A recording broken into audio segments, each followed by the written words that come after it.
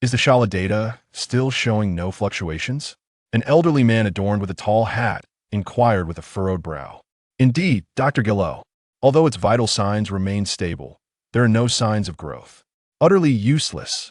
Dr. Gero slammed his palm on the control panel. After 3 years of my dedication, it cannot even achieve the most basic awakening of consciousness. Within the cultivation pod, Ling Yuan's consciousness abruptly stirred awake. He immediately assessed his current predicament. Dr. Gero, Shalu, data. These pieces of information interlinked, leading to a staggering conclusion. He had been reincarnated as the ultimate antagonist from the Dragon Ball's android saga, Shalu. After a brief moment of astonishment, he gradually regained his composure and, piecing together the available information, realized that he was merely a mass of flesh submerged in a cultivation pod, soon to be discarded. A failed experiment. As Ling Yuan contemplated his escape, Dr. Gero's impatient voice echoed once more. Tomorrow, cease all research on it and cut off the nutrient supply. The countdown to death had begun, with less than 24 hours remaining. Time was of the essence. He exerted himself to move, striving to alter his fate. In his past life, a sudden illness had brought him to his knees. He had finally managed to attain a perfect warrior's body. Yet before he could even open his eyes to witness this world, he was to be destroyed as a failed product? In the darkness, a mechanical voice resonated within his mind, detected that the host possesses a strong desire for survival and immense ambition. Conditions met. Activating the ultimate martial arts evolution system. This system can interact with the powerful, analyze data, and evolve infinitely to become stronger. A miraculous opportunity for rebirth. Ling Yuan's consciousness jolted, and a blue system interface materialized. Life core activated. 6 characters shimmering with the light of hope. The system began to explain, pre-activating the dormant and vast life energy within, catalyzing the host's physical form, allowing it to surpass embryonic limitations and develop into a juvenile stage. Within a short period, he instantly understood what he had to do. He possessed the potential to become the strongest being, endowed with his system as his golden key. His task was to survive and subsequently transform all the powerful beings in Dragon Ball into stepping stones towards his invincible strength. This was his yearning and his singular ultimate goal. Outside, Dr. Gero's footsteps seemed to fade away. By morning, I do not wish to see this thing again. The doctor's frigid voice delivered a final ultimatum. His assistant promptly replied, "Understood, doctor. I will dispose of this waste at once." Their conversation passed a ruthless judgment on the feeble Ling Yuan. Ling Yuan, no, from this moment forth, he was Shalu. His yet-to-exist gaze solidified with unwavering determination on a conscious level. System. Immediately utilize life core. Without a moment's hesitation, he issued his initial command to the system. Command confirmed. A sensation beyond description surged through him, flooding into his fragile mass of flesh. An unbearable agony ensued. Each cell was forcibly torn and reconstituted, the underdeveloped mass of flesh undergoing forced maturation. Bones grew wildly. Exoskeletons morphed frantically, muscle fibers twisted and linked. His body was madly transcending the limits of growth in a manner that defied the laws of life. Amidst this intense metamorphosis, the main computer of the research facility suddenly illuminated. "Doctor, wait. The data from cultivation pod number 73 shows anomalous fluctuations." Dr. Gero, who had been heading for the door, halted abruptly, his brow furrowing in concern. On the control panel screen, the curve representing Shalu's vital signs was wildly fluctuating, red alarms flashing. What is happening? A flicker of doubt crossed Dr. Gero's eyes. Damn it! Shalu endured the torment of his body being torn apart, his heart racing with anxiety. If discovered, this precarious state would only lead Dr. Gero to inject him with mindless commands of obedience. To become a compliant machine was far worse than immediate annihilation. System. Quickly, in the depths of his consciousness, he bellowed with the last of his strength. Perfect activation, life essence beginning to suppress. Just as Dr. Gero and his assistant approached the control panel with excitement, the suffocating red alarm on the screen flickered once before swiftly calming down. All data reverted to the previous state of stable vital signs. No growth indicators. A deathly silence prevailing. Hmm? The young assistant widened his eyes, staring at the now normal screen in confusion. Strange. Just a moment ago. Dr. Gero scrutinized the screen for a few seconds before finally waving his hand dismissively. It was merely a malfunction of the equipment. Old wiring is prone to issues. His tone was laden with disappointment and helplessness. Replace this batch of instruments tomorrow as well. Yes, doctor. The assistant dared not speak further, quickly lowering his head. Dr. Gero huffed disdainfully, disregarding this minor incident, and turned to exit the laboratory. Not long after they left the lab, in the corner of the room, the massive cultivation pod marked as number 73 waste emitted a faint crack sound, but a nearly imperceptible fissure appeared on the exterior of the cultivation pod. Chapter 2: The moment of hunt. With a resounding crash, the glass of the cultivation chamber shattered, and the nutrient solution spilled across the ground. The embryonic form of Shalus slowly began to rise from the broken container, having transformed from a mere mass of flesh into a small, alien-like being. His hands and tail had begun to take shape. Although still tender, he possessed the basic ability to fend for himself. Shalu sensed his surroundings. Marveling at the extraordinary sensation, was this the essence of Ki? A few faint life signatures lingered nearby, likely belonging to Dr. Gero and his assistant. At this moment, Dr. Gero had yet to undergo his modifications. He was merely an ordinary old man. Above him, a pipe led directly to the outside world, his only escape route. Without hesitation, Shalu slipped into the drainage pipe. In the narrow confines, he crawled laboriously, each inch forward draining his small body of precious energy. The pipe was engulfed in darkness, with only a faint glimmer of light in the distance guiding his way. Finally, the sky emerged before him. Shalu tumbled from the pipe's opening, landing heavily on the ground. The weather was clear, and the sunlight enveloped him, bestowing a long-awaited warmth. Before him lay a dense forest. In the original narrative, the laboratory was situated in a remote northern mountain region, far from civilization and devoid of human presence, an ideal sanctuary for his evolution. Since Dr. Gero had deemed him a failure, he would unlikely devote much effort to search for him in the short term. Shalu lay on the ground, gasping for breath. His current physical condition and the analysis of the surrounding environment whirled rapidly in his mind. He could not afford to perish now. Clinging to that thought, Shalu began his quest for sustenance. Meanwhile, in the laboratory, the assistant prepared to enter and change the equipment. Upon opening the door, he was greeted by the sight of the shattered cultivation chamber. The nutrient solution was everywhere, and cultivation chamber 73 was rendered entirely inoperative. He stood in shock for a moment before promptly notifying Dr. Gero outside. Doctor, there's a crisis.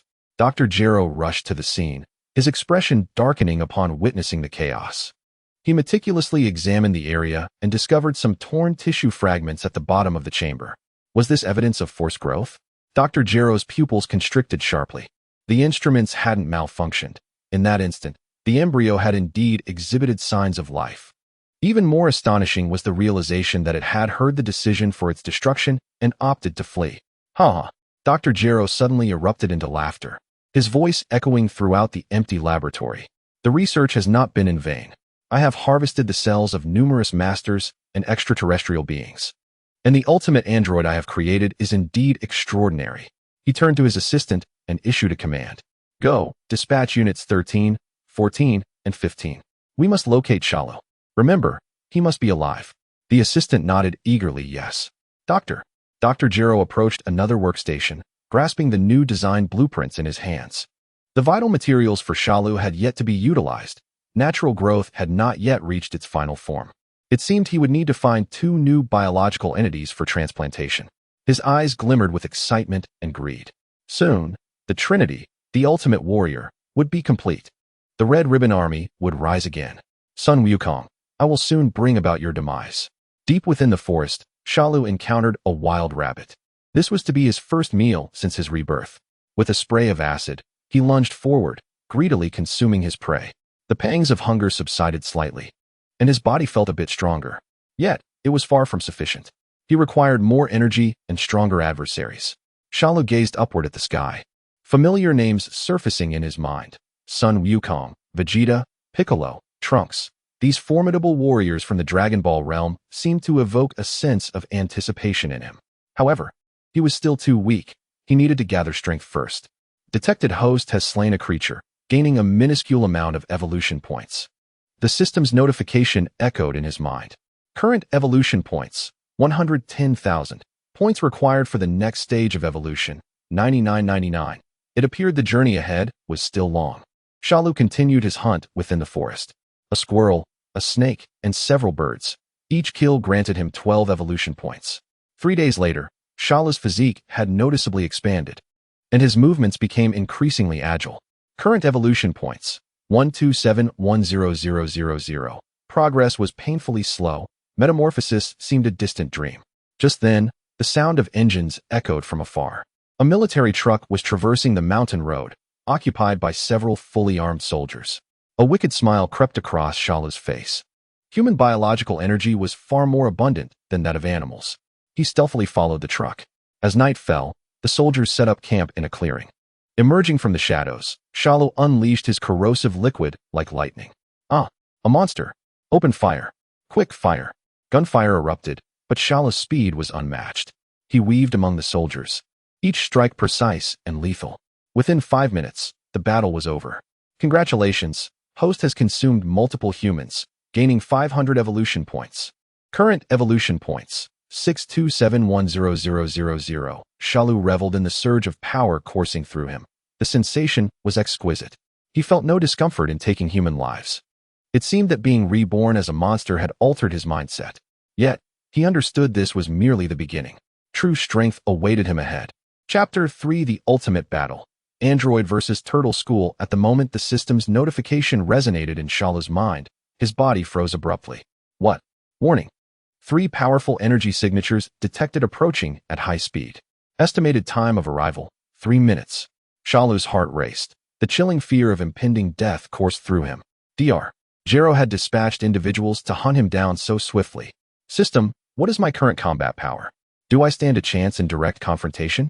As he hastily cleared the evidence of his presence, he urgently inquired within. Host's current combat power is approximately 1,000 points. Probability of survival against 3 pursuers, 100. Upon hearing this grim figure, Shalu let out a self-deprecating laugh.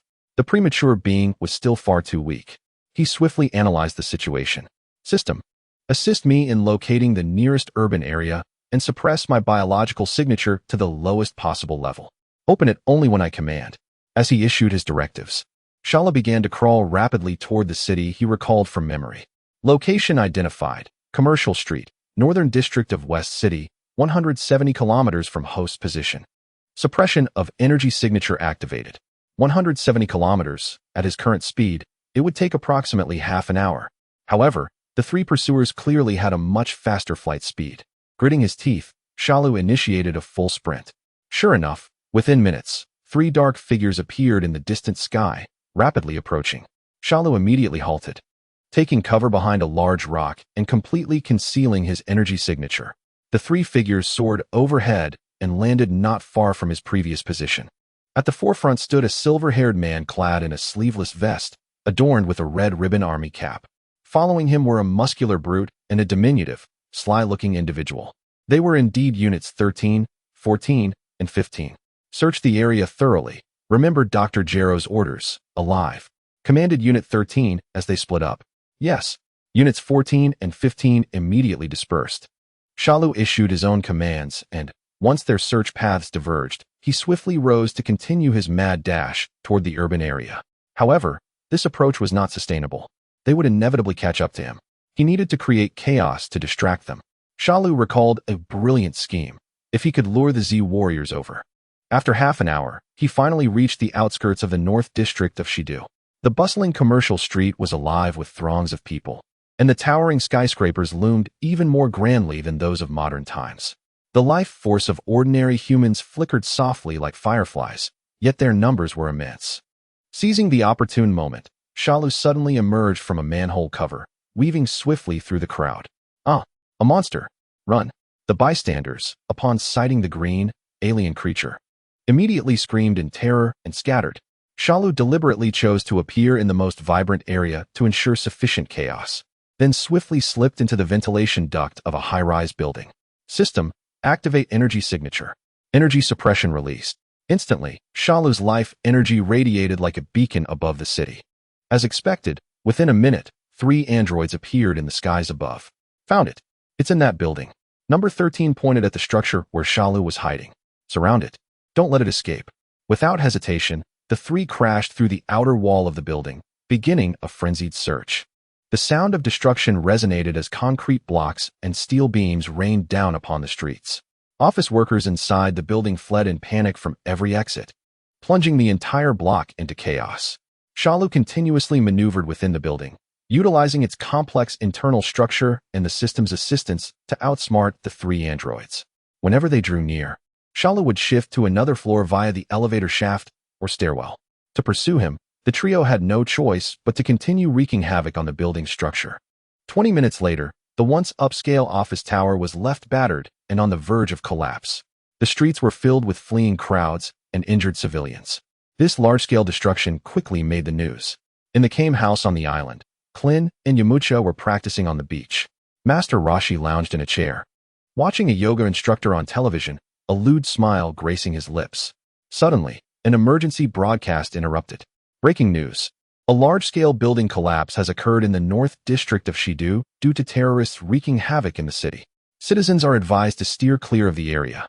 On the screen, a reporter trembled as he reported from a distance, with collapsing skyscrapers and debris flying in the background. What? Klin and Yamcha immediately halted their training and rushed to the television. The footage showed 3 figures moving rapidly through the air, continuously colliding with the buildings. Who are those guys? Yamcha furrowed his brow. Whoever they are, we can't let them continue this destruction. Klin clenched his fists. Master Roshi, we need to check this out.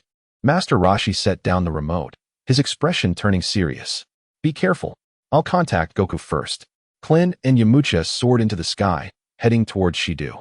Meanwhile, Kim Senin picked up the phone and dialed Goku's number. At that moment, Shalu was hiding in the underground parking lot of the building, listening to the rumbling above, nodding in satisfaction as his tail flicked involuntarily. The plan was halfway successful. Number 13 and the others had been thoroughly outsmarted, and the commotion was considerable. Soon, these 3 androids would serve as the perfect cover for his escape. While in the original narrative Goku's family happened to be shopping in Shidu, the timeline had shifted due to his involvement. However, that was of little concern. As long as the noise was loud enough, the right individuals would inevitably arrive. Indeed, it wasn't long before the system alerted him that 2 energy signatures were rapidly approaching. One was slightly stronger, while the other was relatively weaker. Shalu held his breath, waiting. Now was not the time to reveal himself. He needed to wait for the Z warriors and the androids to engage, ensuring there would be no immediate threats. The upheaval continued above, and number 13 was beginning to grow impatient. Damn it, this little bug is too good at hiding. Should we just blow the whole building up? Number 15 suggested. No, Dr. Gero needs it intact. Number 13 replied, continuing the search. It can't have gone far. Just then, 2 figures flew in rapidly from the distance. Stop. Klin and Yamcha landed outside the building, assuming battle stances. What are you guys doing? Klin shouted angrily. There are innocent civilians here. Number 13 halted, turning to face them with a cold smirk. So it's Goku's friends. Unfortunately, we don't have time to play with you. What friends? Your actions are a serious threat to civilian safety. Yamcha tightened his fists. Stop the destruction immediately. Humph, 2 weaklings dare to command us. Number 15 sneered. Since you're here, let's eliminate you together. With that, the 3 androids flew out of the building, surrounding Klin and Yamcha. In the underground parking lot, Shalu sensed the change in energy above, knowing the decisive battle was about to commence. This was the opportunity he had been waiting for. The battle between the Z warriors and the androids would provide him with the best data analysis opportunity. Moreover, amidst the chaos, he would more easily find the moment to slip away. More importantly, he needed to survive and grow stronger than anyone else. Chapter 4, The Shocking Battle. The joyous Shalu, we can't fight here. Klin's voice echoed from above, laced with concern. Solar flare. A blinding white light erupted, and Shalu turned his head to evade. Damn pests. Number 13 roared, shielding his eyes in fury. The system's notification chimed in his mind. Successfully analyzed solar flare. Gained 3,000 evolution points. Current evolution points, 3627100000. Shalu felt satisfied. He had acquired a divine technique. Though Klin's combat power was not high, his understanding and innovation in martial arts were nothing short of masterful. Klin and Yamcha flew into the open space, occasionally launching energy blasts at the androids in provocation. No. 14 twisted his neck and flexed his wrists, gathering a massive energy ball that soared towards the two. Klin and Yamcha assumed the stance for the Kamehameha, their hands coming together at their waists. Kamehameha. 2 beams of blue energy shot forth, converging midair into a thicker beam that clashed against number 14's energy ball. Kamehameha analysis complete. Gained 5,000 evolution points. Current evolution points, 8627100000. Their strength was not insignificant, but they still fell short against the androids. In the clash of energies, number 14's attack clearly held the upper hand, and Klin and Yamcha struggled to maintain their ground, sweat trickling down their foreheads.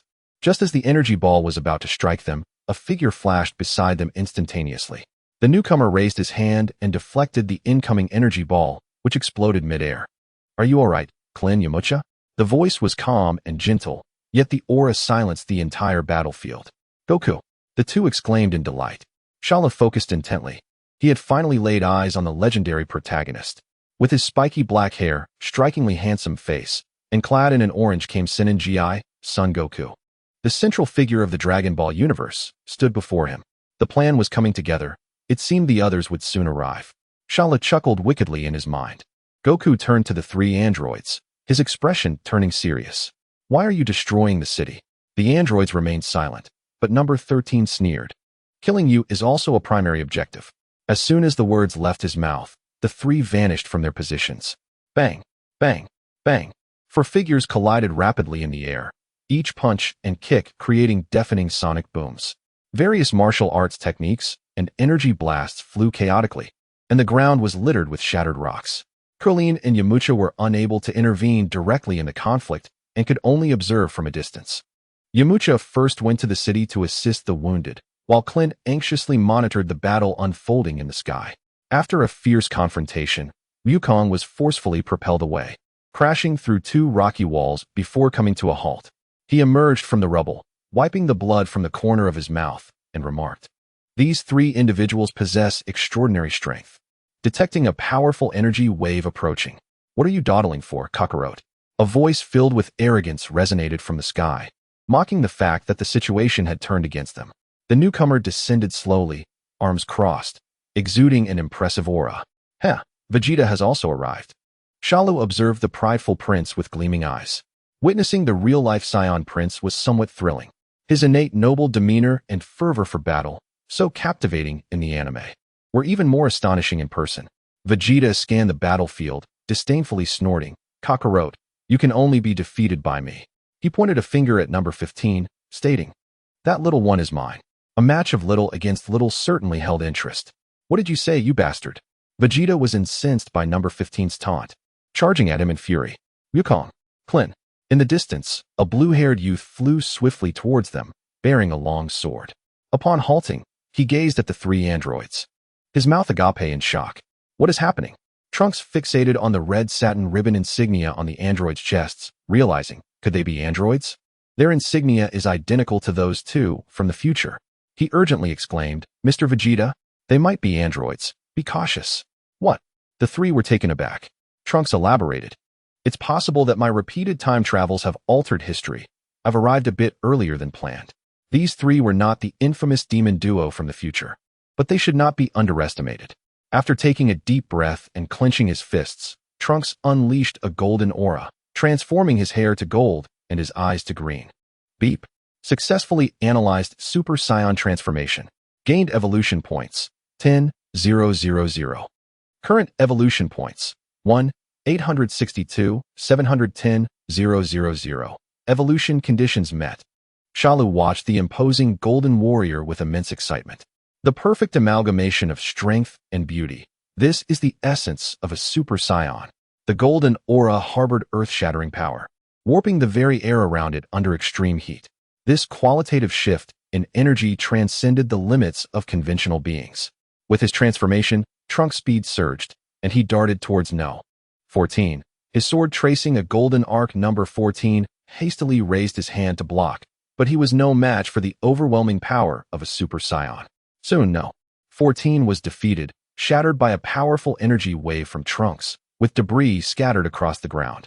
Meanwhile, Vegeta and Wukong simultaneously unleashed their golden auras, soaring into the sky. Allow me to show you what Saiyan pride truly is. Vegeta roared as he charged towards number 15. Wukong faced off against number 13. The collision of fists and feet unleashing shockwaves that shattered the surrounding rocks. Shalu remained hidden, watching this live-action spectacle from a divine perspective. The simultaneous assault of 3 Super Saiyans was an unparalleled visual impact. He awaited the imminent arrival of Super Number 13 and the Spirit Bomb. Once he analyzed both sides' ultimate moves, he could make his escape. Detecting number 13 initiating energy fusion. Indeed, number 13 suddenly retreated during the battle, absorbing the remnants of number 14 and number 15 into his body. His form began to swell and transform, his hair turning a fiery orange, and his body merging metal with blue. Super number 13 was born. Now witness true terror. His voice became low and mechanical, the aura emanating from him vastly stronger than before. The expressions of Wukong and his allies turned grave. The enemy's strength had surpassed their expectations. Shalu hid in the shadows while the system rapidly analyzed Super Number 13's data. Devastating bomb. A terrifying red energy sphere coalesced and launched. The battle erupted once more, but this time on a more tremendous scale. Super Number 13 alone could suppress 3 Super Saiyans, his absolute power instilling despair. Analyzing high-density energy bomb.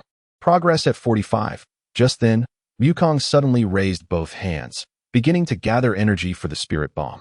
Everyone, lend me your energy. Here it comes. Shalu's spirit sword. This was the ultimate move he had been anticipating. Chapter 5. Stage 1 Embryo. No, it's impossible. Super Number 13's voice trembled through the air as he slowly descended. He spotted the green figure on the ground, gazing at him with a sinister smile. That grotesque face was filled with mockery. Son Wukong. Super No. 13 burst into a maniacal laugh. There is nothing more terrifying than me. You will surely perish. As soon as the words escaped his lips, he disintegrated into dust, vanishing into thin air. Shala shivered. This fiend had sought to bring him down even in death. He promptly disappeared from the scene, leaving behind a bewildered and exhausted group. Deep within a cavern, the system's prompt made Shalu breathe a sigh of relief. Detected a safe distance from Son Wukong and the others. Congratulations, host. Successfully analyzed the devastating bomb and spirit bomb. Current evolution points. 10, 862, 710, 000. Evolution conditions met. Shall I proceed with the evolution to the first stage organism? Evolution. Shala decisively declared. The system's radiance enveloped his form. Filled with anticipation, he had finally achieved tangible results. He felt the transformations within his body. Starting from a prone position, his limbs gradually extended, and his tail grew sturdier. Once the shedding was complete, Shala slowly rose to his feet. This was the classic first stage embryo form. He sensed the murky air around him, yet found it remarkably sweet. A surge of power coursed through him. This was the essence of energy. Closing his eyes, he could distinctly perceive the life forces of the surrounding insects and animals. Gradually, he began to levitate. From initial chaos to rising excitement, and ultimately to a state of calm. Shala mastered the art of flight, but he soon settled down. He could not afford to reveal himself now. If Trunks were to detect him, he would undoubtedly face immediate annihilation. Just a little longer. The timeline for the android's activation was approaching. A sinister smile crept across Shalu's lips as he concealed his form once more. The year was 767 in the age of the universe. In the town of West City, a tremendous explosion erupted, buildings crumbling and countless residents perishing.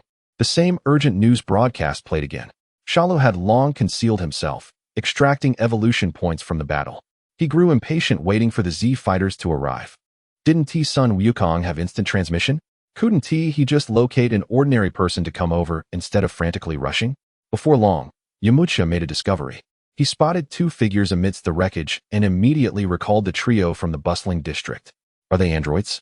Yamcha held his breath and quickly dialed a number. Shortly after, everyone swiftly surrounded the area. Trunks' expression turned complex upon seeing the 2. They were not the ones he recognized. Number 20 smirked. I didn't expect you to have transformed as well. The group was taken aback. Although the previous trio had failed to locate their target, they had unexpectedly gathered valuable data. Number 20 continued to speak. The battlefield swiftly shifted to the rocky terrain. Number 19 was the first to engage. Facing off against Sun Wukong, the battle raged fiercely, yet Wukong suddenly succumbed to his heart condition, collapsing to the ground in agonizing groans. "Mr. Wukong," exclaimed Trunks in astonishment. Vegeta, with a disdainful stride, approached and declared, "Allow me to dispose of this scrap metal." A golden aura erupted, and Vegeta transformed into a Super Saiyan, effortlessly dispatching number 19. Soon after, number 20 confronted Vegeta, initiating a back-and-forth exchange. "What if you've gathered our data? The potential of a Saiyan is boundless." Vegeta scoffed. Ultimately, number 20 was defeated and fled towards a secret laboratory. Unbeknownst to them, Shalu lurked in the shadows, fully aware of the impending events. Outside the cave, two figures gradually emerged. One, a handsome youth adorned with a red scarf and dark hair. The other, a striking figure with golden locks and blue eyes, exuding an enchanting demeanor. Shalu gazed at the duo, a smile creeping upon his lips. "What a magnificent pair," he mused. Trunks, upon witnessing the pair, was rendered speechless. "It's them, the demonic twins." Number 17 stretched languidly, having not exercised in a while. Number 18 coldly surveyed the group, questioning, "Is this what you call strength?" The battle reignited. In the shadows, Shalu analyzed the combat data of the two, accruing another wave of evolution points. Having collected enough, he promptly departed from the scene. After the second phase of evolution, he no longer feared them. Deep within the forest, unbeknownst to all, lay a large pit, revealing a pair of sinister eyes. Chapter 6. The Mechanical Star, the Birth of the Complete Form. Current evolution points: 1568901500000. Second phase evolution conditions met. Evolution. A blinding light illuminated the entire cave. As a terrifying aura began to emanate, it was swiftly suppressed by Shalu. The sound of shedding skin echoed as Shalu's form underwent a dramatic transformation. His limbs elongated, torso straightened, and his confident smile adorned his thick lips. This was the power of the second phase. Shalu moved his new body, nodding in satisfaction. At this stage, Vegeta and Trunks should be in the hyperbolic time chamber, while Sun Wukong recuperated at Kame House. No one remained who could rival him. System: locate Kalinta. Half an hour later, atop Kalinta, a bag of senzu beans fell from Yakalob's hands, scattering beans across the ground. The cat sage's whiskers trembled uncontrollably. "Who are you?" The cat sage stammered. Despite Shalu's efforts to suppress it, a hint of malevolence seeped through. Undoubtedly, refusal to comply with this monstrous entity would lead to his demise. "I merely wish to borrow some senzu beans, which I shall return promptly." Shalu bent to retrieve the bean bag, weighing it in his hands before turning to leave. "Wait, what are you planning to do?" the cat sage urgently inquired.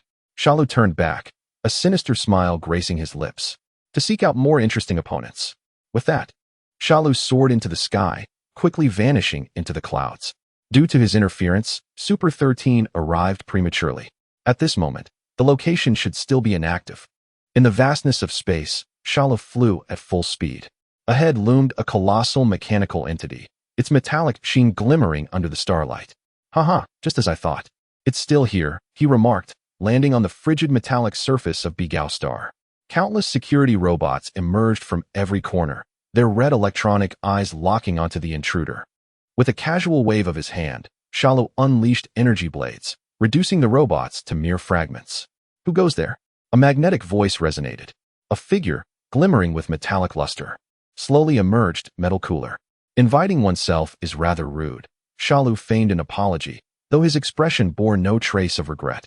"I simply wish to borrow your esteemed domain for an upgrade, and, by the way, eliminate Sun Wukong." "What? You know that wild monkey?" Shalu's deliberate provocation incited Cooler's ire. Without hesitation, Metal Cooler charged at him, delivering a powerful punch aimed at his face. Shalu met him with a punch of his own. Bang! The collision echoed through the air. The two ascended from the ground into the skies, the sounds of metal clashing resonating throughout. Shalu grew increasingly exhilarated, reveling in the thrill of battle. This was his first full-force engagement since his rebirth. Perhaps it was the Saiyan cells within him, but the exhilaration coursed through him. Metal Cooler, taken aback, pondered, in this universe, besides Super Saiyans, there exists such formidable beings? Who exactly are you? In response, Shalu unleashed a ki blast. Boom. Metal cooler was obliterated, but in the next instant, countless tendrils sprouted, preparing for regeneration. To regenerate before me is truly ironic. Shalu clasped his hands at his waist. Kamehameha. A blue energy wave completely annihilated Metal Cooler's remains. Successfully defeated Metal Cooler, earning 15,000 evolution points. This battle yielded a wealth of data. The sound of hurried footsteps approached from behind. Did you think you had won? Countless Metal Coolers surged forth from the passage, simultaneously confronting him. Can you survive against so many of me? Shalu cracked his neck, a bloodthirsty smile emerging. Enough with the chatter, bring it on. The chaotic battle commenced. Shalu repeatedly vanquished Metal Coolers, yet even stronger versions continued to emerge. Each defeat led to the next being even more formidable, evolving based on their opponent's data. As the conflict escalated, the intensity grew. Current evolution points, 58236450000. Third phase, evolution conditions met. Breathless, Shalu's body lay in tatters from numerous battles and regenerations, having consumed an entire bag of Senza beans until none remained. He had no further tricks up his sleeve. The Metal Coolers, witnessing their adversary nearing defeat, erupted into triumphant laughter. To last this long before us, you are indeed a noteworthy foe. Prepare to meet your end. Yet, in the next moment, Shalu slowly straightened his posture, a smile curling at the corners of his mouth. Evolution. The entirety of Begao Star trembled violently. Waves of energy surged forth, and Shalu radiated blinding light. Green energy enveloped his form. A cacophony of cries erupted, and as the brilliance subsided, Shalu slowly opened his eyes. He clenched his fists, admiring his perfect physique. An indescribable sense of fulfillment coursed through him. This was the complete form. How magnificent! He unleashed his aura, a gentle golden glow enveloping him. It seemed the Saiyan cells within him underwent a profound transformation alongside his evolution. The Metal Coolers widened their electronic eyes, staring in disbelief at the being before them. This energy surpassed even that of a Super Saiyan.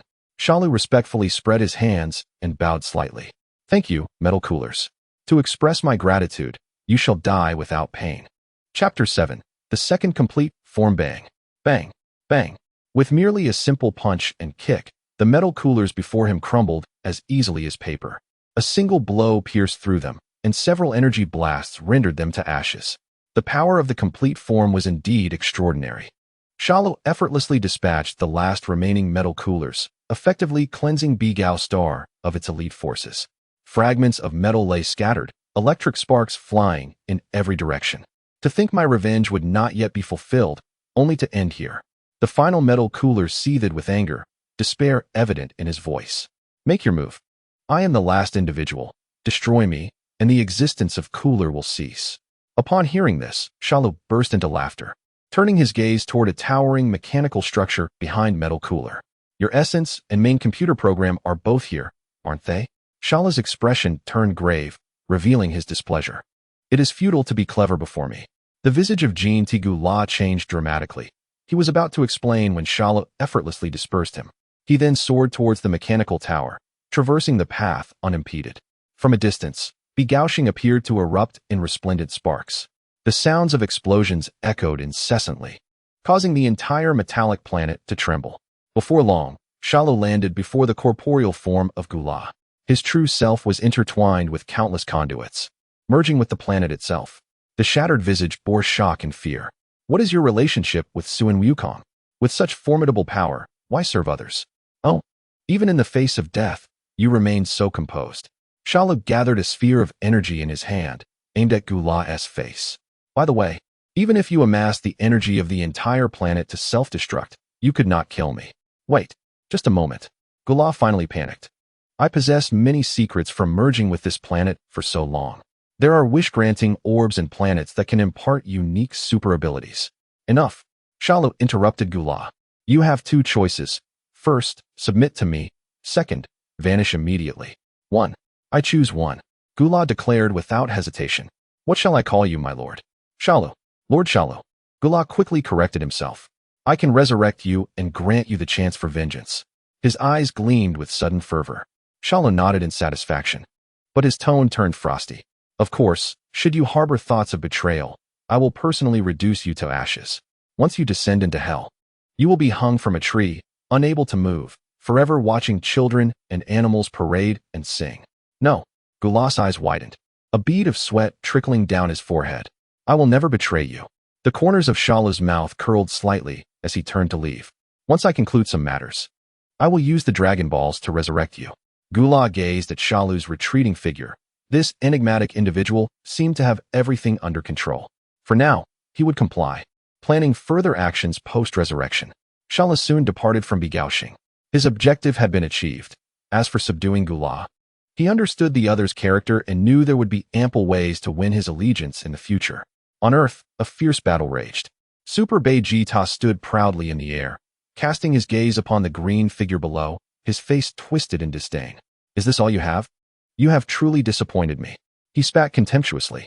From a distance, Shalu observed clearly. That was the future Shalu, still in his second stage.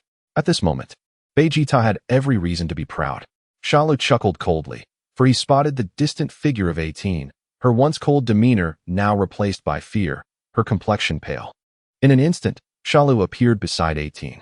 16, 18, Krillin felt a chill run down his back and turned to see a towering figure had materialized behind them. Before they could react, 16 and Krillin collapsed, unconscious. Shalu regarded 18 closely. She was indeed exquisite, with a sharp nose, bright eyes, flawless skin, and a perfectly curvaceous figure. Glancing at Krillin beside her, he thought the boy truly lucked out. As 18 prepared to speak, Shalu swiftly covered her mouth and drew her into his embrace. Silence. With a swift chop, he rendered her unconscious and hurled her towards future Shalu. Upon seeing a shadow rush towards him, future Shalu recognized it was 18 and became instantly exhilarated. Excellent. Without a moment's thought, he enlarged his tail and, with a swift motion, consumed 18. Though unaware of what had transpired, the opportunity was too precious to miss. Finally, with a triumphant shout, future Shalu radiated brilliance as he transformed into his complete form. Shalu secretly admired the transformation, eagerly anticipating whether the inefficacious consumption of life energy or systematic evolution would prove superior. Chapter 8. The Legend of Fierce Battles, Taming the Legend. Soon, only a few days remained before Shalu's game commenced. This day, while traversing the cosmos, Shalu paused. At last, he had arrived. He suppressed his aura as a distant planet gradually expanded. The new Vegeta had been reached. Here resided another individual of immense potential. In the dead of night, Shalu stealthily maneuvered, silently infiltrating the planet's surface. He weaved through the structures, swiftly locking onto his target. Within a room, two figures rested. One was one-eyed, bearing the weight of years, while the other was unremarkable yet adorned with numerous golden ornaments. Found you. Without hesitation, Shalu entered swiftly. Two precise hand chops plunged the duo into deep slumber. Soon, a meteor shower would be upon them, and he wished not to be disturbed. He activated his shield and seized the two, ascending into space. On a desolate, remote planet, Shalu cast the two onto the ground. Palagas awoke first, surveying the unfamiliar surroundings and raising his weapon in fear at the non-human entity before him. Who are you? Where's this? Father? A languid voice emerged as the unremarkable youth slowly awoke. Shalu smiled slightly, releasing a fraction of his aura.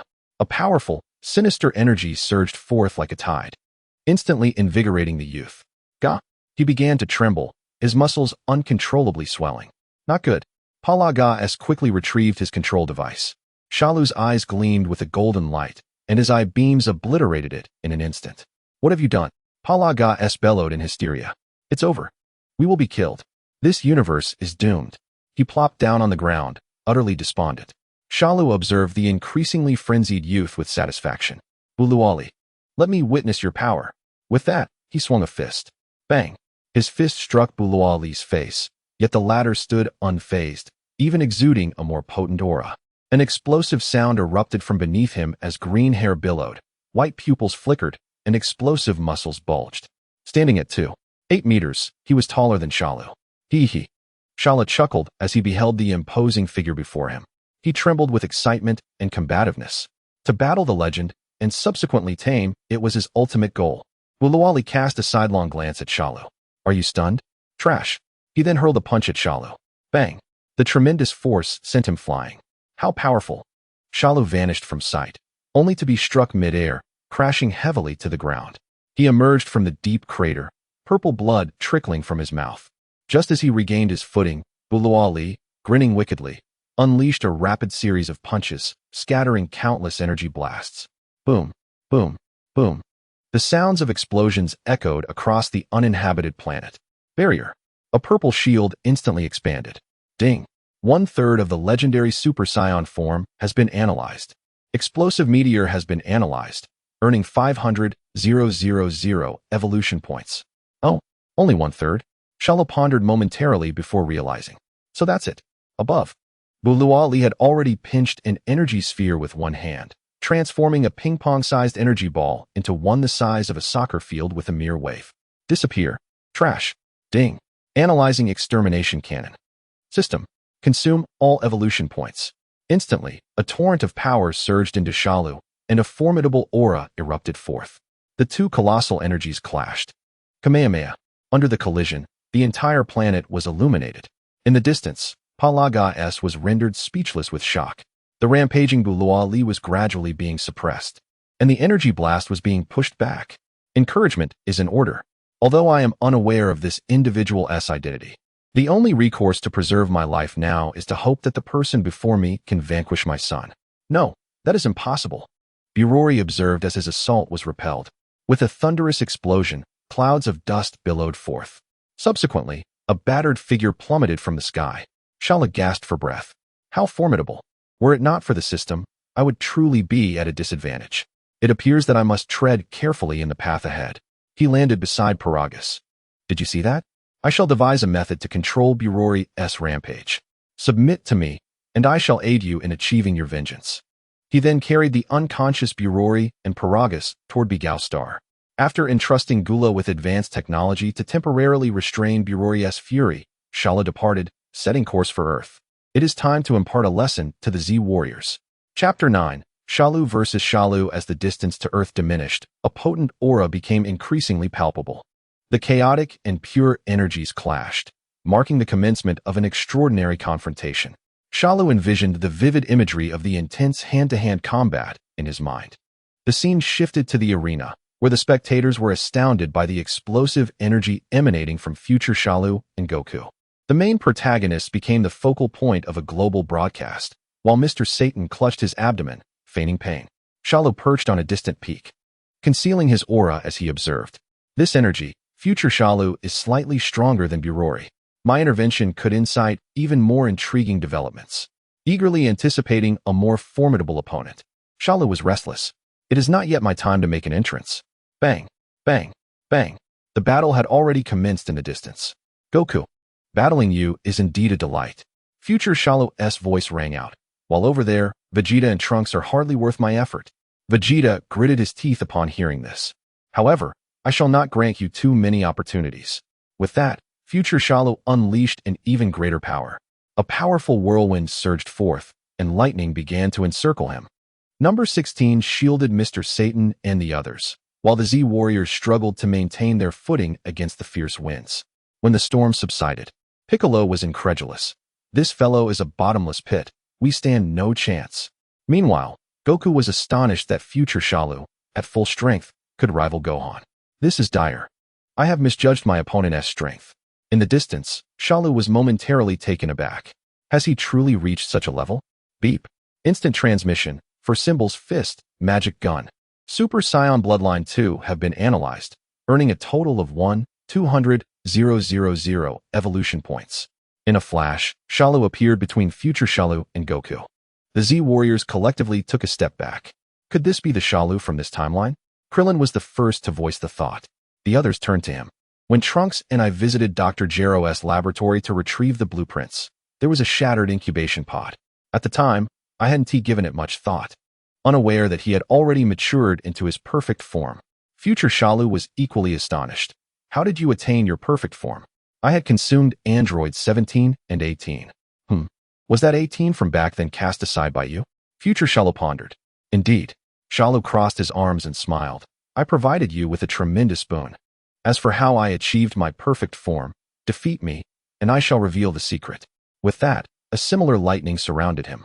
Thank you, future me. for such a splendid gift. In a flash, the two Shalus collided. Boom. This time, the arena could not withstand the immense force and was utterly obliterated.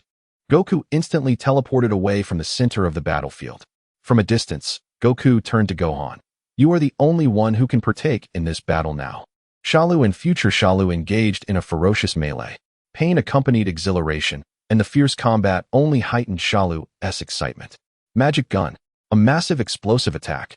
The two energy blasts clashed, resulting in a cataclysmic explosion. As the dust settled, it appeared that both sides were evenly matched, yet future Shalu was astounded. The Shalu from this timeline unleashed an array of bizarre techniques with remarkable ease. You scoundrel! How dare you underestimate me? He soared into the sky, gathering all his energy. This strike could obliterate the solar system. A colossal Kamehameha wave descended from above. Piccolo interrupted Goku, who was still trying to motivate Gohan. It is over. That energy, even if Gohan were to unleash his full power, would be too late. Shalu's aura erupted as he concentrated a green energy blast in his right hand. Annihilation Cannon. The diminutive energy sphere expanded rapidly, colliding head-on with the Kamehameha wave. The two forces were locked in a stalemate. Future Shalu unleashed his full might. The perfect me requires but one. Go to hell and repent. Is that so? System, expend all evolution points. Shalu raised his left hand. Fatal bombardment. A crimson energy sphere shot forth, the red and green gradually overpowering the blue, inching upward. Future Shalu was filled with dread. It's being pushed back. Impossible. Chapter 10, not yet finished. The wrathful warrior arrives as the dust cleared. The disfigured future Shalu dripped with purple blood, gazing in terror below. That fellow, emboldened, displayed a sinister grin, his aura even more potent than before. The regeneration of future Shalu consumed a substantial amount of energy, leaving him gasping. His chest heaved violently as his energy rapidly depleted. In a panic, he unleashed his aura. His form swelling uncontrollably, transforming into a mountain-like figure. His colossal body, towering 10 meters high, cast a vast shadow. How detestable! How detestable! Die! His enormous arm swung down with a howling wind. His fist, larger than a truck, descended, compressing the air to a shrill scream. Shalu observed as his opponent lost all rationality and raised his arm to block. Bang! The clash of the large and small was discordant. Yet Shalu stood firm like a mountain. The immense shockwave radiated outward, causing the ground to collapse instantly. Even in this form, so what? Shalu remarked nonchalantly. I need not even dodge now. You are simply too weak. Future Shalu finally experienced despair and terror. He retreated incessantly, muttering, It's impossible, impossible. I am the perfect being. Now, allow me to show you what true perfection entails. Shalu's form flickered, appearing instantaneously before future Shalu. Bang! A swift kick struck future Shalu's abdomen. The massive body bent like a shrimp. Bang! Bang! Bang! Several consecutive heavy blows struck the same spot with precision. Future Shalu's throat convulsed as he expelled Android 18. Ha! Shalu gazed at him. You are of no further value. Transformed back into his second stage.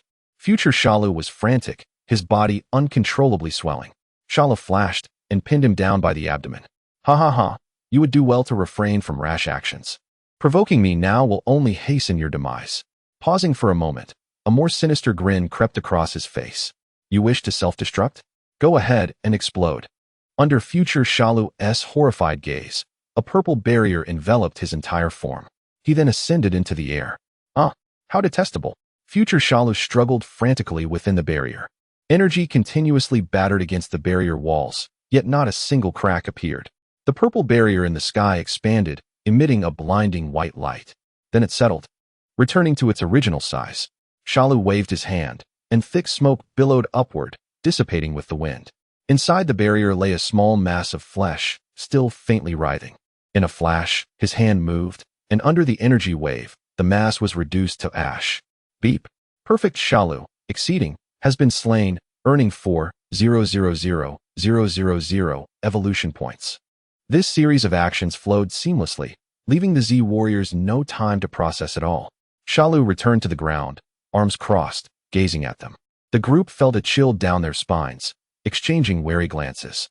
The prowess of Shalu has completely transcended their comprehension. Even the terrifying complete form they encountered earlier appeared as fragile as a mere toy before him. In a flash, Shalu materialized before Wufan. "Come with me, kid," he proclaimed, seizing Wufan's arm and swiftly transporting him to the center of an open area. "Wufan," Vic shouted, urgency lacing his voice. "Damn it, even if it costs me my life, I must intervene." He charged forward, gathering immense energy. Demon's light cannon. The others also launched a desperate assault on Shalu. Krillin's energy blade, Tianjin's ki blast, Yamucha's spirit ball, various techniques rained down upon him. In mere moments, everyone was sent flying, crashing heavily against the rocks with a dull thud. "Enough." Shalu stood undisturbed. "Not a speck of dust on him. What I require is your formidable strength."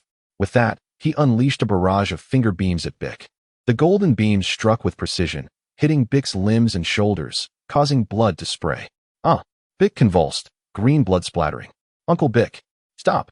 Wufan's eyes reddened, his pupils constricting violently as his aura subtly intensified. Shalu smirked, reveling in the response he sought. The beams continued to rain down relentlessly, leaving horrifying wounds on Bic's body. Eventually, Bic's head slumped, and he fell unconscious. At that moment, tears streamed down Wufan's face as his mouth fell open in shock.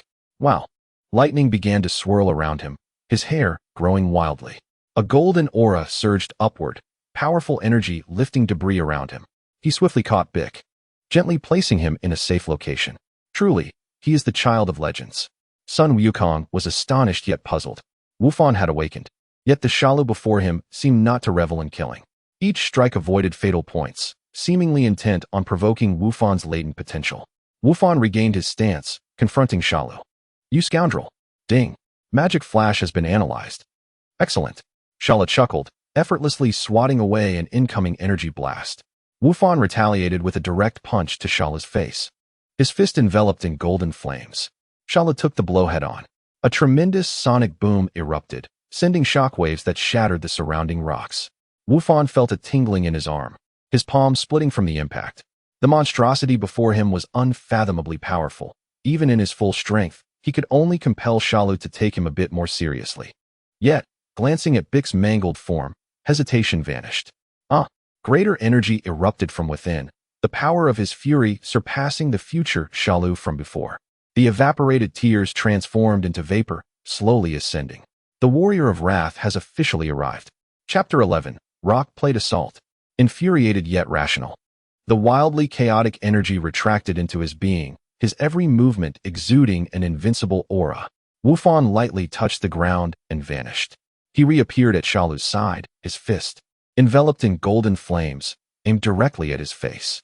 This time, Shalu no longer underestimated him, dodging the attack with a swift maneuver and retaliating with a powerful kick.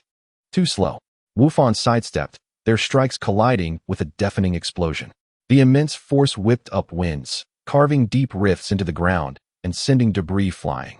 Truly, he is the child of legends. This power is indeed exhilarating. Shalu laughed heartily, each of his strikes laced with a sense of challenge. Wufan gritted his teeth. His fists clenched tightly. He recognized that Shalu was toying with him, but he had to give everything he had. Uncle Bic lay there, his fate uncertain. The golden aura surged once more, and Wufan's speed escalated dramatically. The two moved rapidly through the air, leaving behind mere afterimages. Each collision caused landslides, reshaping the terrain. Lightning clashed, energy erupted, the battle fiercer and more chaotic than before. In the distance, Krillin's eyes widened. Wufan's power was astonishing. Yet Tianjin's expression was grave. That creature seemed to be handling everything with ease. Amidst the melee of energy clashes, Wufan seized the moment, bringing his hands together at his waist. A blue glow coalesced in his palms, growing ever brighter. Kamehameha. Shalu sensed the impending danger, turning to confront it, only to find Wufan had vanished.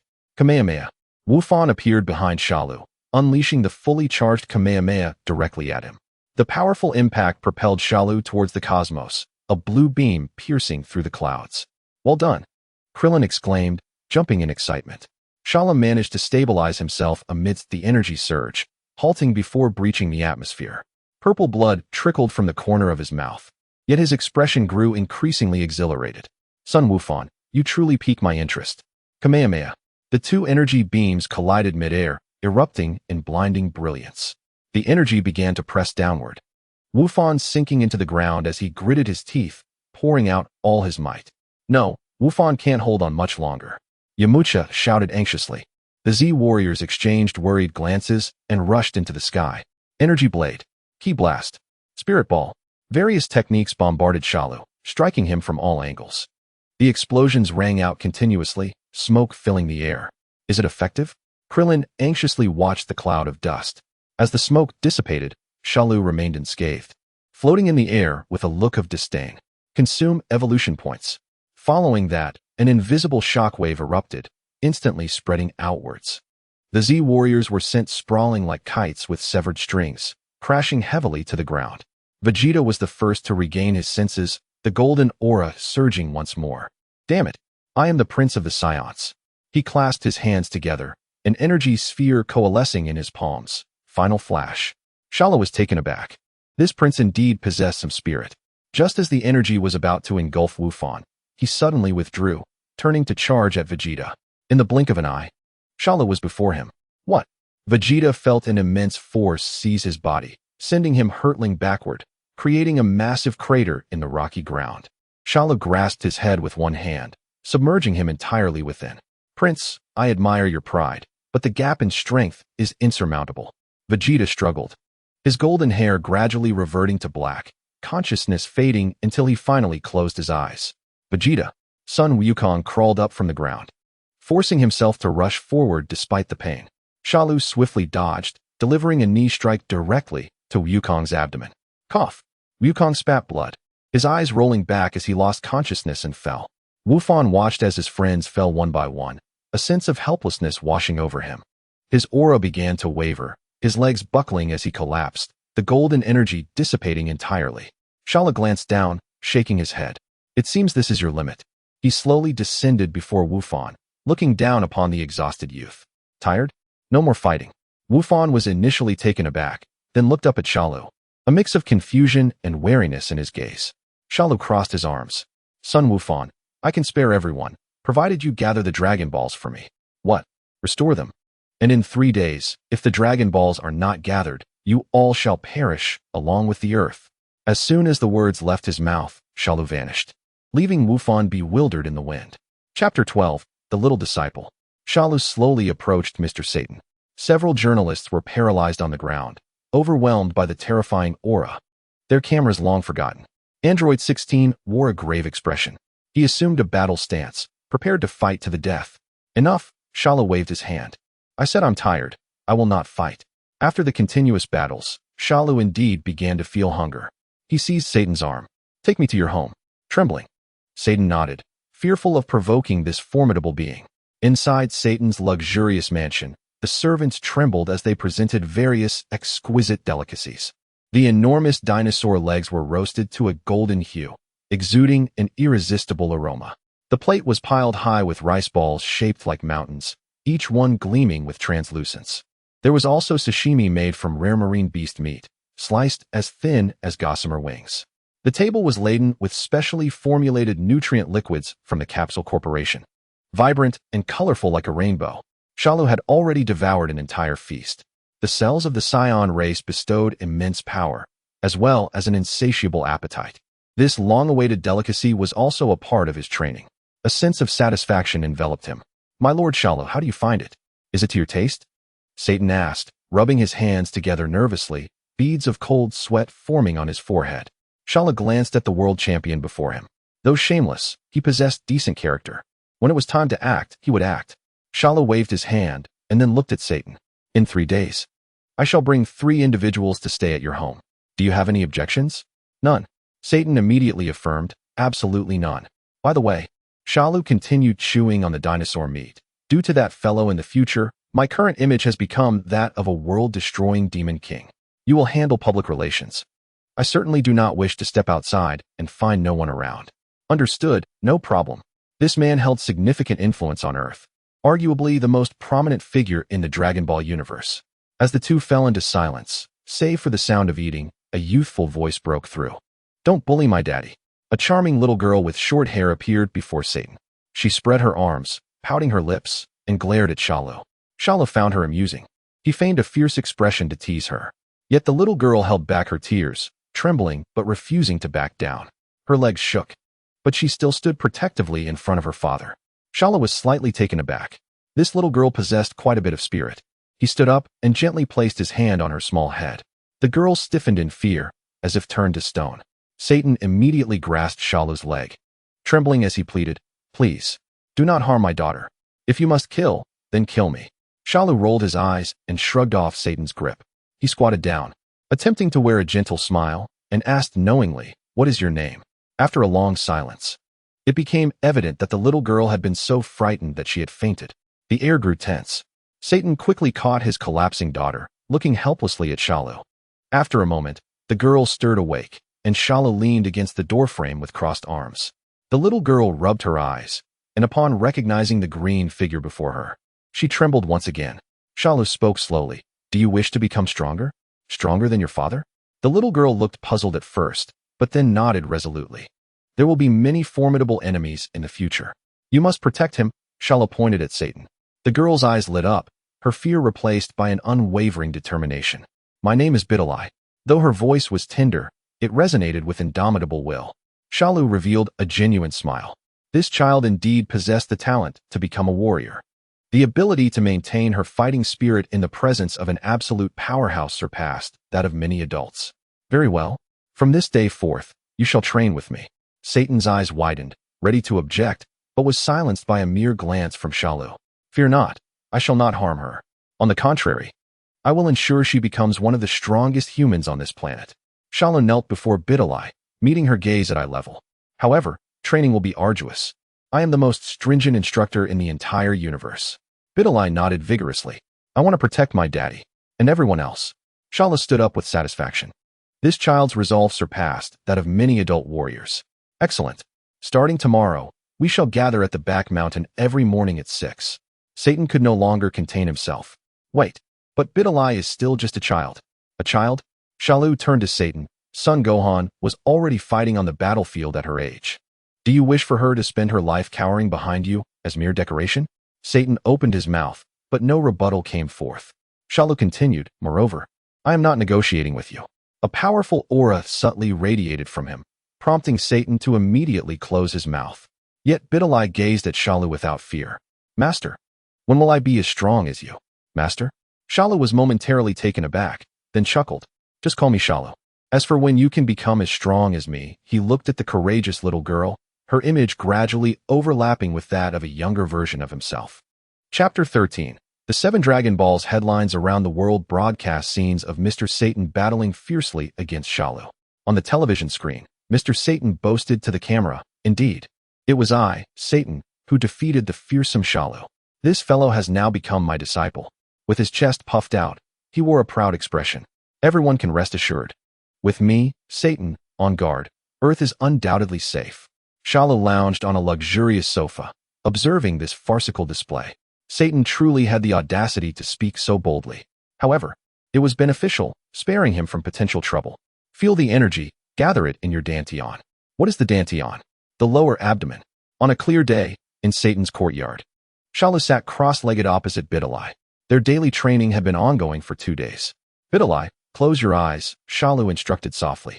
"Feel the flow of energy within you. Let it gradually converge." The little girl tightly shut her eyes, beads of sweat forming on her forehead. Mr. Satan incessantly apologized to Shalu, who paid him no mind. Watching the energy pool forming within the young girl, Shalu felt an unexpected swell of pride. For the first time since his rebirth, he experienced a long-lost emotion. He then closed his eyes to continue guiding her. "Very good, just like that. Let the energy gather in your dantian, then slowly expand it throughout your body." Soon, Bidalai's body began to levitate. Satan and the maids were thrown into a panic. "Ah, Bidalai is flying. How is this possible?" Yet Bidalai beamed with joy. "I can fly?" She looked at Shalu with excitement. "Shalu, I can really fly. This is merely the first step." Shalu stood up. With a swift motion, he pointed, and a beam pierced through a century-old pine tree. Boom! The sturdy tree was severed in half, crashing to the ground. "My old tree." Satan wept. That had been a costly transplant. Bidalai was ecstatic, immediately rushing toward Shalu. "Teach me, teach me. Shalu, please teach me." Her eyes sparkled with anticipation. Observing the innocent excitement of the little girl, Shalu waved his hand. All right, that will be all for today. It's time for dinner. Eat well, drink well, and rest well, and your training will yield fruitful results. With that, Shalu utilized telekinesis to lift Bidalai and carry her toward the dining room. In the dining room, a feast of various delicacies awaited. Shalu devoured half of a giant bird in one go, prompting Bidalai to laugh heartily at his formidable appetite. She then retaliated by launching a piece of turkey leg at him. The little girl paused, then picked up a rice ball to counterattack. Take that. The rice ball struck Shalu's face, leaving behind grains of rice. Satan observed, perhaps this great demon king was not so villainous after all. When the appointed time arrived, Shalu took Bidalai into the sky, heading toward the Capsule Corporation. The little girl, still a novice, flew slowly alongside him. Shalu discreetly surrounded her with a protective barrier. As the cityscape shifted below, people went about their daily lives, occasionally glancing up to see the two figures hovering in the sky. Time to accelerate. Shalu swiftly pulled the little girl into his embrace. Whoosh! In a flash, they arrived at the Capsule Corporation. Upon landing, the Z-Fighters had long awaited their arrival. A blue-haired woman holding a baby stood in the center. It was Bulma. Upon seeing Shalu, the others noticed that he appeared entirely different from just a few days prior. Goku was the first to greet him. Hey, Shalu. Upon noticing the little girl in Shalu's arms, Goku scratched his head. When did you have a daughter? The others collectively fell over in shock. Cough cough. Kakarot, are you an idiot? Vegeta exclaimed in exasperation. Shalu set Bidalai down. Now where are the Dragon Balls? If you seek to confine me, I shall not hesitate to annihilate you all. Bidili cast a fierce glare at Shalu, mirroring his menacing demeanor, before turning her gaze towards Wu Fan. Their eyes met, causing Wu Fan to blush and look away. Bulma waved her hand dismissively. They are over there. Following her direction, 7 resplendent orbs gathered in one spot. Behold, the 7 Dragon Balls. Chapter 14. The fulfillment of wishes and future plans. Shalu had long desired to experience this classic scene firsthand. Approaching the 7 Dragon Balls, he slowly raised his hands. Arise, Shenlong, and grant my wish. No sooner had he spoken than the previously clear sky turned ominously dark. Thunderous clouds amassed fiercely, and with a roar, lightning streaked across the heavens, illuminating the darkness. The 7 Dragon Balls erupted in dazzling brilliance, sending golden energy soaring into the sky. Within the radiant column, a colossal silhouette gradually took shape. First appeared the head, a massive dragon's head emerging from the light. Its green scales glimmered in the flashes of lightning, while 2 long whiskers danced in the wind, exuding an aura of majesty. The dragon's elongated body coiled upwards, each scale radiating an ancient and mysterious essence. Shenlong. The true Eastern dragon materialized before Shalu, presenting an unparalleled visual spectacle. Even the seasoned Z-Fighters could not help but express their awe. Bidili clutched her clothing tightly, her eyes sparkling. How magnificent! The enormous dragon's head slowly approached Shalu, its crimson eyes resembling 2 blood moons. Gazing down upon the green figure. Speak your wish. Shenlong's voice resonated like thunder across the land. Shalu met Shenlong's gaze fearlessly. Revive Gu La from the star of Baigao. A palpable stir rippled through the Z-Fighters nearby. Wukong furrowed his brow, while Vegeta gritted his teeth. Yet soon, they managed to suppress their emotions. Acting rashly now would only lead to self-destruction. Shenlong began to speak, quite easily. The red eyes flickered, and a powerful surge of energy rippled throughout the universe. Gu La was resurrected. Very well, articulate your second wish. Shalu hesitated. Indeed, these Dragon Balls had been upgraded to grant 3 wishes. He glanced at Bidili, her eyes alight with excitement. Little one, would you like to converse with him? Shalu gestured towards Shenlong. Shenlong frowned, clearly displeased with this arrangement. If there are no wishes, I shall take my leave. His tone carried a distinct impatience. Shalu's fingertips gathered energy in an instant, golden light flickering. Before that, you shall vanish entirely. His malevolent expression coupled with an ominous aura made the entire courtyard tremble. Shenlong's pupils contracted. This power was entirely beyond a single dimension. Wait a moment. It was merely a little jest. Bidili dashed to Shenlong's side, raising her small hand. I wish to become as strong as Shalu. Shenlong fell silent for several seconds. I cannot fulfill this wish. He glanced at Shalu, his voice laced with caution. Lord Shalu's power far surpasses mine. I cannot render you that strong. Oh, Bidili felt a tinge of disappointment, then turned to Shalu. The towering figure stood resolutely in her eyes. Though peculiar in appearance, he exuded an inexplicable charm. Then grant me clothing akin to Shalu's. What? Shalu paused, the energy at his fingertips dissipating. Shenlong hesitated for 2 seconds, his eyes glowing red. In a flash of light, a set of attire inspired by Shalu adorned by Deely. The dark green coat featured bizarre spotted patterns, with purple edges outlining its silhouette. From beneath the brim of her hood, a playful, swaying fluorescent green tail dangled. Adorable yet fierce. Hee. Bai Deely spun around, crossing her arms, mimicking Shalu's proud pose. Kirin expressed his admiration. Wow, so cute. Vegeta boredly closed his eyes. Little Trunks smiled, raising his tiny hands. Shalu regarded the girl before him, curling his fingers to levitate her effortlessly in one hand. Not bad. He turned his gaze towards Wukong. One wish remains for you all. The sky gradually cleared, and Shenlong vanished amidst the brilliance. The 7 Dragon Balls transformed into shooting stars, scattering across the lands. Shalu set Bai Deely down, and the little girl joyfully twirled in her new outfit. Wukong could no longer contain his curiosity. Shalu, might you finally reveal your intentions to us? The others also looked at Shalu with anticipation. This question had troubled them for far too long. Shalu crossed his arms, pausing for a moment. Intentions? He gazed into the distance, his voice eerily calm. I aspire to become the strongest being in this universe. That is all. Piccolo furrowed his brow. Why resurrect Gula then? Merely a tool, Shalu replied dismissively.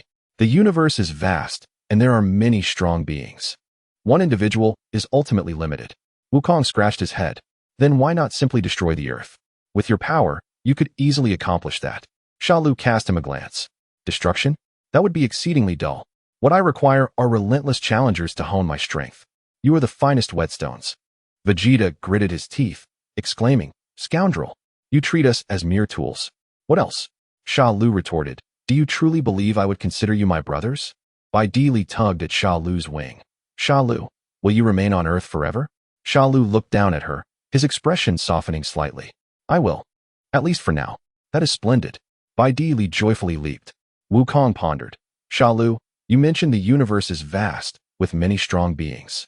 Do you possess knowledge of things we are unaware of? Shalu smiled faintly. Indeed. For instance, the gods of destruction. Everyone gasped in unison. Gods of destruction? What is that? Kirin asked, trembling. Vegeta paused, the term resonating with familiarity, memories from his youth flooding back. Shalu observed Vegeta thoughtfully. Beerus. Just a casual mention struck deeply within Vegeta. Ah. Vegeta's mouth fell open, sweat trickling down his cheek. Masaga. He had realized the gravity of the situation. Are you out of your mind? I acknowledge your current immense strength, but your opponent is Beerus. There is no possibility of victory. His frantic outburst drew the attention of all present, leading to explanations. Sun Wukong trembled, astonished by the vastness of the universe and the existence of such formidable deities. The exhilaration of the Saiyan blood coursed through him, leaving him restless. Indeed, Beerus's might was beyond the reach of their current powers. However, as long as they continued to grow stronger, their bodies could withstand divine power, presenting a chance to overcome him. Gathering different masters, infinitely evolving through endless battles. What is the limit of their potential? Do you not wish to discover it? Shalu looked at Vegeta, questioning whether Saiyan pride was merely a hollow slogan. Each word struck the crowd, solidifying their resolve. The future is boundless. Rather than passively awaiting fate, it is better to take the initiative. Chapter 15. Settling on Earth, you go play with Sun Wufan for a while. I shall take my leave. After instructing Bai Deely, Shalu vanished from the spot. Bai Gao Xingula stretched his newly restored body, his arms gradually moving. Ha ha ha, Sun Wukong. With Broly as a pawn this time, let you wild monkeys turn against each other. The scene is simply marvelous. As he plotted his revenge, a figure instantaneously appeared beside him. Congratulations, Gula. Turning around, Shalu. Gula glowered down menacingly. Shalu smiled slightly. I know what you are contemplating. Orchestrating your grand strategy, biding your time for the results. Gula was taken aback. This fellow has discerned his plan. Currently, Sun Wukong's strength far surpasses yours. And even the Namekians by his side are beyond your capability. What? Gula was utterly astonished. He never anticipated these lowly beings had progressed so swiftly. Do not be surprised. Shalu crackled with lightning, a powerful aura erupting. A terrifying pressure surged forth like a tidal wave, forcing Gula to retreat. His pupils constricted, and his body trembled uncontrollably. This force exceeded his comprehension. The notion of being the strongest in the universe was laughable. "Do you understand the disparity now?" Shalu remarked. His arms crossed as he gazed at him. "Sun Wukong's son is slightly weaker than I am. Do you truly believe you can triumph even with Broly's assistance?" Gula's face turned ashen. The Broly duo remained silent, and Paragus perspired profusely. The aura of this green monstrosity was even more terrifying than Broly in his berserk state. "Without strength, do not seek death." Shalu retracted his oppressive aura. "You will accompany me to Earth, where I shall train you to become beings not inferior to myself." Upon the conclusion of his statement, Shalu transported them back to the Capsule Corporation compound. The moment they arrived, tension hung in the air. "Sun Wukong." Gula gritted his teeth. Vegeta, arms crossed, scoffed. "Is this Frieza's brother? Such a repulsive appearance. Indeed, he resembles him perfectly. You wild monkey, your manner of speaking is quite crude." Paragus's eyes widened as he recognized the figure before him. King Vegeta?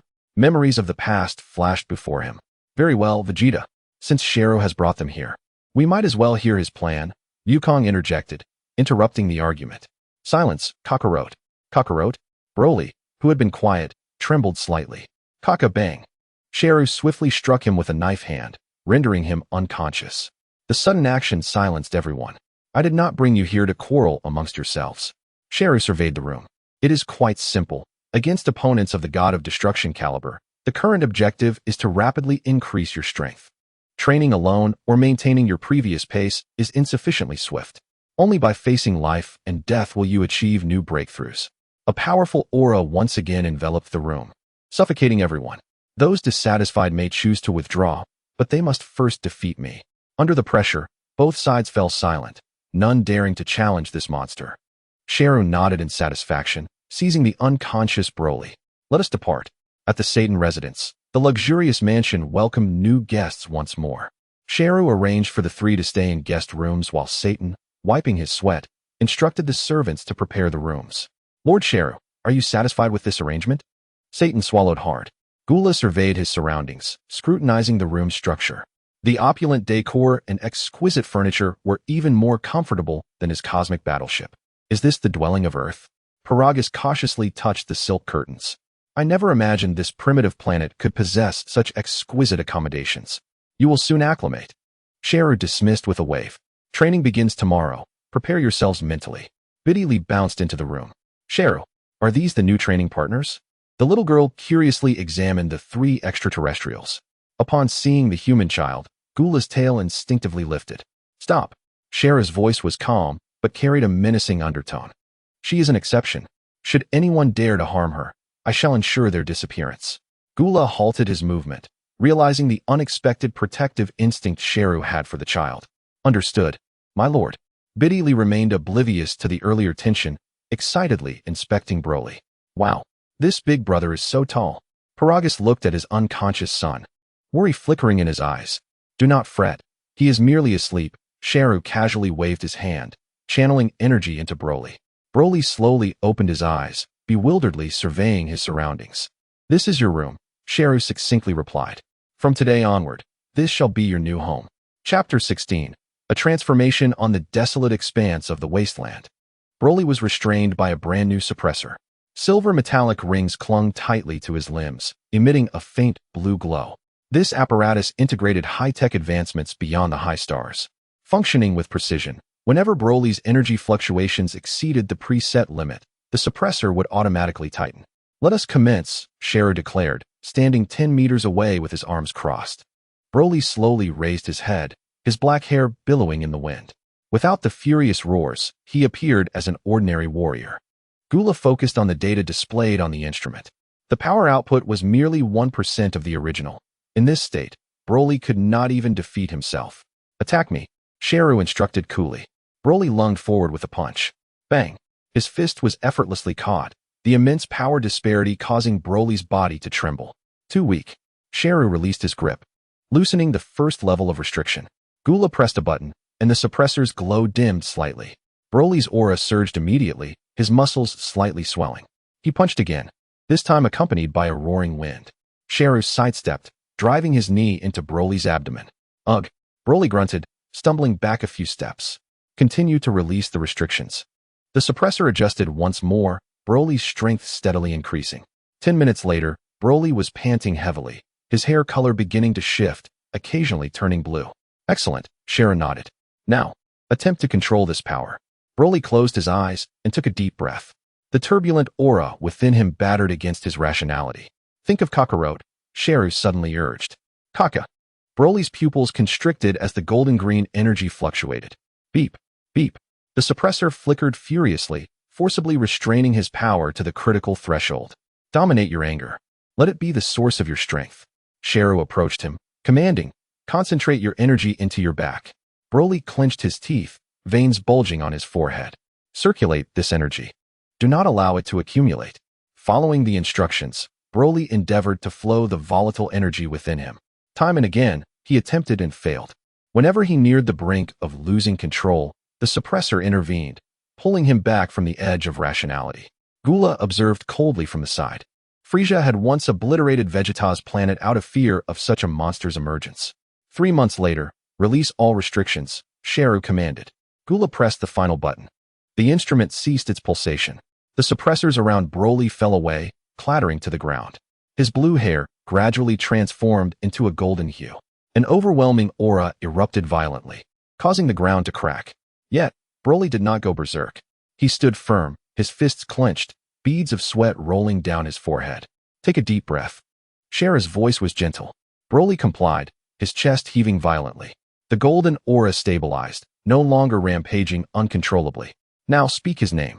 Broly opened his mouth, his voice hoarse. Kakarot. There was no roar, no loss of control. He simply uttered the name calmly. In the ensuing months, training grew increasingly brutal.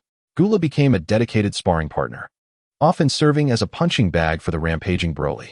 Each time Broly lost control, Shenron personally intervened to curb him.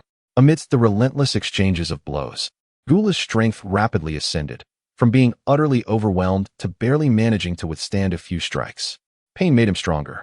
At the Satan residence, Biddy practiced basic combat under Paragas's guidance. Punch quickly, retract steadily. The old Saiyan patiently corrected her movements. Grandpa Paragas, when will Brother Broly return? Biddy wiped her sweat. Soon, child, Paragas gazed into the distance. He is learning to control himself. Every day after school, Paragas was there to pick her up. 2 years swiftly passed, transforming the once desolate wasteland into a landscape marked by the scars of battle. Broly and Gula joined forces to confront Shenron. Although they were still outmatched, their efforts compelled Shenron to take them slightly more seriously. Impressive. Shenron retracted his aura, acknowledging their progress exceeded his expectations. Gula gasped for breath. Purple blood trickling from the corner of his mouth. Broly appeared to be in a better state, having fully stabilized his Super Saiyan form. Now, I can finally control this power, he declared, clenching his fist. Shenron nodded before turning his gaze towards the distance. In the Satan household, a gathering took place around the long table laden with a sumptuous dinner, the aroma wafting through the air. Biddy pushed her bowl aside, exclaiming, Brother Broly, this is my favorite frog rice ball. Broly accepted it without hesitation. Thank you. The 2 years of training had transformed him completely. He was no longer the rage-fueled beast he once was. Gula ate quietly, occasionally observing Shenron's expression. Paragas watched the serene interaction between his son and the young girl, tears of joy welling up in his eyes. After decades of curses, they had finally been broken. Satan, seated at the head of the table, no longer bore the visage of fear. As the meal neared its conclusion, Shenron set down his utensils. It is time to seek the Z-Warriors. Chapter 17, Shenron Squad vs. Z-Warriors. Inside the Capsule Corporation, Bulma led the way, introducing the specially modified battle chamber. The walls were composed of a unique alloy, designed to withstand the intense training sessions that Sun Jun and Vegeta engaged in daily. Bulma proudly patted the wall, stating, even if you cause chaos within, the outside world will remain unaffected. The mechanical door opened slowly, with Shenron leading the way, flanked by Gula and Broly. As they entered, Goku's gaze met Shenron's, and a powerful aura began to clash in the air, creating an atmosphere charged with tension. Also present were the trio of number 16. The anomalies in the sky over the past 2 years had explained everything. Gula glanced at Piccolo and gestured with his hand. The echoes of Shenron's words during training still resonating, You are now easily defeated by Namekians. Gula's eyes narrowed. When did the honor of the royal family become so diminished? Piccolo frowned, his muscles taut. It seemed he had indeed been underestimated. The two entered the battle chamber, which was circular, surrounded by special metal, with several large windows for spectators. Piccolo removed his weighted clothing and tossed it aside. In an instant, two figures vanished from sight, followed by a series of sonic booms echoing through the chamber. Gula was fully focused, taken aback by the Namekian before him. He recalled how, upon arriving on Earth, this individual had easily succumbed to mere attacks, not even worth remembering. Bang! Piccolo's fist grazed Gula's cheek, creating a gust of wind. Gula sidestepped and countered with a heavy punch. Piccolo crossed his arms defensively, but was pushed back 3 steps from the impact. It seems you have trained quite a bit, Piccolo remarked, shaking his numb arm. Gula scoffed, his form flickering as he appeared behind Piccolo. Death Ray. A purple beam shot from his fingertips, targeting Piccolo's back. Sensing danger, Piccolo spun around and unleashed an energy blast. Boom. The energies collided, erupting in a blinding flash. As the dust settled, Piccolo's attire lay in tatters, yet he remained unscathed. Is this all you can muster? Piccolo smirked. A flicker of anger crossed Gula's eyes. After hundreds of exchanges, he began to shed his arrogance. The Namekian's strength surpassed his expectations. The speed of their exchanges escalated, becoming imperceptible to ordinary onlookers. This must end. Gula suddenly erupted, his aura surging dramatically. Before Piccolo could react, a heavy punch struck his abdomen. Coughing up purple blood, Piccolo seized the opportunity as Gula delivered a knee strike to his chin. Crack! Piccolo's head jerked back, his body uncontrollably propelled into the air. Gula appeared above him, hands clasped together, crashing down onto Piccolo's midsection. Boom! Piccolo plummeted, creating a massive crater upon impact. As the dust cleared, Gula descended slowly, seizing Piccolo by his collar and hurling him out of the arena. Gohan and Krillin rushed to his side, administering a senzu bean. It seems defeating him fills you with pride, Vegeta remarked, crossing his arms and taunting Gula. Soon, you shall not be smiling, Gula retorted, his eyes brimming with challenge. As Vegeta stepped through the door, an energy blast hurtled toward him. Die! Vegeta easily deflected the blast and swiftly advanced, launching a flying kick aimed at Gula's face. Gula sidestepped, grasping Vegeta's leg and executing a powerful throw. Gula stabilized himself midair, arms outstretched. Deathstorm. Countless purple energy blasts rained down. Vegeta smirked, his golden aura igniting as he transformed into a Super Saiyan. Petty tricks. Vegeta crossed his arms, bracing against the energy blasts. The explosions rang out, enveloping the chamber in smoke. Gula seized the moment, charging through the haze and delivering a heavy punch to Vegeta's chest. Bang! Vegeta staggered back, his shirt torn, revealing his chiseled muscles. Not bad. Much stronger than your brother, Vegeta commented, wiping the corner of his mouth, his fighting spirit intensifying. Do not compare me to that waste, Gula bellowed, charging at Vegeta once more. The two engaged in a rapid exchange midair, each collision producing fierce gusts of wind. Bang!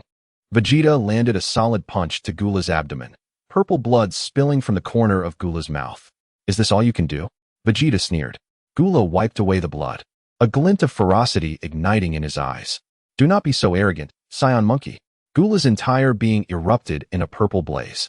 Interesting, Vegeta mused, his pupils narrowing. Gula's muscles expanded, his height increasing dramatically, his eyes turning blood red as his exoskeleton morphed into its final form. Let the second round commence. Death Beam. Gula clasped his hands together, a thicker purple beam shooting towards Vegeta. Vegeta extended his hands forward, releasing a golden energy wave to counter. The two energies collided midair, exploding in a blinding flash. The resulting shockwave sent tremors through the entire battle chamber. Vegeta roared, his golden aura intensifying. In the struggle of energies, Vegeta's assault began to gain the upper hand. Gula felt the immense pressure mounting, veins protruding from his skin. Just a wild monkey. I am the strongest in the universe. Gula gritted his teeth, channeling all his power into his attack. However, Vegeta's energy wave remained unstoppable, gradually overpowering Gula's assault. Die! Vegeta unleashed his full strength. The golden energy wave completely engulfed the purple beam, racing towards Gula. Boom! A tremendous explosion resonated throughout the battle chamber. As the dust settled, Gula lay on the ground, having lost his fighting capability. Vegeta retracted his aura, his golden hair reverting to black. Is that all there is to it, Mr. Universe's strongest? Shalu observed the system's assessment, his trademark smile unwavering. It appears you have all made remarkable progress. Goku, exhilarated, clenched his fist. Shalu, is it our turn now? Shalu crossed his arms, directing his gaze towards Broly. No, it is time for his performance. Broly slowly approached, locking his eyes on Goku. Kakarot.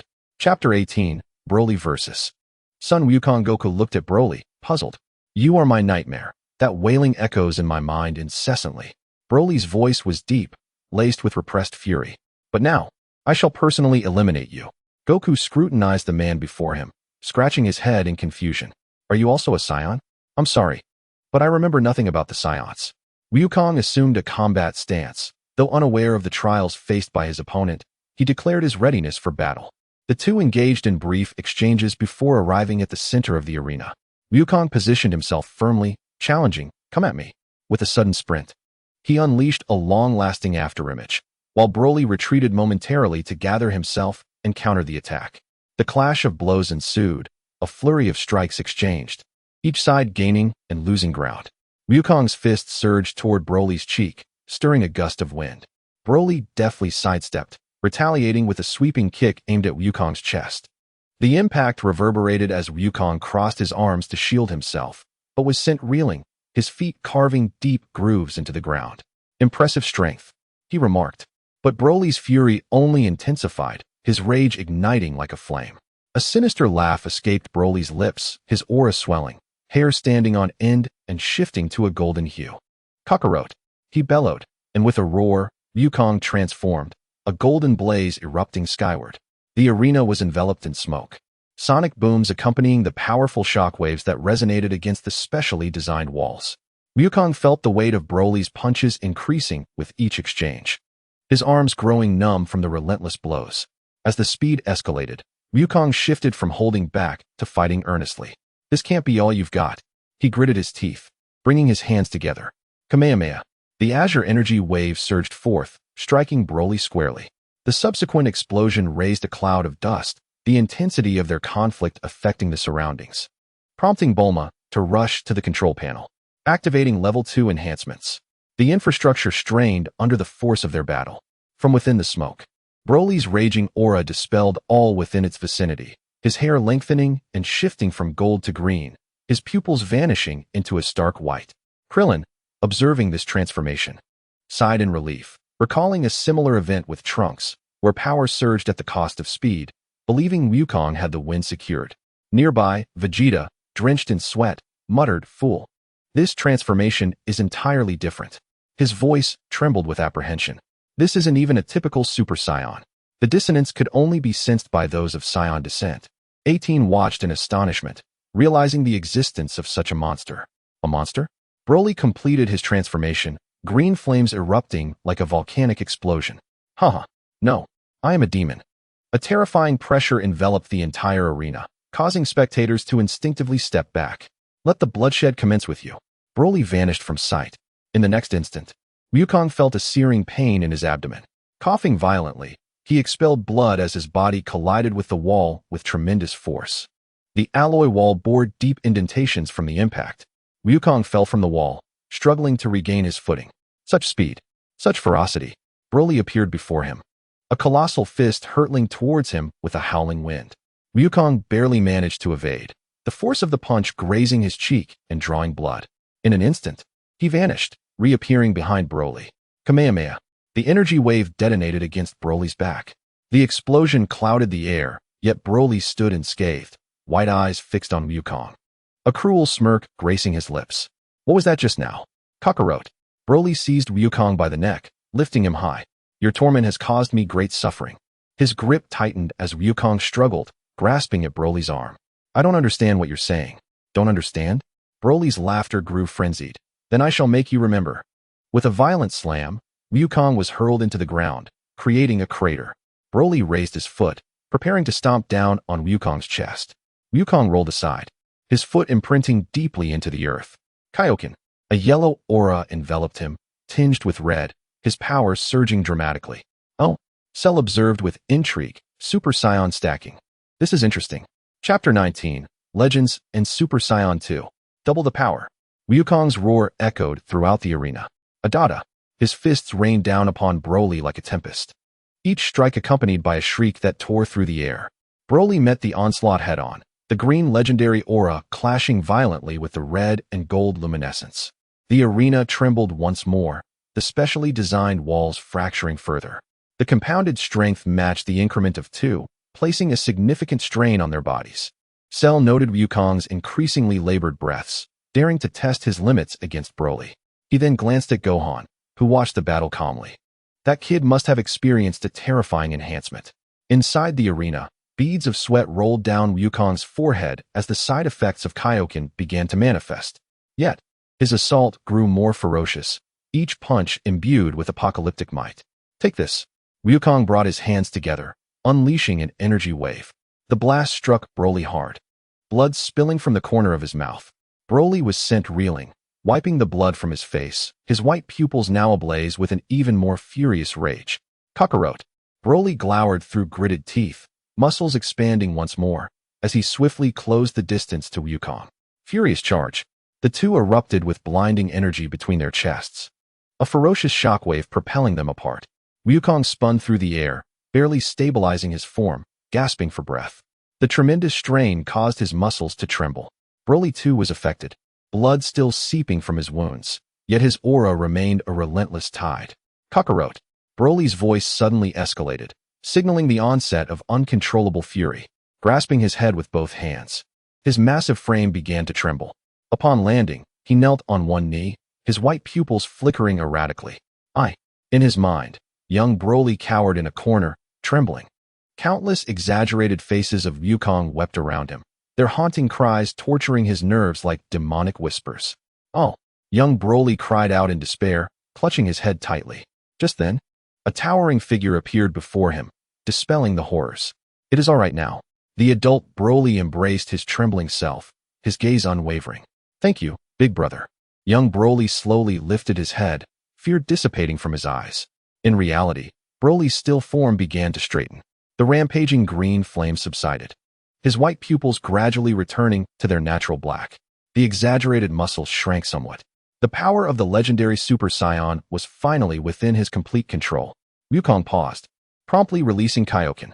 In the next moment, an even greater aura erupted from within him. The golden flames crackled with dense arcs of electricity, the powerful waves even surpassing Future Cell. Super Saiyan second grade. Kakarot. Broly's voice was calm as water. I despise you, yet I must also thank you. I will give it my all, leaving no regrets. Wukong grinned widely, his fighting spirit soaring. The clash resumed. Elbow strikes, kicks, mighty punches. The two figures clashed violently in the air, each contact igniting a fierce sonic boom. The golden and green lights intertwined in a dazzling dance of battle. The sounds of fists meeting flesh echoed incessantly. Wukong's Super Saiyan 2 form elevated his speed and strength to unprecedented heights, yet Broly's mastery of legendary power remained equally formidable. Outside the arena, Cell's system notifications rang continuously. Ding. 1 million evolution points acquired. Ding. 3 million evolution points acquired. Ding. Evolution points acquired. The investments of the past 2 years were finally beginning to pay dividends, and a smile crept across Cell's face. Inside the battle chamber, the ground had been transformed into a bottomless abyss, and the specialized alloy walls were riddled with countless gaping holes, a sight too ghastly to behold. Gasping for breath, Wukong delivered a powerful punch to Broly's abdomen, eliciting a muffled groan from the latter, who retaliated with a knee strike. With a resounding thud, Wukong was propelled upwards, only for Broly to materialize above him, bringing his hands down with tremendous force. The impact sent Wukong plummeting like a shooting star. Coughing up blood, Wukong struggled to rise to his feet, his stamina waning rapidly. Broly descended slowly, his green aura still shimmering, though his breathing grew labored. Beads of sweat forming on his forehead. Both warriors had reached their limits. In a final bid for victory, Wukong raised his hands high, a blue energy sphere coalescing in his palms. Kamehameha. In response, Broly brought his hands together, a swirling green energy of destruction gathering with ferocity. Gigantic meteor. The two terrifying energies clashed violently in midair. The chamber was engulfed in blinding light, the explosive sound reverberating painfully in the ears of all present. As the smoke cleared, both fighters had reverted from their transformed states, precariously floating in the air. Wukong's GI was tattered, his body bruised, while Broly's battle attire was similarly damaged, blood dripping continuously. They exchanged a glance before losing consciousness and plummeting to the ground. Shalu and Wufan swiftly moved, catching both warriors. Using the last of his strength, Wukong retrieved a Senzu bean from his pocket, tossing it to Broly with the hope of battling once more in the future. Broly accepted the Senzu bean, a flicker of complex emotion crossing his eyes. Shalu placed Broly on the ground, stretching his neck as he turned his gaze to Wufan. Son Wufan, I look forward to witnessing the extent of your serious training. Chapter 20. The Abandonment of Literature for Martial Arts by Sun Wufan. Bulma surveyed the battle chamber, now unrecognizable. Her lips twitching. The state-of-the-art facility, designed to withstand the energy of Super Saiyans, had been utterly destroyed. It seems the chamber can no longer endure your continued combat. Bulma regarded Shalu, reassessing the destructive capabilities of these monsters. Shalu, invigorated by the previous two fierce battles, felt the adrenaline surging within him. Let us find another location. He turned to Wufan. I have high expectations. Wufan stood up slowly, the 2 years of training having brought about a significant transformation in his demeanor. No longer the timid boy he once was. I want to give it a try, he said calmly, though the fire of battle ignited in his eyes. The Saiyan warrior spirit gradually taking precedence. Vegeta interjected, Wufan, do not underestimate him. He is formidable. The group followed Shalu out of the Capsule Corporation, arriving in the open countryside. As the sun dipped below the horizon, its orange light bathed the earth. Wufan was clad in the same attire as Piccolo, his physique having significantly developed over the past 2 years, with defined muscles that were neither exaggerated nor excessive. Are you ready? Shalu asked, arms crossed, his trademark smile adorning his face. Wufan nodded, assuming a combat stance. In an instant, both figures vanished from sight. A resounding crash echoed through the air, the shockwaves dispersing violently. Wufan's fist collided with Shalu's palm, generating a powerful shockwave that tore the turf from the ground. Your strength must extend beyond this. Shalu pivoted his wrist, attempting to seize Wufan's fist. Wufan quickly retracted, his toes touching the ground as he retreated.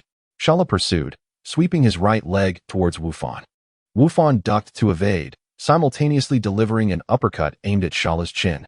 Shalu leaned back to avoid the blow, seizing Wufan's wrist and flinging him away. Wufan executed a graceful flip in midair, landing firmly on his feet. Ha! Continue, Shalu said, flexing his fingers as his energy began to rise. Wufan took a deep breath, and his golden aura erupted instantaneously. The transformation into Super Saiyan was seamless, indicating he had mastered it entirely. Observing the composed Wufan, Shalu felt a hint of surprise. His energy was profound and calm, yet contained the potential for explosive power. You have fully surpassed Wukong and Vegeta. Uncle Piccolo, Dad, and Uncle Vegeta have all been training me diligently. I will not disappoint their expectations. Wufan's voice grew deep as his battle instincts awakened. The two resumed their confrontation, their speed magnified several-fold compared to before. The sound of fists clashing echoed like a torrential downpour, each strike resulting in sonic booms. Wufan's attacks became increasingly fierce, his techniques flowing seamlessly. Shalu grew more exhilarated with each exchange. Makenkasapo. Wufan suddenly created distance, his right hand forming a spiral beam of light that shot forth. Shalu's pupils contracted as he narrowly dodged the attack, the beam grazing past him and blasting a large crater into a distant mountain. Such formidable penetration, Shalu remarked, touching the area where the beam had narrowly missed him, leaving a faint scar. Wufan did not pause. He brought his hands together, gathering energy. Kamehameha. A powerful blue energy wave surged forth, compelling Shalu to respond with his own hands. Special beam cannon. The two energies collided fiercely in midair, intertwining shades of purple and blue. The overwhelming energy fluctuations prompted the onlookers to retreat. Wukong had regained his strength, eagerly watching the battle with clenched fists. I knew Wufan could surpass us. Gula tightened his fists, pondering the limits of the Saiyan race and when the throne of the universe would return. The clash continued for several seconds before concluding in a stalemate, both warriors panting heavily as they locked eyes. That was an excellent warm-up, Shalu remarked, adjusting his breath. Wufan shut his eyes, his energy soaring rapidly. Arcs of electricity flickered within his golden aura, his hair standing even more upright. Super Saiyan second grade. The Saiyans are truly formidable, Krillin thought with a wry smile, realizing he could never catch up to them. Shalu's demeanor shifted to one of seriousness. Now, Wufan, your energy is approaching my level. Bring it on, Wufan replied, his voice resonating with an electric tremor. This time, Shalu initiated the attack, leaving an afterimage in his wake as he instantaneously appeared before Wufan. Reacting swiftly, Wufan crossed his arms defensively across his chest. Boom! Shalu's powerful fist struck Wufan's defense, the immense force sending him flying. Wufan spun in the air, stabilizing himself by stepping on the air.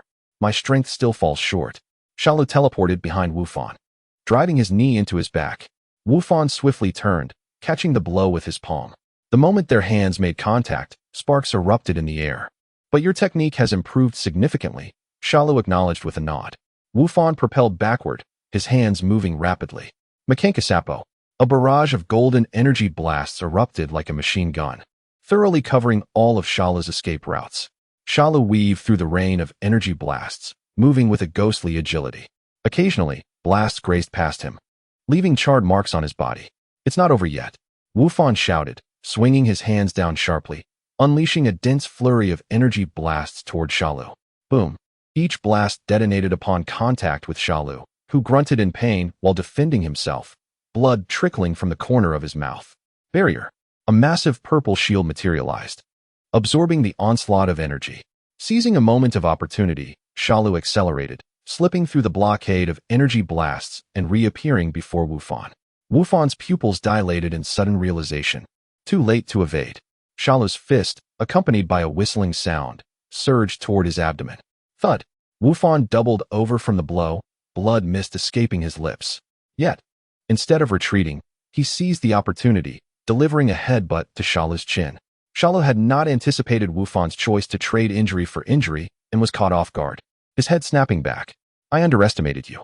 Shalu cradled his chin, the intensity of battle igniting in his eyes. Wufan wiped the blood from the corner of his mouth, his golden aura surging with even greater ferocity.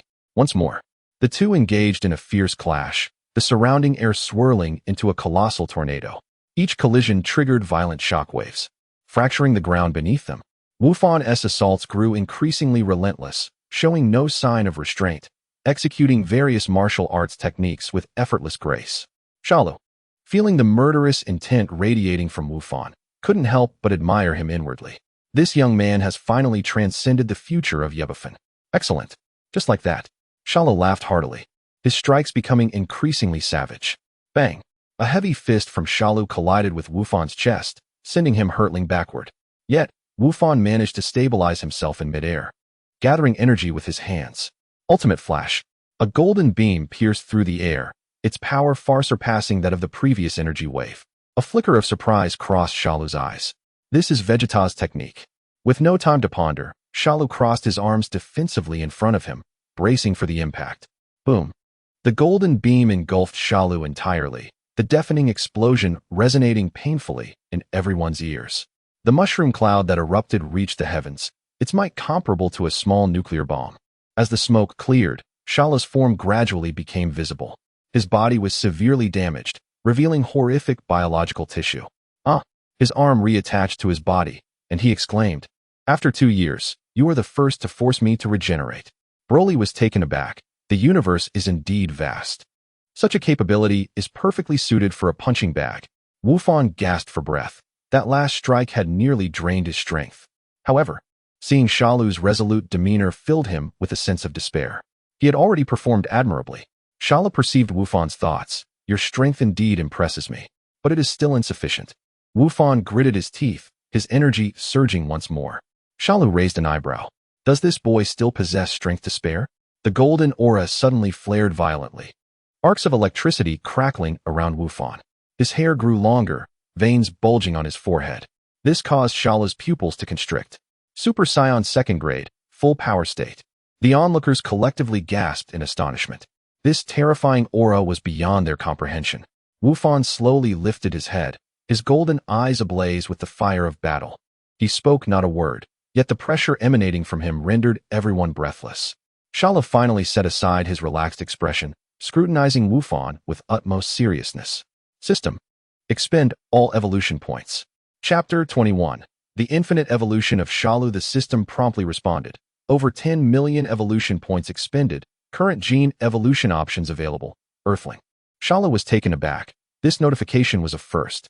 He glanced at the panel, noticing several unlit options. Saiyan, Namekian. Without hesitation, he selected the Earthling option. Feeling a surge of expansion emanating from his biological core, blood surging within his body. Earthling genes have evolved into Super Earthling. Overall combat power doubled. Subsequent evolution points gained x15. Upon completing the evolution, an additional dark slot appeared next to Super Earthling, indicating the possibility of even higher evolution. Haha. Shalu, rooted in place, could not contain his laughter.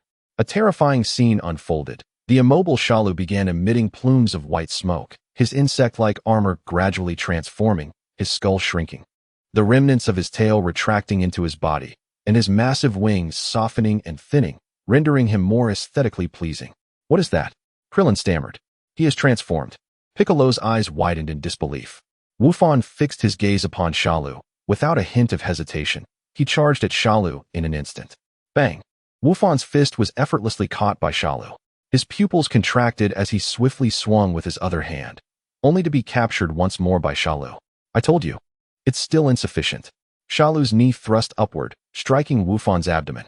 Thud! What seemed like a casual blow fell to Wufan, as if a mountain had collided with him. Shalu did not relent, seizing Wufan's hair and delivering a powerful punch to his face. Bang! Wufan's form left a residual shadow as he penetrated countless rock walls. Still flying backward. Wufan! Piccolo shouted, about to rush forward when Vegeta restrained him. Fool, do you wish to court death? This level of power is beyond us. Wufan struggled to rise, blood trickling from his mouth, consciousness beginning to blur, yet his fighting spirit did not wane. You can still stand? Impressive. Shalu nodded in approval. Wufan took a deep breath, bringing his hands together. Kamehameha. A blue beam shot forth, hurtling towards Shalu. Shalu remained stationary, extending a hand to collide with the blue beam. Boom. The explosion was deafening. As the dust settled, Shalu emerged unscathed. It's over. Shalu strolled over to Wufan, looking down at him from above. Not yet. Wufan gritted his teeth, struggling to stand. Your potential is immense, but you are still far from adequate. Shalu extended his hand, lifting Wufan to meet his gaze. At present, you are no different from waste. Shalu turned to address the others. You are all too weak to facilitate my progress. You all serve as my source of evolution points. Vegeta ground his teeth in fury. You bastard. Shalu ignored Vegeta's wrath, continuing, a greater crisis is imminent.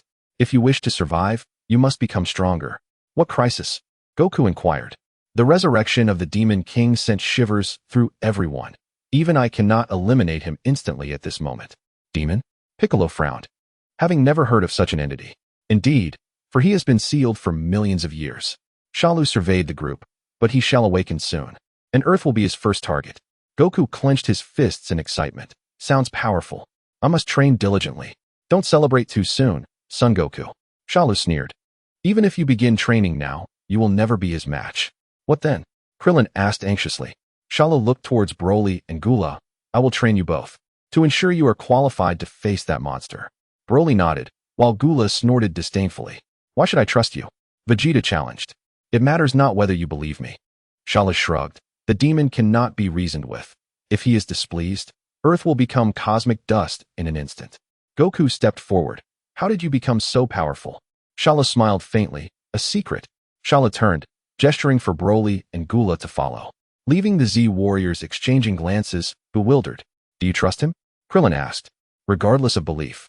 We must prepare ourselves, Piccolo declared seriously. If what he says is true, then the threat we face is greater than ever before.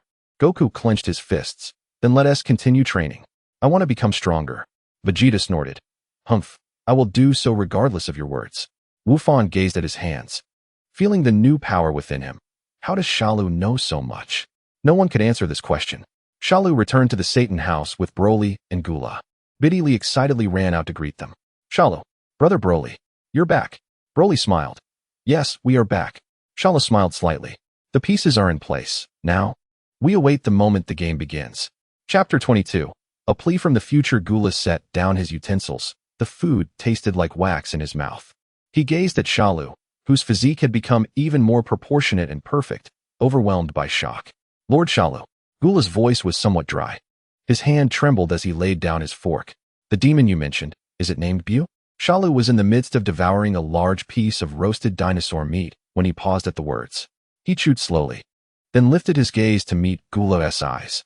Indeed, those two words rendered Gula completely motionless.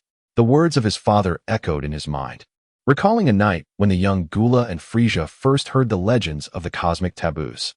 The Frost Demon clan has long passed down two legends. One is the Super Saiyan, and the other is Majin Bu. It is said that the existence of Majin is far older than their own race. Ancestors had once witnessed the terror of that pink demon from the corners of the universe. Capricious and irrational, it had obliterated several star systems. It was a pure embodiment of destruction that even their clan must avoid. Beads of sweat began to form on Gula's forehead. If what Shala said is true, then even his evolved self might not be enough. Shala glanced at Satan, who sat in the main seat, animatedly boasting about his daughter's future accomplishments. This seemingly ridiculous Earthling is a pivotal character in the Bu saga.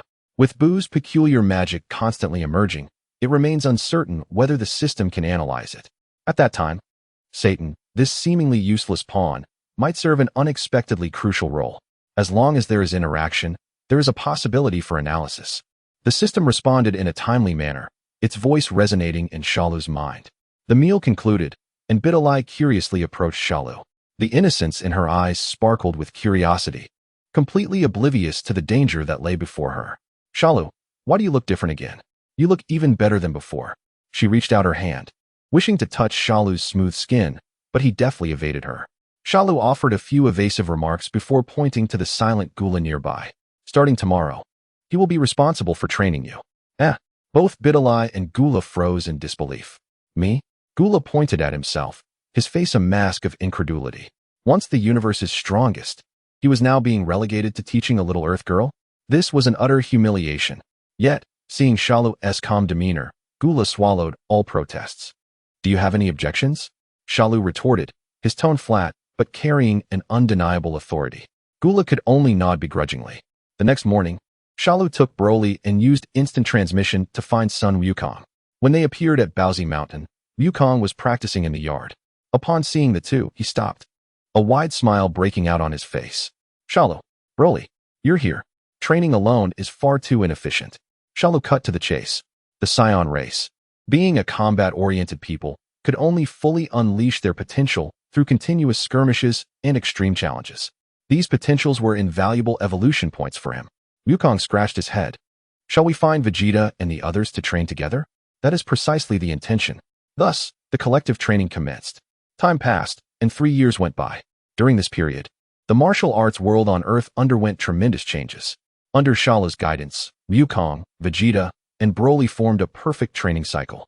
Each of their strengths experienced qualitative leaps, especially Broly, who, after mastering the power of the legendary Super Saiyan, became increasingly formidable.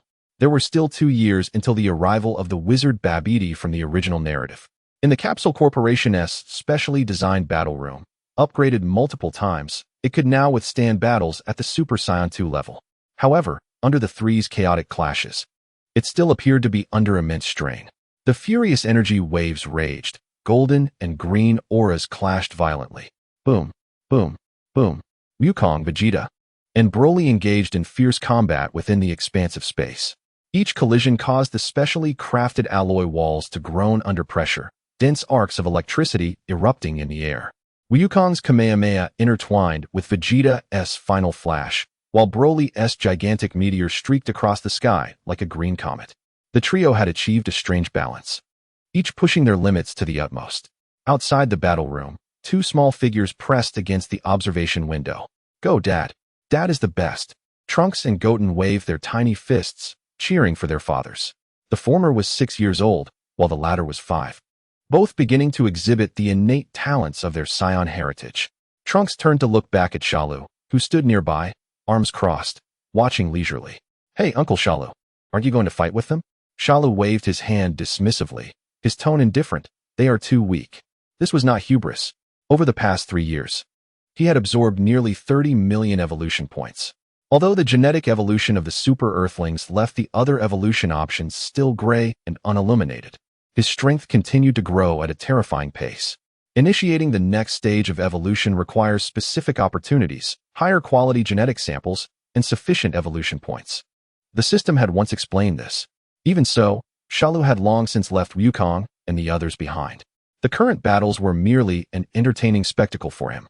More importantly, whenever they broke their limits, the system would harvest a vast amount of evolution points. This sensation was akin to watching piglets grow robustly in a pig farm. At that moment, hurried footsteps echoed from outside. Not good. Everyone. Bulma rushed in, her complexion pale as paper, tightly clutching a device in her hand. The urgency in her breaths drew everyone's attention, halting the fierce battles within the training room. Wukong and the others paused, flying out as their auras gradually dissipated. What happened? Bulma? Krillin stepped forward. It's the future. Something has happened in the future. Bulma raised the device, a precise communicator that was flashing a frantic red alarm. The future Trunks had left a temporal transmission device, sending an urgent distress signal. What? Vegeta was the first to rush forward, his expression darkening, grabbing Bulma by the shoulders. He demanded, Bulma, what is going on? Without further ado, Bulma swiftly operated the device, her fingers dancing over it as she retrieved the recently received information. A holographic image projected into the air. The scene trembled violently, revealing a devastated city, littered with ruins and flames. Buildings appeared as though they had been torn apart by a colossal beast, remnants scattered everywhere. The sky was an eerie dark red, as if stained with blood. A small figure darted through the debris, annihilating everything in its path, reducing it to dust. The figure moved too swiftly to discern its appearance. Only a pink blur rampaged through the city. Then, the scene shifted to reveal a disheveled young woman, her hair unkempt and face covered in grime. Fatigued and in tattered clothing, she shouted anxiously into the camera. Hello, can anyone hear me? I am Shalu. Her voice carried a palpable desperation. What you are witnessing is a being more terrifying than the androids. He is nothing short of a demon. The camera shook violently, as if the operator was fleeing. Trunks has already been gravely injured to protect us. The rest of us can only hide underground, struggling to survive. Please, if you see this message, send someone to save us. Please, ZZZT. The video abruptly cut off amidst a wave of intense electromagnetic interference, the screen turning to static. The entire space fell into a deathly silence. Everyone was profoundly shaken by the spectacle they had just witnessed. Vegeta's body trembled slightly, not out of fear, but from rage.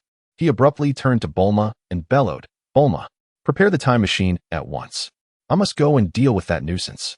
Although his words seemed casual, the urgency of his concern for his son resonated with all present. The Saiyan prince indeed possessed a tender side. No, Vegeta. Bulma swiftly countered, grasping his arm. The time machine can only accommodate one person at a time. Moreover, the energy source and technology are still unstable. I have not fully mastered the technology of the future. If you go alone, enough of this nonsense. Vegeta interjected, his fists cracking ominously. I am the prince of the Saiyans.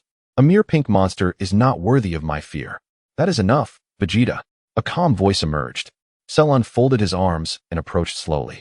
His expression remained devoid of emotion, as if the horrific sight they had just witnessed was merely an inconsequential performance to him. I will go. All eyes turned toward him. A new evolution point has arrived. Cell's inner turmoil was non-existent, replaced only by anticipation for the formidable foe ahead. He approached the time machine. The interior was cramped, yet perfectly suited to his newly evolved, elongated physique. The unique, oval shape exuded a sense of advanced technology. He settled inside and set the temporal coordinates as per Bulma's instructions. Bulma wished to say more, but upon seeing Cell's resolute demeanor, she ultimately chose silence. Please, take care, Vegeta stepped forward. Cell merely cast him a glance, accompanied by a smile. The hatch slowly closed. A brilliant light flashed, blinding all in its wake. A tremendous surge of energy caused the entire laboratory to tremble. Following the brilliance, only a gentle breeze remained, fluttering the garments of those left behind. The time machine, along with Cell, vanished from the current timeline. Chapter 23, The Doomsday Sanctuary. After a blinding flash, Cell emerged from the time machine, finding himself at the coordinates of the previous vision. The surrounding ruins still smoldered, remnants of civilization scattered across the ground, the air thick with an unpleasant odor.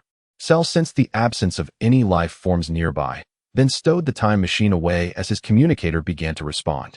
A crackling sound signaled connectivity, and a trembling voice emerged. Is the rescue from the past finally here? The voice on the other end brimmed with anticipation, as if grasping at the last lifeline. Indeed. Provide me with your location, Cell replied calmly. Wonderful. A sob followed. We're beneath the Capsule Corporation. Trunks is barely holding on. Cell immediately set forth to the destination. Arriving at what was once the Capsule Corporation, now reduced to ruins.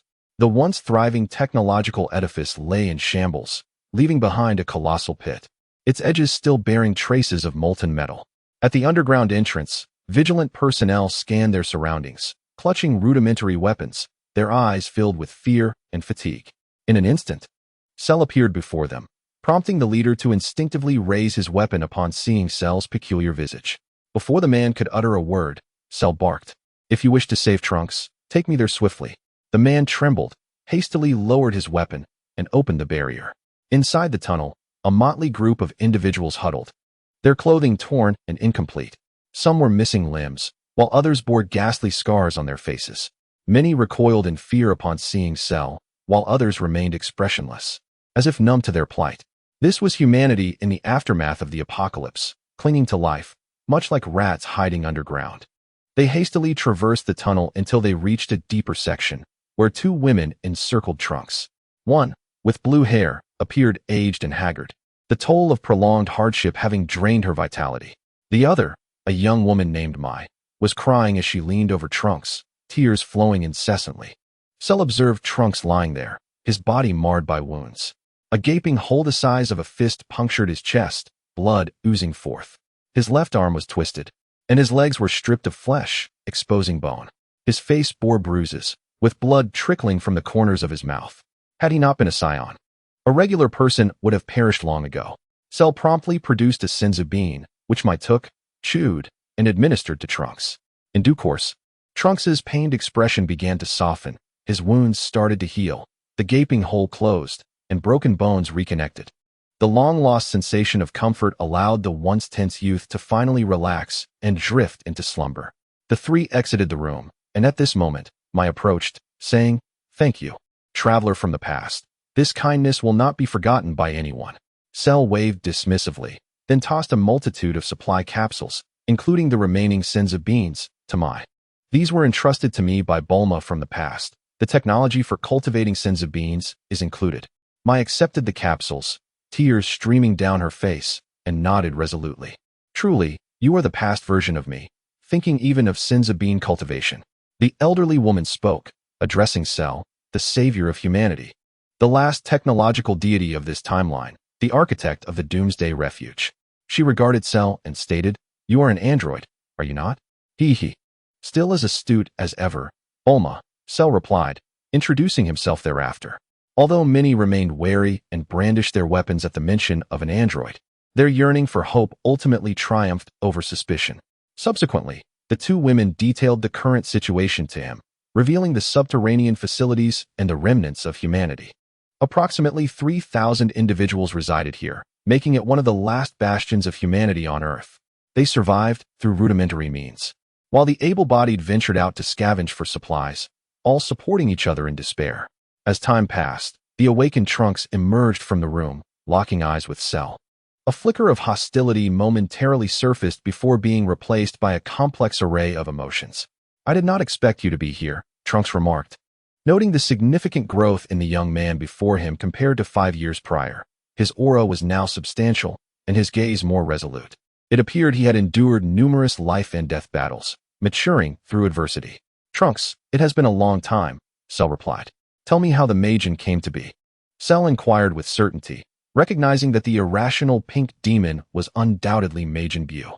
Trunks inhaled deeply, a pained memory flickering in his eyes. "When I returned to this timeline, I resolved the android crisis and then engaged in the reconstruction of the city. At that time, Earth was gradually reviving, and smiles returned to people's faces. But just 3 years later, a meteorite fell in East City. I went to investigate, and when the meteorite's shell cracked, a massive egg was revealed. My mother and a team of researchers examined it multiple times, finding no signs of life within. Gradually, the egg became a local attraction, and many came to see it. Trunks' voice began to tremble, but a year later, the egg hatched, releasing a torrent of pink mist. The fog enveloped East City, and anyone who came into contact with it vanished. The mist gradually coalesced into a humanoid form, and a demon was born. It indiscriminately attacked the city, claiming countless lives. I sought to intervene, but its power was unimaginable, far surpassing yours from years past. As he spoke, Trunks' clenched fists dripped with blood. Tears began to well in his eyes. I could only fight desperately to save a few. Watching those innocent lives vanish before me, I was powerless to stop it. Cell furrowed his brow and asked, was it alone, or were there others with it? Perhaps a diminutive, peculiar creature? No, it was solely that entity from beginning to end. Trunks shook his head. Shalu pondered, stroking his chin, as it became evident that this timeline had undergone peculiar transformations. According to Trunks' account, the emergence of the Majin appeared to be a deliberate act by an unknown entity, arriving a full 2 years earlier than anticipated. The absence of Babidi and his ilk suggested the presence of a hidden conspiracy. Can we ascertain its current location? I shall confront it, Shalu declared resolutely. Certainly, Bulma replied. Retrieving an enigmatic device crafted to capture the distinctive energy signature emitted by the entity. The instrument displayed a red dot, moving slowly as if advancing towards a specific destination. Shalu took the device and promptly turned to exit. Wait, Trunks called out, hastening to catch up. Let me accompany you. This is my world, and I bear the responsibility to protect it. Shalu paused, glancing back at the steadfast youth. Suit yourself, he replied nonchalantly, but do not hinder my progress. The two burst forth from the underground refuge and ascended to the surface. The instrument indicated that Bu was heading south, towards a small congregation of humans. We must act swiftly to thwart its arrival, Trunks urged anxiously. Both soared towards their objective with great urgency. In Chapter 24, titled The Terrifying Majin, Trunks glanced at Shalu, his emotions in turmoil. Why do you come to assist us? Vegeta was eager to join, but the incomplete time machine permitted only one traveler. Shalu responded with indifference, Father. Perhaps. A warmth surged within Trunks, only to be swiftly eclipsed by the stark reality before them. Soon, an overwhelming energy approached. The distant pink hue became increasingly defined, revealing a small, grotesque creature beating its chest and emitting strange cries. Below, a group of terrified humans huddled together, trembling in fear. This creature is the original Bu, Shalu recognized, noting that it had yet to assimilate any other beings, remaining in its most malevolent form. This confirmed his suspicions. Someone had discovered the sealed egg and unleashed it here. Bu sensed Shalu and Trunks, its neck twisting unnaturally as it turned its head, spotting the displeased expression on Trunks' face. The youth's visage had repeatedly thwarted its predatory instincts. Murder, murder, it murmured, and in the next moment, its body elongated, surging towards the two with a condensed energy blast in hand. Trunks transformed into a Super Saiyan in an instant, but still found himself propelled backward. Enveloped in a cloud of dust, Shalu dodged the attack and retaliated with a punch aimed at Bu's face. The force of his blow, potent enough to shatter mountains, sank into Bu's form like a pillow. Bu retaliated with a powerful kick, sending Shalu crashing against a building, a mouthful of blood spilling forth. It was the first time Shalu had truly felt the terrifying strength of the Majin, far surpassing any previous adversary. Congratulations. You have earned 10 million evolution points. Chanda system. The pain was worth it, Shalu thought, exhilaration swelling within him as he unleashed his energy, scattering debris in every direction. Lightning crackled around him, and Bu revealed a cruel smile. Ha ha ha. It unleashed a torrent of mist from its head, its energy surpassing Shalu's. Trunks, witnessing this, rushed toward the civilians below to offer aid. The air resonated with countless explosions. Shalu's energy blast struck Bu, who shrugged off the attacks with ease, regenerating effortlessly, its recovery speed far exceeding that of the Namekians. Shalu continued to exert himself, but Trunks observed that Shalu was merely exhausting his energy with futile attempts to damage the Majin. Yet, Shalu felt a growing excitement. Speedy regeneration is being analyzed. 10, 15. Each time Bu countered, Shalu grew faster, acquiring this extraordinary ability. Bu, realizing that Shalu was unable to harm it, began to taunt, twisting its body in mocking gestures. Then, With a sudden shift, it unleashed a massive energy blast toward Shalu. Shalu raised his arms to block, resulting in a colossal explosion. As the dust settled, one of his arms had vanished, only to regenerate in agony. Bu, witnessing this, seemed to discover a new source of entertainment, increasing the frequency of its attacks. Shalu transitioned from being able to hold his ground to being utterly overwhelmed. Amidst the continuous system notifications, a calm voice echoed within him, "It is nearly time." Then, he expended all his evolution points in one breath. Power surged within him, and his aura once again overshadowed that of the Majin. Seizing Bu's incoming hands, he delivered a head, but that was different this time. Bu's forehead began to swell.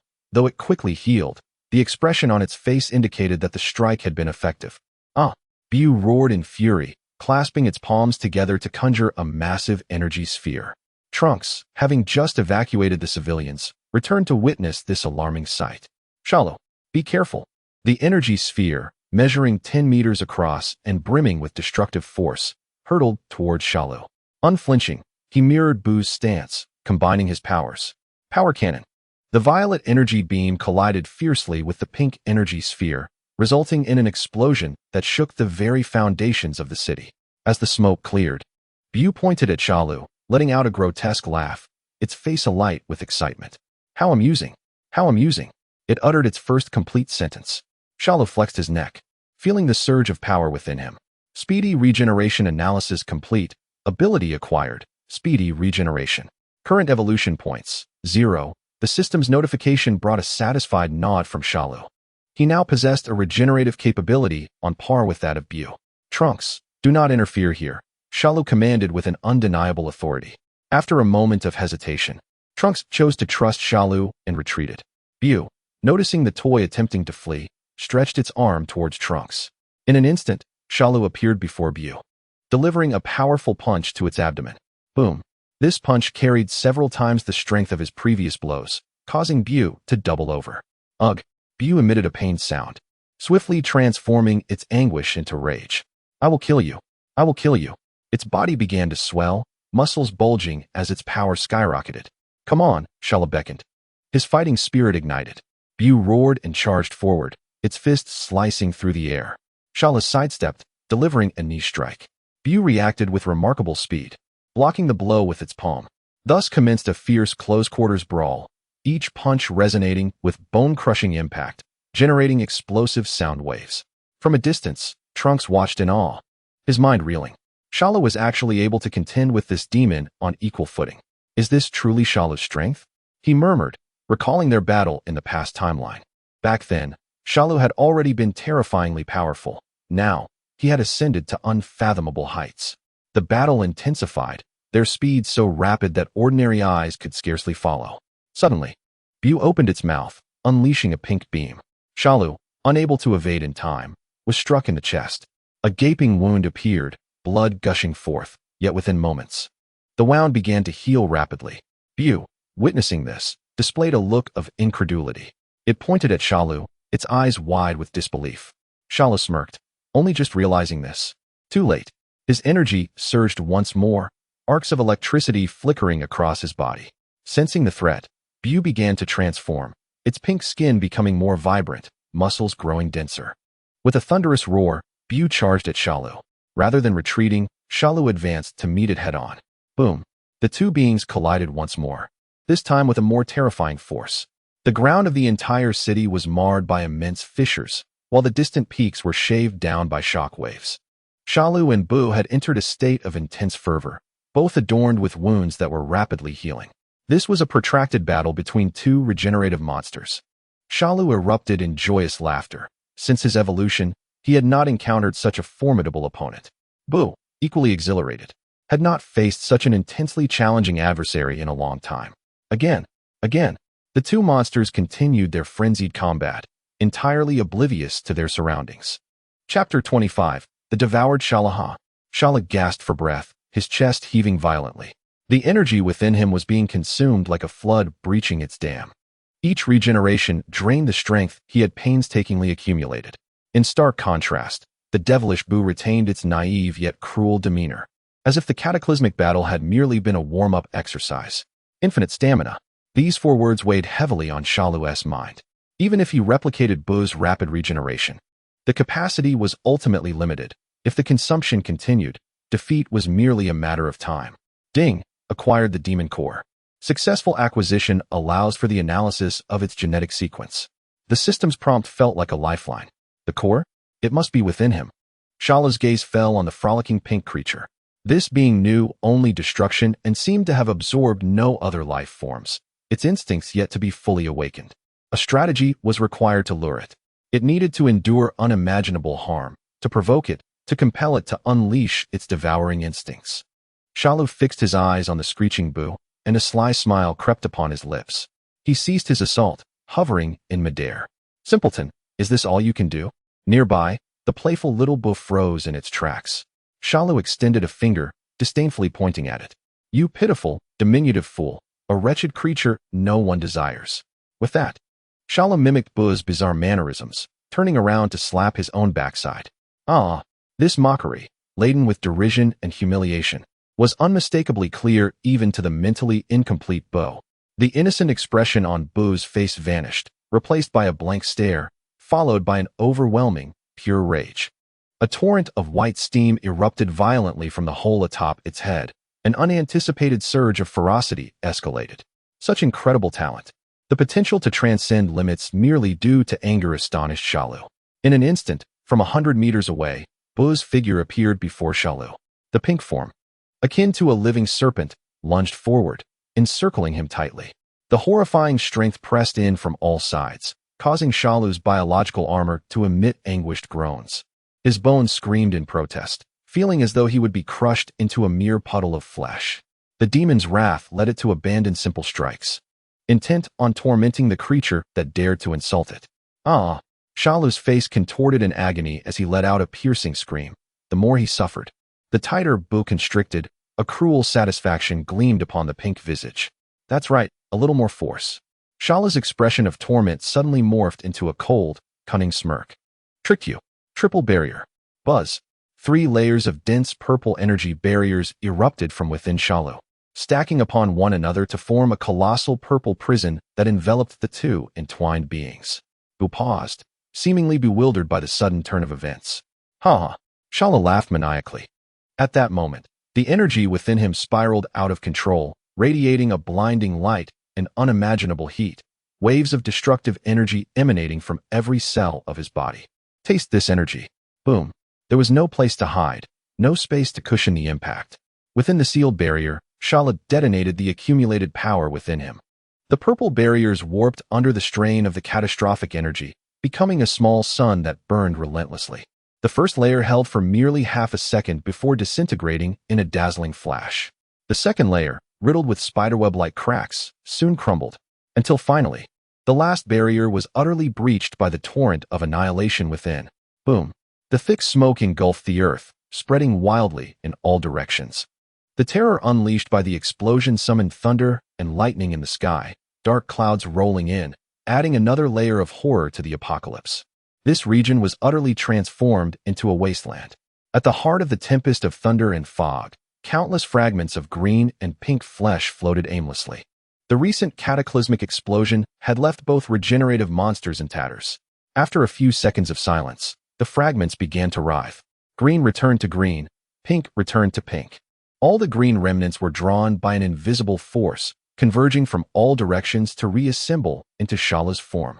Meanwhile, on the other side, the pink remnants also gathered. But curiously, a small portion of the mass was left behind, not participating in the reconstruction. The remaining portions coalesced back into little Bu's shape, appearing unscathed, yet this time, an unmistakable change marred Bu's expression. No longer was there innocence and playfulness. There was astonishment, pain, and a hint of fear. For the first time, someone had inflicted such intense pain upon it. Such a terrifying creature could not be allowed to exist. Devour. I must consume him. This thought ignited within Bu's simple mind, awakening its primal instincts. The leftover pink flesh seemed to hear the call, springing to life in an instant. It writhed frantically in the air, transforming into a massive pink net of flesh, charged with a fierce wind, descending upon the reformed Shalu. It's coming. Shalu sensed a shadow looming over him, but did not flinch. Instead, An expression of anticipation graced his face. Barrier. He summoned his last vestiges of strength, conjuring a thin energy shield before him, prepared to embrace this decisive moment. Chapter 26. A life-and-death crisis. The mass of pink flesh that had engulfed Shalu surged toward Bu's form. Bu extended its arms, welcoming the returning mass of flesh. As the mass merged with him, an unprecedented sense of fulfillment coursed throughout his being. Ah! He emitted a childlike squeal of delight, patting his belly, twisting and jumping in place. The annoying little pest had finally been dealt with. With the burden lifted, an overwhelming sense of euphoria morphed into deep drowsiness. Bu yawned widely, burrowing into a nearby forest cave, curling up into a ball, and promptly fell into a deep slumber. Meanwhile, within that chaotic pink realm, Shalu, sustaining the last barrier, was undergoing a bizarre journey. Surrounding him were the continuously writhing, shape-shifting tissues of Bu's interior, the pink flesh walls racing past his vision. Enveloped by the mass, he felt himself being drawn by a force, swiftly traversing slick passages. Time lost all meaning until a sensation of falling washed over him. He was expelled into a relatively open area. As soon as he landed, the soft ground beneath his feet sprang to life. Countless fleshy tendrils erupted from the earth, twisting like predatory appendages, ensnaring themselves around Shalu's ankles.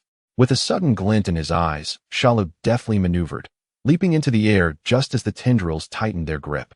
The now aimless tendrils flailed briefly in the air before retreating back into the ground, as if they had never existed. System, where's the core?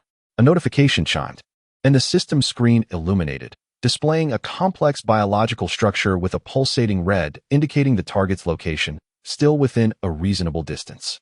Shalu raised his hand and fired an energy orb at the thick, fleshy wall above him. The explosion erupted, sending waves of bloody carnage. But the gap created closed almost instantly, regenerating in a writhing motion. Cursed be this circumstance. Shalu furrowed his brow. Such rapid regeneration made any forced breach a mere folly, especially with his energy reserves nearly depleted from the prior battle. At this juncture, he had no choice but to navigate along these naturally formed organic pathways. He extended his hand, gathering a sphere of energy the size of a ping-pong ball to serve as a flashlight. In the abyss of darkness, this small light shone brightly. Illuminated by its glow, Shalu could discern his surroundings. Below lay a vast pool, bubbling with a viscous, steaming liquid, where bubbles continuously formed, exuding a potent corrosive aura. This must be Bu's stomach. The creature intends to digest him directly. Without hesitation, Shalu soared upward. He traversed a narrow conduit, emerging into an expansive space even larger than the stomach itself. Strangely, the surrounding flesh walls were riddled with countless deep, bottomless black holes, resembling a colossal beehive. Dim light filtered from the depths of some of these openings, casting an eerie and mysterious ambience throughout the area. Above the stomach, an enormous independent space unfolded. Suddenly, a swift shadow shot forth from one of the holes without warning. By the time Shalu reacted, a gaping maw filled with layers of sharp teeth was mere inches from him, lunging to bite. "Get away!" Shalus shouted, grasping the creature's jaws, straining against the impending closure of its massive mandibles. The grinding of teeth against his biological armor emitted a cringe-inducing creak. Damn it! The energy drain is overwhelming. Clenching his teeth, Shalu could barely maintain even the most basic of strength, teetering on the brink of exhaustion. System, how many evolution points remain? Ding. The host currently has no available evolution points. The situation grew dire. He gazed at the multitude of beehive-like openings, a troubling thought crossing his mind. Could all of these holes harbor such grotesque creatures? As if to confirm his fears, more bizarre and monstrous insects surged from the myriad of holes. These terrifying parasites, dwelling within Bu's body, seemed to be experiencing their first encounter with external sustenance. The scent of fresh flesh ignited their voracious instincts, and they clamored towards the peculiar being. Damn it! Chi Yuan slash. He summoned his last reserves of strength, forming a sharp energy disk that swiftly severed the head of the giant insect restraining him. The foul liquid splattered all over him. In that fleeting moment of freedom, he found himself completely surrounded by the overwhelming swarm of insects. Realizing the impossibility of exterminating them all, a fierce resolve glinted in Shalu's eyes. He retaliated with another Chi Yuan slash, not aimed at the enemy, but decisively slicing through his own left arm. With a swift motion, he seized the severed limb, abandoning the fight, and racing back in the direction he came from. The swarm, having caught the scent of fresh blood, descended into madness. They could no longer suppress their primal hunger, abandoning their pursuit of Shalu's main body to fervently chase after the tantalizing severed arm. Upon returning to the upper stomach, Shalu gazed down at the corrosive sea below and hurled his severed arm into the liquid. With a splash, the arm plunged into the viscous substance, and the frenzied swarm followed suit without hesitation, disappearing into the horrific stomach acid, dissolving into wisps of smoke. Shalu had narrowly escaped, not daring to linger for a moment. He swiftly turned and ascended with all his might. Guided by the system map, he navigated past several hazardous areas, ultimately reaching his destination. As he traversed the final narrow passage, a wondrous and magnificent sight unfolded before him. Above the space hung rows of luminescent, peculiar tissues, illuminating the area as bright as day. At the center of this radiance lay a colossal, heart-like organ, rhythmically pulsating. It was ensconced by numerous thick, fleshy tendrils, anchoring it in midair, creating a resonating symphony with each heartbeat. He had found it. Uncontainable excitement and fervor ignited within Shalu. In the cavern, the previously tranquil Bu stirred violently, a wave of unprecedented fear washing over him. This terror was far more intense than during the previous battle. Instinctively, his colossal consciousness began to retract, sinking deeper into his own body. Within the cerebral space, as Shalu prepared to act, the ground beneath him began to writhe violently, gradually revealing the unmistakable pink visage of Majin Bu. Upon encountering Shalu, Bu's consciousness froze momentarily. In the next instant, his gaze shifted past Shalu, landing on the slowly pulsating core nearby. An alarm blared through every cell in his body, and a singular thought seized his simple mind. He must not allow this cunning being to reach the core. The life-and-death crisis surged through Bu's consciousness for the first time. A fierce survival instinct propelled him to cast aside all other thoughts. He raised his hand and unleashed a concentrated energy blast. Shalu had anticipated this move and narrowly evaded it. The explosion created a massive hole in the fleshy wall, sending shockwaves that reverberated throughout the entire space. Boom! In the external cavern, Bu's main body stiffened, clutching its head, as if it had come to a realization. Within the consciousness space, it halted its energy assault, its body trembling as it split into hundreds, thousands of clones, surrounding Shalu from all directions, sealing off every possible escape route. I cannot end here. Shalu roared within. Faced with the countless Bu clones that threatened to cut off all his retreat paths, he leaped upward, channeling his energy into a razor-sharp Qi Yuan slash. With a swift motion, blood splattered as Shalu seized his severed head. Exerting the last vestiges of his strength, he hurled it towards the core like a shot put. The head soared through the air, precisely breaking through the layers of encirclement, crashing heavily against the pulsating core. The core shuddered violently. All the Bu clones twisted and disintegrated, dissolving into dust. The last remaining Bu, still retaining its consciousness, bore an expression of unprecedented terror as it recklessly charged towards Shalu's head that had struck the core. However, the remaining headless corpse suddenly lunged forward, exerting its last ounce of strength to grasp the legs of Bu's consciousness tightly. Hurry, system, Shalu urged urgently. The system responded. Ding. Analyzing and absorbing the demon's core. Demon gene analyzed. 1020. Ding. Acquired evolution points. 1, 0, 0, 0, 0, 0, 0, 3, 0, 0, 0, 0, 0, 0, 5, 0, 0, 0, 0, 0, 0. The system's notifications rang like celestial music, echoing continuously. As evolution points were persistently used, Shalu felt warm currents surging through him, his parched body rapidly regaining vitality. Boom! From the severed neck, a brand new body began to regenerate. With his form restored, Shalu seized the thick tendons enveloping the core, his muscular arms bulging as he strained with all his might to tear them apart. The consciousness of Bu finally broke free from the remnants of its body, its eyes wide with terror as it gazed at Shalu, who was wrenching apart its life source, and it crazily lunged forward. Let go.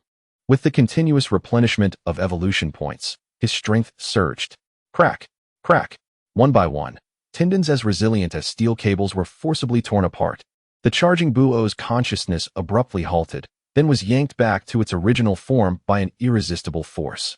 An endless darkness engulfed it, as weakness, helplessness, and excruciating pain overwhelmed it.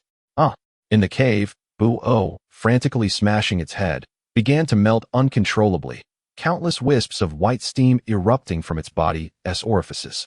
Grasping the core, Shalu was swept out alongside the white steam from Boo-oh's body. The further he flew outward, the quicker his form restored. Bang! Shalu, propelled by the white smoke, collided with a distant rock wall. He slid to the ground and looked up. At that moment, the demon Boo-oh, having lost its core, staggered a couple of steps before it could no longer maintain its shape and completely melted into a lifeless puddle of pink sludge. Sitting down, Shalu held the still, faintly pulsing core in his palm. The exhaustion of surviving the ordeal mingled with an unprecedented sense of satisfaction as he exhaled deeply, gazing at his trophy. Being reborn as Shalu is truly wonderful. Chapter 27, A New Evolution Ding. Successfully analyzed the demon's core, acquired the demon gene. Initiating primary demon transformation. Combat power increased threefold. Gained immunity to technique side effects, such as Kaioken. Continuous prompts resonated in Shalu's mind. He could feel a lively pink heart pulsating next to the biological computer that once served as his core. With each beat, unparalleled vitality surged, revitalizing every cell within him. The depleted energy rapidly replenished, and the fatigue vanished. This sensation was abruptly interrupted by another system notification. Accumulated consumption, 100 million evolution points. Current evolvable gene, Namekian. Following the Namekian gene sequence, two distinct branches emerged. Super Namekian, combat specialization, significantly enhances physical strength and fighting techniques. Regenerative abilities receive a substantial upgrade. Anomalous Namekian, attribute specialization, unlocks unique mental talents of Namekians, amplifying mental strength and special abilities. Shalu contemplated the descriptions of the two branches. The former offered a pure enhancement of combat prowess, straightforward and brutal, while the latter opened a new realm entirely. He had already attained peak levels of raw power through the genes of scions and demons. However, abilities on the mental plane had always been a shortcoming. This was the missing piece toward perfection. He chose the anomalous Namekian. Selected anomalous Namekian for primary evolution. Unlocked anomalous Namekian primary form. Unlocked Namekian language. Unlocked mental control. Boom. An arcane power erupted in his mind. The world seemed to transform at that moment. He could perceive the flow of the wind, hear the subtle vibrations within distant rocks, and even sense the energy particles drifting through the air. His mental power was unprecedentedly formidable. Shalu slowly rose, stretching his limbs. He sensed Trunks' location. The energy was rapidly approaching, appearing somewhat urgent. Was he coming to assess the situation? In an instant, Shalu vanished from his spot. Trunks, anxious and frantic, pushed his speed to the limit. The two cataclysmic energies had just vanished. Had they won or lost? What had happened to Shalu? What about that monster Boo-oh? Countless questions swirled in his mind. Just then, a figure appeared unexpectedly in his path. Trunks abruptly halted, stopping midair. It was him. Shalu. Trunks blurted out, his face betraying an uncontainable shock. Are you all right? He saw Shalu standing there, and scathed. What about Demon Boo-oh? Trunks pressed. I saw you being absorbed by it. It's already dealt with, Shalu replied nonchalantly. Dealt with? The demon that threatened to plunge the entire world into hell has been resolved, just like that? Trunks could hardly believe it. Observing his incredulous expression, Shalu let out a low chuckle. Hee, it seems mere words are insufficient. No sooner had he spoken than Shalu's body began to undergo a transformation. His distinctive green biological armor receded like a receding tide, and the color of his skin began to change. It was not a mere change of color, but a complete reconstruction. Green faded, and pink spread. His form elongated, becoming taller and more graceful. The original insect-like features vanished, replaced by a shape that straddled the line between human and demon. A terrifying aura, both familiar and alien, emanated from him. Trunks gaped, frozen in place. That appearance, that aura, demon. He instinctively uttered the words. The Shalu before him had transformed into a tall and handsome demon form. What do you think? The demon form of Shalu extended his hand, admiring his new pink skin with a look of satisfaction. After absorbing Boo-oh, this body had undergone an evolution beyond perfection. Watching Shalu revel in his new form, Trunks instinctively wiped the cold sweat from his brow. Then, an overwhelming joy surged within him. The nightmare had finally come to an end. Chapter 28, Shalu vs. The three scions with the mess cleared up here. It was time for me to return. In the underground shelter of the West City ruins, all survivors emerged to the surface. They spontaneously formed two lines to bid farewell to the monster that had ended their apocalyptic nightmare. Trunks stood at the forefront of the crowd, with his mother and Mai by his side. The time machine was prepared and ready. Wait. Just as Shalu was about to enter the cabin, Bulma hurried over, carrying a box. She opened it to reveal a thick notebook and two vials radiating a soft blue glow. Give these to the past version of me. Shalu accepted them. So, this is the energy source for the time machine from the original story? Shalu nodded and leaped into the cramped cabin. As the hatch slowly closed, he cast one last glance at the young man outside, waving vigorously at him, a wicked smile spreading across his face. We shall meet again. The enigmatic entity that has been orchestrating the machinations of Majin Buu is likely to notice the upheaval soon. Following a blinding flash of white light, the time machine transformed into a streak of brilliance, vanishing entirely from this ravaged land, accompanied by Shalu. In the present era, at the Capsule Corporation, the time machine materialized out of thin air on the backyard lawn. Almost instantaneously, as the hatch opened, the immense energy of Shalu was felt. Boom, boom, boom. Three equally formidable energies erupted from the direction of the gravity training room, racing towards them with great urgency. Vegeta took the lead, his speed surpassing even that of Sun Wukong. Before he arrived, his urgent and irritable questions were already bellowing forth. Shalu, what has happened to Trunks? He appeared before Shalu in an instant, gripping Shalu's shoulders tightly, his fingers digging in with intensity. Is he all right? Shalu allowed himself to be held, calmly meeting the anxious gaze of the man before him. This Saiyan prince was genuinely concerned for his son. Rest assured, Shalu uttered 3 words. Trunks has consumed a Senza bean. This statement caused Vegeta's tense muscles to instantly relax. He released his grip and stepped back, his nearly explosive energy dissipating. Yet he continued to fixate intently on Shalu. Father. At that moment, the modern Trunks also rushed over. Soon after, Sun Wukong and Broly arrived one after another. They sensed the energy emanating from Shalu, now deeper and more unfathomable than when he departed, their expressions growing solemn. Here, ignoring the others, Shalu tossed the items entrusted to him by the future Bulma directly to the present Bulma, who had just arrived. This is what the future you asked me to bring. Bulma fumbled to catch them, and upon seeing the notebook and 2 vials of energy particles, she was momentarily stunned. She opened the notebook, gazing at the familiar handwriting and formulas that far exceeded current technological levels, her hands beginning to tremble slightly. The future me is truly impressive. Having completed this task, Shalu finally turned his attention to the matter at hand. He looked directly at Sun Wukong and then glanced at Vegeta and Broly beside him. You 3, come and train with me. The mundane statement carried an undeniable air of authority. Sun Wukong was taken aback, then his face lit up with excitement. All right. I've been eager to see how much stronger you've become after your journey to the future. Just as I expected. Vegeta scoffed, the previous worry transforming into pure battle intent, eager to witness whether Shalu had the right to boast such claims. Although Broly remained silent, the fire of determination ignited in his eyes as well. Shalu, your energy feels entirely different from before. Hee. Shalu chuckled softly. The powers derived from Majin transformation and alien genetics are something I am keen to test myself, to discover just how far I have progressed. The group ceased their idle chatter and proceeded to the innermost combat training room of the Capsule Corporation. This specialized space, crafted with the highest technology over the years, featured walls constructed from more complex rare alloys, specifically designed to withstand energy impacts. Within the expansive combat arena, Shalu stood alone on one side. Opposite him, Sun Wukong, Vegeta, and Broly formed a triangular formation, their expressions serious. The battle was imminent. Come on. Shalu cracked his neck, emitting a sharp sound. Let me see how much you have grown. No sooner had the words left his lips than the 3 of them erupted with energy. Sun Wukong was the first to strike, golden energy blazing upwards as he transformed into Super Saiyan 2. Vegeta, not to be outdone, unleashed his own powerful Super Saiyan 2 aura, golden lightning crackling around him. Roar. Broly let out a deep growl, his green energy surging violently, brimming with destructive force. The 3 overwhelming energies intertwined. At the center of the storm, Shalu wore a serene smile. Come on, Shalu beckoned the trio with a finger. Let me witness the fruits of your 3 years of training.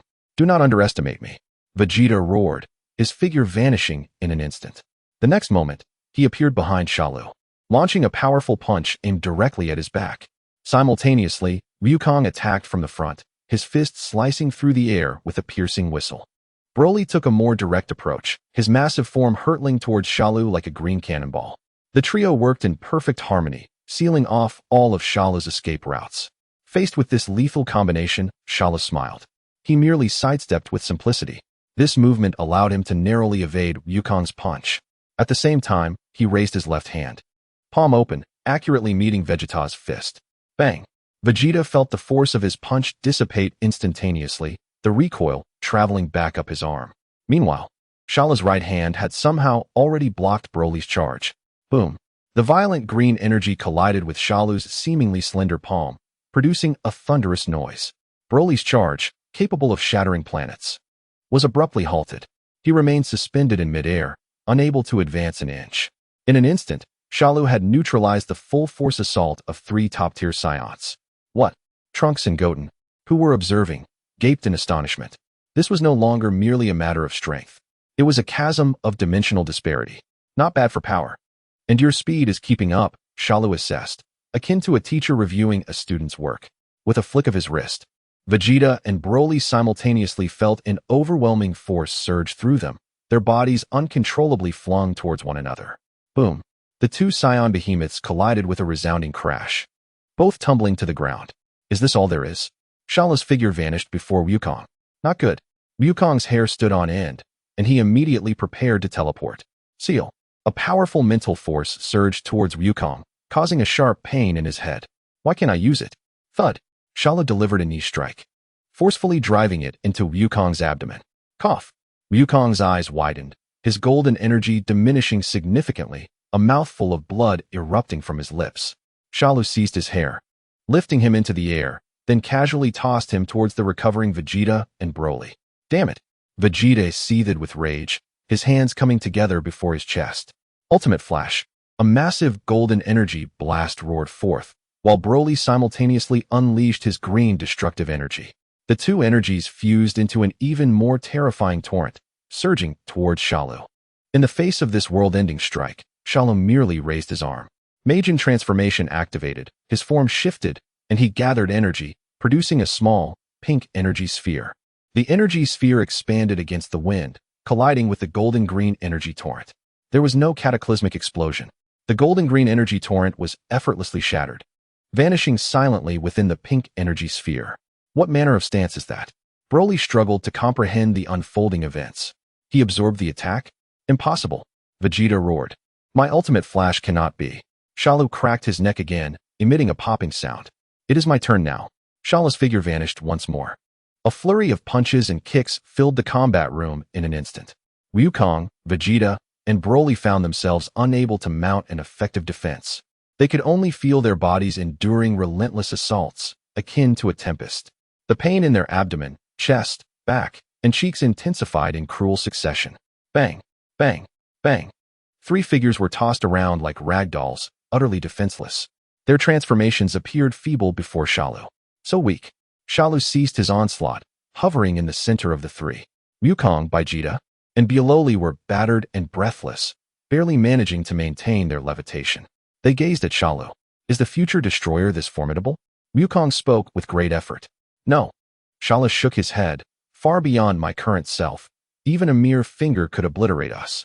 Wukong forced a bitter smile and released his transformation. Shalu, please train us now. Chapter 29. Perilous training. This training is unlike anything you have encountered before. Shalu's voice was soft yet struck the hearts of Son Wukong, Vegeta, and Broly like a hammer.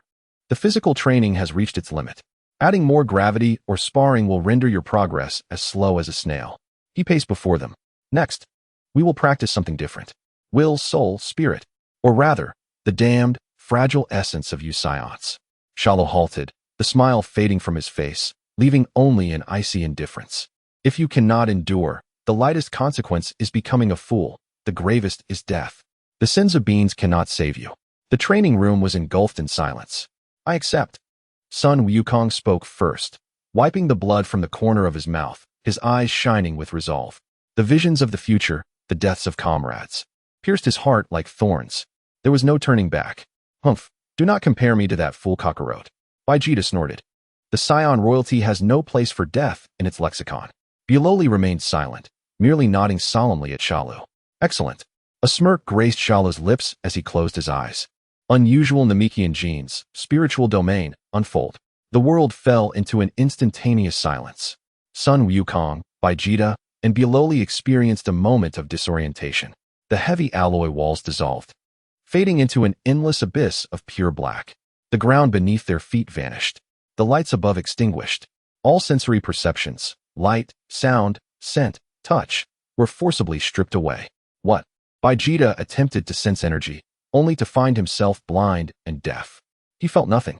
Kakarot, Biloli, seemed to have vanished into thin air. He could not even feel his fists, his own body. Panic surged from his very core. Do not panic. Shalu's voice resonated directly within their minds, clear as if whispered in their ears. This is the spiritual space. Your bodies are outside. Your consciousness is under my control. Here, transformation, energy, fists, and kicks are all worthless. Vegeta tried to summon his chi, but his dantian was utterly empty. He wished to throw a punch, yet he could not even ascertain where his arms were. He had become a spirit trapped within a black box. What do you intend to do? Vegeta roared within his mind. Very simple. Shalu replied, survive. Survive? The thought had barely surfaced when a terrifying pressure, indescribable and overwhelming, began to crush him from all directions. From every inch of darkness. This was not gravity, nor an energy impact. It was a pure, existential oppression, seeking to erase his very being from existence. Sun Wukong's consciousness emitted a silent scream. He felt himself disintegrating, shattering. Every thought, every memory, was compressed, twisted, and torn apart by this force. It felt as though someone wielded an eraser, ruthlessly scrubbing away the marks he had left on paper. Damn it! Vegeta held on with all his might. He transformed the pride of the Saiyan prince into a shield against the force that sought to obliterate him. Yet, his resistance, in the face of the boundless dark pressure, felt like a tiny boat amidst a tsunami, ready to capsize at any moment. Meanwhile, Biloli's consciousness was in a full-blown frenzy. His primal instincts drove him to resist fiercely, the green flames of destruction burning savagely. But here, anger was poison. The pressure intensified exponentially. Biloli's consciousness flickered violently, akin to a candle in the wind, on the verge of extinguishing. Do you see? Shalu's voice echoed again, cold and godlike. This is your will. In the face of true trials, it is utterly fragile. Sun Wukong, is your determination to protect everyone merely this trivial? You cannot even save yourself. Biloli, your strength only hastens your demise. Finally, his voice targeted Vegeta, who was struggling the most. And you, Vegeta, your pride is your strongest weapon, yet also your most foolish weakness. Do you not wish to surpass Kakarot? Do you not aspire to be the strongest in the universe? Yet now, you cannot even maintain your existence. In the instant his words concluded, the pressure on Vegeta's consciousness surged dramatically. Crack! Vegeta felt as if he heard the sound of his very soul shattering. Countless images exploded in his mind. Namek, Frieza's finger piercing his heart, tears streaming down his face, unable to close his eyes in death. Earth, number 18 stepping on his arm, that sense of helplessness. Confronting my complete form, he had poured all his strength into a kick and could not even make me budge. Those failures and humiliations he had buried deep within him were now magnified 1,000-fold, mercilessly lashing at his soul. Vegeta's consciousness twisted violently, almost fracturing into a myriad of light points. I am the prince of the Saiyans. I will not perish here. His resistance weakened. In the real world. Within the training room, Sun Wukong, Vegeta, and Biloli stood with their eyes tightly shut, completely still. Yet their bodies trembled like leaves in a storm. Beads of sweat rolled down their foreheads, pooling at their feet. On their faces, expressions of pain, anger, fear, and despair flickered in rapid succession. In the monitoring room, Bulma watched the data on the screen spike into the red, her heart racing in her throat. You too. Hurry. Stop Shalu. Bulma screamed, her voice laced with urgency. If this continues, they will truly perish. Trunks and Goten, pale with fear, turned to dash into the training room. If you cannot endure, it would be better to die now. Shalu's cold voice echoed from within. The future enemy is 1,000 times more perilous. This is their own choice. In the spiritual space, darkness thickened. Vegeta's consciousness blurred. He was on the verge of collapse. Give in. To be consumed by this void means no more suffering. At that moment, Shalu's voice, like a whisper from a demon, resonated once more. Is this how you surrender, Prince? To vanish like this is indeed a tempting choice. No longer will you chase after the shadows of others, nor suffer the pain of helplessness. Bulma will remarry. Your son will have a new father. Trunks might even prefer Kakarot as his father. Shut up. A roar erupted from the depths of Vegeta's soul, shattering the silence of the darkness. On the brink of dissolution, his consciousness reassembled at that moment. Chapter 30. The rebirth of the three. Do not dare mention them. That is the final bastion. No longer merely an empty dignity belonging to the Prince of the Saiyans, nor the unwavering obsession of protection and perseverance. Vivid images seared into the depths of his consciousness like a heated iron. In the darkness, the face of a blue-haired woman emerged. She always nagged him about making a mess of the training room, while quietly preparing fresh clothes and warm meals for him. The scene shifts dramatically, revealing a boy who carries within him half of his lineage. Despite trembling with fear, he bravely puffs out his small chest, gazing at his father with the most reverent admiration imaginable. She is his woman. He is their son. My pride. Vegeta clenches his fists, the essence of his being coalescing into a tangible form, ignited by an unprecedented golden flame. He is their man, their father. Boom. The darkness is violently torn open, revealing a rift. Willpower solidifies into a tangible force, transforming into golden flames, sharp as blades. In the shadows, the voice of Shalu resonates, laced with a sinister mirth. So it is. At last, I have found your anchor, Prince. And what of you, Kakarot? Shalu's consciousness glides toward another flickering, nearly extinguished light. To protect the Earth? To safeguard everyone? What a grand slogan. But is that all you have? Who have you truly protected? Memories of failure morph from mere images into daggers, incessantly piercing his consciousness. The arrival of Raditz, the futile attempt at mutual destruction, left him powerless. On Namek, Krillin was reduced to ashes before his eyes, tearing at his heart, and he had thrust his own son into the path of that monster, against whom he had no chance whatsoever. Each time, he was a step too late. Each time, his guardianship demanded the blood and lives of his companions to awaken. Is this what you call protection? No, I refuse. Son Goku's consciousness convulses in agony. He wishes to see no more familiar faces vanish before him. He does not want Gohan to bear the burden of despair that even adults cannot endure. What he desires is not to be a Saiyan seeking vengeance through wrath after tragedy strikes. What he longs for is the absolute power to obliterate all threats before they arise. In this moment, his once naive and combative heart is tempered by fire and solidified. It is no longer a raging flame but a tranquil ocean, unfathomable and calm after the tempest. Son Goku's essence slowly gathers, lacking Vegeta's blinding brilliance. It resembles a steadfast boulder, impervious to any external force. Very well. Now, it is time for the last one. The most troublesome and intriguing of them all. Broly. His legendary power is the key to unlocking higher realms. Yet now, this very power acts like the fiercest poison, turning against him. Shalus' consciousness infiltrates the chaos. A raging green storm. It is all your fault.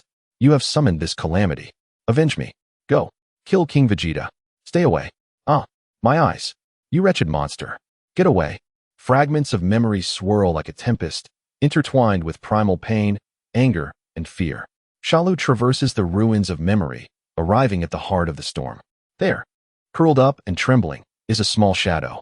Before him stands a towering man, brandishing a sharp knife, his face twisted with madness. The young Paragus, from initial resentment towards his son's power to later exploiting it for vengeance, culminating in a fear that devours him whole. All hatred coalesces into a dagger aimed at the helpless child. Truly tragic.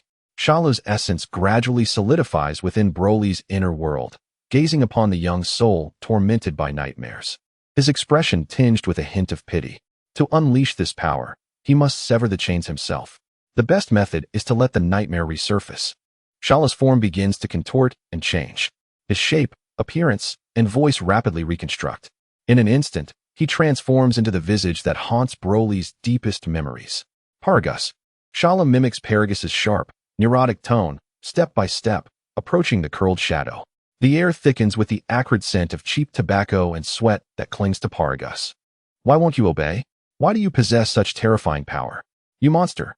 The violent storm of Broly's consciousness bizarrely halts at the moment this figure materializes. The familiar essence that chills him to the core is his father. No, don't come closer. The core of Broly's consciousness, that small figure, emits a feeble plea, barely above a whisper. Yet Shalu does not relent. He extends his hand, conjuring a knife identical to the one in his memories. The chill of the blade pierces Broly's essence with a bone-deep cold. Shalu, as Paragus, roars, raising the weapon high, aimed at the boy.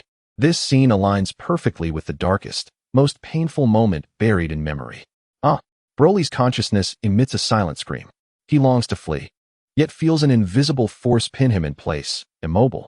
He can only watch as the cold blade looms larger in his vision. Fear, like a colossal wave from the depths of the ocean, engulfs all. Just then, a voice colder than the blade pierces through Paragus's roar, resonating in every corner of Broly's consciousness. Where is your anger? It is Shalu's voice. This power that brings you suffering. This rage that drives you to annihilate everything. Where is it now? He views you as a mere tool, binding you with chains, even seeking your destruction. And you? Shalu's voice drips with mockery. Will you merely weep here like an unweaned infant? Broly's essence jolts violently. Weep? Am I crying? Am I afraid? Why? Why should I be afraid? Shouldn't he be the one to fear?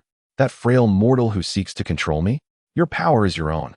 Shalu's voice resonates like a decree, softly yet insistently striking at Broly's soul. Your anger must also be under your dominion. Raise your head, Broly.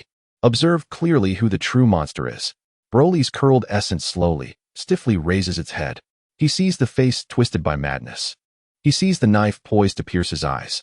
And behind that face, he glimpses the deep-seated fear hidden within those eyes. He is afraid. He fears my power. A thought strikes like lightning through the chaos, reverberating in his mind for the first time. Since you are so afraid, roar. A sound that does not belong to humanity erupts from the depths of his soul, shattering the entire mental realm. The raging green energy transforms from chaotic storm into a colossal claw, embodying Paragus. What? The madness on Paragus's face is instantly replaced by shock and disbelief. The knife he holds halts just a centimeter from Broly, unable to advance any further. Let go of me, you monster.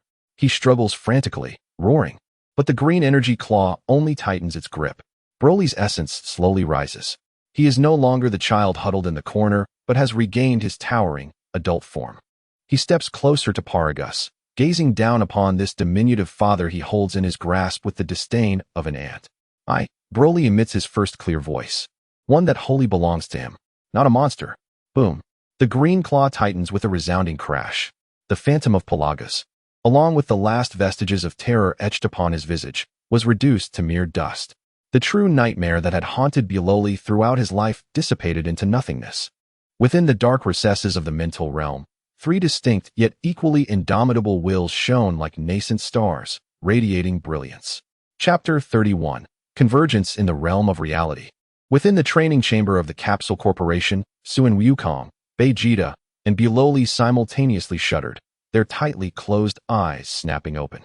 They gasped for breath, their bodies drenched in sweat, as if they had just emerged from the depths of a river. Father, are you all right? Trunks and Wu Tian could no longer contain their anxiety and rushed into the training room, each launching themselves towards the newly conscious Vegeta and Suin Wukong. In the monitoring room, Bulma observed the life data on the screen plummet from the red alert zone to normal levels, her body slumping against the chair as she exhaled a long sigh of relief. She quickly grabbed a nearby tablet and hurried inside. Just now, your physical data was on the verge of collapse.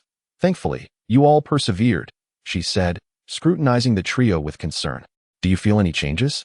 Vegeta gently pushed Trunks off him, slowly lifting his hand, opening and then clenching it into a fist. He did not focus on the magnitude of his power, but rather on an unprecedented sense of control. The once tumultuous energy that had required immense effort to harness now flowed through him like a gentle stream, effortlessly coursing to every corner of his being with each thought. It feels remarkable, Vegeta murmured, his body feeling extraordinarily light. Indeed, Suin Wukong vigorously nodded, testing his limbs with an expression of uncontainable excitement. The energy has become clearer. I can sense every cell in motion. Broly remained silent, quietly absorbing the sensations of his own transformation. He then turned toward Shalu, who was not far off, and nodded gravely. Thank you. These simple words conveyed profound gratitude. The true source of his rage and anguish had been completely severed. Now he was truly living for himself. Shalu calmly accepted his gratitude, pleased with the training results that exceeded expectations. The refinement of their wills had elevated their control over their powers to an entirely new realm. This was indeed the cornerstone leading to higher dimensions. I wonder how Gofen is faring with his training, Sun Wukong pondered, scratching his head as memories of his eldest son surfaced. 3 years prior, during the training regimen established on Baozi Mountain, Shalu had divided everyone into 2 groups. The 3 of them trained under Shalu's grueling methods, while Gofen had been assigned to the other group, training under an unexpected mentor, Gula. Rest for 2 days. Shalu's voice broke through their thoughts. Afterward, we shall converge with them and test your newly acquired powers. 2 days later, in Showdown City, within the Showdown courtyard, the scene was in stark contrast to the ravaged lands outside, retaining its opulent pre-war appearance.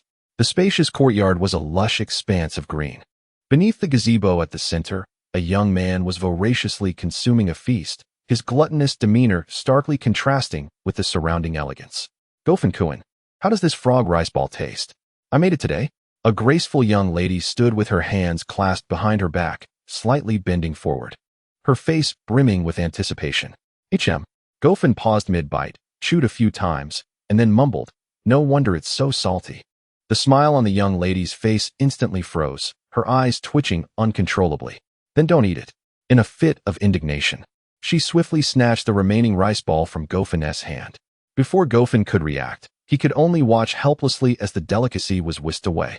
The young lady turned huffily to the other side of the gazebo, where Gula sat with perfect posture, seemingly oblivious to his surroundings. His dining was both elegant and rapid, the plate in front of him emptying at a visible pace, yet he emitted not a single extraneous sound, forming a stark contrast to Gofen's antics.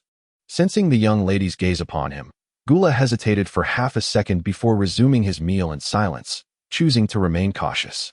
At such a moment, the atmosphere in the gazebo shifted subtly. Creak. The grand entrance to the courtyard swung open, and a sharply dressed butler strode in briskly, his face wearing an expression of respect, followed by several imposing figures that radiated immense pressure. The butler ran to the front of the gazebo and bowed deeply. Mr. Showdown is out attending to matters. The young ladies are ahead.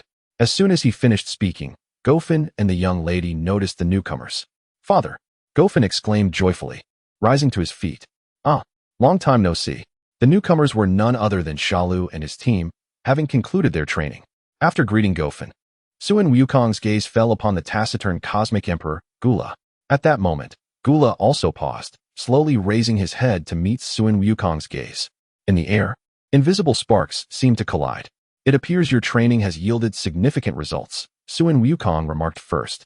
Likewise, Gula replied, setting down his utensils and wiping his mouth with a napkin. The aura you emit is even more detestable. Their exchange was charged with tension. Vegeta cast a sidelong glance at Gofen and Bd. Gofen, have you made any progress in these 3 years? Surely, you haven't just been playing house with her? Ahem, what are you talking about, Uncle Vegeta? We were merely training together. Gofen sputtered, caught off guard by the sudden inquiry. Vegeta merely snorted dismissively, crossing his arms, his expression rife with impatience. Bd, blushing, gave Gofen a firm nudge. After we finish eating, let us show the uncles our progress. Chapter 32. Gofen and Bd in the clearing of the back mountain, bolstered by Showdown's financial support. It now stood expansive and fortified. Gofen and Bd faced each other, separated by several dozen meters. The others had retreated to a safe distance, providing ample space for their duel. Bd-san, are you ready? Gofen took a deep breath, assuming a stance. He was determined to showcase his progress over the past 3 years, ensuring that his father and Uncle Vegeta would not underestimate him. Let us go? Bd nodded, her legs slightly bent, her aura transforming instantaneously. No longer was she the shy girl. She had become a drawn blade. Seeing her serious demeanor, Gofen shed the last remnants of his ease. However, just as Gofen anticipated the battle would commence at some signal, whoosh, Bd figure vanished from her position. So fast, Gofen's reflexes lagged by just a fraction of a second. In the next instant, a fierce gale swept toward him, heralding her approach. The young lady lunged forward with a straightforward punch aimed squarely at Gofen's face. The The speed of this strike far surpassed the limits of an Earthling. Before the fist even reached him, the force of the wind sent Gofan's bangs flying. In his line of sight, that pale fist grew rapidly larger, enveloped in a faint white aura. Danger! Gofan had no time for further contemplation. His body instinctively leaned back as he raised his left arm to block. Bang! The fist collided solidly with his arm, producing a muffled thud. A tremendous force surged through his arm, rendering it numb. He slid uncontrollably backward for several meters, his feet carving deep grooves into the hard ground. What? Gohan was pushed back? A fleeting moment of astonishment crossed Vegeta's otherwise impatient face. He had indeed felt it just moments ago. The instant that girl charged forward, an immense energy erupted. Hey, Gohan, what on earth are you doing? Vegeta shouted in dissatisfaction. You're being overpowered by a mere Earth woman. Gohan ignored Vegeta's outburst, shaking his numb left arm, his expression turning entirely serious. The force of that punch was abnormal. It was certainly not the kind of power a regular person could wield. Biddy Lee, you. Before he could finish his sentence, Biddy Lee launched her second wave of attacks. She struck with precision, not pausing for a moment, her figure darting forward like a specter, closing in once more. With a flurry of kicks, shadows of her legs enveloped Gohan's entire being. High kicks, mid-level strikes, low blows. Each kick sliced through the air, moving so swiftly that only afterimages remained. Bang! Bang! Bang! Gohan crossed his arms defensively in front of him, forced to endure the tempestuous onslaught. He was knocked back step by step, each footfall leaving shallow impressions in the ground. The martial arts of this Earth girl were refined and lethal. Moreover, her strength was continuously escalating. The excitement on Sun Wukong's face gradually shifted to solemnity. He could distinctly sense that Biddy Lee's energy was rising at an astonishing rate. The intensity of her aura had already surpassed the vast majority of Earth's martial artists. What on earth had she and Gohan experienced over these 3 years? Gula remained expressionless at the side, but a subtle curve played at the corners of his mouth if one looked closely. In the center of the arena, Gohan finally seized an opportunity and shouted, his energy surging forth. A wave of power radiated from him, temporarily pushing Biddy Lee's relentless barrage back. Biddy Lee, are you serious about this? Gohan chuckled wryly. Everyone is here to witness our training results. Yet, as he spoke, he couldn't shake the frustration from the restaurant incident, wondering why this girl was so oblivious. She charged at him again. This time, Gohan no longer played the role of passive defense. He met her head-on. The two figures collided at high speed in the clearing, the sounds of their strikes echoing endlessly. Boom, boom, boom. Each clash generated visible shockwaves, sending dust spiraling into the air. This Earth woman named Biddy Lee was truly able to trade blows with Gohan, who had yet to transform into a Super Saiyan. It was an even match. Impossible. Vegeta roared, utterly bewildered. How could a human, from such a supposedly inferior lineage, reach such heights in just 3 years? This energy far exceeded that of the Frieza from years past. Gohan, what kind of training have you undergone in these 3 years? This was not only Vegeta's question, but the curiosity of all present.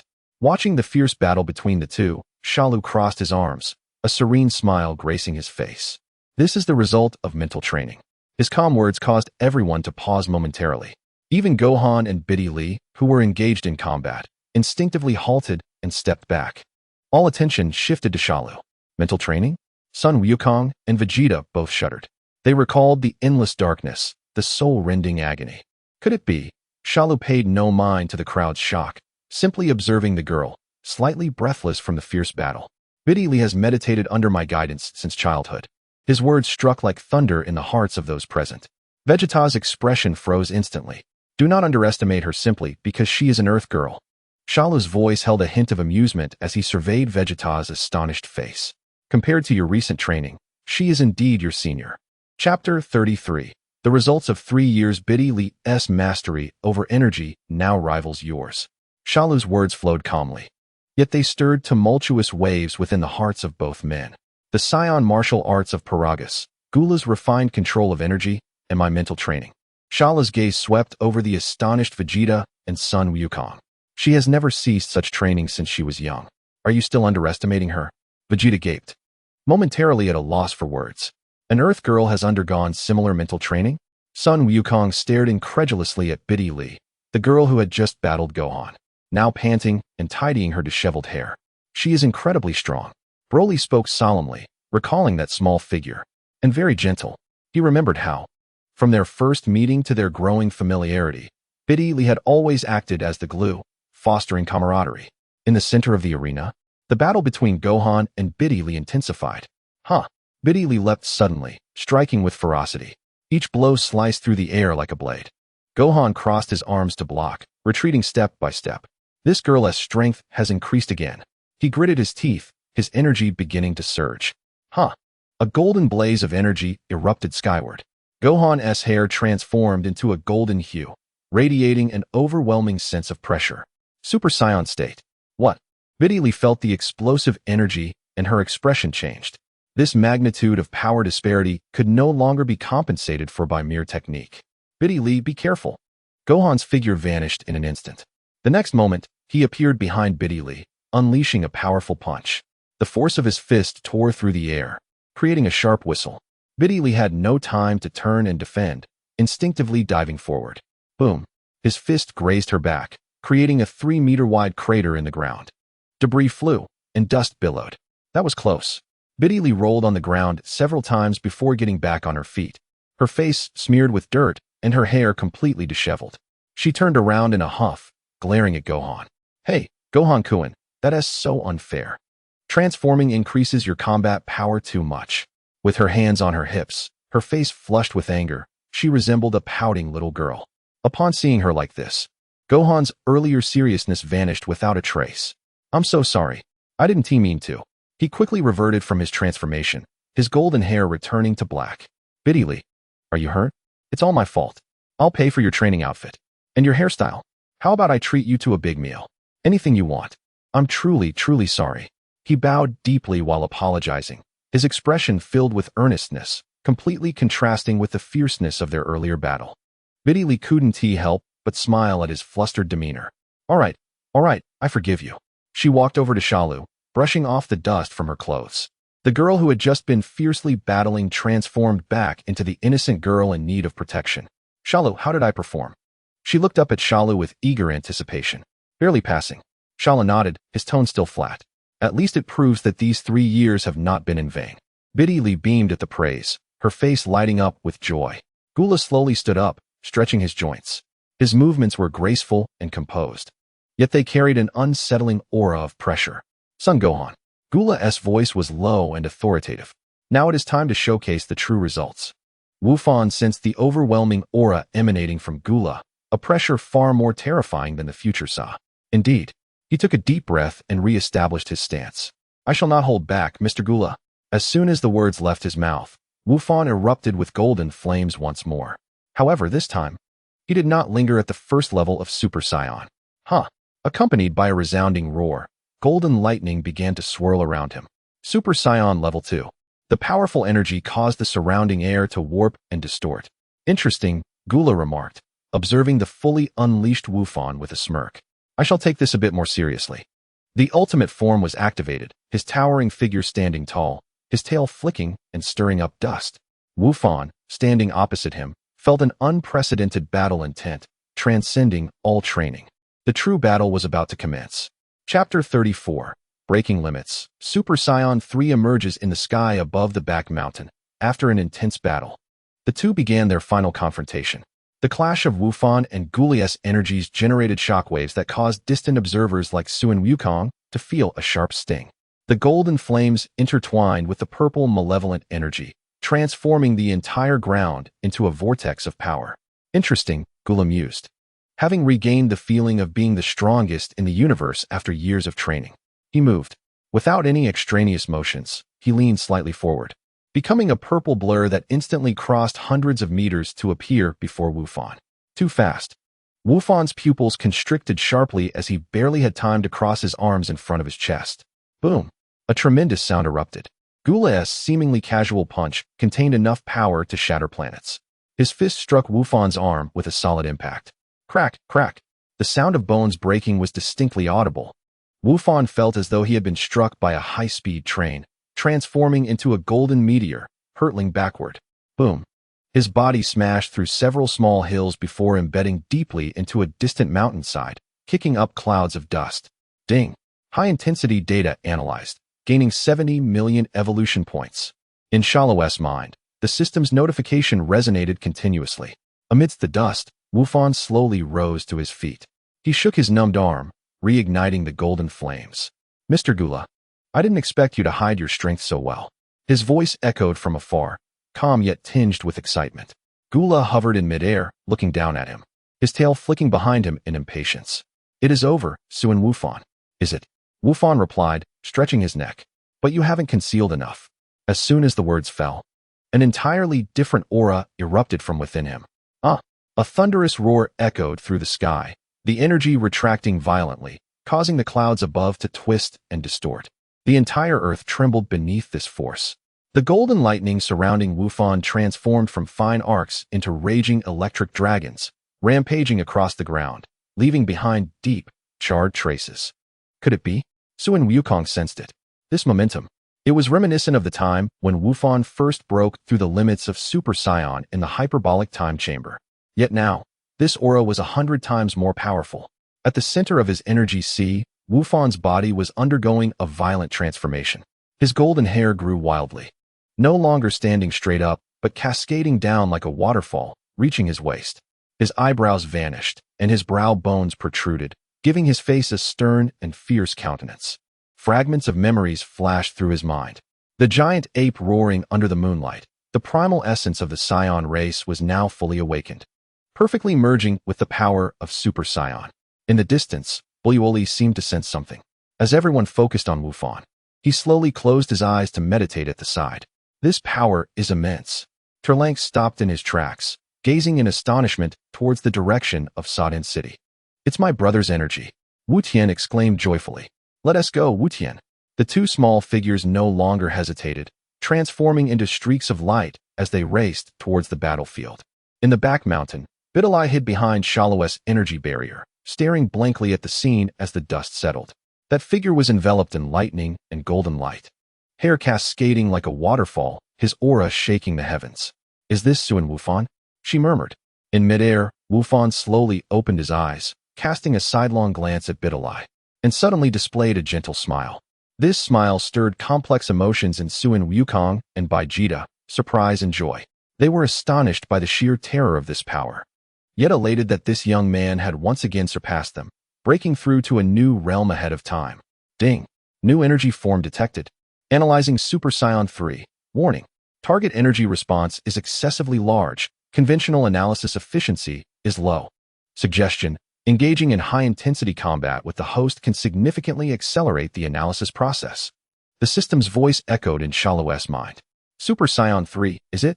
It seems that without the potential development from the Elder Kai, Wufan's evolutionary path leans more towards the inherent power of the Saiyan bloodline. This is acceptable. Shalus' thoughts raced. In about 2 years, those individuals should be arriving soon. Gula stepped back. Shalus' calm voice resonated. Before the words finished, his figure silently appeared beside Gula. Gula looked at Suan Wufan, who resembled a descending demon, feeling the energy that seemed capable of collapsing space itself, and disbelief began to show on his previously calm face. He did not refute Shalus' words, merely retreating silently and releasing his transformation. He understood that the upcoming battle was beyond his reach. The focus of the entire scene instantly shifted to Shalu and Wufan. Shalu refrained from unnecessary dialogue. He simply gazed at Wufan, as energy surged wildly within him. Boom! An aura no less terrifying than that of Super Saiyan 3 erupted from Shalu. Pink lines began to spread across his body, his muscles reconstituting at a visible rate. And amidst the mixed energy, the malevolent aura of the demon was unleashed, engulfing the whole area. Demon transformation. Come, Wufan, Shalus' voice resonated directly in Wufan's mind. Let me witness the true extent of your newfound power.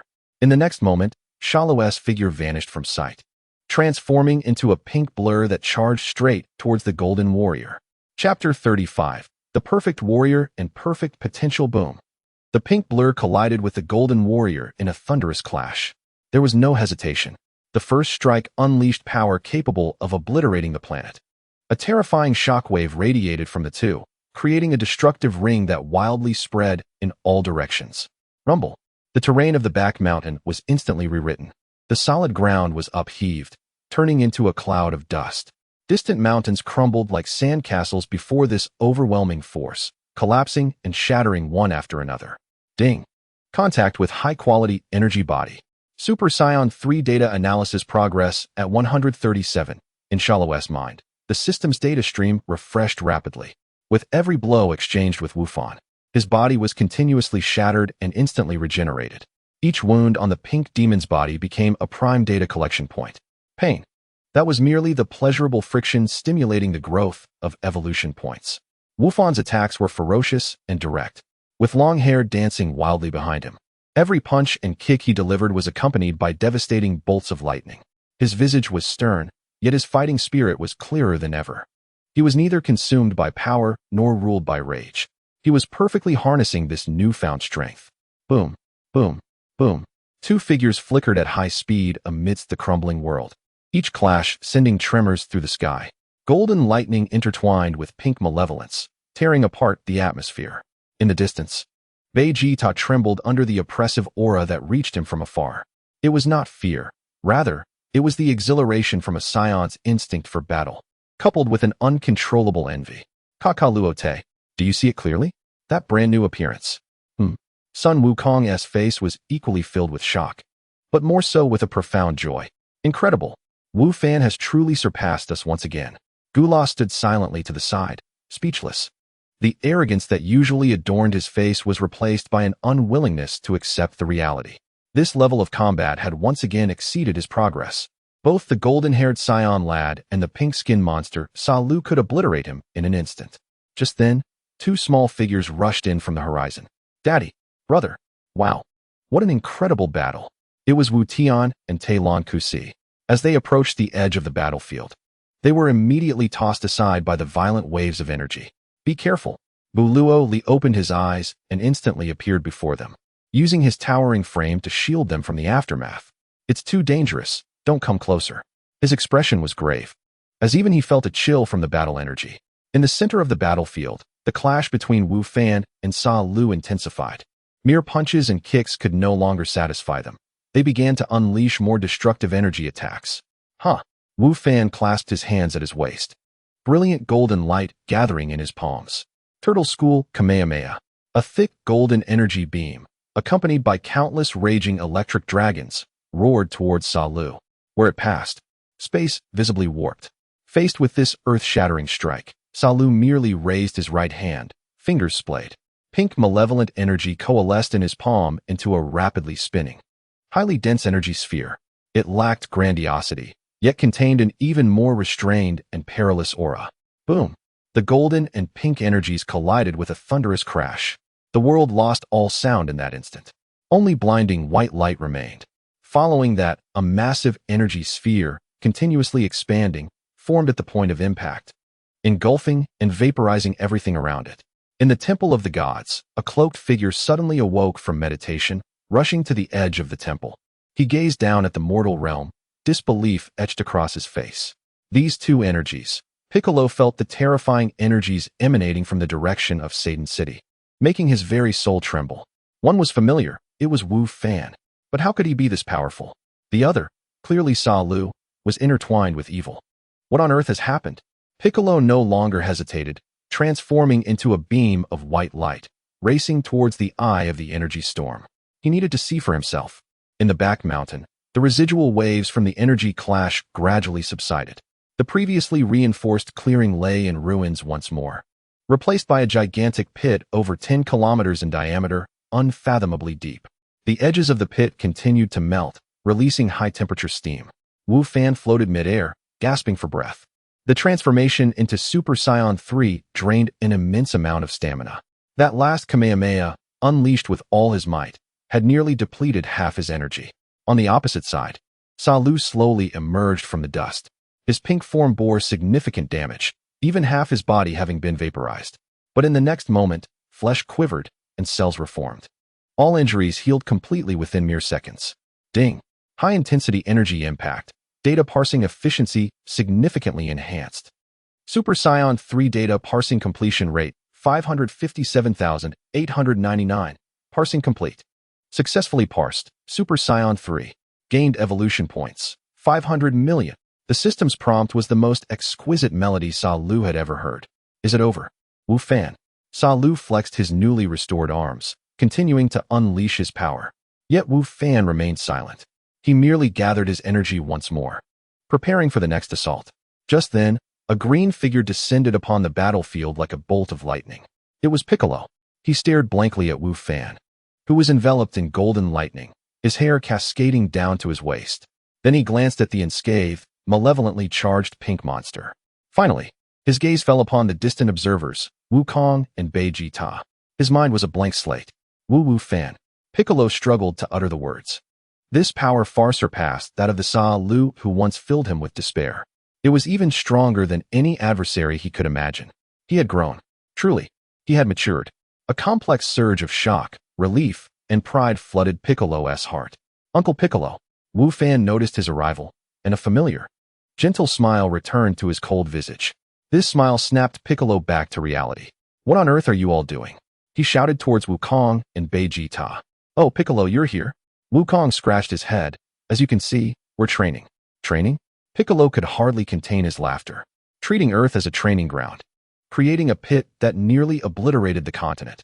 Is that what you call training? Bei Jita merely snorted, turning his head away. He did not wish to speak. With every glance at Wu Fan's Super Saiyan 3 form, his own pride became an increasing torment. Just then, Shalu's voice interrupted everyone's thoughts. He glanced at his system panel. The parsing was complete. His goals had been achieved. Today's training ends here. Shalu reverted from his Majin form, returning to his original appearance. The suffocating malevolence dissipated without a trace. Wu Fan also sighed in relief, releasing his Super Saiyan 3 transformation, gently descending from the sky. A wave of exhaustion washed over him, nearly causing him to falter. Bai Dili hurried forward to support him. Wu Fan-kun, are you all right?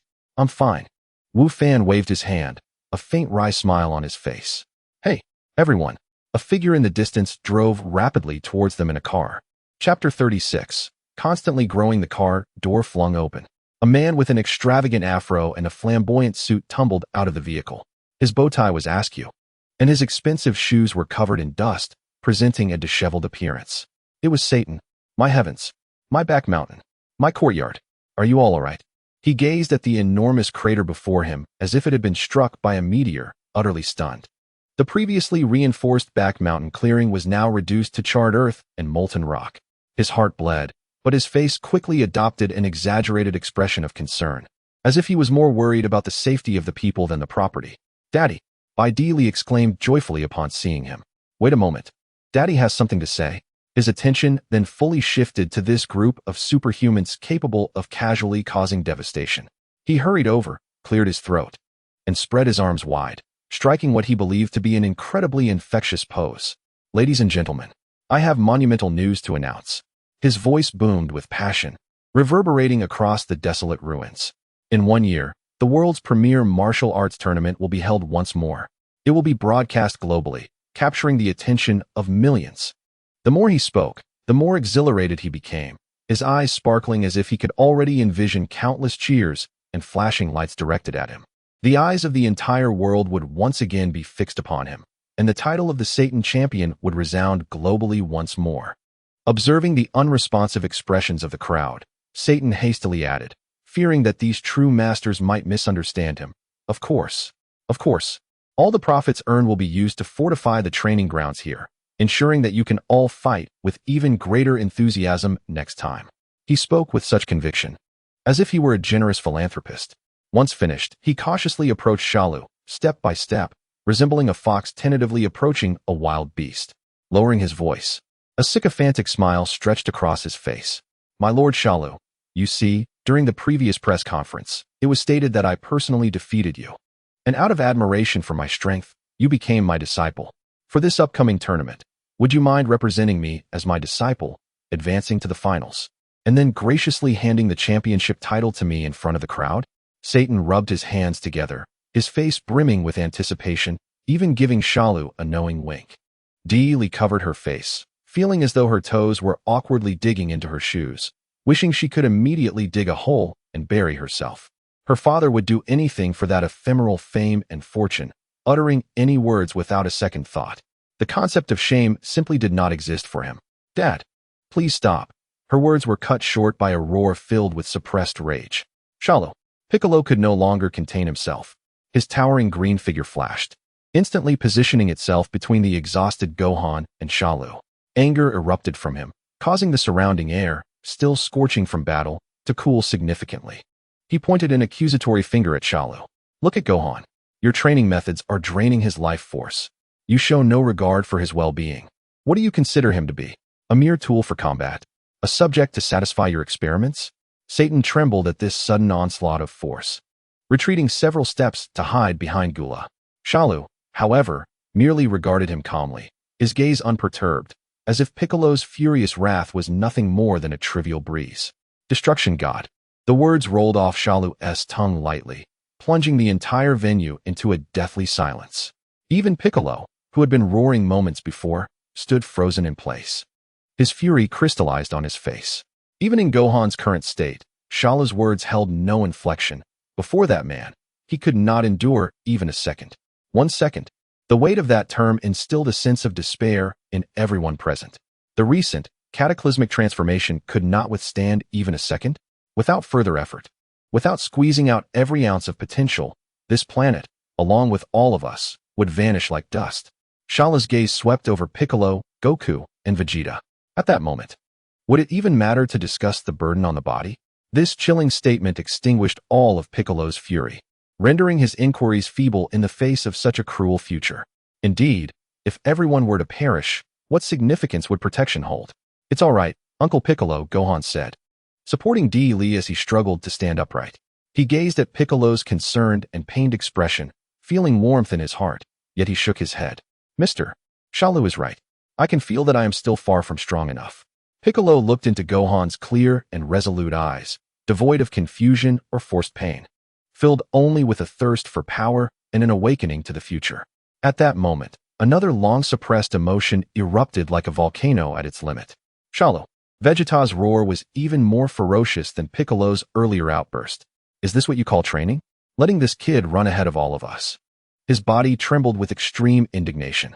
A golden aura surged uncontrollably around him, crackling with explosive sounds, reducing the debris beneath his feet to dust. Why? Why is it always Kakarot's son? Back in the hyperbolic time chamber, he had been the first to break through the barrier of Super Saiyan. Yet in the end, it was this little brat who truly surpassed that limit, attaining the second stage. Once more, history repeated itself. After tirelessly enduring hellish trials, he had finally caught up to Kakarot, even surpassing him. But in the blink of an eye, this child had once again left them in the dust. Continue, Vegeta shouted, pointing at Shalu. Increase the training intensity. I must grow stronger. I need a more formidable opponent. A stronger challenge. The earlier display of allowing Gohan to showcase his strength now seemed laughable. Witnessing the unfolding scenes, Shalu's plan was progressing perfectly. He sought all kinds of emotions: jealousy, resentment, anger, desire. These were the finest fuels, capable of propelling the Saiyan fighting machine into the realm of the divine. Excellent, he declared, his voice calm, yet overpowering the surrounding clamor. In that case, training will enter phase 2, team combat. This term caused both Goku and Vegeta to perk up. They immediately grasped its implications. It would no longer be merely one-on-one, but a more intricate melee. However, Vegeta's fury did not subside.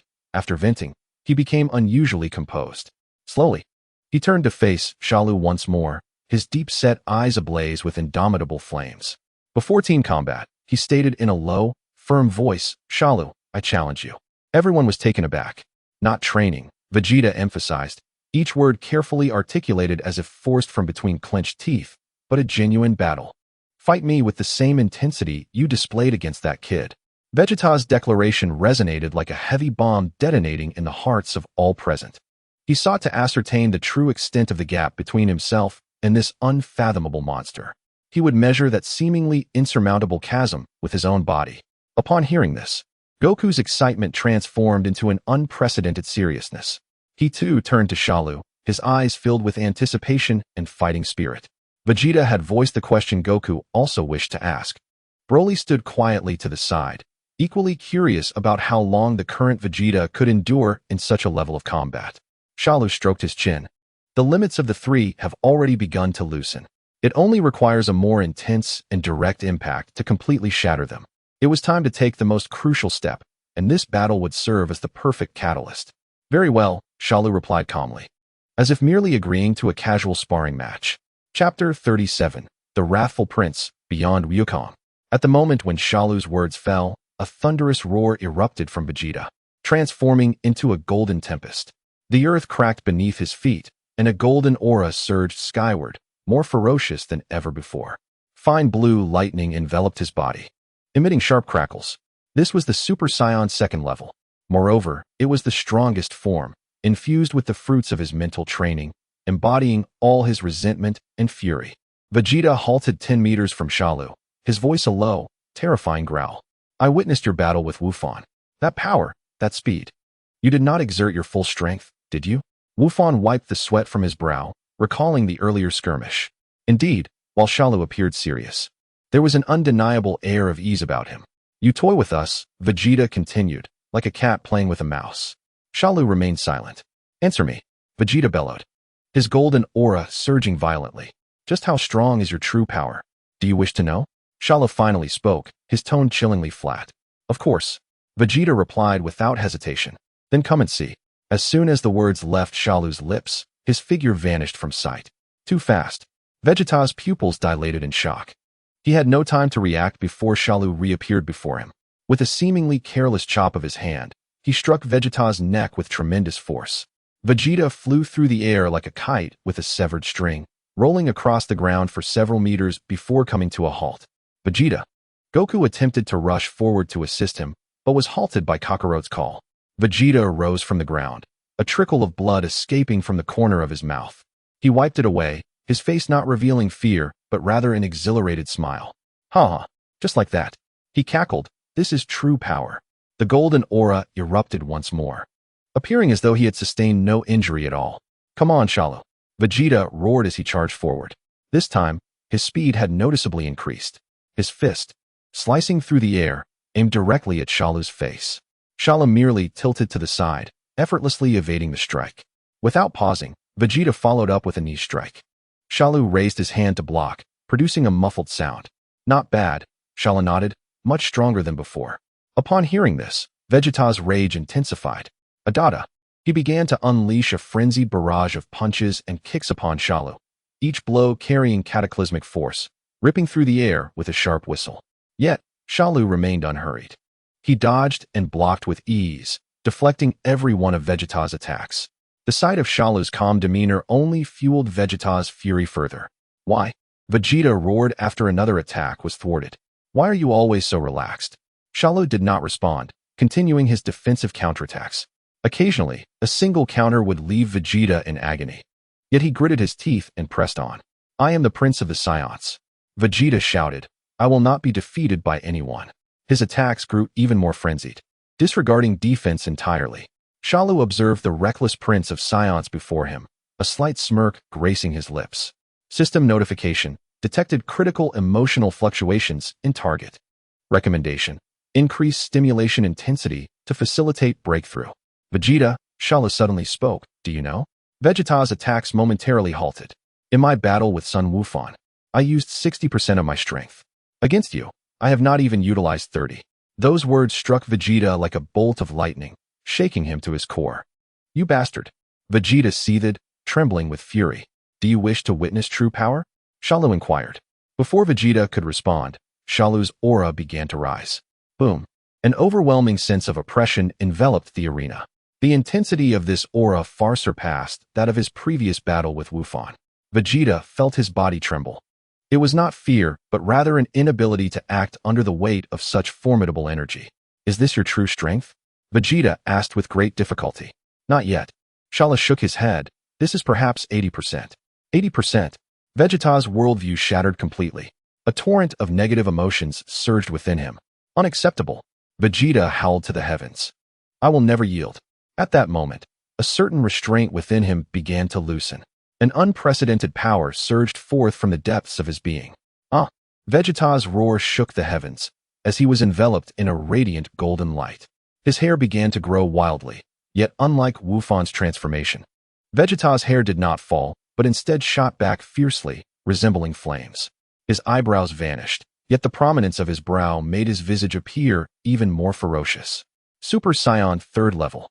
But this was Vegeta's unique Super Saiyan 3 form, brimming with the majesty of a ruler. Ding! New energy form detected. Acquired evolution points. 800 million. Shalu gazed with satisfaction at the newly transformed Vegeta. However, as soon as Vegeta completed his transformation, the immense exhaustion struck him, threatening to topple him over. Damn it! He gritted his teeth, striving to remain upright. The energy drain of this form surpassed his expectations. Well done, Shalu nodded. You have finally taken that step. Vegeta remained silent, for he lacked the strength to speak. The overwhelming fatigue washed over him, causing the newly ascended Prince of Saiyans to slowly descend to the ground. Chapter 38. The eve of the martial arts tournament. Everyone at peak condition. Dad.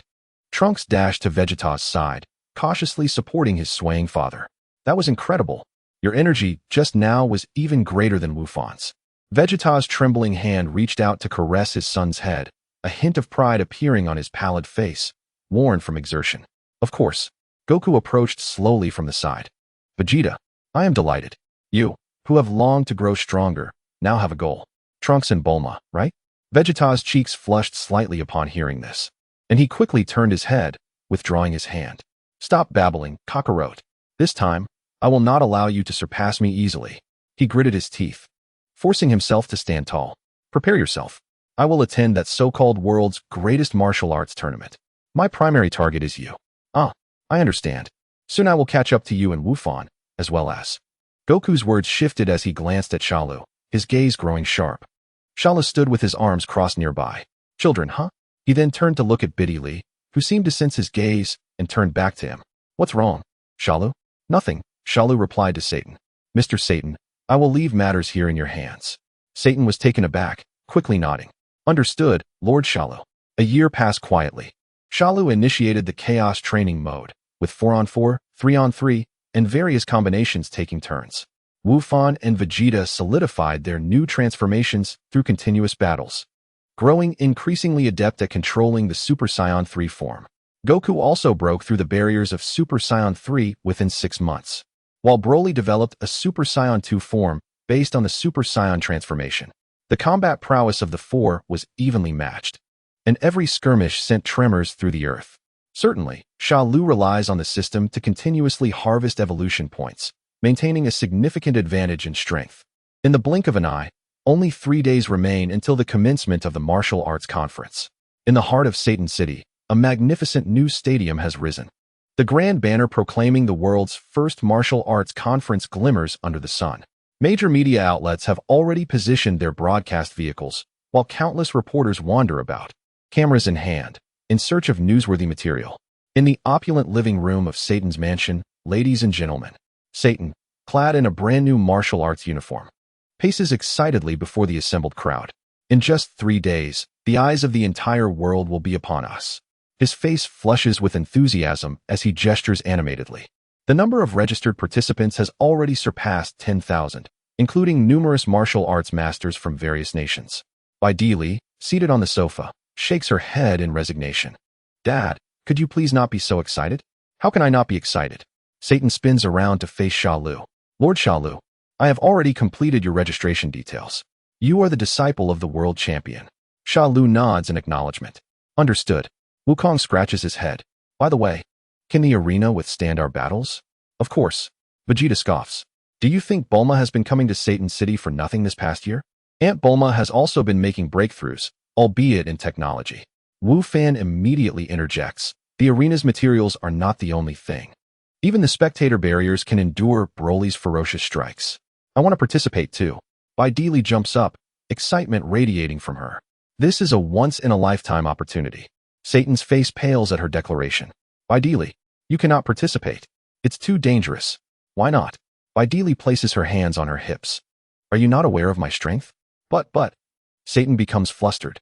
He is indeed aware of Biddy Lee's capabilities, having trained alongside these formidable beings and with Shalu's guidance. However, the presence of so many terrifying monsters in the arena raises concerns about potential injuries during battles. Biddy Lee-san, Wu Fan speaks up. If you are participating, I will register as well. Really? Wu Fan-kun. Bai Di Li's eyes sparkle with delight. Certainly, Wu Fan smiles, though his thoughts harbor a different sentiment. This is not like training. If danger arises, I will protect you at all costs. TCH, Vegeta scoffs derisively. The rest are merely filler. Such disdain can easily lead to your demise. Gula rises slowly from the corner. Sometimes, the determination of the weak to win is far more terrifying than the arrogance of the strong. Are you also going to participate? Vegeta furrows his brow. Of course. Gula stretches his neck. The transformation of Sun Wu Fan back in the day inspired me with new ideas. This year, I will ensure that you monkeys suffer greatly in the arena. Broly silently nods, clearly indicating his intentions to compete. Excellent. Wonderful. Satan exclaims excitedly, his words tumbling over each other. With friends like you participating, the championship is surely ours. He begins to envision a glorious finale, where he stands alone in triumph after a series of earth-shattering battles. Shalu observes the group with a calculating mind. A new chapter in the martial arts conference is about to unfold. That pretentious individual should also make an appearance, he muses. Chapter 39. The gathering of deities at the martial arts conference. By the way, Wu Fan suddenly recalls, will Wu Tian and Talon Kusi be participating as well? Of course. The two little ones exclaim in unison. But you are still too young, Wu Fan expresses concern. Brother, we are strong too. Wu Tian protests. Yes. Uncle Wu Kong has taught us fusion. Talon Kusi chimes in. Fusion? Wu Fan raises an eyebrow. It's that dance. Wu Tian begins to demonstrate. Stop. Wu Kong quickly intervenes, rushing over to the two and whispering, we cannot fuse here. We promise to surprise everyone. Satan, bewildered, inquires, fusion? Dance. What on earth are they talking about? Children can participate. There is a specially established youth division. Satan waves a hand dismissively. No worries. Let them join the adult group. Shalu interjects in a timely manner. Very well, Lord Shalu. I will explain the situation to the organizers, Satan replies cheerfully before dashing out. The living room falls into a hush. Shalu, Wukong suddenly speaks up. Do you think there will be any particularly formidable opponents at this martial arts conference? Shalu does not answer directly. Instead, he strides to the window, gazing at the enormous stadium in the distance. Perhaps extraordinary individuals will emerge. A glimmer of profound insight flickers in his eyes. Baidili approaches Shalu.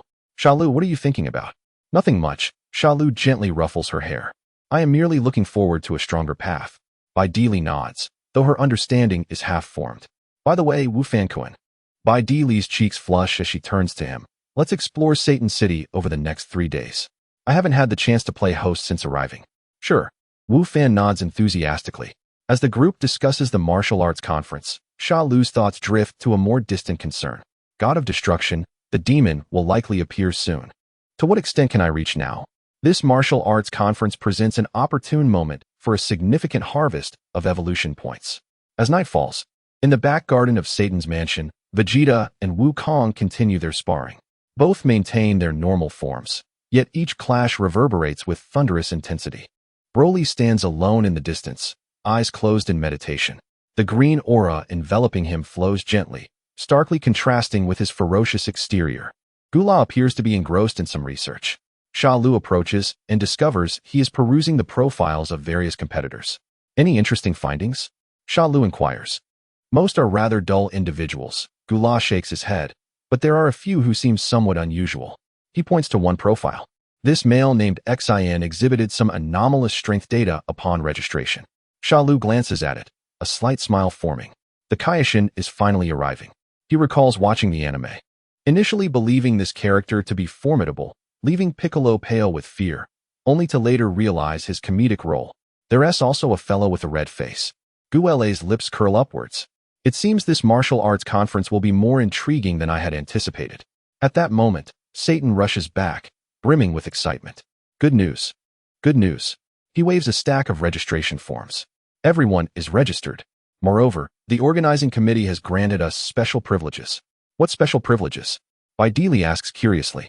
Because I am the reigning champion, we can advance directly to the main event. No need to participate in the preliminaries.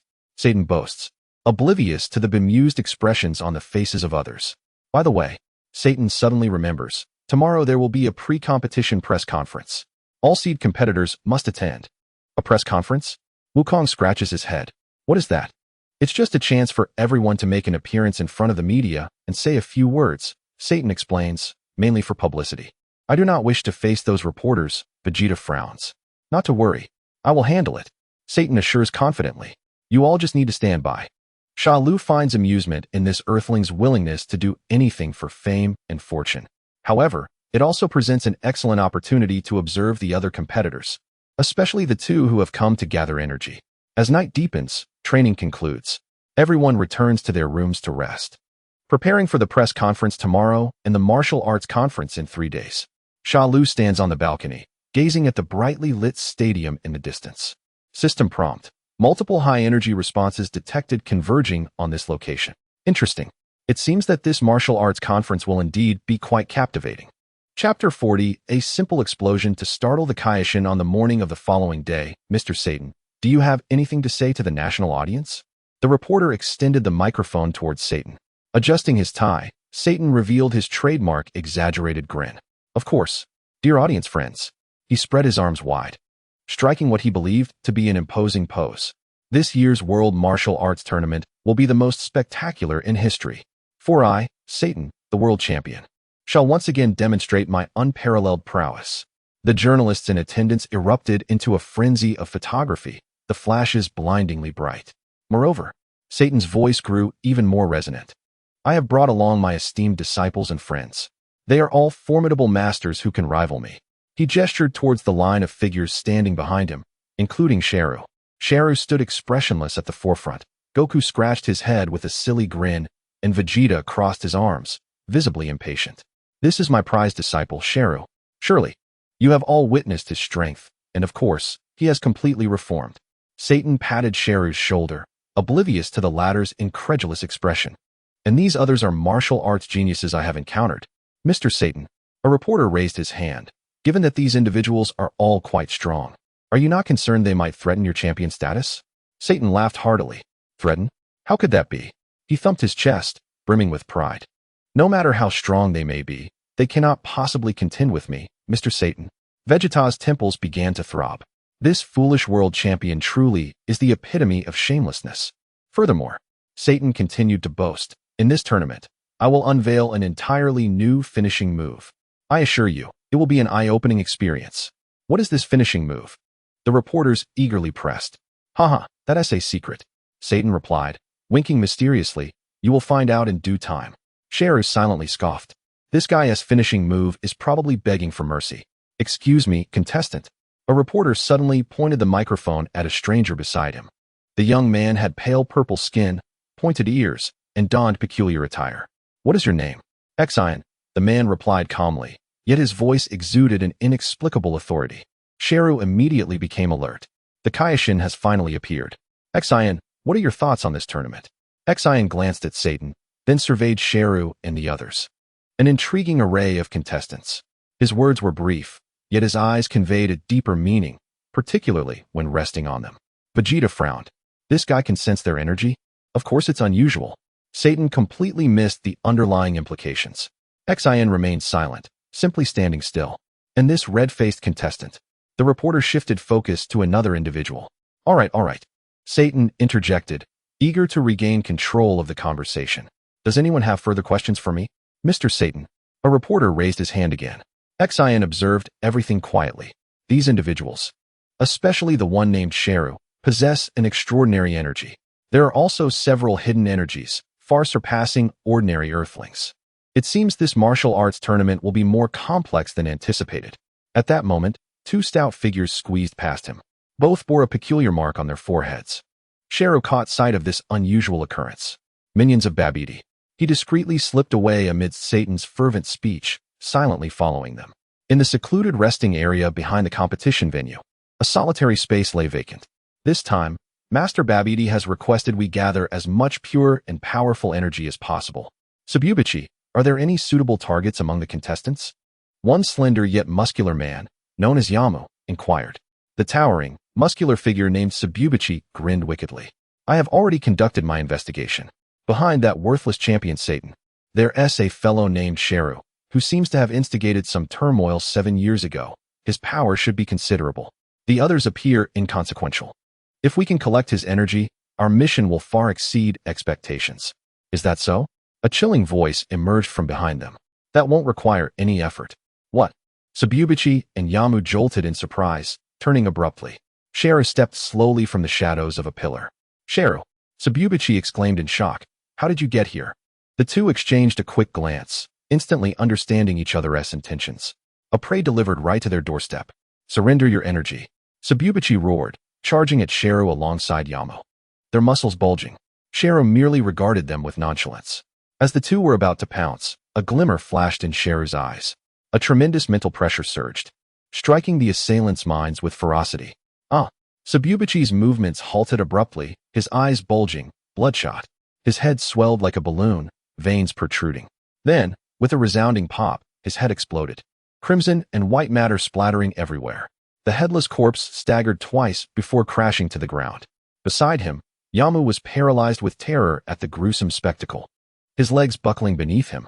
There was no longer any thought of attacking Shero. All that occupied his mind was the singular urge to flee. Yet, as he turned, he found himself ensnared by an invisible force, unable to move. Don't be in such a hurry. Shero stepped closer, looking down at him.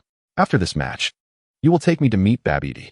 Yamu had no inkling of this creature's intentions, but faced with absolute terror, he could only nod, unable to muster any further response. As for the energy, a wicked smile gradually spread across Shero's face. Soon, an overwhelming amount of energy will be released upon the arena. Feel free to collect as much as you wish. I, too, wish for the Majin to emerge sooner. Yamu trembled violently, cold sweat soaking his back. The Kaioshin, who had been observing everything from the shadows, dared not breathe, suppressing his energy, utterly devoid of the dignity he once held. This man, this creature, was nothing short of a demon. Chapter 41 The Astonished Kaioshin. How about this pre-match display, Kaioshin? Xian felt a jolt at Shero's voice. His body, hidden in the shadows, stiffened. He then feigned calmness, slowly stepping out from behind the pillar. Your methods are excessively radical. Xian attempted to maintain his authority, aware that these two were not benevolent characters. Moreover, what exactly is your purpose? How do you know about the Majin? Shero turned to meet the Kaioshin's gaze. There is much more I know. The calm declaration left Xian momentarily breathless. You only need to understand that I am now an ally of yours. The current Majin is not a significant threat. Shero's words brimmed with absolute confidence. The beings on this planet have long surpassed your expectations. What? Xian's expression grew incredulous. How could this remote planet possibly? This time, you should simply observe the match. Shero offered no further explanation, glancing at the abjectly terrified Yamu. As for reviving the Majin, this fool will handle it. Receiving Shero's signal, Yamu, in an act of utter submission, nodded frantically. 2 days later, the tournament officially commenced. Dear audience friends, a host with vibrant yellow hair and sunglasses is passionately shouting into the microphone with a voice full of fervor. The much-anticipated 25th World Martial Arts Tournament has finally been reborn. This arena is specially developed and sponsored by the world-renowned Capsule Corporation. The innovative energy absorption barrier and high-strength alloy material will provide the audience with an unparalleled experience and absolute safety. Long live Miss Bulma. Capsule Corporation benefits the world. Immediately, a wave of thunderous applause erupts from the audience, filled with enthusiastic supporters of Capsule Corporation. In the contestant preparation room backstage, the atmosphere is somewhat delicate. Cell, accompanied by Shin, approaches the Z fighters. This is Mr. Shin, also a competitor in this event, is how Cell introduces him, rather nonchalantly. Goku curiously scrutinizes him, while Vegeta turns away disdainfully. The red-faced attendant nearby, witnessing their reactions, instantly grows agitated, questioning the demeanor of the Supreme Kai. It's fine, Jebit, Shin reassures, pulling the attendant aside. However, upon hearing this, Piccolo's expression shifts dramatically. What? The host is taken aback. Piccolo has forfeited. Therefore, the victor of this match is contestant Shin. Goku and Gohan rush over. Uncle Piccolo, what happened? I'll explain later. Piccolo appears tense, his gaze locked on Shin, who can only return an awkward smile. Now, the second match is about to commence. The host's enthusiasm shows no signs of waning. Presenting our beloved world champion, Mr. Satan's biological daughter, Miss Videl. She will face off against contestant number 18. As the two ascend the stage, the eyes of numerous male spectators widen in astonishment. One is a spirited young fighter with a refreshing short haircut, while the other is a stunning blonde, a mature woman radiating charm and grace. Oh, Vidal, number 18. The contrasting cheers reverberate throughout the arena. Ding. The gong sounds. The match begins. In the instant the words leave the host's mouth, Vidal vanishes from her spot. She reappears at number 18's side, delivering a swift sweeping kick accompanied by a gust of wind. Bang! Number 18 raises her arm to block, feeling a powerful force reverberate through her arm, startling her.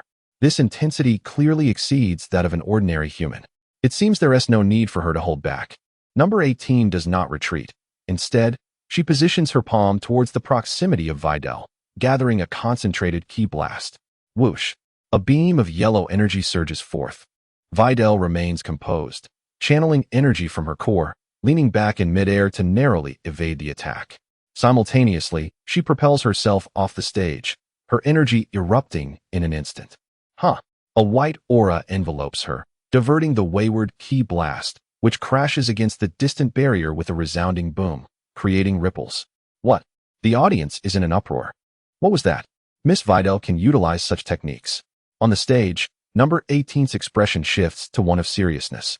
Not bad. Number 18 flexes her wrist. But it's not over yet. Vidal exclaims as she charges once more. The two cease using ki blasts, engaging in a primal exchange of fists and feet. Bang, bang, bang. The sound of their strikes creates a symphony of thuds, too rapid for the naked eye, only comprehensible through the slow motion feature on the large screen. Their battle gradually ascends from the ground. Each light touch of their toes propels them several meters into the air. Ultimately, they find themselves entangled in a fierce struggle high above the stage. This extraordinary scene leaves the ordinary audience in awe. In the contestant preparation room, Supreme Kai Shin stands utterly stunned, his mouth agape as he forgets his divine identity. These two women, he can distinctly sense the energy intensity radiating from their rapidly weaving forms in the air. Although not as terrifying as the likes of Majin, they are undoubtedly cosmic-level warriors. Each possesses the power to effortlessly annihilate a planet. How is this possible? Villains like Frieza are rarely seen in the universe for hundreds of years. Yet on this planet called Earth, even seemingly ordinary women exhibit such alarming combat prowess. He initially believed Cell was merely boasting. But now, as Shin observes the battle on screen, this planet has truly surpassed divine imagination. Chapter 42. The Martial Arts Genius and the Born Beast. After an intense confrontation, the battle reaches its conclusion. Vidal, exhausted, is struck down. You are truly formidable. Without the perpetual energy furnace, I might not have been your match. Number 18 supports Vidal. Miss Vidal. Gohan swiftly steps forward, gently taking the girl from No. 18's grasp and cradling her in his arms. Vidal leans against Gohan's chest, feeling warmth, unable to suppress the grievances in her heart. You performed admirably. Gohan softly reassures her. In the contestant preparation area, Cell approaches the girl with his hands down. Well done. Vidal shivers in Gohan's embrace, lifting her head to see the calm figure beyond his shoulder. She wipes away her tears, clenching her fists tightly. Next time, I will become stronger. Wow, what an exhilarating duel. What a noble spirit of martial arts. The host rushes back onto the stage, passionately shouting into the microphone. The outcome is determined, but friendships endure. Let us give the warmest applause to these two magnificent female warriors. The arena erupts with thunderous cheers. The battle between contestant No. 18 and Miss Vidal has set a perfect tone for this martial arts tournament.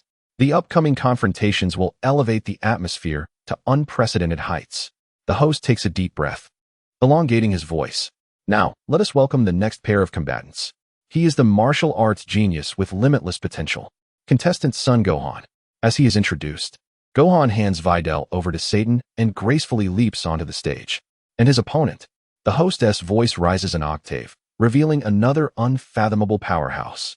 Beneath a silent exterior lies a volcanic strength. Contestant Broly. Broly silently ascends the steps, each step instilling an inexplicable sense of pressure upon the entire venue. The two stand at the center of the stage, facing each other from a distance. One is focused, while the other remains expressionless. At this moment, the cacophony of the crowd ceases, and everyone feels the oppressive atmosphere. I will win the championship for Miss Vidal. Ding. The gong signaling the start of the match rings out, becoming the sole sound in the arena. The two figures vanish simultaneously. Boom. A deafening explosion erupts at the center of the stage.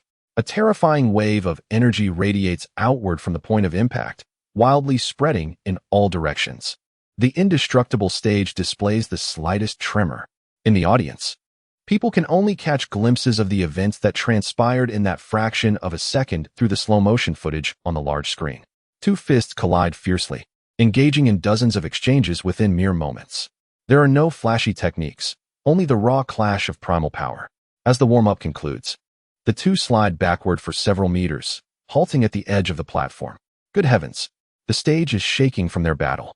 The host exclaims, nearly shouting into the microphone.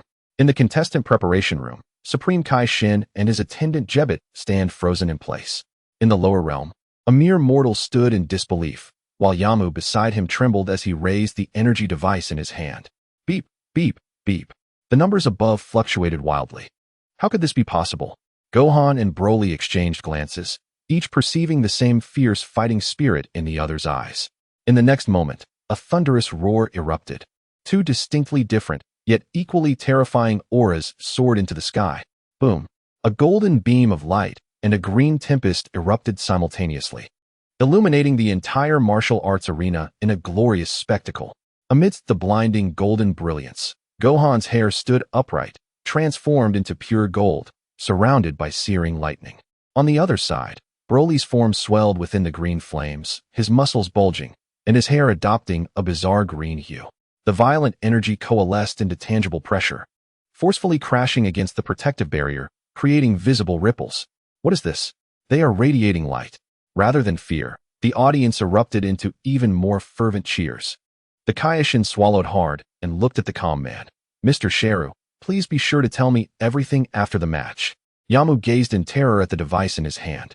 The numbers displayed had surpassed a threshold he could not comprehend. The energy emanating alone had reached 4,000 kilojoules. This figure was nearly on par with Lord Depura. On the arena, the battle reignited. Whoosh, whoosh. Two beams of light, one golden and the other green, clashed furiously on the stage. Bang, bang, bang. Broly roared, unleashing a flurry of green energy balls towards Gohan. Boom, boom, boom. Gohan weaved through the dense explosions, accelerating suddenly to appear above Broly, his legs together, striking down like a battle axe. Boom. Broly blocked with his stout arms, the bones creaking under the strain. The excruciating pain did not deter him.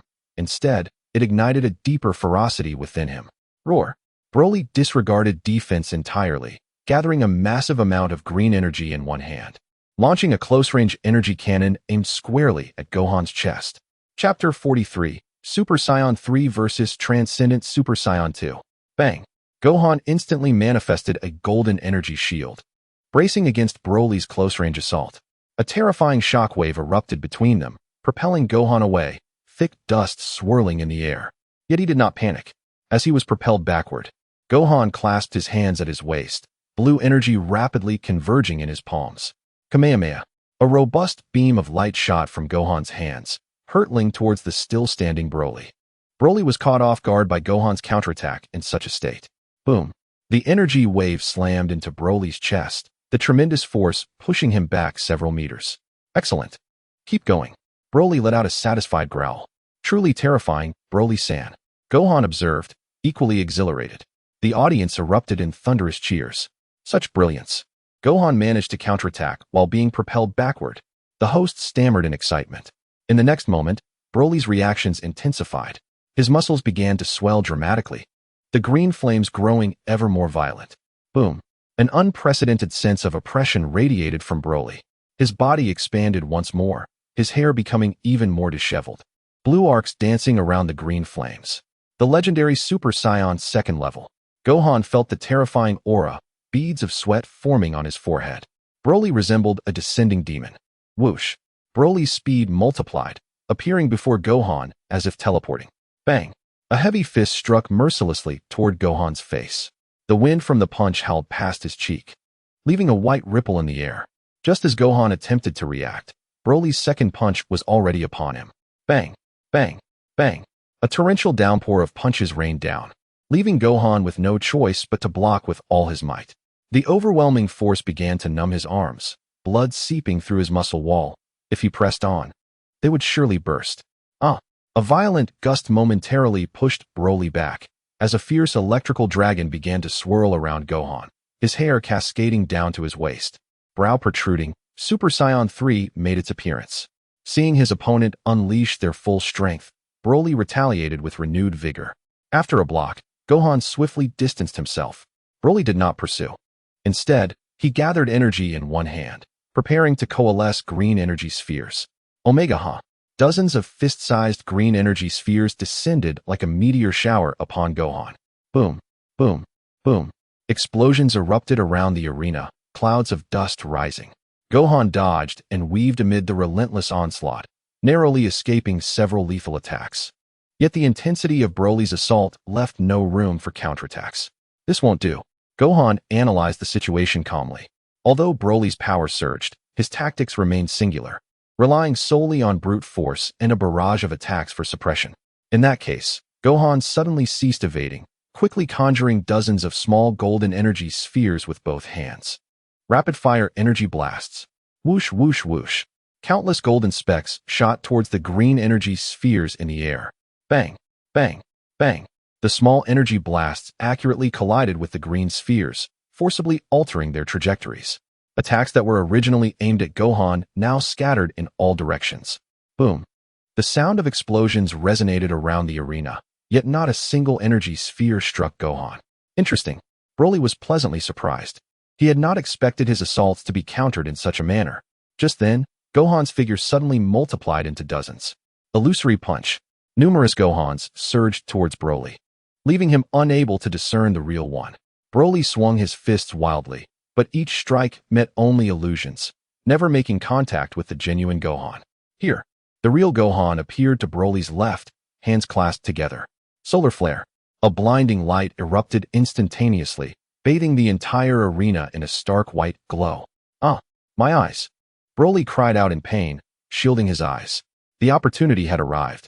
Gohan's energy began to soar dramatically. A golden beam shot skyward, even more radiant than before. Boom. A terrifying wave of energy spread outward from Gohan, causing the protective barrier to tremble violently. Now, Gohan instantly vanished from his position. Broly, still rubbing his eyes, had no chance to react. Bang! A powerful, downward kick struck Broly's side. Despite the enhancement of his body, the immense force sent him hurtling away. Ugh! Broly flew like a cannonball, crashing heavily against the protective barrier at the edge of the arena. The barrier shook violently, emitting a buzzing sound. Broly fell outside the arena, intending to return to continue the fight, but was stopped by the host. The arena fell into a profound silence. Meanwhile, Gohan stood calmly in the center, his golden hair flowing gracefully in the air currents. Broly has been disqualified from the match. The host's voice trembled. In the audience, Shenron nodded. A commendable battle. He turned to the astonished Kaioshin beside him. Now you should understand. Shinshin swallowed hard, rendered speechless. The energy the two had unleashed earlier was beyond his comprehension. The readings on Yama's energy collector had long surpassed the device's capacity. The task had been exceeded. Chapter 44. After the interlude, the fateful battle of Kong Bay commences. Truly, Gohan. Broly stood up from below the stage, the green flames having dissipated. The prowess of Legendary Saiyan is truly astonishing. Wu Fan retracted his Super Saiyan 3 form, his hair returning to its natural black hue. The two exchanged knowing smiles, their mutual respect igniting the audience into a fervent uproar of cheers and applause. It was exhilarating. Such is the allure of martial arts. The host, brimming with excitement, struggled to articulate his thoughts, announcing that Wu Fan had triumphed over the formidable Legendary with extraordinary tactics and timely adaptability. The next match was soon to commence. The host's voice resounded once more, inviting Gu La to the stage. A purple figure ascended the arena slowly, emanating a chilling aura. Gu La. The Kaioshin recognized the silhouette immediately. Frieza's brother, Gu La? His opponent was Ida, a sumo expert hailing from East Asia. Ida was a stout man, brimming with excess flesh and adorned with flamboyant tattoos. Upon laying eyes on Gu La, he smirked disdainfully. Bakayaru, is this a mere skinny reed? Ida cracked his neck, producing a series of pops. I can knock you down with a single punch. He confidently strode onto the stage, gesturing a throat-slitting motion towards Gu La. Gu La remained unperturbed, standing silently. His crimson eyes scanned the arena, as if assessing an insignificant insect. He simply stood there, not even adopting a battle stance. In the competitor's waiting room, Vegeta scoffed. What a clown. How did such trash end up on the stage? He then turned his gaze away. Goku scratched his head, noting the palpable shift in Gu La's demeanor. He appeared entirely unfazed by the earlier bout between Burori and Wu Fan. The Kaioshin was utterly bewildered. Why was Gu La here? He had received reports long ago about the annihilation of the Gu La army. The match commenced. Ding! As the gong echoed, Ida charged forward like an enraged bull. Behold my ultimate technique. Thunder Goddess Fist. His right fist, accompanied by a howling wind, aimed directly at Gu La's face. Gu La remained still. Just as Ida's fist struck him squarely, it was not over. Explosive kick, death whirlwind, divine hammer strike. Ida unleashed his arsenal of techniques, gradually losing his breath. Yet the figure across from him remained unmoved. Had his strikes been so forceful that he had incapacitated his opponent? As he pondered this, a slender tail lashed out from behind Gu La, effortlessly striking Ida's face. In an instant, Ida's consciousness faded, and he soared through the air, his body traversing an incredible arc, disappearing beyond the yet-to-be-activated barrier, vanishing from the spectator's sight. A resounding crash echoed in the distance, suggesting something had collapsed. The arena fell silent. All eyes widened, utterly bewildered by the recent events. The host, microphone in hand, gaped as if an egg could fit in his mouth. Did Ida just get ejected from the venue? The audience erupted into thunderous cheers. Incredible. A single strike knockout. Gula, Gula. Gula retracted his tail, his expression unchanged. To him, it was merely the act of swatting a fly. The atmosphere in the competitor's waiting room grew increasingly tense. It seems Mr. Gula was indeed holding back, Wu Fan remarked with a smile, glancing towards the direction Ida had flown. Had that strike been delivered without restraint, that hefty head would surely have exploded on the spot. It appears we underestimated him. He must have encountered a new opportunity this past year, Burori stated calmly.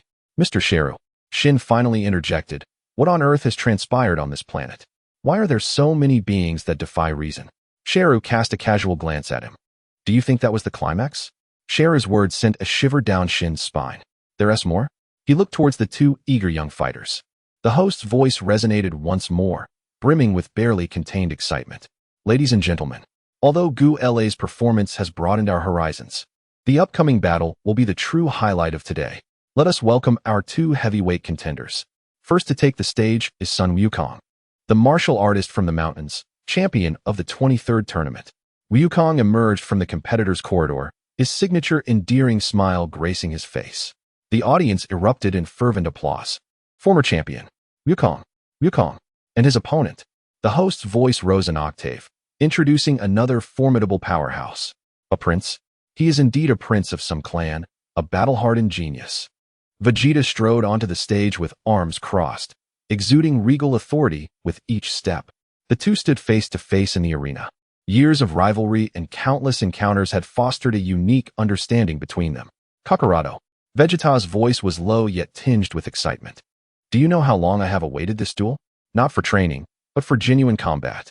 Since that day on Earth, I have yearned to face you with all my might. The ultimate elite Saiyan shall be determined starting today. I have thought the same, Vegeta, Wukong replied, his eyes alight with anticipation. I look forward to battling you with all my strength. The day you surpassed me in transformation, I began to understand your feelings. Let us savor this moment. They both assumed their battle stances. Their auras began to radiate outward. In the waiting room, everyone held their breath. Vegeta vanished from sight, reappearing before Wukong in an instant, delivering a punch aimed at his face.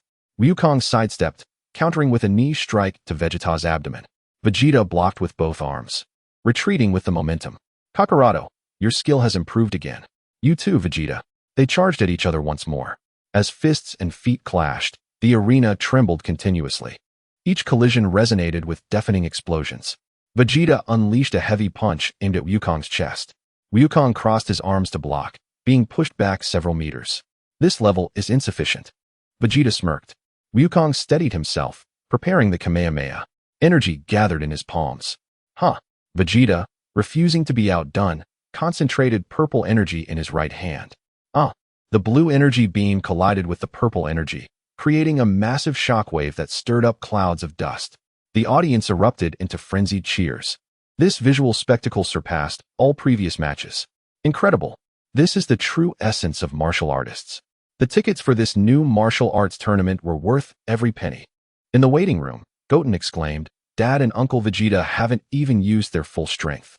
Yes, they are testing each other, Trunks nodded. Shalu observed the battle on stage. The system continuously gathering data. High-quality combat data detected, analysis progress enhanced. As the dust settled, Wukong and Vegeta remained poised for combat. Kakarado, the warm-up is over. Vegeta flexed his wrists. Indeed, it's time to get serious. Wukong shed his shirt. They both unleashed their auras simultaneously. Golden flames soared into the sky. The ground began to tremble, shaking the entire venue. Another golden warrior. An audience member exclaimed, quickly joined by others who echoed the sentiment with wild shouts. The golden-haired, blue-eyed warriors faced each other once more, their auras even sharper than before. Vegeta initiated the attack, his speed so great that only an afterimage remained to the naked eye, while Wukong matched him with equally swift retaliation. Each blow carried the weight of apocalyptic force. Bang! Vegeta's hook landed squarely on Wukong's chin. Wukong used the momentum to execute a backflip, aiming a kick towards Vegeta's face. Vegeta deftly avoided the attack, seizing Goku's ankle and forcefully flinging him away. Goku stabilized himself mid-air and instantaneously appeared behind Vegeta. What? Vegeta reacted with remarkable speed, but still found himself struck by Goku's hand strike to the nape of his neck. He staggered back a few steps before turning to unleash a ki blast.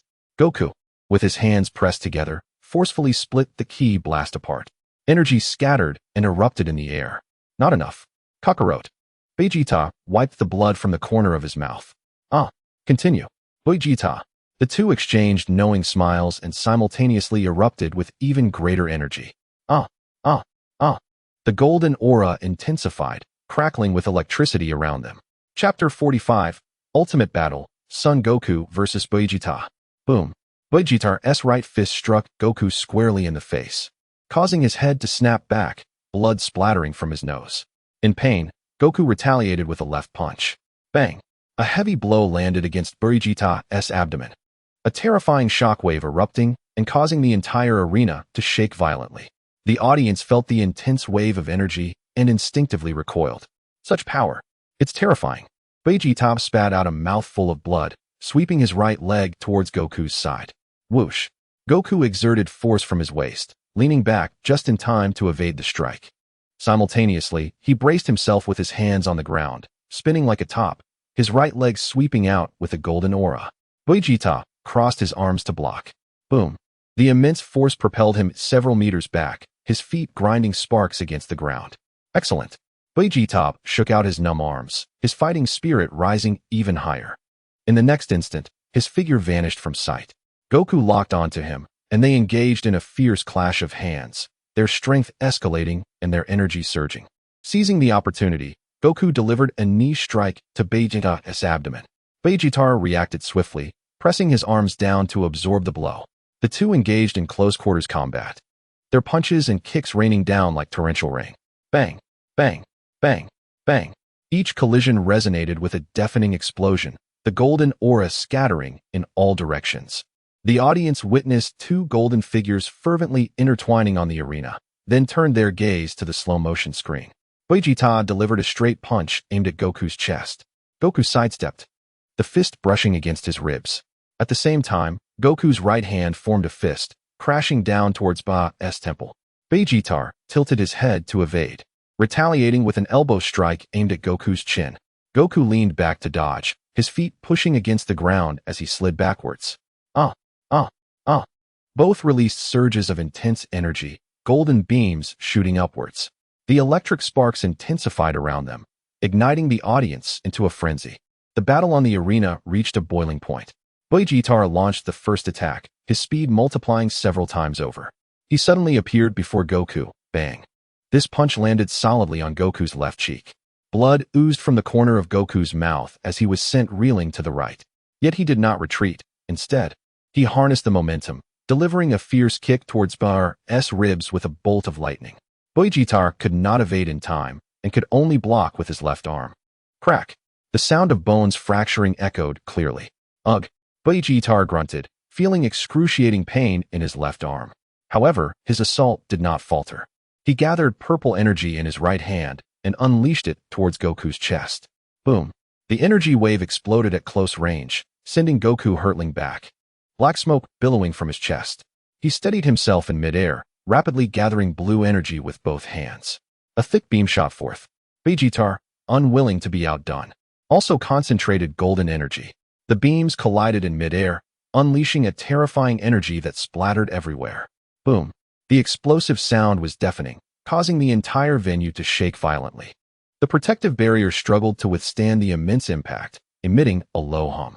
As the smoke cleared, both combatants were battered and bruised. Goku, bare-chested, bore numerous contusions. His chest charred. Vegeta's battle attire was completely tattered, his left arm visibly deformed. Yet neither's fighting spirit waned. It's not over. Goku wiped the blood from his mouth. Of course, Vegeta turned his injured arm aside. In the next moment, they clashed once more, the battleground escalating from the ground to the sky.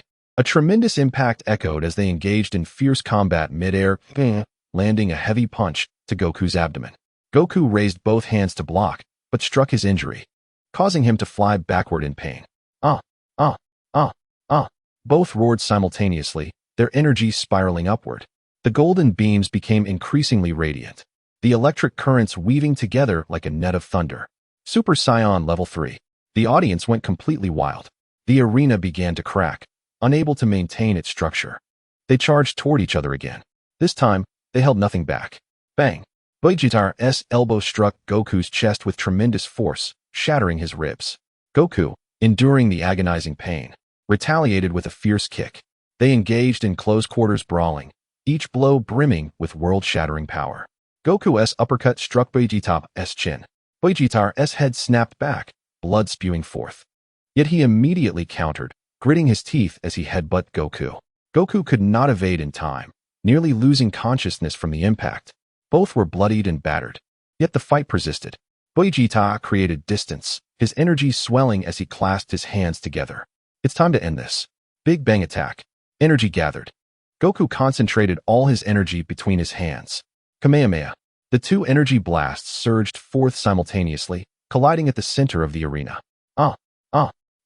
The energy pushed back and forth, their hair gradually retracting as the golden aura began to fade. An unprecedented explosion erupted between them. A terrifying shockwave radiated outward, causing the arena to completely collapse. The protective barrier shook violently, nearing its breaking point. In the center of the explosion, both were thrown back by the immense recoil. Goku crashed heavily against the protective barrier, slowly sliding down. Vegeta fared no better, crashing into the rubble. Both were utterly exhausted, their muscles returning to normal. They struggled to rise, yet their bodies had reached their limits. Goku barely propped himself up, gazing at the equally struggling Vegeta. Vegeta looked back at Goku, their eyes meeting. Then, both revealed satisfied smiles. Snap! They both collapsed amidst the rubble, unable to rise again. Silence enveloped the arena. The audience stared at the ruins of the arena. Rendered speechless, the host, microphone in hand, spoke with trembling voice. Both competitors have fallen simultaneously. Chapter 46, The Legend of Evolved Genes. Wufan and Wutan rushed forward, cautiously helping Goku from the debris. Dad. Wutan's voice trembled. It's all right, just a bit tired. Goku managed a weak smile, though his body was utterly drained. Meanwhile, Tenkusu rushed to Vegeta, pulling him from the pile of rubble. Dad, are you okay? Vegeta coughed up blood. Just a scratch. The two were taken backstage, where Bikura promptly handed them Shando. Goku and Vegeta each swallowed a bean, their injuries instantly healing. Vegeta moved his arms once more, the bones cracking. Today's battle wasn't perfect enough. He clenched his fists, determined that one day, he would utterly defeat you, Kakarot. I think so too, Vegeta. Goku shared the same fighting spirit.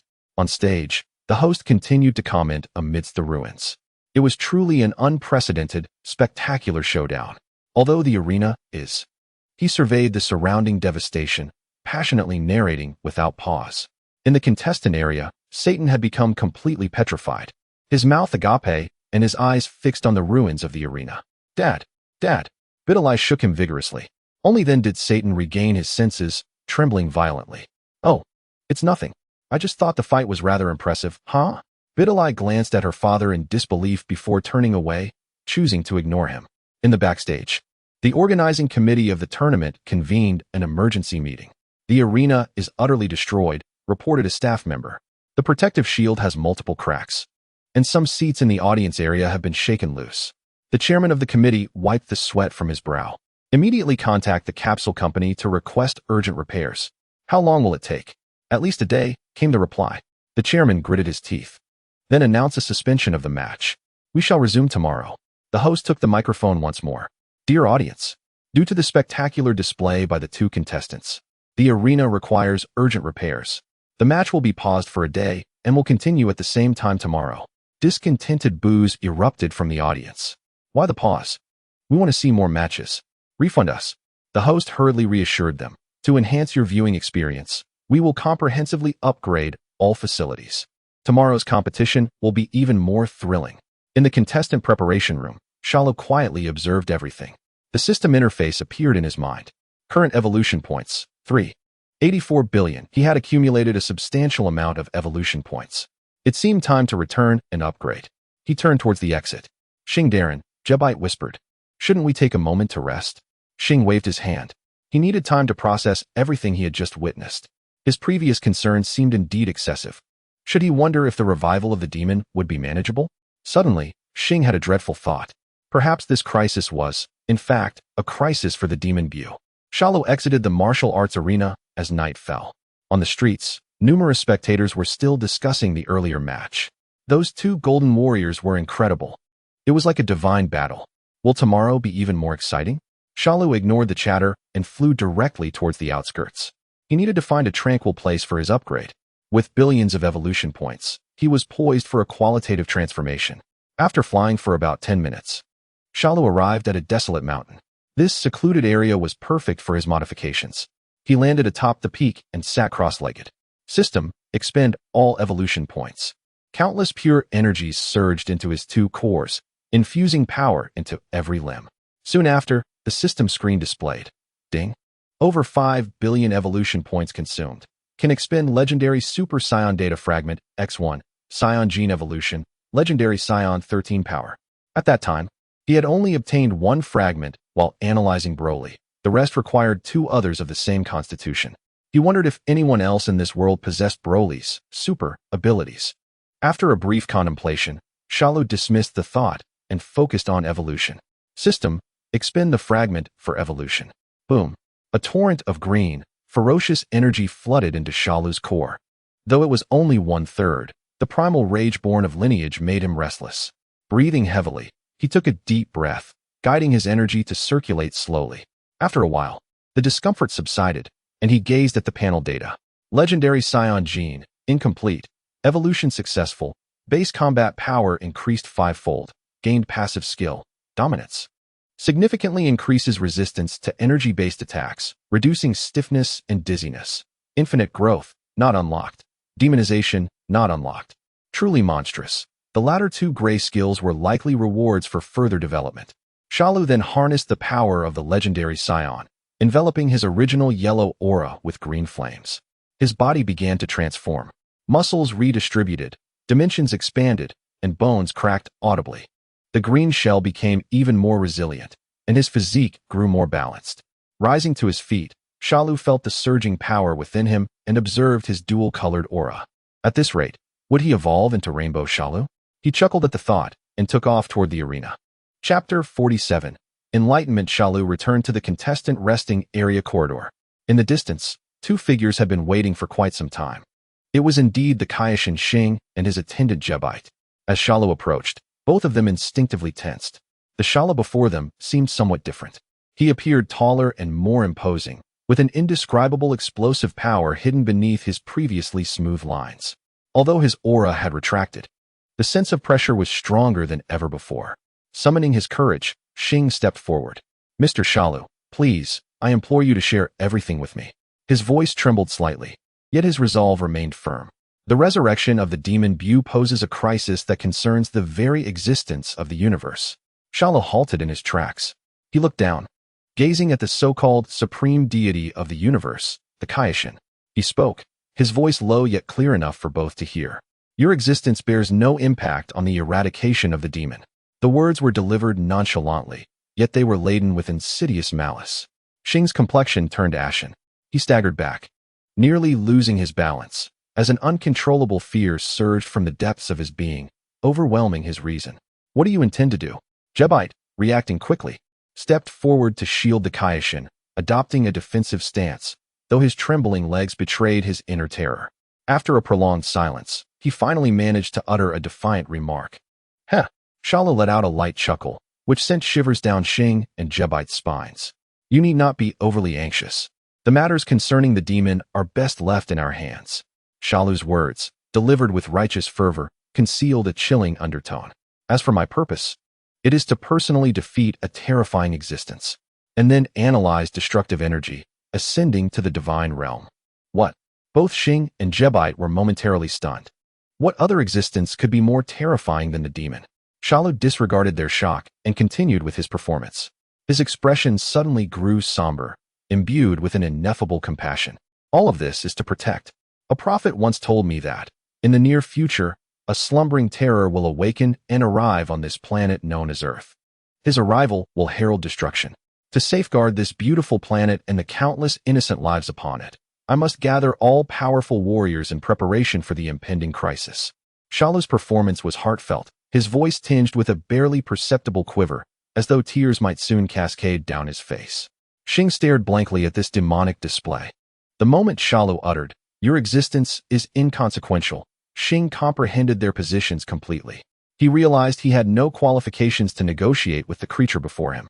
This monster did not care for deities or cosmic order. He followed only his own rules. Resistance meant death. A chill enveloped Xing's heart. It seemed that the other party would not divulge their true intentions.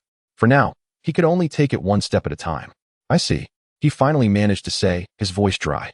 In that case, I entrust the matter of the demon Bu to you. By uttering these words, he relinquished all control over the situation as the Kaioshin. He wagered the fate of the universe on a creature beyond his control.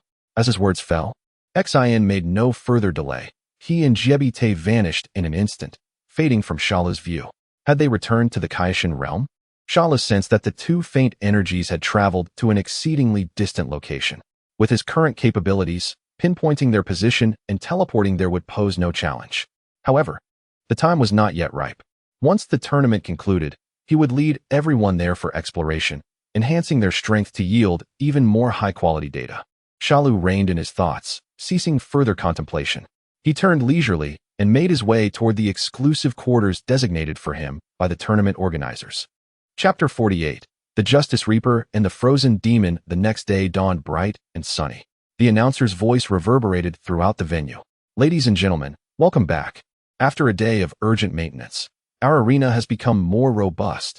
Let us witness greater battles together. Following several rounds of rather mundane matches among ordinary contestants, the audience's enthusiasm began to wane, with many even stifling yawns. At last, the moment arrived. Next up will be an exhilarating confrontation. The announcer's voice soared, rekindling the atmosphere. Let us reintroduce our strong contender. Contestant Gula. A purple silhouette gracefully emerged, maintaining the same elegant pose with hands clasped behind his back. The audience vividly recalled the terrifying spectacle from yesterday when this man dispatched his opponent in an instant. As for his adversary, the announcer glanced at the card in his hand, his expression turning peculiar. Two contestants? A murmur spread through the crowd. Is this a mistake?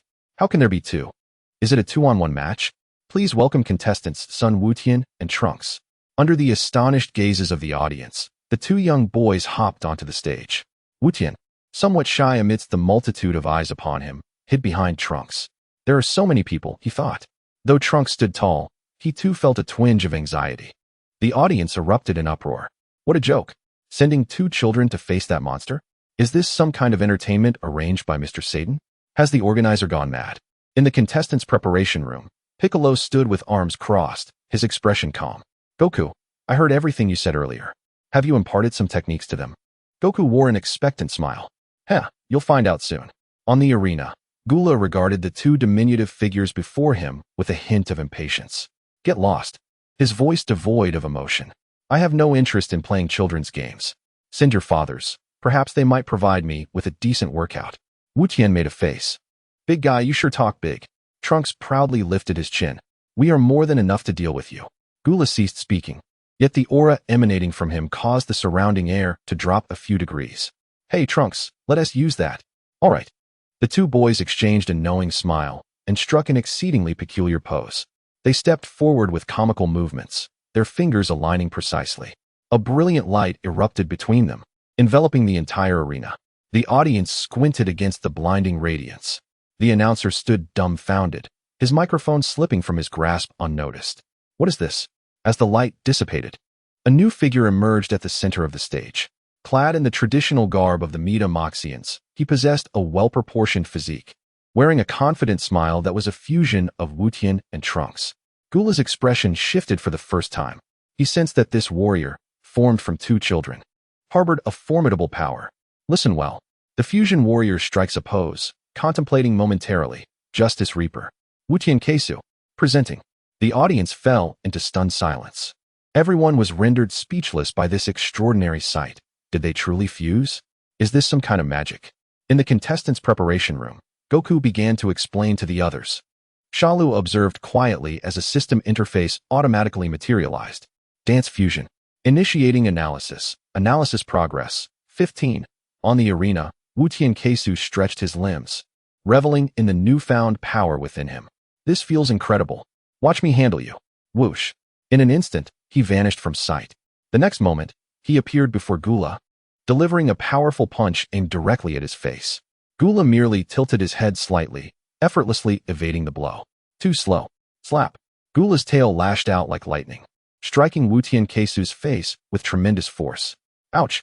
Wu Tian Keisu cried out, spinning like a top as he was sent flying to the ground, landing heavily. That hurt. He clutched his reddened cheek, gritting his teeth as he rose. How dare you mar my handsome face? Gula granted him no respite, vanishing from sight, only to reappear before him, delivering a knee strike that slammed into his abdomen. Boom. Wu Tian Keisu doubled over, spitting out a mouthful of water. And it's not over. Gula seized his hair, lifting him into the air while forming a purple energy sphere with his other hand. This ends now.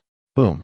The energy sphere detonated against Wu Tian Keisu's face, the terrifying impact propelling him toward the ground. The arena erupted with a deafening sound, dust filling the air. The audience's hearts raced, wondering if it was over. Had the child been defeated? Amidst the dust, Wu Tian Keisu struggled to rise, his clothing in tatters. Damn, this guy is strong. He had overestimated himself and underestimated Gula. Gula hovered above, looking down upon him. Come back after a few years of drinking milk. Wu Tian Keisu rubbed his face, seething. You dare to mar the hero's image? I'm furious now, you're finished. Ah, boom. A golden aura erupted from Wu Tian Keisu, shooting skyward.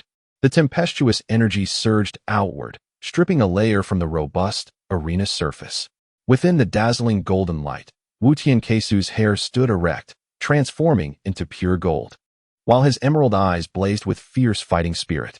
Super Wu Tian Keisu has arrived. Once again, the audience erupted in excitement, their cheers nearly shaking the very roof of the venue. Gula flicked his tail. Now this is getting interesting. He slowly descended, finally adopting a battle stance. Come on. Do you even need to say that? The figure of Super Wu Tian Keisu vanished once more. This time, his speed surpassed that of before by a factor of 10. Bang! A dull thud echoed as Wu Tian Keisu's fist landed squarely in Gula's abdomen, sending him sliding back several meters before regaining his footing. He glanced down at his abdomen, where a clear imprint of a fist had formed. You've truly angered me. Gula's aura began to rise, a chilling intent enveloping the entire arena. Super Phantom Godwind Fist. Wu Tian Keisu inhaled deeply, exhaling a dozen identical white phantoms. The phantoms cackled sharply as they charged toward Gula from all directions. Child's play. Gula's fingers fired in rapid succession, beams shooting forth like raindrops, each striking a phantom with precision. Boom, boom, boom. The moment the phantoms made contact with the energy, they detonated violently. However, while Gula dealt with the phantoms, Wu Tian Keisu found himself above Gula. Super Chocolate Ring. Wu Tian Keisu clasped his hands together, summoning colossal energy rings that he forcefully hurled towards Gula's head. Realizing the peril he was in, Gula found himself ensnared by several of these energy circles. Heh! It's not too late to beg for mercy now, Wu Tian Keisu proclaimed, tilting his head back, exerting pressure as the energy rings tightened around Gula. Chapter 49. Jinwen Gula, this child's trick. Gula bellowed, his purple aura surging dramatically. The energy circles binding him emitted a strained groan under the pressure. Crack, crack, cracks spread across the energy rings like a spider's web. What? Wutian Keisai's confident smile faltered. My super chocolate ring could never, boom. Before he could finish his thought, all the energy rings shattered instantaneously, transforming into golden specks that dissipated into the air. Gula broke free, his figure vanishing from sight. Alarm bells rang in Wutian Keisai's mind as he swiftly turned to defend himself, but it was too late. A foot loomed large in his vision. Bang! Gula's whip-like kick struck his face with tremendous force, sending him spinning backward like a top. Wah! Wutian Keisai tumbled through the air, rolling over a dozen times before barely stabilizing himself, one side of his face already swollen. You're too slow, you filthy! Gula's icy voice resonated in his ear. Wutian Keisai's pupils dilated as he saw Gula had somehow appeared behind him, a slender tail sweeping towards him like a steel whip. Smack! Another heavy blow landed on his back, causing him to lose his balance once more and plummet towards the arena below. Gula offered him no respite. Following closely behind and delivering a knee strike to Wutian Keisai's abdomen. Ugh! Wutian Keisai felt his insides shift painfully. Now you will pay for your arrogance, Gula declared. Purple destructive energy gathering at his fingertips. Boom! A beam of energy erupted at close range, engulfing Wutian Keisai entirely before crashing down onto the arena. The tremendous explosion unleashed a terrifying shockwave, causing even the protective barrier to tremble violently. Inside the contestant preparation room, an eerie silence enveloped the atmosphere. Oh, if you don't take this seriously, you will truly be defeated, Yukong remarked, covering his face. Vegeta crossed his arms, his expression darkening. These two are far too careless. As the dust settled, a deep, bottomless pit emerged on the arena floor. Wutian Keisai lay at the bottom, charred and grimacing in pain. Is it over? The host stammered, trembling as he lifted the microphone. The audience held their breath in anticipation. Suddenly, a faint sobbing emanated from the pit. Woo, it hurts. Then came an enraged roar. You bastard!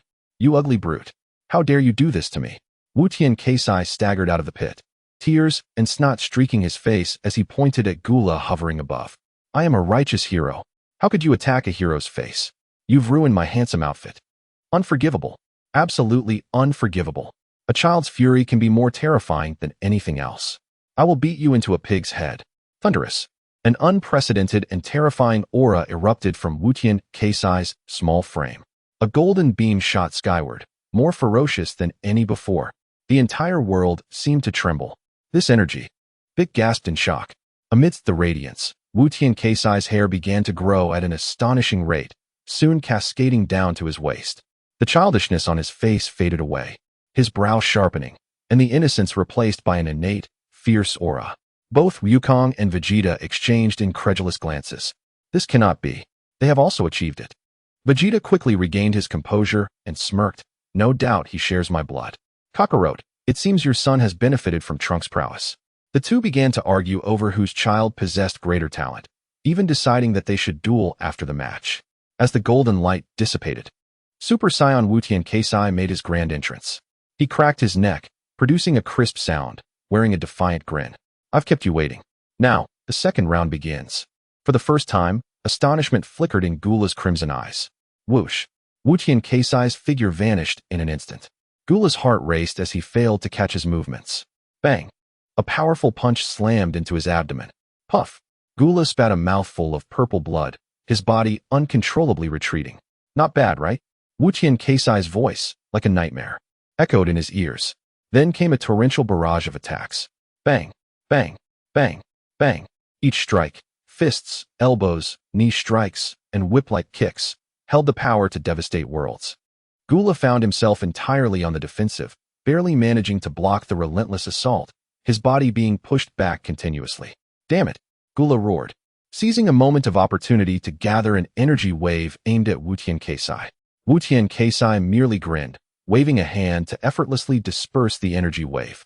Too weak. Your attacks are nothing but a tickle. He instantly appeared above Gula, launching a series of miraculous punches. Boom! Gula was struck repeatedly, crashing to the ground and carving a deep trench into the arena floor. How does it feel? Now you know my might. Wu Tiankeisai posed with his hands on his hips, laughing uproariously, then gestured a weaker sign with his thumb. It's too late to beg for mercy now. In the ruins, Gula slowly rose to his feet, his body marred with wounds, looking utterly disheveled. Yet he laughed. Ha! The Saiyans. Such a terrifying race. Just when you think they have reached their limits, they unleash even greater power. Gula wiped the blood from the corner of his mouth, his eyes gleaming with a frenzied light. In return, allow me to show you. I, Gula, shall unveil my new form. Boom. An aura even more sinister and profound erupted from within him. Purple energy surged skyward, accompanied by a faint golden flame. His body began to undergo violent transformations.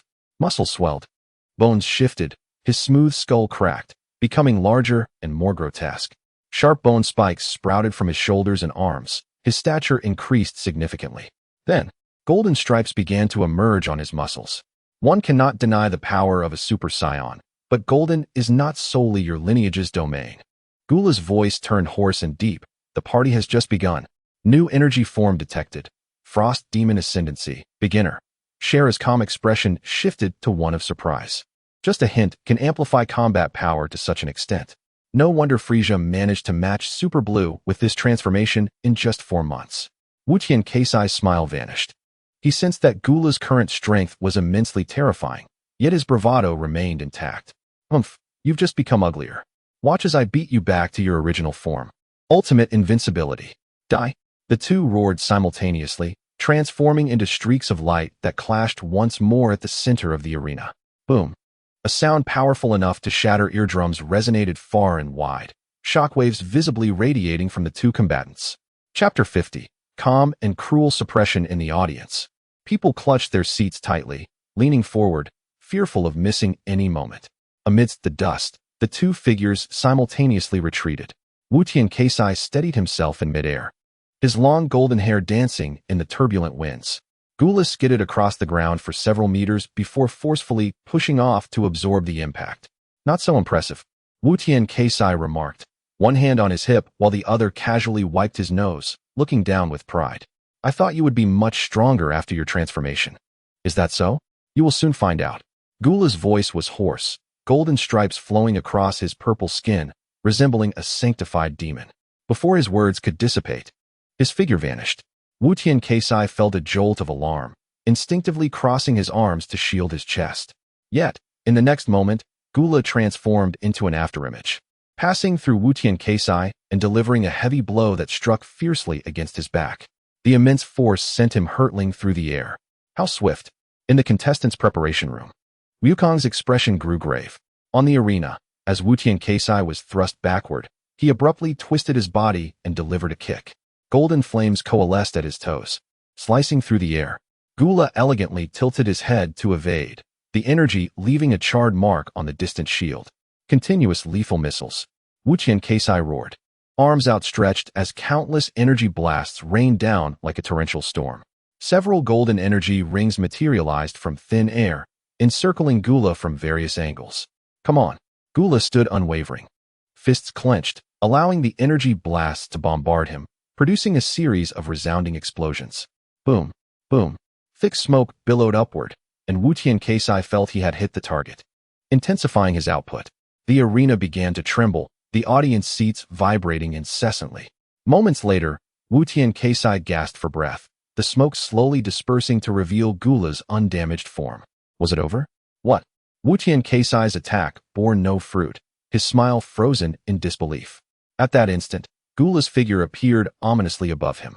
Dare to be distracted while battling me. Boom. Wu Tiankeisai was swatted down from the air, plummeting like a meteor and crashing heavily onto the already damaged arena. Metal crumpled, and he became embedded within it. Wu Tian, Trunks, Kiki, and Bulma, who had remained silent, could no longer suppress their cries. Do not worry, Wukong reassured them.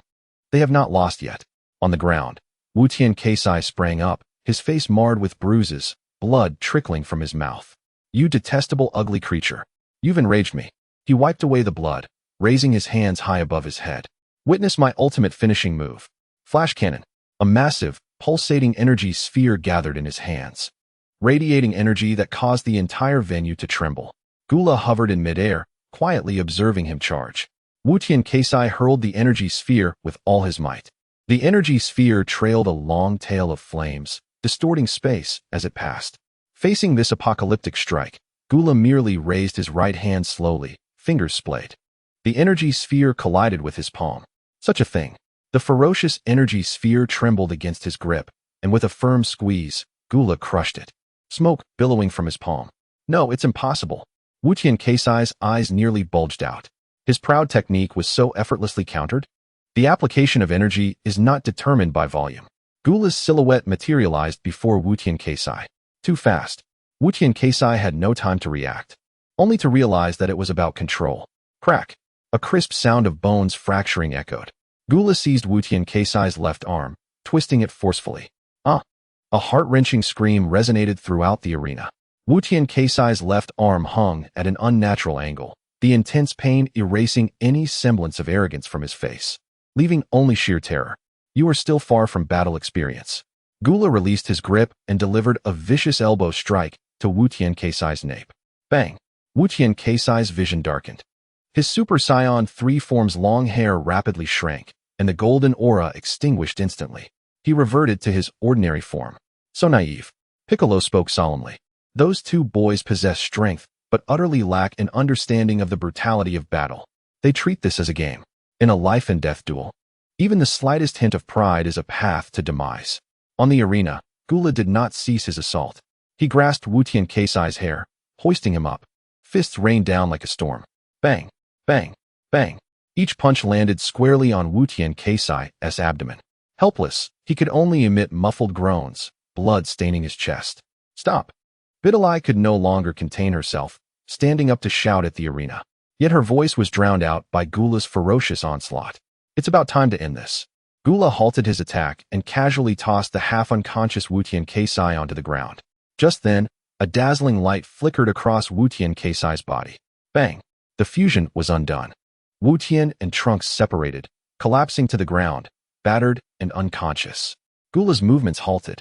He gazed at the two unconscious children on the ground, his facial armor slowly retracting. TCH. Boring. He turned and strode toward the contestants' preparation room. Son Wutian, Trunks have lost consciousness. The announcer's voice trembled slightly due to Gula's brutality. Chapter 51, Gula's Provocation. In the contestants' restroom, Wukong and Vegeta rushed towards the two children on the stretcher. Wutian. Kiki rushed forward, trembling hands inspecting her son's injuries. Wutian's face bore bruises, his left arm dangling limply. Trunks, you fool. Bulma also dashed over, tears glistening in her eyes. Trunks lay with eyes tightly shut, his breathing faint. Piccolo retrieved a senzu bean from his clothing. Give them this.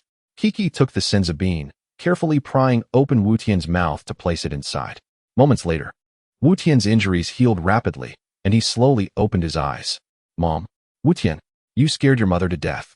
Trunks also awoke under the effects of the senzu bean, and Bulma embraced her son tightly. Next time, don't take such risks. I'm sorry. The two youngsters hung their heads, their previous bravado utterly diminished. Gula's power had delivered a harsh lesson. The door to the restroom swung open, and Gula slowly stepped inside, having reverted to his normal form.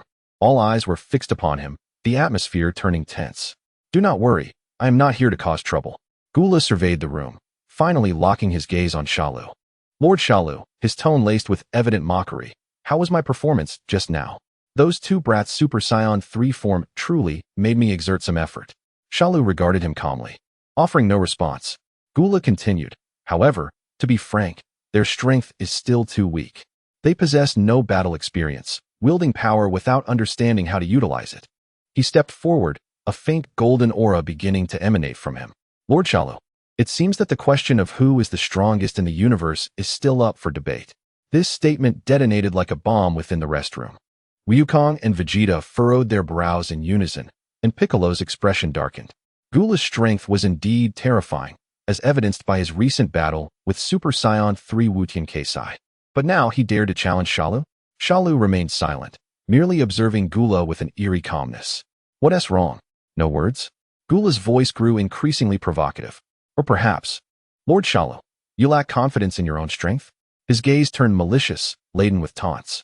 I have mastered a brand new power. The so-called gaps that once existed have now vanished. The atmosphere in the rest room became exceedingly oppressive. Everyone could feel the formidable aura radiating from Gula. Finally, Shalus spoke. Is that so? Two simple words sent a shiver through Gula's heart. We shall meet on the arena. Gero turned and walked toward the exit. It will be quite entertaining to shatter your beautiful dreams before such a multitude of spectators. Gula's countenance darkened. Very well, I shall await your arrival. He shot a fierce glare at Gero before departing the lounge. The room fell silent once more. That guy is insufferably arrogant. Vegeta gritted his teeth. Gula's strength has indeed increased significantly, Piccolo remarked solemnly. That golden energy we just witnessed bears some resemblance to Super Saiyan, yet it is not entirely the same. Goku nodded in agreement. He feels far more dangerous than before. A slight smile played upon Gero's lips. It is the perfect opportunity to test the absorption of the legendary Saiyan's power. It is time for this restless fellow to understand. Several hours later, the competition resumed. Next up is contestant Sun Wukong versus contestant 18. The host's voice resonated throughout the arena. The two engaged in combat, but the outcome was already apparent, as Wukong clearly dominated. 10 minutes later, contestant 18 was defeated. Sun Wukong emerges victorious. The audience erupted in thunderous applause. Although this match lacked the earlier excitement, it remained captivating. Backstage, Satan hurriedly made his way to the tournament committee. Half an hour later, the host resumed with the microphone. Ladies and gentlemen, what follows will be an unprecedented climax. Contestant Gero has requested to challenge both contestant Sun Wukong and contestant Gula simultaneously. An ultimate showdown of 1 against 2. This will also determine who will face our champion, Mr. Satan, in the final confrontation. The crowd instantly erupted in fervor. The spectators roared with excitement, having eagerly anticipated such a match. In the competitor's preparation room, Wukong furrowed his brow as he looked at Gula. Mr. Gula, you heard what the host just announced. It seems Mr. Gero is unfazed by your provocation. Gula merely sneered. I will make him aware of the consequences of underestimating me. Teaming up? That is not my intention. He turned to Wukong. If you dare interfere, I will defeat both of you. On the arena, 3 figures slowly emerged. Gero stood to one side, while Wukong and Gula positioned themselves on the opposite end, forming a triangular standoff. The atmosphere was suffocatingly tense. Chapter 52, Gero's power on the arena. The 3 figures faced each other in silence. Gula cast a cold glance at the youth beside him, a faint purple aura beginning to emanate from his being. Wukong gradually assumed a combat stance. He could feel the almost imperceptible pressure radiating from Gero, more terrifying than ever before. Let us begin. Gero's voice was nonchalant, yet it caused both to tense up. Gula was the first to launch an attack. His figure vanished in an instant, reappearing before Gero. His fist aimed directly at Gero's face. Gero merely tilted his head slightly, effortlessly evading the blow. Gula's strike missed, but he was prepared, his tail sweeping in like a steel whip. Crack! Gero raised his hand to catch the blow, his fingers easily grasping Gula's tail. Is this all you can muster? Before the words left his mouth, Gero swung forcefully, launching Gula into the air. Just then, Wukong dashed in from the side. Demon Flash. A golden energy wave shot directly at Gero with tremendous force. Gero did not even turn his head. He simply extended his left hand and effortlessly swatted the energy wave away. Too weak. He turned to face Wukong, a hint of disdain flickering in his eyes. Wukong felt a chill run down his spine and quickly retreated to create distance. Gula stabilized himself in midair, his expression grim. That last attack was so casually dismissed. It was evident this fellow's strength had risen yet again. A purple aura erupted from within him, muscles swelling, and his bones cracking ominously. Golden stripes appeared on his skin, his aura surging dramatically. Gasps echoed from the audience. That golden-striped power again. Terrifying. Wukong, not daring to lag, clenched his fists, a golden aura surging skyward. His hair stood on end, transforming into pure gold, and began to grow wildly until it reached his waist. Super Saiyan Level 3, make your entrance. The 2 terrifying auras clashed on the arena, the resulting shockwave causing the entire venue to tremble. Gero observed this scene silently, his expression unchanged. Now, this is starting to feel right. He slowly raised his right hand, gathering a green aura in his palm. The 2 charged towards Gero simultaneously.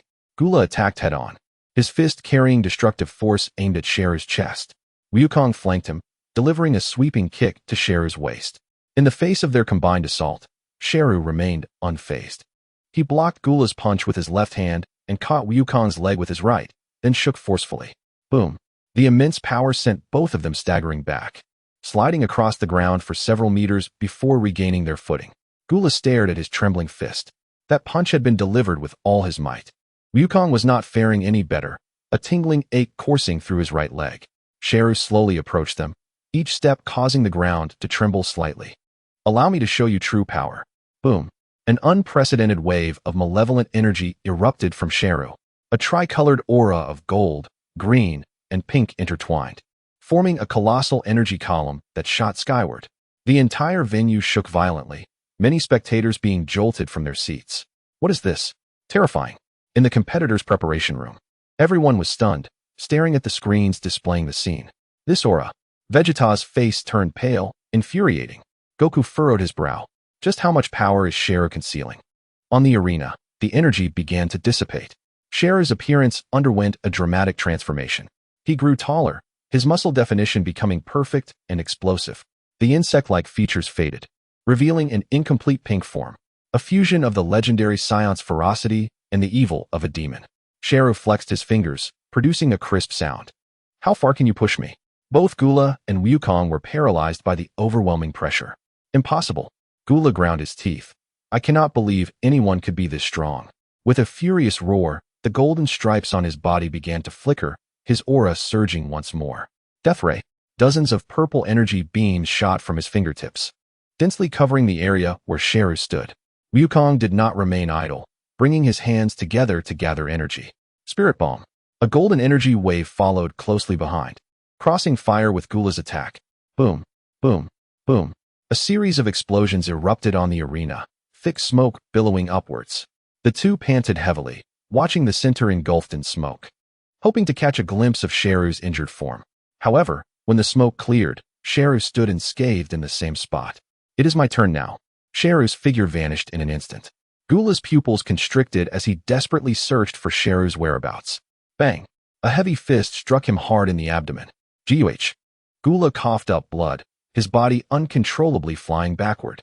As he soared back, Shalu reappeared beside him, delivering a knee strike that slammed into his back. Gula moved like a puppet on strings, flailing in midair. All of this transpired so rapidly that Wukong barely had time to react. By the time he attempted to intervene, Shalu was already before him. Too slow. A knee strike forcefully impacted Wukong's chest, causing him to double over in agony. Shalu seized his collar, lifting him up. Not enough. Your strength has grown at an agonizingly slow pace. With a casual flick, Wu Huan was sent crashing into the protective barrier, producing a deafening impact. Gula emerged from the pit, bloodied, yet his eyes burned with an even fiercer combat spirit. Damn it, damn it, damn it. I am the strongest in the universe. He raised a finger high above his head, beginning to gather an enormous sphere of energy. Supernova explosion. The energy orb expanded dramatically, ultimately reaching a terrifying diameter of several meters. Wu Huan, enduring the pain, stood tall and began to channel his energy. Kamehameha. The power surged, surpassing any previous attempt. The two launched their attacks simultaneously. The colossal energy sphere and the azure Kamehameha collided with Shalu, tearing the very air apart. Faced with this cataclysmic assault, Shalu unleashed his aura. He raised both hands, condensing all his energy into his palms. Special edition, Energy Blade. The green and pink energy was compressed to its utmost, surging towards the incoming energy. The devastating force clashed with the wildly spinning light wheel, resulting in a tremendous explosion. Flames soared skyward, radiating brilliant light. The entire arena was instantly consumed by the scattered energy rain, and a horrific explosion erupted into the heavens. The protective barrier was riddled with cracks. As the audience recoiled in terror, as the light faded, the arena had completely vanished, leaving behind a gaping abyss. Chapter 53. United Combat. Wu Huan and Gula Heavens. What an intense battle. The host's voice trembled as he gazed at the vast pit before him, a sight he had never witnessed in his decades of experience. The arena has disappeared. As he spoke, he hurriedly retreated, distancing himself from the perilous area. The audience erupted in gasps of astonishment, with some timid souls already fleeing. Bulma immediately grabbed the intercom. Activate maximum protective energy. Now. External staff swiftly pressed the device, and 2 additional layers of protective barriers were instantly erected, with energy output maximized. From the depths of the pit, 2 figures emerged, swaying unsteadily. Haha. Wu Huan gasped heavily, his chest heaving. His martial arts uniform was in tatters, with several horrific wounds adorning his arms. Gula was in a similarly dire state. The golden stripes on his body appeared dim, and his tail was severed. Both men raised their heads simultaneously to behold the unscathed figure at the edge of the pit. Shalu hovered calmly in midair, devoid of even a speck of dust. How is this possible? Gula ground his teeth, his fists cracking with tension. Our combined attack, and yet he... Wu Huan wiped the blood from the corner of his mouth, his hair clinging to his forehead due to sweat. If we wish to win now, we must unite. This thought simultaneously dawned upon both fighters. Mr. Gula. Wu Huan turned to the frozen demon beside him.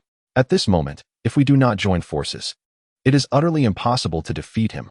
Gula fell silent for a few seconds before giving a cold snort. I am not accustomed to collaborating with others. He paused, glancing at Shalu with arms crossed, his expression reluctant. But today, I shall make an exception. They exchanged a knowing glance, a silent understanding passing between them. Onward. Wu Huan charged forth first, golden flames reigniting around him. Gula followed closely, his golden stripes beginning to flicker. Shalu observed the two rushing towards him, a slight smirk gracing his lips, as if he were witnessing the alliance of Wukong and Frieza. Wu Huan launched a frontal assault, throwing a flurry of punches, while Gula circled from the side, delivering a sidekick aimed at Shalu's waist. Shalu blocked Wu Huan's punch with his left hand while seizing Gula's left foot with his right. Afterimage fist. Wu Huan's form instantly split, creating numerous identical figures surrounding Shalu. A foolish technique. Shalu erupted with a powerful aura, instantly dispersing all the afterimages. Just then, Gula appeared above him. Death ray. Dozens of purple beams shot towards Shalu. As Shalu prepared to evade, Wu Huan had already positioned himself beneath him. Energy cannon. A golden energy wave surged from below. A pincer attack. Shalu was forced to endure both assaults. Boom. The explosion rang out, engulfing the area in smoke and dust. Did we succeed? Gula intently watched the center of the smoke, anxious for the outcome. No, not yet. Wu Huan shook his head, sensing Shalu's aura remained strong. Sure enough, as the smoke cleared, Shalu stood unharmed in his original position. Good coordination. Shalu flexed his wrist, but it is still insufficient. His figure vanished, reappearing in front of Wu Huan in the next instant. Wu Huan reacted quickly, crossing his arms in defense. Bang! Shalu's fist collided with his guard, the immense force sending him staggering backward. Solar flare. Wu Huan placed his hands in front of his face, a brilliant white light erupting instantly. This move is futile against me.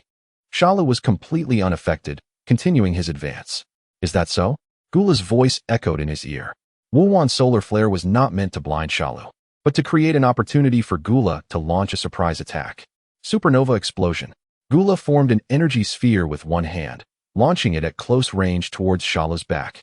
Shalu was compelled to turn and respond. At that moment, Wu Huan dashed in from the side. Kamehameha. He began to channel energy, blue energy coalescing between his hands. Humph. Shalu kicked Gula's energy sphere away and turned to face Wu Huan. Kamehameha. The blue light beam shot directly at Shalu. Shalu extended both hands, forcefully catching the Kamehameha. Wu Huan intensified his output, the beam growing even more robust. Shalu was pushed back by the energy column. Get away from me. He forcefully pushed, reflecting the Kamehameha back. Wu Huan quickly sidestepped, narrowly avoiding his own attack as it whizzed past him. Now it's my turn. Shalu's figure vanished once more. Wu Huan's heart raced as he desperately sought Shalu's position. There. Gula's warning rang out. Wu Huan immediately turned, spotting Shalu charging from the right. He quickly raised a defense. But Shalu's fist struck nothing but air. It was an afterimage. The real Shalu appeared behind him. Too slow. A heavy punch struck Wu Huan's back. He toppled forward, spitting blood. Gula rushed over to provide assistance. Destruction beam. Purple energy rays shot from his eyes. Shalu easily dodged, retaliating with an elbow strike aimed at Gula's abdomen. Gula swiftly blocked with his arms, but was still pushed back several steps. Wu Huan regained his composure, wiping the blood from his mouth. He looked at Gula. What is your plan? I will hold him off from the front. You find an opportunity to attack his blind spot. Understood. The two resumed their battle stances. Shalu observed them with keen interest. Shall we continue? Of course. Wu Huan shouted, charging at Shalu once more. This time, his attacks were more methodical. Fists, kicks, energy waves, various techniques were employed in succession. Shalu adeptly countered, yet his attention was firmly captured. Gula stealthily maneuvered to Shalu's side, his golden stripes flickering more vibrantly than before. Now, Wuhuan shouted, unleashing his full power against Shalu. As Shalu prepared to retaliate, Gula's attack struck. Super Death Ray. Hundreds of energy rays shot toward Shalu. Forced to halt his assault, Shalu turned to confront Gula. At that moment, the electric charge around Wuhuan intensified, his potential continuously being unleashed in battle. Magic Flash. A golden energy wave erupted from his hands. Its power doubled compared to before. Pincer Attack. For the first time, Shalu displayed a serious expression. Detection of target combat data fluctuations. Suin Wufan. Data analysis enhanced. Gula. Ice Demon Evolution Progressate. Gained 5 billion evolution points. The system's prompt resonated within Shalu's mind. Excellent. Shalu's aura began to surge. Let me stoke the flames further.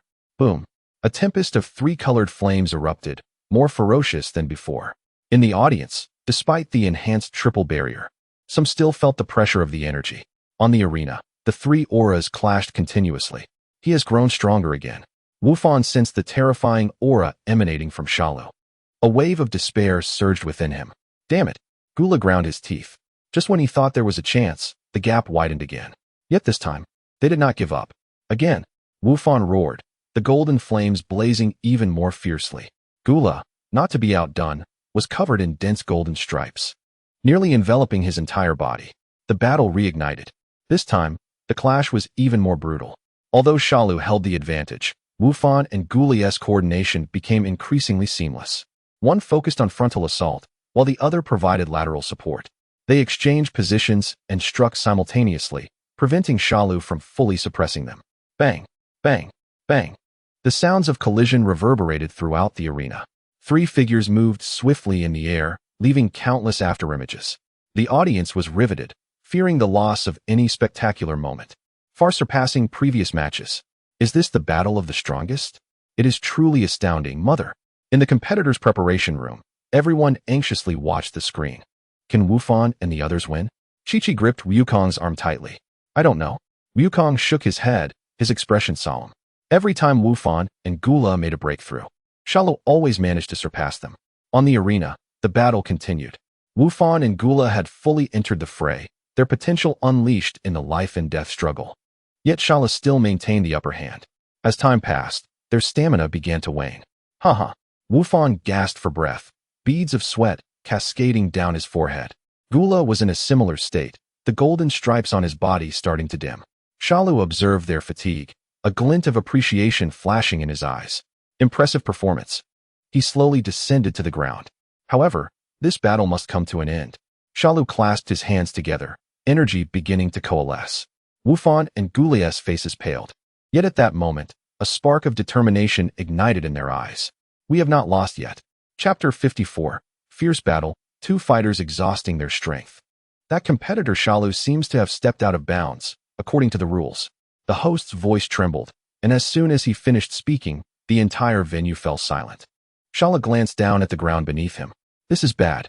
He had become so focused on squeezing every ounce of potential from these 2 that he forgot this was not a game, but a regulated competition.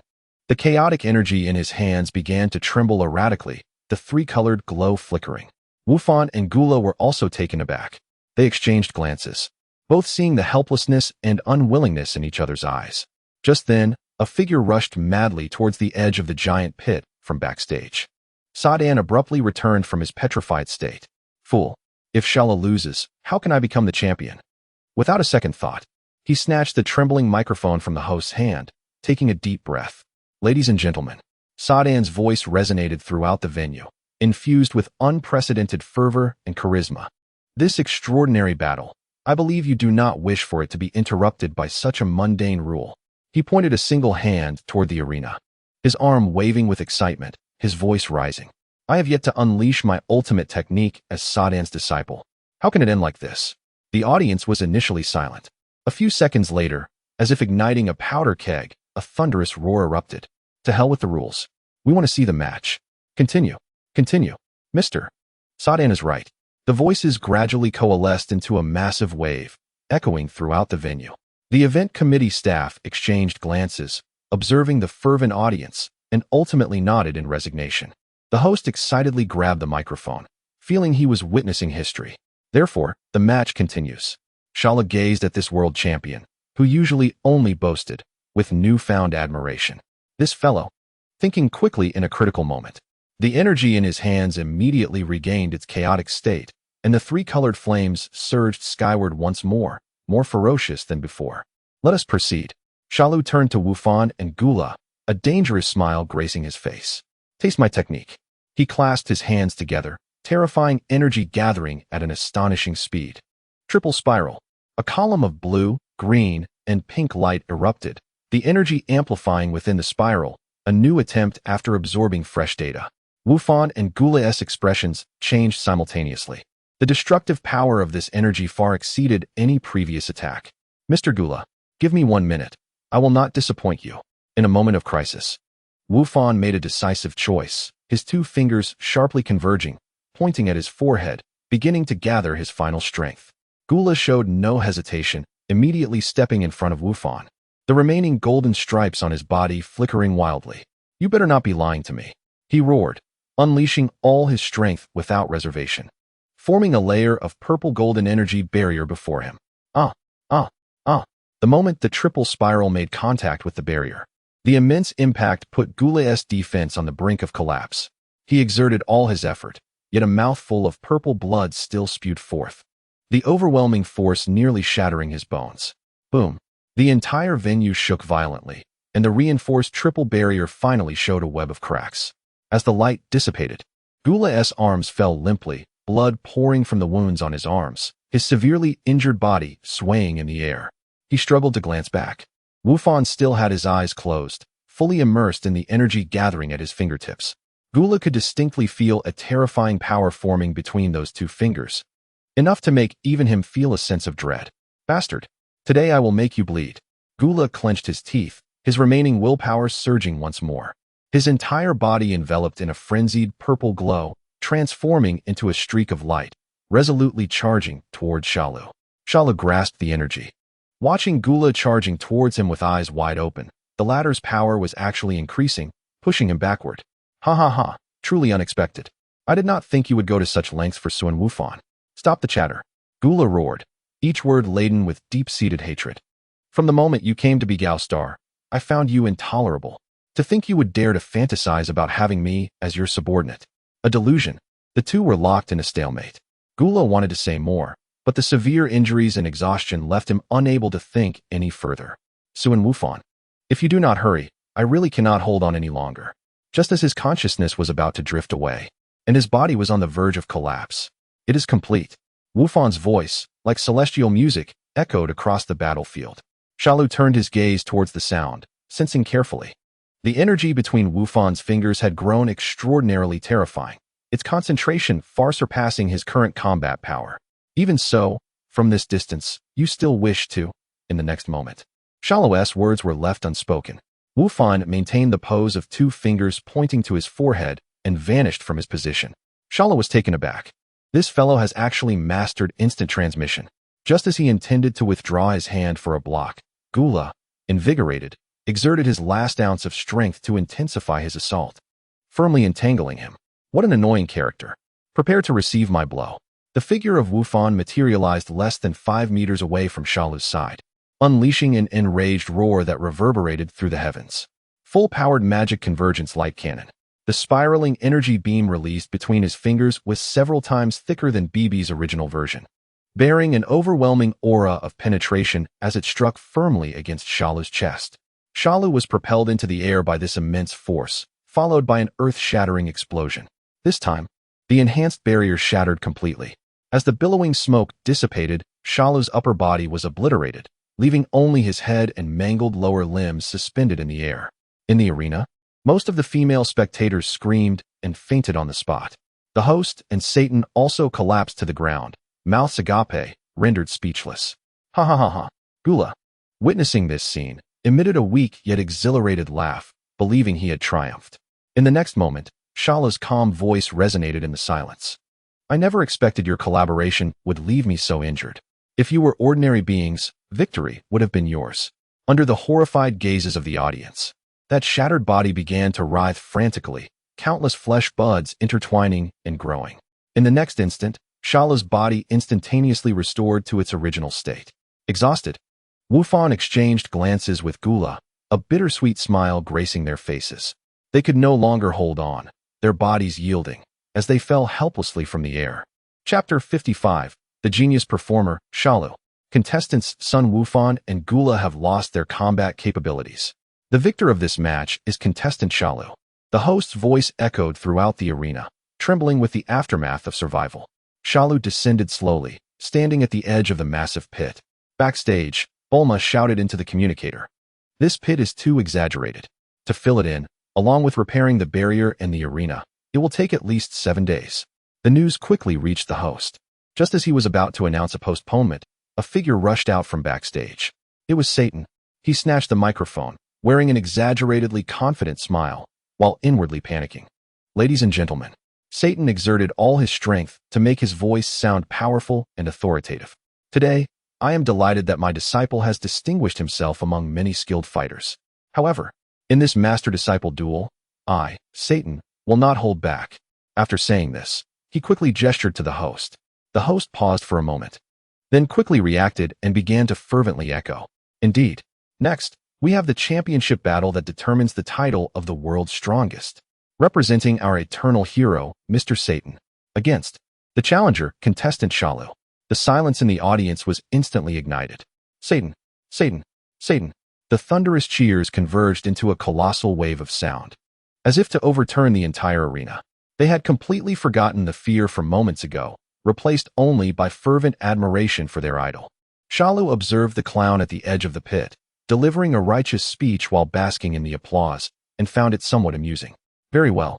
Let us conclude this farce with a splendid performance. An invisible mental force enveloped Satan in an instant. As Satan prepared to speak, he suddenly found his body stiffening, his feet uncontrollably leaving the ground. Oh, did you see that? Mr. Satan has also taken flight. The host feverishly stirred the atmosphere. The audience grew even more excited. In terror, Satan flailed in the air, attempting to break free from the restraints, but his body completely refused to obey. He was slowly dragged to the center of the massive pit by an irresistible force, facing Shalu from a distance. If you seek the championship, do not struggle. Lord Shalu, what is happening? Satan's heart raced with confusion, but in the next second, he switched expressions. Shalu, are you ready to receive my attack? No sooner had he spoken than his body suddenly moved at an astonishing speed. A seamless, textbook-level fighting technique was unleashed from him. The wind from his punches howled, and shadows of his legs intertwined. To the onlookers, he appeared as a true master of combat. How impressive! Is this the true strength of Mr. Satan? So cool. The audience erupted in waves of admiration. In the contestant lounge, the recently recovered Wufan and Gula, along with Goku and Vegeta, watched the scene in stunned silence. That fellow Vegeta felt insulted by the sheer absurdity. Bang! Under Shalu's manipulation, Satan landed a solid punch squarely on Shalu's cheek. Crack! Satan felt as if his knuckles had shattered, a searing pain radiating from his fist throughout his body. Tears were on the verge of streaming down his face. Yet he continued to perform frantically. Ha ha ha. Try my Satan punch. Controlled, his body executed a graceful somersault in the air, delivering a flying kick once more to Shalu. Explosive flying kick. The violent recoil nearly dislocated his ankle, causing him to see stars. Shalu stood motionless, silently enduring these attacks. Not bad acting, but your body is too fragile. He increased the output of his mental power slightly.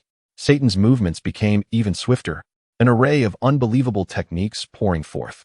Satan's spinning kick. Satan's hell charge. Each strike was accompanied by Satan's inner cries of anguish and the crisp sounds of his bones fracturing. Tears streamed uncontrollably from the corners of his eyes. Yet, in the eyes of the fervent audience, those were tears of excitement and exhilaration from a strong warrior. It was about time. Shalu felt a hint of boredom. He had Satan strike an exaggerated pose of gathering energy. Come, receive my ultimate finishing move that will decide the outcome. With tears in his eyes, Satan summoned every ounce of strength, aligning with Shalu's script to unleash his final roar. Satan's dreamlike, ultra-powerful, invincible fist. This punch appeared mighty and imposing, enveloped in unparalleled power. As it struck fiercely toward Shalus' chest. Boom! Shalus' body was hurled back as if struck by a cannonball, flipping several times in the air, adopting an exaggerated pose as he delivered his final words. Is this the true power of the world champion? I concede. With that, his body went limp, plummeting straight into the depths of the massive pit. The arena fell into profound silence. In the next moment, the victor was clear, successful in defending his title. Our champion, the eternal hero, Mr. Satan, once again claimed the throne of the world's number one. The host's heart-wrenching shout, accompanied by a flurry of confetti and fireworks, ignited the entire venue. The audience went wild, leaping, shouting, embracing one another, celebrating this hard-earned victory. No one detected the complete farce that had unfolded. Within the contestant lounge, however, the atmosphere plummeted to a freezing point. Everyone gaped, unsure of what to say, while Biddy Lee shyly covered her face. Vegeta's expression darkened like the bottom of a pot. That despicable scoundrel resorted to such means. Wufan smiled wryly, while Gula gritted his teeth, spitting in disdain. Truly a tedious farce. Chapter 56, The Realm of King Kai. Inside Satan's luxurious mansion, the raucous celebration party stood in stark contrast to the tranquility of a certain room. Shala's foolish performance truly disgusts me. Vegeta, arms crossed, leaned against the wall, his expression grim. Yet Mr. Satan is indeed impressive, delivering speeches while enduring so many fractures. Wukong rubbed the back of his head, a look of incredulity etched on his face. Broly stood by the window, gazing down at the revelers in the garden below. The door to the room swung open, and Shalu entered. All eyes turned towards him. The performance had concluded. Shalu surveyed the room, finally fixing his gaze upon several key candidates for training. Next, I shall take you to a certain place. Wukong's eyes sparkled with excitement. Where to? To a realm far more resilient than Earth, Shalu continued, where you can fully unleash your potential without the fear of accidentally shattering the very planet beneath your feet. Vegeta scoffed. As long as I can grow stronger, the destination matters not. His singular ambition was to emerge as the number one among them. Humph. Do not think you alone harbor such thoughts, Scion, Gula interjected, rising to his feet. His injuries had healed thanks to the healing beans. Yet his sense of superiority as a highborn race intensified. He would not allow himself to be trampled again. Gohan nodded in agreement. Suddenly, Piccolo sensed something amiss, his expression turning grave. Shalu, is that place you mentioned? Shalu affirmed his suspicion. The Kaioshin realm. What? Piccolo gasped in astonishment. That is a sacred domain. How can we engage in violent battles there? He promptly expressed his stance. I shall not go. Such a place does not permit us mortals to desecrate it. Suit yourself. Shalu replied nonchalantly. But the threat of the god of destruction looms large, and with your current strength, you would not even be able to impede him. This is your only opportunity to rapidly enhance your power. Upon hearing the name of the god of destruction, tension rippled through the group. Shalu disregarded Piccolo and turned to the others. Have you made your decision? Of course we will go. Wukong exclaimed, leaping with enthusiasm. A better training ground. Just the thought of it is exhilarating. Humph. Vegeta and Gula echoed almost in unison, their thoughts remarkably aligned. We must surpass Shalu as swiftly as possible. Shalu stepped aside, where a silent figure stood. It was Broly. He had remained there since the conclusion of the match, his aura calm. Yet a flicker of ferocious green light occasionally danced in his tranquil eyes. Shalu aligned himself with the five. Close your eyes. No sooner had he spoken than he locked onto a familiar, yet distant aura. In an instant, 6 figures vanished from the room. In the Kaioshin realm, the atmosphere was serene and sunny. Shin sat on the edge of a cliff, troubled by thoughts of the Majin. Suddenly, he sensed several powerful and unfamiliar auras behind him. Whirling around, his pupils dilated. 6 figures materialized not far behind him. The foremost was the unsettling green creature. Shalu. Jebbit instinctively positioned himself in front of Shin, adopting a defensive stance. How did you get here? Wukong curiously surveyed his surroundings. Wow. The ambience here is so pleasant. The air feels different. Vegeta disdainfully glanced at the anxious Jebbit. Step aside. We are not here to cause you trouble. Shalu ignored Jebbit, striding directly towards Shin. Lord Kaioshin. It has been a while. His tone was flat, yet it sent a shiver down Shin's spine. It's you. Shin recognized Shalu as the very demon who had previously tormented him on Earth. What brings you here? I have brought them for training. Shalu gestured towards his companions. And, by the way, I require your sword for a moment. He turned his gaze toward a stone sword embedded in the mountaintop. Let them attempt to draw that sword. Shalu's tone was commanding, as if issuing an order to the cosmic deity. And you need not worry about the matter of Majin. What? Shin was utterly taken aback. This fellow knows the secret of the Kaioshin sword. That sword seals your ancestor. Shalu dropped this shocking revelation. Before Shin could respond, he activated his ability once more. His figure vanished from sight. All that remained in the Kaioshin realm were a stunned Shin and Jebit, along with 4 perplexed Scions and the Ice Demon. Gula was the first to approach the sword. Humph, just a broken sword. Vegeta followed closely. Do not think you can seize the lead. Hey, wait for me. Wukong excitedly trailed after them. Only Broly and Gohan remained, gazing around in confusion. At the Satan family residence, the party had concluded and the guests had departed. Shalu's figure reappeared in the room. He walked towards a corner where a trembling, bald figure cowered. It was Yamu. After the martial arts tournament ended, Shalu had brought him here, and he lived in constant fear. Upon seeing Shalu, Yamu immediately prostrated himself, his teeth chattering. Shalu looked down at him with an air of authority. Rise. Those 2 simple words carried an undeniable weight. Yamu scrambled to his feet, not daring to lift his head. Observing his cowardice, Shalu displayed no emotional response. Lead the way. Where to? Yamu's voice was scarcely a whisper. He finally understood the purpose behind this monster's decision to spare his life. It is time to meet your master. Chapter 57. The initial encounter with Babbidi's crew. Endless desolate mountains stretched before them as Yamu clasped an energy vessel, flying through the air. His mind was tense, each breath laced with fear. The creature behind him remained silent, yet the oppressive atmosphere grew increasingly suffocating. Upon crossing the last mountain, an oddly shaped structure came into view. The 2 descended slowly before the entrance. This is Lord Babbidi's spaceship. With a whoosh, the heavy door slid open soundlessly, and a figure emerged. He resembled Frieza's 3rd form, exuding a pompous demeanor. Yamu, you worthless fool, why have you only just returned? The newcomer crossed his arms, loudly berating the trembling bald figure. His gaze shifted to Shalu beside Yamu. Who is this peculiar fellow? Where is Spubich? Shalu did not even glance at him, coldly uttering a few words. Bring Babbidi out. I have brought the energy to resurrect the Magians. Pui paused for a moment before erupting in fury. You dare to address Lord Babbidi so casually? Wait a moment, Pui. A sharp and lecherous voice emerged from within the door. The door swung open once more, revealing a short, cloaked creature with waxy yellow skin and bulging eyes, looking both ridiculous and repulsive.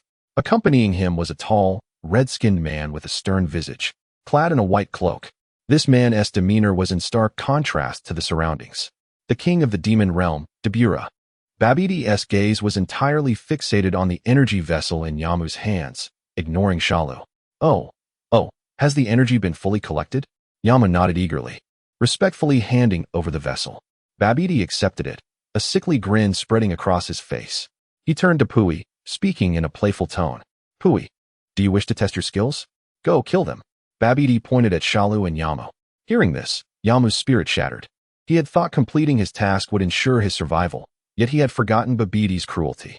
Without a second thought, Yamu spun around, attempting to flee into the distance. However, before he could fly more than 10 meters, an energy wave shot from Pui, instantly reducing him to cosmic dust. Next, it is your turn. Pui cracked his neck. A confident grin plastered on his face as he charged toward Shalu. In his eyes, this was merely the elimination of an insignificant pest. Shalu stood firm, motionless. As the fist of Pui was about to make contact with his face, 2 crimson beams of light shot forth from Shalu's eyes. The beams instantly pierced through Pui's chest and skull.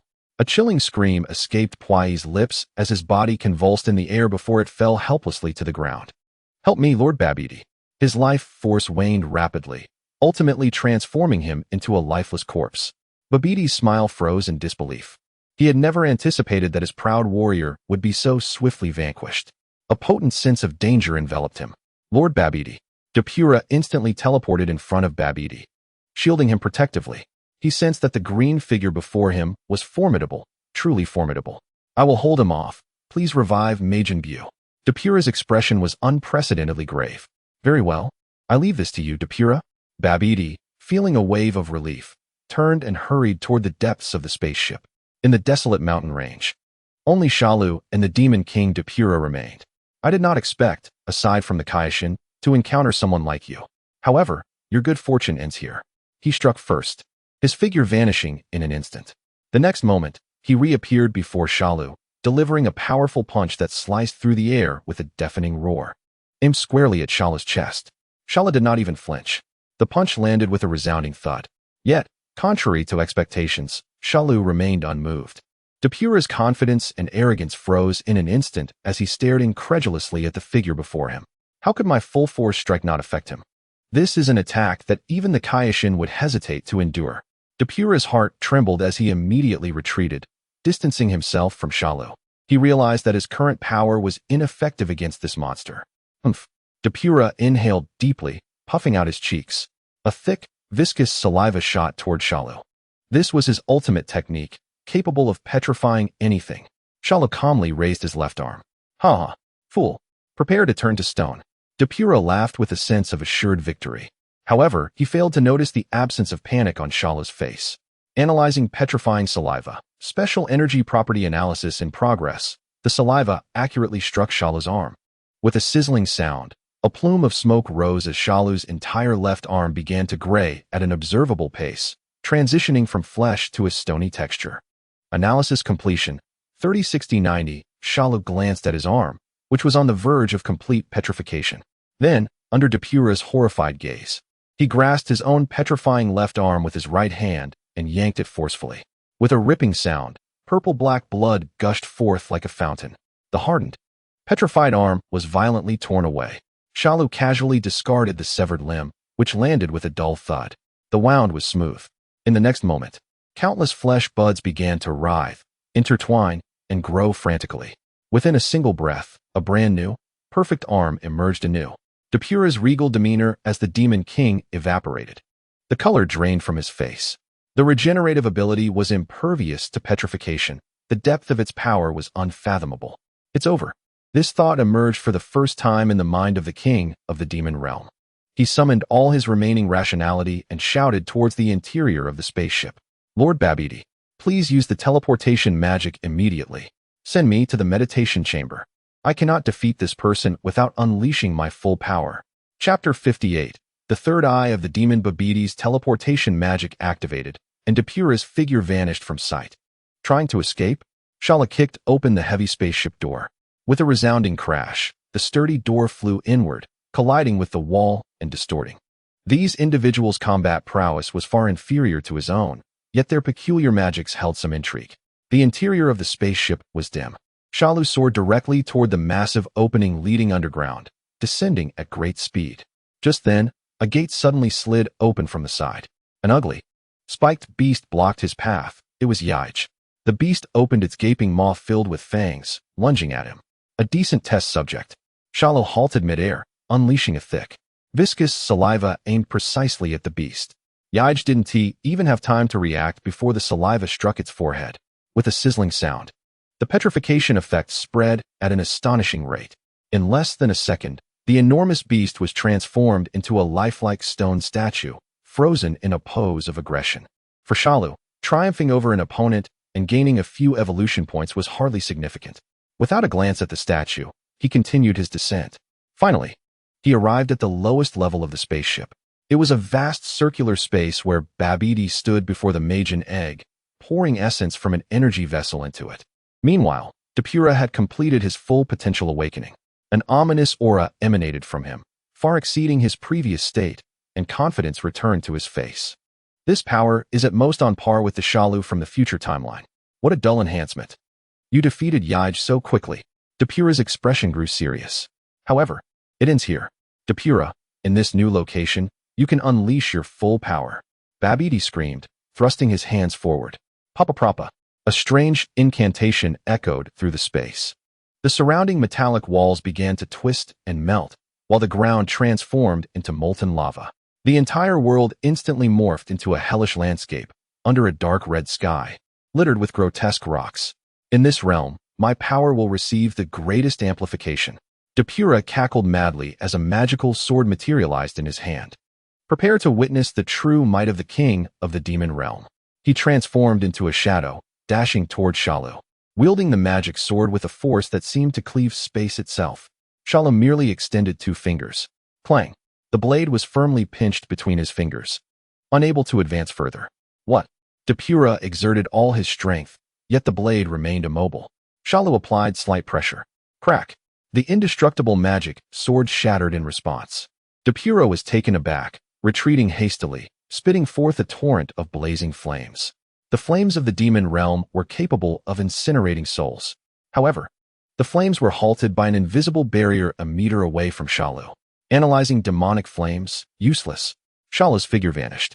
The next moment, he appeared behind Depura, delivering a swift energy strike. Uft. Depura's entire right arm was severed at the shoulder, purple blood gushing forth. Ah! He screamed in agony, staring in disbelief at the figure before him. The disparity was overwhelming. Even with his full potential awakened, the difference was like that between heaven and earth. Babidi trembled in fear as he watched through the crystal ball, realizing that more energy was required to resurrect Majin Buu. Find a way to stop him. Lord Babidi. This individual exudes malevolence. Is it possible to control him? Depura cautioned while clutching his severed arm. Babidi was overjoyed, realizing the possibility, and directed spiritual energy into Shalu's mind. Yet Shalu's mental strength far surpassed that of the sorcerer, resulting in a backfire, and he spat out a mouthful of blood, collapsing to the ground. Mental control detected. Analyzing, Shalu smiled knowingly at a certain point. There was no way out. Even as his body crumbled, Dapula's eyes were filled with resolute determination.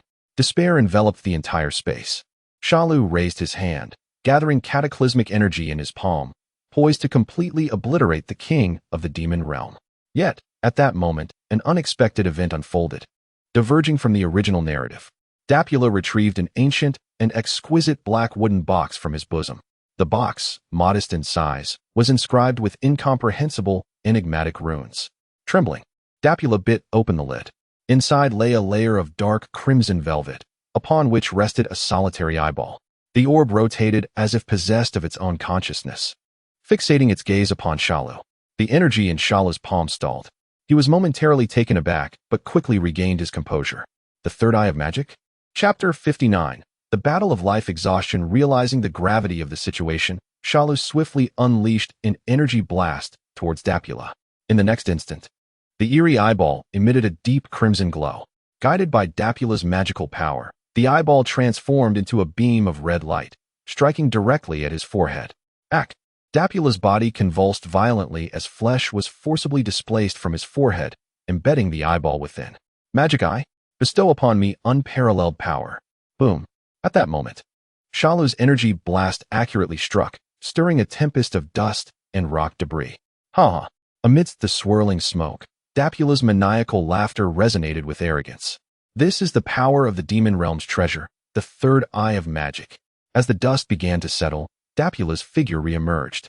His severed right arm was now regenerating, reconstituted by his magical energy. The third eye on his forehead flickered with a sinister red glow, amplifying his aura exponentially. Dapula reveled in the surging magical power within him, each muscle brimming with explosive strength. He cracked his neck, producing a cacophony of bone-cracking sounds. Now, the second round begins. Swish. Before his words could fully escape, Dapula's figure vanished from sight. Combat data significantly enhanced. Reanalyzing, the system's prompt echoed in Shalu's mind. In the next moment, a fierce gust of wind surged towards him. Drawing upon his combat instincts, Shalu crossed his arms defensively. Bang! A tremendously powerful kick landed squarely on his arm. The immense force shattered the rocky ground beneath him, propelling Shalu through the air in a long, arcing trajectory, ultimately crashing into a distant lava waterfall. Did you see that, Lord Babidi? Dapula hovered midair, basking in this unprecedented surge of power, declaring that he no longer required Majin Buu, for he was now the mightiest subordinate. Babidi gritted his teeth, yet his face bore an expression of commendation. Well done, Dapula. With a splash, Shalu erupted from the scalding lava, unscathed, save for a faint red mark on his arm where he had defended himself. Excellent. Now this is intriguing. Your strength has indeed increased significantly. Shalu flexed his arm, but it was still far from the point of rendering him helpless. Arrogant fool, Dapula bellowed, the red glow of the magic eye intensifying. He clasped his hands together, conjuring a magic sword that was not only more solid but also far larger than before. The blade shimmered with countless eerie runes, exuding a magical aura capable of incinerating souls. Magic Realm's soul-cutting slash. Dapula brandished the sword towards Shalu from a distance. A massive jet-black sword energy tore through the dark crimson clouds, descending upon Shalu with lethal intent. Wherever the sword energy passed, deep rifts marred the ground. Analysis complete. In the face of this terrifying strike, Shalu calmly raised his right hand. His fingers spread wide, summoning an identical weapon in his palm. Swish! A similarly formidable sword energy surged forth, even more ferocious. The green energy clashed violently with the black sword energy. Boom! The two disparate forces collided with cataclysmic fervor, causing the entire alternate space to tremble violently, while the ocean of lava beneath them surged in furious waves. The dissipating energy ripples spread outward like silent ripples, being silently absorbed by the colossal demon egg at the bottom of the spacecraft. Before the crystal ball, Babidi observed intently, noting that the energy gauge above the demon egg surged upward another notch. Yes, that's it. Fight. Fight with all your might. Babidi's shrill laughter echoed, urging them to unleash their power to herald the resurrection of Majin Buu. After a tense standoff lasting several seconds, Shalu's energy ultimately prevailed. The green force consumed the black, racing unrelentingly towards Dapula. Dapula's expression changed as he hastily raised his sword to block. Bang! The remaining sword energy struck the magic sword with tremendous force. The violent impact caused his arms to tremble, his body uncontrollably propelled backward. At that moment, Shalu's figure appeared above him like a phantom. Too slow. Accompanied by his cold words came a merciless downward kick. Crack! Dapula managed to raise his magic sword in a desperate attempt to defend, but the blade, infused with immense magical power, was shattered beneath Shalu's foot. The momentum did not cease. Shalu's foot crashed heavily into Dapula's chest. Pooh! Dapula spat forth blood as his chest caved in, his body plummeting like a meteor, crashing into the hard ground and creating a massive crater. Shalu descended slowly. Just as he prepared to deliver the final blow, he noticed that within the crater, Dapula's concave chest was writhing with countless flesh buds, pulsating with a scarlet glow. In but a breath, the horrific injury had fully healed. Target has acquired near Majin regenerative capabilities through the amplification of the third eye of magic. Ha! Dapula ascended from the pit, wiping the blood from his lips. Futile. As long as the magic eye remains, I shall not perish. Is that so? Shalu's figure vanished in an instant. Dapula's pupils constricted as the magic eye on his forehead spun wildly, tracking Shalu's movements. Here. He spun around, launching a punch into the air to his left. The punch howled through the air, yet struck nothing. No, above. He looked up just as an energy blast drew near. Boom. The explosion engulfed him in flames. As the smoke began to clear, Shalu reappeared from the opposite side, his hands clasped together, aimed at the center of the explosion. Kamehameha. A massive blue energy wave surged forth, laden with destructive power. Boom. Another earth-shattering roar erupted. The sheer force of the energy impact rendered the entire space unstable, causing Babidi's magical barrier to fracture with fine cracks. The released energy surged even more frantically towards the colossal demon egg. Almost there. So close. Babidi trembled with excitement. As the light dissipated, only Dapula's head remained, swaying unsteadily in midair. Yet, in the next instant, the magic eye on his forehead radiated with an unprecedented brilliance of red light. Countless blood-red flesh buds erupted from his severed neck, rapidly intertwining in the air, reconstructing a completely new lower body before Shalu's eyes. However, this time, Dapula's complexion was markedly pale, and the glow of the magic eye had dimmed considerably. This level of regeneration demanded a tremendous toll on him. Damn it! Dapula gasped for breath. This monster was relentlessly forcing him to expend his regenerative abilities. Shall we continue? Shalu hovered nearby. This battle had devolved into a war of attrition. Bastard! I am the king of the demon realm. Dapula roared one final time. He channeled all the residual magical power within him into his right fist. His entire body began to shrivel, becoming gaunt, his skin losing its luster, as if every ounce of vitality had been siphoned away in an instant. Receive my final blow. He transformed into a streak of crimson light, charging towards Shalu. This was his all-or-nothing assault. Shalu did not flinch. He too raised his fist, his fury burning with an insatiable intensity, coalescing into a singular point. It was a clash of purest power. Boom. The two fists collided. An indescribable storm of energy erupted from their center, sweeping outward in all directions. Babbidi's magical space could no longer sustain itself, shattering like a mirror into countless fragments. In the lowest tier of the spaceship, the energy gauge above the giant egg filled to capacity in an instant, emitting an ear-piercing alarm. It was full. Finally full. Babbidi was ecstatic. Crack! A crisp sound of shattering echoed in the silence of the space. The enormous egg split open, and a plume of pink smoke began to rise slowly. Chapter 60, A New Demon. The residual waves from the collapsing space finally subsided. Dabura's once formidable demonic figure had withered, resembling a waning candle in the wind. He exerted his last ounce of strength to reach towards Babbidi. "My lord Babbidi, I am deeply sorry," he began, but before he could finish, his once proud, demonic form crumbled into a handful of ash, dissipating with the breeze. The sinister third eye of magic rolled from the ashes, lying quietly on the ground. Shala stepped forward and picked it up. This object, though seemingly like a wholesale product, possesses a terrifying enhancement to combat power. System, analyze it. Third eye of magic. Analyzing. This item is a high-purity concentration of dark energy, which forcibly converts the user's vitality and physical strength into magical power by absorbing them. In exchange for an explosive augmentation of strength and a fearsome regenerative capability. Residual autonomous consciousness detected within this entity, origin unknown.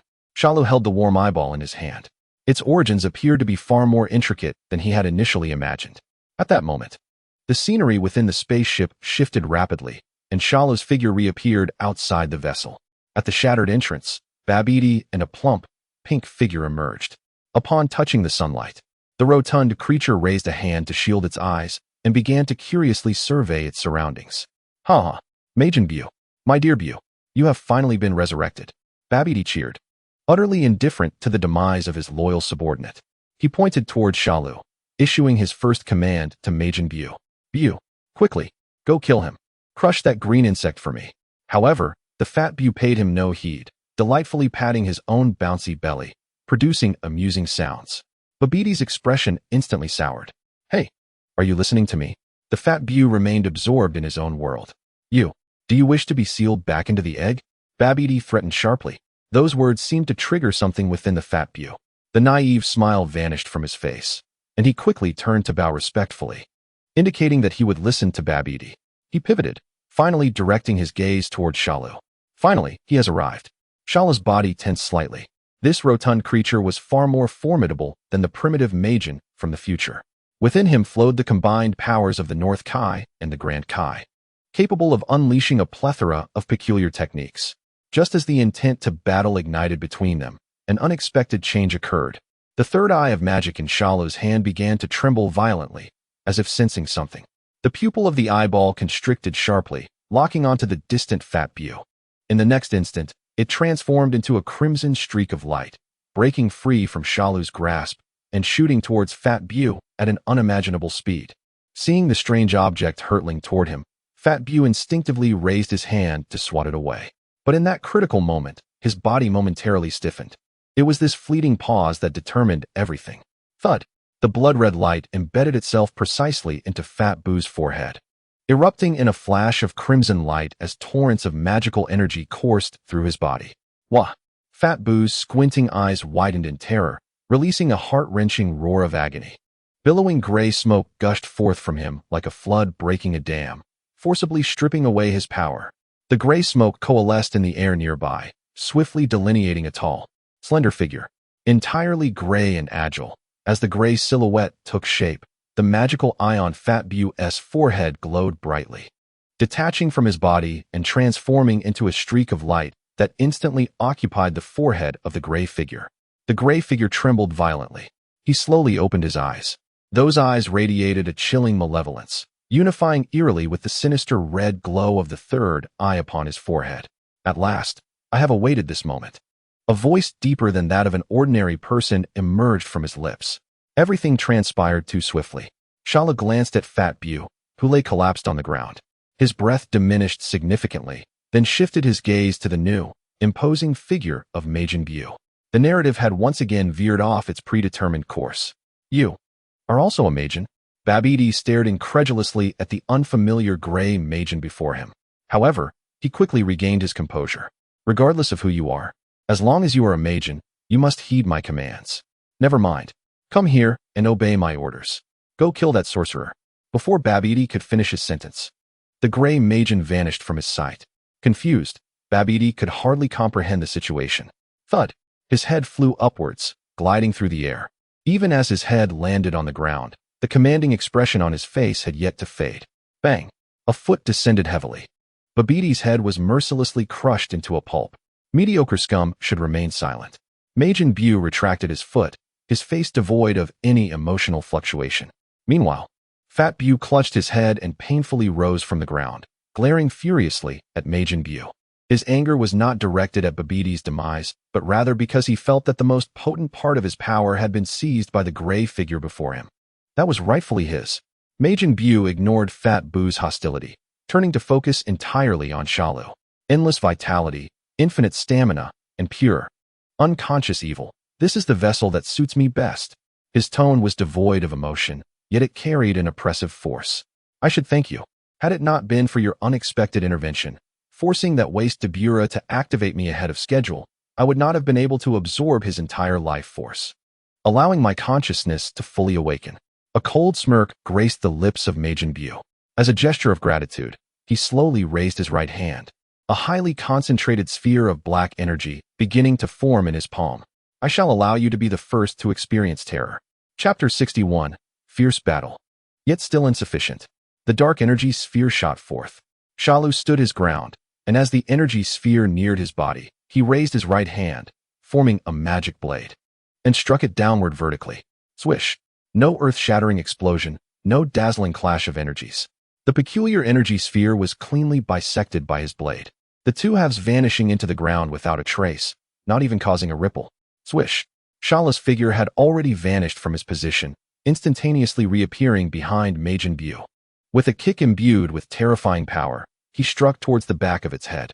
However, Moyen Buu appeared to be well prepared. It did not even turn around. Its entire gray head twisted a full 180 degrees, facing the oncoming attack from Shalu. Bang! A dull thud echoed through the air. Moyen Buu shot out like a cannonball, hurtling backward. As it flew, nearly invisible specks of black light scattered from its body, silently merging into the ground below. This subtle change did not escape Shalu's notice. The impact struck a distant rock face, creating a deep dent in the earth, leaving Moyen Buu in a bizarre contorted position as it came to a sudden halt, looking exceedingly disheveled. It became clear to Shalu that the weakness at the back of its head remained. Your terror seems merely a jest. The chilling laughter resonated clearly in Moyen Buu's ears. Ha ha ha. The dented face twisted as Moyen Buu slowly straightened up, its deformed visage swiftly returning to its original form. Is that so? Its drooping hands suddenly swung upward with force. Boom, boom, boom. Almost simultaneously, the ground beneath Shalu erupted with dark beams of light. Following this, the previously merged black specks transformed into countless black energy spheres, surging forth like vengeful spirits from the depths of hell, crashing towards Shalu from all directions. Boom, boom, boom. The continuous explosions reverberated through the sky, and the terrifying energy wave completely consumed Shalu's position. Rising smoke obscured the heavens. I shall not allow you to perish so easily. Hee hee.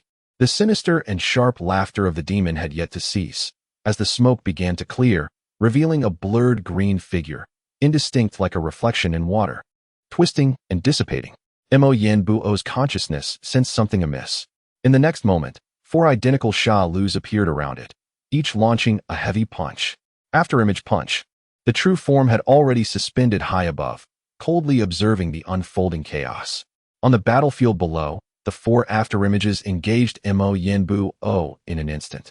The sounds of fists and feet colliding echoing incessantly, with more light points scattering from the afterimages. Bang, bang, bang, bang. Under the frenzied restraint of the 4 figures, Moyen Buu found itself unable to escape. High in the sky, Shalu slowly raised his hands towards the ground below. Then, taste your own terror. He elegantly commanded, and the earth responded accordingly. The ground shattered, and countless energy spheres glowing with green light surged forth from the fissures, densely packed, far exceeding their previous number. Under his will, all the energy spheres shot towards a single coordinate point, which was precisely where Mo Yanbu-O was ensnared by the 4 afterimages. The torrent of green energy, along with the 4 afterimages, completely engulfed Mo Yanbu-O. Rumble. The entire earth trembled violently. As the center of the explosion formed an ever-expanding sphere of energy, the devastating force reducing everything around it to dust. After the explosion, only a bottomless pit remained on the ground. Mo Yanbu-O's form was left battered and broken, reduced to little more than a pile of flesh. Yet, in the next moment, countless gray chunks began to writhe and coalesce, swiftly returning to its original state. The unsettling smirk remained on its face. Its regenerative ability far surpassed that of the original Bu-O. Shalu gazed down at the seemingly unscathed monstrosity. An even more powerful aura erupted from within Mo Yanbu-O, a mixture of malevolent magic and pure destructive desire, causing its form to swell. With a sudden push against the ground, it transformed into a gray lightning bolt, shooting straight towards Shalu in the sky. The fierce melee finally commenced. Clang! The fists of both collided violently mid-air, generating a visible shockwave that shredded the clouds at the horizon. In Mo Yanbu-O's vision, each of Shalu's attacks came at blinding speed, leaving only fleeting green afterimages. Conversely, to Shalu's senses, this creature's body was soft and elastic. Every heavy strike felt as though it landed upon cotton, most of the force dissipating in an almost surreal manner. Pooh! Seizing upon a flaw, Shalu gathered his strength and delivered a precise punch that pierced through Mo Yanbu-O's chest, leaving a gaping hole. However, the creature merely grinned, the flesh around the wound writhing, instantaneously ensnaring Shalu's arm. Its other hand transformed into a sharp spear, lunging toward Shalu's head. Shalu decisively severed the trapped arm, vanishing in an instant, only to reappear at Mo Yanbu-O's side. Mo Guan Guang Shapao. Without charge, without warning. A spiraling beam of deadly light shot forth from his fingertips, instantly penetrating Mo Yanbu-O's midsection. The tremendous force propelled it downward. Useless. Useless. Mo Yanbu-O cackled in midair, its wounds healing completely during the descent. Is this all the data available under the surge of Mo Yan? Not enough. Shalu's mind raced with thoughts. Then he glanced at the nearby Pang Bu-O, an insidious idea blossoming in his mind. The battle had devolved into a mere war of attrition. He detested such inefficient combat. The frenzied assault of the demon morphed into a streak of crimson and gray light, charging towards Shalu. Chapter 62. United as one, demonic energy source. The two quickly re-engaged in battle. With its nearly immortal body and inexhaustible stamina, Mo Yanbu-O fought back fiercely against Shalu. Bolstered by the madness of the Mo Yan, the violent energies clashed continuously, tearing apart the earth and evaporating into magma. Yet, it was merely a back and forth. Mo Yanbu-O soon realized something was amiss. It had misjudged the strength of this green adversary. No matter how it amplified its power or wielded its bizarre magic, the opponent effortlessly neutralized every attack, maintaining an air of ease. This creature was hiding its true strength. The longer they fought, the more combat techniques and power Shalu displayed, as if drawing from an endless abyss. On Shalu's side, the trajectory of his attacks began to subtly shift, each collision and evasion guiding the battlefield towards a specific direction. In the distance, amidst the ruins, a pink mass of flesh stirred slightly. Pang Bu-O, clutching its heavy head, rose from the ground. Having just regained a modicum of strength, it beheld the cataclysmic battle afar, feeling that familiar yet loathsome aura of evil. It had been robbed of something most precious. Rage instantaneously replaced its weakness. Yua! Pang Bu-O let out an enraged roar, disregarding everything, aiming directly at the gray figure. Unleashing a ki blast, the pink energy wave streaked through the air, hurtling towards Mo Yanbu-O. With a casual swat, Mo Yanbu-O dispersed the feeble attack. Annoying remnants. It was prepared to dismiss this past version of itself, but at that moment, a strange impulse surged from deep within its being. It was instinct. This occupied demonic body craved completeness. It signaled a desire to absorb the remaining essence of the original self. Mo Yanbu-O was astonished that the power residue it had previously ignored would elicit such a vigorous reaction from its perfectly vile form. Consume him. Just by consuming him, it could attain perfection. An uncontrollable greed radiated from Mo Yanbuo. Shalu sensed this dramatic shift in emotion. He chuckled before swiftly executing a rapid spinning kick, landing solidly against the waist of Mo Yanbuo. Ha ha ha, foolish creature. Mo Yanbuo believed the opponent's actions were nothing short of a death wish. The immense force sent it spinning uncontrollably like a top, hurtling towards the unsuspecting Fat Buo. Mo Yanbuo continued to mock the adversary. In the next moment, utilizing its momentum and instinct, its rotating body abruptly melted in midair and expanded. In an instant, it transformed into a colossal gray mass of flesh, descending upon the terrified Fat Buo below with overwhelming force. I despise you. Fat Buo's head emitted steam as he desperately unleashed energy blasts. But those assaults were swallowed by the flesh wave, failing to even create a ripple. In a moment of desperation, the antennae atop his head flickered with an unusual light. Turn into candy for me. A beam of pink energy shot forth from the tip of the antenna, aimed directly at the massive mass of flesh. Analyzing special magic, transformation ray, a commendable technique.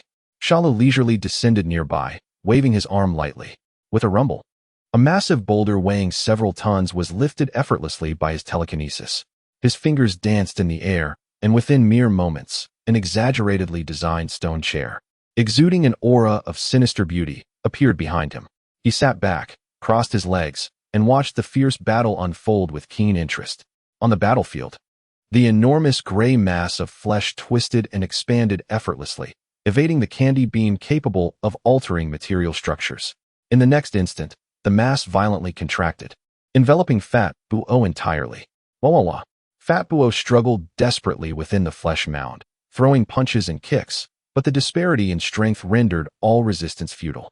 The mass completely sealed shut, reverting to an upright humanoid form. Hee hee. Mo Yanbuo emitted a triumphant laugh. Suddenly, an unexpected transformation occurred. Crackle. A surge of violent electric sparks erupted from its humanoid body without warning. Dark clouds began to gather ominously above its head, as if the apocalypse had arrived. A wave of pure malevolence and destructive desire, countless times more potent than before, surged forth from its being. Boom. The ground was violently torn asunder by this force, causing the surrounding mountains to tremble.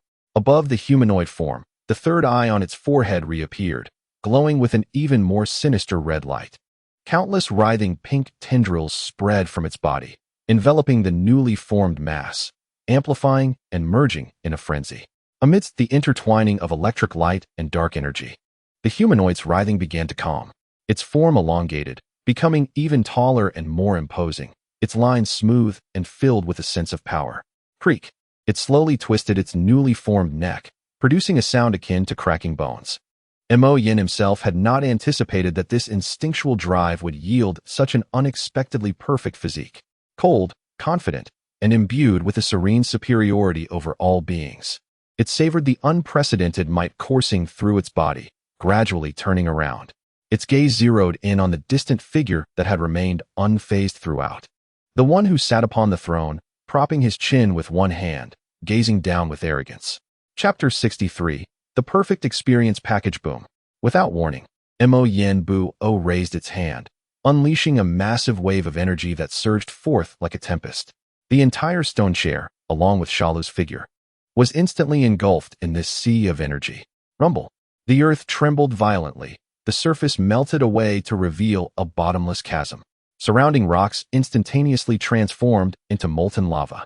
Mo Yanbuo slowly turned its gaze skyward, the third eye on its forehead gleaming with a triumphant red light. Now, it's time to put away your pathetic arrogance.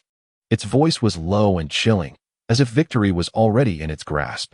However, in the next moment, amidst the dissipating clouds of energy, an unharmed green figure gradually materialized. Shalu moved his shoulders, the parts that had just been obliterated regenerating. Not bad, he remarked nonchalantly about the recent attack, his tone devoid of any fluctuation.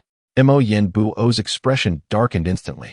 Just then, Shalu's aura underwent a dramatic change. Two distinctly different energies erupted simultaneously, intertwining around him to form a golden-green halo. Mo Yanbuo's pupils constricted. I will not be outdone. It continued to amplify its energy. Aya! Shalu's figure vanished from sight in an instant. Mo Yanbu-O was violently propelled backward by a tremendous force. Yet, it quickly stabilized itself midair, the red light of the third eye intensifying. It doesn't hurt. It grinned menacingly, brushing across its chest. The two engaged in a fierce aerial confrontation. The sound of their fists and feet colliding echoed through the air. Boom, bang, bang. Each impact generated violent shockwaves, ravaging the ground beneath. At this moment, Mo Yanbu-O's combat prowess had significantly escalated, with constant evolution prompts indicating the progression of the battle for Shalu. Turn into candy for me. The pink beam shot forth, aimed directly at Shalu's chest. Shalu merely raised a finger. Transformation ray. A similar pink glow emanated from his fingertip. The two beams collided fiercely in midair, erupting into brilliant sparks. Mo Yanbu-O momentarily faltered. How could this guy even wield such magic? But it quickly regained composure. Its form darting towards Shalu like a specter. Close-quarters combat ensued once more. Shalu seized Mo Yanbu-O's incoming punch, tightening his grip. Mo Yanbu-O's expression changed. Just as it attempted to break free, the surroundings began to distort suddenly. Instantaneous movement activated. In the next moment, their figures appeared simultaneously in an entirely new location. Beneath a blue sky and white clouds, lush greenery surrounded them. This was the Kaioshin realm. The abrupt arrival of the two figures left everyone stunned. When Kaioshin Xian recognized the peculiar figure captured by Shalu, his facial expression spiraled into chaos as he trembled, pointing at the newcomer. Mo Rinbuo. His voice emerged almost as a whisper through clenched teeth. Although its form differed from his memories, that familiar aura of malevolence was unmistakable. Upon hearing this, Kong Bei and Broly turned their gazes towards the figure held by Shalu. Is this the Majin from before Beerus arrived? Kong Bei frowned, a hint of wariness flashing in his eyes. Broly's fists clenched unconsciously, his fighting spirit igniting. Gula immediately turned around, curiously observing. Is this the legendary Majin from our clan? Mo Yanbu-O finally realized what had transpired, momentarily bewildered by the unexpected change of scenery. Shalu released his hold on Mo Yanbu-O, gently descending to the ground. In the distance, a lecherous old man stood with closed eyes, raising his hands towards Wu Fan as if conducting a ritual. Shalu smiled slightly, turning to the others, pointing at Mo Yanbu-O with one hand. This fellow, who wishes to challenge? His tone was calm, as if discussing a trivial matter. He is an excellent punching bag. The composed Broly stepped forward. With each stride, the earth trembled slightly beneath him. A green aura began to rise slowly from his being. The combat desire long suppressed by the tournament rules finally finding an outlet. This is where I can truly showcase my prowess. Broly's voice was low and oppressive.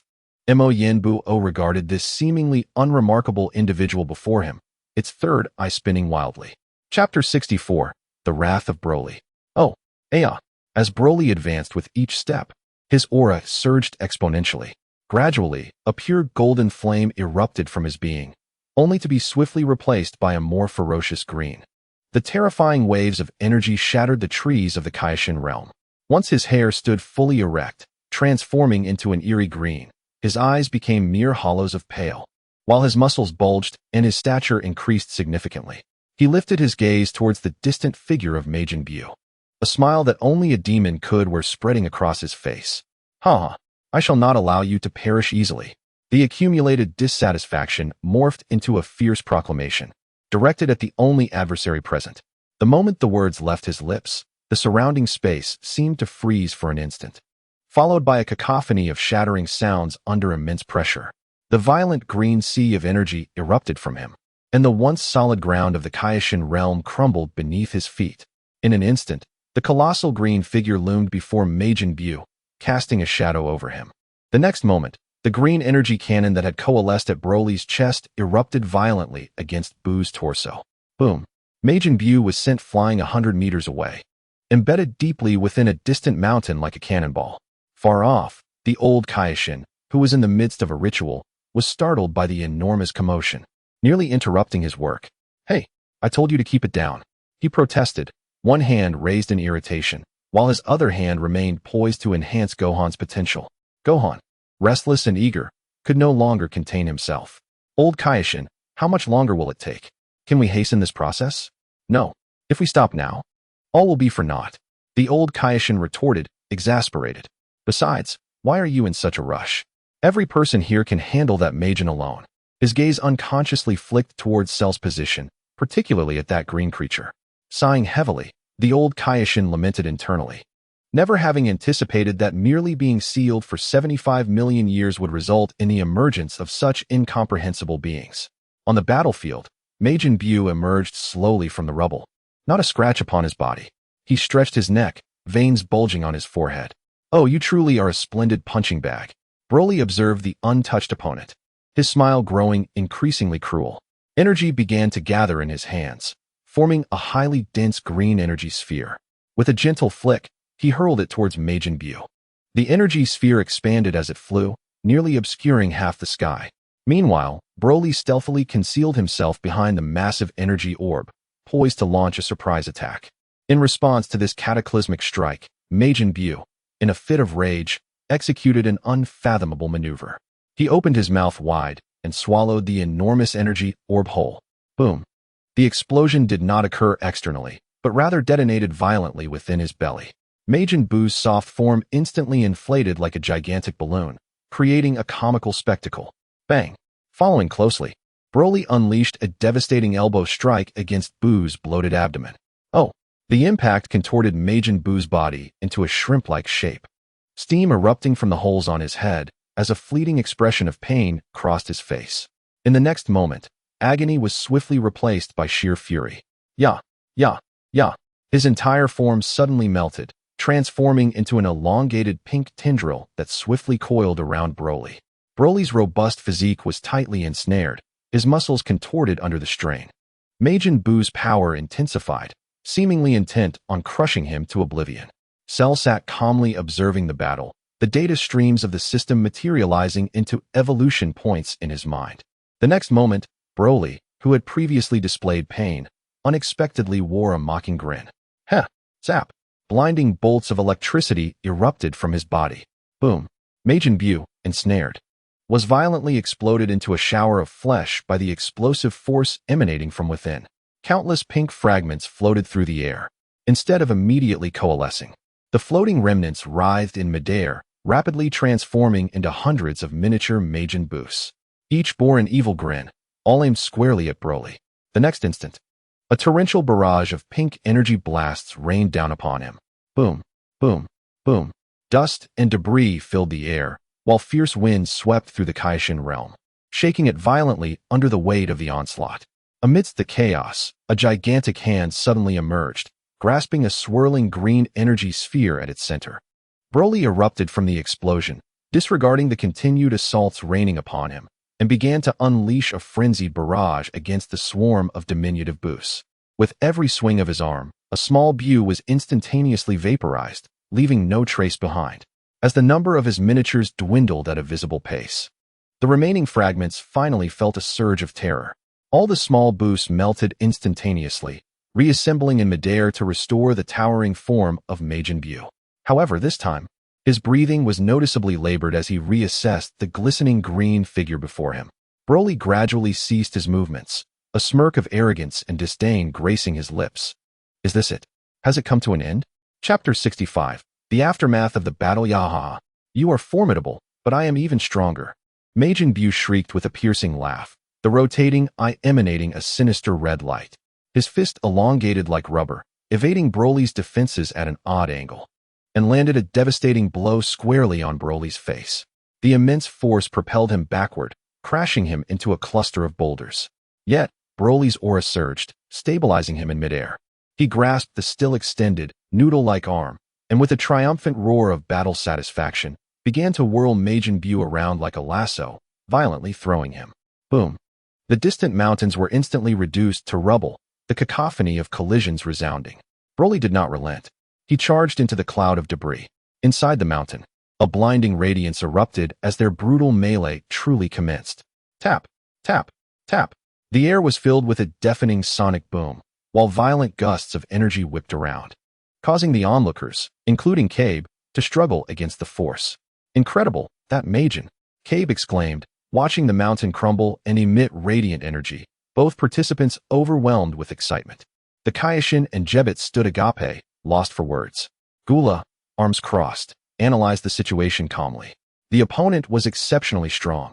Although Broly currently dominated, that Majin seemed almost indestructible. Each seemingly lethal attack failed to diminish the malevolent aura. After a flash of red light, Bu showed no signs of fatigue. This battle, where one could unleash their full power without fear of annihilating the opponent, was undeniably captivating. Bang! With a powerful punch, Broly plunged deeply into the form of Mo Yenbuo. In the next moment, the soft body of Mo Yenbuo began to coil around Broly's arm. It opened its mouth, and a highly concentrated energy beam was aimed directly at Broly's face. Boom! The explosion, so close at hand, finally brought a slight change to Broly's previously arrogant visage. He leaned back slightly, revealing some abrasions on his face. Ha! In the face of my perfect body, all your attacks are but mere illusions, Mo Yenbuo shouted boastfully. Broly slowly raised his hand to wipe away the oozing blood. Is that so? The energy within him surged wildly once again at that moment. Crackle! The arcs of green energy surrounding him surged with greater intensity and density. His entire being extended his arm backward, gathering a rich and profound green energy in his palm. Try this. A brilliant green beam shot forth from his hand. The beam expanded dramatically the moment it was fired, growing larger until it transformed into a torrent of energy that engulfed Mo Yenbuo, who had just reformed. Ag! Mo Yenbuo let out a reluctant roar as its proud body began to vaporize in the intense heat of the energy. Just then, the eerie eye on its forehead began to writhe frantically. A small portion of pink flesh, before the body was entirely evaporated, forcibly enveloped that eye. Detaching from the main body, it clung tightly to the surface of the raging beam, using the refraction of energy as cover, and rotated forward silently into an absolute visual blind spot. That tiny mass of flesh, in the instant Broly maintained his attacking stance, quickly adhered to his muscular arm. It spread rapidly upwards, then suddenly sprang forth, expanding. A massive pink flesh net formed within mere milliseconds, ensnaring Broly entirely before he could react. Trapped by this sudden restraint, Broly struggled frantically within the flesh net. He controlled his body, transforming into a green meteor, soaring rapidly towards one boulder after another. Boom, boom, boom. The solid mountains of the Kaioshin realm collapsed one after another under his savage onslaught. The relentless impacts caused Mo Yenbuo, now embodied in flesh, to feel intense pain, and the binding force began to weaken ever so slightly. Now is the moment. Broly seized this fleeting opportunity. Aya! He emitted a thunderous roar as the energy within him erupted furiously once more. Boom! The flesh net enveloping him was forcibly stretched and torn apart by the terrifying power exploding from within. Pink flesh fragments rained down, quickly coalescing not far away into the humanoid form of Mo Yenbuo. Its signature antenna glimmered with light. As Broly broke free from his restraints, he instinctively raised his arm to block, seeing the movement of his opponent. Zzz. A peculiar pink ray shot forth from the tip of the antenna, instantly striking his blocking arm.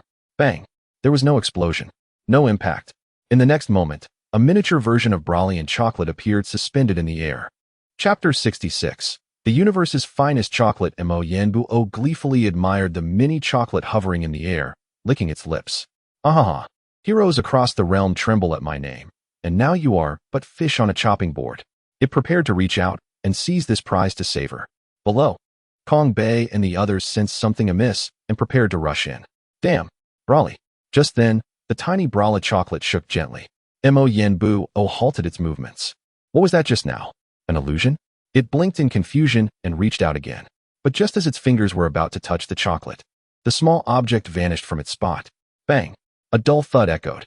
An unimaginable force struck Mo Yenbuo's cheek. It was sent flying by the impact, tumbling through the air several times before barely stabilizing itself. Mo Yenbuo covered its aching cheek, gazing in disbelief at the distant small brown figure. No, it's impossible. How can you still move? The chocolate trembled in the air, followed by the booming laughter of Broly. Ha! What a demon, merely a clown performing tricks. Although transformed into chocolate, the voice remained sharp and comical, yet the indomitable fighting spirit remained undiminished. Before the words completely left his mouth, the chocolate transformed into a brown streak, charging fiercely once again towards the abdomen of Mo Yenbuo. Bang! Mo Yenbuo was once again sent flying. The tiny chocolate created countless afterimages in the air, launching a relentless barrage of assaults against the massive Mo Yanbuo. Bang, bang, bang. Mo Yanbuo was sent reeling by this absurd assault, losing all sense of balance as it plummeted straight down. Boom. It crashed heavily onto the ground of the Kaioshin realm, stirring up a cloud of dust. Before it could rise, the brown lightning had already pursued, continuously striking at Mo Yanbuo's body with its small yet terrifyingly powerful form. Boom, boom, boom. Mo Yanbuo's body was gradually driven deeper into the solid ground by this unending assault. Excellent. Truly impressive, Goku exclaimed, watching the spectacle with excitement. Even transformed into chocolate, Broly remained Broly. Gula crossed his arms, utterly astonished that even with a change in physical structure, he could still maintain his combat prowess. They seemed to believe victory was already assured. However, the previously calm Shalu sensed something amiss. Shalu's gaze pierced through the swirling dust, landing on the incredible chocolate. Even Broly, hit by the amplified transformation ray, could not possibly remain unaffected, unless it was intentional. Deeper down, the utterly powerless Mo Yanbuo revealed a smug smile. A small, nearly imperceptible pink chunk of flesh detached from its main body, wriggling like a worm, burrowing deeper into the ground, swiftly escaping. Meanwhile, its main body continued to endure the onslaught of chocolate while explosively surging upwards. Boom. Mo Yanbuo emerged from the pit in a disheveled state, landing on the ground some distance away, panting heavily, appearing thoroughly exhausted. Damn, I didn't expect you to be so lively after falling for my magic. The Brala chocolate swayed in the air, as if expressing that this chocolate body felt quite enjoyable. In the distance, Gohan was entirely focused on the battle between the two, his heart swelling with excitement over Brala's incredible strength. He remained completely oblivious to the tiny pink worm that had quietly burrowed up from the ground, now lurking in the grass nearby. Bang! Mo Yanbuo was once again sent flying by a swift charge from Broly. This time, its flight path was precise, heading directly towards Gohan and the old Kaioshin. Gohan, watch out! The Kaioshin shouted in terror. Just as everyone's attention was drawn to the flying Mo Yanbuo, an unexpected turn of events occurred. The long-hidden little worm suddenly sprang forth from the grass, transforming instantly into a colossal pink flesh net, ensnaring the unsuspecting Wu Fan completely. What? Wu Fan? Everyone was taken aback. Oh no! Kong Bei reacted the fastest, golden flames erupting in an instant as the two became a streak of light, rushing towards the bound Wu Fan. Darn it! Wu Fan's voice rang out as he attempted to tear apart the repulsive flesh net. However, at that moment, the rebounding Majin Buu forcefully twisted in midair, unleashing a barrage of concentrated pink energy blasts toward Kong Bei. Boom, boom, boom. The energy blasts detonated along Kong Bei's path, momentarily hindering his rescue attempt. Meanwhile, Majin Buu, utilizing the momentum from his spin, collided fiercely with the flesh net enveloping Wu Fan. The two merged into one. Instantly, the world transformed. In the sacred realm of the Kaioshin, ominous dark clouds gathered in the sky, with dark purple lightning dancing within, exuding a foreboding aura. Terrifying shockwaves radiated from the writhing pink mass, sweeping outward in all directions. The aged old Kaioshin was swept away before he could even cry out, tumbling through the air and vanishing from sight. Kong Bei and Gula were also pushed back, barely managing to stabilize themselves against the force. Watching this intriguing scene, Shalu raised a finger, shooting a soft beam of light at the still-dazed Kyakili. Restoration light. The beam flashed, and Kyakili's form rapidly changed, reverting to Broly's robust physique. The situation was becoming increasingly fascinating. Amidst the intertwining of pure and dark energies, the massive flesh ball ceased its writhing. A brand new figure slowly stood up from within. Chapter 67. The arrival of the Super Majin, the despairing Kaioshin. Ha ha ha, this power is magnificent. At this moment, the Majin's form had completely transformed. Adorned in the very garments once worn by Wu Fan, with elongated, thickened antennae drooping softly behind his head, he turned around leisurely, gazing at the gritting teeth of several individuals. The plan was a resounding success, and this new form of the Majin heralded the strongest rebirth in history. He contemptuously pointed at Shalu. Ever since that fool brought me here, I have detected the presence of Sun Wu Fan. He patted his chest, continuing in a tone blending Wu Fan's voice. Although I have remained discreet from afar, The pressure and energy emanating intermittently have been crystal clear to me. He tapped the peculiar third eye on his forehead. You might as well come at me together. Fanbu folded his arms, slowly floating into the air, looking down upon everyone with an air of superiority. How dare you underestimate me? Vegeta's fury ignited instantly. Wait, Vegeta. Goku attempted to intervene. But Vegeta had already transformed into a flash of golden light, charging forward. Super Saiyan 2. He rushed at Fanbu, unleashing a flurry of punches and kicks, each strike accompanied by a thunderous roar as it tore through the air.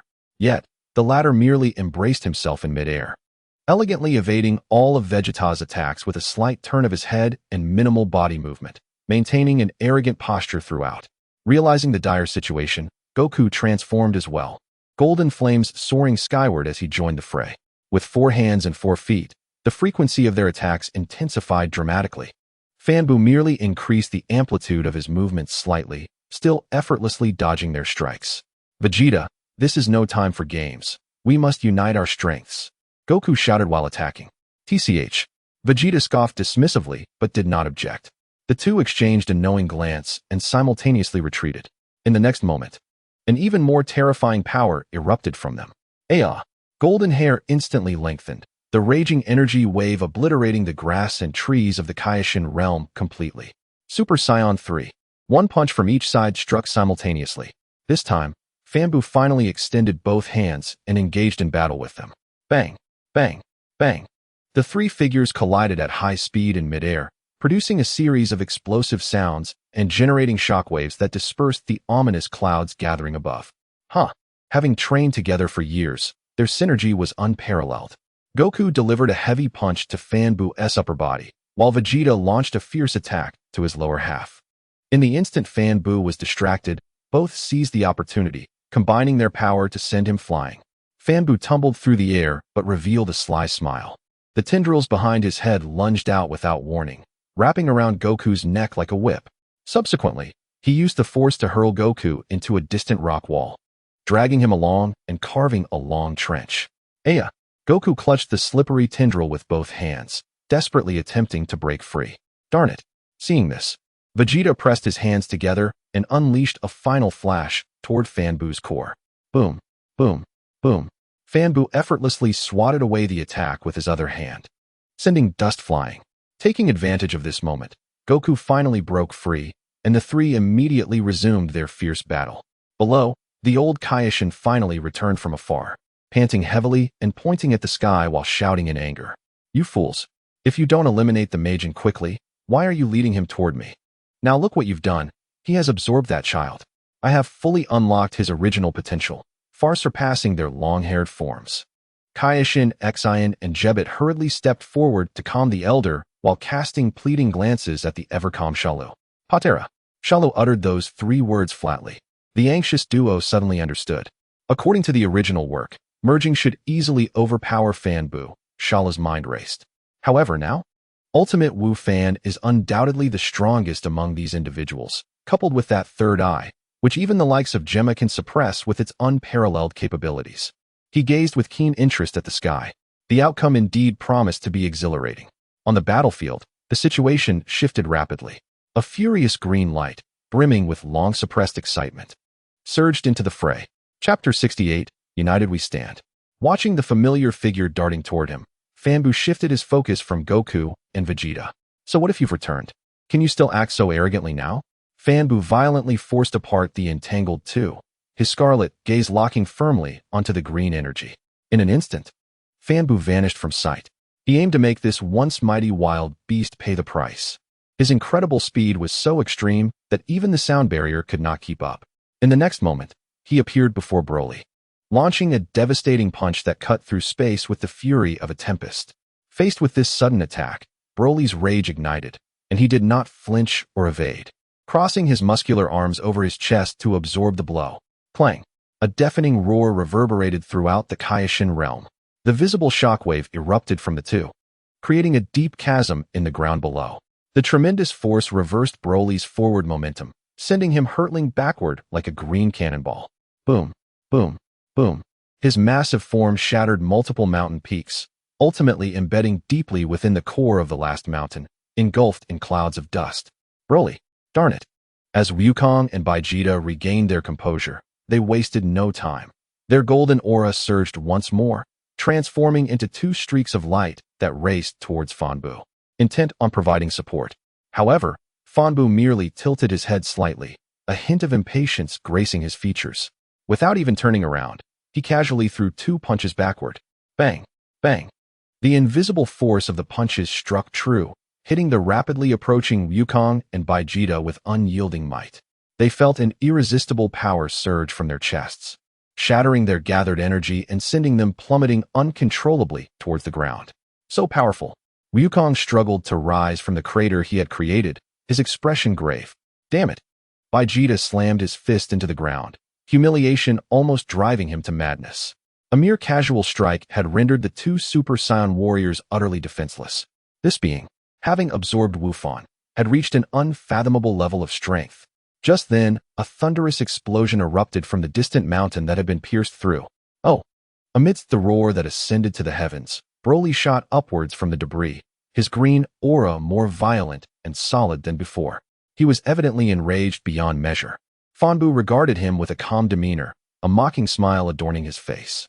A decent punching bag, just as the two were about to collide once more. The observing Gula finally made his move. What terrifying power, he murmured, his blood boiling within him. In the next moment, a purple aura erupted from his being, golden patterns shimmering across his purple skin. His form shifted instantly, his energy skyrocketing geometrically until it matched that of the three warriors. Golden pattern Gula. He transformed into a pale golden flash, appearing beside Wukong and Vegeta in an instant. Wufan can't die yet. Let's go all out. His words were succinct and filled with martial fervor. Wukong and Vegeta exchanged a glance and nodded solemnly. At this juncture, they could no longer afford to consider the pride of the Saiyans. For figures, each radiating an overwhelming aura of terror, locked onto Fanbu from four directions. The entire King Kai realm began to tremble violently under the weight of these four powers. The once unyielding earth fractured like a spider's web. In the distance, Shalu watched the scene unfold with keen interest. With the surge of the magic eye, absorbing ultimate Wufan has indeed resulted in a colossal amount of data. This level of combat data is absolutely lucrative. Fanbu surveyed the force surrounding him, and instead of displaying any sign of tension, he wore an expression of sheer excitement. Come, let me see how far you ants can struggle. As his words fell, the force sprang into action. Broly charged ahead, roaring as he unleashed a powerful punch, simple, direct, and brutal. Fanbu effortlessly sidestepped, simultaneously delivering a knife-hand strike toward Broly's neck. At that moment, a flash of golden light appeared. Wukong's figure suddenly materialized beside Fanbu, executing a swift kick aimed at his midsection. Instantaneous movement. Fanbu sneered, bending his body at an impossible angle to evade Wukong's attack, while the tendrils at the back of his head transformed into long whips that struck towards Wukong's head. Clang! A purple beam accurately struck the tendril, deflecting it. It was Gula, suspended in midair. Remnants of energy flickered at his fingertips as he calmly searched for any openings to exploit. Big bang attack. Vegeta's roar echoed from the other side as a massive energy cannon roared forth, engulfing Fanbu's figure. Boom. The violent explosion intensified the tremors within the King Kai realm. However, as the smoke cleared, Fanbu stood unscathed, not even a scratch upon him. Are you merely tickling me? He commented derisively. In the next moment, his entire body suddenly melted into countless strands of pink flesh, shooting off in all directions. What? The four were taken aback simultaneously. The strands reassembled in midair, instantly forming four identical fambus, each confronting Broly, Wukong, Vegeta, and Gula. Bang, bang, bang, bang. Four perfectly synchronized impacts resounded. Caught off guard, all four were violently sent flying. The King Kai realm began to wail, even its most solid sanctum unable to withstand such a cataclysmic clash of energies. The ground fractured, and the clouds twisted. The four fambus merged back into one, arms crossed, looking down upon the four warriors who had managed to steady themselves, their faces revealing unabashed mockery. Taste this. He slowly raised his hands above his head, gathering an energy far more terrifying than all previous attacks combined in his palms. That was Wufan's technique. Magic flash. Yet, what he unleashed was a blood-red, evil beam of horrific energy. As the beam shot forth, it enveloped the entire battlefield, completely shrouding the four warriors. Chapter 69, Super Vegeta, the proud one in the skies. The barrier formed by their combined efforts was relentlessly crushed beneath the blood-red magic flash. The three golden and one green figures were forcibly driven downwards by the overwhelming evil energy that pierced the heavens and earth. The ground could no longer bear the weight of this terrifying pressure, beginning to crack and collapse. Increase the energy. Wukong roared, every muscle in his body trembling. Do not command me. Vegeta's pride felt utterly insignificant in the face of such absolute power. Gula's golden patterns flickered erratically, becoming increasingly unstable, clearly operating beyond capacity. Broly emitted a bestial roar, pouring all his strength into the barrier. I shall watch you all vanish along with this planet. Fanbu's manic laughter echoed through the skies as he increased his energy output once more. Boom. The earth was completely overwhelmed, a terrifying abyss appearing below. At that moment, a feeble energy blast shot up from below, harmlessly striking Fanbu's back. Can the flies not take a break? Fanbu didn't even glance back. A mere burst of pressure sent the recently brave King Kai flying. The old King Kai watched this scene, frantic and pacing. Shalu sat calmly upon a floating rock, observing the injured King Kai plummet before finally standing up. He stepped forward, instantly appearing beside the King Kai, disregarding the latter's terrified reaction, and directly plucked the ornament from his ear. You ought to take out your earrings. His movements were fluid as he tossed one to each of the struggling Wukong and Vegeta. Catch. Two streaks of light cut through the sky. Wukong, put it on your left ear. Vegeta, your right ear. Do not ask questions.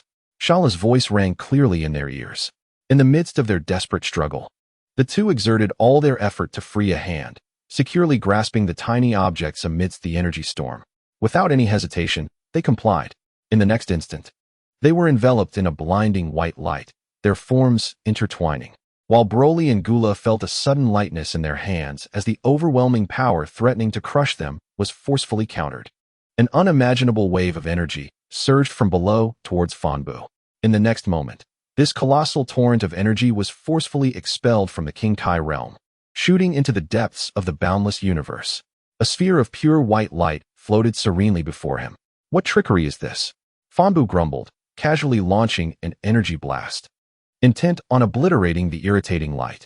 In the next moment, the radiant light dissipated, and a voice, infused with the tones of Wukong and Vegeta, resonated with fervor. You shrimp. As the energy blast made contact with the figure, it vanished into nothingness. A brand new warrior materialized before Fanbu. Clad in a blue martial arts uniform that enveloped his orange undershirt, a dashing youth adorned with white gloves and earrings emerged. He stroked his chin, seemingly in contemplation. Since this is the fusion of Vegeta and Kakarot, let us call him Vegeta.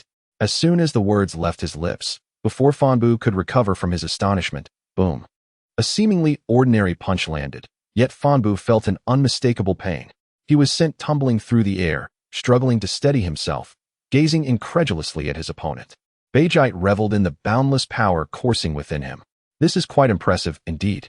He flashed a subtle smile towards the distant Fanbu. Suddenly, a golden radiance enveloped him. The golden aura transformed into a colossal wave of energy, instantly dispersing Broly, Gula, and the others below. Even the ever-composed Shalu was forced to take a step back from this overwhelming force. Ding.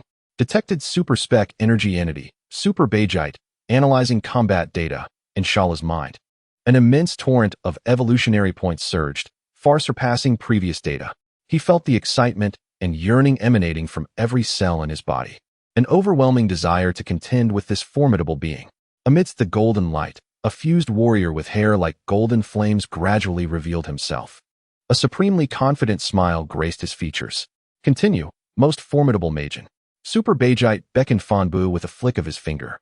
In the distance, Jebite had completed healing Xian, and together with the ancestors, they hastily retreated to a safe distance, their eyes gleaming with excitement at this reversal of fate. Broly and Gula exchanged a glance, silently dissipating their auras and reverting to their normal states. It seemed their intervention was no longer necessary. The two instinctively moved to Shalu's side. Hee. Fanbu gazed at the shimmering figure before him, emitting a sharp laugh. Are they merely two ants? What can a fusion accomplish? Despite his words, a bead of cold sweat trickled down his cheek. Bang! In an instant, Fanbu's figure vanished from sight. In the distance, a mountain suddenly erupted. Amidst the debris, Fanbu's eyes widened in disbelief, every cell in his body seemingly lamenting. Impossible.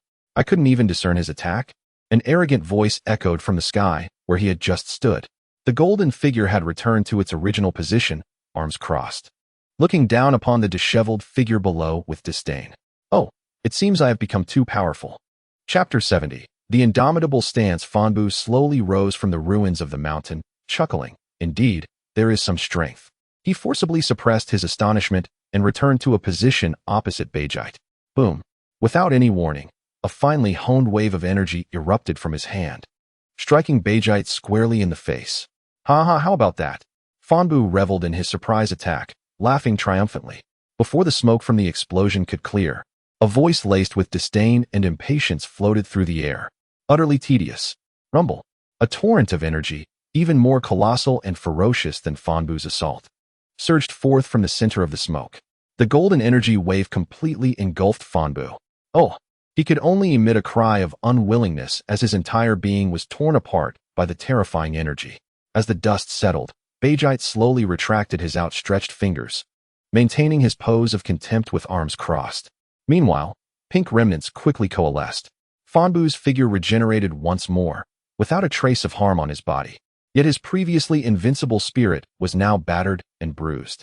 Just moments ago, he had been the one who could easily dominate all present. Now, he found himself the target of ridicule. The stark contrast ignited a surge of fury within him. Extreme rage coursed through him, and steam erupted from the hole in his head, his aura transforming into a chaotic tempest. "Aya!"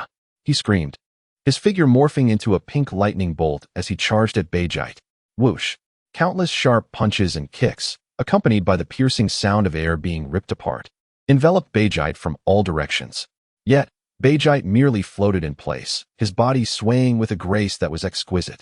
He twisted, leaned, arched his back, and lifted his leg. Each movement was impeccably timed, effortlessly evading all of Fanbu's attacks. This composure surpassed even the time he toyed with Wukong and Baijita. Too slow. Bajite's voice dripped with disdain. How dare you claim to be the strongest Majin in history? As he spoke, he lifted his foot, lightly kicking Fanbu's abdomen amidst the flurry of his assault. Bang! Fanbu's attack faltered, his speed and power falling woefully short. Bang! Another kick landed. How could Gohan be foolish enough to be absorbed by someone of your caliber? You're nothing but a child. Bang! Bang! Bang! Bajite's words sliced through Fanbu's pride like the sharpest of blades. Shut up. Fanbu lost all semblance of restraint, discarding any strategy, purely swinging his fists, desperate to land even a single hit. All right, the warm-up is over. Bajite's tone turned icy. In the next instant, he moved, no longer evading. He reached out, precisely grasping one of Fanbu's fists. Fanbu was taken aback. Then, he witnessed an enormous white fist growing larger in his field of vision. Bang! A resounding thud. A solid punch struck Fanbu's face. Half of his face instantly caved in, his body leaning back. Yet, before he could even fly away, Bajite had seized his arm, yanking him back forcefully. Bang! Another punch landed on the opposite side of his face. Bang! Bang! Bang! Bajite moved with such speed that only afterimages remained, encircling Fanbu and unleashing a series of humiliating attacks targeting a single area. Every punch and kick relentlessly connected with Fanbu's face. Fanbu's once proud regenerative ability now seemed utterly ridiculous. His face would just recover from one blow, only to be contorted into an even more exaggerated shape by the next. Regenerate, then be pummeled. Regenerate again, and be beaten into an even worse state. In the distance, Broly, Gula, and the others were utterly dumbfounded. They had just experienced the terror of this Majin, and now in an instant, he was being mercilessly battered by an even more unreasonable presence. How impressive! The Kaioshin trembled with excitement. Data streams in Shalu's mind refreshed frantically. This is true revelry. At the center of the battlefield, bang! Accompanied by a final, forceful kick, Fanbu spun like a top, sent hurtling away, and ultimately crashed heavily into the solid ground. Boom! A bottomless pit emerged. Bajite floated down slowly, hovering above the crater, waiting leisurely. Moments later, a disheveled pink figure shot up from the pit. Fanbu hovered in midair, gasping for breath. His body had fully regenerated, Yet the chaotic aura emanating from him revealed the profound collapse within. What manner of monster are you? He howled like a defeated beast. Me? Vegite chuckled lightly, and in an instant, his figure vanished. Fanbu's pupils constricted, and before he could react, a tremendous force surged from behind him. His entire being was violently struck by a heavy knee, bending his body as he plummeted toward the ground once more. This time, Vegite did not grant him a moment's respite. His figure darted forward, closing in tightly. Just as Fanbu was about to collide with the ground, Vegite landed ahead of him, slowly raising one foot. Bang! Fanbu's face met the sole of Vegite's shoe in the most intimate of encounters. The earth trembled violently. As the dust settled, all beheld a scene destined to be etched in history. The once mighty Majin Buu was now firmly pinned to the ground in a sprawling position. Standing over him was the confident warrior, with golden hair flowing and arms crossed. Vegite looked down, regarding the twitching Fanbu beneath his foot with disdain. "Do not tell me that was your full strength," he remarked, grinding the tip of his foot. "Is this all?" Chapter 71, Unexpected Despair. "This is outrageous." The Majin beneath him emitted an even more resentful and frenzied aura. To be subjected to such humiliation was an unprecedented disgrace since the birth of this body. Hee. Fanbu let out a strange laugh, ceasing his struggle. In the next moment, his form began to dissolve, melting rapidly into a writhing pool of pink liquid, spreading out instantaneously. "You shall become part of me." With a sharp screech, the liquid surged upward, transforming into a massive net of flesh, ensnaring Vegite, who was still standing on his face. The pink mass engulfed Vegite entirely, writhing and contracting into a gigantic meatball. "Ah, this is bad," exclaimed the Kaioshin in the distance. Fanbu's maniacal laughter emerged from within the meat mass, filled with triumph and bloodthirsty cruelty. "Ha ha ha, let the madness continue. Aren't you quite formidable? I shall digest you until nothing remains." The next instant, a languid voice emanated from within, sticky and utterly disgusting. As soon as the words left his lips, boom. The meatball encasing Vegite shot upwards at an alarming speed, heading toward the heavens of the Kaioshin realm. A powerful, unbelievable aura erupted from within the mass. Crackling. Brilliant electric sparks pierced through the pink flesh, flashing wildly outward. The entire meatball was illuminated like a cracked lantern. Boom. The mass exploded instantaneously. Pink fragments of flesh scattered across the sky, quickly coalescing at a great distance, restoring themselves into Fanbu's form. He gazed in terror at the opposite side. As the overwhelming aura, having burst free from its constraints, showed no signs of abating. Instead, it surged even more violently, climbing endlessly upward. The heavens and earth shifted colors. The entire sacred realm trembled violently. The once sturdy ground began to fissure under the mere breath of this unleashed aura, collapsing in vast sections. Fanbu, closest to the epicenter, gaped in shock, unable to control his own body as he was blown backward by the sheer pressure. His face and body bore numerous small wounds, sliced open by invisible currents of air. Meanwhile, on the side of the golden light, Vegite continued to harness energy, seemingly without limit.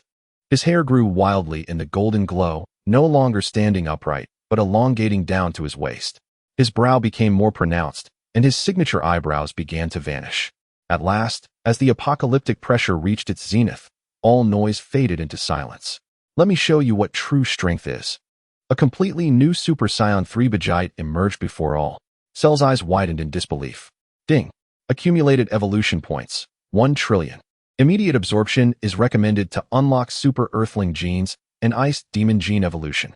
Vegite's appearance was accompanied by a complete transformation. Ha ha. Cell's laughter erupted uncontrollably, resonating abruptly at the edge of the ravaged battlefield.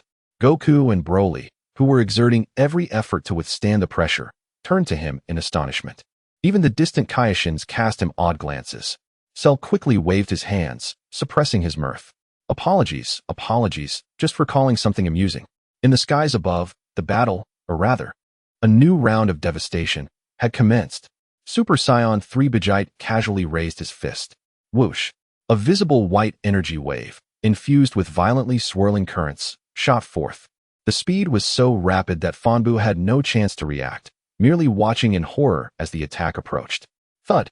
The energy wave effortlessly tore through Fanbu's body, piercing through his chest. Fanbu cried out in pain, staring in terror at his wound. There, a golden energy clung to him, rendering his once proud regenerative abilities painfully slow. The wound writhed yet refused to heal. That previous attack had imbued him with energy. What sorcery is this?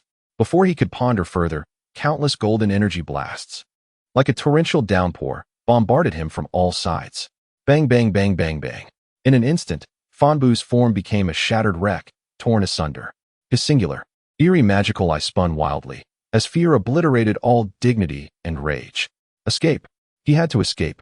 The fragmented remnants of his form hastily coalesced, transforming into a desperate pink streak, burning through energy as he fled into the depths of space. It is over. Super Saiyan 3 Vegeta coldly regarded the fleeing figure, his hands coming together. Crackle. Dazzling sparks accompanied a cerulean energy sphere, rapidly coalescing in his grasp, the terrifying might distorting the space around him. Final Kamehameha. The energy beam, a fusion of two ultimate techniques, roared skyward toward Fanbu. Before the energy beam could truly reach Fanbu, the intense heat had already begun to vaporize the tips of his toes. No. Fanbu felt the impending threat of death behind him. Frantically expending all his energy on flight, his speed increasing yet again. Vegeta smirked, intensifying his energy output. The golden blue ki blast surged faster, swiftly closing the distance between them. Crack. At that moment, a minuscule crack appeared on the surface of Vegeta's yellow patera earring. The next second, snap. The earring shattered. Vegeta's formidable form disintegrated in a blinding flash of light, reverting to Goku and Vegeta. The world-ending energy collapsed and dissipated into nothingness with the dissolution of their fusion. Oh no! The Kaioshin gasped in alarm. It hasn't even been an hour, can it not withstand the overload? Cell's expression turned uncertain at the sudden change. The fleeing Fanbu paused, glancing back in surprise, with the terror gradually giving way to relief and joy at having survived. Ha! He hovered in midair, his raucous laughter echoing in the silent Kaioshin realm, filled with a twisted sense of relief and exhilaration. That was far too thrilling. Fanbu wiped the sweat from his brow, observing Goku and Vegeta below, who were equally astonished. I must concede that the fusion of the two of you indeed represents the most formidable adversaries I have encountered since my inception. I was perilously close to annihilation at your hands. His demeanor, once frivolous, now bore a grave seriousness tinged with trepidation. However, the game has concluded. I shall not grant you any further opportunities. Fanbu extended his arms wide, a surge of dark crimson energy, more malevolent and colossal than ever before, coalescing above his head into a massive sphere of destructive energy. This sphere expanded relentlessly, emanating a terrifying pressure capable of obliterating the entirety of the Kaioshin realm. Hey, Kaioshin, bring out another pair of earrings for them. Gula immediately shouted towards the direction of the Kaioshin. The Kaioshin, in a state of panic, was frantically searching his person. They are gone. The Patera earrings. I only have this one pair left. He gazed despondently at the enormous energy sphere in the sky. That pair of earrings had likely lost potency due to prolonged use, rendering them incapable of withstanding the immense energy unleashed by their transformation. The voice of the old Kaioshin echoed softly, as if resigned to fate. A single statement sealed off all avenues of escape. Vegeta and Goku exchanged glances, each perceiving the bitter realization in the other's expression. They had just separated from their fusion, their bodies weakened to the brink of collapse due to the overwhelming energy expenditure. Barely able to maintain their forms, Broly and Gula, too, were battered and drained. The shadow of death loomed over everyone. At that moment, from the depths of silence, Shalus slowly rose to his feet. System, commence the consumption of evolution points. Chapter 72, A New Strike. Ding, consuming 100 billion evolution points. Total consumption has reached 500 billion. Super Earthling genes have evolved into omnipotent Earthling, with a passive increase in base combat power by 50 times, and an additional 20 increase in evolution points acquisition. Total consumption has reached 1 trillion. Frozen Demon genes have evolved into Sublimated Frozen Demon, initial level, gaining an initial sublimation form, revealing golden patterns upon activation, with combat power increased by 100 times, stackable with other transformations or power boosts. The continuous notifications reverberated in Shalu's mind, igniting a fervor within every cell of his being. His thoughts paused. Buzz. A gentle yet blinding light enveloped Shalu's entire form in an instant. This sudden transformation immediately captured everyone's attention. That guy is changing, Jebet exclaimed, bewildered. Within the radiant glow, the insectal exoskeleton of Shalu began to soften and transform. Smooth skin emerged from beneath. His facial contours shifted, and from the back of his signature crown like horns sprouted a cascade of dark green hair. His entire form was visibly morphing closer to that of a human. Yet time was of the essence. The massive crimson energy sphere above was descending with overwhelming pressure. Boom. The seemingly impervious surface of the Kaioshin realm began to tear apart under this force, revealing unfathomable chasms. The entire planet trembled violently, on the brink of being cleaved in two. At this critical juncture, the newly transformed Shalu raised his head, his gaze gleaming with golden light. He clasped his hands in front of his chest, striking a pose that Goku and Vegeta recognized all too well. Let us try this. The ultimate Kamehameha. The name of the technique was uttered clearly from his lips, mirroring the one used moments ago by Super Saiyan 3 Vegeta. Boom. A resplendent energy column, infused with gold and blue hues, erupted upward, roaring towards the cataclysmic crimson energy sphere. Bang! The two opposing forces collided above the Kaioshin realm with a thunderous crash. In that instant, the world fell silent. The golden blue and crimson energies clashed violently, producing a blindingly destructive light at their intersection. A stalemate ensued, but only for a fleeting moment. The golden blue energy column began to falter, gradually succumbing to the overwhelming pressure of the crimson energy sphere. Ha! Futile. Your struggles are meaningless. Disappear. Fanbu cackled maniacally upon witnessing the scene. However, his laughter was abruptly cut short. For beneath, the newly transformed Shalu bore not a trace of anxiety, but rather a fascinating smile. Golden patterns, activate. Hiss. Two brilliant golden lines emerged unexpectedly from his cheeks, winding upwards. Simultaneously, the remnants of green spots on his body began to shimmer with golden light. In the next instant, Shalu's aura surged like a torrent unleashed from a dam. The ground beneath him had vanished, leaving him suspended above the abyss, as the burgeoning energy distorted the surrounding space. Boom. The previously disadvantaged golden blue energy column expanded dramatically, its might surging exponentially. Rebound. The blood-red energy sphere, which had been pressing down slowly, was forcefully pushed back by this sudden eruption of power. The force of the rebound intensified. What? Fanbu gasped in terror. Having just battled Vegeta and still not fully recovered, he could no longer contain the immense energy. Why? Why in such a brief moment did that fused being vanish only to be replaced by such a powerful entity? But that was not all. Amidst the intertwining energies of gold, white, and purple, a faint green hue began to emerge around Shalu, rapidly growing. Four-colored energies enveloped him. The speed at which he projected his energy column in reverse accelerated. No, it's impossible. Fanbu could only watch helplessly as the energy surged toward him, an unstoppable force. He attempted to evade, but under the grip of that terrifying power, he found himself unable to move even a finger. Boom. The golden blue light column completely engulfed Fanbu's figure. Chapter 73. 6 overlaps. The battle concludes, is it over? Just as this thought flickered into existence, a cloud of pink smoke began to drift, slowly converging towards the center. Moments later, Fanbu's form reappeared. Yet this time, he no longer possessed the previous air of composure and arrogance. He hunched over, hands on his knees, gasping for breath. Despite this body's immortal traits and boundless stamina, why did he feel so utterly weakened? Shalu regarded the disheveled figure, understanding the truth within.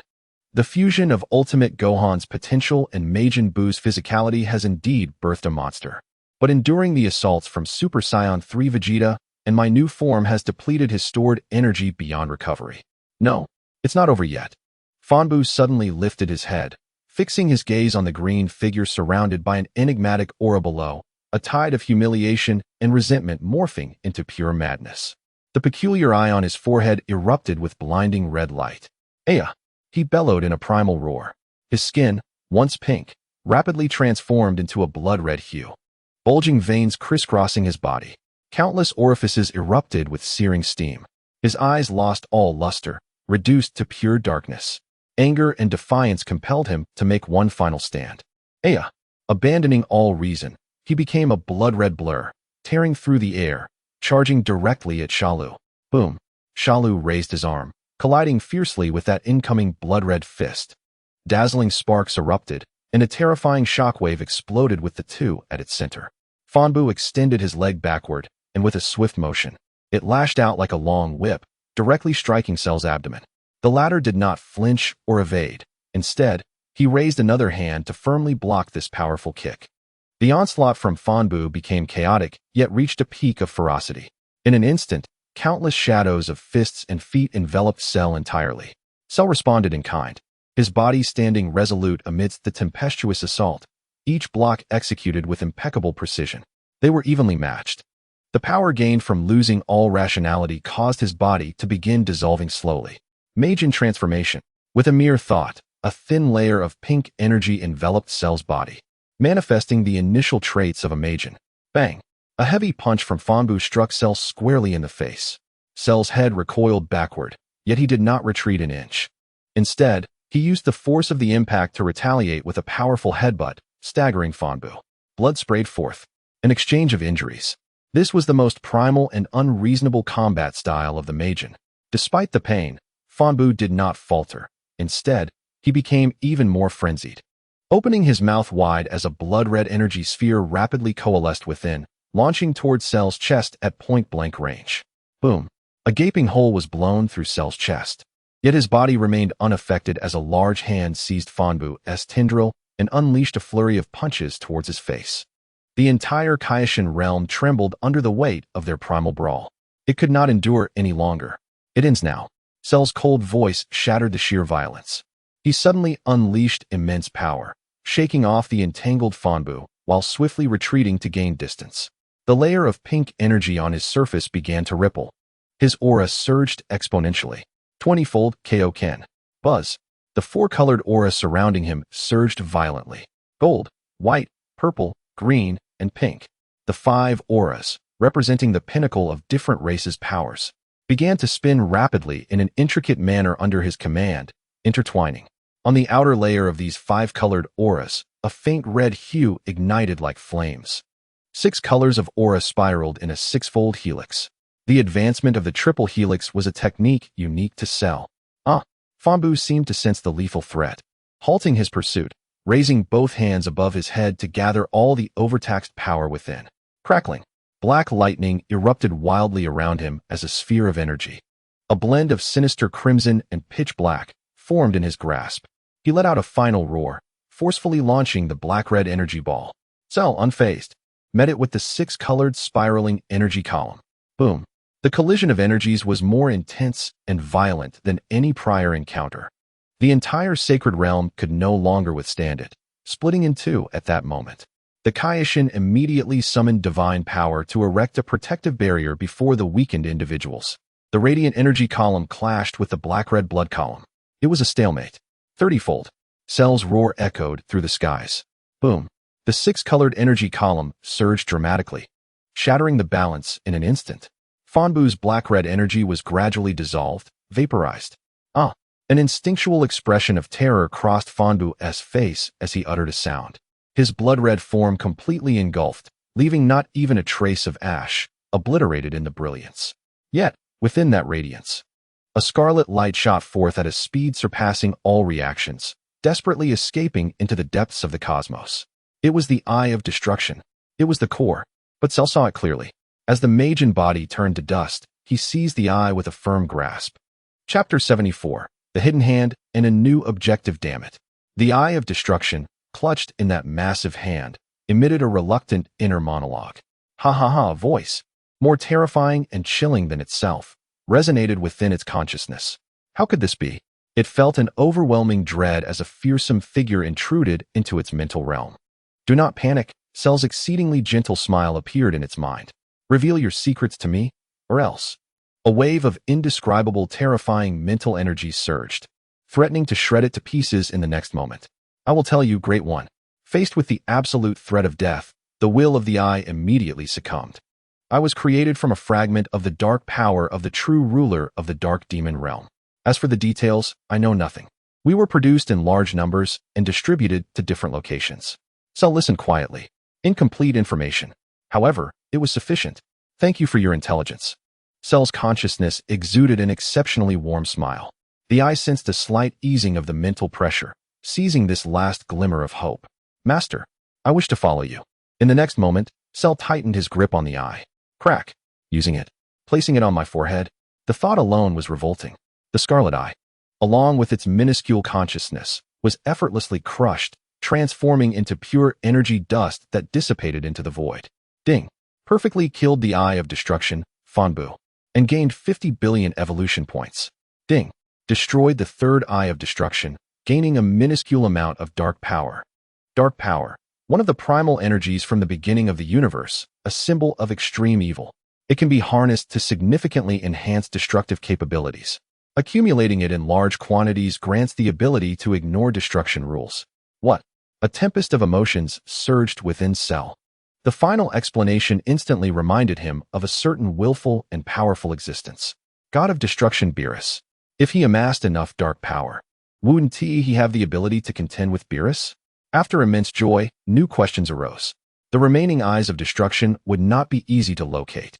The universe is vast, and dimensions and time are endless. The activation of the eye's consciousness will emit faint waves of dark power, allowing the host to sense it. The system's voice aptly responded to his inquiry. Incredible, system. Cell couldn't help but praise internally. In front of him, the familiar blue screen seemed to glimmer with a faint red hue around its edges. Speaking of which, merely a fragment of dark power could enhance the host to such an extent. Just how powerful must the ruler of the dark demon realm be to create such a thing? It seems that the path ahead is still long. Cell collected his scattered thoughts, completed everything, and turned back toward the shattered sacred realm below. The Kaioshin realm could no longer be called the Kaioshin realm. The entire planet had been cleaved in two, with countless fragments and land masses floating in the void, a scene of devastation. Jebbet was sweating profusely as he channeled divine energy into Goku, Vegeta, and the others to heal them. Gohan and Goku wore forlorn expressions, while the others gazed toward the spot where the Majin had vanished. I will handle Gohan's revival. Cell descended slowly, and by the way, I'll search for the Eye of Destruction in the universe. Goku cast a grateful glance. The Kaioshin watched the utterly ruined homeland, wanting to cry yet feeling helpless, sighing deeply. I apologize, Lord Kaioshin, for the state of this place. After regaining some strength and composure, Wukong scratched his head and offered a somewhat embarrassed apology. Kaioshin waved his hand, his expression weary yet striving to maintain his spirit. It is of no consequence, as long as everyone is unharmed. My divine power should suffice to restore this place in a few months. He paused, seemingly struck by a thought, and added, furthermore, I will use my divine power to reinforce the space and matter here, preventing a recurrence of today's situation. Oh, that is splendid. Upon hearing this, Wukong burst into joyous laughter. I feared I would lose such a perfect training ground forever. Now we can fight without worry. You battle-obsessed fool. Jebbet, unable to contain himself any longer, scolded him. This is the sacred realm. It is not a playground for you to destroy. Ha ha ha, what does it matter? It can be repaired anyway, Wukong replied nonchalantly. Vegeta snorted coldly and turned his head away, though his tense body noticeably relaxed. Broly and Gula stood silently nearby, observing the entire exchange. The shared experience of surviving disaster seemed to silently draw everyone closer together.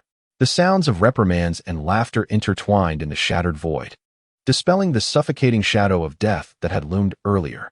Chapter 75. New Namekian star Shenron Kaioshin turned his gaze to Shalu. This recent crisis involving the Majin had indeed unfolded as he had described. Although it came at considerable cost, it was ultimately resolved smoothly. The universe is finally safe. After a series of events, he felt a genuine respect for this ruthlessly efficient yet miraculous warrior. Thank you so much, Mr. Shalu, and everyone else. Kaioshin bowed deeply. As the guardian of the universe, I should reward you. Do you have any requests? A cosmic deity should maintain a sense of grandeur. The group exchanged glances, seemingly at a loss for anything specific they desired. Vegeta maintained his stoic demeanor, Gula crossed his arms, and Broly appeared perplexed. Suddenly, Wukong clapped his hands, breaking the silence. Earlier, we mentioned training here, right? We can fight without fear of damaging this place. Kaioshin nodded with a smile. Very well, considering the growth rate of these individuals. Ordinary locations can no longer suffice. All right, I grant you permission. From now on, This Kaishan realm will always welcome you for your training. Splendid. Wukong exclaimed, jumping in excitement. It seemed that the matter was settled. However, at that moment, Shalu approached the old Kaishan, who was squatting on the ground, drawing circles in sorrow over his devastated home. Lord Kaishan. Shalu's sudden approach caused the old Kaishan to look up warily. What do you want? I have nothing to offer you. The others urged you to unlock your potential. Shalu's words were plain, yet undeniable. Do your utmost. Fool. The old Kaishan instantly erupted, jumping 3 feet into the air. Do you think such divine techniques can be executed casually? The ritual for that lad, named Gohan, has already consumed a significant amount of my divine power. His voice grew louder, his emotions in turmoil. Shalu, however, calmly leaned closer to his ear and whispered a phrase that only they could hear. Next, I will travel to various planets in the universe. Perhaps I will encounter beautiful women of different races. The old Kaishan, who had still intended to continue his tirade, suddenly froze. His body became rigid. Moments later, he stiffly turned his head, his mouth stretching into a grin that reached his ears. His murky eyes transformed into crescent moons. A suspicious flush appeared on his wrinkled face. Humph. He cleared his throat, adopting a cryptic demeanor once more. Very well. Since you have accomplished a significant feat, I shall make an exception this once. However, he pivoted. It will take half a year for my divine power to recover to a level sufficient to unlock your potential. Agreed. Shalu decisively turned and left without uttering another word. The matter was settled. He departed the sacred realm, heading into the cosmos. System. Locate the position of the new Namek star. Beep. Coordinates locked. Located 10 o'clock from the host's current position. Swish. Shalu's figure transformed into a streak of light. After a while, on a tranquil green planet, faint yet familiar energies appeared within Shalu's sensory range. The Piccolo genes within him sensed a kinship from his fellow Namekians. Swish. The instant transmission activated, placing him right beside a Namekian working in the fields. Who are you? How did you suddenly appear here? The startled Namekian nearly dropped his hoe, stepping back in fright and aiming the tool at Shalu. This panicked exclamation immediately attracted the attention of those nearby. Soon, several larger, evidently stronger combat-type Namekians quickly surrounded him. They regarded Shalu with suspicion, as they sensed an unsettling aura emanating from this unfamiliar green warrior. The newcomer does not come with good intentions. Stand back. Just as the atmosphere became tense, a calm and aged voice resonated. An evidently older Namekian slowly stepped forward. Great Elder. The surrounding Namekians immediately cleared a path for the newcomer. The Great Elder ignored the others and approached Shalu directly, nodding respectfully. This is one of the warriors who protect the universe. His voice was steady yet resonated clearly with every member of the clan present. He has come to revive another warrior who fell in battle. I see. The previously wary stances of the surrounding Namekians relaxed, replaced by curiosity and respect. Shalu, however, displayed no reaction. Do not misunderstand me, he stated, his tone indifferent. The need for Dragon Balls is indeed true, but ultimately, my actions are for my own sake. Hee. The Great Elder chuckled warmly. But even so, we must express our gratitude for all you have done. As he spoke, he gestured for those nearby to step forward. It turned out he had already prepared the 7 Dragon Balls. The Kaishan has conveyed all matters to me through telepathy. I see, Shalu thought to himself. Surprised that the Kaishan was not entirely foolish, realizing that he had taken on the task of reviving Gohan without heading directly to Earth. This saved a considerable amount of trouble. The 7 enormous orange-yellow Dragon Balls were neatly arranged on the lawn. Before the Great Elder could commence the summoning ceremony, Shalu stepped forward. He opened his mouth and recited the incantation to summon the dragon in flawless Namekian. Boom. The sky instantly darkened. A golden lightning bolt streaked across the heavens, and the colossal Shenron Purunga spiraled out from the Dragon Balls, overshadowing the entire sky. State your 3 wishes. No matter what they are, I can fulfill them for you. Purunga's deep, resounding voice echoed throughout the cosmos. Shalu raised his head, speaking without hesitation to declare his intentions. For my first wish, I wish to resurrect son Wukong, who was consumed by Majin Bu, with the revival location set on Earth. For my second wish, I wish to resurrect the kind-hearted Bu, who also met his demise, with the revival location beside me. Purunga's enormous dragon eyes flickered momentarily. This wish encompasses 2 formidable beings, necessitating a brief wait. Very well, Shalu nodded. You have but one final wish remaining. Speak it forth. The surrounding Namekians held their breath, captivated by the unfolding scene. After a moment's pause, Shalu requested, "Bring me some sensual photographs of beautiful women from various races across the universe." As these words echoed, an eerie silence enveloped the gathering. Even the solemn elder beside him could not suppress a violent cough to mask his own surprise. The colossal figure of Palunga seemed to stiffen for a moment. In the next instant, a collection of exquisitely printed, vibrantly covered small booklets materialized and scattered at Shala's feet. Shortly thereafter, a plump, rosy figure, wearing a bewildered expression, appeared beside the pile of booklets. "Your wish has been completely fulfilled." Palunga's tone seemed somewhat peculiar. "Farewell." As the words left his lips, a brilliant light erupted, and the dragon transformed into a beam of light, vanishing instantaneously. The 7 colossal dragon balls also transformed into 7 streaks of light, soaring into the heavens, disappearing without a trace. Chapter 76. The Second Evil Eye and the Helpless Woman. The rotund Bu gazed around in confusion, his face a canvas of bewilderment. "How does it feel to be revived?" Shalu's voice resonated in his mind. "This time, you have truly experienced death." "How annoying." Bu puffed his cheeks in irritation. "You are that strange fellow. Where's this place?" "I am Shalu," he stated calmly. "The evil version of you has been eradicated. Your master Babidi has also perished." He paused, presenting an irresistible temptation. "If you accompany me, I promise endless desserts every day, chocolate, candies, cream puffs, puddings." Before Shalu could finish, Bu was already staring at him, drooling uncontrollably, nodding his head vigorously as if striking a wooden fish. After bidding farewell to the Namekians, the two transformed into beams of light, soaring through the clouds and into the vast cosmos. Bu, Shalu floated in the pitch-black universe, having absorbed the great supreme Kai. "You should be quite familiar with the planets of this universe, correct?" Bu closed his eyes, his antennae twitching. After a prolonged moment, his face flushed. "I don't know." Shalu, rendered speechless, decided it would suffice to have him as an infinite energy punching bag. The two drifted aimlessly through space for a while when suddenly, an incredibly faint yet familiar sensation flared within Shalu's mind. What is this? The power of darkness. Though it felt distant, the malevolent energy resonated from the same source as the energy he had previously absorbed. It seemed that several powerful presences lingered on that remote planet. "Found it." With a swift motion, Shalu seized the still-dazed Bu and vanished from sight. At the edge of the galaxy, on a desolate, remote planet, a stunning woman with flowing orange hair and blue skin cried out in alarm, "Lord Bojack, what is wrong?"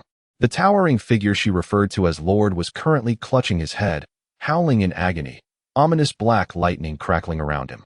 "Zanjia, get away!" another youth shouted. At that moment, a devastating energy sphere was aimed at the woman. Just in time, a figure materialized between them. Shalu grasped Bojack's outstretched arm with one hand, instantly dispersing the ferocious energy. With a slight pull, he wrenched Bojack's arm aside, exposing the crimson evil eye embedded in his forehead. Just as I thought. The near-death Zanjia felt her legs weaken, nearly collapsing. She gazed in shock at the imposing figure that had suddenly appeared. A plump head poked out from behind the figure. "Are you all right?" Bu blinked at her, utterly unaware of the chaos surrounding them. Without even glancing back, Shalu unleashed a punch, sending the still-struggling Bojack flying. "Though I know not who you are," Zanjia trembled, her voice quavering with tears. "Lord Bojack suddenly turned hostile and attacked us. Bidu and Bukin were killed by him despite our unwavering loyalty." Bu nodded, seemingly understanding, as he listened intently. Meanwhile, Bojack, hurled against a mountainside, staggered to his feet. Shalu and the evil-eyed Bojack faced each other from a distance. Originally, a worthless fighter who could not contend even with a Super Saiyan 2, how much power can this thing amplify him to? Shalu crossed his arms, watching with keen interest as the mindless puppet before him grew increasingly agitated. "Oh!" Bojack let out a primal roar, his energy surging wildly. In an instant, he appeared before Shalu, delivering a fierce punch aimed at Shalu's face. Shalu did not flinch. The punch struck him squarely, producing only a dull thud, yet he remained unmoved. "You dare to hold back your strength in my presence?" Shalu raised his hand and clenched his fist. Boom. Cough. A torrent of blood, mingled with fragments of internal organs, erupted from Bojack's mouth. He shot backward like a cannonball, crashing into the distant mountainside. Without pause, Shalus sent forth an energy beam that followed closely behind. Boom. As the mountain shattered, Bojack emerged in disarray, clutching a companion he had just dragged from the side. No, my lord. The swordsman, also blue-skinned, bore a look of shock and despair. In the next instant, he vanished in the blaze of energy, his final cry swallowed by the winds. Gakuya! Zanjia shrieked, her heart-wrenching wail echoing through the desolation, before her eyes glazed over, collapsing to the ground. Oh! Seizing the moment amidst the chaos, Bojack unleashed his full energy once more. The evil eye on his forehead seemed to extract every ounce of potential, his muscles bulging grotesquely, transforming his blue skin into an uncanny green. Black lightning crackled around him, and he seemed to feel invigorated. He pointed a finger at Shalu, confidently beckoning him. Huh. Shala displayed an incredulous expression. A mindless being under possession dared to provoke him? In an instant, before Bojack could react, Shalu appeared before him, delivering a swift knife-hand strike. Slice. Bojack's arm, still in the act of beckoning, was severed cleanly, dropping to the ground while maintaining its defiant posture. Oh! Pain and terror ignited instinctual cries. The evil-eyed Bojack clutched his severed arm, retreating in fear. Although a new arm rapidly regenerated, the dread rooted deep within his soul had taken complete control. In a frenzied panic, he turned and unleashed all his energy, propelling himself into the depths of space. Trying to flee? Kamehameha. A torrent of azure energy surged forth, swiftly closing the gap on the fleeing figure. In the vastness of the cosmos, that figure, along with the small evil eye, vanished into the energy stream's embrace. Ding! Perfectly eliminated the evil-eyed Bojack, earning 3 million evolution points. Ding! Destroyed the third eye of evil, gaining a trace of dark power. Even the smallest fly has meat. As Shalu sensed the dark power within him swell slightly, his anger diminished. It is done. He turned around, preparing to depart from this tedious planet with his newly acquired subordinate. However, just as he did so, a sound of fabric scraping against the ground reached his ears. The woman named Zanjia knelt before him, crawling on all fours, and struck her forehead heavily against the stony ground. Master! Her voice trembled, yet bore a hint of resolve. Please accept me. I am willing to do anything. Chapter 77. Speculation. Shalu looked down at the woman prostrated on the ground, disregarding her pleas. Such abject loyalty held no value. What mattered was intelligence. Where did that magic eye originate? He finally spoke, his tone flat and devoid of inflection. Zanjia's body quivered at the lack of emotion in his inquiry, sensing a glimmer of hope for her survival. She dared not withhold any information and recounted everything. We were sealed on this planet for an eternity. Not long ago, a fissure suddenly appeared in this space. Her recollection quaked with an uncontrollable tremor. That crimson eye emerged from the rift. It spoke directly into our minds, promising immense power capable of breaking all chains if we donned it. Lord Bojack had spent his life in pursuit of power and did not refuse. Indeed, just as anticipated, he willingly accepted. At first, everything was fine. Zanjia's narration became frantic. With that power, we finally broke the seals of the various realm kings and regained our freedom. But soon, Lord Bojack became erratic, uncontrollable, and began to attack us indiscriminately. Baidu and Buchin were the first to fall victim to his wrath, until you appeared, my lord. Zanjia buried her head deeper, her body trembling violently with fear. It seems these magic eyes do not originate from the same timeline. They have been scattered like seeds throughout the cosmos. The creator must have intended to gather feedback from those they infested. With the intelligence in hand, Zanjia had lost her utilitarian value. Shalu was preparing to leave with Buo when swoosh. Two familiar auras suddenly materialized nearby. The newcomers were Wukong and Jaibite. Shalu, what brings you here? Wukong appeared somewhat surprised upon seeing him. However, Jaibite reacted quite differently upon recognizing the pink figure beside Shalu. Majin Buo? Why? He immediately assumed a battle stance, filled with wariness, instinctively retreating behind Wukong. Shalu remained indifferent. The evil Buo has been eradicated. This is his benevolent side, he explained succinctly. I revived him using the Dragon Balls from Namek. Zanjia, upon hearing this, felt a tumultuous storm surge within her. Eradicated Majin Buo and revived his good side. What manner of terrifying existence is this man? Wukong nodded in understanding, while Jaibite remained skeptical. Then what brings you here? Shalu countered. Jaibite composed himself and stepped forward, regaining the demeanor of a Kaioshin attendant. It is the North Kai, who reported to Lord Kaioshin that the barrier originally meant to seal the galactic marauders has been forcibly breached. I was commanded by Lord Kaioshin to bring Mr. Wukong to investigate. As he spoke, his attention shifted to the trembling woman on the ground. Wukong also looked on with curiosity.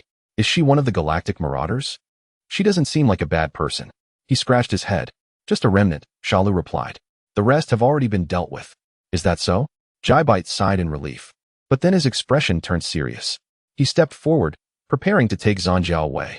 As a member of the galactic marauders, you must face Lord Kaioshin's judgment.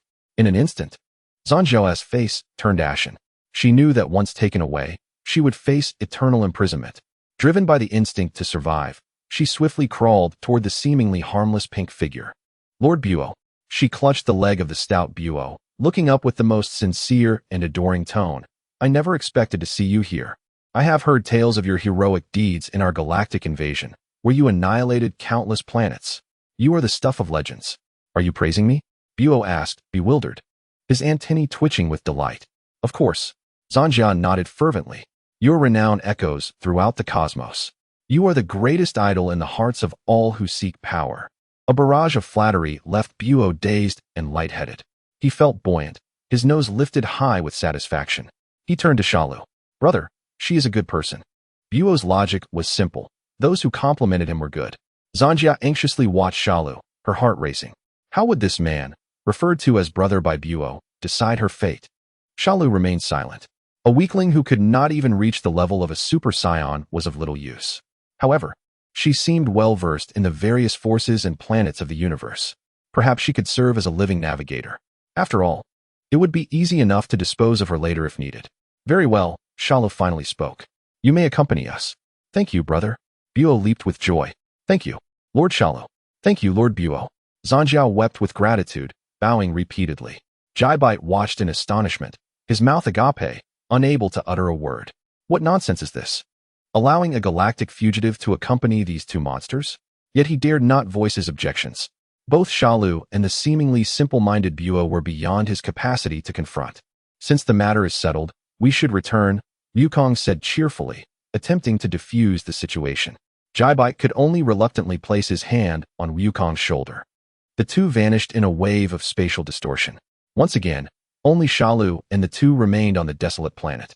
The magic eyes seemed to be consciously seeking out those with strong life forces or an extreme desire for power. Shalu's thoughts returned to focus. He glanced at the woman, still reveling in her fortunate escape. Zanjiao. Yes, my lord. Zanjiao straightened up, instantly respectful. Shalu's tone remained flat, devoid of any emotion. Do you know of Climax planet? Zanjiao paused for a moment before nodding. Yes, I am familiar with it. Lead the way, Shalu succinctly commanded. The three transformed into streams of light, soaring into the inky depths of the cosmos. Chapter 78. The Star of Magic, the sealed beasts throughout the journey. Zanjiao occasionally glanced at the pudgy figure, who always responded with an innocent smile. After a considerable time traversing the dark universe, a planet radiating an unusual glow finally appeared before them. We have arrived. This is Climax planet. Zanjiao's heart raced with unease. At the height of our galactic marauders' power, we abandoned any attempt to invade this planet. The natives, those so-called sorcerers, possessed abilities far too peculiar. She cast a discreet glance at the tall green silhouette before her. What could the adults possibly seek here? Shalu did not turn around. He merely spoke in a calm tone, to validate certain hypotheses. If his conjectures were correct, that fabled eye of magic would soon manifest. The three transformed into streaks of light, not pausing for a moment. They pierced through the planet's atmosphere, soaring inward. They casually selected a city to descend upon. The scene before Zanjiao left her momentarily dazed. The architecture here was entirely unlike that of Earth, not technological but imbued with a fantastical essence. Countless twisted towers, resembling entangled vines, reached skyward, their surfaces shimmering with rune-imbued neon. Floating islands were artfully scattered about, interconnected by radiant bridges of energy. At that moment, several figures emerged from those bizarre structures, blocking the trio's path. Dressed in opulent robes, their faces bore unmistakable malice and greed. Outsiders, judging by their energy signatures, they seemed to be suitable offerings. Surrender everything you possess, and we shall grant you a swift demise. These local natives were evidently not benevolent. Without hesitation, they began to chant incantations. Colorful magic circles unfurled beneath their feet, exuding an eerie aura.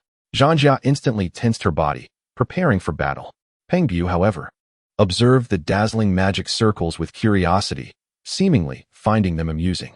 Shalu didn't even spare them a glance. He simply stomped his foot against the ground. Boom! An unstoppable surge of energy radiated from the center of his foot, sweeping outward in all directions. The entire city, suspended in midair, along with the once arrogant sorcerers, crumbled under the onslaught of this force, screams echoing in the aftermath. In an instant, the bustling area transformed into desolation. In Shalu's grasp remained a lone survivor. This individual, evidently of considerable status among the sorcerers, dangled in the air, trembling uncontrollably. "Where is the Huanma Ren?" Shalu inquired flatly. "I do not know what you speak of." The captive stuttered, having completely lost the ability to think coherently. "It seems the terminology differs." Shalu adjusted his question. "Where is the most powerful sorcerer, or rather, the strongest magical creature in this realm?" "The dark sorcerers." The captive seemed to grasp at straws, immediately exclaiming. "Only they know the planet's oldest secrets. They reside at the pinnacle of the Wugenji. Having acquired the desired location, Shalu tightened his grip slightly. The sorcerer, along with his final shred of terror, was effortlessly extinguished. The trio soon arrived at the summit of a tower entirely composed of black crystals, hovering in the sky. Before them lay a spacious circular altar. At its center, a dozen or so figures clad in black robes, their faces shrouded in shadow, formed a circle around two ancient music boxes, murmuring incantations as they conducted some bizarre ritual. Click! The crisp sound of gears echoed. The lids of the two music boxes sprang open simultaneously. Dense white smoke surged forth, swiftly coalescing in the air. As the smoke dissipated, two figures emerged. One was tall, the other short, both sporting Mohican-style red hair. The taller figure bore an ancient long sword upon his back. "Ah, why have we emerged? Cursed beings." The tall man regarded the surrounding black-robed figures with suspicion, simultaneously noticing Shalu and his companions in the distance. He sensed an unfathomable terror emanating from Shalu, yet the current predicament left him no choice. "My lord," the man called out loudly, "please help us. They seek to release the sealed beast." Shalu revealed a barely perceptible smile. Buzz! A surge of immense psychic energy swept through, directly invading the minds of the two brothers. Seals, Huanma Ren, upper and lower bodies, heroes. This information was already well known to the Reincarnated. Snap! The long sword fell from the man's grasp. He and the smaller figure beside him collapsed to the ground, unconscious. The surrounding black-robed figures stared in astonishment at this sudden turn of events. "Very well." Shalu stepped forward, summoning the Huanma Ren from within the two brothers. The black-robed figures exchanged glances. Although unaware of the intentions of this sudden interloper, they found his arrogance to align with their own. "Humph, foolish outsider." Utterly ignorant of the terror of Huanma Ren Zirgan. "Once revived, the control spell shall seal your fates." The leading black sorcerer chuckled coldly to himself, promptly directing his comrades to proceed. The two brothers lying on the ground were lifted by an unseen force, suspended in midair. As the black sorcerers recited their increasingly frantic and sinister incantations, the brothers' bodies began to tremble violently. Black smoke, as if alive, erupted from their mouths, eyes, and ears in a frenzy. The smoke coalesced in the air, forming a colossal black cloud that obscured the heavens. Instantly, the world transformed. Boom, boom. Within the smoke, two massive feet, encased in thick armor, descended, crushing the black sorcerers who had been fervently casting spells, along with their final expressions of shock, into a pulpy mass. Soon, the true form of the beast revealed itself. It was a colossal creature, towering hundreds of meters high, enveloped in dark green, heavy armor, with a thick tail extending behind it. In stark contrast to its immense body was its small head, resembling a skeletal visage. What is this creature?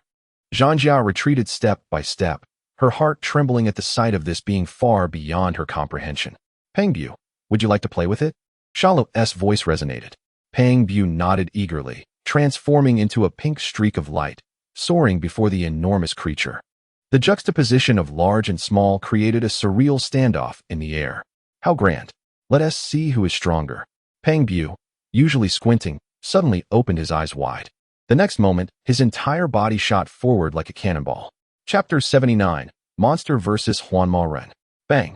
That powerful strike landed squarely upon the armor of Huanma Ren Zirgan. The tremendous impact caused Zirgan's massive form to lean back suddenly, emitting a deep, resounding thud. Hee. With the first strike successful, Pang Bu wasted no time, unleashing a barrage of pink energy orbs with both hands. Yet, an eerie spectacle unfolded. Faced with this relentless assault, Zirgan's body transformed into a swirling mist, allowing all the energy orbs to pass through without impact. Boom, boom. The energy orbs detonated against the distant Wugan Jita. The tower, entirely composed of black crystals, shook violently amidst the continuous explosions as countless massive fissures spread across its structure, causing it to tilt gradually. This scene intrigued Pang Bu immensely. He immediately ceased his attacks, glancing left and right in search of the monster's whereabouts. In the next moment, the massive cloud of smoke rapidly coalesced behind him. A colossal tail, armored heavily, silently emerged from the mist. Thud! The sound of a blade piercing flesh. That sharp tail impaled Pang Bu entirely. Yua! Pang Bu let out a peculiar cry, his body lifted high. Following this, Zirgan swung his tail, using him like a massive meteor hammer, wildly striking against the tower's peak. Bam! Bam! Bam! With each strike, the already precarious floating tower plunged deeper into the abyss. Fragments of stone flew as dust billowed into the air. Accompanied by the terrifying, monstrous shriek, the entire altar crumbled under the relentless assault. Zanjia, pale and trembling with fear, retreated behind Shalu, unable to bear the sight of the brutal scene. After a series of violent blows, the corpulent Buoyu, ensnared at the tip of its tail, took a deep breath. Originally the size of an egg before the colossal beast, it suddenly swelled extravagantly, tightly entwining the massive tail. The terrifying force could no longer advance even a fraction. Subsequently, Buoyu's form began to stretch in an astonishing manner, transforming into a pink rubber-like figure. Spiraling around the gigantic Huanmarin, Hyerda just began to sense a threat and attempted to repeat its previous tactics. Yet, its misty form was firmly suppressed by an unusual energy emanating from Buoyu, rendering it incapable of dissipating into nothingness. A notification echoed in Shalu's mind. Ding.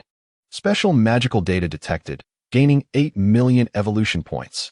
Special magic? Buoyu pondered. Its simplicity belied a genius for battle. Hyerda, now ensnared as a gigantic pink Zongzi, let out a furious, defiant roar. Unable to break free from this bizarre confinement, the tightening grip only intensified. In an instant, it made a reckless decision. Abandoning its struggle, it dove downwards from the heights, dragging the tightly bound Buoyu with it. Boom! The immense form, along with the already tilted tower, began to pierce through from the top down. Boom! Boom! Boom! Black crystal shards scattered like a meteor shower, and the grand floating tower collapsed entirely with a deafening roar, shattering into countless pieces that rained down upon the ground. Even amidst this chaos, the pink figure remained steadfastly wrapped around the beast, showing no signs of loosening its grip. I'm done playing. Buoyu's muffled voice resonated from within the Zongzi. Try this. As the words fell, a dazzling light erupted from its pink body. Zanjia in the air had yet to comprehend the unfolding events. Shalu casually waved his hand, and a pale purple energy barrier instantly enveloped her. Boom, boom, boom. A mushroom cloud, 100 times larger than all previous explosions combined, erupted skyward. A terrifying energy storm swept across the land, instantly melting the surface into a seemingly bottomless lava pit. As the brilliance faded, the scene at the pit's bottom emerged. The massive form of Huanmarin was entirely charred, transformed into a pitch-black giant sculpture, lying silently amidst the lava. Around the blackened shell floated countless pink fragments of flesh. These remnants writhed and quickly reassembled, restoring Buoyu's form. However, at this moment, it stood with hands on hips, panting heavily, clearly exhausted from the previous strike. It seems the power extracted from the evil Buoyu has not fully returned to him. Just as Buoyu admired its handiwork, brimming with pride and ready to declare victory, a crisp crack echoed from the enormous charred shell. A fissure quietly appeared on the blackened surface. Soon after, a second, then a third. Suddenly, a massive, earth-colored hand, adorned with demonic claws, burst forth from the charred body, seizing the still-breathing Buoyu with an iron grip. Chapter 80. The Battle of Giants crack. Accompanied by this sound, the vast, blackened shell of Huanmarin shattered piece by piece. The black exterior peeled away like shedding dead skin, revealing a new, more terrifying figure that emerged from within. The previously simple armor was gone, replaced by a grotesque, demonic exoskeleton, intricately structured and laden with ominous patterns. Behind it, a pair of gigantic, insect-like wings burst forth. And with a mere flutter, the winds they generated caused the already molten ground to fracture once again. Its skull-like head was entirely cloaked by a new facial structure, from which a pair of long, black horns sprouted. This was no longer Huanmarin. This was a wholly new entity, birthed solely for destruction. At that moment, a subtle crack unexpectedly appeared on the smooth forehead armor of this new Huanmarin. It's coming. Shalus' attention was sharply focused. The space tore open a nearly invisible gap, through which a familiar crimson eye flashed, perfectly embedding itself into the forehead of Huanmarin. Evil and darkness fused flawlessly. A terrifying aura, as if to obliterate the entire planet, surged forth, ascending into the heavens and staining the sky a sinister crimson. Ugh! The captured Buoyu sensed a lethal danger and instinctively swelled its body, attempting to break free with sheer force. However, the newly born Huanmarin, with its red glowing eye, opened its mouth. No roar, no growl. A torrent of dark purple annihilating flames erupted forth. Wherever the flames swept, everything was melted. Poof! Not only did the flames engulf Buoyu entirely, but even the massive arm that grasped it was consumed in the inferno. A piercing scream echoed through the flames before abruptly ceasing. As the fire dissipated, there were no charred corpses, no severed limbs. Only a swirling pink mist lingered in the air, writhing as if yearning to reassemble into a human form. Huanmarin Hyerda raised its severed arm. The flesh at the stump writhed as a new arm regenerated at a visible speed. Its armored head tilted slightly, seemingly intrigued by the stubborn pink mist before it. Once more, it opened its abyss-like maw, aiming to devour the not yet fully restored life energy. Bang! The closing jaws failed to seal completely. Two sharp fangs were stubbornly held apart. A figure, having appeared by its mouth unbeknownst to anyone, was Shalu. What incredible strength! Shalus' muscular arms bulged as he valiantly resisted the crushing force of the jaws. Power assessment. Current individual strength has surpassed the critical value of a standard Super Saiyan 3 and is in a phase of rapid increase. The fully realized Huanmarin, bolstered by the power of the magical eye, possessed a force that transcended mere arithmetic. Terrifying indeed. Oh! Shalu unleashed his full might. Golden-green flames erupted from his being, transforming into a tempest of energy. Within this furious energy, his body began to undergo an astonishing transformation. Muscles swelled uncontrollably, bones creaked ominously, and he expanded visibly, growing larger and larger until he became a giant, indistinguishable from Huanmarin. Bang! The previously insurmountable jaws were forcefully pried open by him. Roar! Huanmarin seemed enraged. As dark flames brewed once more within its mouth, a torrent of dark purple fire surged forth.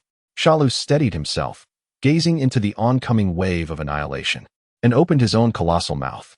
Demonic flames, a flame intermingled with crimson and golden lightning fiercely surged forth. Boom! Two flames, embodying entirely different attributes, clashed violently in the air, unleashing temperatures capable of melting anything. The sea of lava beneath instantly boiled, creating towering waves that were subsequently evaporated at an even higher temperature, exposing the parched, cracked core of the earth. In the distance, the pink mist finally coalesced into the form of Fat Bu. Gazing at the cataclysmic scene before him, his small face was etched with disbelief. He grasped the already astonished Zanjia, transforming into a streak of light, retreating to a safer distance. Watching the two titanic beings clash with fervor, Fat Bu soon displayed an expression of excitement, akin to a child who has spotted a cherished toy. Big brother is amazing. Go, big brother. Zanjia merely stared blankly, her mind a void, utterly incapable of thought. Boom. The confrontation of the two flames culminated in a cataclysmic explosion. It was his first time utilizing the power of gigantification, and Shalu found it somewhat challenging to control. This massive form granted an unparalleled range of attack, but sacrificed some degree of precise control. Tentatively, he unleashed a colossal punch. The force of his fist distorted the very fabric of space, causing the entire mountain range to tremble as it was forcibly stripped of a layer. Just as Hildegard's tail swept through, the roaring appendage, accompanied by a sound that tore through the atmosphere, struck Shalu's waist with tremendous impact. Bang! Shalu stumbled. His colossal frame surprisingly pushed back a step by the force of the blow. So swift, he immediately adjusted his stance, pivoting with a leg thicker than a small house. Retaliating with boundless fury, Hildegard seemed to anticipate the power of this strike and immediately began to vaporize. Not this again. Binding technique. Shalu's fingers clenched tightly. A surge of magical energy, originating from the same source as Fat Bu, enveloped Hildegard in an instant. The entity, which had just begun to appear ethereal, suddenly stiffened, forcefully reverted from its vaporous state, regaining its physical form. A look of astonishment crossed Hildegard's armor-clad face for the first time. It roared in fury, abandoning all flashy techniques, and charged at Shalu with overwhelming malevolence. The battle between the two giants had plunged into a primal phase of brutal combat. Boom. Chapter 81. A fitting supplement. The entire Konak planet quaked violently under the savage clash of the two giants. Boom, boom, boom. Each collision of fists against armor generated terrifying shockwaves capable of rending the surface apart. The remnants of fantastical floating structures, caught in this relentless barrage, crumbled like fragile blocks, showering down as dust from the sky. On the opposite end of the planet, dozens of streaks of light converged at incredible speed towards the center of the battlefield. They were the last sorcerers of this planet, the remaining elite of the Magic Alliance. Hurry! Faster! They sensed it. The power of Hildegard. So immense, so wicked. The lead sorcerer bore a feverish expression, trembling with excitement. As long as we arrive and chant the age-old control incantation, this supreme power will be ours to wield. Dominating the universe is within our grasp. Greed flickered in the eyes of every sorcerer. They drew closer, finally discerning the battlefield. The towering demon they had summoned was none other than the malevolent Hildegard. But who was the equally gigantic creature, resplendent in gold and green, facing the demon? More astonishing was the sight of a plump pink figure and a striking blue-skinned woman standing at the edge of the battlefield. What is that? One sorcerer noticed Fat Bu. Sensing an unfathomable magical fluctuation emanating from the pink figure, distinct from their own. No matter. Since they are outsiders, they must be enemies. We must eliminate these two nuisances first. The lead sorcerer decisively targeted Fat Bu and Zanjia. Dozens of sorcerers began to chant simultaneously. Vibrant magical circles sprang to life beneath their feet, and countless bizarre chains of runes shot forth from the arrays, surging towards Fat Bu. Zanjia, startled, instinctively attempted to hide behind Bu. However, Fat Bu tilted his head, finding the approaching magical chains amusing. He extended a finger towards the haughty sorcerers and lightly tapped. I shall turn you all into snacks. A pink beam shot forth from his antennae. Wherever the beam passed, both the menacing magical chains and the greedy, astonished sorcerers lost their original forms in an instant. Poof, poof, poof. It began to rain snacks from the heavens. Chocolate bars, cream cakes, strawberry puddings, and milk candies rained down, scattering across the ground. Wow! Fat Bu exclaimed joyfully, immediately soaring over to grab a handful of chocolate bars and stuffing them into his mouth. Crunch, crunch. Although the flavor is not that great, he mumbled with his cheeks full, yet his hands continued their motion. He seized a box of milk that had just transformed from a sorcerer and flew in front of Zanjia. Here, he offered the milk while chewing. Zanjia stared at the box of milk, still slightly quivering, and recalling the grotesque, greedy visage of the sorcerer just moments ago, her stomach churned violently. Thank you, Lord Bu, she managed to say, forcing herself to refuse. I didn't participate in the battle. I'm not hungry at all. She decisively turned him down. Meanwhile, at the center of the battlefield, Shalu's form suddenly shrank, returning to its original size. This body is indeed the most suitable. Whoosh. He swiftly dodged Hildegard's sweeping punch. The enormous fist whizzed past, creating a gust that flattened a mountain several kilometers away. Bang! Shalu raised his arm, precisely blocking the tail that lashed at him like a steel whip. The contrasting figures of large and small produced an intensity upon collision that was even greater than the previous clash of titans, more focused. The intensity is off the charts, but lacks combat finesse. It's merely brute strength, far inferior to that which was once parasitized by the demon eye. The rhythm of battle was now entirely under Shalu's control. He no longer clashed head-on, but instead utilized his regained agility and speed, darting around Hildegard's massive form. Each attack landing accurately on the joints and energy weak points of the opponent. Hildegard roared in rage, wildly swinging fists and tail, spewing forth destructive dark flames. Yet not a single hair on Shalu's head was touched. Its immense form had become its greatest liability. After several minutes, Hildegard's movements noticeably slowed, each attack losing potency as its stamina was rapidly depleted. Now's the time. Shalu seized an opening, his form instantaneously appearing behind Hildegard. Ha ha ha. Golden, white, green, and red flames erupted, violently converging into a visible inferno around him. 20-fold KO Ken. Boom. He struck with a punch that landed squarely on the back of Hildegard's head. Crack. The indestructible armor fractured upon impact. Hildegard emitted a pained roar, its massive frame lurching forward. Shalu's movements were unceasing, and the second punch followed swiftly. Bang. The cracks instantaneously expanded, spreading like a spider's web. The third punch. Bang. Accompanied by a crisp sound of shattering. That crimson magic I was forcefully jolted from the forehead armor of Zirdagang. The magic I spun in the air. Without a glance, Shalu concentrated a deadly purple light at his fingertips. The death ray. Whoosh. The beam accurately pierced through the magic I still suspended in midair. Ding. Destroyed the third eye of the demon, gaining a trace of dark power.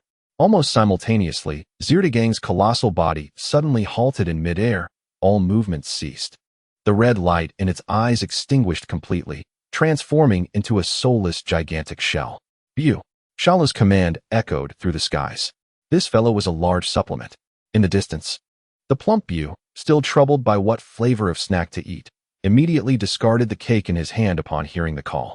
He excitedly gazed at the enormous floating monster, his eyes gleaming. In the next moment, his entire pink body began to melt and morph.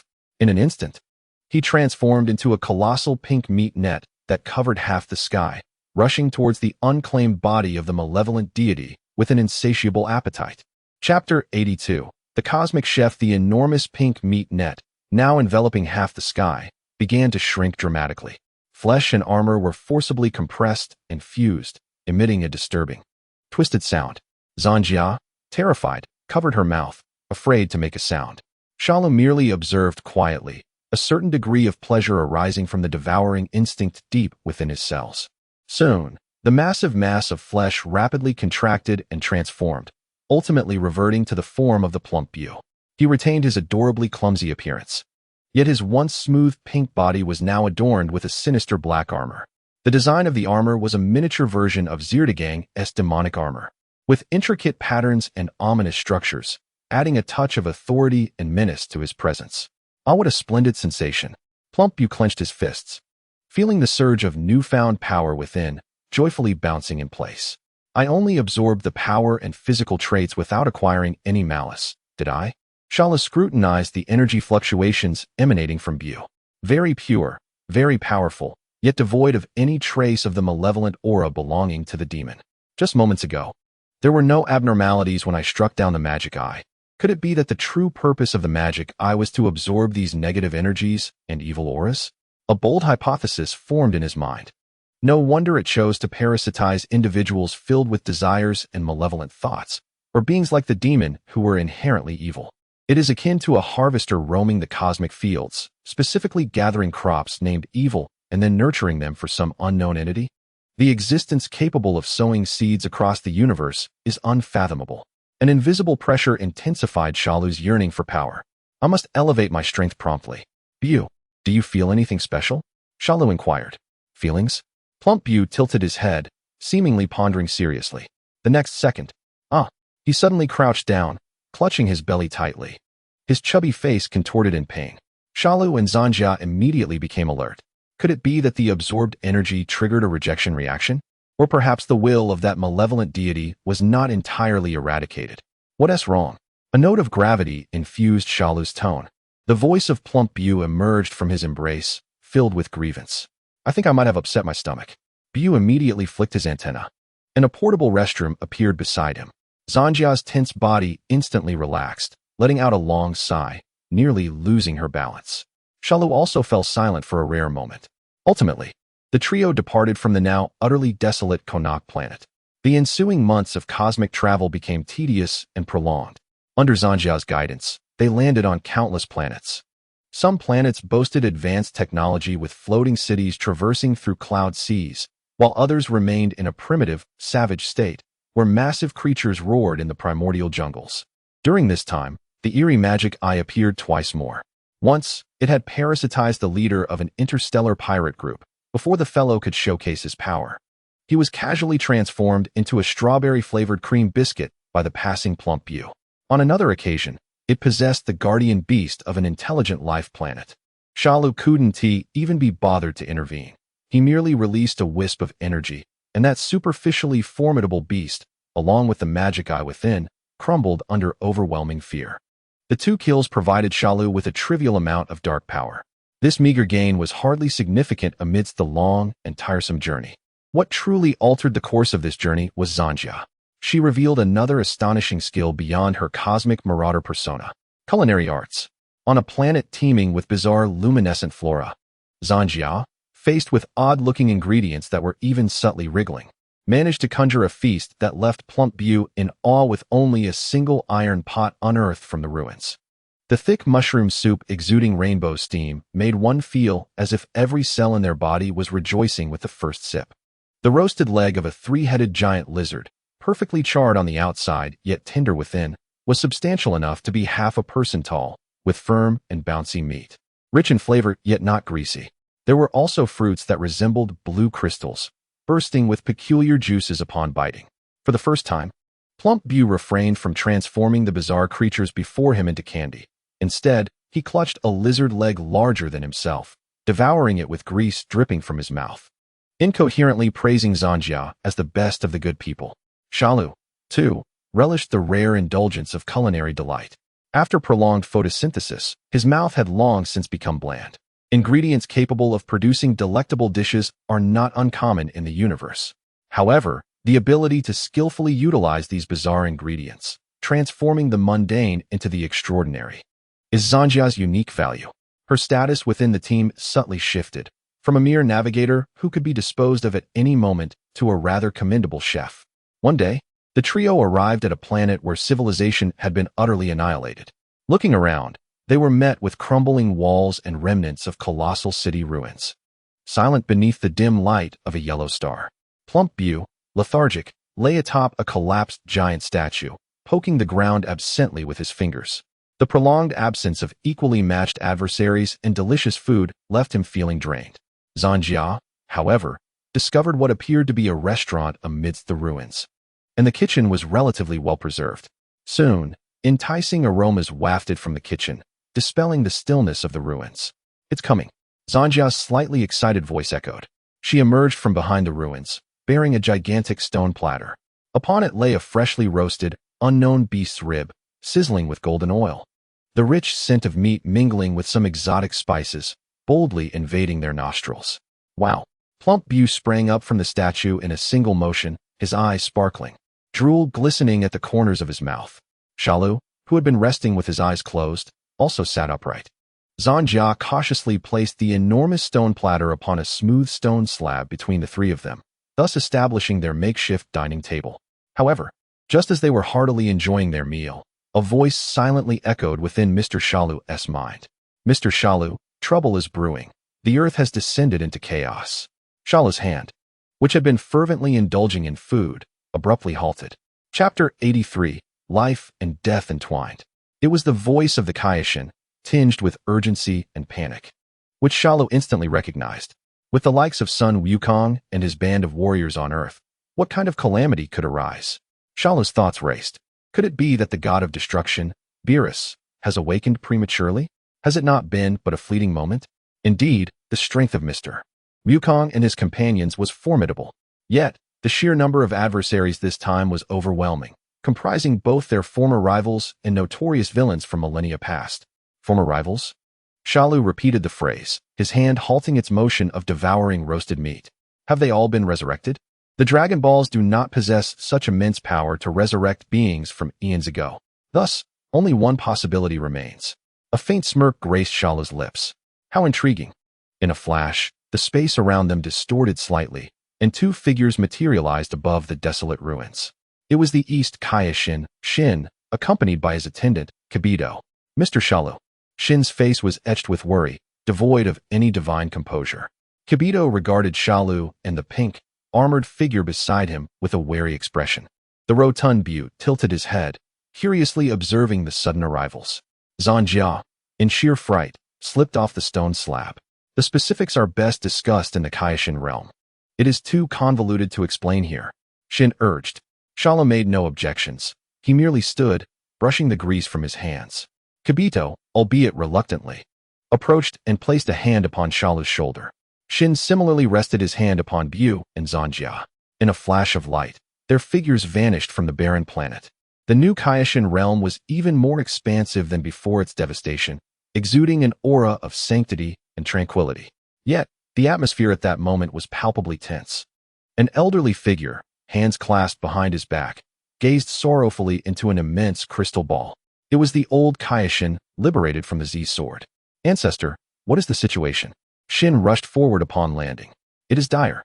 The old Kaioshin exclaimed, immediately gesturing toward the crystal ball. The underworld is in utter disarray. King Inma has just sent word. The soul-cleansing machine has malfunctioned, triggered by some unknown force. The imagery within the crystal ball displayed the once orderly underworld now engulfed in chaos. With countless grotesque souls pouring forth from the shattered machinery, dark malevolence spiraling upwards, tearing open a vast rift connecting the realm of the deceased with the living. Accumulated over thousands of years, even longer, this malevolence surged forth, breaching the barriers. Those wicked souls who were meant to have their memories erased and reincarnate emerged in their former forms upon the earth. The old Kaioshin's voice trembled with fear. The scene shifted within the crystal ball. Earth. Cities ablaze, the skies teeming with creatures once thought to be mere legends. The screams of civilians, the sounds of collapsing structures, and the thunderous explosions melded into a cacophony of apocalyptic despair. What of Wukong and the others? Shin implored anxiously. They are all engaged in battle. But there are too many foes. The malevolent beings that have escaped from the underworld number in the billions. Among them are those who once made the universe tremble. The imagery transitioned once more. Vegeta was locked in a fierce battle with a gigantic cyclopean giant, while Piccolo faced three bizarre, demonic warriors, perilously outnumbered. Kibito stared, astonished. This is nothing short of a global war. Shalu observed placidly. Indeed, the narrative of the movie has unfolded, yet the malevolent energy has yet to manifest. Lord Kaioshin, please relay a message to the warriors. The malevolent I should emerge shortly. After they launch their assault on the Nape, I will have use for the collected malevolent eye. Butte. Shalu spoke with a calm demeanor. Yes. The rotund Butte sprang to attention, filled with anticipation. Go to Earth and eliminate those who hinder you. Hooray. It's time for some fun. Butte exclaimed excitedly. Shin observed this exchange, opening his mouth to speak, but ultimately refraining. With a sudden spatial fluctuation, the two vanished from the Kaioshin realm, leaving Zanjia bewildered in their wake. West City, once a bustling commercial hub, now lay in ruins. A blinding white light swept through the streets. In an instant, the buildings along the thoroughfare, along with those unable to escape, were reduced to dust. Amidst the haze of destruction, two figures slowly ascended. Stop! A furious voice rang out. Son Gohan descended from above, positioning himself between the two figures. Observing the ravaged city and the lingering essence of life in the air ignited a fury within him. The towering, bald man clad in vintage battle attire slowly turned to face Gohan. Upon seeing him, he initially faltered, then let out a derisive snort. You are. Gohan froze as he recognized the two figures. That face, that bald head, and the long-haired man beside him, though he had seen them only as a child. The deep-seated fear and hatred buried in his memories surged forth. Nappa and Raditz, Kakarot's offspring? Nappa grinned widely, revealing a set of gleaming teeth as he scrutinized Gohan. I never imagined you'd grow up so quickly. Raditz crossed his arms, regarding Gohan with a scrutinizing gaze. Humph, still the same whimpering child, I see. Nappa scoffed. I remember well the coward who trembled at my presence. Now that we've crossed paths, I might as well send you to meet your worthless father. Before he could finish his sentence, Nappa's figure vanished in an instant. With a brutal force, he charged directly at Gohan, his massive fist aimed squarely at Gohan's head. Die. Yet, in the face of this ferocious strike, Gohan merely raised his hand calmly. A gentle motion. No one could quite discern his action. Boom. Nappa's unstoppable charge abruptly halted, as if he had collided with an invisible wall. The malevolent grin on his face faded as his body toppled backward, plummeting into the ruins below, silent thereafter. With one strike. Merely one strike. This unexpected turn of events left Raditz utterly dumbfounded. The arrogance and disdain on his face solidified into sheer terror. Wait. As Gohan's gaze shifted toward him, Raditz quickly adopted a different demeanor, waving his hands frantically. Don't. We're family. He pointed at himself, then at Gohan. Your father, Kakarot, is my younger brother. By bloodline, I am your uncle. Gohan remained silent, observing him. Raditz, believing his words had taken effect, continued to force a smile. Dear nephew, observe that we are both Saiyans, bound by blood. Wugohen's gaze gradually shifted from the insincere countenance of his so-called uncle, sweeping over the desolate ruins beneath him, remnants of innocent lives extinguished in the explosion. He lifted his head once more, locking eyes with Raditz, whose gaze brimmed with anticipation. You are unworthy. Before Raditz could finish his sentence, Wugohen had instantaneously appeared before this so-called uncle. There were no extraneous movements, nor any fluctuations of energy, merely a decisive knee strike. Bang! The sycophantic smile on Raditz's face froze instantly as he was propelled backwards like a cannonball, crashing through several dilapidated structures, ultimately buried beneath the rubble, devoid of any breath. The entire sequence transpired in mere seconds. At that moment, a malevolent purple beam silently surged from behind Wugohen, aimed directly at his back. With a swift motion, Wugohen did not even turn around. He merely relied on his battle instincts to deflect the attack, effortlessly sending the assault, capable of piercing mountains, flying away. Oh ho ho ho, I never imagined you would strike your own uncle. You truly are a lowly monkey without decorum. A familiar yet sardonic voice echoed above the ruins. Wugohen slowly turned around, and upon recognizing the newcomer, he felt a jolt of shock. The diminutive, pale figure, the long tail swaying leisurely behind him, and that perpetually polite facade concealing boundless malice. Frieza, the deepest nightmare of his childhood, the cosmic tyrant who had once plunged him into despair, had returned from the depths of hell. I never expected that hell would suddenly erupt in chaos, facilitating my resurrection. Ha ha ha. Frieza elegantly stepped upon the debris, a faint wisp of energy dissipating from his fingertip. For countless ages, I have awaited this day, eager to crush you insufferable monkeys with my own hands. His tone remained gentlemanly, yet the disdain and murderous intent within rendered the surrounding air frigid. In that immobile realm, I did not remain idle. My spirit has been honed to perfection through endless torment. As his words fell, a terrifying aura erupted from Frieza's diminutive form, a force of unimaginable intensity that far surpassed his peak state on Namek, even eclipsing the initial perfect form of Cell. I shall make you, as well as Son Wukong and Vegeta, pay the most excruciating price for your transgressions. Frieza's smile remained as he anticipated that his overwhelming battle prowess would leave his opponents paralyzed with fear. Ah! A golden blaze ascended to the heavens. Wugohen's ebony hair stood on end, transforming into a resplendent gold, while his once gentle eyes were replaced with a piercing emerald. Super Saiyan. Frieza was struck with recognition. Wugohen's transformation bore an uncanny resemblance to the figure who had utterly defeated him on Namek, bringing him eternal disgrace. You filthy monkey. In a fit of rage, Frieza could no longer maintain his regal composure. In the next instant, the debris beneath him shattered. A white blur, accompanied by a piercing shriek, surged towards Wugohen. Bang! A colossal punch reverberated through the air, the sheer force dispersing the smoke within a 100-meter radius. However, Frieza's fist abruptly halted, failing to achieve the anticipated carnage. His hand was effortlessly caught by a single palm. Nanny? The grimace on Frieza's face solidified in disbelief. His once proud attack felt as though it had struck an immovable cosmic adamant. An irresistible force emanated from Wugohen's grip, rendering Frieza's fist utterly trapped. Frieza exerted every ounce of strength, yet he could not budge his fist an inch. The ground beneath him cracked under the strain, forming a vast web-like depression. How infuriating! Frieza, both astonished and furious, raised his free hand, directing a destructive energy blast at Wugohen's chest at point-blank range. Boom! The explosion engulfed Wugohen entirely. Yet as the light faded, Frieza's pupils constricted in shock. Wugohen remained steadfast, unyielding. The nearby explosion had merely singed his GI, revealing the iron-like firmness of his muscles beneath. "Cease this, Frieza." Wugahin calmly brushed the dust from his chest and spoke. "I must commend you. It is impressive that you have attained such formidable strength through mere mental discipline. It is difficult to fathom what heights you might have reached had you trained normally over the years. However, the gap between us now remains insurmountable." This statement, rather than praise, served as a most merciless sentence. "You arrogant wretch."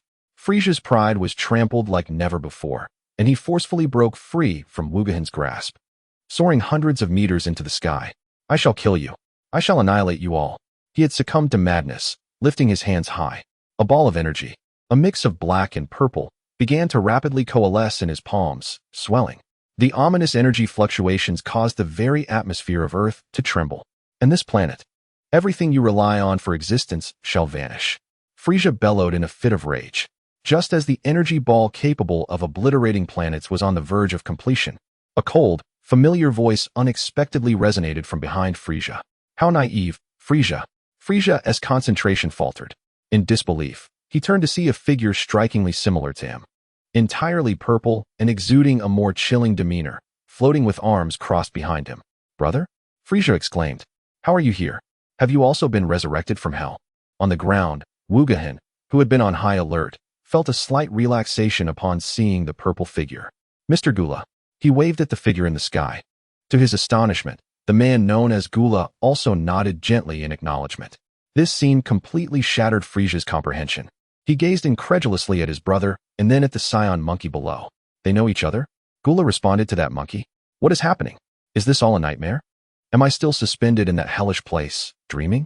Frieza's energy ball slowly dissipated, leaving him suspended in the air, dazed, his mind blank.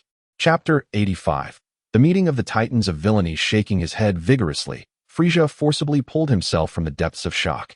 What was occurring before him was undeniably real, not an illusion. He re-established his posture, resuming the regal demeanor befitting an emperor, scrutinizing his brother, who always maintained an air of superiority in his presence. "What is going on?" Frieza's voice carried an undertone of suppressed inquiry. "Brother, why are you here? And why do you know this filthy monkey?" Gula merely cast a cold glance at him, showing no signs of emotional disturbance in response to his question. He began to explain everything to Frieza in a calm, factual manner. In the days of yore, he was vanquished by a Super Saiyan, teetering on the brink of death, yet miraculously surviving, merging with a mechanical mastermind to forge countless indestructible metallic forms. Subsequently, a powerful being, beyond his comprehension, descended upon his planet, Shalu. Following this defeat and capture, in pursuit of greater strength, he opted to temporarily ally with the warriors of Earth, training together to confront the dread adversary, the legendary Majin. Every utterance from Gula echoed like a thunderous bombshell in Frieza's mind. Defeated by a Super Saiyan, merged with his planet, encountered a formidable entity, overcome Majin. Each term pointed towards an awe-inspiring, yet chilling presence. Gero. This name seemed to link all the extraordinary events. If such a being could be drawn into Frieza's army, would not the planets of the universe be his to command at will? Frieza's mind raced with possibilities. It all makes sense now. The polite facade on his face re-emerged as he regarded Gohan from a distance, observing with a fresh perspective filled with scrutiny and evaluation. "However, it astonished me that you could coexist with those Saiyan monkeys." "Enough, Frieza," Gohan interjected sharply, having tolerated the monkey remarks for far too long. "Even if they are monkeys, what does that make you? Are you not a worthless creature incapable of defeating even a monkey?" "You." Frieza's veins throbbed slightly, yet this time he refrained from lashing out. Gula continued, "Well, compared to all this, I imagine you are eager to meet Shalu. After all I have shared, you must understand, I have watched you grow. For true talent, the desire to recruit at any cost is something you value more than anyone." Of course, Frieza let out his signature laugh, fully embracing the bizarre reality before him. Just then, Gohan, having regained his composure, spoke up. "Mr. Gula, I must attend to other matters, so I leave this in your capable hands." With that, Gohan soared into the sky, transforming into a beam of golden light, vanishing beyond the horizon. In the ruins, only Frieza and Gula remained.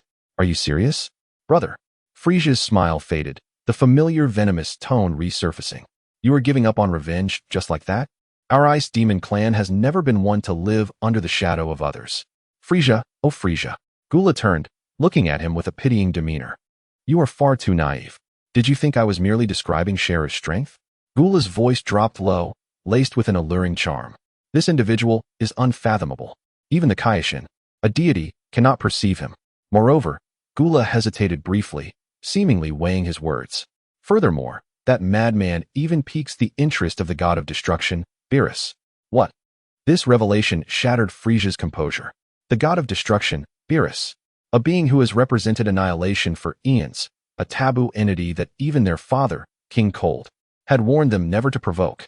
That being, Sheru, dares to challenge Beerus? Is he not insane? Gula observed Frieza's shock and continued, through all this, I have come to realize that one's own strength is paramount.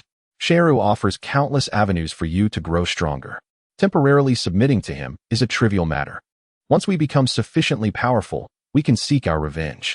Besides, with his arrogant nature, he is bound to meet his end at the hands of the god of destruction. Gula's face reflected the sun's rays yet appeared increasingly cold. By then, they would both be wounded. Perhaps even Beerus would fall to us. Gula did not finish his sentence. Yet the golden light flickering in his eyes spoke volumes. A perfect scenario where the clam and the clam digger benefit. Frieza grasped the concept immediately. His breath quickened, overwhelmed by the grandeur of this audacious plan. Oh ho ho, what a perfect scheme, brother. Frieza exclaimed with genuine admiration. Truly a flawless plan. A foreign voice, laced with a hint of laziness and amusement, interrupted from behind the two. What? Gula's entire being froze in that moment, a chilling dread coursing through him. This voice, brother. Why are you hiding here eavesdropping on their conversation? It was so suffocating. A comical, complaining voice followed, and Gula and Frieza stiffly turned. Emerging from the shadow of a crumbling building were two figures. One was the terrifying entity they had just spoken of, Sheru. Beside him, a pink pudgy figure clad in a miniature Majin armor scratched his head, curiously surveying them. Sheru. Upon seeing the newcomer, Gula's eternally proud visage shifted dramatically. He stuttered. Why, you're here already? Why didn't you tell me? Yet Sheru paid him no heed.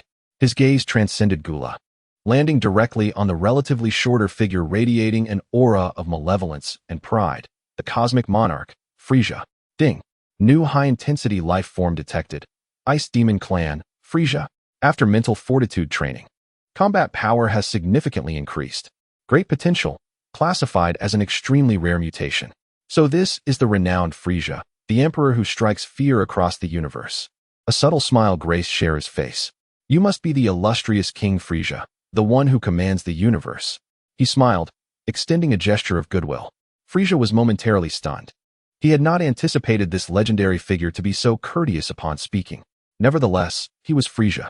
After a fleeting moment of astonishment, he quickly regained his composure, his signature faux smile resurfacing. Ho ho ho, are you Mr. Sheru? It is indeed a pleasure to meet you. Chapter 86, The New Legion Plan. The distant sounds of battle persisted, the explosions providing a dramatic backdrop for their meeting. Likewise, King Frieza, you surely do not wish to return to that garden filled with little sprites and teddy bears? At this, Frieza's polite facade darkened instantly. Absolutely not. He nearly ground his teeth as he uttered those words. I shall never return to that cursed place. Moreover, I will never relinquish my revenge. A bitter aura flickered through him. Yet, he quickly resumed his regal demeanor, as though his earlier outburst had been but a mirage. Mr. Sheru. Frieza glided forward a couple of steps, adopting a highly enticing tone. As a person of your stature, would you be interested in joining my army? He spread his arms wide as if to offer the entire universe to him. Should you agree, in the Frieza force, you shall stand alongside me as equals. You may select any planet in the universe at your discretion. With power comes unparalleled privilege, does it not? Frieza concluded, smiling at Sheru. Of course, he held no illusions that the other would acquiesce. Based on Gula's descriptions, this fellow was an independent warrior, a true lone wolf. Proposing such a condition was merely a means to gauge his limits and intentions. If he were to refuse, I would seize the initiative in the conversation. He had prepared an entire arsenal of rhetoric to counter Shalu's potential rejection. However, there was no need for concern. Shalu's response was straightforward and unhesitating. What? Gula and Frieza, who stood nearby, were frozen in place, their expressions a magnificent spectacle. Particularly Frieza, whose signature laughter caught in his throat, nearly causing him internal distress. What scheme is this fellow concocting? Gula's mind was tumultuous. He could not fathom Shalu's maneuver. Really? Frieza's voice shifted in pitch. Ha ha ha. This is truly delightful. The immense surprise temporarily dulled his thoughts, plunging him into a state of unexpected ecstasy. How absurd. A fool, possessing great power, yet lacking the wisdom to wield it. Once he joins my ranks, I will have countless ways to render him irrelevant, ultimately devouring him whole. Within Frieza's mind, grand designs were already taking shape on how to systematically undermine Shalu. Yet, what Shalu uttered next was akin to a bucket of icy water poured over him. The matters of the Legion will be entrusted to you. Frieza's joy intensified upon hearing this. However, you must heed my commands. The smile on Frieza's face froze. Naturally, I must personally verify the individuals involved. I have no need for just any random rabble, Shalu added. Let these foot soldiers scour the far reaches of the universe for traces of the magic eye. As for talent management, allow this esteemed cosmic overlord to handle it. Maximizing the use of resources. Frieza's emotions shifted from elation to shock, and then to a contorted expression, all in a fleeting moment. What is this? The Frieza force he painstakingly built, only to end up as someone else's subordinate? This emperor reduced to a mere figurehead and high-ranking steward? Just as he was about to voice his objections, Shalu's next words silenced him completely. Your current state is merely a half-revival. Shalu's tone was casual, yet it struck precisely at Frieza's vulnerable point. True integration of body and mind remains unstable. This sensation is most unpleasant. Frieza instinctively squeezed his hand, feeling an odd sensation that hovered between the realms of illusion and reality, leaving him profoundly insecure. However, I can assist you in achieving complete revival. Furthermore, I will help you enhance your strength to exact vengeance upon those Saiyans. How does that sound? The agreement was immediate. Revival, empowerment, vengeance. Each word struck with precision against Frieza's desires. They exchanged glances, and moments later, both unveiled malevolent smiles. One believed he had discovered a shortcut to greater power, while the other was content having found free, superior labor. After articulating this, Shalu turned his gaze, with a sardonic smile, towards Gula, who had remained silent throughout. The atmosphere turned abruptly frigid. As for your petty cleverness, Shalu's tone became languid yet laced with an undeniable sense of oppression. It holds no value before me. Boom. At that instant, golden light erupted from Shalu's eyes. This radiance was not a tangible attack, but contained an irresistible, all-consuming mental force. Gula felt as though his sea of consciousness had been struck by a star, causing chaos and upheaval. Gulp. He violently spat blood, unable to maintain his levitating stance. Collapsing to one knee, clutching his chest, and gasping for breath. His mind was blank, filled only with a deafening buzz and excruciating pain. What had he done? Frieza, witnessing this astonishing scene, was utterly dumbfounded. A mere glance. A glance that left his brother, whose combat power surpassed his own, bloodied and injured. What unfathomable level of power does this individual possess? A chill, stemming from the depths of his soul, jolted Frieza into clarity. This fellow must not be provoked. Plans must be restructured. Any minor misstep before him could lead to fatal consequences. The schemes swirling in Frieza's mind were instantly crushed. Therefore, Mr. Shalu. He quickly adopted a posture of feigned ease, bowing slightly to Shalu. I shall now gather the remnants of the Frieza force. Pardon my departure. Whoosh. Before his words had fully escaped his lips, he transformed into a streak of white light, fleeing into the sky at the utmost speed. As though pursued by a ferocious beast, Shalu did not glance at the direction of his retreat. He merely looked down from his vantage point upon Gula, who trembled on the ground. Gula, you pale in comparison to your brother. This remark stung more than any direct attack, leaving Gula feeling utterly humiliated. Should there be a next time? Shalu's tone turned dangerously ominous. I would not hesitate to replace you with something hanging from that tree in hell. With that, he dismissed Gula and beckoned the entertained fat Bu. Let us depart, Bu. In the next moment, their figures vanished from sight. Amidst the ruins, only Gula remained, still kneeling. Silence. After an extended silence, a furious roar, suppressed to its utmost limit, erupted from the depths of Gula's throat. He grasped the earth, crushing the fragments of stone within his grip into powder, mixing it all together. Boom! A fist struck the ground with ferocity. A massive crater formed instantaneously, sending clouds of dust and debris soaring into the air, obscuring the blinding sunlight. Chapter 87. Hell. The source of malevolence, the sky over Shidu, remained shrouded in chaos and smoke. Shalu and Fat Bu glided through the air, resembling two detached spectators. Fat Bu yawned languidly, casually unleashing a barrage, causing a rain of chocolates and candies to plummet upon the heads of the ruffians scurrying below. Brother, this is so boring. Where are the interesting foes you promised? Instead, they are all feeble minions. Throughout the journey, Shalu could hardly be bothered to take action himself. He merely sensed the direction of Satan City. Biddy Lee's presence was steady and potent, devoid of any turmoil. Beside her, a formidable, terrifying aura lay in wait. Broly, his father, Paragus, was also present. It appeared that there was no need for his intervention in that matter.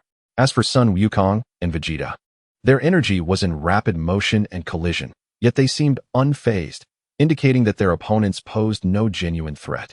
The ancient strong beings mentioned by the Kaioshin are of such meager caliber? What a farce. Shalu retracted his thoughts. Bu. Yes.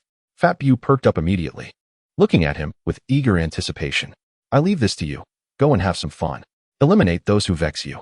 Absolutely, brother. Fat Bu transformed into a streak of pink light, dashing toward a group of ruffians below, inciting chaos and screams. Shalu remained in place. System, can you pinpoint the core location where the malevolence is seeping through the fissures into the human realm? Ding. Energy tracing and localization complete. Located 2,000 kilometers southwest of the host, this area contains the strongest spatial rift. Whoosh. In an instant, Shalu vanished. In the next moment, he appeared above a desolate valley. A henchman, stealthily rummaging for something in the valley, felt the air tremble beside him as a figure materialized out of thin air, startling him into a shudder. Upon recognizing the visitor, his fury ignited, and he raised his energy gun, ready to fire. However, he had no time to react. Shalu merely floated serenely in place, an invisible aura radiating from him, reverberating through the valley. All the scoundrels, who had escaped from hell, along with their weapons, were instantaneously crushed into the most fundamental particles, annihilated into nothingness. Shalu's gaze turned towards the valley's end, where a colossal black rift hovered in midair. This must be one of the sources of the current upheaval. Otherwise, a mere rift could not resurrect villains globally at once. Without the slightest hesitation, Shalu moved and dove into the black fissure. The scenery before him changed dramatically. The sky was an eerie shade of dark crimson, and the ground was composed of countless spikes and twisted pathways, with bizarre objects floating around, resembling candy, constantly shifting in shape and color. Hell. Witnessing the hell from the theatrical version was indeed overwhelming. Just then, an overwhelmingly potent aura of malevolence surged from a distance. In fierce opposition to this evil presence, several equally formidable auras were desperately resisting. In a flash, Shalu reappeared on a plain that had been thoroughly leveled by battle. A youth clad in a white robe, a halo atop his head, was engaged in a fierce struggle with a grotesque, corpulent monster, entirely enveloped in a bright yellow hue. Surrounding them were several other powerful warriors, each unleashing their ultimate techniques in a coordinated assault against the yellow beast. The green-skinned youth must be the foremost expert under the West Kai, known as Pai Gu Fan. As for the yellow creature, it was the entity known as Xian Yin Bo. At this moment, Xian Yin Bo appeared to be doing anything but fighting. Faced with the onslaught of numerous experts, it merely dodged left and right, emitting silly laughter as if partaking in a delightful game. All the fierce attacks that struck its rubber-like body failed to inflict any substantial harm, merely causing it to indent before bouncing back to its original form. Pai Gu Fan was panting heavily, sweat beading on his forehead. He suddenly noticed Shalu's sudden appearance. "Shalu," he exclaimed, immediately instructing his companions to hold their ground against Xian Yin Bo, while he transformed into a streak of light, rushing to stand before Shalu. "You managed to escape from confinement as well. Return at once. Does this guy think I am the future Shalu?" With a thunderous punch, Pai Gu Fan struck. But Shalu effortlessly caught it with the palm of his hand. A violent shockwave erupted from the two, shattering the peculiar substances in the air into dust. "The Shalu you know is not the same as I." Shalu's tone was calm, yet underscored with a chilling coldness. "Should you continue to obstruct me, I would not hesitate to eliminate you first." The terrifying force emanating from Shalu jolted Pai Gu Fan into clarity. He quickly retracted his fist and cautiously stepped back. "How infuriating. We must swiftly eliminate this source. Otherwise, those villains on the loose will continue to emerge." gazing once more at the rampaging Xian Yin Bo in the distance. Pai Gufan's heart raced with urgency. Against his current state, mere physical and energy attacks would be ineffective. Shalu's words echoed silently in his mind. A sudden realization struck Pai Gufan. You know how to deal with it? Shalu did not respond, but transmitted a piece of information directly into his mind. A myriad of complex emotions flickered across Pai Gufan's face, ultimately coalescing into a sense of resignation. A bead of cold sweat trickled down his temple. Follow my instructions. Go. Determined, Pai Gufan gritted his teeth and chose to trust. Taking a deep breath, he turned and charged once more into the heart of the battle. Instead of joining the attack, he hovered in midair, facing the still chuckling yellow Xian Yin Bo. I bought a watch last year. You banana, you fool. You look like a pile of dung. Pai Gufan's mouth transformed into a super loudspeaker, unleashing every vulgarity he had ever learned. Even the profanities whispered by the souls of those wicked beings in hell. He shouted until he was nearly out of breath. The surrounding warriors, stunned, halted their attacks, their eyes wide with disbelief at the spectacle. Meanwhile, the yellow Xian Yin Bo, which had been playing, suddenly clutched its head and let out a piercing scream of agony. Crack! Crack! Distinct fissures began to spread rapidly across its smooth yellow body. Now, attack together! Pai Gufan bellowed hoarsely. The others, snapping out of their daze, immediately concentrated all their energy, unleashing their most powerful techniques towards the collapsing yellow monster. Boom! A blinding light engulfed everything. As the dust settled, the massive yellow form of Xian Yin Bo began to writhe violently, distorting. Its body no longer expanded, but rather began to contract rapidly, as if an invisible black hole was consuming everything. At that moment, a nearly imperceptible dark red streak shot forth from the space rift Shalu had just entered, blending silently into the swirling mass of malevolent energy. Chapter 88. The Ultimate Malevolent Aggregate Boom. Black lightning erupted from nowhere, racing wildly in the center of that space. Tearing through the dimensions of hell, an aura of malignance, far greater and more sinister than before, erupted. No, this could no longer be simply described as evil. This was extreme malevolence, pure and distilled to its essence, devoid of any impurities. The black lightning coalesced into a cocoon, its surface flickering with the fleeting visages of countless tormented souls. Crack! A fissure appeared on the cocoon. A crimson, armored arm suddenly thrust out. Following that, the entire cocoon shattered explosively. A brand new figure emerged before the onlookers. Its skin was a vivid red, muscles distinctly defined and fluid, clad in vital pieces of purple armor. Its shoulder pads rose high, and its long, powerful legs caused a gust of wind with a mere flick of its tail.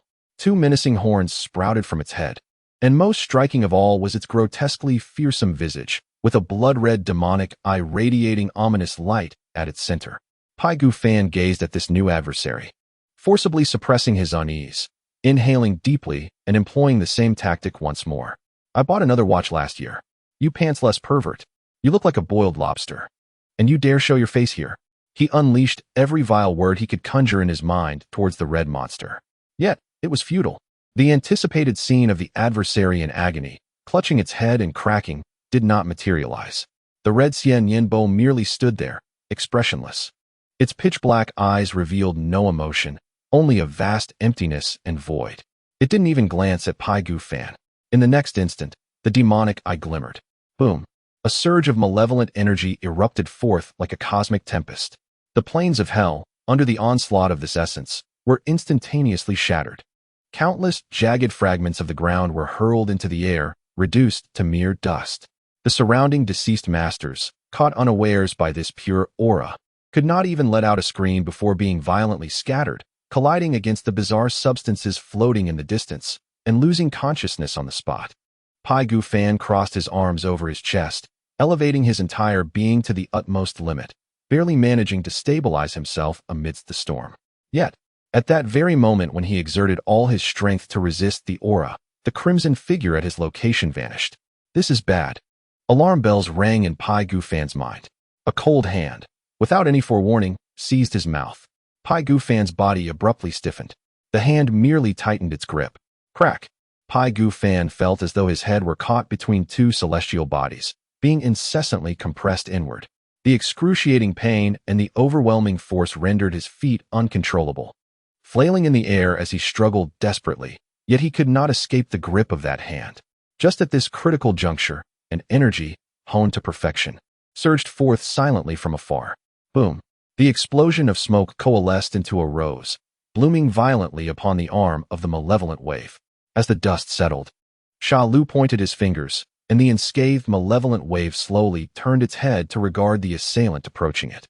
Discarding Pai Gu Fan, who was on the verge of death and barely conscious, like refuse, its blood-red demonic eye locked onto this new target. The aura emanating from it surged with even greater intensity. Ding! Detected superlative malevolent energy, a conglomerate of evil thoughts. Warning! The peculiar nature of this region will continuously replenish the enemy's source of malevolence. System data analysis can yield additional enhancements. It is advised that the host engage in combat under high difficulty. My emergence has spawned more superlative entities in this world, resulting in an abundance of malevolent thoughts after death. The countless villains I eliminated in the cosmos have contributed their grievances as sustenance for this being. Intriguing. System, can you analyze the data of that demonic eye? Ding. The third eye of the demon is absorbing the target's source of malevolent energy, converting it into dark power, and transmitting it to an unknown location via an unidentified channel. It is advised that the host enhance the collection of dark power. Once the dark power becomes sufficiently dense and forms a dark garb, it may enable stable passage through the special pathway constructed by the demonic eye. Very well. Let us first deal with the adversary before us. The figure of the malevolent wave instantaneously vanished from its position, and in the next moment, it appeared before Shalu, launching a rapid punch directly at him. Boom! Shalu crossed his arms to block. An unimaginable force of impact penetrated straight through his body. The massive mountain composed of countless spines behind him crumbled under the penetrating force, disintegrating into a cloud of dust. Cough! A trickle of blood escaped from the corner of Shalu's mouth. A bizarre and twisted laughter emanated from the malevolent wave. The tremendous force of the fist that struck his arm had yet to dissipate, continuing to exert pressure. Demon transformation. The power within Shalu erupted instantaneously. Golden patterns. A brilliant golden powder-like aura erupted violently, akin to a volcanic eruption, instantly shattering the malevolent wave's punch. Whoosh! Shalu advanced instead of retreating, delivering a ferocious knee strike aimed squarely at the malevolent wave's abdomen. However, the anticipated solid contact did not materialize.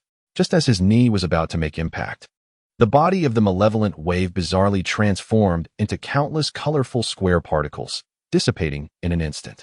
Shalu's attack passed right through. In the next moment, those particles reassembled behind Shalu, coalescing back into the form of the malevolent wave. Ding! Analyzing decomposition and reassembly. The structure of this technique is intricate, and the analysis progress is slow at 12 bang.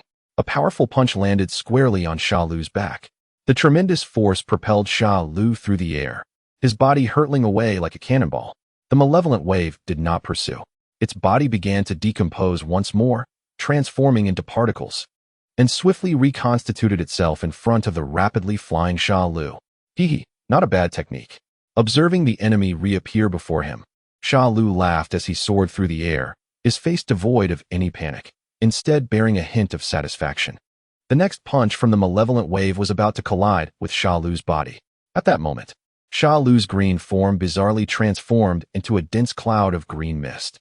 The malevolent wave's fist, carrying the force to tear the atmosphere, penetrated through the mist. This scene momentarily stalled the movements of the malevolent wave. Now, the mist instantaneously morphed back into Shalu's form. He twisted his body at an improbable angle, unleashing a leg kick akin to a battle axe, delivering a solid strike to the malevolent wave's face. Bang! The malevolent wave was sent flying by the immense force, flipping several times in the air before stabilizing its form. Slowly, it raised a hand and touched its struck cheek, a flicker of displeasure appearing in its hollow eyes. Chapter 89. The Fierce Battle in Hell. How does it feel? The Phantom Demon's technique, countered by a similarly surprising ambush, must be quite uncomfortable, right? Shalu crossed his arms, floating in the air, looking down at the crimson creature rising to its feet below. The malevolent wave steadied itself, and a fleeting hint of confusion flickered across its hollow face. Yet in the next second, this confusion was replaced by a pathological ecstasy. Eehee! Ha! A bizarre and twisted laughter erupted from its throat, echoing throughout the entirety of hell, accompanied by the laughter. The already immense malevolent energy began to ascend at a terrifying speed, becoming ever denser and more potent. Hee-ha-ha. Listening to the opponent's maniacal laughter and feeling the rapidly fluctuating evolution points within the system interface, Shalu could not help but join in the laughter.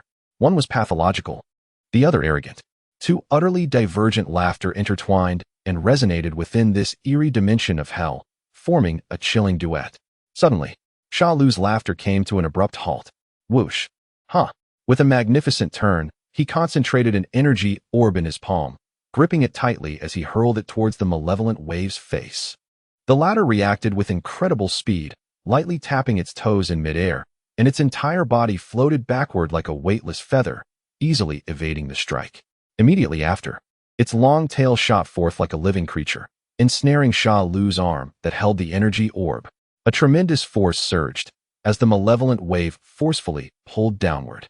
Shalu lost his balance, propelled by this force, plummeting towards the spiked ground below. In the instant before impact, he thrust his other hand downward, bracing himself against the ground. Boom! The hard surface of hell instantaneously caved in beneath his support, with countless cracks radiating outward. Utilizing this foothold, Shalu exerted his waist and shouted, "Ah!" He returned the favor, hurling the still airborne malevolent wave harshly away. The energy orb he had thrown also slipped from his grasp, pursuing the retreating malevolent wave. Facing the incoming attack, the malevolent wave, now flying backward, assumed a stance reminiscent of the sun fist with its hands. Buzz! A miniature, continuously twisting and rotating wormhole materialized before it. The energy orb unreservedly plunged into the wormhole, vanishing without a trace. At nearly the same moment, an unexpected transformation occurred at Shalus' chest. The energy orb he had just unleashed suddenly shot back at him, targeting his own heart. However, the anticipated violent explosion did not transpire. Upon contact with Shalus' body, the energy orb instantly transformed, disassembling into countless luminous particles that dissipated into the air. The feigned attack had succeeded. Shalu dusted off the non-existent debris from his front. The seemingly fierce energy was merely a facade, a ruse to elicit this bug-like ability. The notifications echoed in the air. Ding. Spatial jump ability resolution 123. Progressing slowly. Ding. Particle decomposition and reconstruction ability resolution 56. Well, the warm-up is over. Shalu rotated his neck, producing a series of crisp bone-cracking sounds. Since I have deciphered your two abilities, any further use of them is futile. He gazed towards the distant Xian Yin bow, his hands gradually spreading open before he clenched them into fists. Ha! With a roar, the entire underworld began to tremble violently. Blinding rays of light erupted from within Shalu's body. Beneath the originally resplendent golden-pink aura, pure white, sinister purple, and frenzied green light, each representing different attributes, alternated and perfectly blended with the golden flames. After a long wait, as the light gradually faded, Shalu, now exhibiting a new level of power, regarded Xian Yin Bo with a solemn demeanor. The creature across from him seemed to sense the imminent threat emanating from Shalu, dispelling its previously sickly grin. Its grotesque features appeared even more terrifying under the crimson glow of the magic eye on its forehead. It seemed to attempt to mimic Shalu's actions. Boom! An explosion of numerous black lights erupted from within, causing the underworld to experience a second violent upheaval. Two opposing energies, both reaching their utmost extremes, clashed fiercely in the air, neither yielding to the other. Whoosh! In an instant, both figures vanished from sight. Boom! Boom! Boom! In the next moment, visible shockwaves rippled through the sky of hell, exploding violently like a supernova, one wave after another. A crimson afterimage collided with a green afterimage swirling with myriad colors at a speed surpassing sound. Shalu's fist, imbued with the power to shatter stars, was blocked by Xian Yinbo's arm. The pure clash of strength caused the ground beneath them to collapse instantly, forming an unfathomable abyss. Xian Yinbo retaliated with a claw, 5 scarlet energy blades tearing through space, heading straight for Shalu's neck. Unfazed, Shalu leaned back, narrowly evading the claws at an extreme angle while delivering a knee strike directly to Xian Yinbo's abdomen. Bang! Xian Yinbo's body bent slightly from the impact, but at that very moment, its tail coiled around Shalu's ankle, yanking him violently.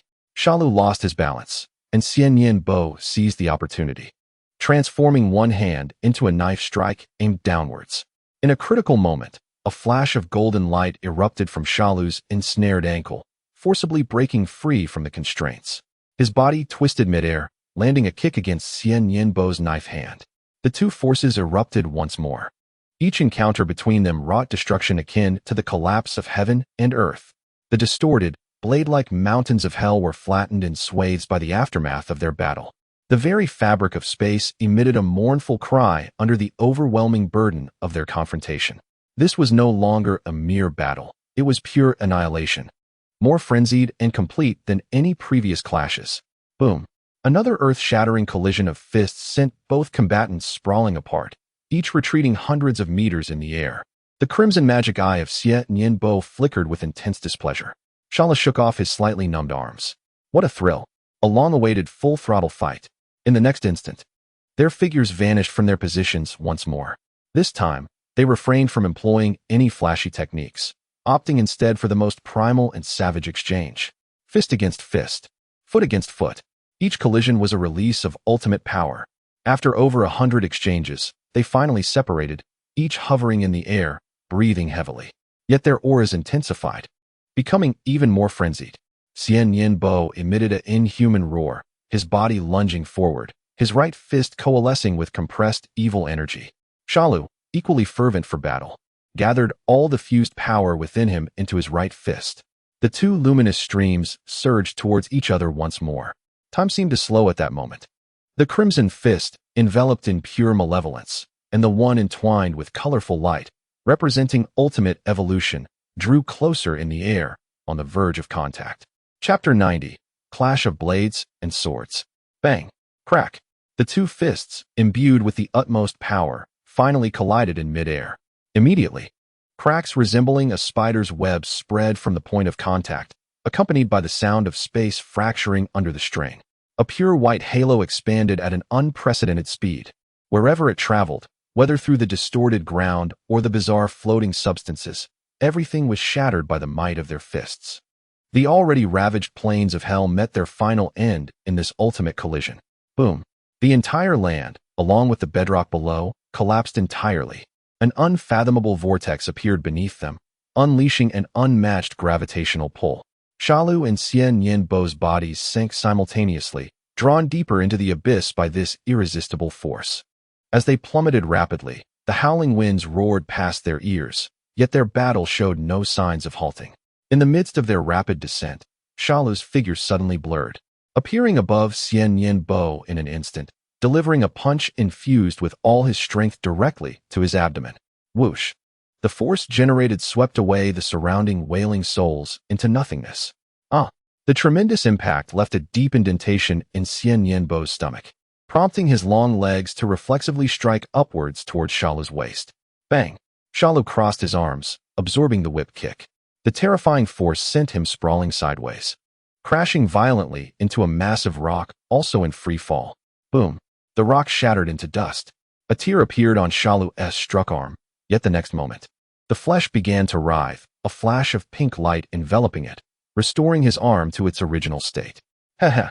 Shalu moved his shoulder, gazing at the not-so-distant Xian Yin Bo, his face brimming with battle intent. The descent continued. Eventually, the scene before them shifted abruptly. Boom! Boom! The two figures crashed almost simultaneously to the ground, stirring up clouds of dust. Here, in the depths of hell, the entire space was painted dark red. The ground covered in ominous white bones, with two flowing rivers of a sickly green color lined with horrifying human faces on either side. Some hellish minions, busy capturing wandering souls, stared blankly at the two uninvited guests, weapons in hand, before they could react at all. The energy erupting from Shalu and Xian Yin Bo swept across the entire bone plane, transforming those unfortunate hellish minions and the souls they held into mere ashes upon contact with the residual wave. Whoosh! Shalu's figure vanished first. Xian Yin Bo seemed to sense something, whipping around furiously. Boom! A fist entwined with vibrant flames struck him squarely on his blocking arms. The impact sent his body hurtling backward like a cannonball, shattering countless mounds of accumulated bones. Yet, he had not yet touched the ground. Those arms, twisted and deformed, quickly reformed in a peculiar red glow, returning to their original state. Hee hee hee. Amidst the eerie laughter, the figure of Xian Yin Bo transformed into countless colorful blocks, dissipating into thin air. In the next moment, he had already materialized behind Shalu, delivering a knife-hand strike imbued with unmatched malevolence, aimed directly at Shalu's nape. I told you, this trick won't work on me. As if he had eyes in the back of his head, he did not look back. Instead, he suddenly sank down, delivering a fierce elbow strike backward. Bang! The elbow collided perfectly with the knife hand. The ground beneath them, composed of bones, could no longer withstand the force, erupting violently to form a massive circular impact crater. Close combat erupted once more. Fists, feet, elbows, knees. They transformed every part of their bodies into the deadliest of weapons, engaging in the most primal and savage of exchanges. Boom, boom, boom. Each collision sent tremors throughout the entire bone plains. Shalu unleashed a punch, driving deep into Xian Yin Bo's chest, nearly penetrating him completely. Yet, at that very moment, Xian Yin Bo's tail ensnared Shalu's neck, forcefully pinning him to the ground. Shalu's body crashed into the depths of the bone-laden earth, but in the next instant, a golden light shot up into the sky, revealing him unscathed. His unparalleled regenerative ability transformed this battle into an endless war of attrition. Neither could inflict a truly fatal wound upon the other. Ha ha, delightful. Shalu laughed madly, his power surging once more. Meanwhile, Xian Yin Bo appeared to grow weary of this raw brawl. His obsidian eyes suddenly locked onto a point on the ground. It was a fragment of a broken metal spear, left behind by a small minion that had just been shattered. With a casual gesture, Xian Yin Bo summoned the metal shard into his grasp. Buzz! The crimson glow of his demonic eye flickered. The metallic fragment in his hand began to twist and contort violently, infused with pure malevolent energy. The once rusted metal began to emanate an eerie blood-red sheen. Ultimately, amidst a piercing shriek, a long-bladed sword adorned with sinister patterns and a hilt embedded with a pulsating blood-red crystal materialized in his hand. Xian Yin Bo casually swung the sword. Swish! An invisible sword aura sliced through the air, effortlessly cleaving a massive mountain of bones in the distance in two. The cut as smooth as a mirror. The very fabric of space was severed by this strike. Shalu observed this scene, and rather than feeling diminished, his fighting spirit flared even brighter. He extended his right hand as well. A densely packed orb of energy, mingling hues of gold, purple, and green, gathered in his palm. The mixed aura transformed into demonic energy, shaped into a weapon through the techniques of the Demon King. Let us see whose sword is swifter, and whose knife is fiercer. Under his command, the energy elongated, solidified, and took form. Ultimately, a blade that was distinctly different from the sword in Xian Yin Bo's hand emerged. Broader and cloaked in dark purple with golden patterns flowing across its surface, featuring a menacing demon skull at the crossguard, manifesting itself. A domineering will radiated from the blade, resonating powerfully. Clash! Xian Yin Bo moved first. He transformed into a streak of crimson light, wielding the demonic sword to pierce Shalu's heart. Shalu advanced rather than retreating, angling his demonic knife upward. Clash! The knife and sword met, sparking thousands of fiery sparks. The piercing sounds of metal clashing morphed into tangible sound waves, stirring the bone-laden earth once more. Their figures became two intertwining shadows. The crimson sword light and dark purple blade shimmered wildly across the plain, colliding. Clash! Clash! Clash! Each encounter sent shockwaves through the air. Xian Yin Bo's swordplay was unfathomably enigmatic. His sword would sometimes vanish, only to reappear from an entirely unpredictable angle, striking with precision and lethality. Conversely, Shalu's knife techniques were bold and expansive, exuding an air of dominance. For a moment, the two were evenly matched. Hee hee hee. Xian Yin Bo's eerie laughter echoed again. The demonic sword in his hand suddenly disintegrated into countless slender blood-red sword shadows, forming an inescapable web, descending upon Shalu. This was an unavoidable area attack. Just a trivial trick, Shalu bellowed, as the magic knife in his hand erupted with dazzling brilliance. He did not choose to defend. Instead, he poured all his strength into the magic knife, cleaving through the rain of sword shadows. Break! Boom! A colossal dark purple blade of light traversed the sky. The seemingly insurmountable blood-red sword web was obliterated under this overwhelming blow.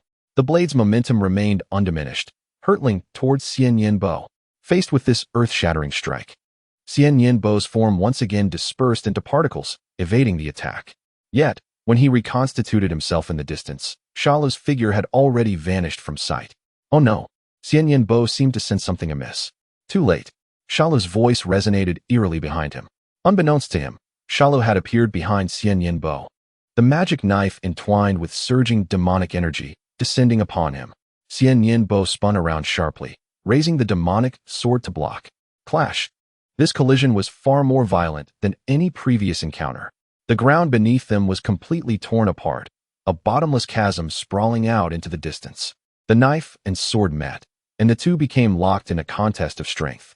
The crimson malevolence and vibrant divine light clashed fiercely at the point of contact, creating ripples of energy. In that moment of stalemate, the crimson demonic eye on Xian Yinbo's forehead suddenly emitted a laser. Shalu dodged, experiencing a moment of stasis. It was in that instant. The demonic sword in Xian Yinbo's grasp inexplicably elongated, like a venomous serpent, circumventing the knife's defense, and at an unimaginable angle, pierced through Shalu's chest. However, before he could display a triumphant grin, Shalu's movements, momentarily hindered by the demonic eye, snapped back.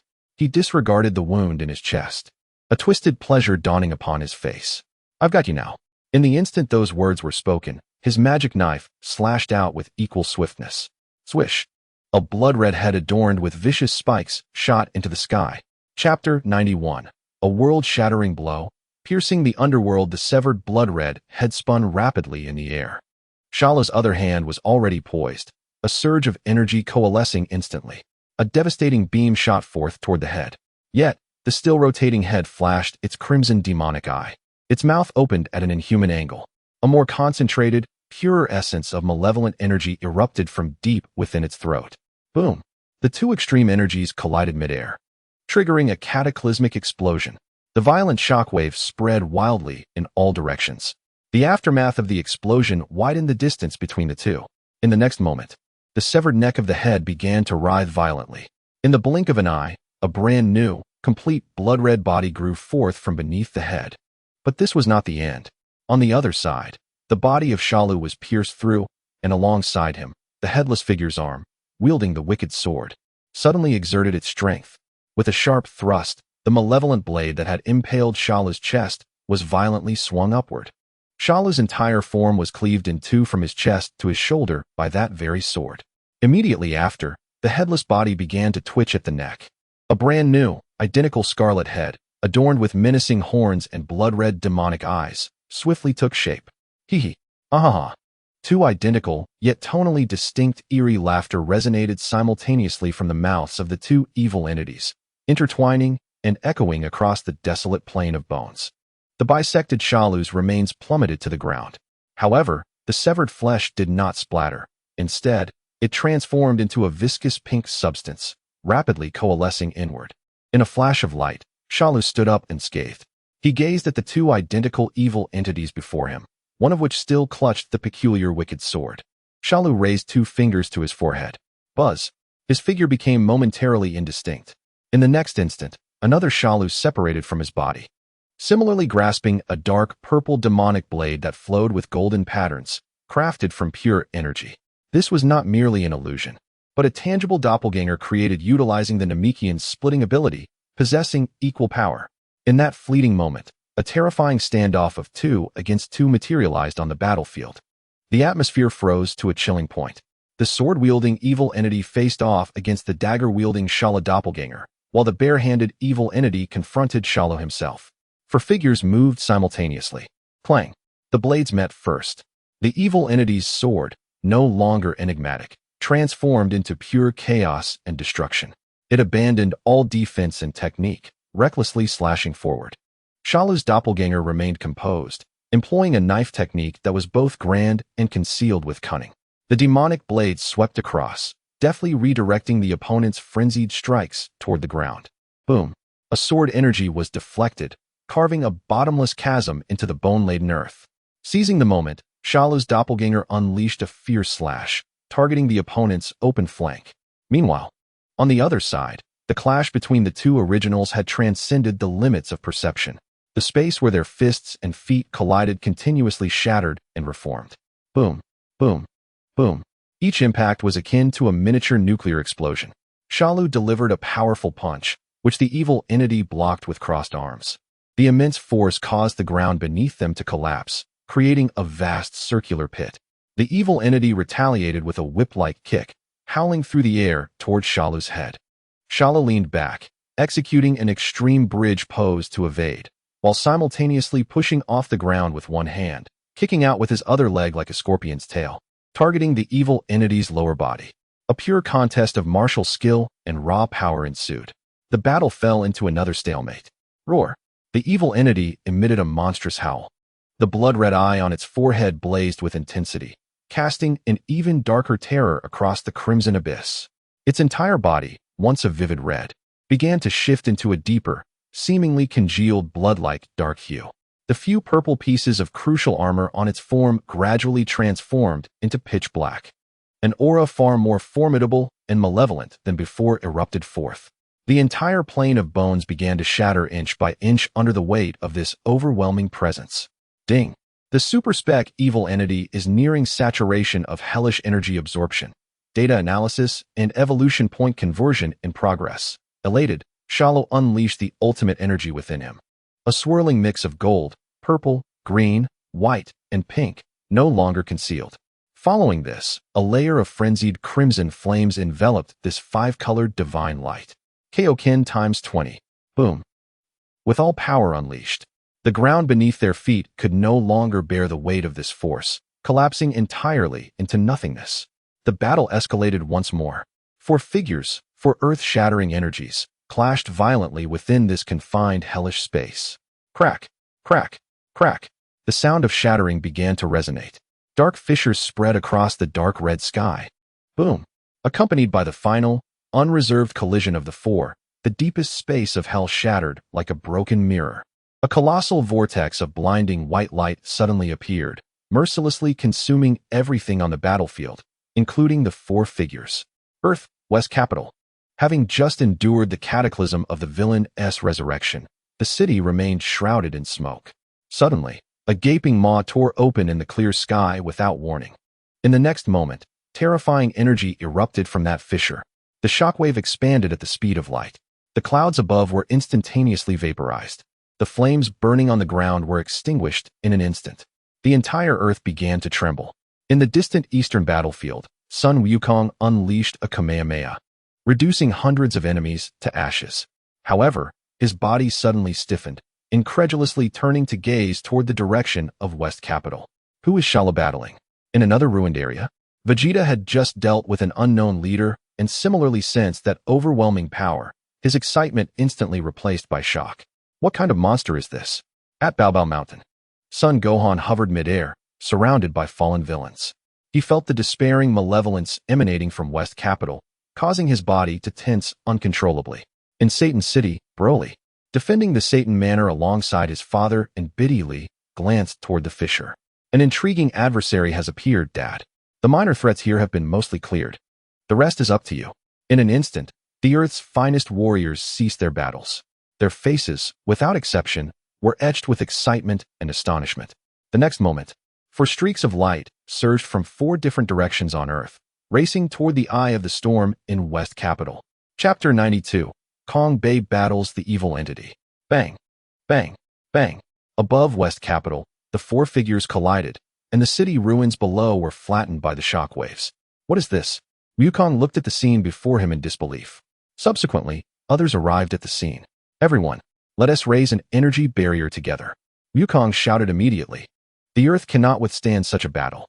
The four quickly understood, rushing to the corners of the combat zone to unleash energy barriers. The golden and green energies swiftly enveloped the combat zone, stabilizing the aftermath of the battle and halting the Earth's tremors. At the center of the fierce battle, the two doppelgangers were engaged in their final clash. Boom. The two doppelgangers simultaneously reverted to their original forms, and the evil entity glanced at the four newcomers with a surge of malevolence. As the barrier stabilized, Vegeta could no longer endure merely observing. He charged forward to confront the evil entity. Golden flames erupted instantaneously, marking the activation of Super Saiyan 2. Ahaha. The evil entity emitted its eerie laughter and vanished from sight, reappearing before Vegeta. Bang! A punch was thrown. Vegeta crossed his arms to block. Yet the overwhelming force impacted his insides, sending him staggering back hundreds of meters, blood spilling from his mouth. What? Vegeta's expression changed, and his power surged once more. Ah! The golden hair of Super Saiyan 3 danced wildly, surrounded by crackling lightning. Here comes my attack. Vegeta unleashed a powerful punch aimed directly at the face of Xian Yanbo. The form of Xian Yanbo disintegrated into particles, only to reappear behind Ba, delivering a swift chop downwards. Vegeta barely managed to evade by twisting his body, yet the malevolent eye on his forehead emitted a crimson beam. Cursed be it. Struck by the red light, Vegeta's movements froze, and Xian Yanbo's fist landed squarely on his face. With a resounding thud, blood spurted from Vegeta's mouth as he was sent flying through the air. Observing this, Shalu swiftly moved to stand beside Wukong and the others. Since the data collection is nearly complete, let them protect the Earth. This fellow is Xian Yanbo, Shalu remarked nonchalantly. Born from the resentment of countless evil souls after the explosion of the underworld's soul cleansing machine, Xian Yanbo was a creature of pure malice. Upon hearing this, Wukong clenched his fists. So that's it. No wonder his aura is so wicked. Bull Elite nodded in agreement. Moreover, he has grown stronger after absorbing the saturated evil energy from hell. Wu Fan observed who was being overwhelmed in the air, his eyes flashing with concern. Uncle Vegeta is in danger. As he watched Vegeta struggle, Wukong hastily removed his dust-covered GI. Vegeta, it's my turn now. Shut up, Akaloka. Vegeta roared, charging once more at Xian Yanbo. Your condition is hardly better than mine. Indeed, the enemies emerging continuously across Earth have primarily been dealt with by them, leading to considerable depletion of their energy. Xian Yanbo's tail lashed out like a whip, and Behar barely blocked it, pain shooting through his arm. Let us attack together. In a rare moment, Vegeta spoke, casting a glance at Shalu behind him. The Earth is not yet his to protect. Vegeta.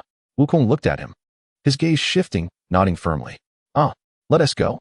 The two erupted with energy, charging towards the monstrous embodiment of evil. Golden flames intertwined in the air, forming a dazzling curtain of light. Wukong initiated the assault, unleashing a Kamehameha wave directly at Xian Yanbo. The latter's form disintegrated to evade. And no matter how they attacked, their efforts were thwarted by this strange ability. He. With a sinister laugh, Xian Yanbo reconstituted himself unharmed.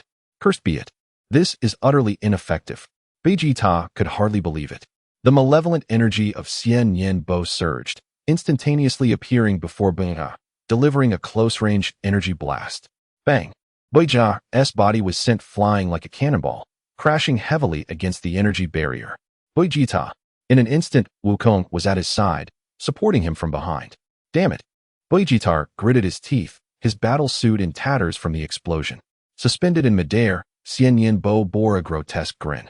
He extended a finger, disdainfully pointing at the two. Kabkalathur, this fellow's abilities are exceedingly troublesome.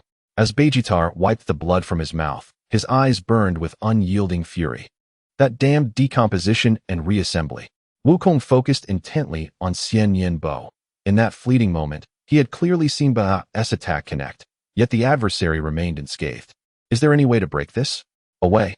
Vegeta scoffed. Unless we can find a flaw during his reassembly, it's impossible to land a hit. No sooner had he spoken than Xian Yanbo's form again transformed into countless colorful blocks, vanishing in an instant. Be careful. Wukong suddenly pushed Vegeta aside as a fierce energy slash whizzed past their previous position. Xian Yanbo reformed, the malevolent eye on his forehead pulsating with a blood-red glow. He emitted strange sounds, seemingly mocking the two for their weakness. He spread his arms wide, evil energy surging from within him like a tidal wave. The entire barrier began to tremble under the pressure of this malevolence. Is this fellow a bottomless pit? Wukong's expression grew grave. He's even stronger than before. This guy continues to grow in power. Vegeta clenched his fists tightly, golden flames erupting once more. Vegeta roared as he charged at Xian Yanbo. His fists charged with destructive energy. Xian Yanbo did not evade, allowing the punch to strike his chest. Bang! The fist made solid contact. Yet in the next moment, Xian Yanbo's form disintegrated into particles once more. Just as I suspected, At that moment, Vegeta suddenly exclaimed, Kakalatu, I have an idea. What idea? His decomposition and reassembly require time, even if it's merely a fraction of a second. A glimmer of insight flashed in Wukong's eyes. If we can attack from multiple directions the instant he reassembles, you mean a saturation attack? Wukong immediately grasped his intent. Precisely. Even if he can decompose and evade, it's impossible for him to dodge all attacks simultaneously. The two exchanged a glance, instantly reaching mutual understanding. Are you ready, Kakalatu? Anytime. Wukong clasped his hands together, beginning to gather energy. Kamehameha. A blue energy sphere rapidly expanded in his palms. Vegeta assumed an attacking stance as well. Ultimate flash. Golden energy converged in his hands. The colorful blocks swirling in the air seemed to sense the threat, hastily consolidating. Now, the two roared simultaneously. Ha! Ha! The blue Kamehameha and golden ultimate flash shot forth, converging on Xian Yin Bo from two distinct angles. Just as Xian Yin Bo completed his reassembly, he caught sight of the two energy beams approaching, and a flicker of disdain crossed his face. His body began to disassemble once more. But this time, Wukong and Vegeta were prepared. Split the attacks. Wukong bellowed as the Kamehameha instantaneously fragmented into dozens of slender beams, enclosing Xian Yin Bo from all angles. Vegeta's ultimate flash also dispersed, forming a dense net of energy. Xian Yin Bo's disassembly halted. He realized that no matter which direction he dodged, he would still be struck by the other attacks. He ceased evading and raised his arms. Boom, boom, boom. A series of explosions engulfed him entirely. Chapter 93, A New Patera, A New Warrior. The smoke gradually dissipated. Xian Yin Bo's form revealed itself before the onlookers, radiating searing heat. His crimson skin marred with charred scars. The recent saturation attack had inflicted considerable pain. An indescribable rage surged from within him, and his jet-black eyes fixated intently on Wukong and Vegeta in the distance. He resolved to end the game. The roar of fury erupted as Xian Yin Bo employed his old tactic once more, his body beginning to disassemble into countless colorful particles. Again with this trick, he is about to reassemble. Now is the time. Without a moment's hesitation, Vegeta and Wukong unleashed their earlier strategy once again. Kamehameha. Ultimate flash. The blue energy and golden brilliance split anew, transforming into an expansive energy net that descended upon the particles poised for reassembly. Yet this time, Xian Yin Bo seemed to be fully prepared. Just as the energy net was about to make contact with the colorful particles, an array of miniature, continuously twisting and rotating wormholes inexplicably materialized around the particles. Whoosh, whoosh, whoosh. The myriad energy beams, as if drawn by magnets, were entirely absorbed by the wormholes, not a single one landing true. What? Wukong and Vegeta both gasped in shock. Not good. Alarm bells rang in their minds. Almost simultaneously, countless tiny, identical wormhole exits appeared around them. The energy they had just expended was now surging back towards them from all directions. Too close. There is no time to evade. Cursed be it. The two immediately raised their arms, crossing them before their bodies, amplifying their energy to the utmost in a desperate attempt to block this deadly attack from within. Boom, boom, boom. A more intense explosion than before instantaneously engulfed the figures of two individuals. The intertwining golden and blue lights merged with the fiery blaze of the explosion, forming a colossal mushroom cloud that ascended slowly above the city of Shidu in the sky nearby. The figure of Xian Yin Bo reformed, completely unscathed, his grotesque visage regaining that proud and malevolent smile. With a series of thuds, two figures staggered from the remnants of the explosion, almost unable to steady themselves. Crimson blood dripped continuously from their arms. Both were severely injured, gasping for breath, utterly exhausted. Vegeta uncle, Dad. Witnessing the grievous state of the two, Gohan and Broly, who had been maintaining the barrier, exchanged a glance and could no longer contain themselves. They erupted with energy, immediately rushing to take the places of Goku and Vegeta. Goku began to speak, but was interrupted by a fit of violent coughing. At that moment, two figures appeared instantaneously behind them. Mr. Goku, Mr. Vegeta. It was Dong Jiawang Shun and his attendant, Jie Baite. Quick, heal them. The Kaioshin urged eagerly.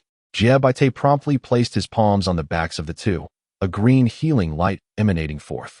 However, Their bodies had already been severely drained from the relentless battles, their energy nearly depleted, causing the healing process to be extraordinarily slow. What is the situation? Shalu's figure emerged beside the Kaishin, inquiring nonchalantly. I have already checked the underworld. Yanimo Wang has been liberated, the Kaishin replied, his face marked with worry. The soul cleansing machine is undergoing repairs, but still requires time. On the other side of the battlefield, Broly and Gohan had commenced their offensive.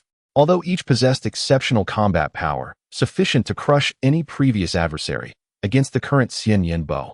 Infused with the malevolent energy of hell, and enhanced by the evolution of his dark eyes, they found their blows ineffective.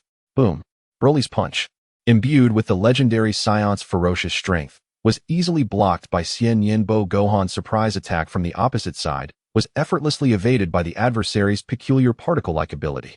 As time passed, and their efforts bore no fruit, beads of sweat began to form on their foreheads, fatigue setting in.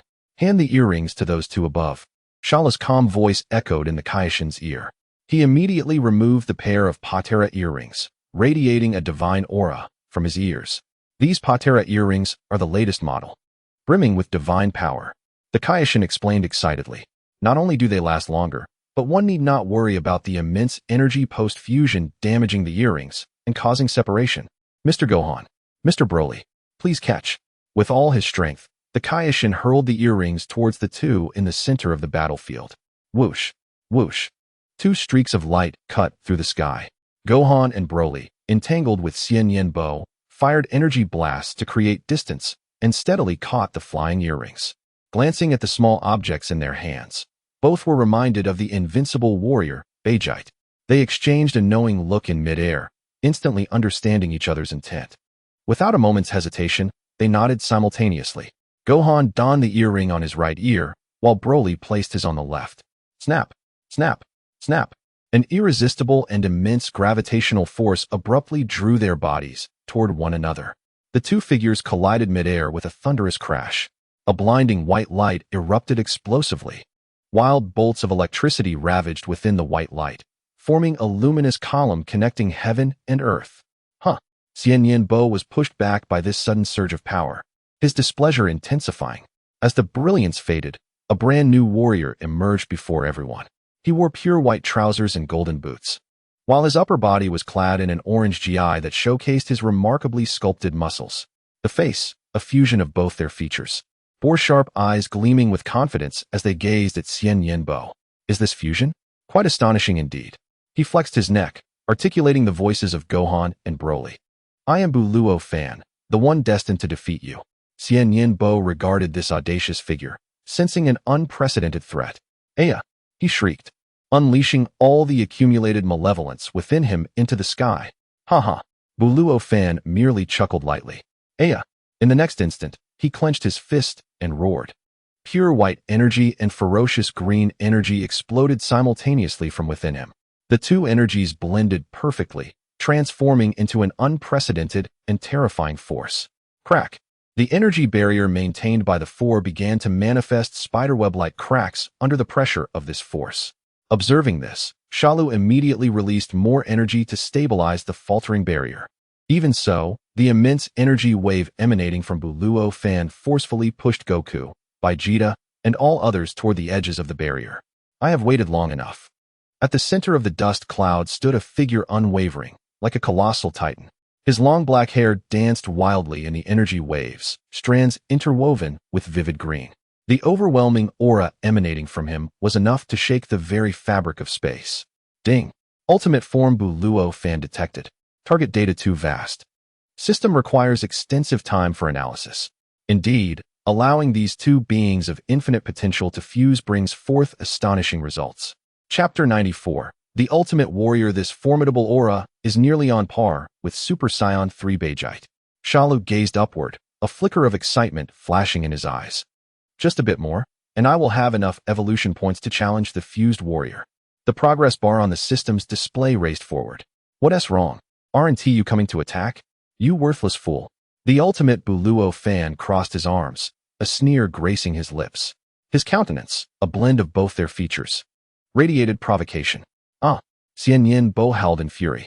His deep crimson form transformed into a streak of light, charging at the arrogant figure before him. Boom!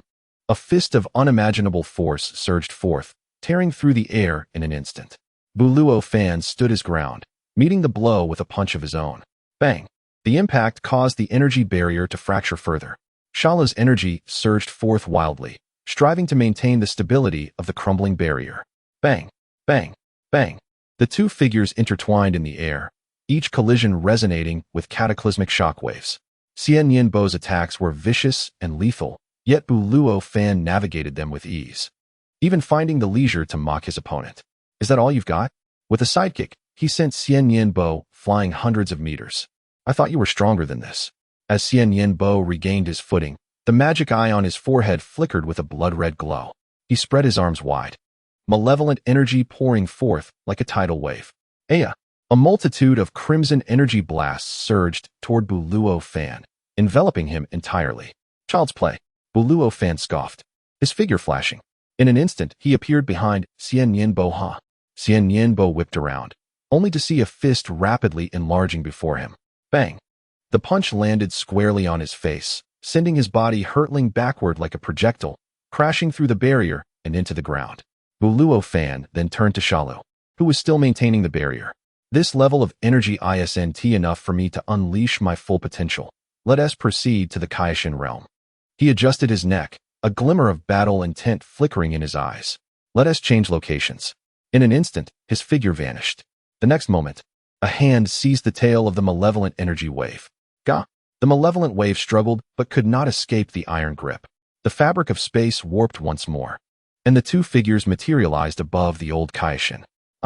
Old Kaishin and Zanjia, engrossed in observing the crystal ball, were startled by the sudden appearance of the two. You rascal! Old Kaishin exclaimed, stomping his foot. One day, I shall die from your fright before I pass away from age. Broly turned back with a smile. My apologies. Old man. Before he finished speaking, he dragged the malevolent wave away into the distance. I will do my best to control the area of destruction. Swiftly, the likes of Shalu, Wukong, Vegeta, and Kaishin followed suit. Ancestor, are you alright? Kaishin immediately rushed forward to assist. These rascals have once again brought the battlefield here. Old Kaishin stood up in a huff, brushing the dust from his clothing. Sigh. He gazed into the distance at the two figures locked in fierce combat. I hope the destruction this time isn't too severe. In the distance, Broly hurled the malevolent wave forcefully against a mountain peak. This distance should suffice. Boom. Even with the reinforced sanctuary, the impact drove the malevolent wave deep into the earth.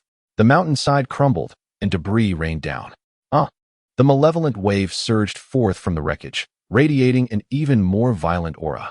I will kill you. His body began to swell, muscles bulging. His deep crimson skin shimmered with dark patterns, and the surrounding malevolent energy seemed to echo with the cries of the deceased. Oh! A spark of interest flickered in Broly's eyes. Finally getting serious, are we? He assumed a combat stance, white and green auras intertwining. Let me see just how strong you truly are. The malevolent wave roared forward, his speed exponentially greater than before. Bang! Their fists collided once more. This time, Broly felt a slight tremor in his body. Not bad. He licked his lips, his battle fervor intensifying. Now this is getting interesting. The malevolent wave offered no respite. Launching a flurry of punches, Broly blocked them all but was forced to retreat repeatedly. Ha! He suddenly burst into laughter. This is it. This is how it should be. The Saiyan blood surged within him. The thrill of battle made him tremble with exhilaration. Come on, let's have a proper fight. Broly ceased to defend and began to assault actively. Their figures transformed into streaks of light, colliding violently in the air. Fist against fist, foot against foot. Each clash sent tremors through the entire realm of Kaishin. Shalu hovered in the distance, quietly observing. Data analysis progress. 878992. The system's notifications echoed persistently. Approximately 3 minutes remain for complete analysis. 3 minutes, huh? Shalu murmured. Let them fight a little longer. At the center of the battlefield, Broly landed a heavy punch to the malevolent wave's abdomen. The malevolent wave spat blood but seized Broly's arm in the process. His tail coiled around Broly's neck like a viper. In the other hand, the malevolent wave conjured a sinister sword, aiming it at Broly's chest. Thud. Blood splattered. Gohan. Broly. The onlookers gasped in shock. The malevolent wave let out a triumphant cackle. However, the next instant, his laughter was abruptly silenced. He looked down at his chest, where a sword of green energy had pierced through him. Isn't this Kaishin's sort of striking resemblance? He lifted his head, his eyes glinting with madness. Cough. The malevolent wave expelled dark energy, violently swinging the sinister sword towards the energy blade. Clang. The metallic sound rang out as the sinister sword struck, creating sparks. Under the force, the energy sword grazed his body, and the malevolent wave instantaneously regenerated. Aiming a downward strike at Broly, Broly seized the malevolent wave's arm and yanked him forward. Bang! A knee strike slammed into his abdomen, followed by a swift backhand.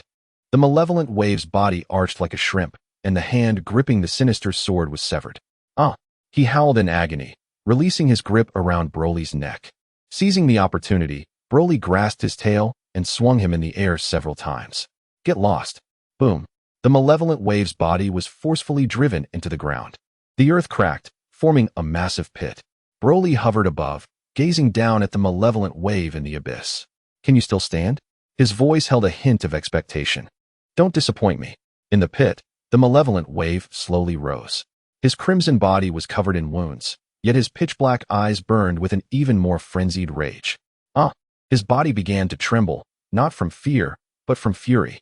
Under the surge of rage, the malevolent wave sought to elevate his energy further, but in the next moment, the dark patterns swirling on his body began to fade, and his blood-like crimson skin slowly returned to its original bright red.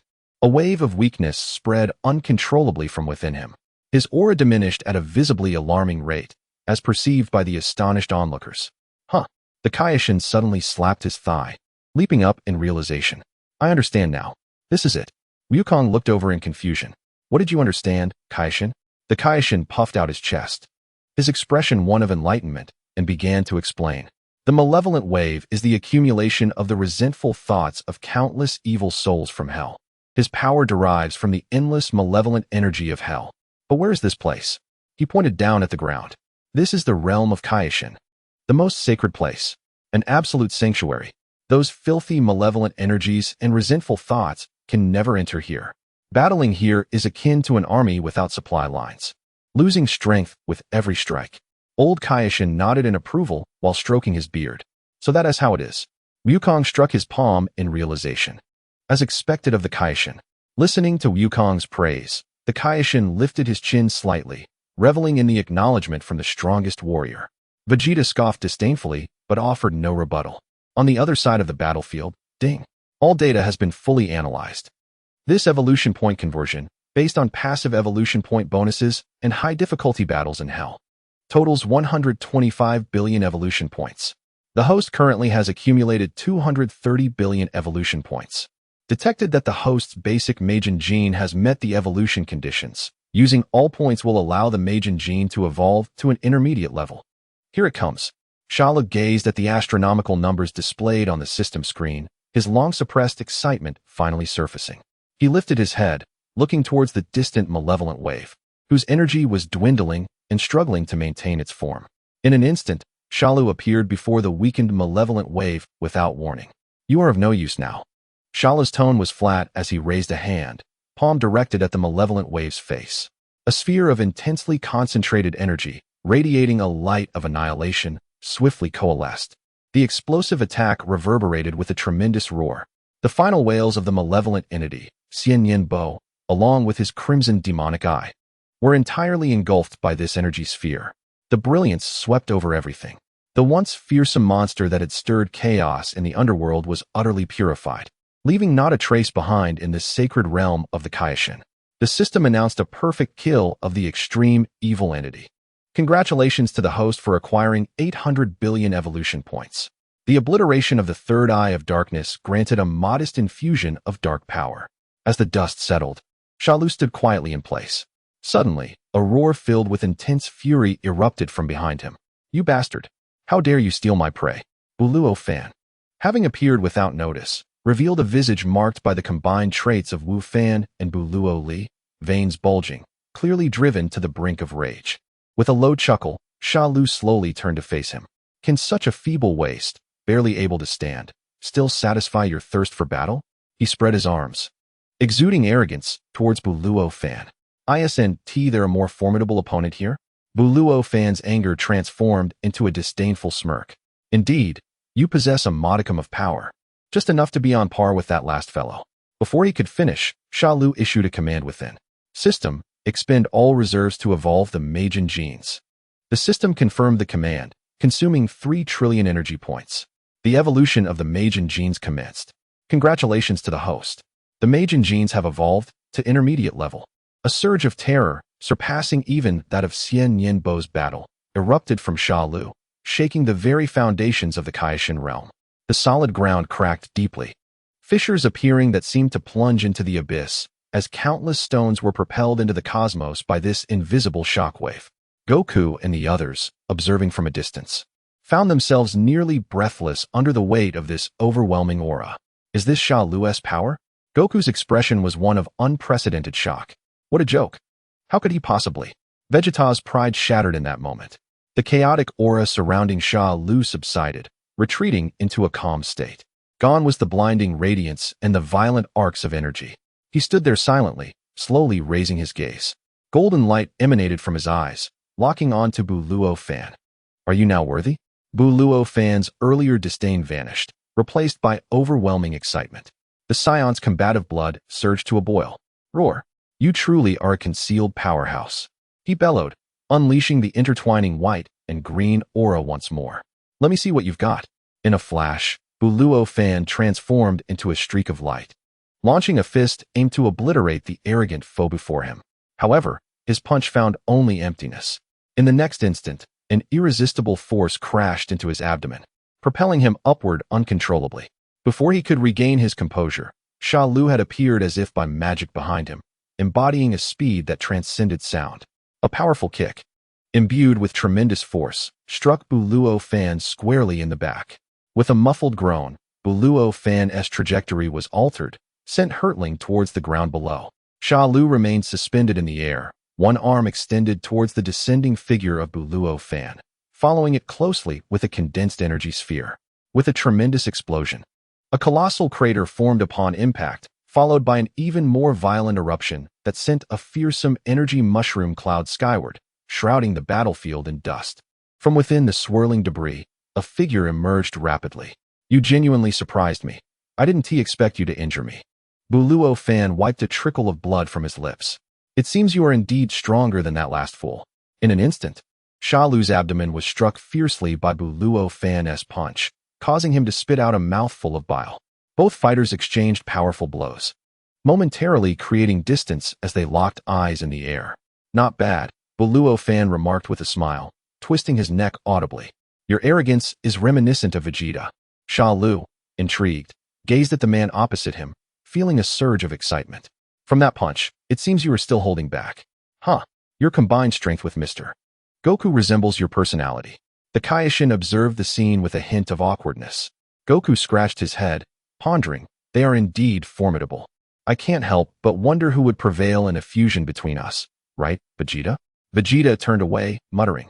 If I had known donning the earrings would lead to fusion with you, I would rather perish in battle.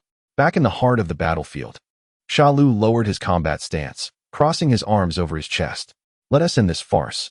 Allow me to test my new power. As he proclaimed this, countless shards of the Kaishin realm were drawn into the air by an invisible force, floating upwards. Shalu erupted once more in a dazzling display of light. Golden white, green, and purple divine radiance soared into the heavens. Majin transformation. The intermediate transformation exhibited more pronounced features and greater amplification. A formidable pink aura enveloped the divine light, surging forth with renewed strength. Vegeta clenched his fists tightly. With all our arduous training, how could he surpass us so easily? What kind of intense training has this guy undergone? Goku remained silent, resolutely observing the figure before him. He resolved to train even harder. A fierce wind swept through as Shalu shimmered with a kaleidoscope of colors, suspended in the air. Buluo Fan, now devoid of his earlier disdain, readied himself. With a decisive motion, he clenched his fist. His long black hair began to shimmer, gradually transforming into a vibrant green. His muscles expanded further under the pressure of his energy. A terrifying aura erupted, rivaling that of Shalu, even seeming to overshadow him slightly. He raised his gaze to Shalu. Come. In a blink, space warped, and time froze. The two figures vanished from sight in a fraction of a second. A colossal explosion, akin to a supernova, erupted in the center of the Kaioshin realm.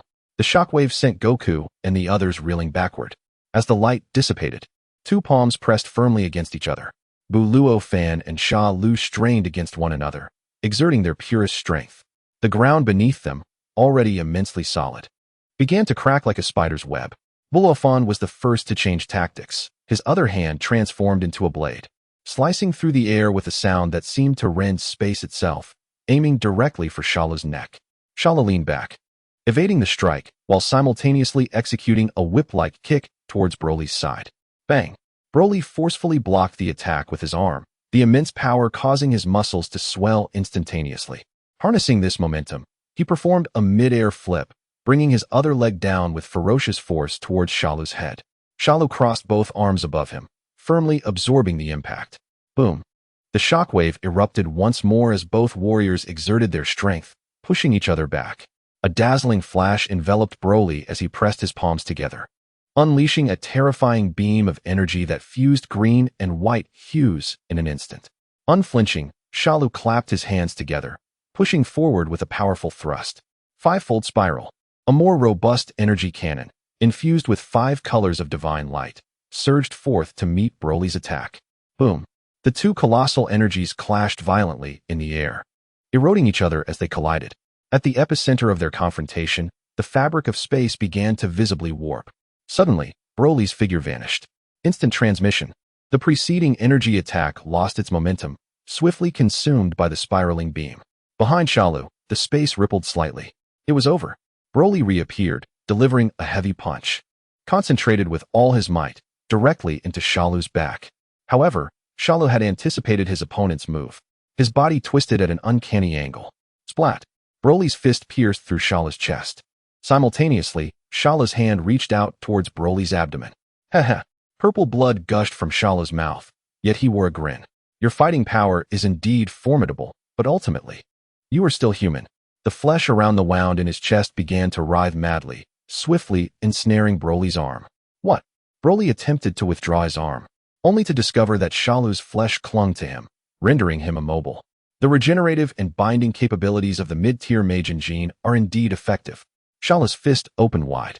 At point-blank range, a highly concentrated energy sphere began to swell wildly in his palm. Explosive attack. Boom. Broly's body was engulfed by the devastating energy, propelled like a green comet, crashing through several peaks of the Kaioshin realm. In the blink of an eye, the gaping wound in Shalu's chest had healed completely. He was about to pursue when a more ferocious green flame erupted from the distant ruins. Aya! A roar of fury echoed throughout the sacred realm. Swish! Broly's figure reemerged, his upper garment in tatters, revealing a body covered in scars, yet still radiating strength, with only minor abrasions on his abdomen, still emitting wisps of smoke. You have successfully provoked my wrath. No longer holding back, the legendary Saiyan's berserk essence ignited in that moment. The green flames transformed into a tangible energy storm, sweeping in all directions. This is more like it. Shalu, equally invigorated, summoned forth the quintessence of his energy, which surged once more. Boom, boom, boom. The two became indistinguishable flashes of light, engaging in the most primal and savage combat within this sacred domain. Each collision sent tremors through the newly formed sacred realm, and every clash fractured the earth.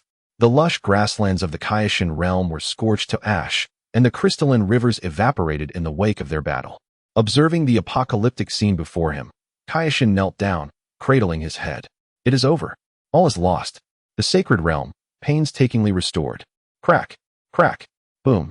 The sanctified ground could no longer withstand the force of their collisions and began to split apart. A chasm opened, spewing forth molten earth. Bang, bang, bang.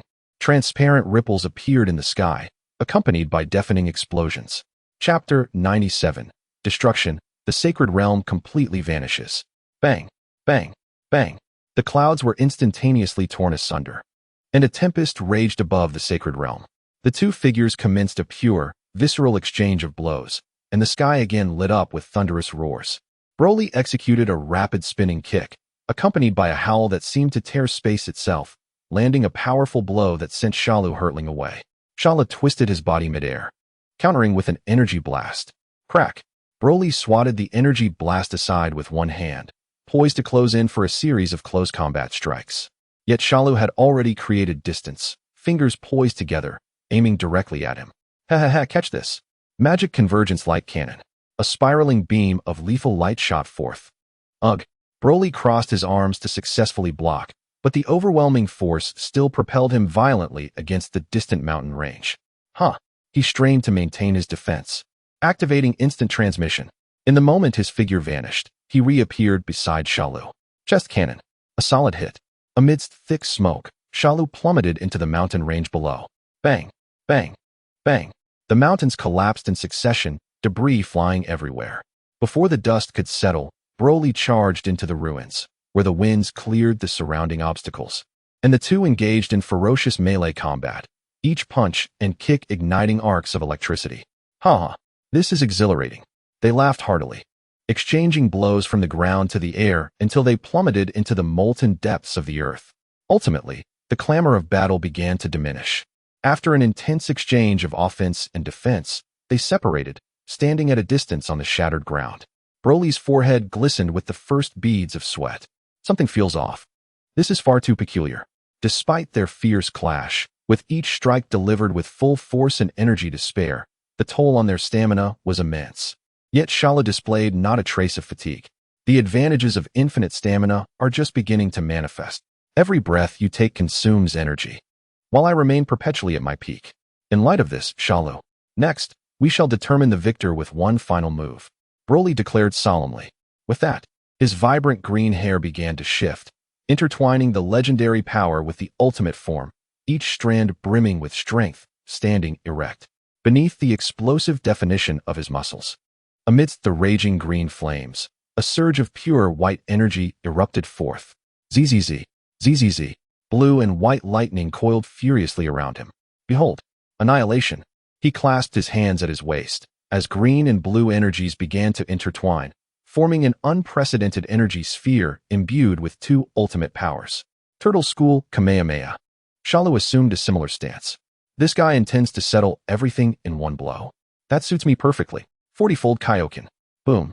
A layer of crimson rage suddenly enveloped the original five-colored radiance surrounding him. 6-fold spiral. Bang. Two beams of energy collided in the center of the Kaioken realm. One was the annihilating force of green and blue, while the other was the destructive spiral infused with 6 types of energy, resulting in a thunderous clash. In that moment, the entire sacred realm seemed to pause. What followed was a colossal sphere of light, expanding like a supernova explosion. The newly born Kaioken star began to crack under the pressure of their confrontation. This is bad. Goku's expression changed drastically from a distance as he immediately grasped the shoulders of Vegeta and Zanya. Lord Kaioken, ancestor. Jebet reacted swiftly, seizing Kaioken and old Kaioken just before the planet completely disintegrated, activating instant transmission. As the figures vanished in an instant, a thunderous explosion reverberated throughout the entire planet. Those present in the skies above Earth were left in a state of shock. The old Kai swiftly retrieved his crystal ball, disregarding his fear, and immediately began to scrutinize the area that had been transformed into cosmic dust. Ah, the sacred realm, cried Jebet, his legs giving way beneath him as he fell to his knees, emitting a desperate wail. The crystal ball displayed a chaotic expanse of shattered celestial bodies, where two terrifying silhouettes were still locked in confrontation. Gero bore a fierce expression, his energy surging relentlessly. Opposite him, Broly, though expending energy as well, had enveloped himself in a thin energy shield. He wore a smile, albeit one tinged with strain. Ah! Gero's forehead pulsed with veins as his 6-colored energy intensified. The focal point of their clash began to slowly, yet visibly, advance towards Broly. But that was not the end. Broly roared in fury, casting a glance at the vast, dark cosmos around him. Damn it, if it weren't for the need to divide my focus to maintain a breathable shield, he wouldn't stand a chance against me. In that very moment of distraction, Gero keenly seized the opportunity. Ah! The force exerted by Gero grew heavier, his offensive escalating. The white energy shield surrounding Broly began to visibly crack. In an instant, the Patera earrings in Broly's ears began to flicker urgently. The Kai standing before the crystal ball immediately sensed the anomaly. This is bad. The fusion is about to end. He concentrated his thoughts and exerted all his might to transmit his voice into the void. Mr. Shalu, cease at once. Their fusion is about to be undone. Upon hearing the transmission, Shalu abruptly redirected the immense energy, unleashing it into the depths of the unknown universe. TCH, this time I'll let you take a step back. Until we meet again. His words were left unfinished as a blinding white light suddenly flickered around Broly. Moments later, two weakened figures appeared in the vacuum of space. Shalu, quick on his feet, activated instant transmission, grasping both Gohan, who was gasping for air, and Broly, and reappearing beside Goku and the others. As they landed, the two collapsed, utterly drained. Gohan, Broly. The group rushed to their side. Jebet, the Kai commanded his attendant to administer healing. A green light enveloped Gohan and Broly, and soon, the two unconscious warriors began to awaken. Their eyelids fluttered as they gradually opened their eyes, revealing familiar faces around them and the remnants of a devastated city street behind. The crisis had been averted. An untimely gurgling sound emanated from their stomachs. Shalu glanced at Zanjia beside him.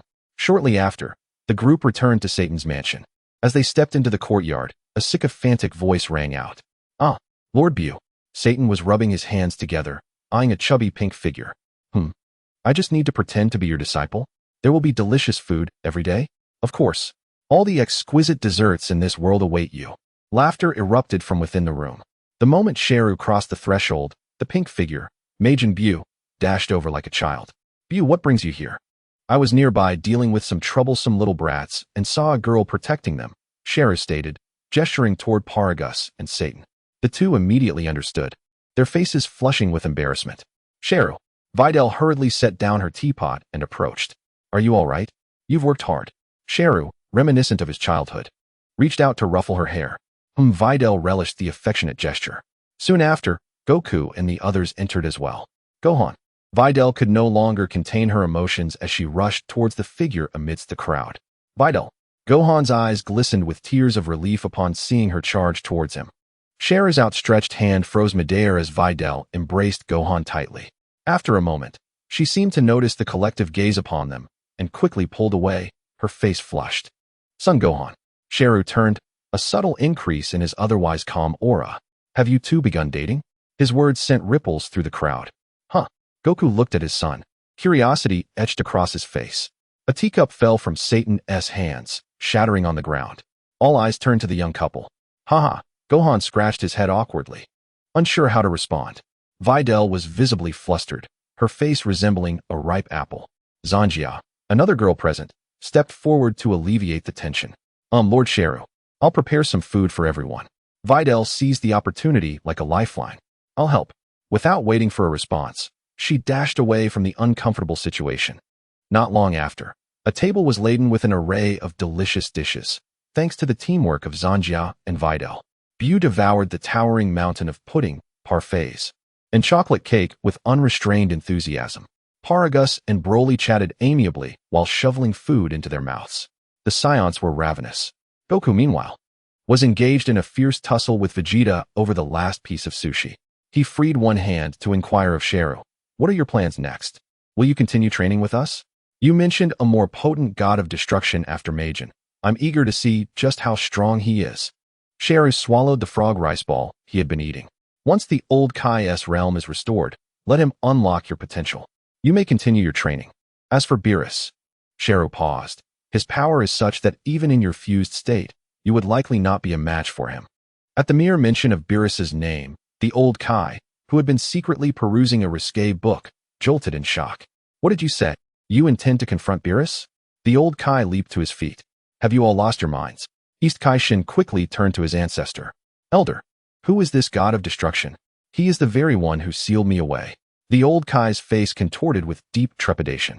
Even at the peak of the Grand Kai's power, he would not stand a chance. His very existence opposes us Kaishins and governs the laws of destruction throughout the universe. The group listened in awe, marveling at the power of one they had yet to encounter. However, Goku, Vegeta, and Broly, the pure-blooded Saiyans, displayed unrestrained excitement on their faces. After the meal, the group lingered only briefly. Bulma's voice crackled through the communicator. Hey, Goku, I've gathered all the Dragon Balls. Hurry to Capsule Corporation. The group bid farewell to those at Satan's mansion and set off towards West City. In the expansive lawn of Capsule Corporation, 7 orange-yellow Dragon Balls lay quietly at the center, emanating a faint glow. Bulma stood with her hands on her hips, skillfully issuing commands. "Step back, everyone." She cleared her throat, raised her arms high, and shouted with all her might. "Come forth, Shenron. Grant my wish." The sky instantly darkened, as if painted with ink, and a golden lightning bolt streaked across the horizon. The 7 Dragon Balls erupted with an unparalleled brilliance, their light coalescing into beams that soared skyward. Roar! A colossal green dragon, immense beyond measure, weaved through the dark clouds, eventually coiling above the onlookers, its crimson eyes gazing down upon the minuscule beings below. "Speak your 3 wishes. Any desire shall be fulfilled." Shenlong's majestic voice resonated in everyone's minds. "Please restore the city ravaged by battle and revive the deceased." Bulma began to make her wish. This desire was straightforward. Shenlong's red eyes flickered momentarily. In an instant, countless specks of light emanated from its form, dispersing across the globe. "Hey, you lot, it would be wise to refrain from using such things too frequently."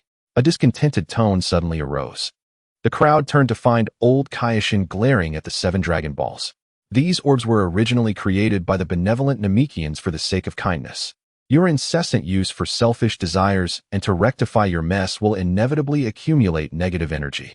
At that point, old Kaioshin trailed off, merely shaking his head.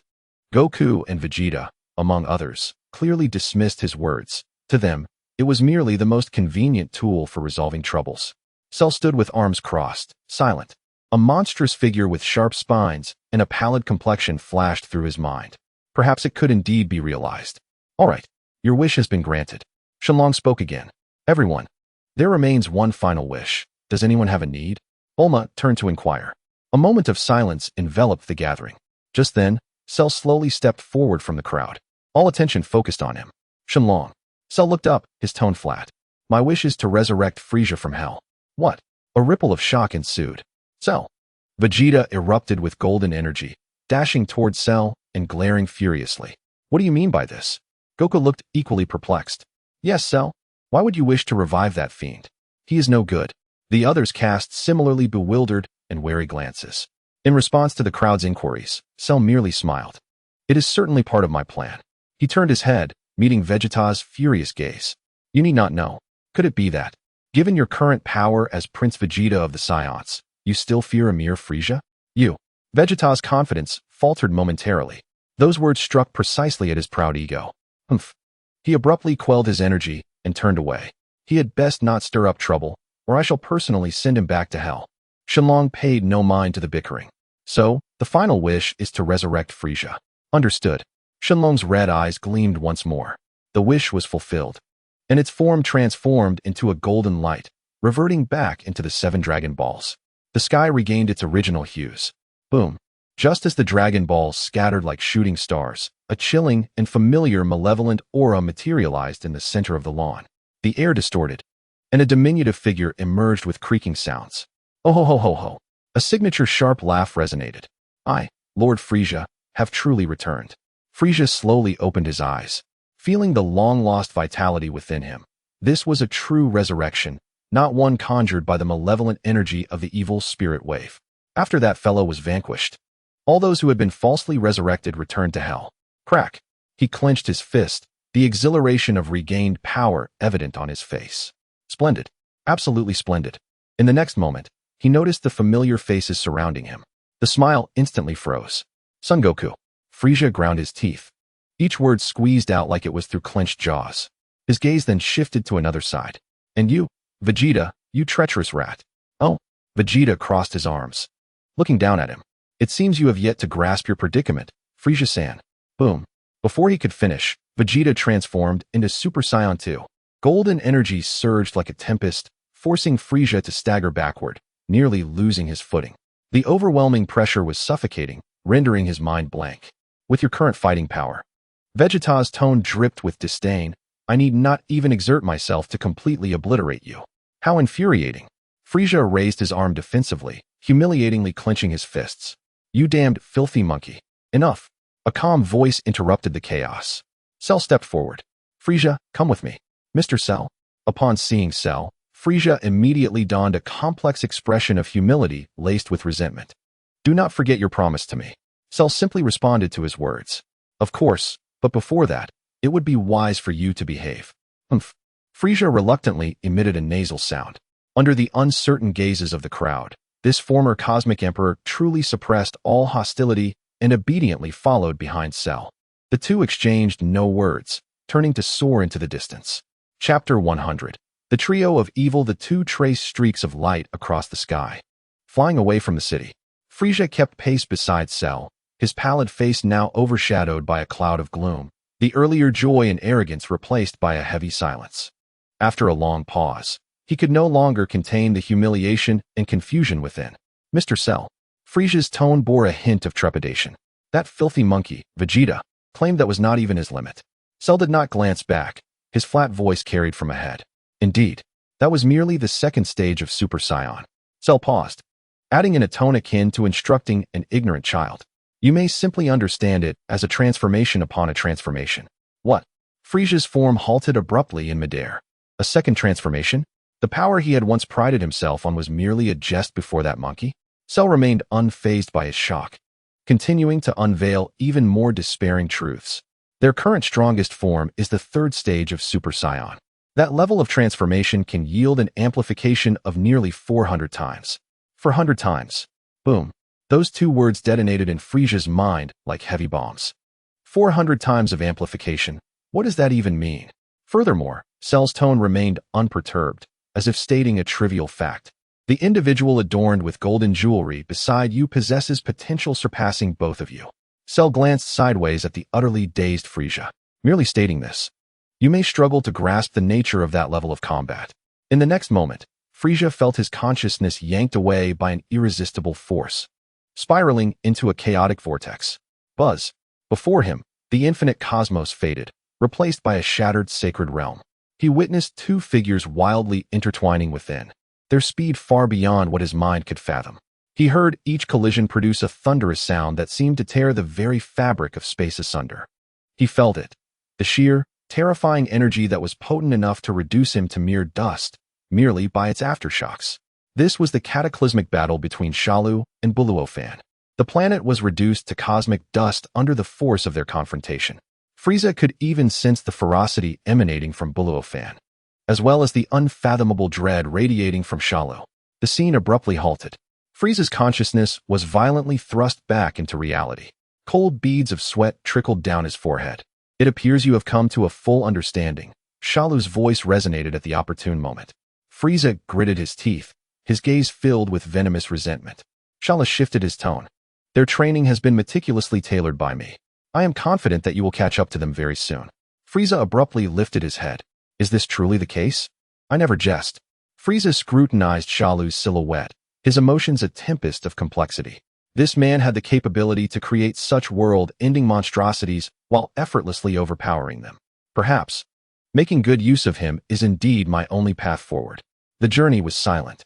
Under Shalu's guidance, the two traversed an extensive interstellar distance, ultimately landing on a desolate planet, adorned with purple rocks. The moment they touched down, an aura, not overwhelmingly powerful but exceptionally pure, emanated from a nearby mountain peak. Its owner seemed to be engaged in some profound meditation. A playful smirk curled at the corners of Shalu's mouth as he led Frieza toward the summit. Atop the mountain sat a figure, strikingly similar to Frieza, enveloped entirely in purple, seated in a meditative posture. Seemingly aware of their presence, the figure slowly opened his eyes. "You." Gula tensed upon recognizing the visitor. "Shalu." "And Frieza?" He clenched his fists, the previous humiliation still vivid in his mind. Shalu appraised Gula from head to toe. "It appears my earlier words had a considerable impact. His power has indeed increased significantly during this time." "Oh, is that not my beloved brother?" The gazes of the brothers met, invisible sparks igniting in the air. "Let us proceed." Shalu bluntly interrupted this touching reunion. "I shall enhance your powers significantly." He surveyed the two brothers, each with their ulterior motives, and issued an undeniable command. "Fulfill your revenge plan." "What?" Frieza and Gula simultaneously turned their attention to him. What on earth is he thinking? Shalu offered no explanation. He simply turned his back to them, his body gradually ascending into the sky. Boom. A powerful gust erupted, transforming his figure into a streak of light, soaring into the depths of the dark cosmos. Frieza and Gula exchanged glances, and ultimately, without hesitation, transformed into two beams of light, closely pursuing the distant silhouette. Chapter 101. The Frieza Legion. This is the headquarters of the Legion. Three figures pierced through the dim sky of the purple planet, landing in the center of a plaza dominated by futuristic architecture. The moment they arrived, the alarm had yet to sound. Swish, swish, swish. Countless soldiers armed with advanced weaponry swiftly surrounded them, forming a tight encirclement. A figure adorned with a special insignia, clearly of a higher rank, stepped forward from the front of the ranks. He arrogantly scrutinized the three before him, ultimately fixing his gaze on the diminutive Frieza. Hey, who are you three? Do you even know where you are? The man's tone was laced with condescension. You little runt, I'm talking to you. Silence. The air seemed to freeze at that moment. Gula, standing beside Frieza, exhibited a cruel smirk on his purple visage. Meanwhile, Shalu merely crossed his arms, standing quietly as if an uninterested observer. Whoosh, whoosh, whoosh. Three incredibly fast purple rays erupted from Frieza's fingertips. The arrogant captain did not even have time to utter a scream before three charred holes appeared in his chest, causing him to fall back lifelessly. Frieza gradually raised his head, his pale face darkening, veins throbbing on his forehead. I never imagined that after my demise, the Frieza Legion would have fallen to such a state. His cold words caused all the surrounding soldiers to freeze in place. In an instant, the captain was eliminated. One soldier finally snapped out of his shock, trembling as he activated the scanner on his face. Bang! As the scanner powered on, the numbers on the screen fluctuated wildly for a brief moment before erupting in a shower of sparks. Combat power unquantifiable. The soldier let out a desperate scream. Frieza's figure had already materialized like a specter before him. Now, who was managing the Legion? His words were devoid of emotion, yet they caused the soldier's legs to buckle, collapsing to the ground in a heap. Frieza, a mocking tone emerged from Gula's lips. I never expected your subordinates would fail to recognize their own master. He cast a sidelong glance at his brother. Hence, I initially advised against using your pitiful first form. Frieza. That name thundered like a lightning strike in the minds of all the soldiers. They stared blankly at the figure before them, the one who once ruled the entire universe, the head of the Legion. Fear instantly consumed all their rationality. Clatter. They dropped their weapons, collectively kneeling in terror, their bodies trembling violently from sheer fright. Quickly, inform Lord Sorb. A soldier summoned all his strength to shout. No sooner had he spoken than the alloy doors of the combat tower emitted a soft sound.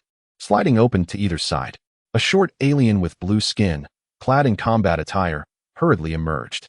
He was none other than Sorb, the current acting commander of the Frieza Legion. Upon seeing the familiar yet strange figure in the center of the plaza, he froze in disbelief. Rubbing his eyes in incredulity, a surge of joy and excitement welled up within him. Thud! Sorb fell heavily to the ground, overwhelmed with emotion and tears streaming down his face. You have actually returned. Lord Frieza, I am the current acting commander of the Legion, Sorb. Oh ho ho ho ho. Frieza let out a characteristic shrill laugh. He adopted a congenial demeanor and spoke courteously. Mr. Sorb, I appreciate your efforts during this time. However, he swiftly shifted his tone. Yet, the soldiers you manage are utterly disappointing. He glanced at the already cooling corpse not far away. Sorb's body trembled violently. Quickly, dispose of him. He immediately commanded the guards behind him, then humbly explained. Lord Frieza, please do not be angry. These are merely new recruits responsible for perimeter patrol. They are hardly noteworthy. The true core combatants are all stationed within the combat tower. Oh, Frieza raised an eyebrow. Then take us there. His tone had become imperious. Also, summon everyone currently in the Legion. Yes, yes. Sorb dared to lift his head slightly, and it was at that moment he noticed another figure standing beside Frieza. Gula. Another wave of intense shock washed over him. He was utterly unable to comprehend the situation before him. Yet years of subservience compelled him to instinctively react with the utmost correctness, showering flattery upon Gula. After expressing sufficient reverence to the two former emperors, his gaze finally settled upon the last figure, Shalu. He stood quietly behind the two brothers, arms crossed, exuding a restrained aura, akin to a lifeless statue. Interesting little ant. Shalu's heart remained undisturbed. To Salb, it was entirely normal for Lord Frieza and Lord Gula to return accompanied by an unseen formidable subordinate. Although this individual appeared imposing, standing behind the two lords undoubtedly marked him as a subordinate. He merely offered a slight nod in Shalu's direction, a gesture of courtesy, laced with a hint of scrutiny from a superior to an inferior. Immediately thereafter, he reverted to his obsequious demeanor, ingratiating himself closer to Frieza. "Welcome, Lord Frieza. Lord Gula. This way, please." Saul bent forward, leading the way, his words flowing incessantly as he began to elaborate on the current state of the Legion, each word imbued with a desire for recognition. His eagerness to impress starkly contrasted with his previous demeanor toward Shalu. Frieza and Gula exchanged a glance, perceiving a hint of complexity in each other's reactions. They remained silent, merely following Saul toward the formidable structure that symbolized the core of the Legion's power.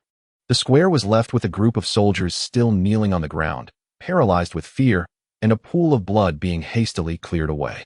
Chapter 102.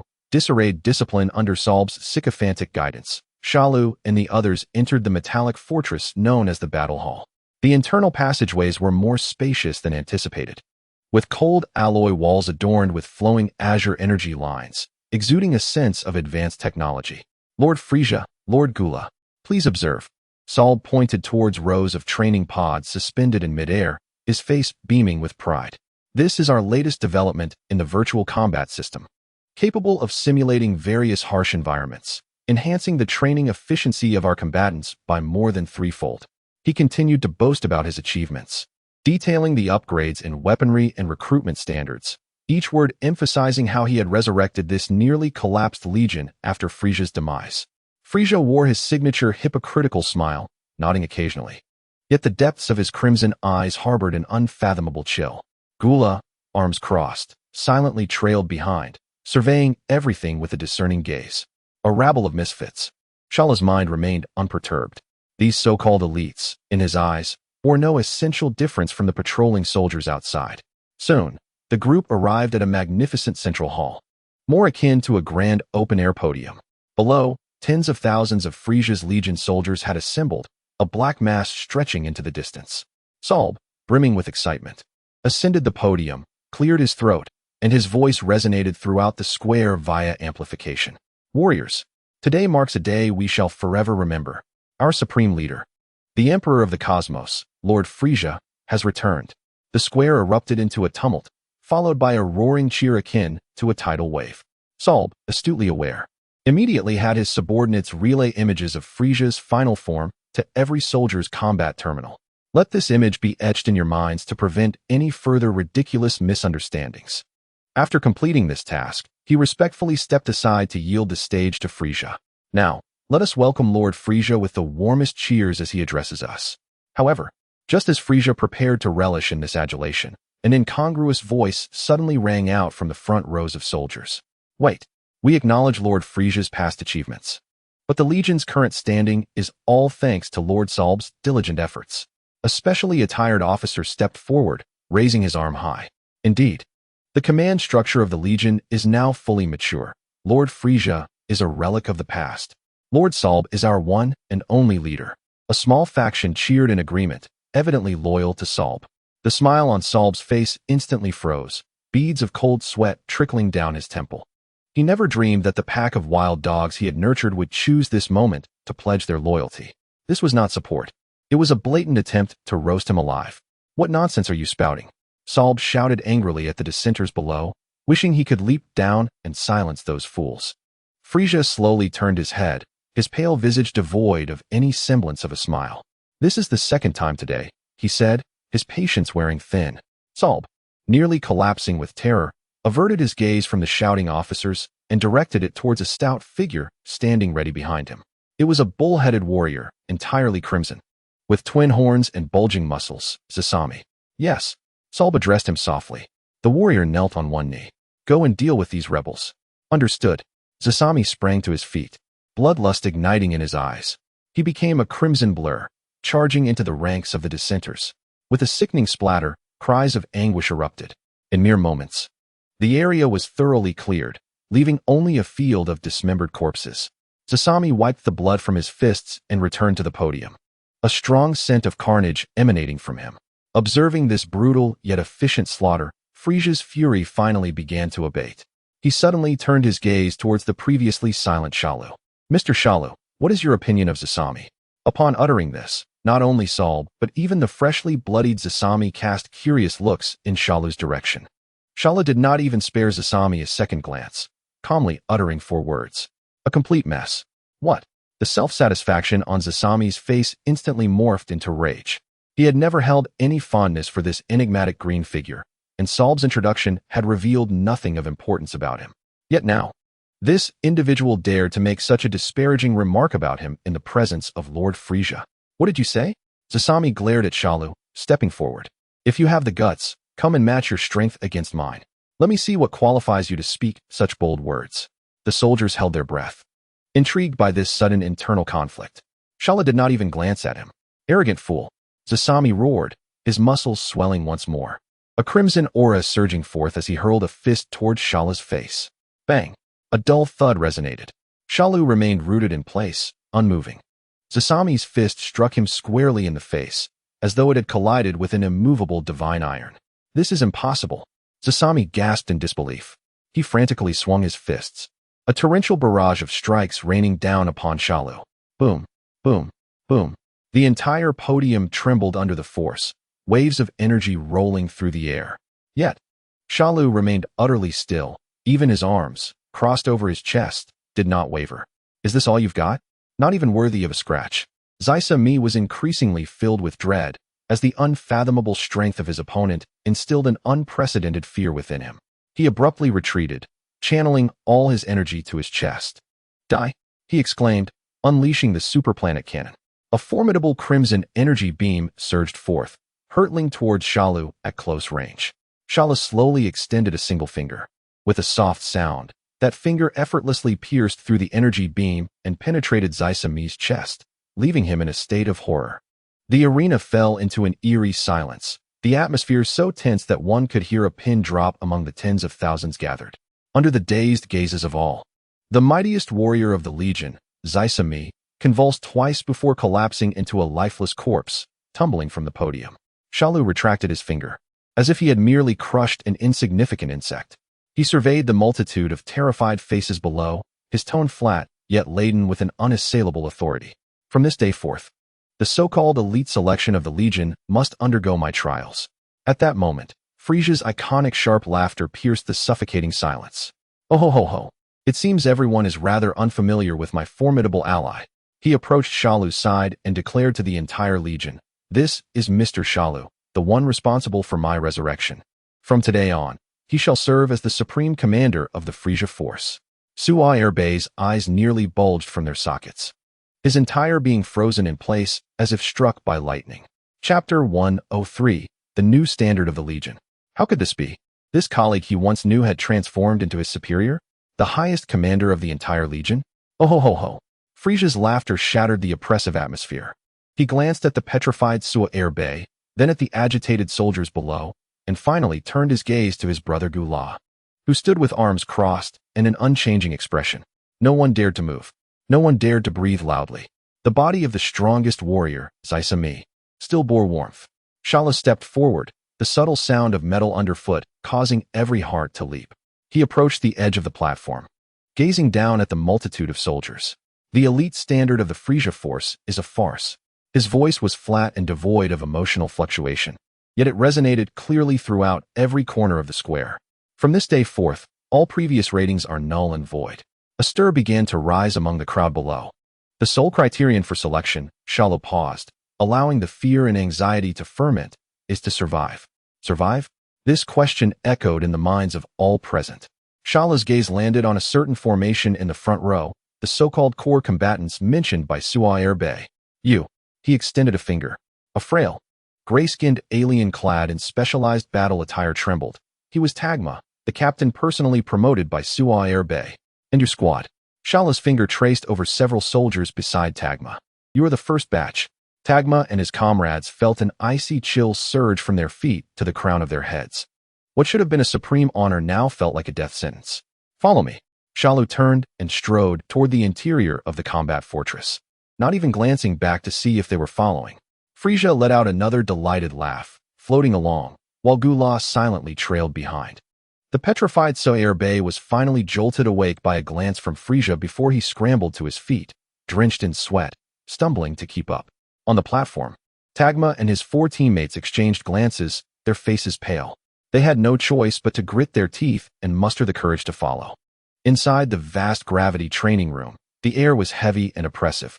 Tagma and his 4 subordinates gasped for breath, their bodies drenched in sweat. They had just endured a training session under tenfold gravity, which was a source of pride for them. Is this all you've got? Shalus stood in the center of the room, arms still crossed, not a drop of sweat to be seen. Disappointing. One hot-headed team member could no longer bear the humiliation. He roared and charged at Shalu, his fist glowing with energy. Shalu did not move. That fist halted just an inch from his face, ensnared by an invisible force. The team member's face contorted in agony as he realized his arm was completely immobilized. Shalu casually flicked his finger. Crack! The team member's arm bent at an unnatural angle, and he let out a piercing scream, his body hurtling backwards to crash against the distant wall. Damn it! Tagma's heart sank to the depths. The disparity in power was too vast. You all, attack together, Shalu commanded. The remaining 4 hesitated. Or, die together now. The chilling threat was highly effective. Huh!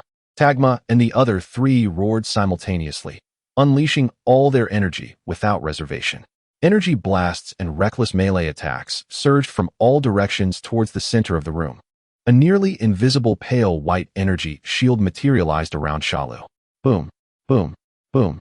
All attacks detonated upon the energy shield, creating a tempest of energy. Yet that thin barrier showed not even a ripple. Frieza watched with an unusual excitement. This overwhelming power was simply magnificent. Gula wore a solemn expression. It had been some time since he last saw Shalu, and he had grown significantly stronger. Could he break through that shield? The answer was not optimistic. As the dust settled, Shalu remained unscathed, slowly lowering his arms from his chest. The warm-up ends here. His figure vanished. Before anyone could react, he had already appeared before Tagma. A simple knife hand strike. It appeared slow, yet Tagma found himself utterly unable to evade. Tagma spat out a mouthful of purple blood mixed with internal organ fragments, his battle suit shredding to tatters, collapsing to the ground in convulsions. Next, Shalu's figure appeared successively before the other soldiers. A knee strike, an elbow strike, a snap of his fingers. In less than a second, this so-called elite squad lay sprawled on the ground, their bones shattered and in disarray, yet still clinging to life. Trash. Shalu spat out the word, then turned his gaze to the figure cowering at the door. Super Earthling. Super Earthling trembled violently, his teeth chattering. Shalu approached him slowly. 3 days. His tone was light, yet more intimidating than any roar. Super Earthling was so frightened he could not utter a word, only frantically nodding. Utilize all resources of the Legion. I want you to locate all notable strong individuals in this universe. Recruit them, buy them off, threaten them. I do not care what methods you use. Inform them that the new Frieza force can grant them unimaginable power. Shalu leaned closer, his expressionless face nearly touching Super Earthling's. Those who respond to the call will face trials. Those who do not come. He did not finish his sentence. But the implication was crystal clear. Also, anyone who brings me trash will be dealt with alongside the trash. Yes, Lord Shalu. I understand. Super Earthling finally regained his tone, bowing deeply, his head nearly touching the ground.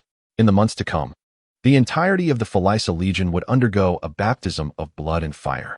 Driven by the terror of death, Super Earthling displayed an unprecedented efficiency.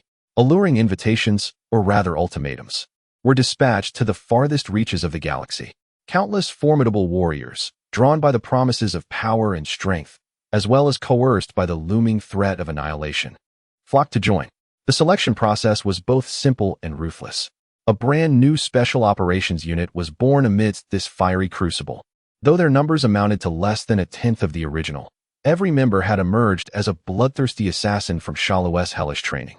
The name of the Frieza Legion once again became a byword for terror that resonated throughout the cosmos, its deterrent power surpassing all that had come before. Frieza reclaimed his empire. Yet, as he sat upon his throne, observing through holographic imagery how his revitalized army swept through star systems with thunderous force, there was no joy in his heart, only an unfathomable chill. He was an emperor, yet also a puppet. He perceived everything, comprehending the chasm that lay between himself and Shalu. However, all would be repaid in full once he had utilized this individual. This was not merely about power. It was about vision, means, and the inscrutable purpose behind it all. Felisa, a voice, devoid of warning, resonated from behind the throne. This time, Felisa did not flinch. He had grown accustomed to it, slowly turning to face Shalu, who stood there with Gula at his side. From this moment on, the Legion's operations are at your discretion. Felisa flicked his tail, maintaining an appearance of calm. However, Shalu raised a hand. You have a task of utmost priority. Before Felisa could respond, Shalu's mental energy surged into his mind. Vivid images materialized deep within his consciousness. There was an eye, a peculiar, living eye. Find it for me. The third eye of the demon. Shalu's cold telepathic command became an irresistible order within his mind. The weakness of the parasite lies in the back of the head. If you encounter a target beyond the Legion's capabilities, immediately send me the coordinates. The mental projection ceased. What could that thing be? It had never appeared in the cosmos over the past century. The universe would undoubtedly witness more of such phenomena. There might be a mouse lurking in the shadows intent on mischief. The subsequent events would be clarified once your strength increases, Shalu thought, observing the puzzled expressions of the two brothers without uttering a word. Chapter 104. The Stirring Emperor. In the brief span of weeks, the newly formed Legion underwent a qualitative transformation. Upon the throne, Felisa supported his chin with one hand, gazing down at the empty hall. The cold metal reflected his diminutive figure, mirroring the mood swings etched upon his face. He had reclaimed his status as the Emperor of the universe. The new Felisa Legion was more powerful than ever, with those mad dogs emerging from hellish training spreading his terror across every corner of the cosmos. Yet within Felicia's heart, there was not a trace of joy. It was merely a toy handed to him by Shalu, a splendid cage designed to keep him compliant. The third eye of the demon. Shalu's cold telepathic message echoed in his mind. What was that strange eye? Shalu had gone to great lengths to resurrect him and reshape his legion. Was it solely to seek out such a peculiar artifact? Crack, crack, crack. The sound of knuckles popping echoed throughout the hall. Shalu must be concealing something. That object undoubtedly harbored unimaginable effects, perhaps even the power to push him beyond his limits. Otherwise, why would that creature go to such lengths? You wish to use me, Shalu? I, Felisa the Great, am also utilizing you. He slowly extended his other hand, observing his smooth palm. This blade, forged by Shalu himself, would ultimately plunge into its creator. You appear quite pleased, brother. A sinister voice emerged from the shadows of the throne. Gula stepped forth, his purple skin appearing even deeper in the hall's light.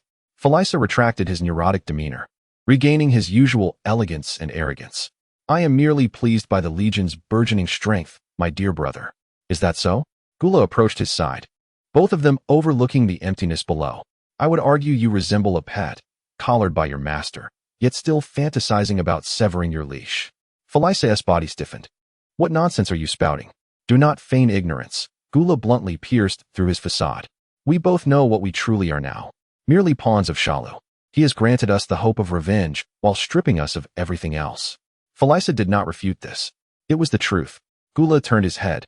His crimson irises fixated on Felisa. That eye surely harbors unspeakable secrets. If it is advantageous to us, you need not concern yourself with that. Felisa reclined back against the throne. I have my own plans. The two brothers fell into a profound silence once more. They were allies, yet also the most wary of each other. Shalu's mission commenced across the universe under Felicia's directive, prioritized above all else. Countless reconnaissance ships were dispatched to every corner of the star map, millions of soldiers forming a vast net, scrutinizing every planet that might harbor signs of life. However, months passed with no results. Useless. All of you are utterly useless. Felisa slammed a report to the ground, berating the commander on the holographic display. If you cannot even handle such trivial matters, what use are you to me? At that moment, Felisa Darren, Suarbe tumbled into the hall, his blue face a mask of terror and uncontainable excitement. Speak. Felisa waved his hand impatiently. The CC Galaxy. We have detected a peculiar energy response at the edge of the CC Galaxy. Suarbe gasped, his words tumbling over one another. Peculiar? Felisa raised an eyebrow. Indeed. Suarbe nodded vigorously. According to records, that planet should be a dead star, devoid of any signs of life. Yet our deep space probe has captured an energy surge nearby. He struggled to articulate his thoughts. The image of the blood-red eye Shalu had shown him instantly resurfacing. It is it. It cannot be mistaken. Oh ho ho ho ho. Finally found it. Frieza felt a surge of joy within, though he maintained an impassive facade. Assemble the first special operations team immediately. He rose from his throne, an icy killing intent beginning to permeate the air. Destination, the CC Galaxy. Suarbe was taken aback. Yes, Frieza Darren. Should we report this to Lord Shalu? Frieza slowly turned his head. That simple syllable sent a tremor through Suarbe, cold sweat instantly soaking his back. No, it is unnecessary. I understand.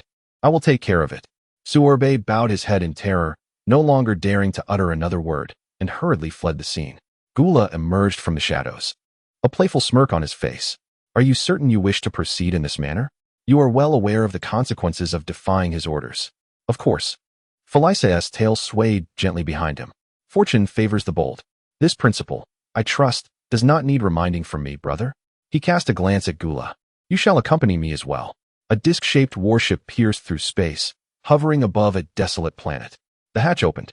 A thick, unrelenting stench, mingled with an acrid odor, rushed forward to greet them. Frieza and Gula soared into the sky, followed closely by 10 formidable warriors clad in black combat attire. They represented the elite of the new Frieza force.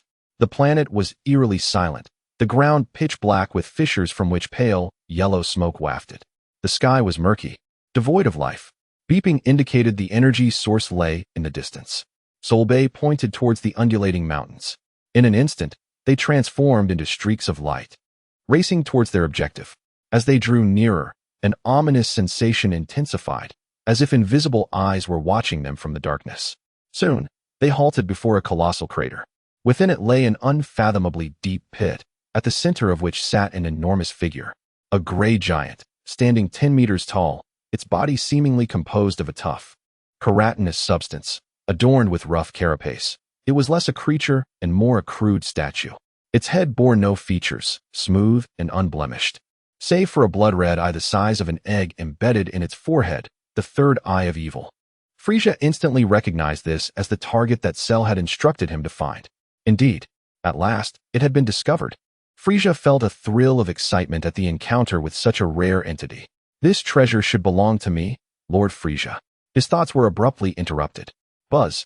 The blood-red eye embedded in the giant's forehead snapped open. Boom. An indescribable aura of terror erupted from the giant's massive form like a torrential flood. The shock waves surged forth, causing the surrounding rock walls to crack. The newly equipped battle detectors on the Special Forces team displayed a horrifying reading that locked onto an alarming index. Just as one member of the team uttered a word, the gray giant moved, not with a step, but vanished from sight. The team's cognition struggled to keep pace. In the next moment, a massive gray figure materialized directly before one of them, completely blocking any escape. A gargantuan fist, composed of the same gray keratin, loomed larger in his view. Bang. Chapter 105, Pride of the Special Forces. Frieza's smile froze on his face. The Special Forces member was obliterated into a mist of blood, unable to even let out a scream, transforming into a shower of flesh and blood scattered across the desolate planet. It was too swift, too swift. The gray giantess fist remained poised in its forward motion, the ensuing shockwave just beginning to unfold. Scatter! The team leader roared, and the remaining 9 members instantly dispersed. Bang! Bang! Bang! In quick succession, 3 team members opened fire, golden energy beams converging upon the giant from various angles. The beams struck their target, engulfing the massive figure in an explosion of light. How can you be such a monster? One team member shouted, but his voice caught in his throat. As the smoke cleared, the gray giant stood unscathed. The blood-red eye slowly turned, locking onto the member who had just spoken. Whoosh! Another instant teleportation occurred. The team member crossed his arms defensively across his chest, energy surging as he attempted to withstand the blow. The giant's fist descended. Crack! The sound of shattered bones echoed clearly. The team member's arms twisted at unnatural angles, and he was propelled into the ground like a cannonball, creating a deep pit. Struggling at the bottom, the giant lifted its foot and stomped down. Splatter! A mixture of red and white oozed from beneath the giant's foot. Frieza's pupils constricted slightly. Once, he had treated those who defied him in a similar fashion. But now, the thrill belonged to another. How intriguing. Frieza's tone was laced with excitement. Yet Gula did not share in the amusement. He stared intently at the blood-red eye, his brow furrowed. The energy fluctuations from this entity are peculiar. It seems less like parasitism and more like unilateral absorption. What should we do, Captain? A team member's voice trembled. The 10-man team had dwindled to 8. Their attacks were utterly ineffective against this monster. The captain took a deep breath, forcing himself to maintain composure. Continue the assault, distracted.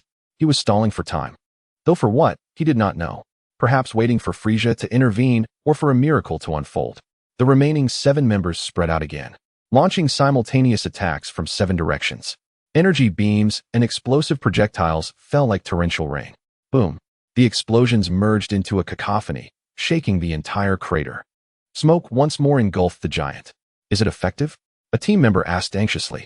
Shut up and keep attacking. The captain gritted his teeth, conjuring a sphere of purple energy and hurling it forcefully. As the explosion's glow began to fade, a gray shadow charged through the haze. Target the captain. Damn it. The captain's pupils dilated, and he retreated, but his speed was as nothing before the giant. The giant's hand opened wide, reaching for his head. Just then, a thin beam of light shot from the side, striking the giant's wrist with pinpoint accuracy. Sizzle. The beam left a ghastly scorch mark on the gray keratin. This critical strike momentarily halted the giantess movements. The captain seized the opportunity to roll aside. Lord Frieza. The captain looked up gratefully at the figure hovering in the air. Frieza floated there, smoke wafting from his fingertips. So weak, my dear special forces. Frieza's tone dripped with disappointment. Yet his gaze remained fixed on the giant, the crimson eye flickering as the wound on its wrist began to heal rapidly. Indeed a treasure. This regenerative ability must be one of its powers. The giant slowly turned, its blood-red eye locking onto Frieza in midair. The air felt as if it had solidified. Frieza grinned. Come now, show me what else you can do. No sooner had he spoken than the giant vanished. Frieza's smile froze.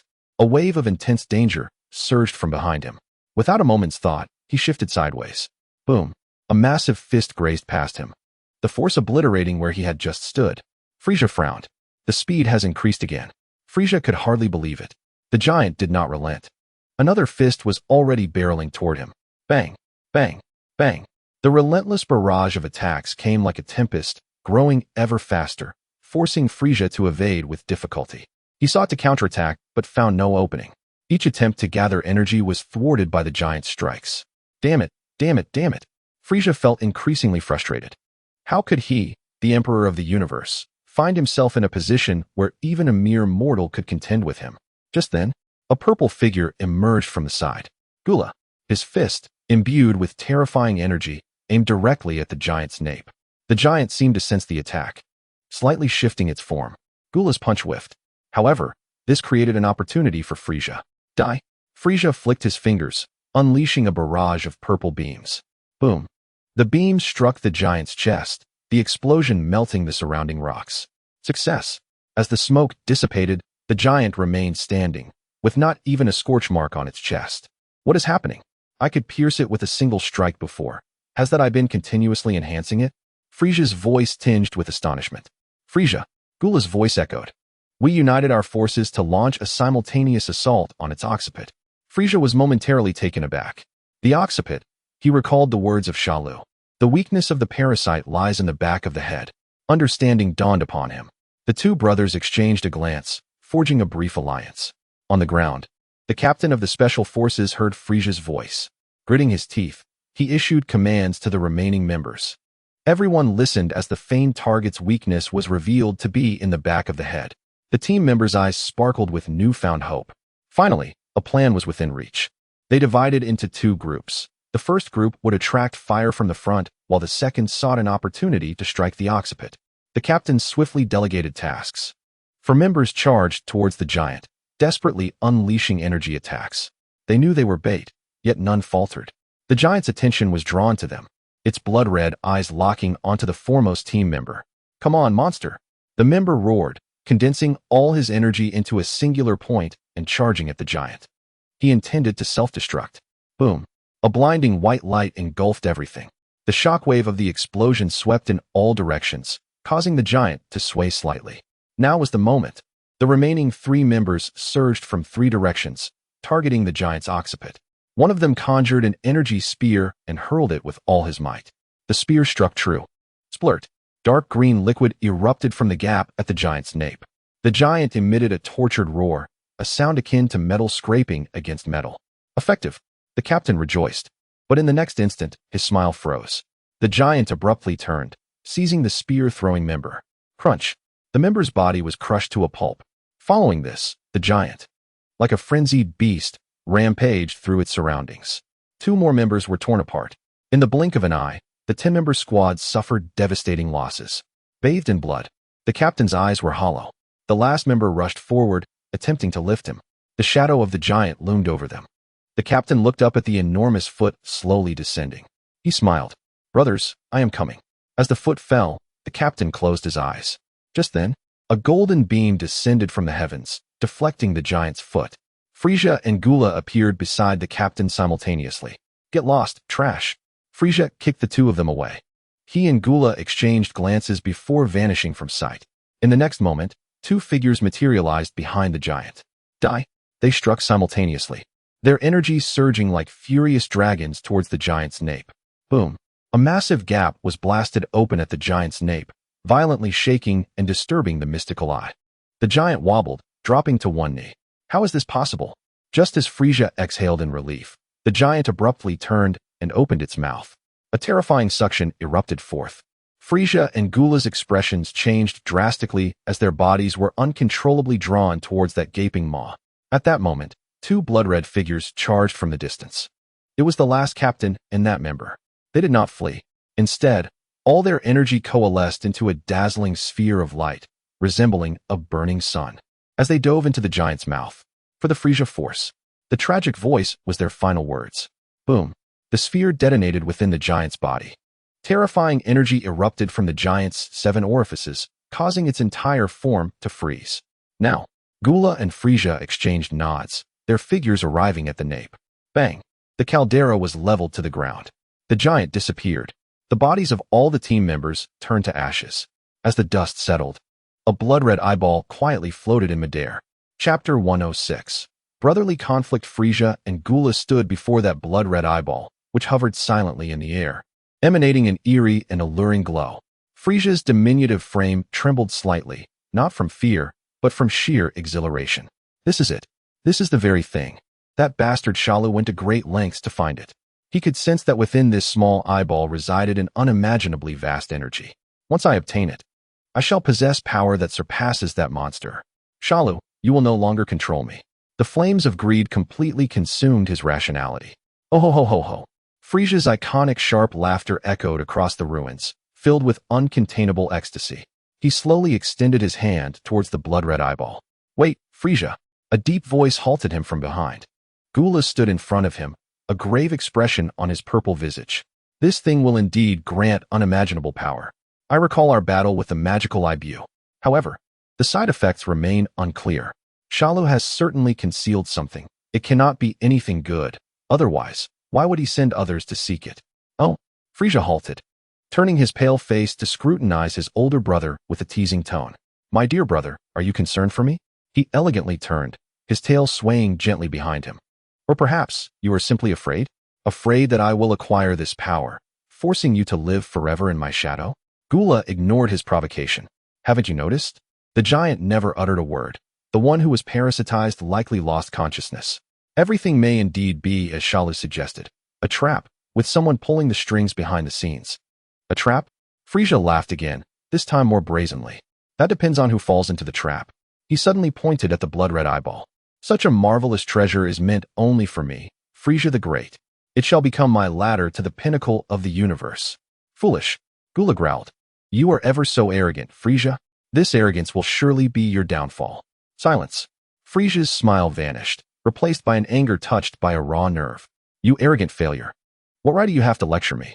Do not forget who mocked me for being unable to handle a mere Saiyan, only to end up in a similarly dire situation. This remark struck Gula where it hurt. His body tensed, a powerful aura erupting from him. You seek death. Come then. Frieza was equally unyielding, unleashing his own aura. The atmosphere between the two brothers became tense, as if they were on the brink of a deadly clash. However, at that moment, the blood-red eyeball that had been quietly suspended suddenly flickered. An invisible wave spread out. Both Frieza and Gula trembled as their surging energy was forcibly suppressed. What is happening? Frieza was startled, but soon felt an even more fervent delight. It can even suppress my energy. This must be an unimaginable treasure. Unable to contain his desire, he swiftly maneuvered around Gula, transforming into a white streak of light racing towards the eyeball. Frieza, stop! Gula's furious shout rang behind him, but it was too late to stop him. Frieza extended his index finger, the tip glowing with energy, about to touch the surface of the blood-red eyeball. It belongs to me. Just as his fingertip was about to make contact, the blood-red eyeball moved. It transformed into a crimson afterimage, moving so swiftly that even Frieza could not react. With a soft sound, the bloodlight pierced directly into the center of Frieza's forehead. The movements of Frieza came to an abrupt halt. His outstretched fingers lingered just shy of his eye, mere millimeters from their previous position. Time seemed to freeze at that moment. In the next instant, a heart-wrenching scream, entirely alien to Frieza, erupted from his lips. He clutched his head with both hands, his diminutive form convulsing violently in the air. Waves of blood-tinged darkness surged from within him, only to be fiercely suppressed by the violet aura emanating from his body. Get out! Get out of my body! Frieza's consciousness was embroiled in an unprecedented battle. A colossal whirlpool composed of countless wailing souls materialized in his mind. A chilling, seductive will relentlessly assailed his very essence. Merge with me, and you shall attain immortality. Merge with me, and you will gain unimaginable power. That mere Shalu is but an insignificant insect beneath your feet. Countless illusions battered his psyche. He envisioned himself obliterating planets with a mere finger, Goku and Vegeta groveling at his feet in desperation.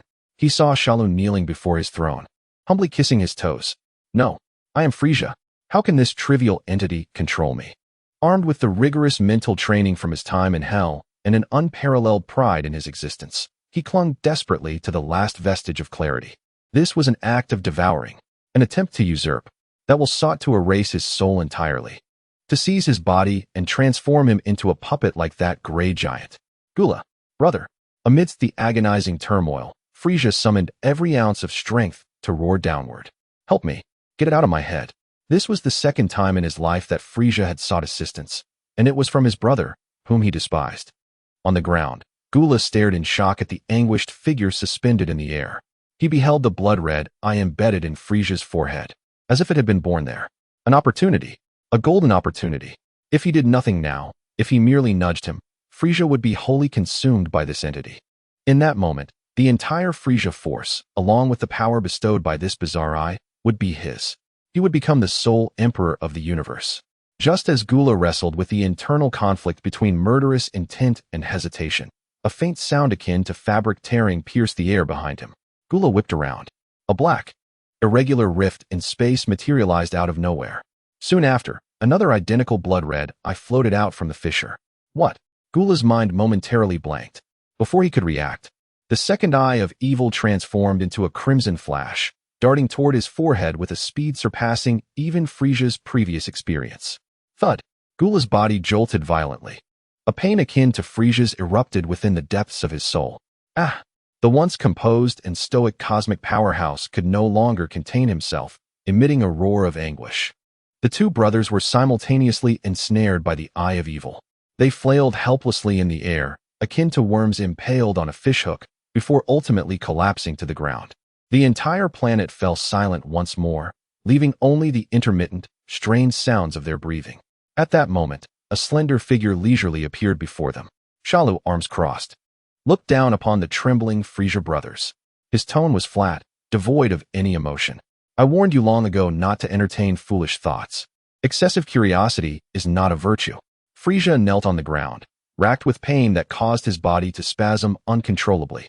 The blood-red eye embedded in his forehead relentlessly eroded his will. Summoning every last bit of strength, he raised his head, fixing his gaze upon the sudden apparition. Shalu, arms crossed, wore an expression devoid of concern, more akin to a spectator than a savior. Frieza's resentment was palpable, yet overshadowed by an icy dread that seeped from his very marrow. Shalu had arrived long ago, observing their fierce struggle against the giant. Watching as they naively seized their spoils, witnessing Frieza being consumed by desire, step by step, into a trap. He was like a detached deity, coldly observing the folly and struggle of mortals. Disregarding Frieza, Shalu did not even cast a sidelong glance. He approached Gula, who was also grappling with his own agony. Ugh, Gula fared slightly better, though his face contorted in pain. The sinister will rampaged through his mind, seeking to obliterate his very identity. Shalu loomed over Gula, casually raising a finger that coalesced with a minuscule glimmer of light. Swish! A slender beam of energy shot forth with pinpoint precision, incinerating the eye of evil on Gula's forehead. The blood-red orb emitted a silent shriek before dissipating into a wisp of smoke. Ding! The eye of evil has been vanquished, gaining a trace of dark power. The system notification echoed in Shalu's mind, yet he paid it no heed. Gula's convulsions ceased abruptly. He gasped for air, drenched in cold sweat. The overwhelming sensation of having escaped death rendered him momentarily incapable of rising. Your caution is still insufficient, Shalu remarked, casting a critical glance at him. Afterward, he slowly turned to focus on the tormented Frieza. As for you, Shalu observed Frieza, withholding immediate action. Sometimes, excessive cunning leads to such consequences. He savored the sight of the once mighty cosmic emperor now in utter disarray. This was a necessary lesson, the most effective means to confront reality. Of course, he maintained a mental grip over Frieza's consciousness, ensuring that this hard-won catch would not be entirely devoured by this minuscule parasite before being thoroughly exploited. The potential of this frozen demon's form remained vastly untapped. It would be a pity to destroy it now. Frieza was clearly nearing his limit. The will had breached his mental defenses, and a torrent of chaotic illusions flooded his mind. He envisioned himself being ground to dust, his empire reduced to ashes. He could not accept it. Roar! He unleashed a primal growl, clawing frantically at the ground, tearing out chunks of solid rock and crushing them to powder. Beside him, Gula had managed to force himself to stand, gazing at his brother's woeful state, a tumult of emotions swirling within him. Just as he opened his mouth to speak, Shalus simply waved his hand dismissively. A glance exchanged from the corner of his eye conveyed everything. Gula instantly understood. He sealed his lips, refraining from any further actions. This was Shalu's lesson for Frieza. No one was permitted to interrupt. As time ticked by, each second felt like an eternity for Frieza. His pride, his dignity, was being systematically dismantled by that inhuman agony. He could no longer endure. The string known as self is on the verge of snapping completely. Shalu. He squeezed out the name through clenched teeth, his voice hoarse and fragmented. He lifted his head, and on that once proud face, a plea emerged for those he despised. Save me. These words drained the last vestiges of his strength. Yet, Shalu remained unmoved. With crossed arms and a tone of indifference, he laid forth his conditions. Behave yourself from now on. Otherwise, he did not need to finish his sentence. The underlying threat was far colder than any form of torture. I will comply. Frieza nearly shouted the words. In the face of the terror of having his very soul devoured, the so-called dignity of an emperor became nothing more than a farce. Good. Shalu's intent was achieved.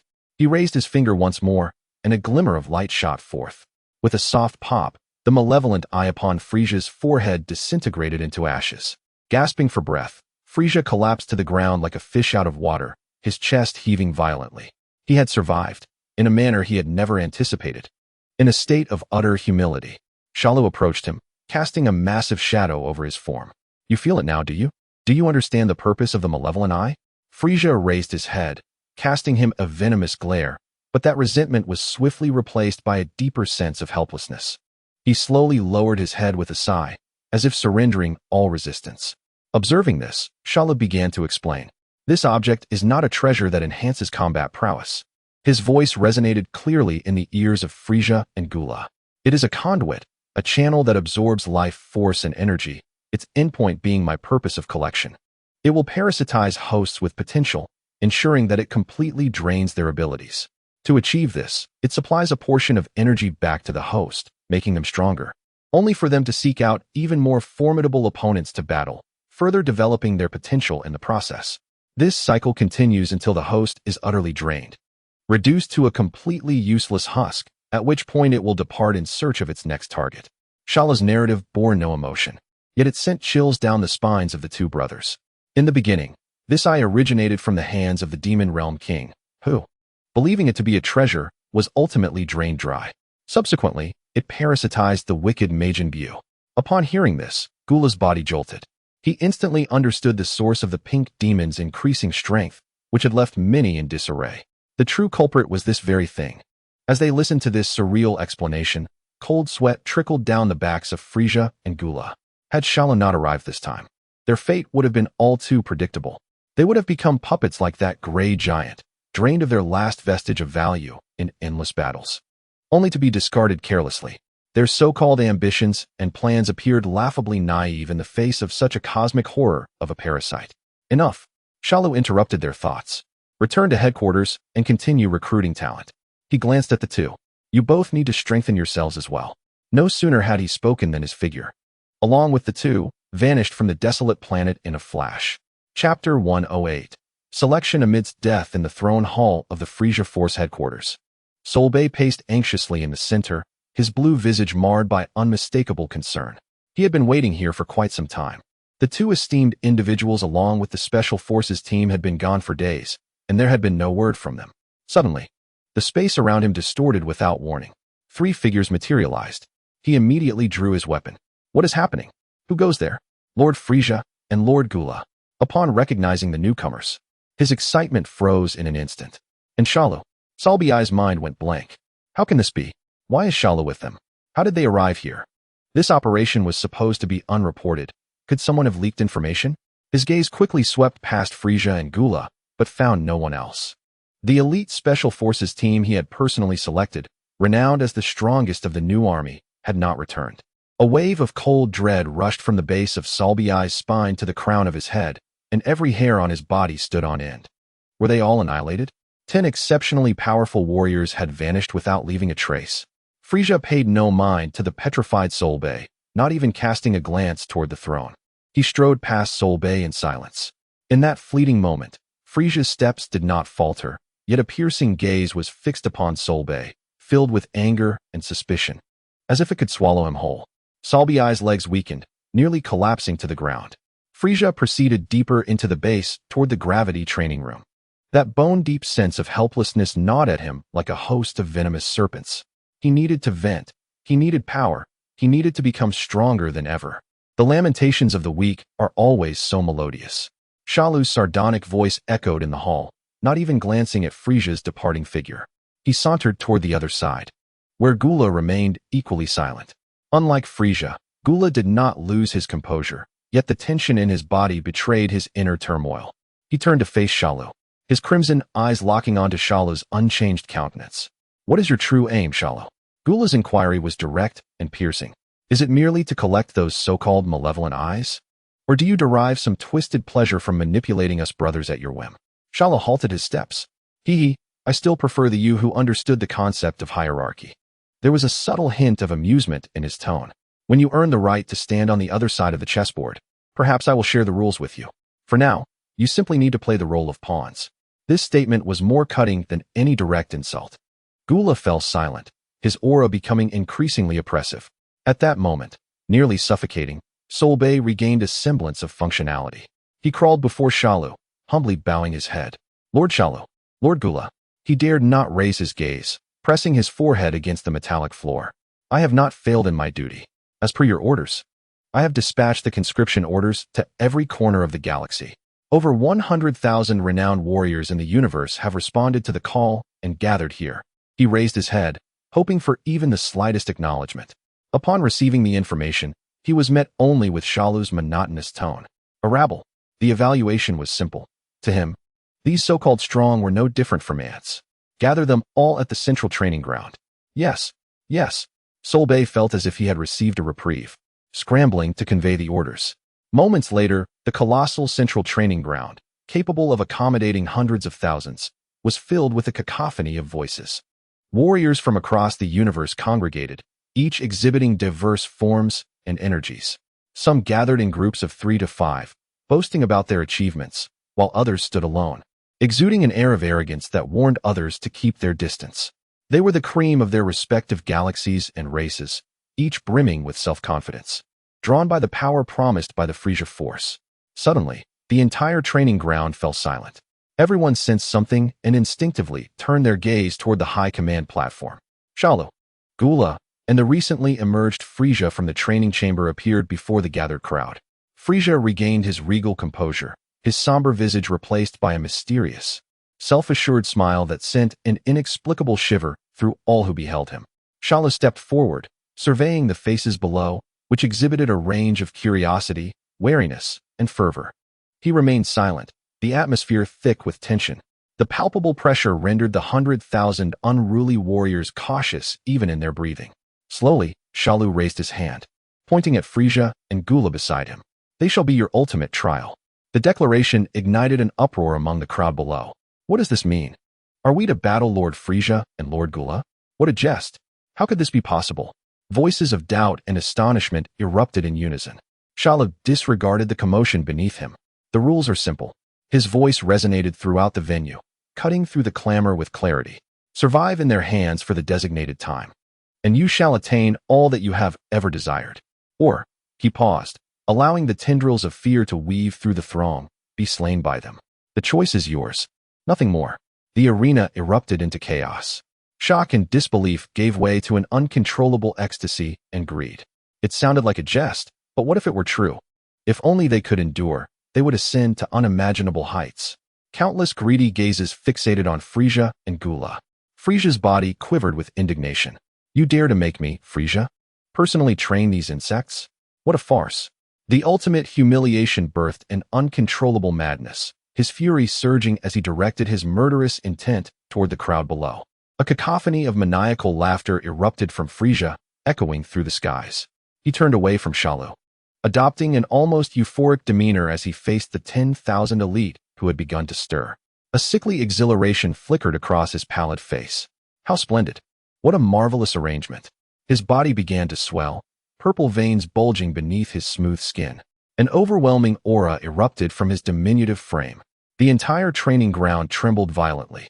Countless power detectors instantaneously maxed out, emitting piercing alarms before shattering. Come forth, my beloved soldiers, my loyal subjects. Frieza extended his arms as if embracing a grand ceremony. Offer up your wretched lives as the most magnificent tribute. Muscles tore through the air, bones cracking with explosive force. His form rapidly transformed, ultimately settling into a state brimming with explosive power. 100% full power. Beside him, Gula silently observed the unfolding spectacle. He sighed softly, and then his own body began to change. Unlike Frieza's chaotic transformation, his was more subdued yet swift. A mask covered his mouth and nose, shoulder plates rose high, and his figure elongated into a more lethal silhouette. The final form. On the platform, Shalu watched impassively. He slowly raised a hand and waved it downward. The game begins. Chapter 109, The Ruthless First Round. Oh, ha ha ha ha. Frieza spread his arms wide, his body fully unfurling, muscles bulging, veins pulsating on his forehead. Following the laughter, a terrifying grin appeared on his face. Finally, he plummeted from the platform, diving into the dense throng of 10,000 elites below like a fighter jet. Boom. A shockwave erupted. The front row of powerful warriors barely registered Frieza's movement before they were shredded by the wave of his passing form. Flesh and blood erupted, mingling with shards of viscera, creating a crimson fountain. Ah, mercy! Run! I must escape this place. Screams and cries mingled instantly. Those who had previously boasted of their dominance and victories abandoned all dignity in an instant. Their self-proclaimed strength crumbled like paper before a true harbinger of death. Some who had thrived on cunning and deceit crumbled upon witnessing this hellish scene, unable to cope. Some lost all control, their minds consumed by the singular thought of escape. They turned and bolted desperately toward the edge of the training ground. However, bang! The foremost lizard man crashed into an invisible barrier, his skull caving in as he crumpled to the ground. Soon, more followed suit, colliding with the energy shield. We are trapped. No, let me out. Despair quickly spread through the crowd. On the platform, Shalus slowly retracted his outstretched fingers. This is not a place where one can come and go as they please. There are but two choices, death or fight. Ah. Frieza's wrath echoed among the masses, each of his movements carving a path of blood paved with severed limbs. Insects. Trash. Worthless. You pitiful beings dare to have me, Lord Frieza, train you personally? Shalu. You scoundrel. I shall repay this humiliation 100-fold. His fury was impotent, his helplessness before the grey giant, and his humble pleas under the influence of the magical eye. All negative emotions coalesced into purest slaughter, unleashed upon this innocent and pitiful throng of insects. A Minotaur warrior roared, muscles rippling as his combat power peaked. swinging a massive fist toward Frieza's back. Die for me. Frieza did not even glance back. He merely flicked his tail with elegance. In the blink of an eye, the tip of his tail pierced through the warrior's chest. Frieza's form continued forward, leaving behind a gaping blood hole. Amidst the chaos, some stubborn souls refused to accept their fate as mere livestock. Do not panic. Unite. A warrior with 3 eyes, covered in blue scales, shouted, rallying a dozen similarly determined companions around him. We shall attack together. He cannot block us all. A dozen beams of energy of varying colors shot from all directions toward Frieza, who rampaged through the crowd. Oh! Frieza finally halted his glide, hovering midair, observing the incoming energy beams with a hint of mockery on his pallid face. He extended a finger. A flash of purple light glimmered at his fingertip. Zing! Zing! Zing! Zing! Zing! Death beams, hundreds of times faster than the enemy's projectiles, erupted from his fingertips, perfectly intercepting each attack. Boom! Boom! Boom! Energy exploded in midair, creating a dazzling display of fireworks. The beams Frieza shot forth, having shattered the enemy's attacks, continued undeterred, piercing through the bodies of the dozen warriors. Their faces remained frozen in shock and disbelief. In the face of absolute power, courage and strategy became mere jest. On another front, Gula's demeanor appeared far more subdued. He did not relish the thrill of slaughter like Frieza. Instead, he was merely fulfilling a task. Unlike Frieza's wide-ranging massacre, he moved like a phantom through the chaotic battlefield. Each of his strikes was precise and lethal. An elemental being engulfed in flames, believing itself hidden among the crowd, prepared to launch a surprise attack. The figure of Gula materialized behind him, a swift motion of his hand severing the flames. The elemental body shattered into 2. A gelatinous creature, endowed with rapid regeneration, attempted to ensnare Gula, relying on its immortal form. Gula merely brought his fingers together, targeting its core with precision. A highly concentrated beam of energy evaporated its core entirely, transforming the mass of slime into a lifeless puddle. He maintained control over the pace of the slaughter. Had he unleashed his full power, all present, save for the elevated figure of Shalu, would have perished in an instant.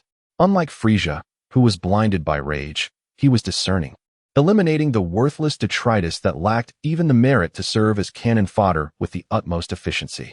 Time elapsed amidst the gruesome carnage. The central training ground had transformed into a hellish battlefield. Corpses piled higher, the pungent scent of blood coalescing into a palpable presence, staining the ground a deep crimson, while viscous liquid formed streams.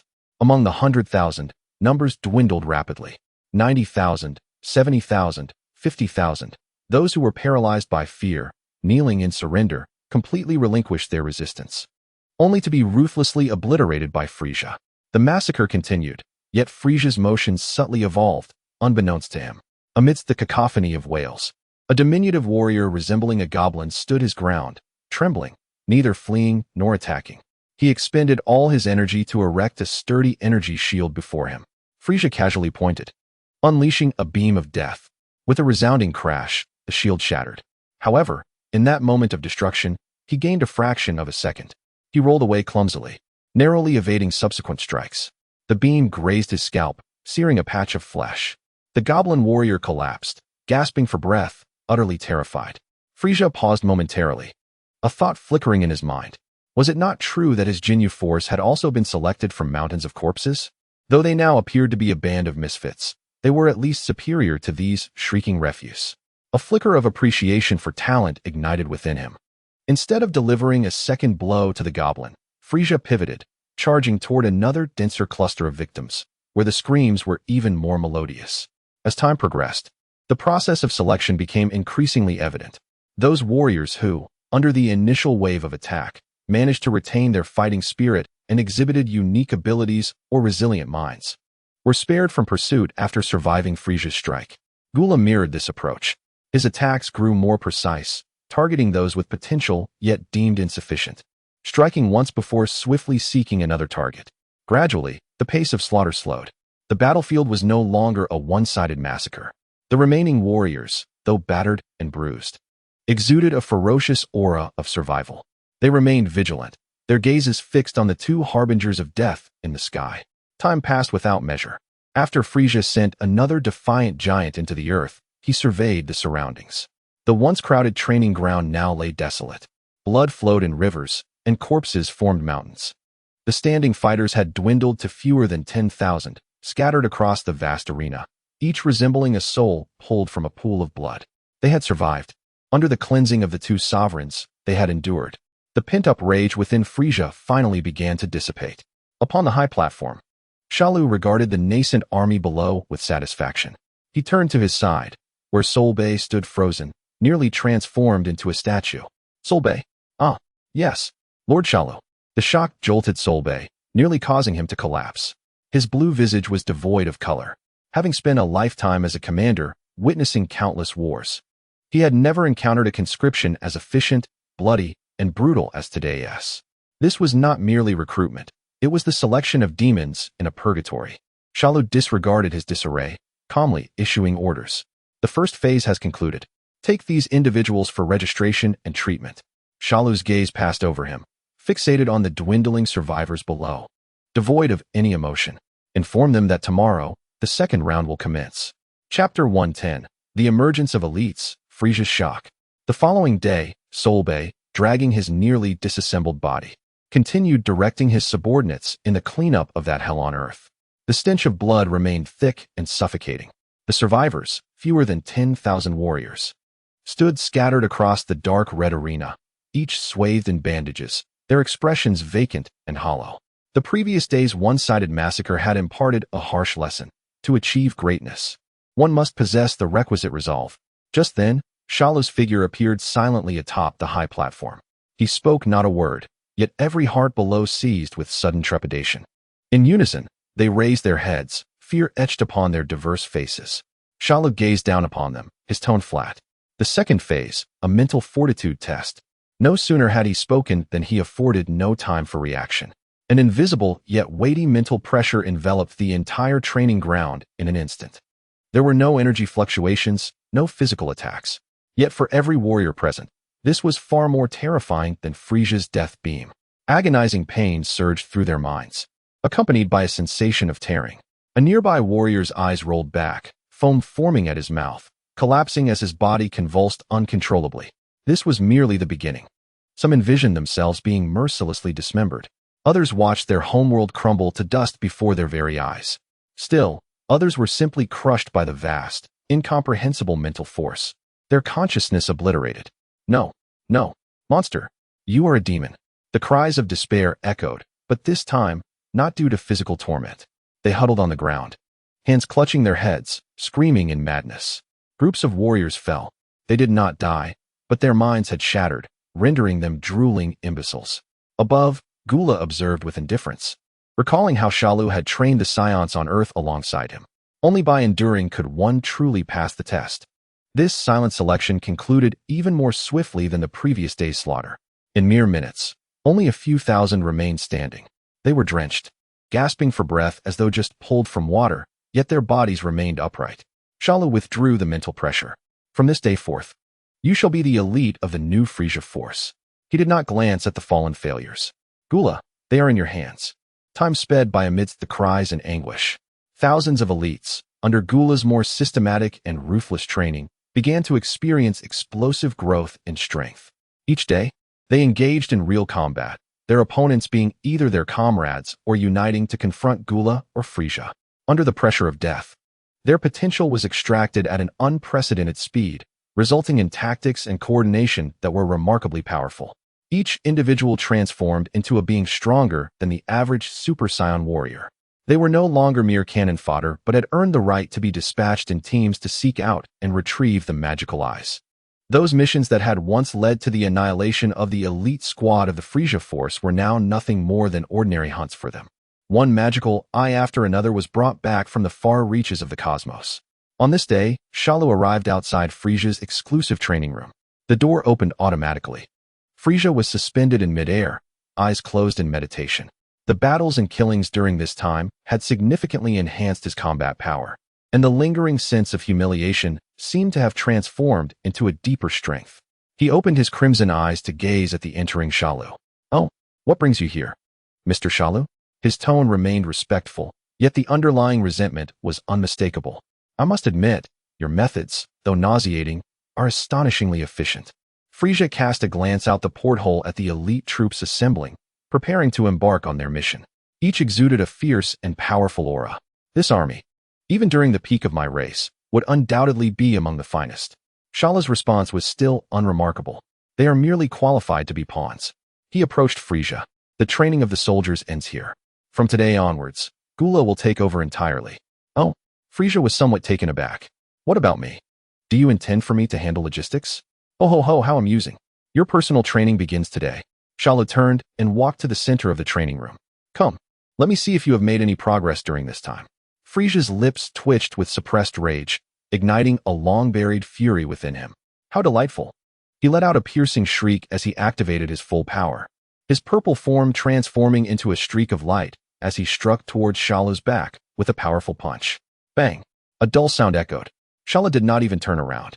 He casually lifted his left hand, firmly catching Frieza's full-force strike. Not a single ripple of energy escaped from the point of contact. Frieza's attack was perfectly absorbed. How is this possible? Frieza was incredulous as he concentrated all his strength, attempting to push forward by even a millimeter.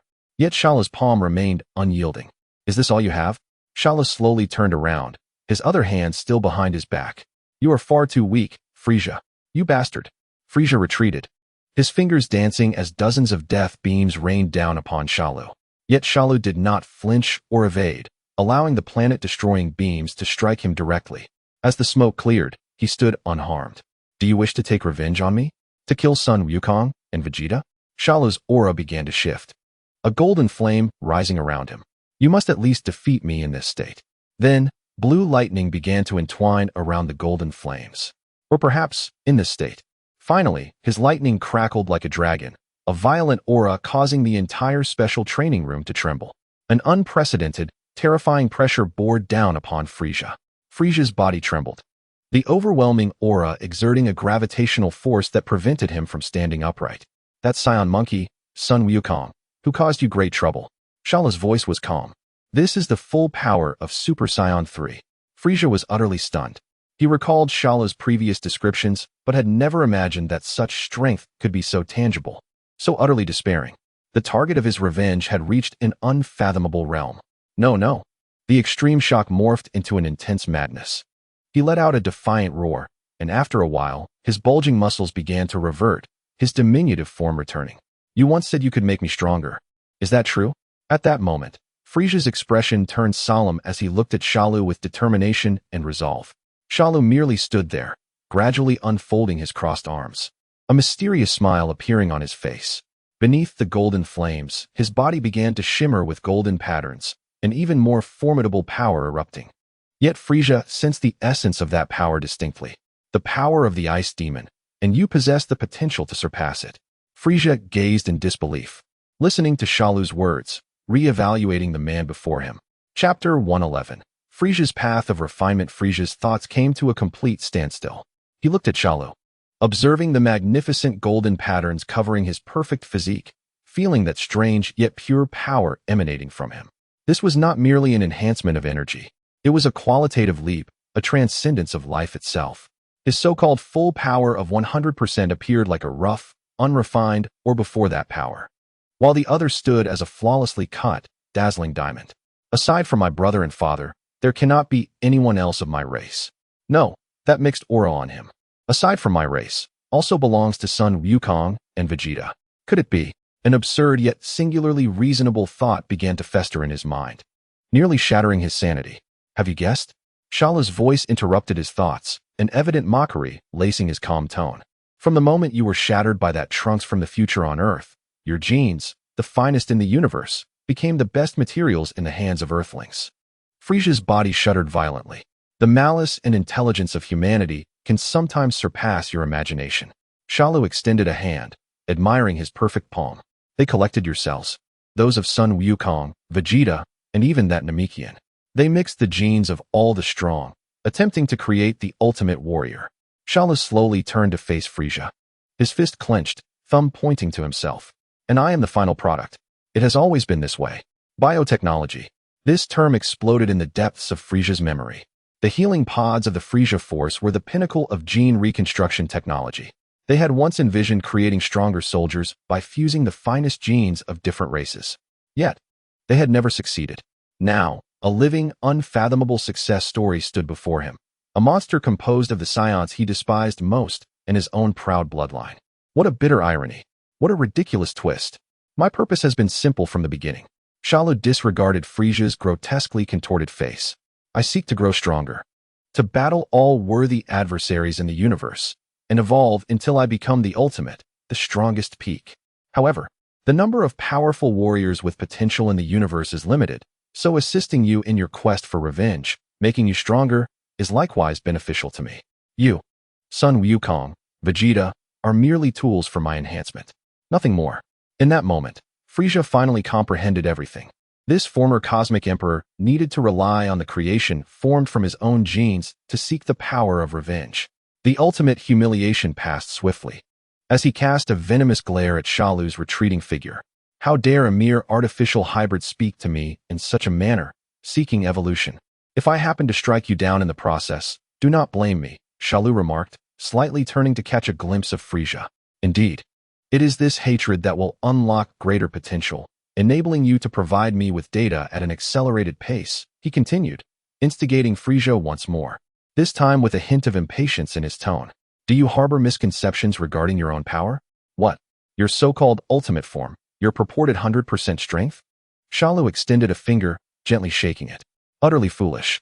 In your quest to control that primal, immense power within you, you have shackled yourself with layer upon layer of constraints. Each word from Shalu struck Frieza's understanding like a hammer. Your body inherently possesses a vast reservoir of energy, yet you remain ignorant of how to wield it. You merely suppress it in the most crude manner or release it chaotically. Your so-called full power is akin to a fool unable to manage a faucet, watching helplessly as the pipe bursts, allowing water to spew aimlessly. True power, Shalu clenched his fist, as the golden aura enveloping him surged slightly, the entire training room resonating with a mournful creak under the strain. It is about purification. Distilling an entire lake into a single drop of heavy water capable of piercing through anything. It entails mastery, teaching every cell within you to efficiently combust energy. Each of Shalu's statements shattered Frieza's understanding cultivated over a century. It dawned on him that he had merely been a barbarian guarding a mountain of gold, wielding gold bricks as weapons. The overwhelming anger and humiliation within him strangely subsided, replaced by an unprecedented emptiness and an insatiable thirst for that unknown power. He yearned to grow stronger, more than ever before. He sought vengeance, wished to reclaim all that was rightfully his, and reduce to dust all those who had brought him humiliation. Silence ensued, a prolonged stillness. He lifted his head, and on his face, once marked by arrogance and cruelty, there now lingered an emotion so pure it felt foreign to him, determination. Teach me, he uttered through clenched teeth. Shalu offered no reply. Frieza trembled, summoning every ounce of dignity he had left to repeat those two words, adding a term he had never used with anyone else. I beg you, teach me. Excellent. Shalu's intent had once again been realized. Very well, but you must be prepared. The first step is to reshape your untrained body. Only in an extreme environment can potential be extracted in a short span of time.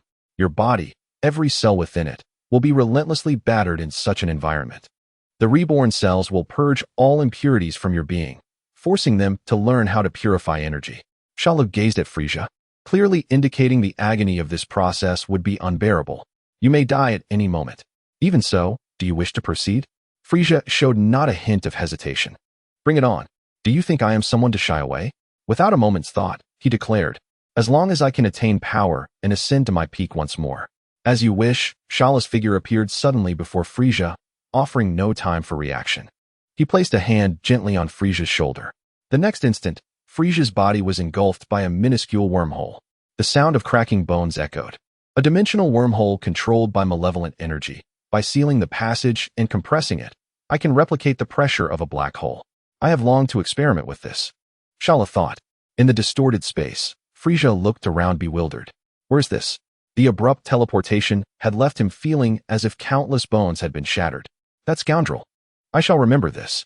In this peculiar realm, breathing posed no issue, while the outburst of energy seemed unrestricted. As Frieza pondered his next move, the entire space began to tremble slightly. The temperature within suddenly surged, an unbearable heat assailing him. Layers of sweat erupted on his skin, only to vaporize instantaneously. Ha! He gasped for air, feeling moisture rapidly dissipating from his body. Suddenly, the pressure within the space intensified. Crack! Crack! Frieza's body was squeezed by this invisible force, and his once proud physique crumbled under the strain. Damn it! He bellowed in fury, exerting all his might to resist the terrifying pressure. Gradually, the internal resistance clashed fiercely with the external force. Within the training room, Shalu hovered in midair, one hand seemingly gripping an invisible stone, slowly tightening his grasp. The pressure in the space multiplied, constricting Frieza more and more.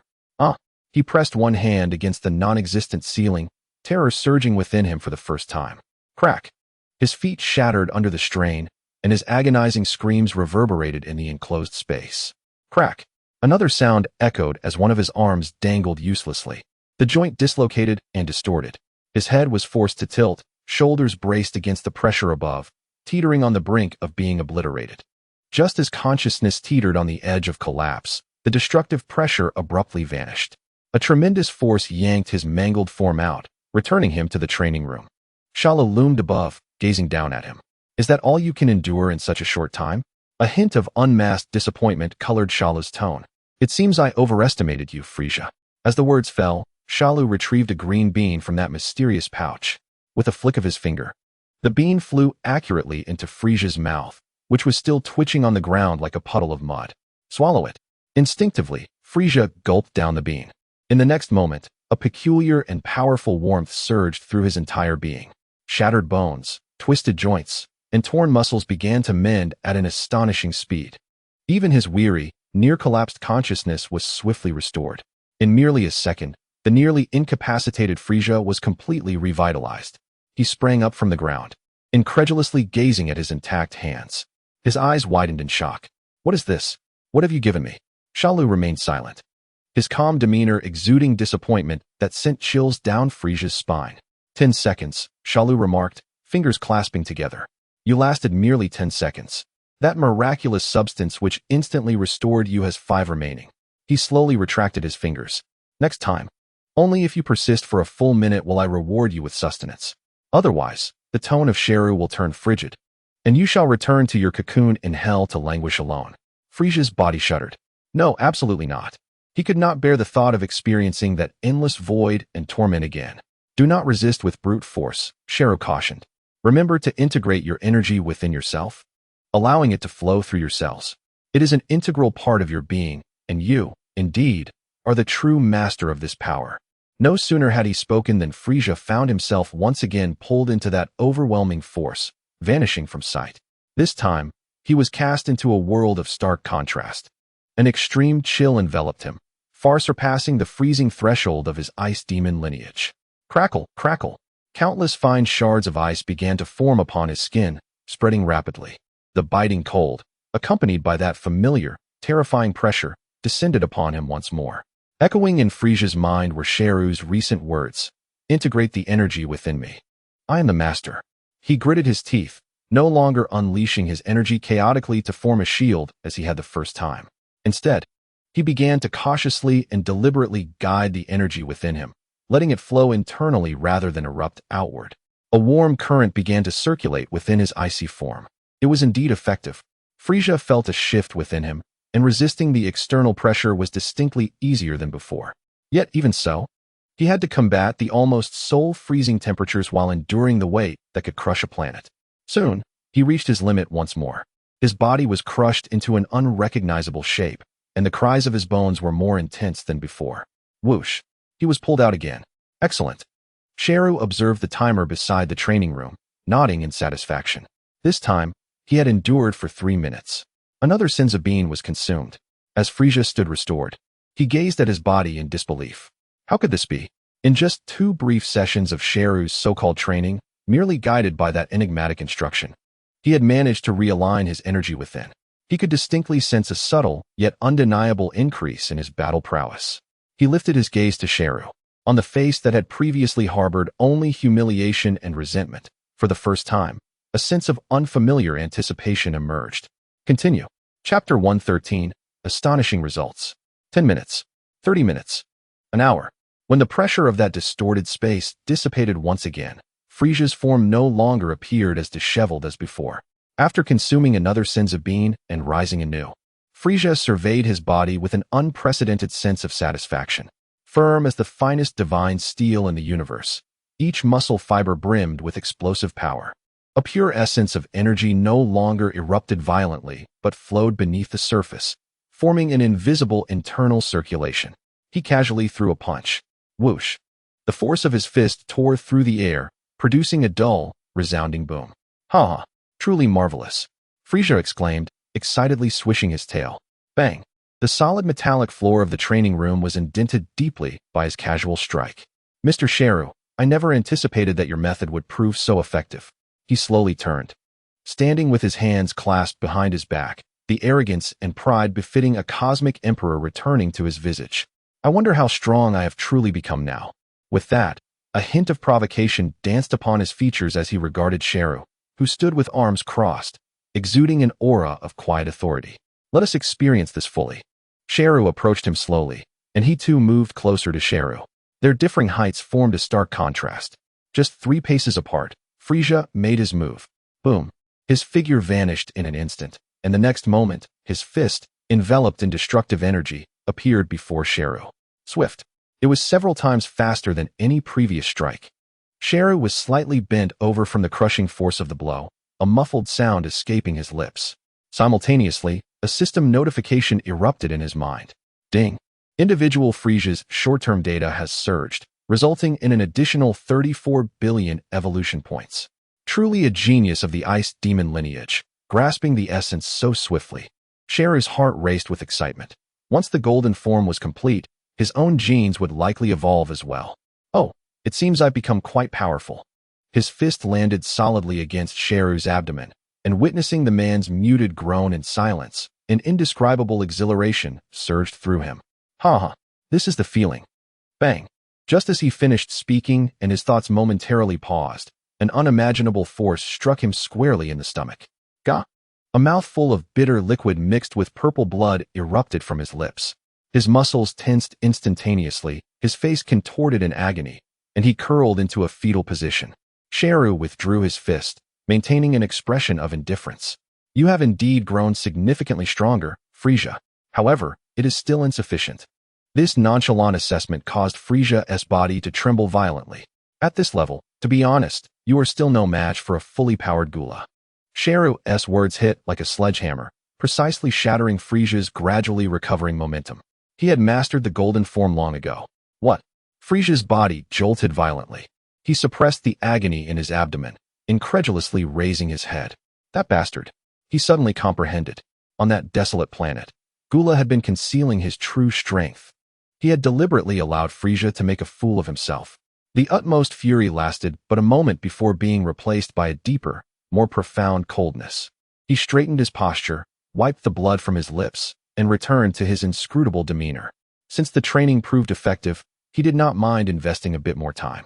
Gula, Sun Wukong, Sharu, everyone's debts shall be repaid with interest. Let us continue, Mr. Sharu. Frieza stood with his hands clasped behind his back, gazing at Sharu with an air of composure, as if the one who had just been struck was not himself. That is enough for today, Sharu replied, shaking his head. Starting tomorrow, I will increase the intensity, so look forward to it. With that, he turned and exited the blood and sweat-soaked training room. After the door closed, Sharu tossed the last senzu bean, along with a chip detailing a rapid cultivation technique, to the waiting Sorb outside. Cultivate this according to the instructions. Subsequently, his figure vanished from sight. The next moment, he appeared in the outer space of the base, surrounded by an infinite darkness and countless floating meteors. Sharu traversed the cosmos, unleashing his fists. Boom, boom, boom. The distant meteor clusters erupted like ignited fireworks, one after another, transforming into the most splendid dust in the universe. 34 billion. Coupled with previous accumulations, should allow for another small evolution. However, there is no rush. He reveled in this wanton destruction, gazing into the depths of the endless stars. Soon, Beerus, you must be waking up. Time passed, though he could not tell how long. Snap. Upon his return to the Legion headquarters, Swarby was already rubbing his hands together, respectfully welcoming him. Lord Shalu. The elite squad has successfully retrieved a total of 466 of the magical eyes as per your earlier assignment. Oh, Shala's actions momentarily paused, a fleeting surprise flashing across his face. He followed Swarby into a vast scientific laboratory. At the center of the warehouse stood a colossal transparent container. Within it surged a peculiar energy fluctuation, the 466 blood-red magical eyes lying quietly inside, devoid of their previous restlessness and strangeness. Lord Shalu, some of these eyes attempted to escape by opening fissures when they were initially collected, Swarby explained cautiously. The scientists in the Legion dissected one and subsequently designed new capture devices in this specialized storage container. Now, they are quite tranquil. Well done, Shalu remarked, casting a glance at the still reporting Swarby. He had not given much thought to this collection endeavor, evidently. Employing this group to handle such trivial matters was indeed a wise decision. Moreover, my lord, Swarby's tone was tinged with a hint of pride. The beans you instructed us to cultivate have been successfully improved and ripened. The first batch is ready for you. Shalu accepted the bag of beans handed to him by Swarby, nodding in satisfaction. He turned to leave, and just as he was about to step out the door, he casually left behind a remark. Continue collecting the magical eyes. The 2 resource planets in the East Galaxy will be rewarded to you. With those words, his figure vanished completely from the warehouse entrance, leaving Swarby, who was initially incredulous, soon engulfed by overwhelming joy, standing dazed in place. Chapter 114. The golden pattern emerges. In the vast expanse of the cosmos, an overwhelming aura surged forth like never before. The surrounding small asteroid clusters were instantaneously reduced to mere cosmic dust by this invisible shockwave. Finally, I can now harness this power. Frieza gazed at his new form with delight, the resplendent golden patterns enveloping his body, a pure and concentrated strength surging within every cell. After a month, Gula had also concluded his task of training those elite recruits and joined this brotherly sparring. Their rigorous training under Shalu had already rendered the training room unsustainable. Their battleground had shifted directly to this boundless cosmic space. Initially, facing the transformed Frieza, Gula could still easily suppress him in his original form. However, 2 weeks prior, he had to resort to his final form just to barely contend with his rapidly advancing brother. I must admit, Shalu's foresight in recognizing my brother's undeniable genius is commendable. Gula floated in the starry sky, observing the uncontrollable excitement emanating from Frieza, a complex thought flickering through his mind. Brother. Frieza slowly turned around, the golden flames surrounding him burning steadily, the pride of a cosmic emperor swelling to its peak. The ensuing battle would not be so easily won. Whoosh. Before the words fully escaped his lips, Frieza's figure had vanished. His fist, clad in golden patterns and imbued with the power to obliterate all, suddenly appeared before Gula. Instinctively, Gula crossed his arms to block. Bang! A muffled sound reverberated in the vacuum, a result of pure power distorting space.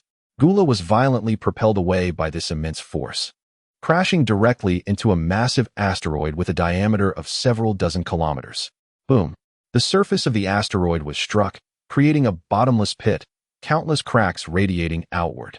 Before Gula could react, Frieza's figure was already upon him. A flurry of punches rained down upon Gula's face and torso like a torrential storm. Bang! Bang! Bang! Bang! How dare you, even if you are my brother, to insult me, Frieza? This is your consequence. Ha ha! This is the feeling, the sensation of trampling him beneath my feet. Marvelous! Each punch from Frieza was infused with all the resentment and madness accumulated over the past month. The surface of the massive asteroid continually caved in under his assault, debris flying, the entire celestial body trembling. Crack! Just as Frieza unleashed his final heavy punch, his wrist was firmly grasped by a hand similarly adorned with golden patterns. Had enough? My foolish brother. Gula's voice was eerily calm, his crimson eyes devoid of anger, merely tinged with faint mockery. Bang! Gula, pinned beneath Frieza, unleashed a tail covered in golden patterns with the force of thunder, striking Frieza's abdomen at an incredible angle. The tremendous force sent Frieza flying off the asteroid. Gula slowly stood upright, the golden flames surging around him, his final form radiating a depth and refinement surpassing that of Frieza. Even if you have comprehended the golden patterns, do not forget, I mastered this power years ago. Whoosh! Faster! Stronger! Gula's figure surged forward, delivering a simple yet powerful straight punch that landed squarely on Frieza's face before he could react. The terrifying force pierced through. Boom. The massive asteroid behind Frieza could no longer withstand the onslaught, being violently penetrated through the middle before shattering into countless fragments, scattering into the dark expanse of the universe. Frieza's body was sent hurtling backward. Damn it! Pain and fury surged within him once more. While being propelled backward, Frieza stabilized his form with great effort, rapidly gathering a black-red energy sphere filled with destructive power between his hands. Die! The rapidly unleashed energy beam distorted space as it shot straight towards Gula. Faced with this world-destroying strike, Gula merely snorted coldly, his entire body igniting with brilliant golden light, energy coalescing before him.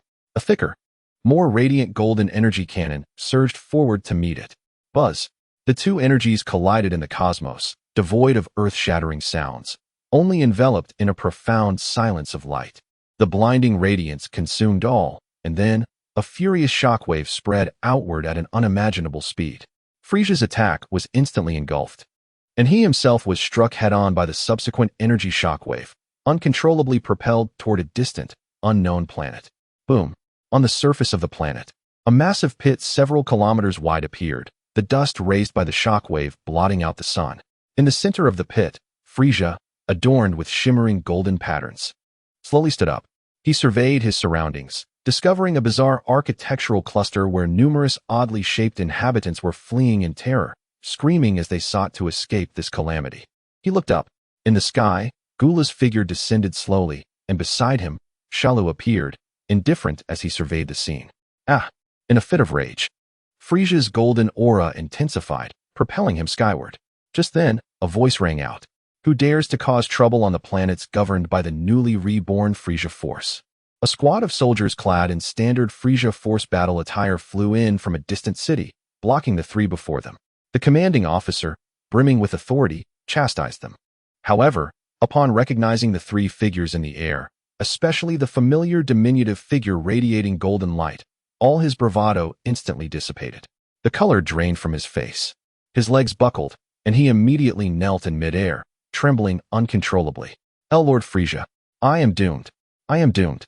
No notification was received regarding the arrival of the three esteemed individuals to this small planet. Immediately, he bowed fervently before the trio, exhibiting utmost reverence. Interrupting the fervor of battle, Frieza's countenance darkened instantly. Having successfully mastered his initial transformation today and having vented his frustrations, his mood had been relatively pleasant. However, such a fool who could not even read the room was utterly unworthy of serving under him. With a swift motion, a slender beam of death shot from Frieza's fingertips, accurately piercing the forehead of the captain. The captain's body stiffened momentarily before helplessly plummeting from the air. Observing the soldiers before him, paralyzed with fear, Frieza carelessly pointed to the one with the highest combat power. From this day forth, you shall be the captain. Having spoken, he disregarded everything below and ascended to join Shalu and Gula. The trio soared through the sky, venturing deep into the cosmos, leaving behind a planet marred by devastation and the newly appointed captain trembling in the air. Chapter 115. Angel Weiss. As the three were en route to their headquarters, a long-forgotten, yet urgent thought suddenly resonated in Shalu's mind without warning. Mr. Shalu, Mr. Weiss will soon descend upon the Kaioshin realm. I shall immediately go to fetch Mr. Goku and the others. The voice flickered past, brief yet anxious. Shalu's form came to an abrupt halt in the vast universe, his face displaying a myriad of emotions. Gula and Frieza exchanged puzzled glances at Shalu's sudden stop. What is it? Gula was the first to sense something amiss. Throughout their encounters, Shalu had always maintained a calm demeanor, exuding control over all. He had never witnessed such an unusual reaction from Shalu. What monumental event had transpired? Slowly, Shalu turned, the previous indifference vanishing, replaced by an unprecedented gravity. He articulated each word with clarity. The god of destruction, Beerus, is about to appear. What? The two words seemed to harbor the universe's most terrifying magic, causing Frieza's body to tremble violently. Beerus? That name represented the deepest-rooted fear within him. It was that rascal who designated himself as the proxy god of destruction during Frieza's slumber, claiming he would sleep for a millennium. Why? Why was this monstrous being before him declaring that he was indeed to appear? He had initially believed that Sheru's earlier words on Earth were mere bluster meant to intimidate.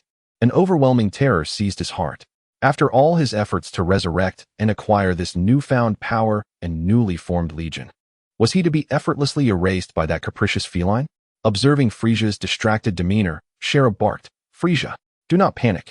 Even a god of destruction cannot excessively interfere in mortal affairs." While this aligns with the original storyline, Weiss's individual appearance has already deviated from the predetermined path. Sheru attempted to reassure Frieza verbally, yet he himself harbored no absolute certainty. "You all must return to headquarters." He issued the command.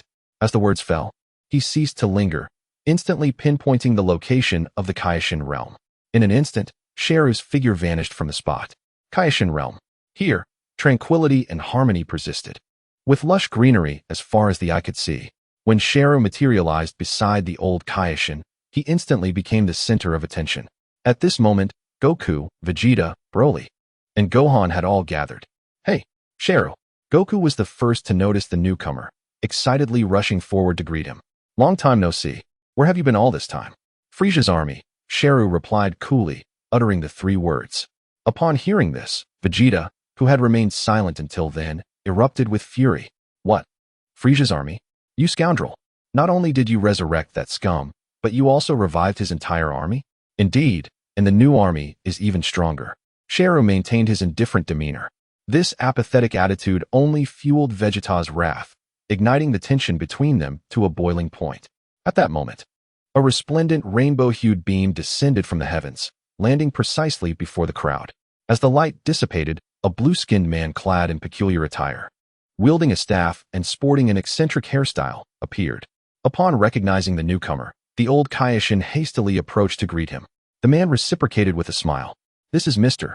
Weiss, the attendant of that scoundrel," the old Kaioshin introduced, his tone laced with evident discontent. "Ho ho ho," Weiss chuckled lightly, having detected the old Kaioshin's dissatisfaction. He casually offered an apology for the earlier incident in which Lord Beerus sealed the old Kaioshin. Subsequently, his gaze swept across the assembled individuals, ultimately landing on Sheru. The seemingly frivolous silver-haired man felt as though he had encountered an insurmountable and unyielding wall of strength.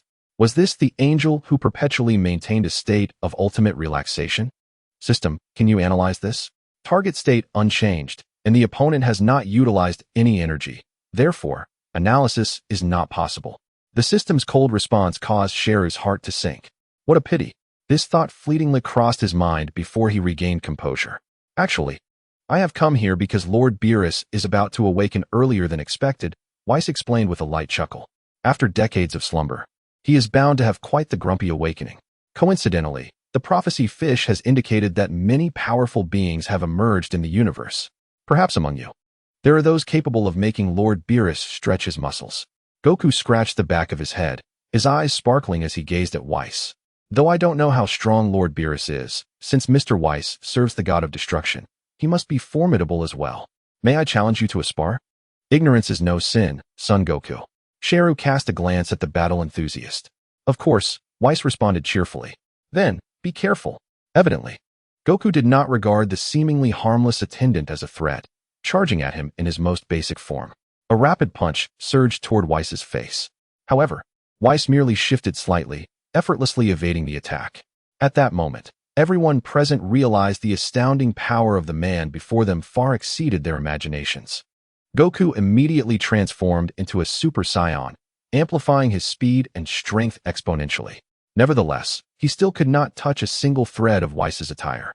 Ultimately, Goku unleashed his full power, accompanied by a furious roar as his golden hair cascaded down, a tempestuous aura engulfing the entire Kaioshin realm. Super Saiyan 3. "Oh, quite impressive." Weiss continued to dodge with ease, even expressing admiration. "You have truly grown stronger." As he dodged, he offered his commentary, and then, with a seemingly casual flick of his staff, he gently tapped the end upon Goku's neck. Boom. Before Goku could even emit a grunt, he was sent flying like a cannonball, blood spraying through the air as he crashed into the ground, creating an unfathomably deep pit. Weiss retracted his staff, gazing in surprise at the crater. Oh dear, he actually withstood it. In the depths of the pit, Goku struggled to rise, his face a mask of disbelief. So powerful. Merely a servant has attained such an unfathomable level of strength. Ha! I concede. Mr. Weiss is truly formidable. One can scarcely imagine how powerful Lord Beerus is.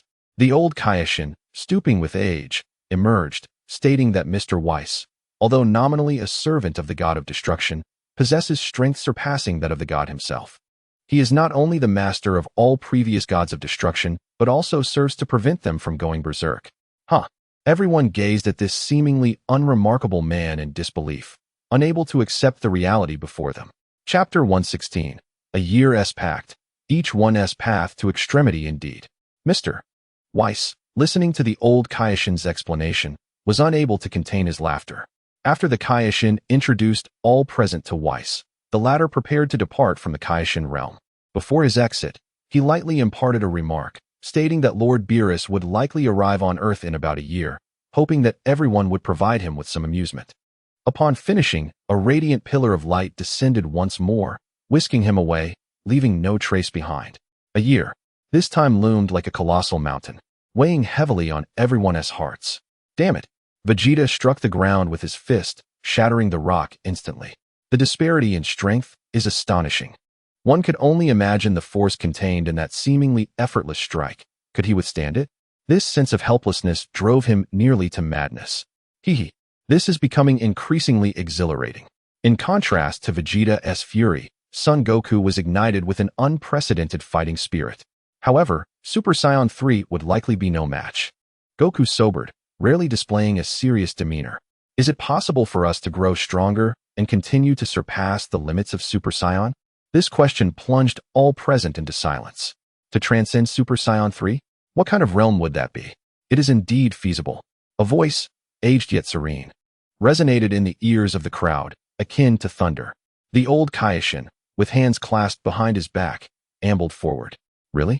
Vegeta rushed ahead, eagerly inquiring.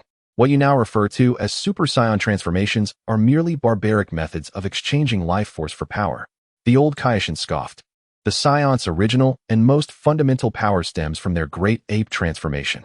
Should you manage to regrow your tails, I can guide you to unlock the potential within, allowing you to feel the dormant power deep in your veins. Wonderful! Goku exclaimed, brimming with childlike excitement, only to immediately pat his bare backside. But how can we regrow our tails? Simply wish for it using the Dragon Balls. Cell interjected casually. The plot developments are indeed unexpected. Super Saiyan God could still reap rewards before facing Beerus, enhancing their chances somewhat. Exactly. Goku smacked his forehead, suddenly enlightened. I shall return to request Bulma's assistance. Upon hearing the mention of the Dragon Balls, the old Kaioshin sighed deeply, then turned his gaze to Gohan. Gohan, my boy, you should refrain from pursuing that transformation route. For a half-blood Saiyan, forcibly activating such power would be detrimental to your body. Furthermore, your unique blend of Earthling and Saiyan blood offers a distinct transformation path that is best suited for your combat style. The next day on Earth, everyone. The Dragon Balls have been gathered. Bulma stood on the villa lawn, hands on her hips, radiating pride. Excitedly, she dashed before the 7 Dragon Balls and loudly recited the incantation to summon the dragon. The sky darkened instantly as the enormous green dragon coiled forth, its authoritative voice reverberating across the heavens. State your wish. Bulma's wish was exceedingly simple. Dragon, please allow Son Goku, Vegeta, and Broly to regrow their Saiyan tails. The dragon's enormous eyes flashed red. This wish is remarkably simple. As soon as the words left her mouth, Goku, Vegeta, and the usually silent Broly simultaneously felt a peculiar itch at their coccyx. A small, furry tail emerged from their skin at a visible rate, swiftly growing. Wow, what a nostalgic sensation. Goku joyfully grasped his tail, swinging it about like in his childhood. Vegeta, with a cold snort, skillfully wrapped the unruly tail around his waist like a belt. Let us return to the Kaioshin realm, Kakarot. Wait a moment, Vegeta. Goku halted him, reminding him of the 2 remaining wishes.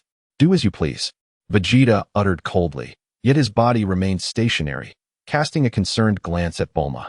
After Bulma confirmed that no one else required wishes, she pondered for a moment, cleared her throat, and made her final 2 wishes to the dragon. My first wish is to be 5 years younger. My second wish is for my backside to be a bit rounder and fuller. The dragon was silent for a moment. seemingly comprehending the structure of the wish, before flashing red once more. The sky returned to tranquility, and the dragon vanished from sight. Goku stroked his chin, glancing between Bulma and Vegeta, a look of sudden understanding dawning upon him. Ah, so Vegeta prefers women with curvaceous figures. Son Goku, Kakarot, Bulma, and Vegeta blushed simultaneously, then shouted in unison, their voices echoing thunderously. Goku, realizing his blunder, shrank back, fingers resting on his forehead. In an instant, he used instant transmission to escape the scene. Gohan, filled with regret, bowed apologetically to the enraged duo. Then Cell placed a hand on Gohan and Broly's shoulders, leading them back to the Kaioshin realm. Next, one by one, you shall undergo my potential development. The old Kaioshin rubbed his hands together, revealing a knowing smile. Cell observed the smooth progression before him, turning silently away. The enhancements for Goku and the others had already embarked on the right path. The forthcoming year would witness a remarkable leap in their power. Meanwhile, he had his own matters to attend to. He bid a brief farewell to the old Kaioshin and Goku. I have things to attend to. I shall take my leave. Hey, Cell, aren't you coming along? The old Kaioshin's potential development is remarkable. Goku shouted from a distance. Cell did not look back. The benefits of the system are beyond the comprehension of you mere mortals. Now is the time to absorb that long-accumulated dark energy. The collection during this period should have amassed a considerable number of magic eyes. That is the true stepping stone to his ascent into higher dimensions. And those two brothers will eventually submit to him. Cell's figure vanished from the Kaioshin realm under the perplexed gazes of the others. Chapter 117, Minor Mastery of Dark Power. Major evolution of spirit at the headquarters of the Frieza Force. When Cell reappeared, Sorb had been waiting for some time. He hurriedly led Cell to the research room specifically designated for storing the magic eyes. Lord Cell, Sorb exclaimed with barely concealed excitement, during your absence. The quality and quantity of the elite members of our force have surged multiple tiers, and the efficiency of the teams is exceptionally high. We have currently collected a total of 2,500 magic eyes. 2,500. Cell paused momentarily. This figure indeed exceeded his expectations. He strolled towards the massive transparent container. Inside lay a multitude of blood-red eyeballs, quietly resting without the previous strangeness or agitation, enveloped in a unique energy wave. Soboy incessantly boasted nearby, recounting how scientists had overcome obstacles to devise ever more perfect storage solutions. Shalu paid him no heed. He simply raised his hand. And with a mere thought, a hum resonated as all the magical eyes within the container, seemingly summoned by an invisible force, floated up, liberated from the shackles of gravity. What is happening, Master So? Soboy's words abruptly halted, his face a canvas of confusion and astonishment. The entire legion had been mobilized, expending immense human and material resources to gather these treasures from across the cosmos. What purpose did they serve? Shalu offered no answer. With a mere gesture of his 5 fingers, a series of explosive sounds erupted. Bang, bang, bang, bang. Like the most densely packed firecrackers igniting simultaneously. The 2,500 blood-red magical eyes burst one after another in an instant. Crimson liquid and an indeterminate black substance erupted in the air, yet were restrained by an invisible force, not a drop splattering. Soboy was rendered speechless. Destroyed? All of them destroyed. What was this creature thinking? Just as A's mind spiraled into chaos, an imperceptible stream of black essence surged forth from the shattered magical eyes, wildly pouring into A's body. Ding. Detected host absorbing a substantial amount of micro-dark energy, meeting condensation conditions. Would you like to expend all micro-dark energy to condense into a dark garment? The system's prompt chimed in perfectly. Warning, the condensation process will generate severe energy fluctuations. It is advisable for the host to perform this in a vast, uninhabited space of the cosmos. Finally, it had arrived. A wave of anticipation surged within Shalu. He ignored the petrified sorbet behind him, and in the blink of an eye, vanished from the research chamber. Moments later, he found himself in the desolate depths of the universe. Here, far removed from any galaxy, lay only cold darkness and endless void, interspersed with countless floating stones. System, condensed dark energy. As the command was given, an indescribable black flame erupted violently from Shalu's surface. This was not combustion, but rather the manifestation of a pure form of energy. In that moment, his pupils lost all radiance, transforming into an abyssal black-red. The black flames churned silently before gradually settling, forming an outer layer that seemed woven from the purest shadows around his body. This power. Shalu slowly raised his hand, sensing within him a distinctly different energy, imbued with an aura of corrosion and destruction. He extended his fingertip, gathering a minuscule amount of energy. Subsequently, he enveloped the nascent dark energy within it. Whoosh! That tiny energy was carelessly propelled forth, silently vanishing into a massive asteroid over 100 kilometers in diameter. No explosion, no resounding noise. Buzz! In an instant, that colossal asteroid appeared to be entirely ignited by an invisible black flame. It did not shatter. Rather, it began to vaporize and disintegrate from within. Propelled by an incomprehensible force, in less than a second, the immense asteroid, capable of obliterating a small planet, simply vanished from the universe, leaving not a trace of dust. Even Shalu was astonished by the sheer dominance of this power. Ding! Dark energy belongs to divine energy. Its consumption cannot be replenished through self-cultivation. The host can collect divine power data to condense their own divine essence, at which point they can autonomously generate divine power to replenish dark energy. Divine essence. The system's explanation instantly brought him back to calmness. System, if I collect data on the Zizai Ji Gong, does it count as divine power data? Zizai Ji Gong is merely a divine technique, not original divine power. Divine power data must originate from primal energy, such as the destruction energy of the destruction god. Understood. It seems a visit to Bahu is imperative. At this stage, the dark energy remains an irreplenishable commodity, only augmentable through the continued collection of magical eyes. Then, expend all previously accumulated evolution points. Ding! Expending all evolution points. The host has accumulated over 500 billion in evolution points. Meets final evolution conditions. The alien Namekian gene can evolve into a cosmic telekinetic master. Evolution. Evolution successful. Congratulations, host, on evolving into a cosmic telekinetic master. Ability enhancement. Personal mental power increased 100-fold. Gained passive. Immunity to all divine control techniques. Gained new ability. Clairvoyance. Can observe specified beings across star systems.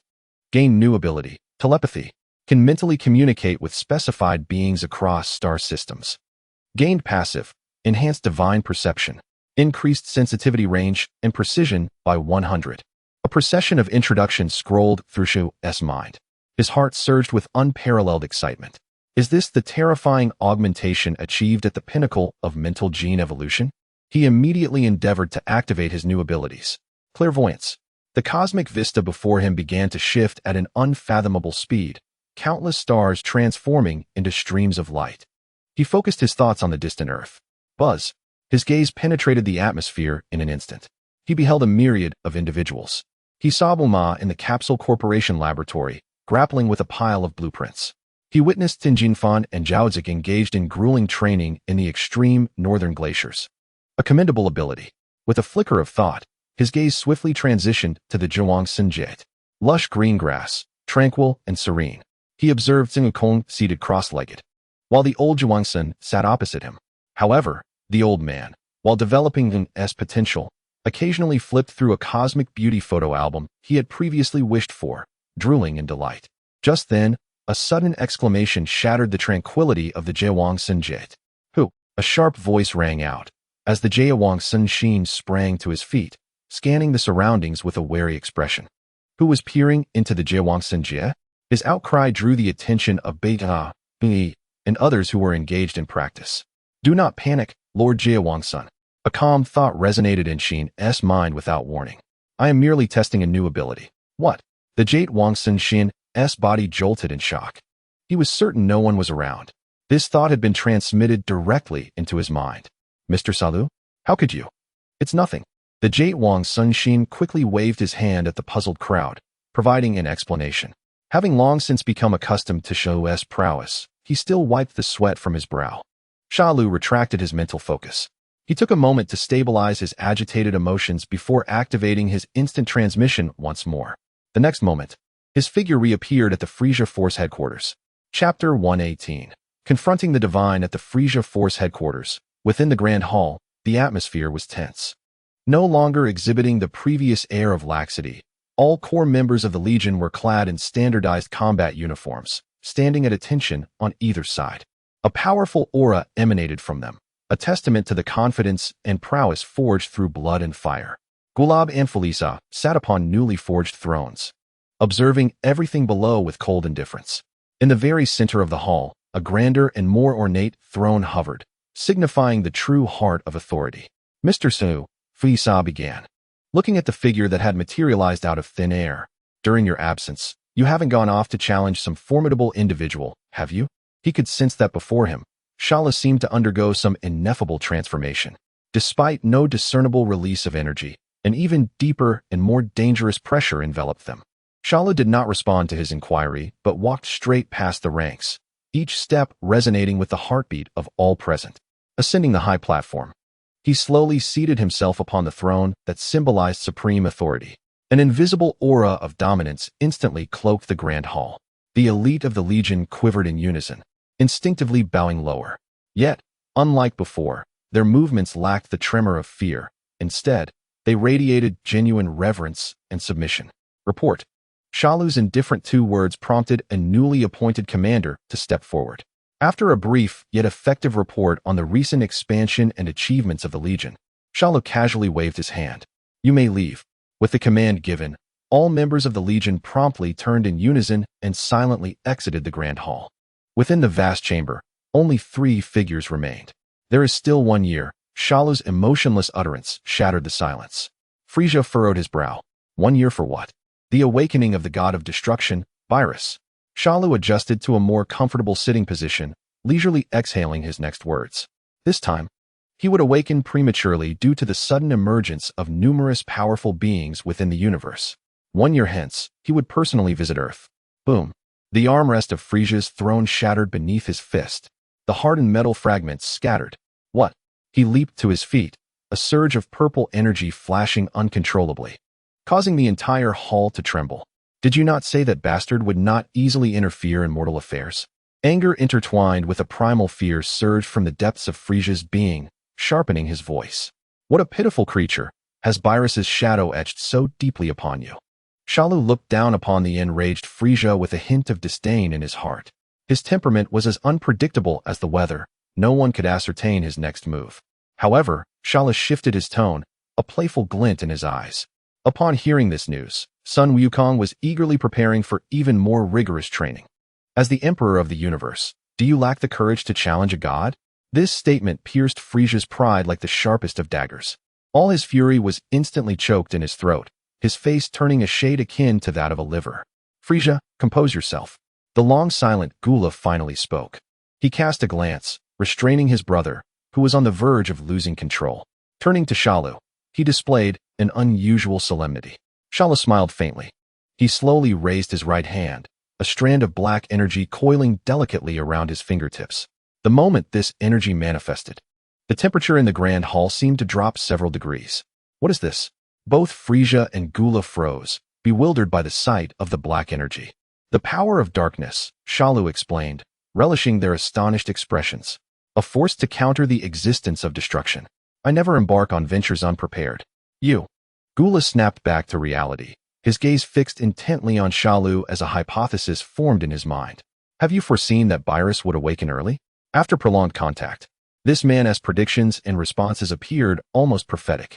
Indeed, Shalu reclined comfortably in his expansive throne, crossing his legs. I am aware not only of this matter. I possess knowledge of all things, including the impending moment that could render this universe to nothingness following Beerus. Should we fail, the entirety of the universe will vanish. And you shall not escape unscathed. These words struck Frieza and Gula like thunder from the heavens, reverberating in their hearts. A universal crisis? The entire universe could disappear? Frieza's expression shifted. Ah, so that is it. He let out his signature shrill laugh, but this time, it lacked the usual composure and pride. You go to such lengths to enhance our strength, intending to make us your pawns against Beerus. He viciously pointed at Shalu, exposing what he believed to be the truth. A broader smile graced Shalu's face. He slowly rose, his figure vanishing from the throne in an instant. The next moment, he stood in the center of the hall, right before the 2 brothers. What use is there in all this empty talk? He cracked his neck, producing a series of sharp bone cracks. Now, let us engage in battle. Show me how much of your power you can compel me to reveal within this month. Such audacity. Frieza's piercing laughter echoed in the hall. Filled with indignation, Shalu crossed his arms, a cold smirk gracing his lips. It seemed that this month's progress had made him forget who he truly was. Let us see then. Boom. As the words fell, Frieza transformed into a streak of light, launching a punch aimed directly at Shalu's face. Simultaneously, Gula moved as well. His actions were less ostentatious than Frieza's, but far swifter and deadlier. A beam of purple light shot from his fingertips, targeting Shalu's back. The two brothers attacked in tandem. Yet, Shalu remained stationary, not even altering his stance. Bang! Frieza's fist was halted mere centimeters from Shalu's face by an invisible barrier. The lethal purple beam also froze in midair, unable to advance any further. What? Both Frieza and Gula exclaimed in astonishment. This space is too confined. Let us relocate. Shalu's voice remained calm. He raised his gaze, surveying the two. In the next instant, the surroundings transformed in an instant. The three had departed from the headquarters, appearing amidst a vast expanse of cosmic debris. Countless remnants of planets and meteors floated around them. Instantaneous movement? This sensation indicates we have been forcibly relocated by his power. Both brothers were shaken, exchanging glances. All right. This space is ample enough. Shalu hovered in the void, arms outstretched, his gaze turning ferocious. Chapter 119, The Battle Amongst the Cosmos. Whoosh. A fleeting shadow silently appeared behind Shalu. Frieza's figure solidified, delivering a fierce sidekick infused with all his strength, aimed squarely at Shalu's temple. Clap. A crisp sound oddly resonated in the vacuum. Shalu did not turn. He instantly raised his left hand, effortlessly blocking the fatal blow. This level is futile against me. Is it? A chilling voice suddenly echoed from Shalu's chest. Unbeknownst to them, Gula had stealthily approached, his palms pressed firmly against Shalu's chest. Death shockwave. A surge of purple destructive energy erupted at point-blank range. Boom. A blinding light instantaneously engulfed Shalu's form, thick smoke billowing into the cosmos. In the second before the explosion, Frieza had already leveraged the recoil to soar upwards, gazing down upon the center of the energy storm. Behold, he raised one hand, a searing crimson energy rapidly forming, radiating enough heat to melt stars. Firewave. The colossal energy beam, akin to a streak of red lightning, accurately struck into the thick smoke below. Bang! Dense smoke was instantaneously dispersed by the searing energy, revealing a figure within. It withstood the blow firmly. Frieza's hands moved like phantoms, showing no sign of pause. It is not over. Boom, boom, boom. Waves of flames continuously cascaded down.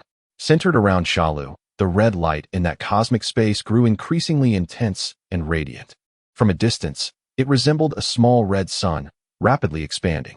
Move aside, Frieza. Just then, Gula's thunderous roar echoed. A colossal energy sphere, imbued with the essence of ultimate destruction, had coalesced at his fingertips. Supernova. Bang. Frieza's figure flashed away in an instant. Buzz. A dazzling point of yellow light merged into that turbulent sea of red energy. The next moment, silence. Following that was a soundless, violent explosion. An energy shockwave, magnitudes more powerful than before, pushed everything away, clearing a vast expanse of cosmic space. The smoke reappeared, thicker than before. Frieza and Gula hovered at a distance, their minds intensely focused on that area. How amusing. Frieza's sharp laughter rang out, filled with delight. In the face of such a dense energy assault, even the most extraordinary warrior could not escape unscathed. Quite right. A simple thought echoed in both their minds. Indeed, I felt the pain. Whoosh.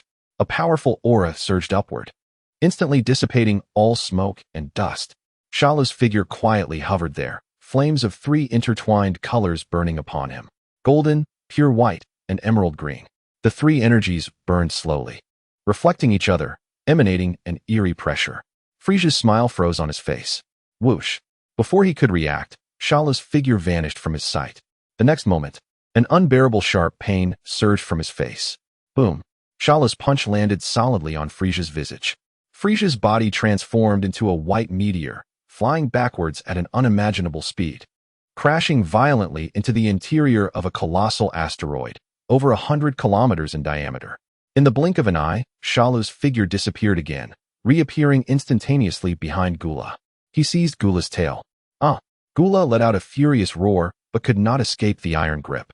Shalu's muscular arm flexed, swinging Gula's body towards the direction Frieza had been hurled. Boom! Gula's form struck the same asteroid like a second projectile. Crack!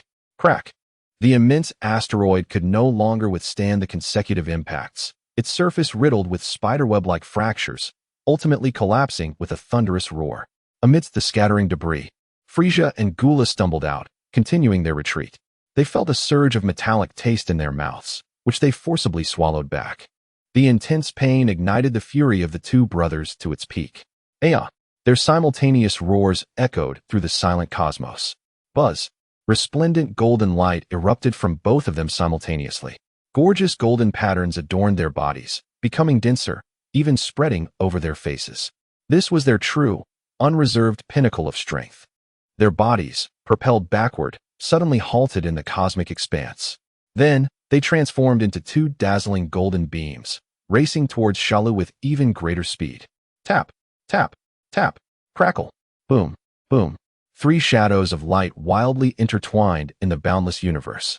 The shockwaves from their colliding fists and feet continuously radiated outward. The surviving asteroids around them were shattered into fragments, while the smaller ones were instantaneously reduced to cosmic dust by the dispersing energy. Whoosh! After yet another fierce clash, Frieza seized an opening, his golden patterned tail sweeping towards Shalu's cheek like a long whip with a piercing shriek. At the moment the tail was about to make contact, Shalu's form transformed into countless colorful particles of light, exploding into nothingness. Indeed, Frieza's strike missed, yet the corners of his mouth curled upward slightly. Not far away, Gula's figure had already appeared at an empty coordinate point ahead of time. He delivered a powerful knee strike towards the space where the light particles were about to reassemble. The recently reappeared Shalu displayed a hint of shock on his face for the first time. Bang! He instinctively crossed his arms, firmly absorbing this precisely anticipated blow. The immense force still sent his body flying 100 meters away before he finally halted. Oh ho ho ho ho! Frieza's iconic sharp laughter echoed madly in the universe. He watched Shalu's rare expression of shock. A wave of indescribable exhilaration surged through him. Did you think that during this month, my brother and I were merely practicing? Gula slowly retracted his leg, coldly continuing. I have carefully observed and memorized every move you employed on Earth. Every attack pattern, every movement habit, has been dissected by us countless times. So that is it.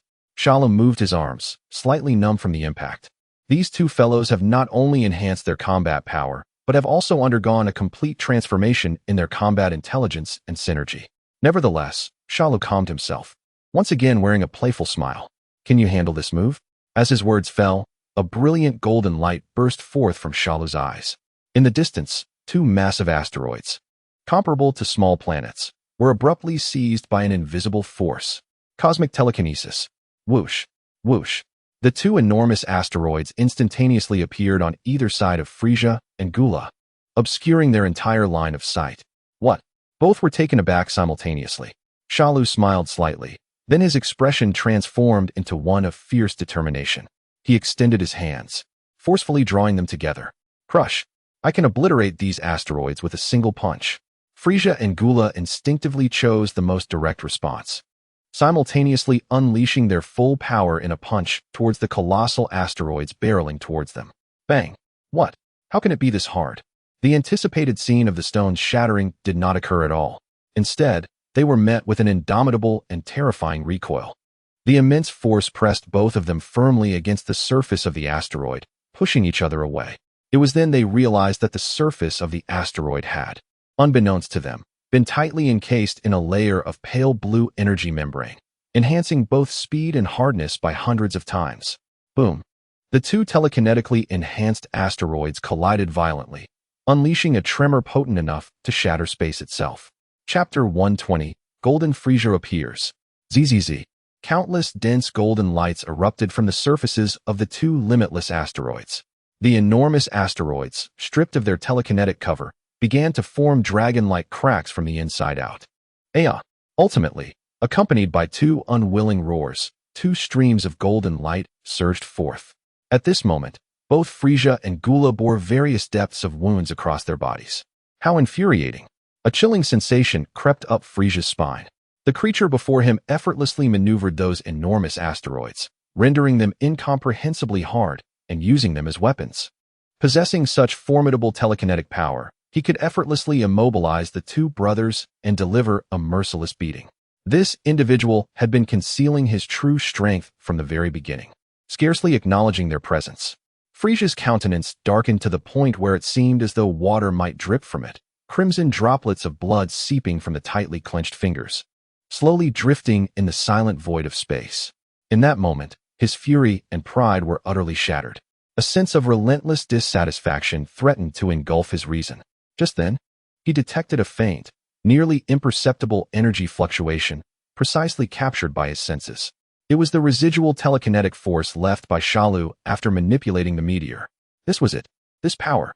How potent, how pure, how effortlessly commanding. Frieza's body jolted violently, and he shut his eyes. That fleeting telekinetic essence served as a catalyst, unlocking a long-sealed shackle deep within his bloodline. An extraordinary sensation detonated in his mind. His long-standing cultivation felt akin to a vessel brimming with water, yet sealed with an invisible lid, preventing any overflow or breakthrough. And this unintentional remnant of energy from Shalu acted as an unseen hand, guiding him like a fitting key that opened a long-buried treasure. Boom! An unprecedented and terrifying aura erupted from Frieza's being. Shalu's movements momentarily halted. Ding! Detecting target Frieza undergoing transformation and ascension. What? Shalu was utterly astounded. Subsequently, an uncontrollable wave of ecstasy surged within him. This fellow had actually comprehended something under such circumstances. Frieza's inner realm became clearer than ever. He sensed the ultimate talent known as transformation, lying dormant within the deepest recesses of the ice demon race's bloodline. His body obeyed its most primal instincts. Buzz! The once resplendent golden patterns on his body exploded with blinding golden light, enveloping him entirely. Frieza, Gula was directly blown away by this sudden energy storm, tumbling through space for dozens of revolutions before managing to stabilize himself. Shalu also staggered backward, raising his arms defensively against the overwhelming force of the energy wave. Detecting fully ascended ice demon genetic data. Data is too immense, calculating evolution points for host. Exhaling a deep breath, Frieza released a cloud of murky air. The light gradually receded, revealing his transformed visage. His once pure white body had now completely metamorphosed into a dazzling golden hue, while his face, palms, and soles had turned into a profound dark purple. He simply floated there, arms crossed, with a piercing gaze that emanated an unparalleled sovereign pressure over the universe. In the distance, Gula steadied himself, staring in astonishment at his shimmering golden brother. All those years of arduous training had been effortlessly surpassed in an instant. His hands trembled uncontrollably, clenching tightly before weakly releasing. Was it he who had been naive all along? Just as his fighting spirit was on the verge of crumbling, a pure golden energy gently radiated from Frieza and merged into Gula's body. Brother, the key lies in spiritual guidance. A tranquil thought echoed in Gula's mind, pulling him back from the precipice of despair. Was Frieza actually aiding him? Once upon a time, despite being brothers, their relationship had been fraught with cold competition and calculation. Gula gazed deeply at the golden figure, then slowly closed his eyes, sitting cross-legged in the void. Mr. Shalu. Frieza turned, a slight smile gracing his lips. I truly owe you my gratitude. This time, his thanks was heartfelt. This new form shall be named Golden Frieza. What do you think? Indeed. Shalu nodded, suppressing the surging excitement within. Then, as soon as he finished speaking, watch out. Whoosh. In Shalu's line of sight, the figure of Golden Frieza had vanished without a trace. He hadn't even caught a glimpse. Not a single fluctuation of energy was detected. The next instant, boom, an indescribable agony erupted from his abdomen. Frieza's knee strike had landed squarely on Shalu's midsection. Cough. Blood erupted uncontrollably from Shalu's mouth, transforming into a mist of crimson in the vacuum of space. Before he could react, whoosh, Frieza's silhouette flickered again, a golden tail, shrieking with the sound of tearing through all, struck with blinding speed. Crack! A sharp sound resonated abruptly. Shalu's body was sent flying, transforming into a streak of three-colored light, hurtling deep into the cosmos. Following closely was a golden energy sphere, condensed to its utmost limit. Boom! The energy sphere struck Shalu mid-flight, exploding with resplendent brilliance. Shala's figure accelerated dramatically within that radiance. A series of dazzling droplets of blood tracing a piercing trajectory against the backdrop of the dark universe.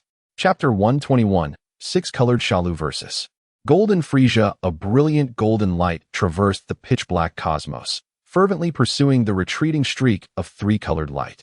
Both beams surpassed their previous limits, creating minute ripples in the space they traversed. Oh ho ho ho ho!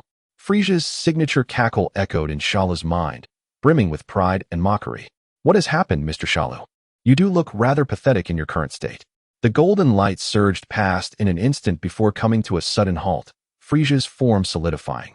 His perfect golden body shining with unmatched majesty in the void. With a cat-and-mouse grin, he executed a simple side kick that harbored the terrifying power to shatter stars, striking Shalu, who was still reeling from the previous blow. Bang!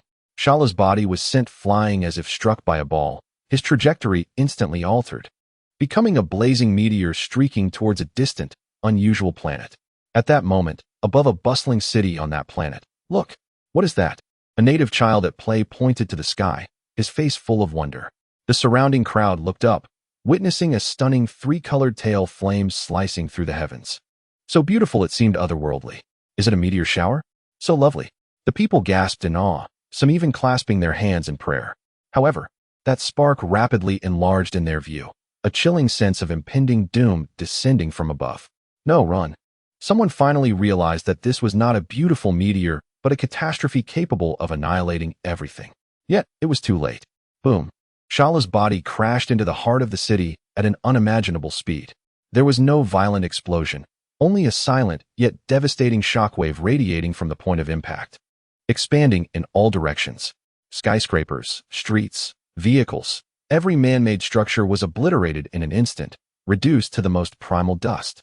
The once thriving city lost all vitality in a heartbeat, leaving behind a gaping, bottomless pit that still emitted tendrils of black smoke.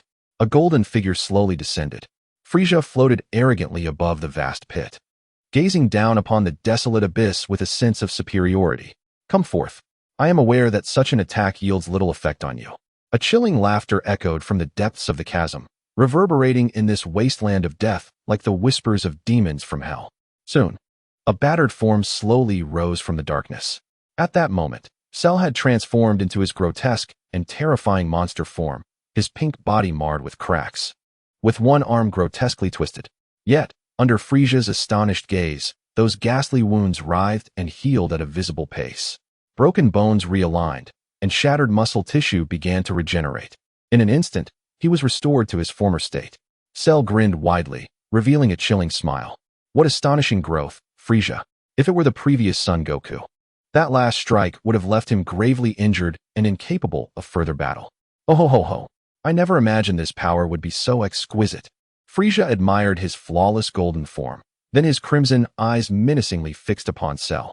Now, can you unleash your full strength? Or is this your utmost limit?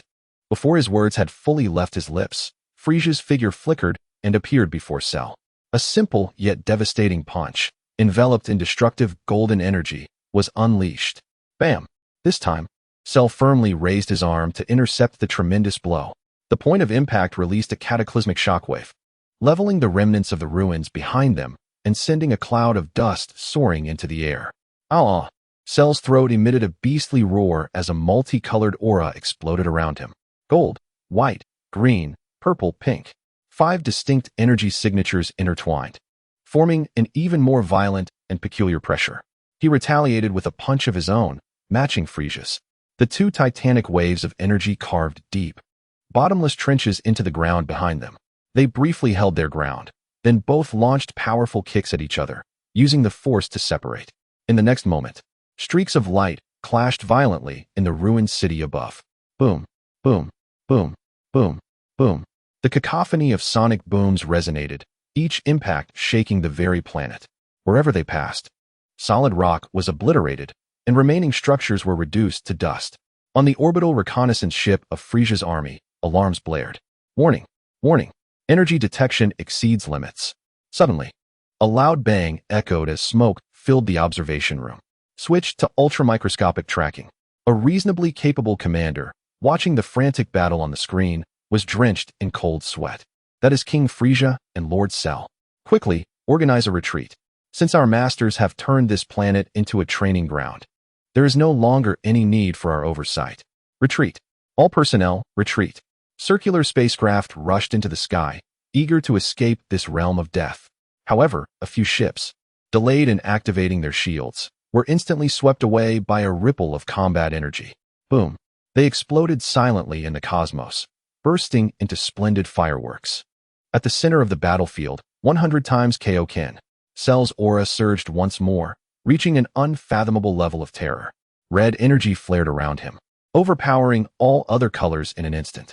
Seizing a fleeting opportunity, he delivered a devastating punch to Frieza's abdomen. Ugh!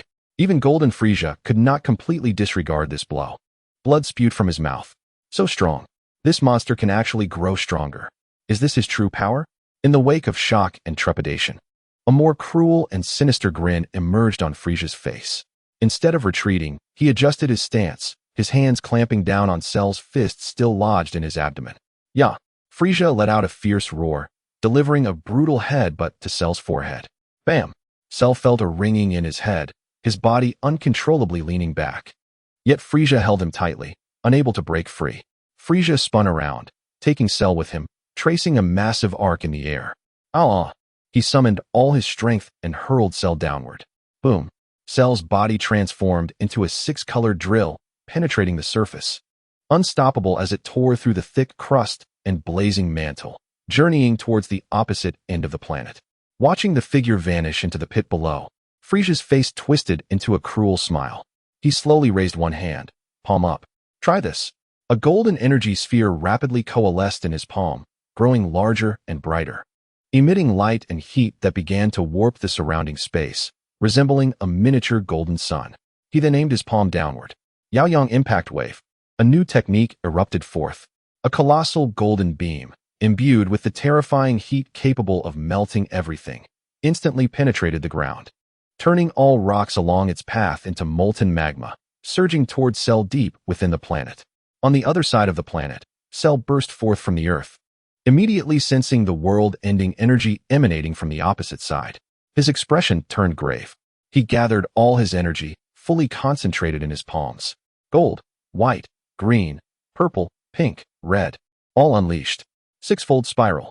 Two waves of energy, representing the pinnacle of cosmic power, violently collided at the planet's core. Boom. The entire planet emitted a mournful cry under the unbearable strain. From the cosmos, the planet's surface erupted with countless crimson fissures, resembling a watermelon on the verge of shattering. Boom, boom, boom. In the next moment, a violent explosion unfolded silently in the void of space. The planet was utterly reduced to countless floating debris. At the epicenter of the explosion, the golden and six-colored energies continued to clash fiercely, consuming each other. Frieza gritted his teeth, feeling his power rapidly depleting. The dazzling golden hue of his form began to flicker with instability. Damn it! Am I nearing my limit so soon? Chapter 122. The Path to Becoming the God of All Races. Ding. Golden Frieza data analysis complete, earning 850 billion evolution points. Analyzing Yaoyang Impact Wave, earning 57 billion evolution points. The system's notification rang out like a victory anthem. At the center of the energy clash, the brilliant golden beam was rapidly being devoured. The six-colored spiral energy advanced with an unstoppable force. Damn it, damn it! Frieza's teeth ground together, his strength waning to the utmost limit, the once brilliant golden sheen flickering erratically, on the verge of extinguishing.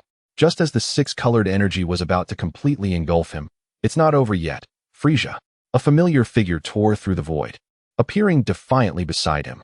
It was cooler. He has transitioned into his final form, and upon his emergence, he poured every ounce of energy within him into the impending collapse of the golden beam without reservation. With a resounding roar, a magnificent burst of golden light erupted from his being. His entire body, including the exoskeleton, was instantly transformed into a pure gold hue, reminiscent of Frieza, exuding an aura of the same nobility and dominance. Brother! Frieza felt a jolt of spirit as he sensed this newfound, yet familiar power. Ding! Target Golden Gula has appeared.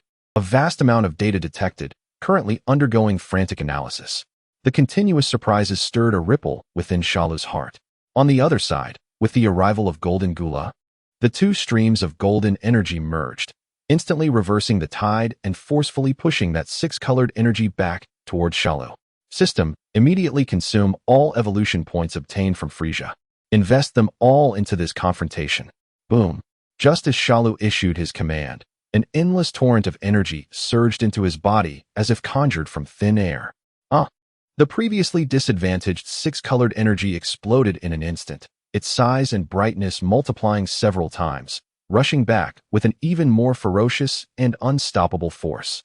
What? Both Frieza and Gula bore expressions of disbelief. In this situation, the opponent still had reserves. How much power could he possibly be hiding? Three of the universe's most formidable energies clashed wildly within this space. Ultimately, the central point of energy could no longer withstand this extreme tearing force. With a tearing sound, a pitch-black rift formed out of nowhere.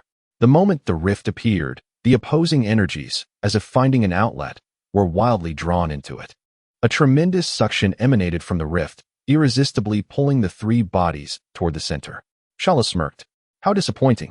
He dissipated his energy and, under the astonished gazes of the two brothers, slowly raised his hands and forcefully pressed towards the dark rift. Buzz. An invisible, yet colossal telekinetic force was instantly unleashed. The rift, which was devouring everything, was forcibly squeezed and gradually closed. The suction vanished. The battle was over. Frieza gasped for breath, his golden hue having long since faded. Reverting to his pure white form, weakly supported by Gula, who had also returned to his original state. Shalu's figure gradually materialized before them. Their combat prowess was indeed sufficient. He spoke calmly. Next, you must focus on mental cultivation. Achieving the unity of spirit and body will lessen the energy consumption during such transformations. And only through gradual mastery can you ascend to a higher level. These few words left the proud brothers momentarily speechless. Frieza's body trembled. Do you mean to say that this transformation can become even stronger? Indeed, the power of the black gold far exceeds your imagination. Shalu merely left behind a significant thought, smiling in silence. On the distant destroyer god planet, Whis leisurely sipped his cup of red tea, his staff clearly reflecting the recent cataclysmic battle and the astonishing conclusion. Oh my, we have indeed witnessed the emergence of remarkable talent. He mused softly, glancing at the direction where Beerus lay asleep. This awakening holds quite a few surprises in store for Lord Beerus. The three subsequently returned to the headquarters of their legion. After undergoing a remarkable transformation, Frieza and Gula set aside all preconceived notions and arrogance for the first time, entering deep recovery and meditation. Shalu, meanwhile, landed on a barren meteorite, sitting cross-legged in contemplation. Ding! Data analysis for target Golden Gula completed, earning 12 trillion evolution points. All storage consumed, exceeding trillions of evolution points. Fulfilling evolution conditions, Frozen Demon Gene can evolve into a fully sublimated state. Here it comes. Shalu suppressed his excitement. Evolution. Boom. A torrent of golden energy, identical to that which burst forth during Frieza and Gula's metamorphosis, erupted from within him. Without any guidance, his body instinctively began to transform, adhering to the innate instincts buried deep within his genes. In an instant, Shalu's form shimmered with golden brilliance, an overwhelming aura of supremacy radiating outward.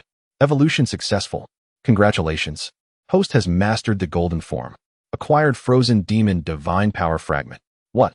Shalu's consciousness jolted. Divine Power Fragment? This transformation state has transcended the limits of its original race, gradually entering the realm of divinity, hence the emergence of the Frozen Demon race's Divine Power Fragment. The host can alter evolution routes, forsaking other genetic divine paths, focusing solely on collecting this race's divine power fragments, thereby condensing this race's divine essence and achieving transcendence into the frozen demon god. A series of surprises left Shalu momentarily speechless. He forcibly calmed his thoughts and inquired within his mind. System, can my Super Earthling gene also evolve into the realm of divinity? Yes. All advanced genes evolved through this system possess the opportunity to attain divinity. Can I fuse all races' divine power fragments to create an unprecedented, stronger deity? The system fell into a prolonged pause, as if conducting an unimaginably vast computation. After a considerable time, yes. Fusing multiple races' divine genes requires merging with the legendary cosmic tree and the host's essence. Only with the cosmic tree as a vessel can it bear multiple divine powers. I see. The image of the colossal tree, once seen in an anime, sprawling across the universe, slowly materialized in Shalu's mind. Now is not the time. He gradually opened his eyes, the golden light around him dimming. The following days ushered in a rare tranquility. Gula and Frieza, under Shalu's guidance, no longer fixated solely on enhancing their combat prowess. They frequently engaged in rigorous mental training in the desolate star belts of the universe.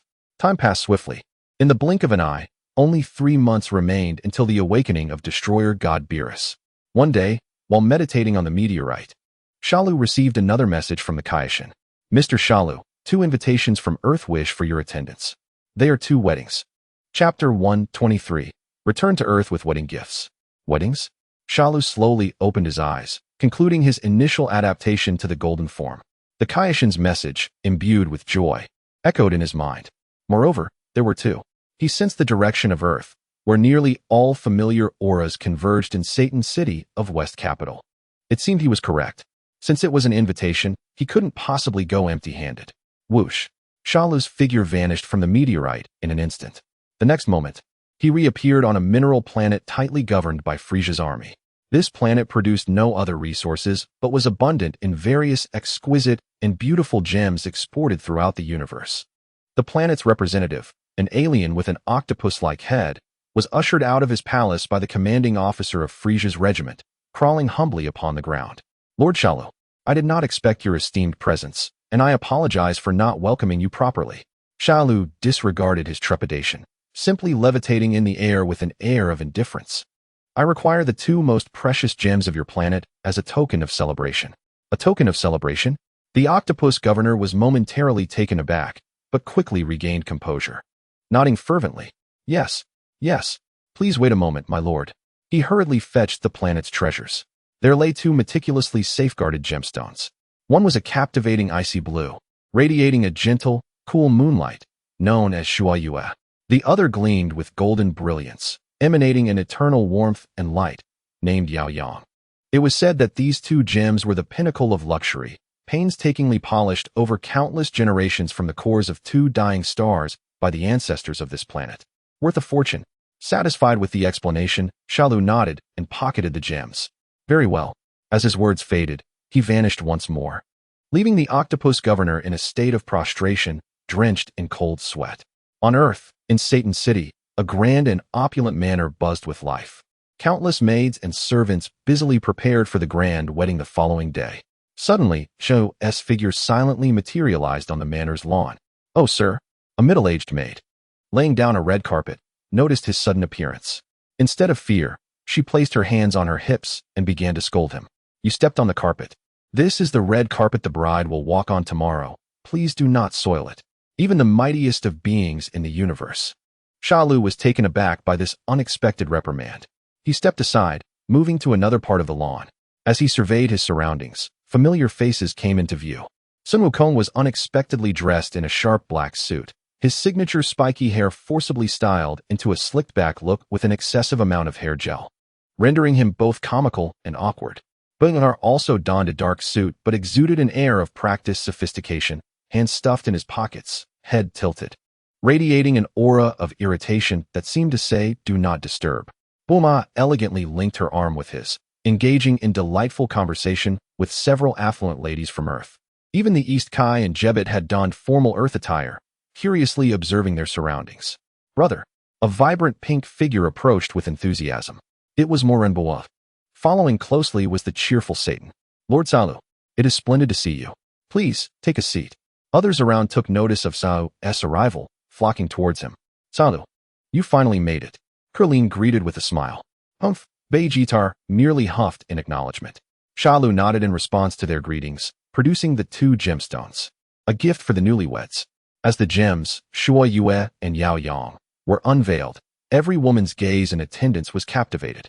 Chi-Chi, Borma, and the fiercely elegant 18Ha could not tear their eyes away from the mesmerizing gems, one resembling a condensed tranquil night sky, deep and enigmatic, while the other embodied a miniature sun, resplendent and fervent. Goodness, What exquisite gems are these?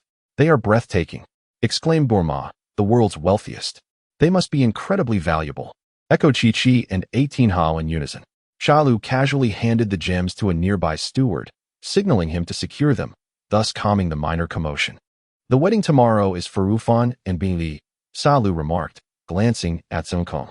Indeed, replied Zunkong, scratching his fixed hair with a goofy grin. As a father, I never expected it to come so soon. Shalu nodded, having anticipated this. What about the other couple? His eyes scanned the crowd, noting that besides Wufan, the stark contrast of Bui was also absent. Just then, a familiar figure, filled with excitement, approached Shalu. It was Paladao, Bui's father, bowing deeply in gratitude. Lord Zhou, I am at a loss for words to express my thanks.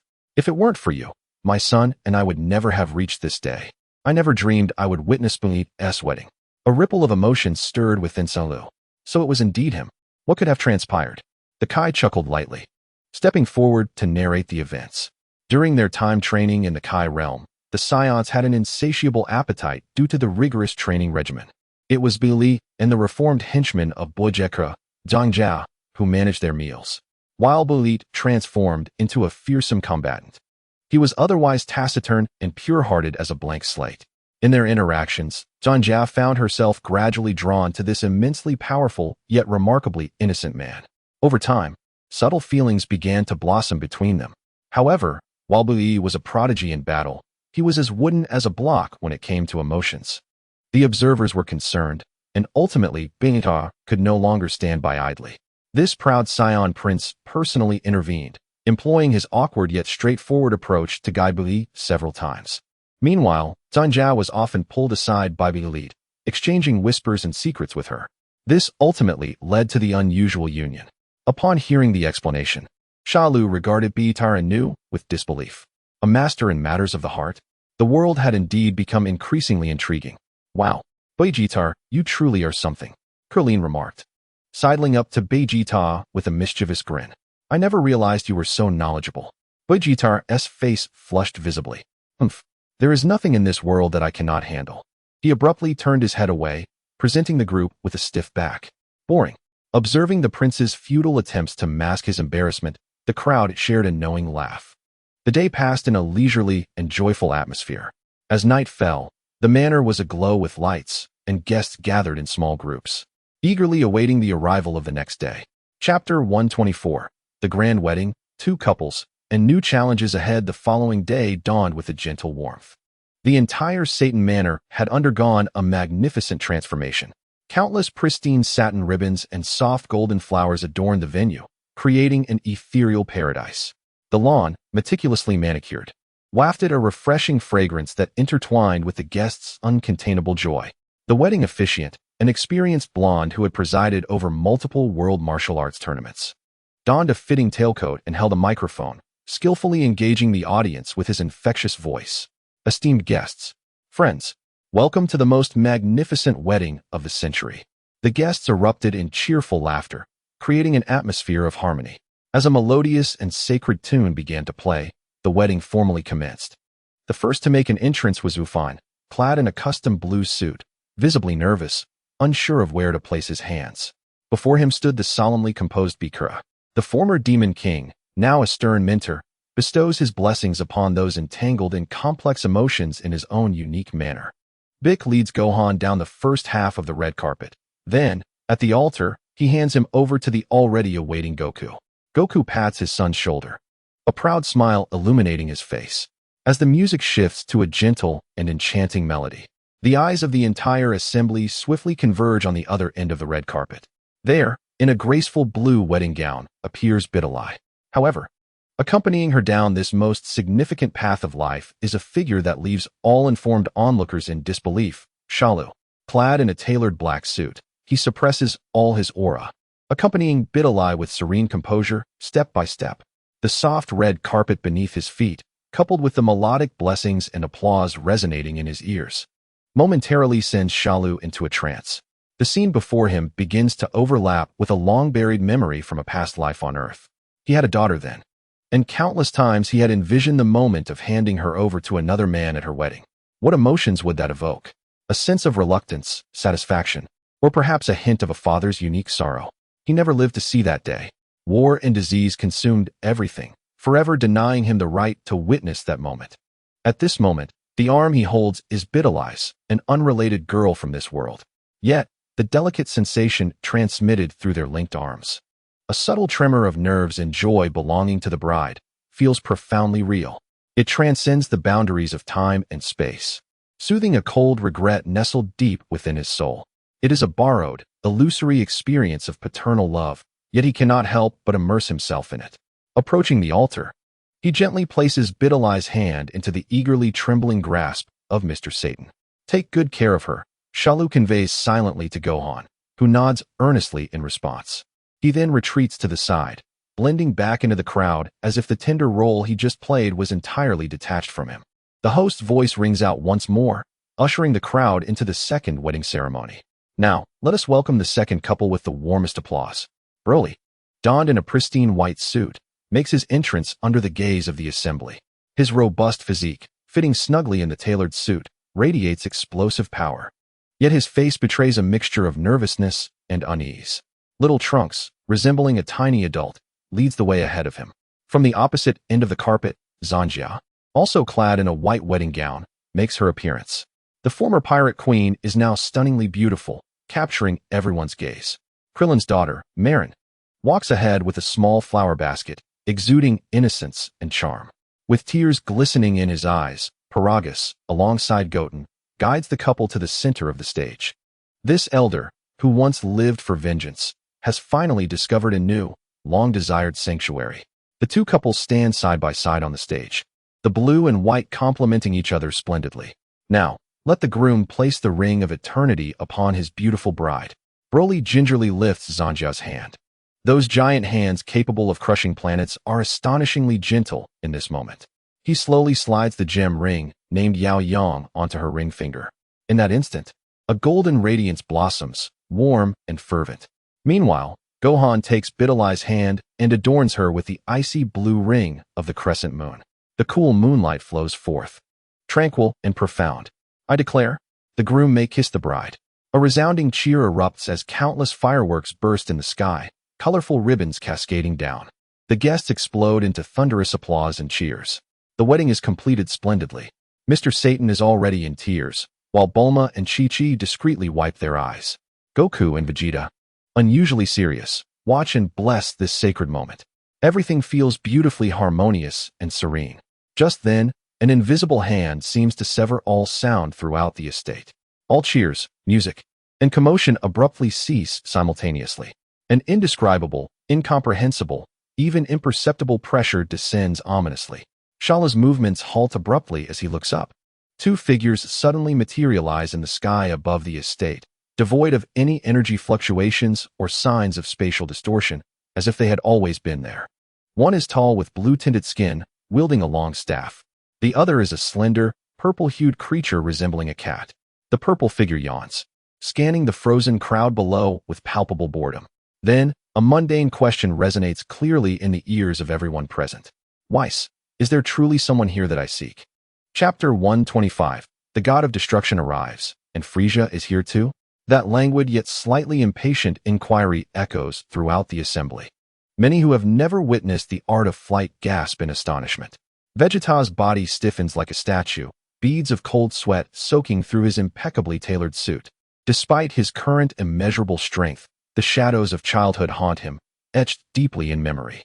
The God of Destruction, Beerus.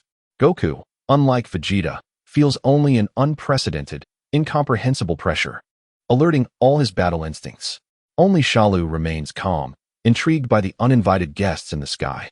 Amidst this deafening silence, an incongruous voice blares through the microphone, reverberating throughout the venue. Oh, it seems we have two mysterious guests arriving fashionably late. The experienced blonde host, entirely oblivious to the gravity of the situation, has encountered Shalu and others' extraordinary abilities before and assumes these are merely friends with an unusual entrance. He raises the microphone, his enthusiastic voice continuing. Though you missed the most splendid part of the ceremony, fear not. Our wedding banquet is just beginning. You too must have come to offer your blessings to the newlyweds. Haven't you? Upon hearing this, Vegeta nearly chokes on his own saliva. This fool. Is he speaking to the god of destruction? However, an unexpected scene unfolds. In midair, the purple feline-like creature's ears perk up slightly, and a flicker of interest crosses its previously disinterested face. A wedding banquet? Its attention is captured by the array of unfamiliar delicacies spread across the table. It exchanges a glance with the blue-skinned attendant, and in a flash, they silently descend beside Shalu and his companions. A palpable pressure envelopes everyone instantly. Krillin and Yamcha's legs weaken, and Goku hastily supports them. Beerus pays no heed to the anxious mortals, completely captivated by the array of exquisite, aromatic dishes before him. Hey, what are these colorful morsels? The crowd exchanges glances, none daring to speak. With a faint smile, Shala steps forward. Grilled sea bream, a symbol of auspiciousness. Hondo fawn, a dish that symbolizes the wish for a prosperous life for newlyweds. Accompanied by a delicate clam broth, as clams are always found in pairs, signifying the unbreakable bond of marriage. He acted as a competent guide, enlightening the destroyer on Earth's wedding customs. Bylus listened, astonished, his face gradually lighting up with delight. The pressure he exerted lessening. Oh, Wace, do try this. Certainly, Lord Bylus. Wace elegantly picked up his chopsticks, delicately lifting a piece of golden-baked sea bream, placing it in his mouth. Suddenly, he halted. An indescribable sense of bliss surged from his taste buds to the very top of his head. Oh ho ho ho. Wace couldn't help but exclaim in satisfaction. My Lord Bylus, this is truly exceptional. Observing this, Bylus eagerly imitated Wace, scooping a generous portion of red bean rice into his mouth. Boom. It felt as if the entire universe had exploded in his mind. The fragrant, glutinous rice combined with the sweet red beans created a pure and exquisite flavor, stirring his heart that had slumbered for decades. Tears streamed uncontrollably from the eyes of this destroyer. The onlookers were utterly dumbfounded. Could this seemingly adorable creature, moved to tears by food, truly be the legendary destroyer known for his capricious nature and casual obliteration of planets? Only Shala and Vegeta maintained their vigilance. At that moment, a deep, disapproving cough broke the silence. Ahem. For a destroyer to exhibit such behavior over mortal food is truly disgraceful. The old Kaioshin beside them remarked disdainfully, dining with an elegance that starkly contrasted Bylus's demeanor. Bylus had long been aware of him, but chose to ignore him. Hearing the old Kaioshin speak, he slowly swallowed his food and cast a glance.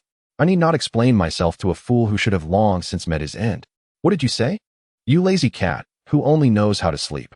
The old Kaioshin fumed, jumping in indignation. Has your intelligence diminished after being sealed in that sword? The two began bickering childishly in front of everyone. Wace elegantly wiped his mouth with a napkin and smiled, explaining, actually, Lord Bylus was awakened early thanks to Mr. Shala.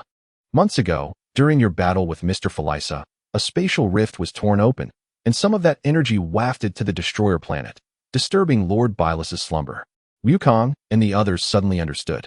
The old Kaioshin paused his quarrel and waved his hand, causing a crystal ball beside him to display a clear image. It was the scene of Shala battling Golden Frieza and Golden Gula. Wow, has Frieza become so powerful? Wukong exclaimed, watching the glittering figure with excitement, wiping his nose. Heck, our training has yielded significant results. I really want to find an opportunity to fight him again. Vegeta snorted but remained silent, his heart stirred by turbulent waves. Frieza had reached such a level. At this moment, having satisfied his appetite, Bylus rubbed his belly, and his aura abruptly transformed, the divine pressure descending once more. All right, I've had my fill. Wace, let us discuss serious matters. Yes. Wace put down his utensils, gently tapping his staff. Lord Bylus had a dream during his slumber. In this dream, a formidable opponent appeared, one worthy of an exhilarating battle. His name is the god of Super Saiyans. What? Wukong, Vegeta, Wufan, and Bulioli exclaimed in unison. They were all familiar with Super Saiyan, but what was this god? However, Bylus licked his lips, his purple eyes piercing through everyone, ultimately fixing on Shala. I dreamt of more than just him. There is another, exuding a chaotic array of energies, far more intriguing than that so-called god of Saiyans. He is my true target. As his words fell, the attention of all present instinctively shifted to Shala. The plot thickens. Just as Shala was about to speak, a low rumble resonated from the sky. A massive shadow unexpectedly cast itself over the grand estate. Following that, two powerful yet familiar terrifying auras descended, enough to even unsettle Bulioli, Frieza, and Gula. The crowd looked up in horror, witnessing an enormous circular spaceship hovering ominously above the estate, gleaming with a cold metallic sheen. Chapter 126, The Fated Battle, Super Saiyan vs. Frieza. The enormous metal doors slid open with a creaking sound. Countless well-equipped soldiers poured out, forming two precise rows in the air, their movements sharp and imposing. The two lines of soldiers suddenly parted, creating a central pathway. Frieza and Gula floated out, perched on sleek personal flying devices. All the soldiers instantly bowed at a perfect 90-degree angle. Oh, ho ho ho ho. Frieza's signature sharp laughter echoed above the estate. What perfect timing. You filthy monkeys are all here, just in time for a little tidy-up. In high spirits, Frieza and Gula descended, but as their gaze scanned the ground, their arrogant smiles instantly froze. Bylus, my lord. Frieza's mind went blank. How could the capricious destroyer be here at such a time, dining with this group? He had arrived 3 months early specifically to avoid him. Oh, I thought it was someone else. Bylus lazily lifted his head. Frieza, Gula, what brings you two here? Before he finished speaking, the two above had already leaped from their flying devices, appearing before Bylus with great reluctance, bowing deeply. The moment they lowered their heads, Frieza's facial muscles contorted in utter humiliation. My lord Bylus, Frieza's voice squeezed out a hint of false flattery. I have some personal grievances with these Saiyans and have come for revenge. Surely, you wouldn't stop me? Bylus stuffed another sushi piece into his mouth, waving his hand dismissively. No, they are not my only targets anyway. However, you've changed quite a bit, Frieza. To be honest, I'm rather curious about your current strength. What? Frieza's eyes widened in shock. These damned monkeys. Has even the destroyer become their ally? Seemingly sensing Frieza's suspicion, Weiss gracefully interjected. Lord Bylus is merely interested in the strength of everyone present, without any intention to target anyone. Frieza and Gula exchanged glances, finally letting out a discreet sigh of relief. Just then, Bylus pointed at the enormous spaceship with his fingertip, gently tapping it. A black energy sphere, no larger than a mung bean, silently flew forth, instantly embedding itself into the ship's hull. The next moment, the massive vessel, capable of serving as an interstellar fortress, began to vanish into thin air from the point of contact, without any noise or explosion. Ding! Detected trace amounts of destructive energy. As it did not directly contact divine energy, only reverse conversion analysis can be performed, yielding 1 trillion evolution points. The system's notification jolted Shalu's consciousness. Such a minuscule amount of energy contains such vast data? Frieza and Gula's bodies became utterly paralyzed. The elite soldiers suspended in midair, despite their battle-hardened experience, were thrown into disarray, their faces betraying an incomprehensible fear. The calm voice of Bylus resonated. This thing has obstructed my sunbathing. Not annihilating your subordinates is a reward for your diligent training, a means to please me. Thank you, Lord Bylus. Frieza managed to squeeze out these words through clenched teeth, having already envisioned a multitude of scenarios in which Bylus relentlessly ground him into the earth. He waved his hand, signaling the bewildered soldiers to disperse immediately. In the midst of the profound silence, Wukong suddenly leaped forth, shattering the stalemate. Frieza, let us engage in combat. He turned to Bylus, scratching the back of his head. While I also yearn to test my strength against you, Lord Bylus, this Frieza has been my long-standing rival. After so long without a meeting, and witnessing his formidable growth, I have longed for a showdown. Heh! Frieza cast a sidelong glance at Wukong, his pent-up fury finding an outlet. You insolent monkey. I would be more than willing to oblige. Gofen and Bully bid a brief farewell to their newlywed wives, urging them to wait patiently. Subsequently, the group followed Shalu and instantaneously transported to a desolate, uninhabited expanse. Upon arriving at the barren wasteland, Weiss gently tapped his staff, and a massive, translucent barrier rose from the ground, enveloping an area spanning hundreds of kilometers. Everyone, unleash your full potential. Thank you, Weiss. Wukong waved his hand, laughing heartily in gratitude towards those below. Frieza ascended as well, positioning himself opposite Wukong. Without further ado, Wukong unleashed his energy, erupting into a golden blaze that surged skyward as he transformed into a Super Saiyan, charging aggressively at Frieza. Boom! His immensely powerful punch was effortlessly parried by Frieza with a single palm. You insolent monkey, do you underestimate me? Frieza sneered. Had you encountered my trained self on Namek, your grave would be 10 meters tall.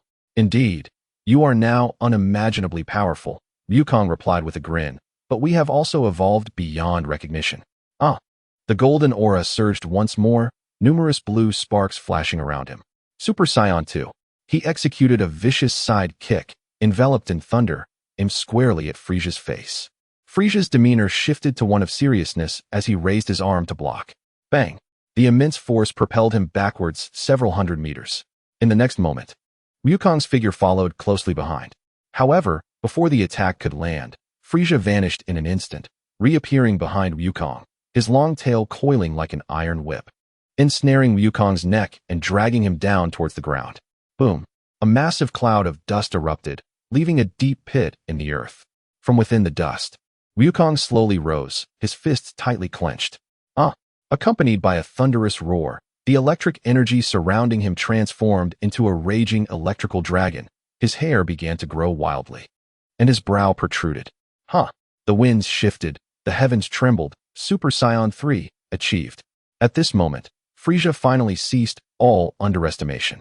A similar golden luminescence emanated from him, peculiar golden patterns spreading across his body. The two ascended once more, reaching the same altitude. Come! Whoosh! The two figures vanished from sight in an instant. Bang! Bang! Bang! Bang! In the heights, a series of explosive sounds melded into one. Countless fragments within Waste's barrier were swept up by the shockwaves, simultaneously bursting into powder in midair. On the ground, Byleth donned a pair of sunglasses, resting his hands behind his head, comfortably reclined on a beach chair, enjoying the fierce battle overhead. Not bad. A decent post-meal entertainment. As Wukong and Frieza engaged in their fervent clash, they continued to exchange taunts.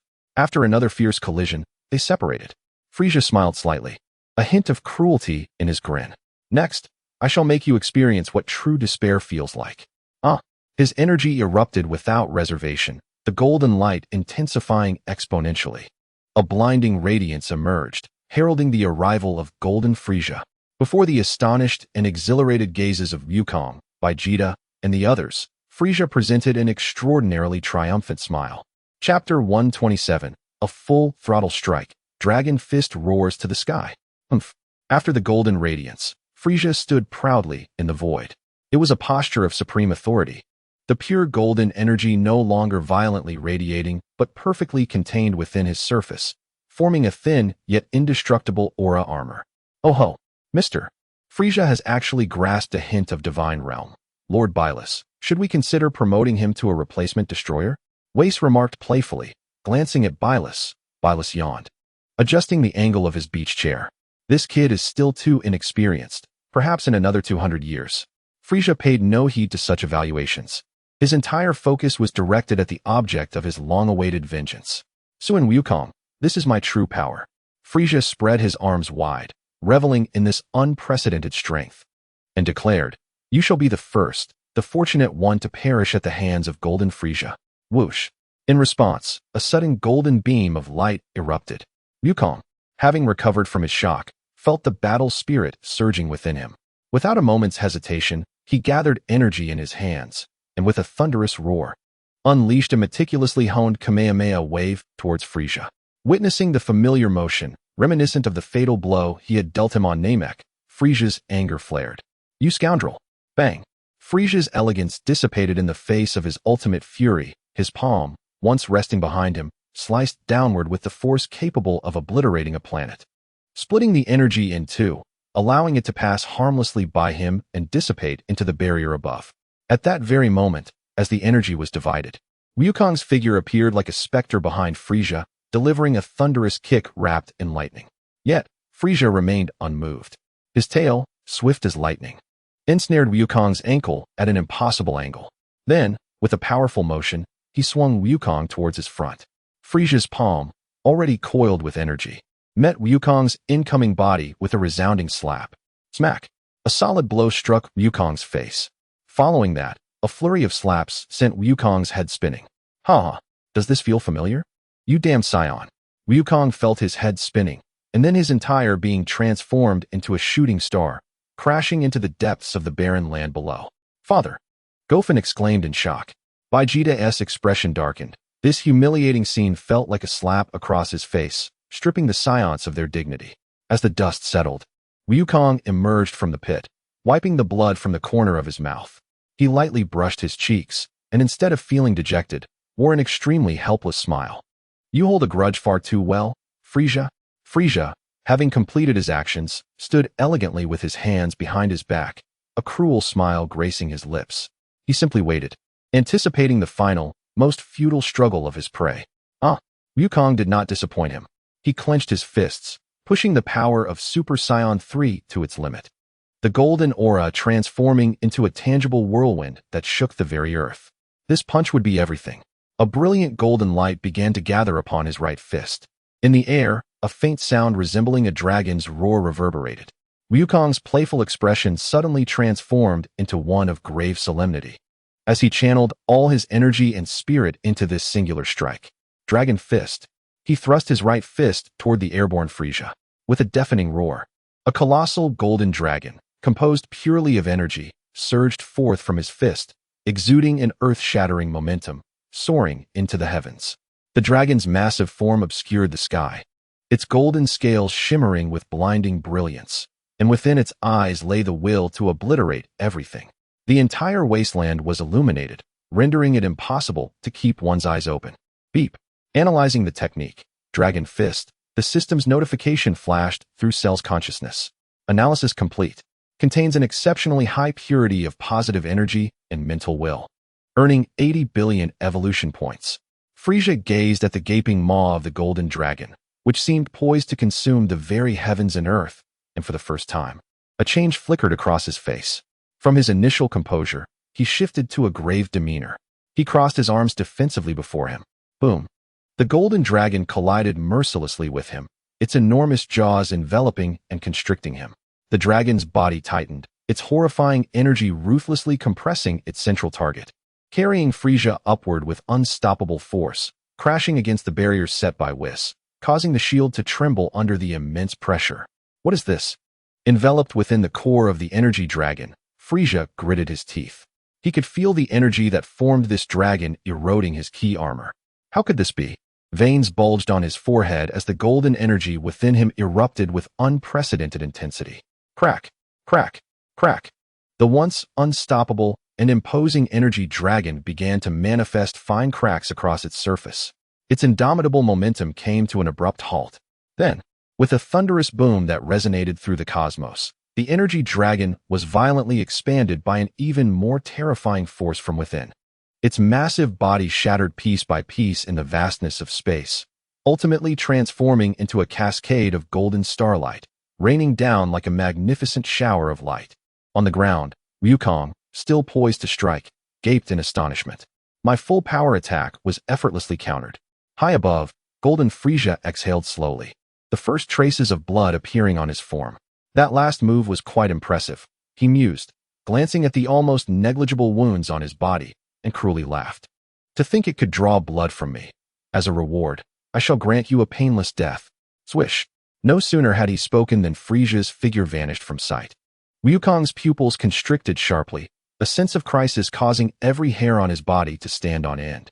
Too fast. Boom. Frieza's silhouette abruptly materialized directly beneath him, delivering a fierce uppercut that struck his chin with tremendous force. Wukong's body was sent hurtling through the air, faster than the earlier dragon, spiraling uncontrollably upwards. Before he could react, Frieza reappeared above him. With an agile front flip, his powerful golden tail lashed out like a battle axe, striking Wukong's abdomen with brutal force. Oh! A mouthful of blood erupted from Wukong, trailing crimson as he plummeted rapidly downward. His consciousness momentarily blanked. Boom! Wukong's figure transformed into a streak of golden lightning, crashing heavily to the ground from an altitude of 10,000 meters. The earth groaned under the strain, creating a massive crater several hundred meters in diameter, revealing his still form amidst the rubble. Chapter 128, Super Saiyan 4 vs. Golden Frieza. After a gentle breeze, stones clattered down. Ha! From the center of the crater, uncontrollable laughter erupted. Frieza looked down from his elevated position, arms crossed, adopting a condescending posture. Have you been reduced to a fool? Amidst the laughter, Wukong slowly rose from the debris, tearing away his tattered shirt to reveal a body brimming with strength and beauty. Frieza, My current transformation transcends the limits of Super Saiyan. Known as Super Saiyan 3, Wukong confidently declared as he stretched his limbs. To my own astonishment, there exists an even higher realm. Initially, I had intended to save this trump card for my battle with Lord Beerus, but your might has compelled me to unleash it prematurely. It is coming. Cell stood at a distance, calmly observing, fully aware of what was unfolding. What? Frieza paused momentarily, then burst into wild laughter. You filthy monkey.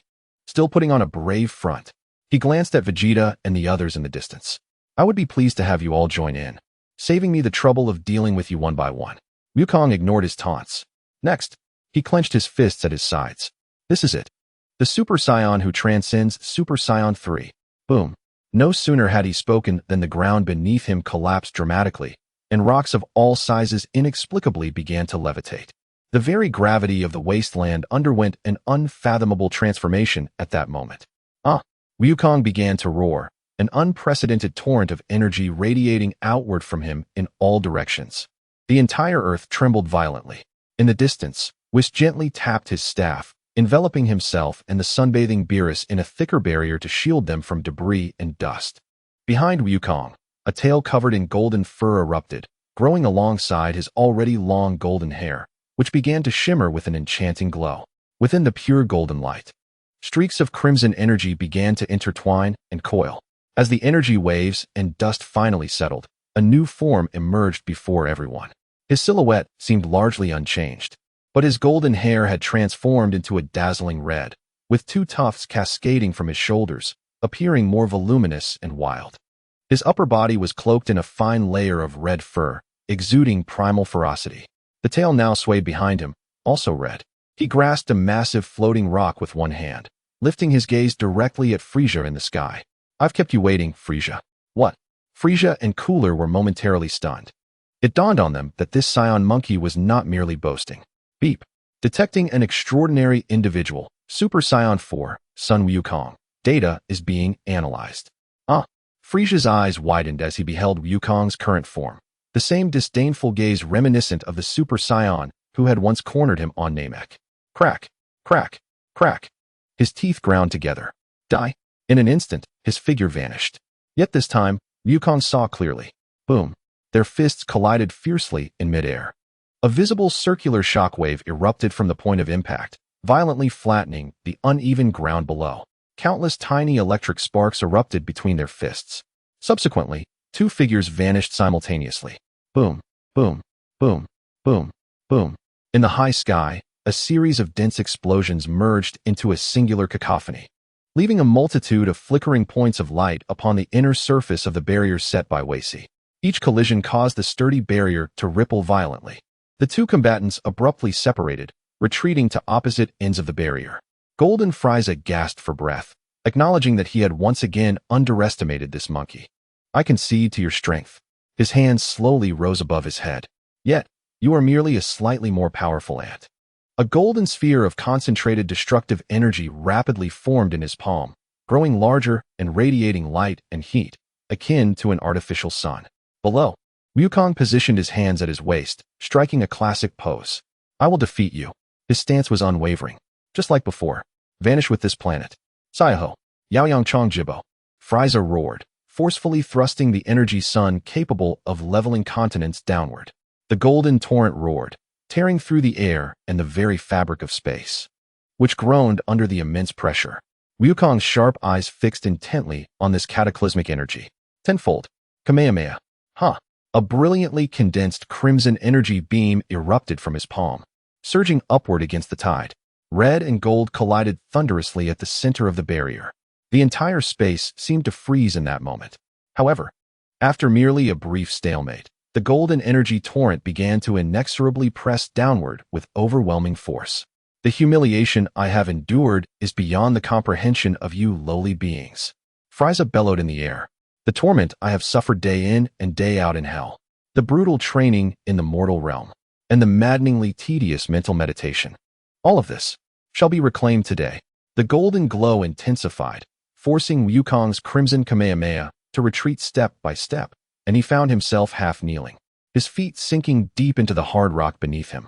I absolutely cannot lose. Chi-Chi is still waiting for me to come home for dinner. Wu Fan and Wu Tian want to go fishing by the river with me. Vegeta, I have yet to face him squarely again. Everyone is waiting for me. Kaioken. A lament akin to tearing steel resonated from within Wukong's body. I must endure this. 20-fold. Boom. A surge of crimson energy, exponentially stronger than before, erupted from him, enveloping him entirely in its substance. Weishi watched the scene unfold, shaking his head in resignation. At this rate, space would be breached once more. He pointed his staff, and the originally semicircular barrier instantly closed into a complete sphere, contracting to seal all energy fluctuations within. The tumultuous earth finally seemed to exhale, gradually calming down. Both parties within the barrier were visibly straining, gritting their teeth, and their eyes bulging with intensity.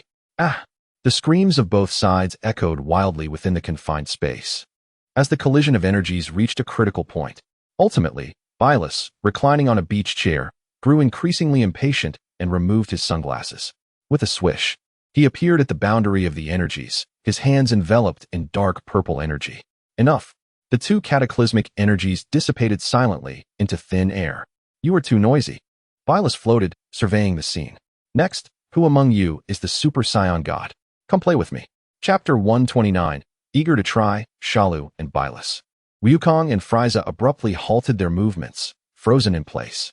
The overwhelming force that crushed everything rendered their recent epic clash trivial and laughable.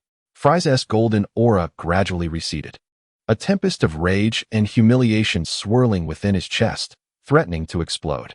So close. Just a little more. If that damned fool hadn't interfered, Suin Wukong would have perished at my hands.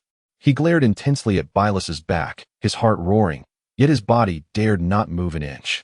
Do you have any objections, Frieza? Bylus asked lazily without even turning around. None. Frieza forced out those two syllables through clenched teeth, each laden with resentment. He swiftly returned to Gula's side. Gula glanced at the poised Vegeta and others below, speaking in a low voice. This time was still too hasty, Frieza. Our golden form has yet to be fully realized, and these Saiyans are emboldened. His gaze lingered momentarily on Wu Fan and Buluoli, particularly on those two, Suin Wukong's sons, and the legendary Super Saiyan. Their potential is unfathomable and should not be underestimated. Gula initially thought Frieza would be blinded by rage, merely attempting to advise with a trial mindset. Unexpectedly, retreat. Frieza's response was surprisingly calm, though beneath that calm lay a chilling intent to kill. That scoundrel Shalu is unreliable. We need to seek out true allies. After stating this, he raised his gaze once more to Wukong, a trademark, proud, and cruel smile returning to his face. Suin Wukong, for the sake of Lord Bylus, I shall spare you this time. Wait, Frieza. Vegeta could no longer contain himself, letting out a furious roar as his golden aura erupted, shooting skyward towards Frieza. Yet, a hand blocked his path. It was Wukong. Let him go, Vegeta. Wukong's expression was devoid of discouragement, filled instead with anticipation and excitement. I eagerly await our next battle. Vegeta, observing Wukong's serious demeanor, ultimately halted, reluctantly dissipating his aura. I will not be as naive as Kakarot. If you dare come again, I shall personally send you both to hell. Frieza and Gula gritted their teeth, watching as Vegeta made his threat, before turning to Bylus and bowing deeply, albeit reluctantly. Bylus merely flicked his ears in annoyance, tacitly permitting their departure. Having received permission, the two brothers did not linger for a moment longer, transforming into two streaks of light, taking their remaining subordinates, and vanishing into the depths of the universe. Thus, a crisis capable of shaking the galaxy concluded hastily. Very well. Bylus yawned, redirecting his attention to Wukong and the others on the ground. The riffraff have departed, yet you have yet to answer my question. Wukong scratched the back of his head. Bewildered, Super Saiyan God? I have never heard of it. He glanced at Vegeta beside him. Vegeta fell into contemplation, meticulously searching through all the histories and legends known to him as the Prince of Saiyans, ultimately shaking his head.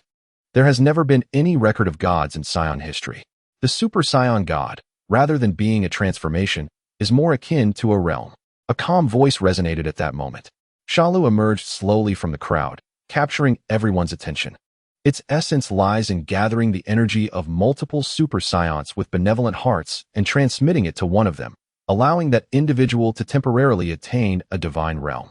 He paused briefly, continuing, However, even if we gather the necessary numbers now, the ceremony will not achieve its optimal effect. We must wait approximately another year for the birth of certain little ones. By that time, the ceremony we completed together, giving birth to the Super Saiyan God, would indeed be the strongest. This series of incredibly detailed explanations left everyone present, including Weishi, utterly astonished. Bylus's languid demeanor vanished. In an instant, he materialized before Shalu. His feline yellow eyes fixed intently upon him. A terrifying pressure, as formidable as a mountain, bore down upon Shalu. How did you know? Bylus's inquiry was devoid of emotion, as if a mere misstep in response would lead to complete annihilation. It was merely an extraordinary encounter from my earlier years. In the face of the divine pressure, Shalu remained calm and composed. An ancient sorcerer with immense prophetic abilities passed down his powers to me as he faced his demise. He casually rambled, and to enhance his credibility, he took a step forward, communicating a thought audible only to him and Bylus. For instance, I am aware that long ago you infuriated your fellow destruction god by consuming the fruit atop the birthday cake first, leading to a battle that shattered several planets. A tremor coursed through Bylus, and the oppressive aura dissipated instantaneously. He cleared his throat awkwardly, his gaze wandering, unwilling to meet Shalu's eyes. This secret could not possibly be known by anyone beyond the four of them. Could it be that this individual truly possessed the ability to foresee both past and future? Clearing his throat again, Bylus abruptly shifted the conversation. In that case, let us not waste any more time.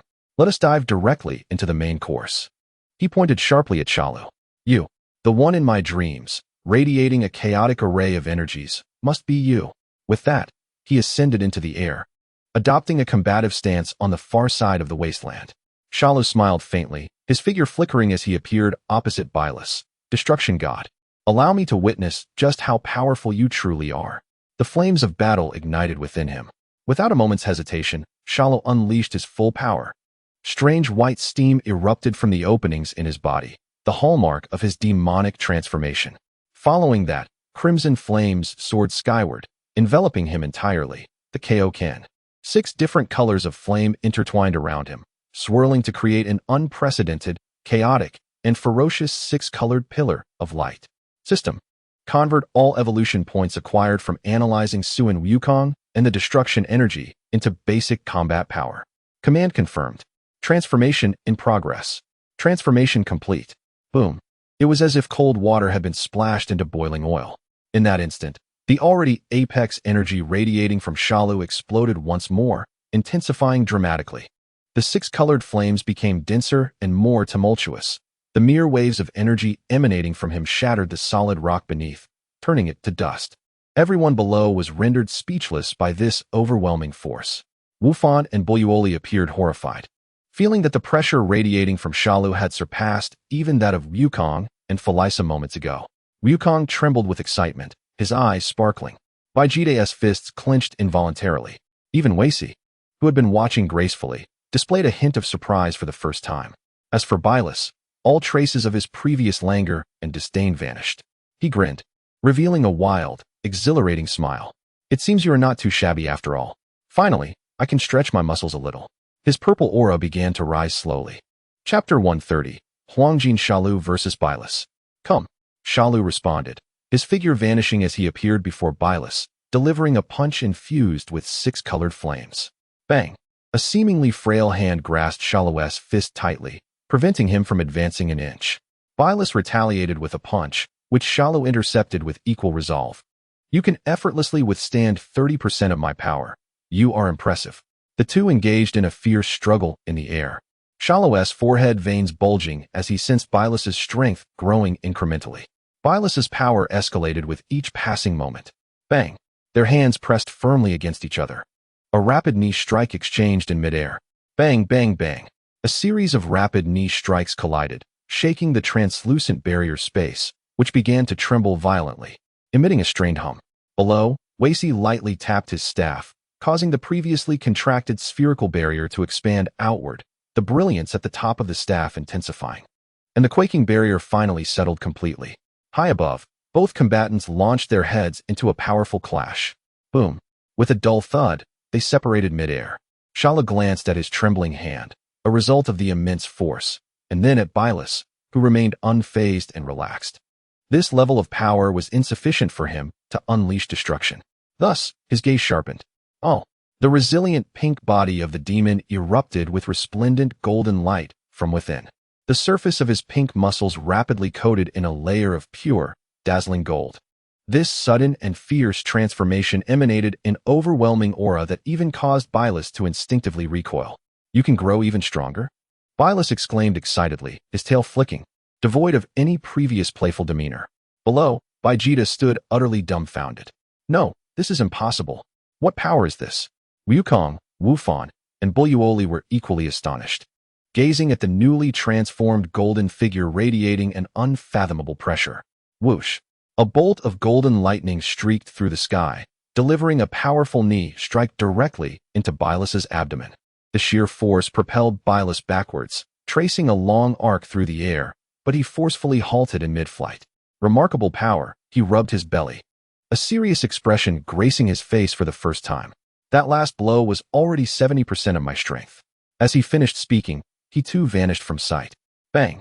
A heavy punch landed squarely on Shalus' face. The tremendous force sent Shalus' head snapping back, causing him to spin rapidly through the air. Yet, relying on his remarkable combat instincts, he thrust a leg out during the spin. Bang! Bylus raised his arm to block. However, the immense impact forced him to slide back several steps. He shook off his slightly trembling hand and grinned, a smile filled with the exhilaration of finding a worthy opponent. Delightful. Oh! The purple flames beneath Bylus surged. Boom! An overwhelming wave of energy erupted from him, instantly sending Wukong and the others tumbling backward, each struggling to maintain their footing. Shalu braced himself against this colossal aura. Ding! Detecting a powerful divine aura. Initiating ultra-high-speed analysis. Continuously acquiring evolution points. Combat power conversion in progress. The system's notifications flooded his consciousness. By the time Bylus reappeared, Shalu could no longer perceive his movements. The only remnant in his vision was a purple afterimage. Bang! Bang! Bang! A series of heavy blows struck him from all directions. Is this what it means to be a god of destruction? As he was sent flying, a singular thought consumed Shalus' mind. Powerful. Incredibly powerful. But I shall become even stronger. The Kaioken. The limit of what my body can endure. 200 times. Boom. A terrifying aura, a blend of gold and crimson, erupted from Shalu with tremendous force. This time, even the usually composed Weiss displayed an expression of surprise. Oh dear, Lord Beerus has indeed found a worthy opponent this time. If this continues, the earth will not withstand it. Perhaps we should relocate.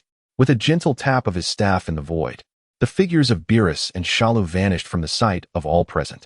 Goku and the others exchanged bewildered glances. At that moment, the tip of Weiss's staff emitted a beam of light, forming a vivid three-dimensional image in midair. In this image, Beerus and Shalu appeared in a bizarre space devoid of any material existence. Their battle, even with barriers, would still affect this planet due to the energy dissipating from their clash. Weiss smiled and explained, Lord Beerus is quite fond of the food here. It would be a shame to destroy it. Over there is the void space, without boundaries. No matter how fiercely they fight, it poses no threat. Amidst the violent energy surrounding Shalu, a cruel smile emerged. The battle intensified.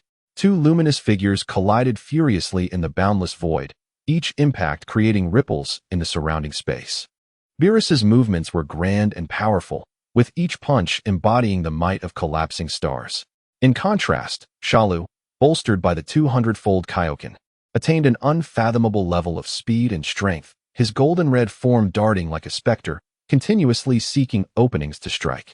With a resounding crash, following another fierce exchange of blows, Beerus was pushed back thousands of meters. He glanced at the almost imperceptible white mark on his fist, his anger fully ignited. This was the first time since his awakening that a mortal had forced him to such an extent in a pure contest of strength. This ends now. The purple aura surrounding him flared to its zenith, an energy so potent it caused even Shalu to feel a tremor of fear, beginning to coalesce in his palm. This was pure destructive power, embodying the essence of annihilation and void. In the midst of the intense battle, Beerus instinctively unleashed his divine authority as a god of destruction. A purple-black energy sphere, exuding a sinister aura, shot forth. Finally here, Shala's heart erupted with ecstatic cries. No, it would be a shame to kill him. As Beerus realized and attempted to retract this energy, he saw the golden figure not only failing to evade but adjusting its stance, charging headlong into the sphere of purple destructive energy at an even swifter pace. In that peculiar space, Shalu was completely engulfed by the purple-black energy. The image projected by Weiss's staff revealed everything clearly to the onlookers. Inside the sphere of destructive energy, Shalu's once massive golden figure was visibly disintegrating, melting away, and shrinking. What technique is that? Goku stared in astonishment. Destruction. The old Kaioshin, who had been watching the battle, now bore an expression of utmost gravity. Beerus had actually utilized a god of destruction's technique against him. Once struck by such destruction, even an immortal being would have its existence obliterated from its very roots, reduced to nothingness. It seemed that Lord Beerus was genuinely taken aback by Mr. Shalu's formidable strength. Weiss observed the unfolding scene, maintaining his elegance. Yet a hint of amusement tinged his words. However, Mr. Shalu did voluntarily charge into the destructive energy. The crowd was utterly baffled by Shalu's actions. That was a path to self-destruction. Within the image, the shadow inside the destructive energy sphere had entirely vanished. Had Shalu been annihilated? Goku murmured, cold sweat trickling down his cheek. Suddenly, an overwhelming aura erupted. Broly's eyes turned crimson, and a golden-green energy flared dramatically as he unleashed a primal roar at Weiss. Send me in immediately, or I will kill. He had lost all reason, disregarding how unfathomable the person before him might be. Only one thought consumed his mind. His benefactor and friend was in grave danger. Wait. A hand firmly grasped Broly's shoulder. It was Vegeta. Calm down, Broly. He restrained his furious companion, though he too felt a deep reluctance. Yet his reason remained intact. Have you forgotten Shalu's capabilities? His cunning, his schemes, surpass us all. He must have his own purpose for doing this. As Vegeta finished speaking, the deadly destructive energy sphere flickered a few times before vanishing without a sound. The space was utterly empty. No, it was not truly empty. Two walnut-sized cores, shrouded in a thin layer of dark energy, quietly floated in that void. Simultaneously, in an endless realm of dark consciousness, Shalu felt his existence magnified infinitely. He had no body, no senses, yet his perception of everything around him remained extraordinarily clear. A powerful mental force allowed him to maintain his conscious self-awareness even amid destruction. Ding. Target energy destruction fully analyzed. Congratulations, host. You have acquired divine power fragments. Destruction. Congratulations, host. You have gained 100 trillion evolution points.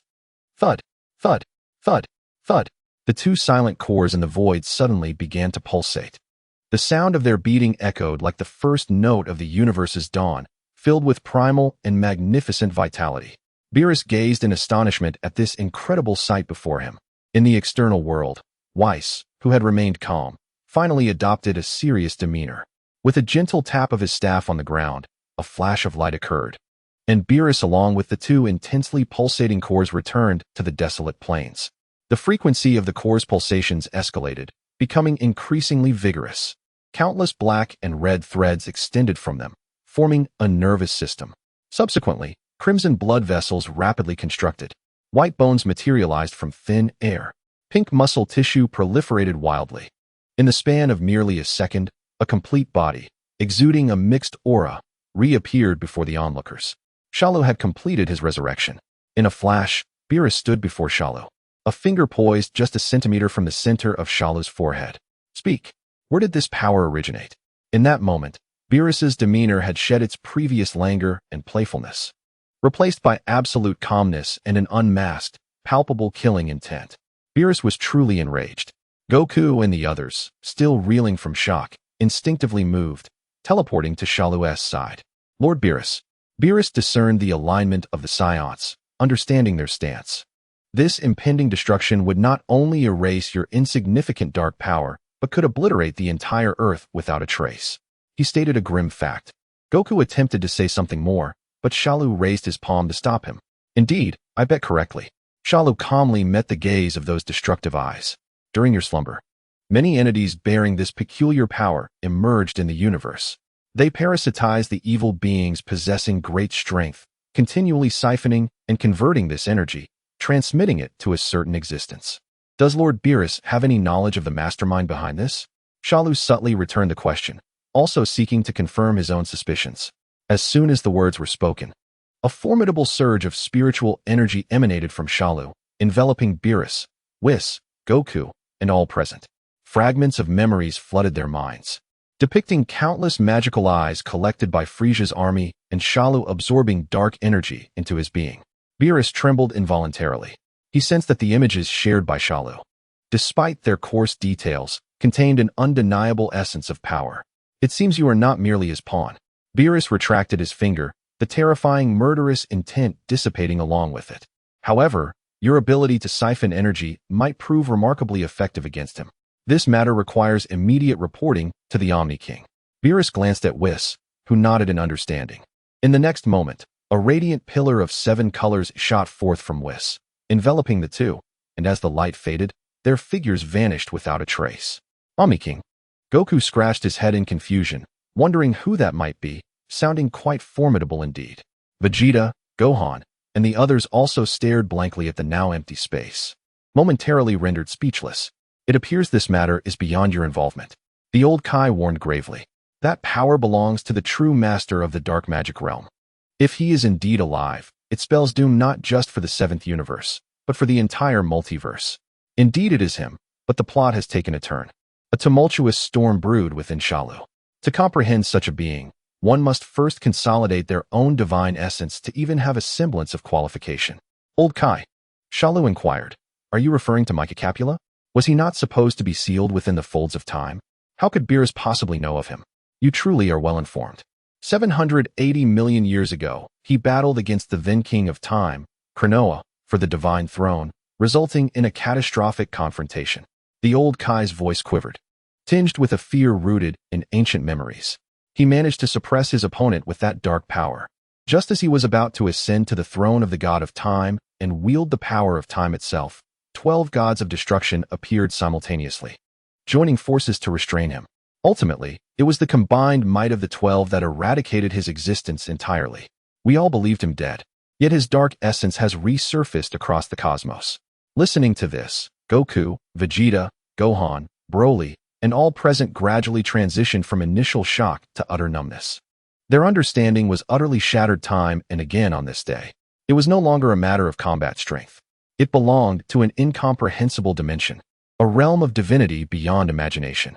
The entire wasteland fell into a profound silence, with only the mournful wind whispering across the scarred land. Chapter 132. The ingenious scheme of the Omni King in the Omni King's palace. The radiant pillar dissipated, revealing Beerus and Whis before a grand temple suspended in the endless void. A priest, resembling Whis but clad in more solemn attire and exuding an unfathomable aura, stood with arms folded before the temple's entrance, regarding the newcomers with indifference. Beerus cast aside all arrogance and lethargy from the 7th universe, adopting a posture of utmost reverence. Great priest, Whis stepped forward and bowed slightly, stating that the god of destruction of the 7th universe, Beerus, has an urgent matter that requires an immediate audience with the Omni King. The smiling figure of the great priest, with eyes devoid of emotion, merely inclined his head in acknowledgement. Follow me. His words were plain, yet carried an undeniable authority. The trio traversed the spacious and solemn corridor, ultimately arriving at the center of a vast hall. At the apex of the temple, a comically shaped, diminutive figure sat upon the sole small divine throne. Flanking him were 2 identical guards, their faces expressionless. Without hesitation, Beerus knelt, his entire body bowing low, adopting a stance of humility that seemed to touch the ground. I pay my respects to the Omni King. The figure on the throne wiggled his short legs, supporting himself with his hands, peering curiously. It's Beerus. What brings you here in such haste? Do you wish to play with me? And no. Beerus's body quivered slightly as he raised his head, adopting an unprecedentedly solemn demeanor. I report to you, Omni King, that Micah Capula may still be alive.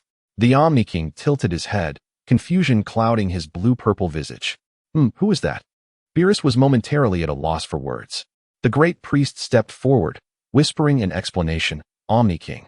He is the ancient demon who nearly upended the order of time in a battle against the king of time, Cronoa, in ancient times. You, who delighted in observing historical tales through the power of time, dispatched 12 gods of destruction to eliminate him entirely to prevent any alterations. Oh, the Omni King finally recalled, resting his hands on the throne, gleefully swaying as if the demon capable of annihilating the multiverse were merely an inconsequential insect. It was that fellow, right? Have you found him? No. Beerus continued. However, in my universe, a mortal has emerged. He wields that dark power, yet remains unbound by it. It is due to his emergence that we harbor such speculation. Oh, the Omni King's interest peaked. He stood upright, a mortal, wielding the power of a demon without being controlled. That sounds impressive. Indeed, his name is Shalu, and he hails from my jurisdiction. The Omni King placed his hands on his hips, pacing upon the throne. Very well. He waved his small hand. Summon all the gods of destruction. As you command. The great priest acknowledged, a fleeting glimmer of divine light flashing in his eyes. Moments later, the temple trembled as dozens of figures appeared out of thin air.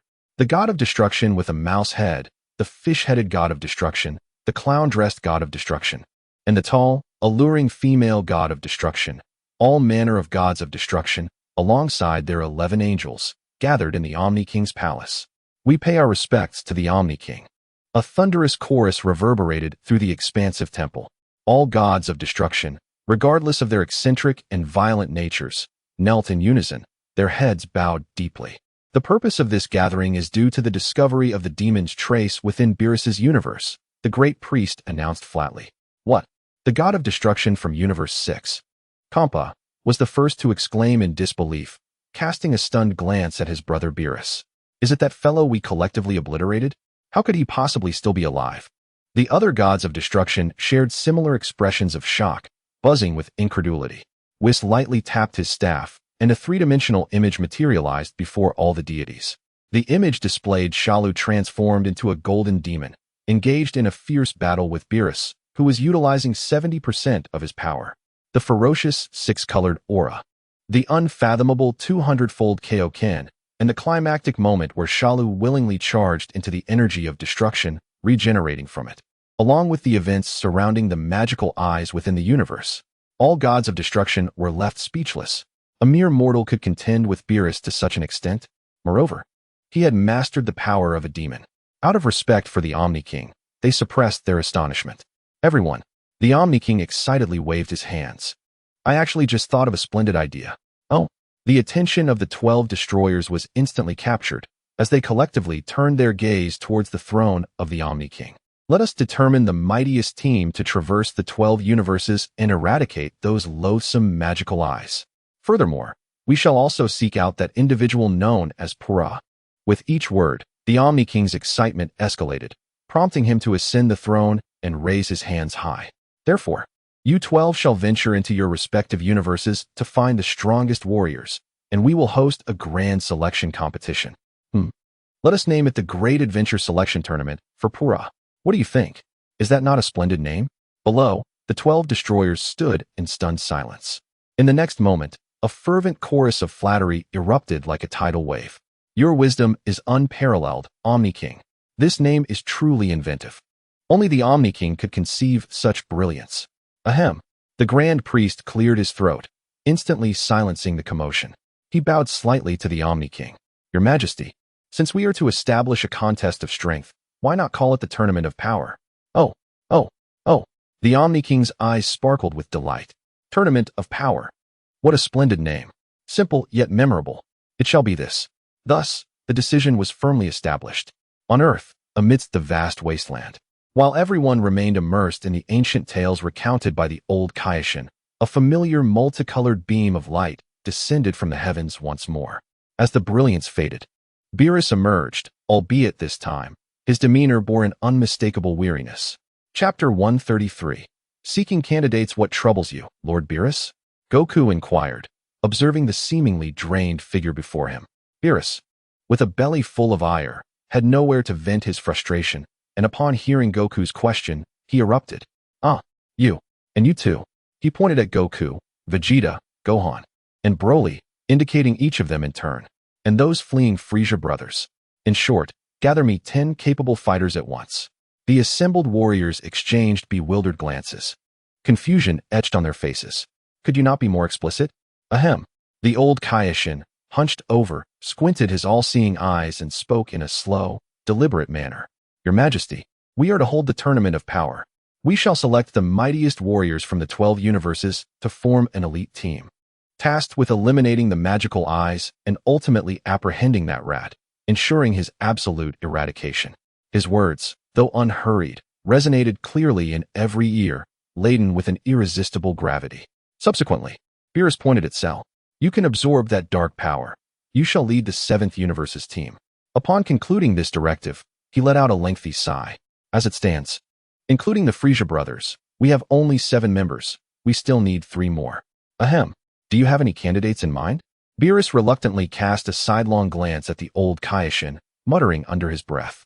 The latter stroked his little beard, casting a glance at the dejected Beerus, and unabashedly began to reprimand him. Oh dear, the esteemed god of destruction, who spends his days in slumber, is utterly oblivious to the powerful beings within his own universe. This time, Beerus, unusually, did not retort immediately.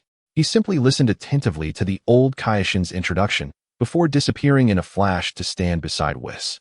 Whis lightly tapped his staff, and once again, the multicolored beam illuminated the surroundings, enveloping Beerus, Whis, and the old Kaioshin. As the light dissipated, the trio vanished, evidently setting off to scour the cosmos for those formidable beings hidden in the unknown corners of existence. The tournament of power, Goku murmured, his eyes brimming with anticipation. The strongest from the 12 universes would congregate in the arena for a chaotic melee, ultimately determining a singular victor. Cell's calm voice resonated at that moment, capturing everyone's attention. This is the version I am aware of. As for the team formation that Beerus mentioned, it seems that the outcome will also be determined through combat. However, the ultimate goal is to form an extermination squad. He crossed his arms, articulating his analysis with clarity. The individual lurking in the shadows, who significantly disrupted his plans, will undoubtedly take note of these developments. Goku, Vegeta, and Gohan nodded in agreement. As expected of you, Cell, your concise analysis clarifies this intricate situation. Interesting. Does this imply preparations for a mission akin to a time patrol? Cell pondered internally. Jiren, hit. Your data is highly anticipated. In this universe, apart from their group, there also existed Majin Buu. Cell continued to analyze the current power composition. The others were hardly noteworthy, including the Frieza brothers and Buu. 2 more individuals were still needed. Time flowed steadily onward. After a brief interval, the radiant beam descended once more upon the wasteland. Beerus, Whis, and the old Kaioshin reappeared. Hey, you old fool. Beerus landed and immediately began hurling insults at the old Kaioshin. What do you call those hidden powerhouses? They couldn't withstand even a fraction of my strength. Sending such weaklings forth would only serve as a mockery to the other universes. And you dare to criticize me? The old Kaioshin trembled with indignation. Every time you awaken, you seek combat. If your opponent loses, you indiscriminately destroy their planet. Countless promising talents have been snuffed out by your hand. Thus, the two began to argue once more in front of everyone. Gohan, witnessing the scene, mustered the courage to step forward.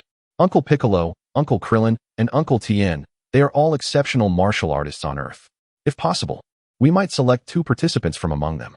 He cautiously made his recommendation, glancing between the 2 disputants. The 3 mentioned looked taken aback.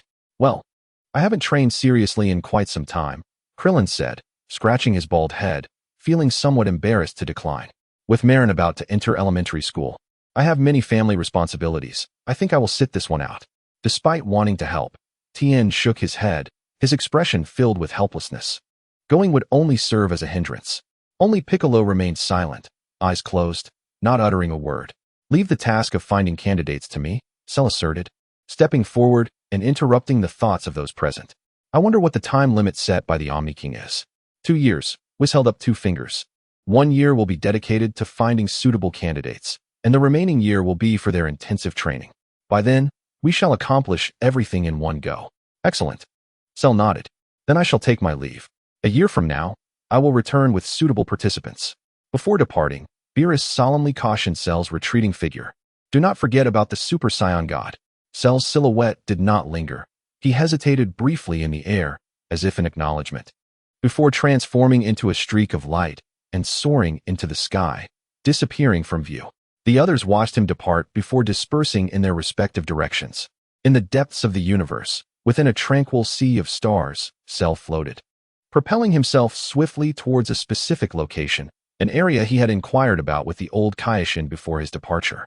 The planet Wampa. With a flash of golden light in his eyes, Cell activated his clairvoyance. Before him lay a planet in a remote corner of the North Galaxy. The more he observed, the deeper his frown became, lost in contemplation. Why are there only native creatures here? Is that other legendary Super Saiyan still in existence?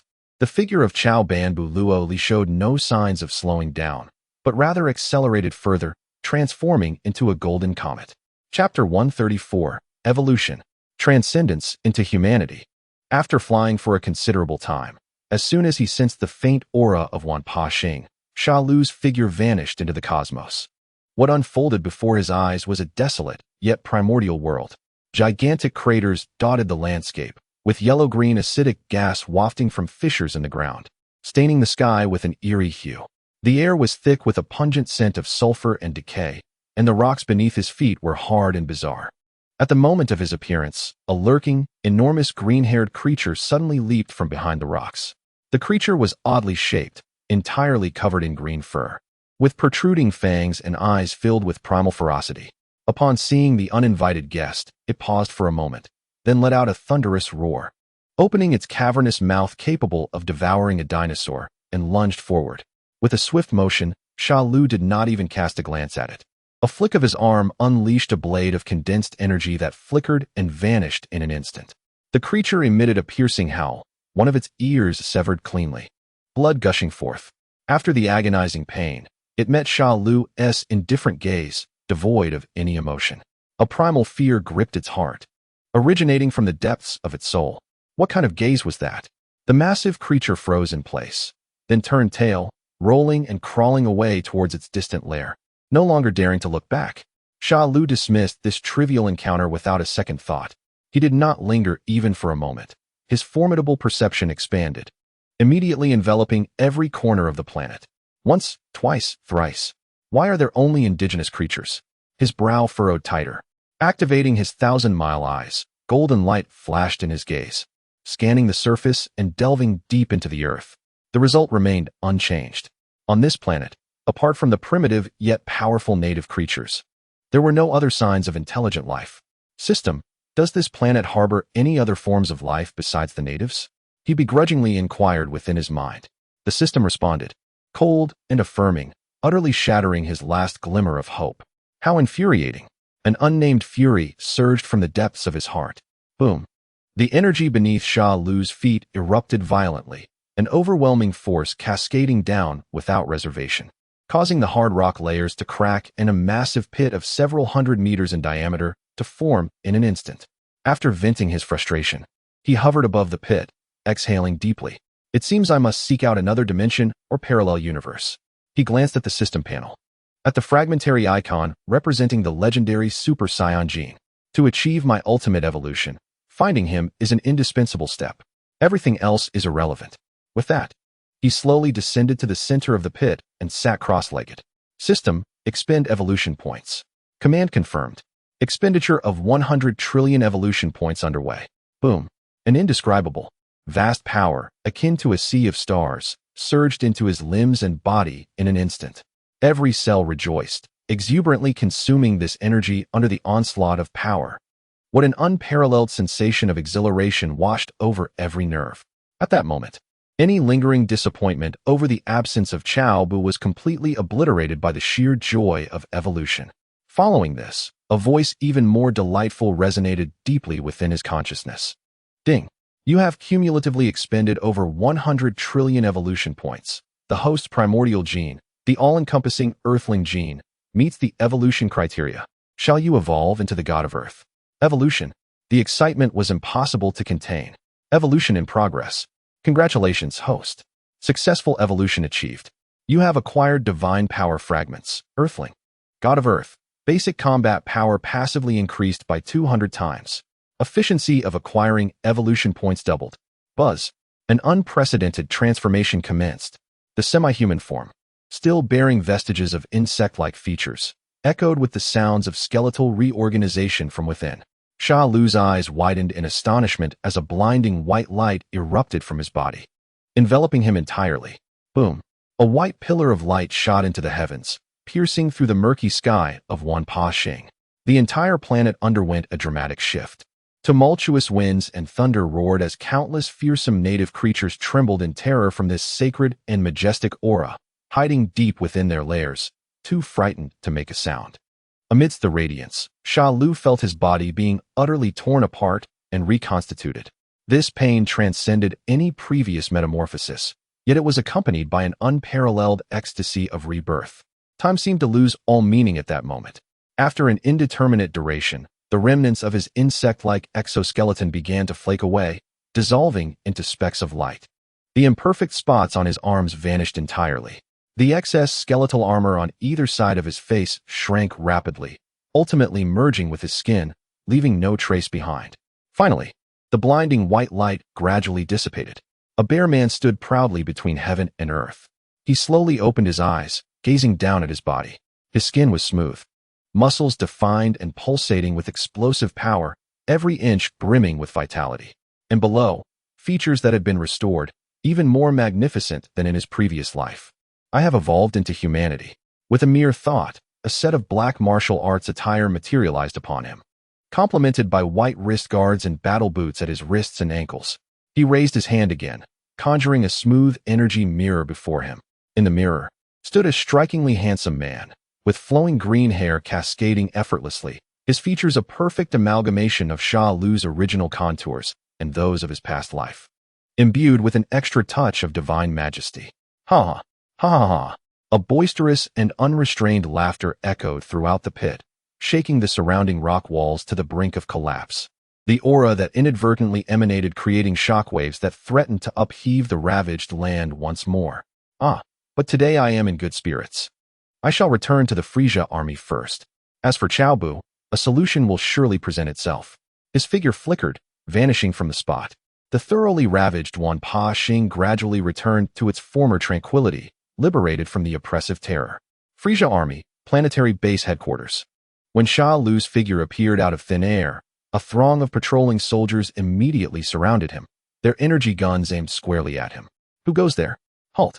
Faced with this enigmatic man, whose combat power was indiscernible, the ordinary soldiers, unable to perceive energy auras, instantly entered a state of high alert. At that moment, a captain-level soldier hurriedly pushed through the crowd.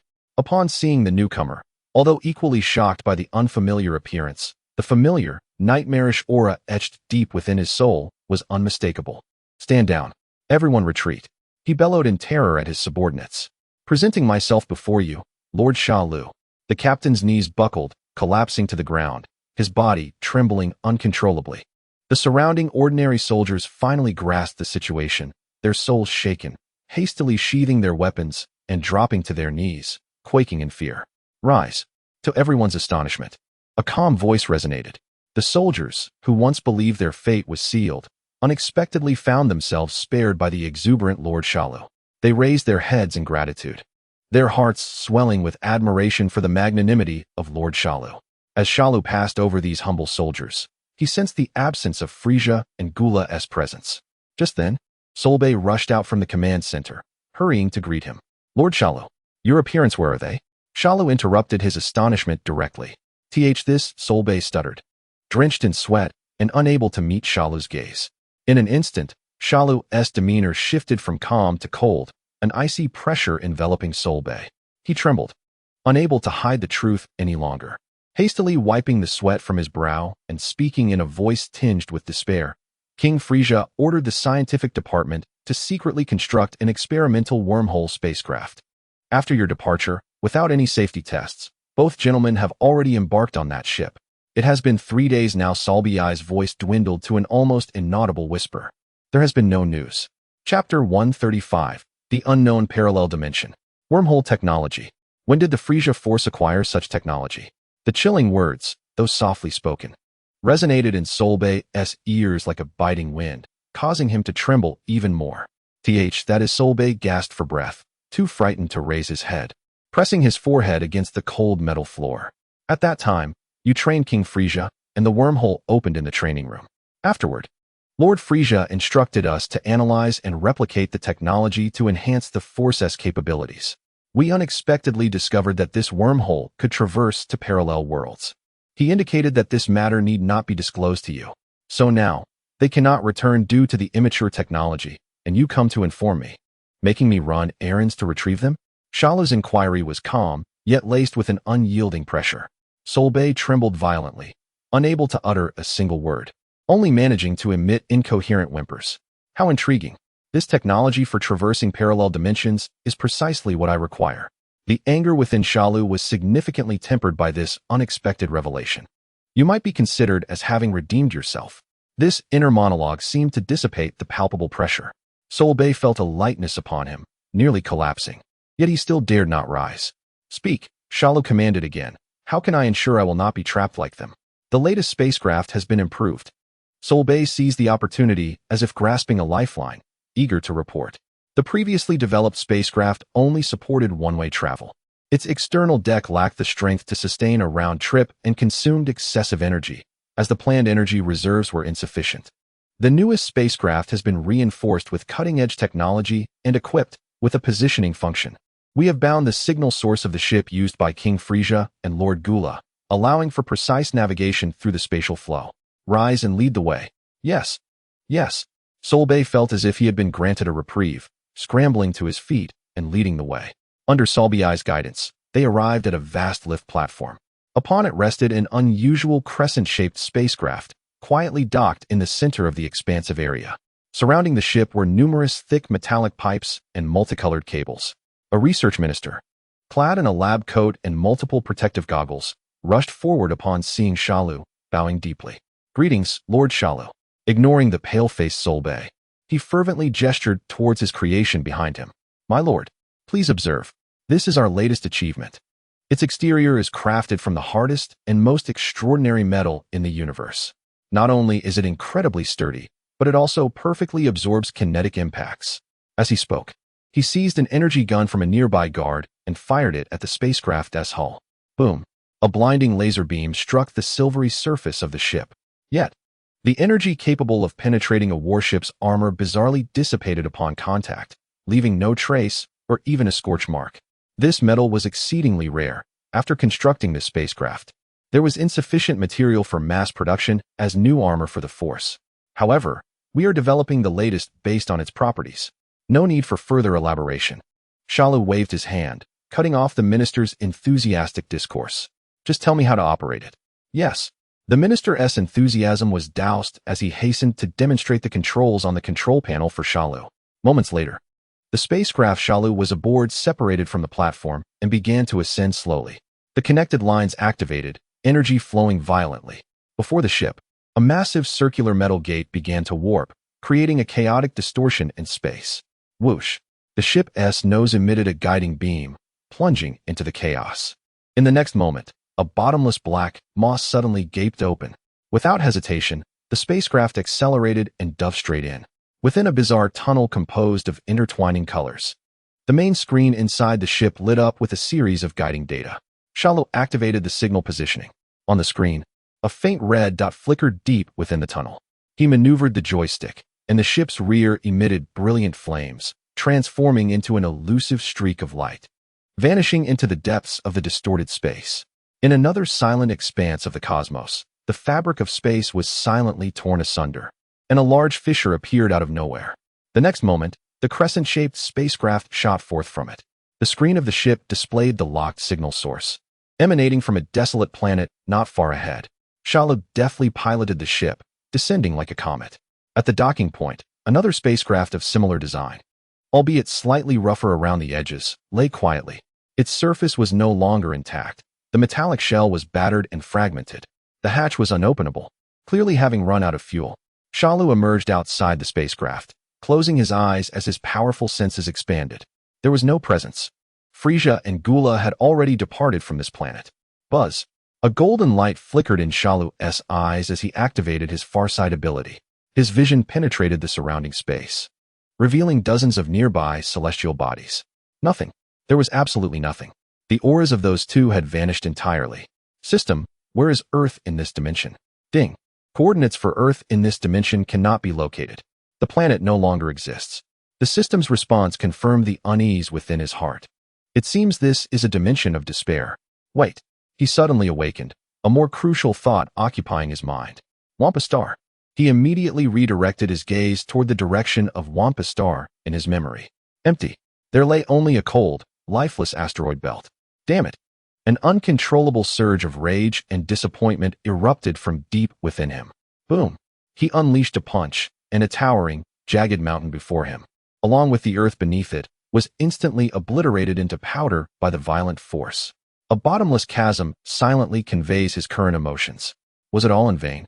Just as this overwhelming sense of despair threatened to engulf his reason, a powerful and familiar aura suddenly surged from the distant depths of the cosmos, soaring wildly. That arrogance, that malevolence, he recognized all too well. It was Frieza. Shalu regained his senses, his inner fury swiftly replaced by a chilling intent to kill and confusion. With a wave of his hand, he retrieved a universal capsule from the wormhole, stowing away both spaceships. In an instant, his figure vanished from the spot. Chapter 136. The one-eyed Vegeta and the scum wrought with a sudden whoosh. Shalu appeared beneath an unfamiliar starry sky. The familiar aura, tinged with arrogance and malevolence, emanated from the vast, ochre-hued planet before him. However, as his perception expanded and he beheld the scene on the planet, even Shalu found himself momentarily frozen. A colossal circular structure, far grander than the arena of Earth's #1 martial arts tournament, towered over the desolate land. Surrounding the building was a densely packed audience, their figures brimming with energy, each sporting a long tail. Science. A whole planet of science. Are you Shalu? A voice tinged with surprise and suspicion emerged beside him. Turning his head, he saw Gula levitating nearby, his face a mix of relief at survival and complex emotions at the sight of a savior. You were rather difficult to find, Shalu replied, his tone devoid of any discernible emotion as he shifted his gaze to the massive arena's center. There, Frieza floated in midair. Facing off against his opponent, Vegeta? No, something was amiss. This Vegeta, missing an eye, had only a single eye filled with defiance and madness. The surrounding audience, those Saiyans, exuded a mixed aura, yet among them were undeniably powerful warriors. Is this Vegeta Star? No, that's incorrect. Gula seemed to read his confusion and explained. This place is called Saya Xing. Something must have happened in this timeline. Our legion has vanished, and Earth has long ceased to exist. Almost the entire universe is left with just this planet and these bothersome monkeys. However, the fighters here are indeed exceedingly formidable. Super Saiyans are as common as cabbages by the roadside. As Gula spoke, the situation on the arena shifted. The one-eyed Vegeta was sent flying by a seemingly casual energy blast from Frieza, crashing into the edge of the arena and leaving behind a web of cracks. Oh ho ho ho! Frieza's signature shrill laughter echoed throughout the venue. Vegeta, you little ant, no matter the timeline, you are destined to be my defeated foe. Bah! The one-eyed Vegeta spat out a mouthful of blood, struggling to rise. Frieza, though I do not know how you were resurrected, I distinctly remember the last time you died. You were on your knees, begging me for mercy. What did you say? Frieza's laughter abruptly halted, his purple aura surging violently. He fixed a terrifying glare on Vegeta, an oppressive force enveloping the entire arena. Could it be that in this timeline, Frieza's army has been wiped out by you, you little ant? Impossible. Oh, Frieza's army? That is merely an old tale from ages past. The one-eyed Vegeta grinned, showcasing his white teeth, his smile laced with mockery. The strong in this universe have long been eradicated by us Saiyans. In the end, only our own kind remain capable of battle. Thus, we have this life and death cage. Only those who survive till the end can escape from here. Of course, if you manage to defeat or kill our king, you could become the new king and command everything in this universe.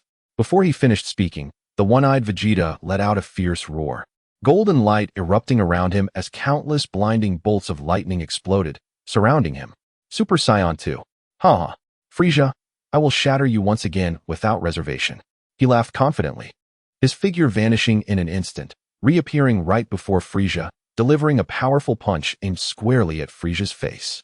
However, what awaited his full-force strike was Frieza's casually flicked tail. With a crisp crack, Vegeta's fist met its precise target. A series of rapid strikes followed, landing squarely on his face. He was sent hurtling backward like a kite severed from its string, crashing to the ground with even greater force than before.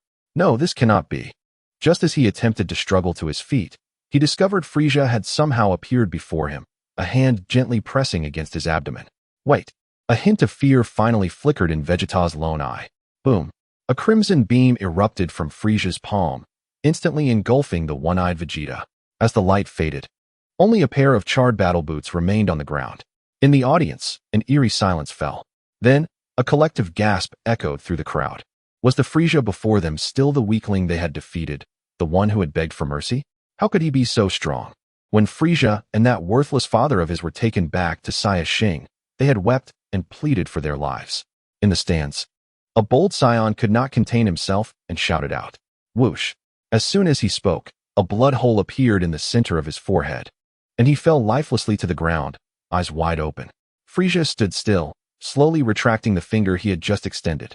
The once boisterous arena fell into a profound silence. That waste of Vegeta, actually dying at your hands. A familiar yet oddly twisted voice suddenly rang out from the sidelines. Shalu, Gula, and Frieza turned simultaneously. A figure slowly emerged, bearing a face identical to Wukong's, yet with a demeanor that was far more savage and wild. In his hand, he clutched a large piece of unknown meat, charred to perfection. He took a hearty bite, then casually discarded the remains as if they were mere refuse. Son Wukong.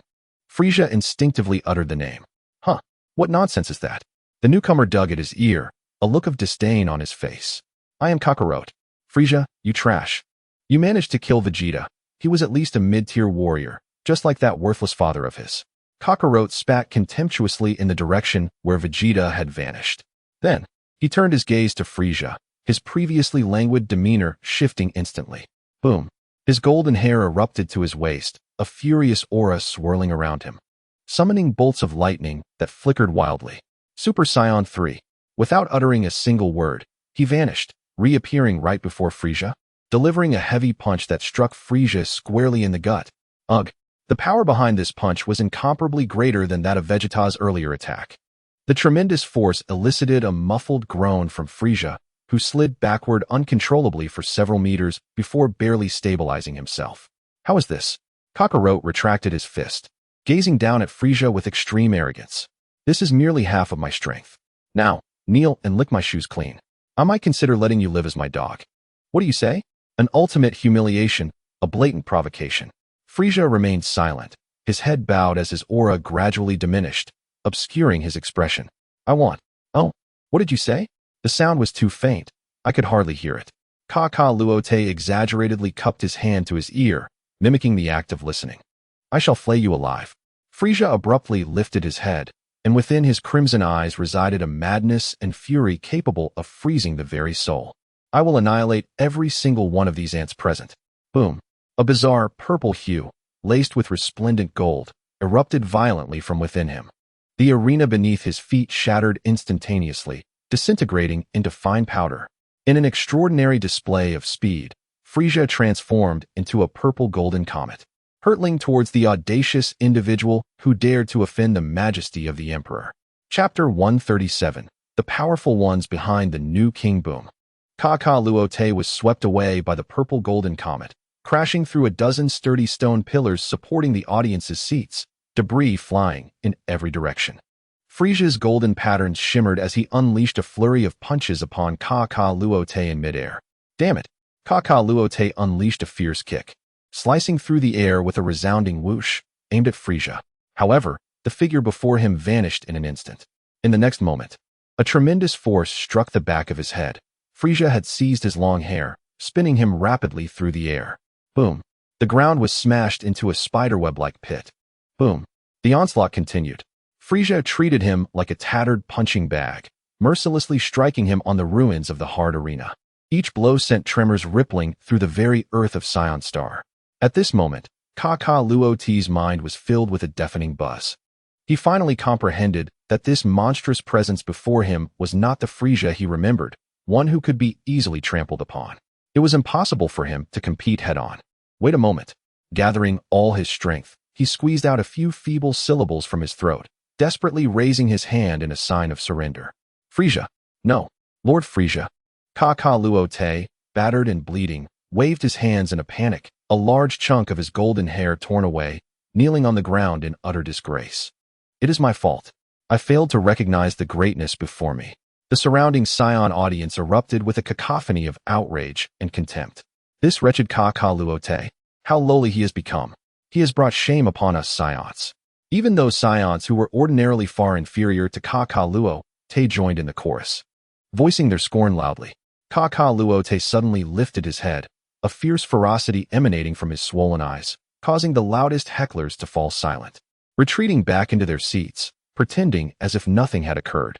Instantly, Kakaluote donned a sycophantic expression, bowing fervently before Frieza. I am willing to pledge my loyalty to you, to serve you as a humble servant. Observing Frieza's halted movements, Kakaluote's expression shifted. How absurd. Boom. A golden energy sphere coalesced abruptly in his hand, and at point-blank range, he hurled it violently towards Frieza's chest. Boom. Boom. A massive cloud of smoke and shock waves surged forth, enveloping both combatants entirely. Haha, you fool. Do you not understand the principle of cunning in battle? Kakaluote cackled as he rose from the ground, believing himself victorious. Gradually, as the smoke dissipated, a silhouette emerged. The laughter on Kakaluote's face began to freeze in horror. No, it can't be. My full-powered strike, capable of annihilating an entire planet. At that moment, the smoke cleared completely. Frieza stood there unscathed, his skin bearing not a single mark. His face darkened ominously, his lips curling into a sinister arc. He fixed his gaze upon the audacious insect who dared to speak so freely and employ cunning tricks. Do you realize, you insufferable wretch, that your face is the one I despise the most? In an instant, Frieza appeared beside Kakaluote. The latter had not even registered his movement. The words of surrender were still lodged in his throat. Crack! Frieza's foot came down. The sound of bones breaking echoed sharply. Oh! Kakaluote clutched his leg, grotesquely bent at an unnatural angle, rolling on the ground and emitting inhuman wails. Frieza seized his hair, hoisting him up with brutal force, leaving him half kneeling on the ground. Slap, slap, slap. Frieza viciously struck his face, the crisp sound of slaps reverberating in the silent arena. Blood, tears, and shattered teeth erupted from Kakaluote's mouth. I shall not grant you the mercy of a swift death. He continued to pummel Kakaluote until the latter was utterly stripped of his Super Saiyan 3 state, his black hair disheveled, his face swollen like a pig's, drifting into a haze of consciousness. At that moment, a commanding voice resonated from the palace. Truly ruthless in character. If you were of my lineage, I would not mind having you as a guard. The king. It is the king. In the audience, some Saiyans immediately shouted in excitement, kneeling in reverence. A few murmurs of dissent surfaced in hushed tones. What king? If not for his monstrous son. Hey, lower your voice. Do you wish to be executed? Before the words could settle, a line of guards clad in uniform armor emerged from the palace, their presence exuding an air of lethal intent. Shalu glanced over. Each of their powers is immensely formidable, at least at the pinnacle of Super Saiyan 1. Amidst the entourage, a figure aboard a flying vessel akin to Frieza's emerged slowly. Beside him stood a tall, stern-faced young man of imposing stature. Shalu and Gula turned their gazes simultaneously. Is that Paragus? He is the king here. Gula paused momentarily, then turned his attention to the imposing figure beside Paragus, feeling a sense of familiarity. Found it. Gula looked curiously at Shalu, who was suddenly excited, fixated on the young man. In this timeline, he had not been exiled. Ignoring Shalu's strange mutterings, Gula observed. To Shalu's eyes, the young man, who should have appeared somewhat naive due to prolonged isolation, was entirely absent. Instead, he stood with an innate, authentic aura of a true ruler. Frieza, interrupted by Paragus, ceased his torment of Kakaluote. He carelessly tossed the unconscious Kakaluote onto the ground, then unleashed several death beams towards him. Sizzle, sizzle, sizzle. Kakaluote's body was instantly pierced, collapsing into a pool of blood. Frieza, in a gesture of supposed mercy, granted him death. Are you the king of these Saiyans? He turned to glare at Paragus atop the platform. Indeed, I am Paragus, the proud king of this newly reborn Saiyan star. Who would have thought that your Frieza clan was annihilated? Yet you, a specter, dare to return. You were never my match in life. What can you possibly do now that you are dead? In response, Frieza's fingertip summoned a rapidly coalescing death beam. Boom. The area where Paragus stood was immediately engulfed in an explosion of blinding light. Yet, as the smoke cleared, a tall figure had somehow positioned itself in front of Paragus. The energy capable of obliterating a small planet was effortlessly blocked by a single outstretched hand, dissipating into nothingness. Paragus emerged slowly from behind the young man, beads of cold sweat forming on his forehead. Well done. He directed his gaze toward the ruins of the arena where Frieza stood, malice evident in his expression. Kill him. Go forth. Broly. Chapter 138. The new Broly makes his entrance. As Paragus's words fell, the young man named Broly suddenly vanished from sight. No matter who you are, today you shall all perish. The golden patterns on Frieza's body glimmered, and in an instant, he evaded the fierce attack. However, the next moment, Broly abruptly turned his head, unleashing a bright green energy sphere that radiated with terrifying power. What? Boom. The overwhelming energy engulfed Frieza in an instant, the resulting dust cloud obscuring half of the arena. Broly's figure did not falter. He charged into the haze without hesitation. Bang, bang, bang. Amidst the thick smoke, the sounds of their fierce clashes echoed continuously. Soon after, Broly forcefully pressed Frieza's head down, bursting forth from the smoke with reckless abandon. With a heavy toss, bang, the hard ground was smashed into a massive crater. Frieza emerged from it in disarray, veins bulging on his forehead, the golden patterns on his body glowing even more intensely, radiating light that extended to the very tip of his tail. Interesting, his battle power is still on the rise. From a distance, Shalu watched with keen interest. This time, Broly could not discern his opponent. A golden patterned hand, without warning, crashed violently onto his face, pinning him down. The same technique, with even greater force. Boom, boom, boom. Grasping Broly's head, Frieza retaliated with the humiliation he had previously endured, returning it 100-fold. Die. A fiery energy sphere imbued with the essence of destruction shot forth from Frieza's palm. The crater where Broly stood was instantly consumed by a violent explosion. Not enough. The power accumulating within me is far from over. Shalu remained unmoved, simply waiting in silence. Oh, the ground began to tremble violently. Even the recently risen clouds of smoke were swept away by an invisible wave of energy. The figure within the crater was experiencing a rapid surge in power at an incomprehensible rate. His hair began to stand on end, enveloped in a faint green flame, his eyes transforming into a terrifying yellow. Boom. Broly soared into the sky, devoid of roars or unnecessary movements, launching a relentless flurry of punches and kicks towards Frieza. The two engaged in a fierce battle in midair for dozens of exchanges. Frieza grew increasingly alarmed, horrified to find that this opponent's rate of advancement was simply astonishing. Every time he attempted to suppress Broly with greater force, moments later, his opponent would emerge even stronger from the suppression, until finally, his proud golden form, in full power, was shoved back several steps by a single punch. A warm liquid trickled from his nostrils. In disbelief, Frieza extended a finger to wipe it, staring at the glaring blood on the back of his hand. Yet, the anticipated rage did not materialize. Quite impressive. Frieza instead exhibited an expression of admiration. Unlike that group of inferior monkeys below, how about joining my army? I will make you the commander, ruling over the military might of the entire universe. What say you? But the Broly before him merely shook his head. Clutching his head, his massive frame trembled slightly, appearing to be in immense pain. And so what? In the end, you will all be annihilated by me. Do not push me. Broly emitted a low growl akin to a cornered beast. If this continues, I will kill you. I will kill everyone. Frieza was taken aback. Oh ho ho ho ho. He let out his signature high-pitched laugh. What a dull joke. Since you refuse, then you shall all die. Before your demise, allow me to show you the might of Golden Frieza. Boom. A dazzling golden light erupted from within Frieza, a terrifying wave of energy expanding wildly in all directions. The massive circular spectator platform was directly obliterated by this energy wave, countless Saiyan spectators being flung away. Below, the royal guard was left in utter chaos. Paragus clumsily fell from his spacecraft, pinned to the ground by the overwhelming pressure, unable to rise. Soon after, a golden hand, appearing without warning, pressed against Broly's chest. Boom. Before Broly could react, he was sent flying by this irresistible force. He crashed into the crowd of spectators behind him. The weaker Saiyans, unable to even scream before being reduced to mere pulp. Quickly, protect me.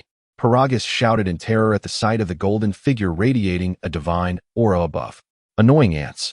Swish. With a flick of his finger, Golden Frieza unleashed a terrifying crescent energy, slicing through the air. No. Paragus, filled with resentment and despair, along with the surrounding palace, was instantly engulfed by that beam of light. Boom. All that remained was a deep, gaping crescent-shaped pit. Well done, Frieza. A hint of approval flickered within Shalu. Now, the final shackles have vanished. Struggling to emerge from the debris of flesh and stone, Broly caught sight of this scene. Father? Ah! An overwhelming fury surged through his mind, a power far exceeding any previous moment, completely shattering his reason. His eyes turned completely white. His hair, standing on end, gradually transformed into a pure, invincible gold amidst the raging flames. In the surviving audience, those Saiyan warriors immediately transformed into Super Saiyans, attempting to flee. Run. This monster has gone mad. His power is still rising. Ah! Over there, Broly's energy continued to soar. He howled to the heavens, unleashing countless indiscriminate energy spheres. Boom, boom, boom. The numerous newly transformed Super Saiyans were instantly engulfed by the dense barrage of energy. Countless Super Saiyans, unable to withstand even a single strike, vanished entirely within the brilliance. Broly then commenced a relentless assault, until only Golden Frieza remained beside him. Ha ha ha, what of Super Saiyan? Can it withstand me? Golden Frieza's maniacal laughter trailed off. The figure of Super Broly appeared in an instant at his side. What boom! A close-range blast, infused with boundless rage, erupted between the two. Frieza was propelled backward, tracing a long parabolic arc in the air. You bastard! Frieza's golden aura blazed brightly, stabilizing his form, utterly enraged. And in response, Broly unleashed a frenzied roar devoid of reason. The next moment, the golden figure collided with another golden figure in midair. Chapter 139. The Rampaging Monster. Boom. Boom. Boom. The two streams of golden light clashed violently above the crumbling Saiyan planet, each impact generating shockwaves capable of tearing apart the atmosphere. The ferocious energy poured forth, further transforming the already shattered ground beneath them into a sea of molten lava. Ah! Broly had completely lost his reason, reduced to pure primal combat instinct. His attacks were chaotic, yet astonishingly swift. A single punch, striking Frieza squarely on the face. What? The proud defense of Golden Frieza momentarily shattered under this blow. Before he could even retaliate against this unreasonable force, Broly's relentless follow-up assault was already upon him. Bang! A rapid whip kick landed solidly against Frieza's side. The tremendous force propelled him through the air, shattering a distant rock formation. What a heavy attack. Has this guy completely lost control? Broly, having successfully landed a blow, did not pause for a moment. He roared towards the sky, his energy surging once more as he rushed towards the direction where Frieza had fallen. At an even greater speed, a concentrated green energy sphere rapidly took shape in his palm as he swung his arm, transforming it into a beam of destructive light that shot forth. Frieza, struggling to stabilize himself amidst the debris, beheld the approaching terrifying energy and immediately brought his hands together, condensing a golden energy wave to counter it. The collision of these two formidable powers resonated through the air, creating a center point where space itself began to warp. The immense arena, known as the life and death cage, could no longer withstand the aftermath of this energy clash and ultimately collapsed, being consumed by the ensuing energy storm. Broly emitted a primal roar, his frenzied will seemingly amplifying the intensity of his energy. The green beam in his grasp thickened significantly. Frieza's golden energy wave began to be inexorably pushed back. This is absurd. The playtime is over. Frieza's golden form radiated even more brilliantly as he channeled all the energy he had amassed into the wave. The golden beam transformed, overwhelming the green energy and engulfing it entirely. As Broly witnessed the rapidly expanding destructive energy, a subconscious sense of danger surged within him, causing his pure white pupils to widen. He was thrust backward by the enormous golden energy beam, leaving a trail of scorched earth in his wake. Now a long expanse of molten lava. Oh ho ho ho. Frieza surveyed his handiwork, feeling a sense of satisfaction, his signature cackle echoing once again. However, moments later, the anticipated cataclysmic explosion did not occur. The golden energy beam, after propelling Broly away, inexplicably altered its trajectory, soaring into the depths of the universe, ultimately vanishing from sight. Ding! Detecting a fierce battle between Golden Frieza and Super Broly, alternate timeline. Analyzing vast amounts of data. Evolution points gained, 100 billion, 300 billion. Shalu observed the rapidly fluctuating numbers on the system panel, unfazed. It will soon come to an end, he remarked flatly. Frieza is about to be defeated. What? Gula was taken aback, instinctively clenching his fists, ready to rush in to assist. Do not intervene, Shalus stopped him with a hand. Neither of you would stand a chance against him together. Gula's movements froze. He gazed at the figure in the distance that had risen once more, a chill creeping up from his core. At this moment, Broly stood, his chest scorched by energy, emitting wisps of white smoke. He appeared as if he had emerged from a river of lava, exuding an aura reminiscent of a hellish demon. His upper garments had turned to ash, revealing his explosive and terrifying muscles. With fists clenched, he roared towards the heavens. His energy, which had already peaked, continued to surge uncontrollably. Frieza, too, sensed this unusual energy. Broly's roar abruptly ceased. In a flash, he surged towards Frieza, surpassing any previous speed he had displayed. So fast. Boom. His punch barely met Frieza's crossed arms in defense. The sharp crack of bone echoed as the skeletal structure capable of withstanding planetary explosions could not endure this sheer magnitude of force. This monster is still growing stronger. Is this the reason so many planets have vanished in this universe? Frieza could no longer afford to underestimate his opponent. With a swift, high kick, he aimed directly at Broly's chest. The impact created a tremendous sonic boom. Yet, Broly remained utterly unmoved. He extended his hand, firmly grasping Frieza's kicking leg.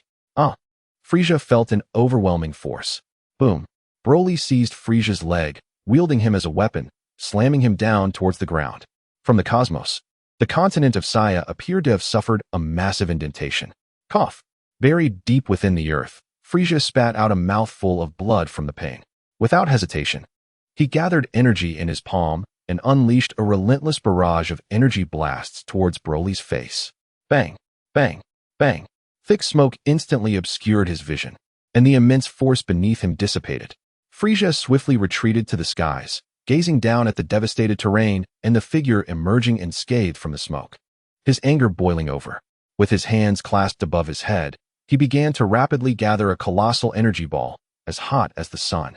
With this strike, he intended to obliterate both this wretched planet and the monster before him. Die. The energy ball, gathered to its utmost limit, transformed into a dazzling shockwave, crashing down.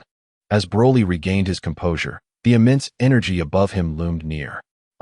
He let out a defiant roar, extending his hands to withstand the overwhelming force. Being forcefully driven deep into the earth, the entire Saya planet could no longer bear this final blow and began to fracture entirely. The crust shattered, colliding with one another, while the waters above evaporated in the intense heat. From the depths of the core, endless magma surged skyward. Ultimately, as the planet's core collapsed, this section of the universe experienced a silent, yet colossal explosion. Frieza floated in the void, gasping for breath. It is over. He gazed at the space that had become void, now filled with darkness and countless fragments, gradually finding his breath. Yet, at the center of the explosion, a small figure shrouded in green energy remained, quietly suspended in place. Chapter 140, Cosmic Battle. No, it is impossible. Frieza could hardly believe it. After unleashing his full strength, this monster still drew breath. The once dim golden aura reignited, raging flames almost consuming him. Unforgivable. Broly stood defiantly in the void, everything around him having turned to nothingness. Only the golden figure before him remained, a voice within urging him to annihilate all. Broly's golden hair began to shimmer, then transformed entirely to green. The energy surged to its zenith, radiating unparalleled ferocity. In an instant, his towering figure materialized before Golden Frieza. Boom. A powerful punch sank deeply into Frieza's golden form. Frieza bent over, a torrent of saliva mixed with blood spewing forth, floating through the cosmos. In an instant, his body became a streak of light, crashing into a nearby meteor. Broly, unleashing his full might, reappeared before Frieza once more. Boom, boom, boom. A relentless flurry of punches and kicks rained down upon Frieza. The latter's golden form began to dim, cracks deepening in the meteor behind him. They burst forth from the other side of the meteor, and Broly gathered energy in his hand, preparing to deliver a fatal blow to the now powerless Frieza. In that moment, Shalus seized the opportunity, delivering a swift kick that sent Broly flying 100 meters away. The lethal energy dissipated instantly. "You cannot kill him just yet," Shalu declared, a gleeful smile spreading across his face. He promptly retrieved a healing bean from a wormhole and forced it into Frieza's mouth. The resurrected Frieza gazed at the unfamiliar figure before him, filled with confusion. "Are there still Saiyans alive?" "It is I," the familiar voice of Shalu echoed. "Stay back." As Shalu's aura expanded, Frieza immediately understood. Reluctantly, he left a warning. "Be cautious, this monster is exceedingly dangerous." He then returned to Guli's side. Facing the sudden assault, Broly exhibited great discontent. He twisted his neck and charged toward Shalu. Broly roared, launching a powerful punch that Shalu did not dare underestimate. Boom. He transformed into his golden form, his body instantaneously shimmering with gold. Boom. This punch sent ripples through the cosmos, yet Shalu firmly caught it. Bang. Shalu swiftly kicked Broly away, feeling the leap in his power after evolving. Behind them, Frieza and Gula were left in astonishment, especially Frieza, having personally experienced the other's might. He was astounded that Shalu could effortlessly handle Broly in his golden form, widening the gap between them infinitely. Broly halted his swift advance, then launched himself at Shalu once more. Lowering his body like a cannonball, he pierced through dozens of meteors. A wave of invisible force accompanied Broly's figure, racing towards Shalu. This was the tremor caused by ultimate speed and power. "Come on." Shalu welcomed the attack. He clenched his right fist, the golden flames surrounding him suddenly converging, then concentrated at his fist in an instant. With a low growl, he unleashed a full-force punch. Even before it arrived, a violent shockwave tore through space, leaving a twisted trace in the void. Bang! The clash of golden and green light produced magnificent sparks in the emptiness. Crack! Visible shockwaves radiated from the point of impact, instantaneously pulverizing the surrounding meteor cluster. Broly was jolted backward, sliding thousands of meters, leaving a gaping rift in his wake. He shook his head, his pure white pupils devoid of retreat, instead brimming with even greater battle intent. Roar! Broly issued a beastly roar, propelling himself into the void once more, transforming into a streak of green light, this time enveloped in a thick green aura. That aura was tangible, emanating a sense of annihilation. Yet again, this brute force. Shalu chuckled inwardly. He shifted his form, appearing instantaneously beside Broly with an unbelievable speed. "Your speed is still insufficient." Shalu extended his left hand, casually meeting Broly's massive punch. Clang. The collision produced a resounding metallic clang. The terrifying energy backlash swept through the cosmic expanse, clearing the surrounding space for tens of thousands of miles. What has he experienced? Frieza clenched his fists, observing Shalu's figure. Broly's blow, capable of shattering planets, was effortlessly blocked by Shalu, whose palm seemed entirely unharmed. "This power is astonishing." Shalu scoffed. He exerted force with his left hand, firmly restraining Broly's colossal fist. Now, Shalu swiftly raised his right leg like a whip, striking fiercely at Broly's waist. Crack! The crisp sound of breaking bones echoed through the cosmos as Broly's immense body was flung like a broken kite, crashing through several meteors before landing heavily on the surface of a massive blue planet. Boom! The planet's surface was gouged into a bottomless pit, with countless dust and rocks soaring into the sky, creating a momentary chaos in space. "This fellow truly can take a beating." Shalu's tone remained indifferent. "System, have you analyzed Broly's power limit?" Shalu silently pondered.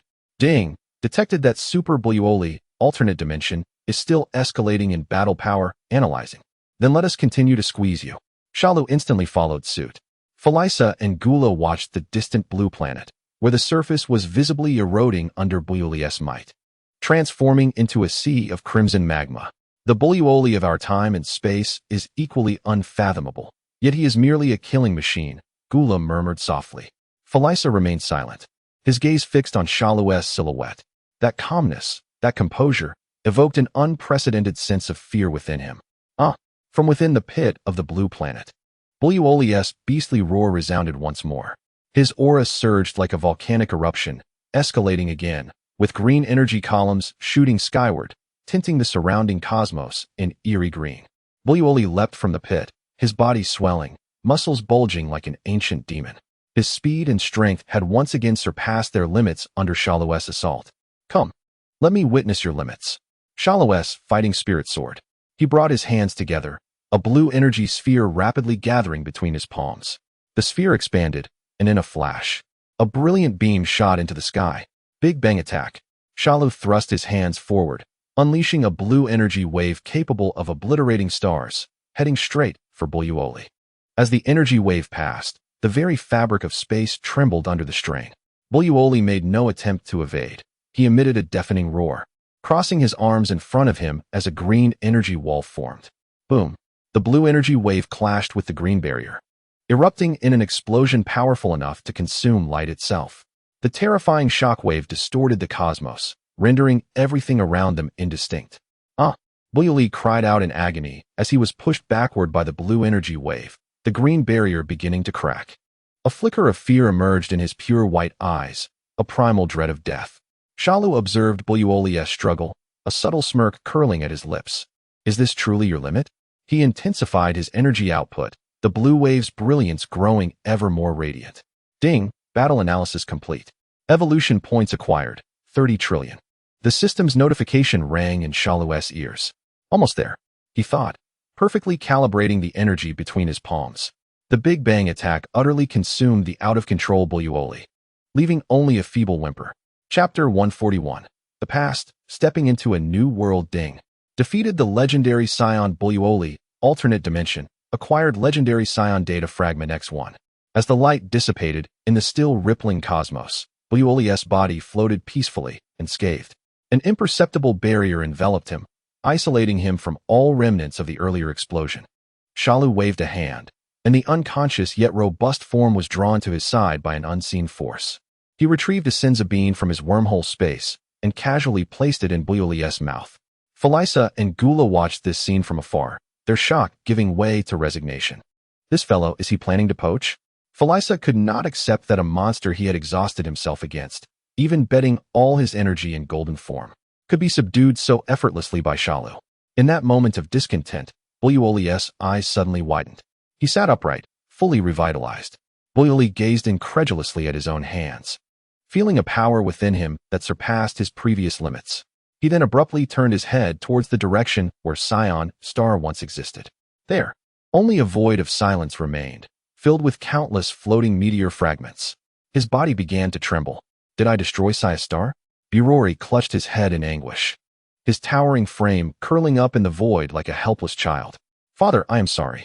The excruciating headache, accompanied by chaotic fragments of memories, drove his consciousness once again to the edge of madness. A few individuals observed him in silence. A beast losing control, stripped of the pillars that supported its insanity.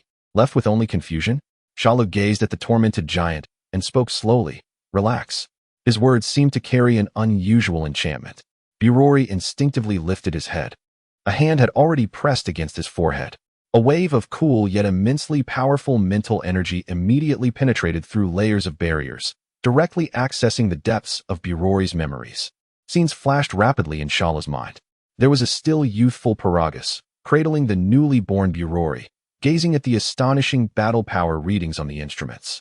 His face unable to hide his ecstatic joy. He chose to conceal this information rather than report it. Time passed. In this timeline, Frieza and his father did not arrive on this planet at that juncture. Over 20 years elapsed. Burori was kept under the control of a specialized power limiter by his father, the two living cautiously at the bottom of Saiyan society, unnoticed. Until that fateful day when Frieza's army finally discovered this recorded group of Saiyans. The massacre erupted. At that time, Planet Vegeta's strongest, Vegeta and Kakarot, joined forces against Frieza. During the fierce battle, Vegeta lost one eye entirely. They fought with all their might, forcing Frieza into his strongest form, yet still faced despair. The minions of the army broke Paragus' legs, and the father's agonizing screams awakened Burori's furious potential. The instinct for survival, combined with the power of the great ape, nearly instantaneously rendered the once invincible Frieza half-dead and successfully captured him. Frieza's father, King Cold, along with all the troops he had brought, were completely annihilated by the fully awakened Burori. After that, everything changed. Bolstered by absolute power, Paragus ascended to the throne of the newly reborn Saiyan Star. He enacted new rules, and the Saiyans embarked on a frenzied campaign across the universe. Countless planets were conquered. Byorori increasingly lost control during battle, his strength growing ever more formidable. Planets were either utterly slaughtered or directly obliterated by him. All Saiyans lived in fear of Byorori's power, compelled to submit to the weaker Paragus. Power completely blinded Paragus, and his actions rivaled, if not surpassed, those of Frieza's army. During this time, Byorori, experiencing fleeting moments of clarity, repeatedly attempted to reason with his father. However, he was met only with scoldings and increasingly harsh commands. The more battles he fought, the more bloodshed ensued. Byorori gradually began to feel a profound terror regarding his ever-increasing power. Shalus slowly withdrew his hand. Byorori's hands, which had been clutching his head, fell limply to his sides. The soul-rending headache vanished. He merely stared blankly at the green man before him, as if his memories and pain had been completely laid bare. Byorori, Shalus spoke. This is not your true stage. Come with me. I will help you resolve your rampage. Moreover, there, you will find the life you yearn for. At these words, Frieza nearly thought he had misheard. Shalu, you indeed seek to snatch away my prize. Mr. Byorori is a talent I discovered. He pointed at Byorori, his emotions somewhat agitated. If you can easily suppress his rampage, I won't interfere. After all, it's not your fault. You. Frieza continued to prattle. Byorori, however, ignored the dispute over him and looked at Shalu with confusion. A mere touch on his head alleviated his pain. Despite his grave injuries, he had been effortlessly healed. Such methods had completely surpassed his understanding. Have you thought it through? Shalu did not continue to pay attention to Frieza's incessant chatter, calmly gazing at Byorori. Frieza, begrudgingly halting, understood that he currently had no standing to question Shalu's decisions. What about your father's death? Shalu raised the final question. Byorori's body trembled, and he instinctively clenched his fists. The violent aura flickered momentarily, but was swiftly suppressed. For a long time, he exhaled deeply. He was not like this before. His voice carried a hint of hoarseness and fatigue. Power made him lose his way. Even if Frieza does not act today, someday, others will rise to overthrow him. Many Saiyans already harbor discontent against him. I could not sway him. There is still some rationality left. Shalu spoke no more, simply waiting for Byorori's ultimate decision. Byorori lifted his gaze, his clear eyes filled with hope. He looked at Shalu, this mysterious and powerful man. Perhaps he truly could find a way out for himself. Byorori nodded slowly. Let us go? Shalu turned, casually tossing out a new type of wormhole spacecraft. The vessel rapidly enlarged in the void, transforming into a small ship capable of accommodating several individuals. The hatch opened, and 4 figures sequentially entered. He set the coordinates, and the ship's engine began to hum, tearing open a distorted wormhole in the space ahead. Chapter 142. The 4 pillars of Frieza's army. The spacecraft tore through the void, smoothly hovering above a massive lift platform. The hatch opened slowly.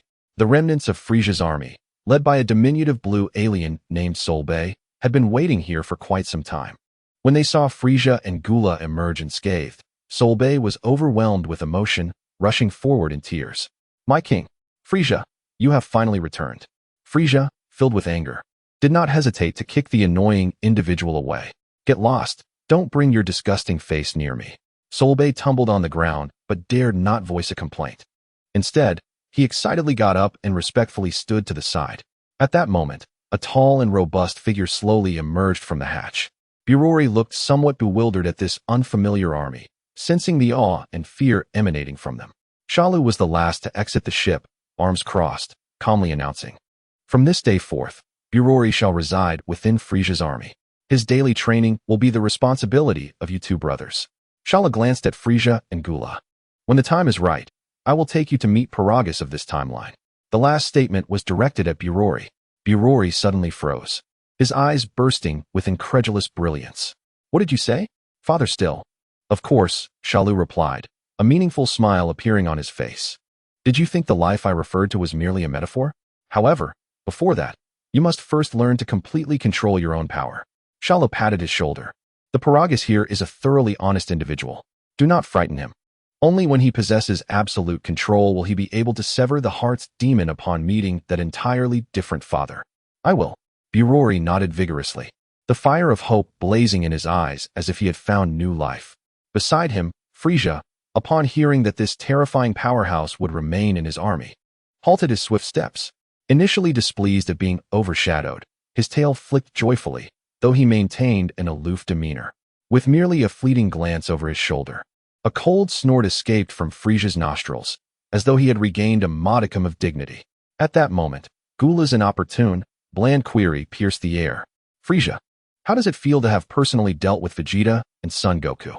This question struck like a needle, deftly puncturing the veneer of false satisfaction that Frieza had just constructed. He froze completely, grappling with the reality that his lifelong obsession for vengeance had culminated in their demise, executed through various unspeakably cruel methods. Why was there not a shred of pleasure coursing through him? Instead, he was engulfed by an indescribable void. Have you not realized it yet, Frieza? At some point, Cell had approached him. Revenge is merely a means for the weak to console themselves. It is the relentless pursuit of power that brings true ecstasy. No sooner had he spoken than a wave of profound terror erupted from Cell, radiating like a cataclysm. All soldiers of the Frieza force, including Sorbet, collapsed to the ground, rendered immobile, their consciousness blurring. Frieza and Gula felt the weight of pressure bearing down upon them, as if an invisible mountain was crushing their very bones. Frieza's gaze was fixed on Cell's tranquil silhouette. You did not come merely to seek us out, did you? He managed to utter, what is your true purpose? With a low chuckle, Cell gradually released the oppressive aura. Astute. The supreme ruler of the multiverse, Zeno, has decreed the hosting of an elite selection tournament across the 12 universes. Each universe must assemble 10 representatives to vie for the fate of all. Frieza and Gula exchanged solemn glances, recognizing the gravity of the situation. Are you suggesting I collaborate with Son Goku and the others? Frieza exclaimed, leaping up as if his tail had been stepped on. Not a chance. I, Frieza, would rather leap to my death than stand alongside those wretches. That is not your decision, Cell replied coldly. Should you refuse or lose, Lord Beerus will intervene, and none shall escape his wrath. How infuriating. Frieza seethed. Did you not claim he is indifferent to mortal affairs? That is equally beyond your control. Cell's countenance turned serious.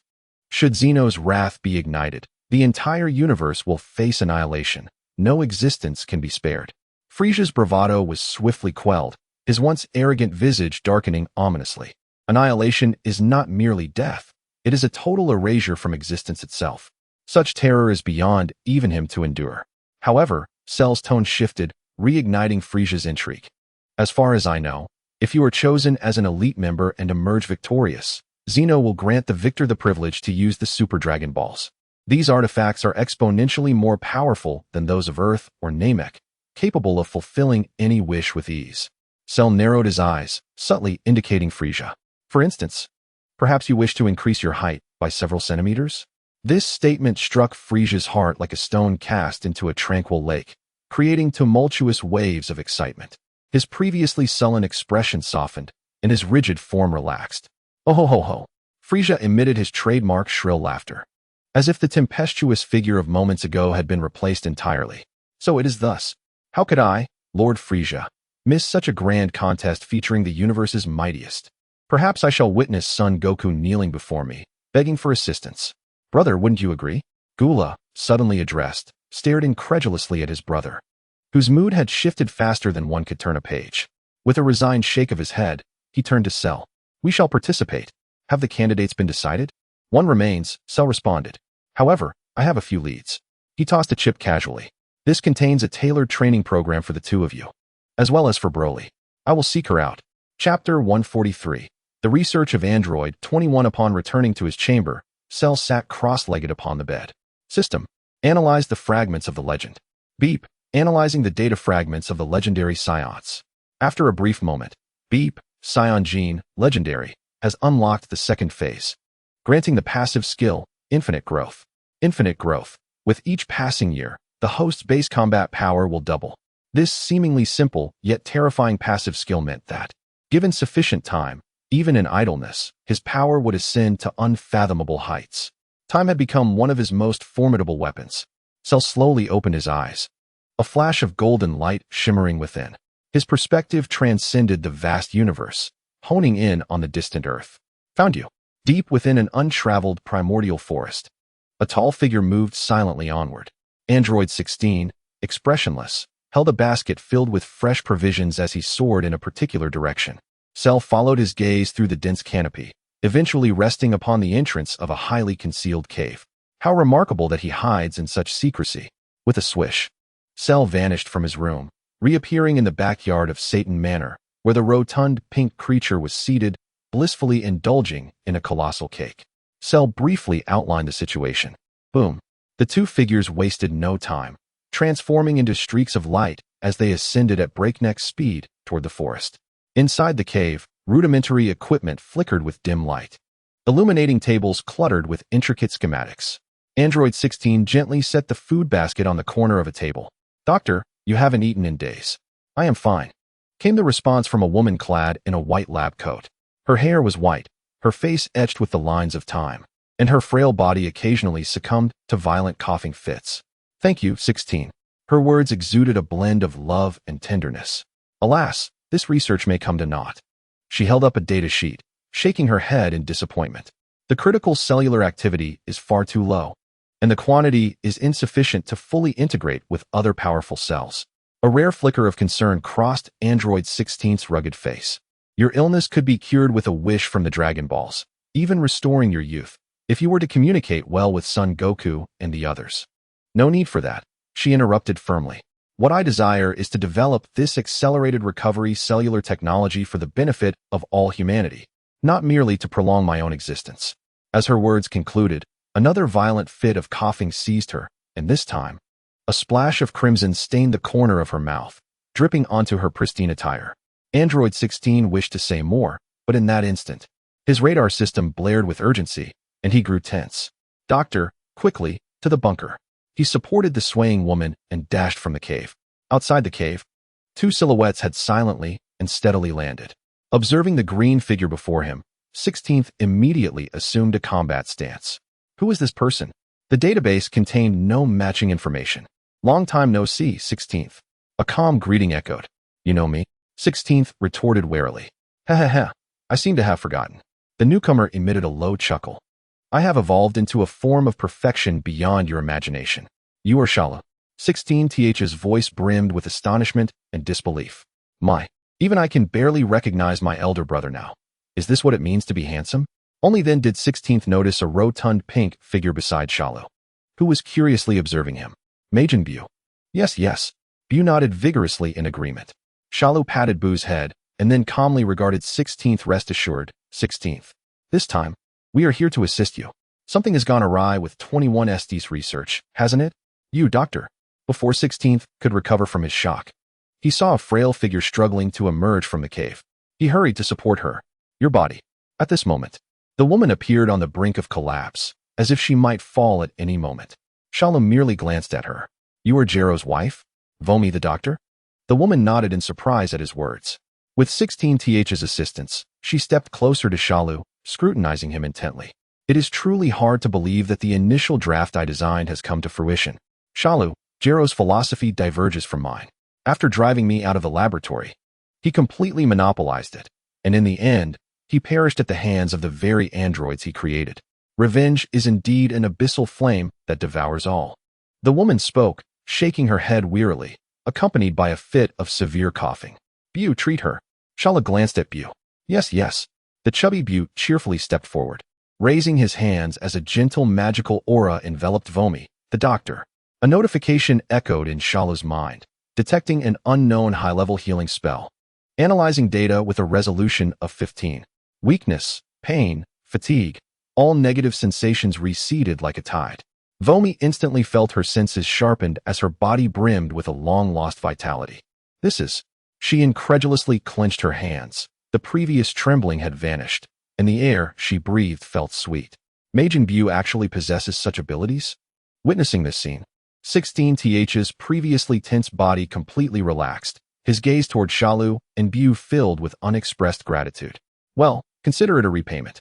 Shalu crossed his arms, as if he had merely accomplished a trivial task. "Now lead us inside. The research on 21st must be completed promptly." Although Vomi did not understand how these two knew everything about this place, she sensed no malice from them. She nodded and turned, guiding them deeper into the cave. Passing through a narrow passage, a vastly larger underground laboratory came into view. "This is the place." Vomi pointed to the center of the lab. What met the eye was a colossal cylindrical incubation chamber. Within the pale green nutrient solution floated a naked, younger version of the doctor, quietly suspended in it. Chapter 144. The Birth of Sweet Girl 21st. After your escape, Gero resumed his frenzied and distorted research. Vomi trembled as she indicated the woman in the incubation chamber. He secretly collected my DNA as the main component. He even dispatched numerous B-shaped robots, which continued to operate after his accidental death, collecting countless cells of the formidable beings that later appeared on Earth, until they were discovered by 16th and brought before me. She glanced at 16th, who merely nodded in silence. Most astonishing to me was the cell known as Majin. As soon as the doctor finished speaking, the chubby Bew proudly crossed his arms and puffed out his belly. The doctor chuckled and continued. That powerful regenerative ability of the cells could easily cure humanity's terminal illnesses. I hope this research can benefit the world, but my own time is limited. Her breathing began to falter. I only hope that once 21st is developed, she can inherit my knowledge and will, which is why I continued Gero's research, continually infusing my cells into it. However, now the most critical issue is that Bew's cells are too few to exhibit the necessary activity and perfectly integrate all the cells. This is why I brought him here. Shalu interjected. The 21st you are researching lacks the most crucial element, the Majin core. What? The doctor was taken aback. The core is typically the absolute lifeblood, irreparable through regeneration. However, as long as a portion is separated, it will not be fatal to the main body. As long as the quality meets the standard, the core can regenerate on its own. Before her words concluded, Shalu's earthly form began to exhibit faint pink patterns, undergoing a partial Majin transformation. This scene momentarily overwhelmed Vomi's mind. What is happening? Shalu's design clearly did not incorporate Majin cells. How is he achieving this? Shalu smiled, offering no explanation. He extended his right hand, gathering a peculiar energy. Moments later, a mass radiating a pink aura, resembling a strange metal, slowly separated from his palm. Bew. Shalu looked at the chubby Bew. Yes. Bew seemed to understand, imitating him by extracting a small part of his core. The two small cores met in the air and seamlessly fused, forming a brand new Majin core that emitted a gentle glow. Shalu cradled the newly formed core in his hand. The woman in the incubation chamber appeared to respond, beginning to tremble slightly. The small core in Shalu's hand began to radiate a corresponding aura. Without hesitation, Shalu pressed the core against the glass wall of the incubation chamber. The core, as if possessing life, instantly penetrated the glass, transforming into a stream of light that entered the woman's body. A soft pink radiance immediately emanated from within her, dyeing the nutrient solution in the chamber a vibrant pink. Thud, thud, thud, thud, thud, thud. A series of powerful heartbeats began to resonate in the silent laboratory, growing faster and clearer. It succeeded. The doctor gazed at the incubation chamber with excitement, nearly unable to stand. Crack, crack, crack, accompanied by the crisp sound of shattering glass. The sturdy surface of the incubation chamber began to show cracks. With a rush, the nutrient solution spilled everywhere. The woman in the chamber still curled up, but her body began to slowly descend. With a flick of his mind, Shalu used an invisible force to gently lift her and place her on a prepared experimental bed.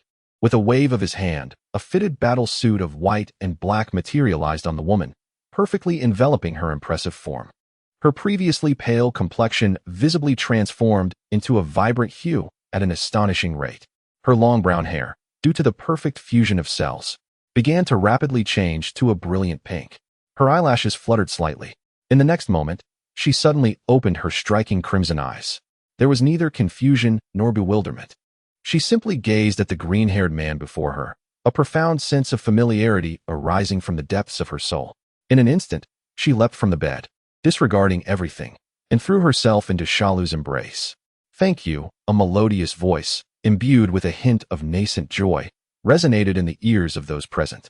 Shalu regarded the woman in his arms, his expression unchanged. Have you always been conscious? He inquired. The woman lifted her gaze from his chest, their eyes locking. Indeed. From the moment you arrived, I sensed it. She released Shalu and pointed toward the rotund Bew nearby. I sensed your presence as well. Thank you. Finally, she turned to the white-haired woman, now in tears. I must thank you too, mother. Dr. Vomi's body trembled violently. The weariness and ailments that had long plagued her had not brought her down, but at this moment, hearing 21's call of mother, she could no longer hold herself together and crumpled helplessly. Number 16 immediately stepped forward to support her. My child, the doctor sobbed, nodding repeatedly, her trembling hand reaching out to caress 21's cheek. 21 offered a tender smile. It seems she has just been born, her personality and intellect not yet fully developed. Shalu observed this warm scene, his heart remaining undisturbed. Suddenly, an incongruous sound emerged from 21's abdomen. Her cheeks flushed a deep red. Doctor, I must take 21 with me. Shalu interrupted this moment of warmth. As for your research, Bu here will assist you wholeheartedly. The cells of the original host will likely be more effective for your studies than the samples collected. Moreover, the equipment here is rather rudimentary. Let us head to the Capsule Corporation, where I will contact Bulma. She will provide all necessary conveniences for your research. The doctor was taken aback for a moment, but then nodded vigorously. She cast a reluctant glance at 21. I entrust her to you. Understood. With everything arranged. Shala did not linger and turned to leave. 21 immediately followed, waving goodbye to the doctor and number 16 before departing. In the blink of an eye, the two figures vanished from Earth. In the next moment, they found themselves in the vast plaza of the Frieza Force headquarters. Chapter 145. The astonishing growth and strength of number 21 inside the top-tier restaurant designated for the upper echelon of the Frieza Force headquarters. The atmosphere was relaxed. This flavor is delightful. Number 21 devoured a roasted leg of an unknown cosmic beast, grease dripping from her mouth. An array of exquisite dishes laid before her. From liquid jelly radiating a ghostly blue glow to writhing deep-sea tentacles that appeared almost alive, and colossal avian delicacies roasted to a golden hue. Showcasing the culinary mastery of the universe's finest chefs, each dish was markedly distinct from Earth's cuisine. Shalu sat quietly beside her, merely savoring a drink that exuded an unusual aroma while observing her feast. Boom! A dull roar accompanied by intense vibrations emanated from a distant direction. The alloy walls of the restaurant hummed in response, and the clinking of cups and plates echoed sharply. Who the hell is that? Number 21, previously relishing her meal, transformed in an instant. She abruptly set down the beast's leg, sprang to her feet, and scanned the surroundings with a hint of irritable disruption in her scarlet eyes. The servants of the Frieza Force stood frozen in fear, their bodies stiff, not daring to make a sound. Shalu's senses were already attuned. It was Broly's energy, erupting like a volcano, yet devoid of chaotic frenzy, exhibiting a stability resulting from high compression. It seemed the Frieza brothers' mental training had proven effective. That should suffice. I will take you to meet Frieza and the others, Shalu remarked, setting down his cup. Upon hearing this, 21's anger dissipated instantly. She propped her chin on one hand while the other idly toyed with the leftover bone, regarding Shalu with keen interest. What's the matter? Oh, nothing. 21 squinted, revealing a sly smile, merely finding it remarkably intriguing. Artificial human Shalu, your complete data is embedded in my mind. I have gathered cells from Earth's formidable warriors, as well as those of extraterrestrial scions and cosmic fiends, culminating in the theoretical perfect life form. She paused, leaning forward, almost touching her face to Shalu's, scrutinizing him closely. How is it that you exhibit traits of evolution into a human? Moreover, the Majin cells within you were absent in my initial data. She pointed a finger at Shalu's chest. You sense the direction of that massive explosion in an instant. One of the energies is identical to the records of Frieza in my database, yet you remain so calm. Clearly, the situation there is within your control. Furthermore, being far from Earth, and judging by the obsequious demeanor of these alien servants, this is likely Frieza's stronghold, and your status here is undoubtedly significant. You have allied with him and brought me here specifically. Speak.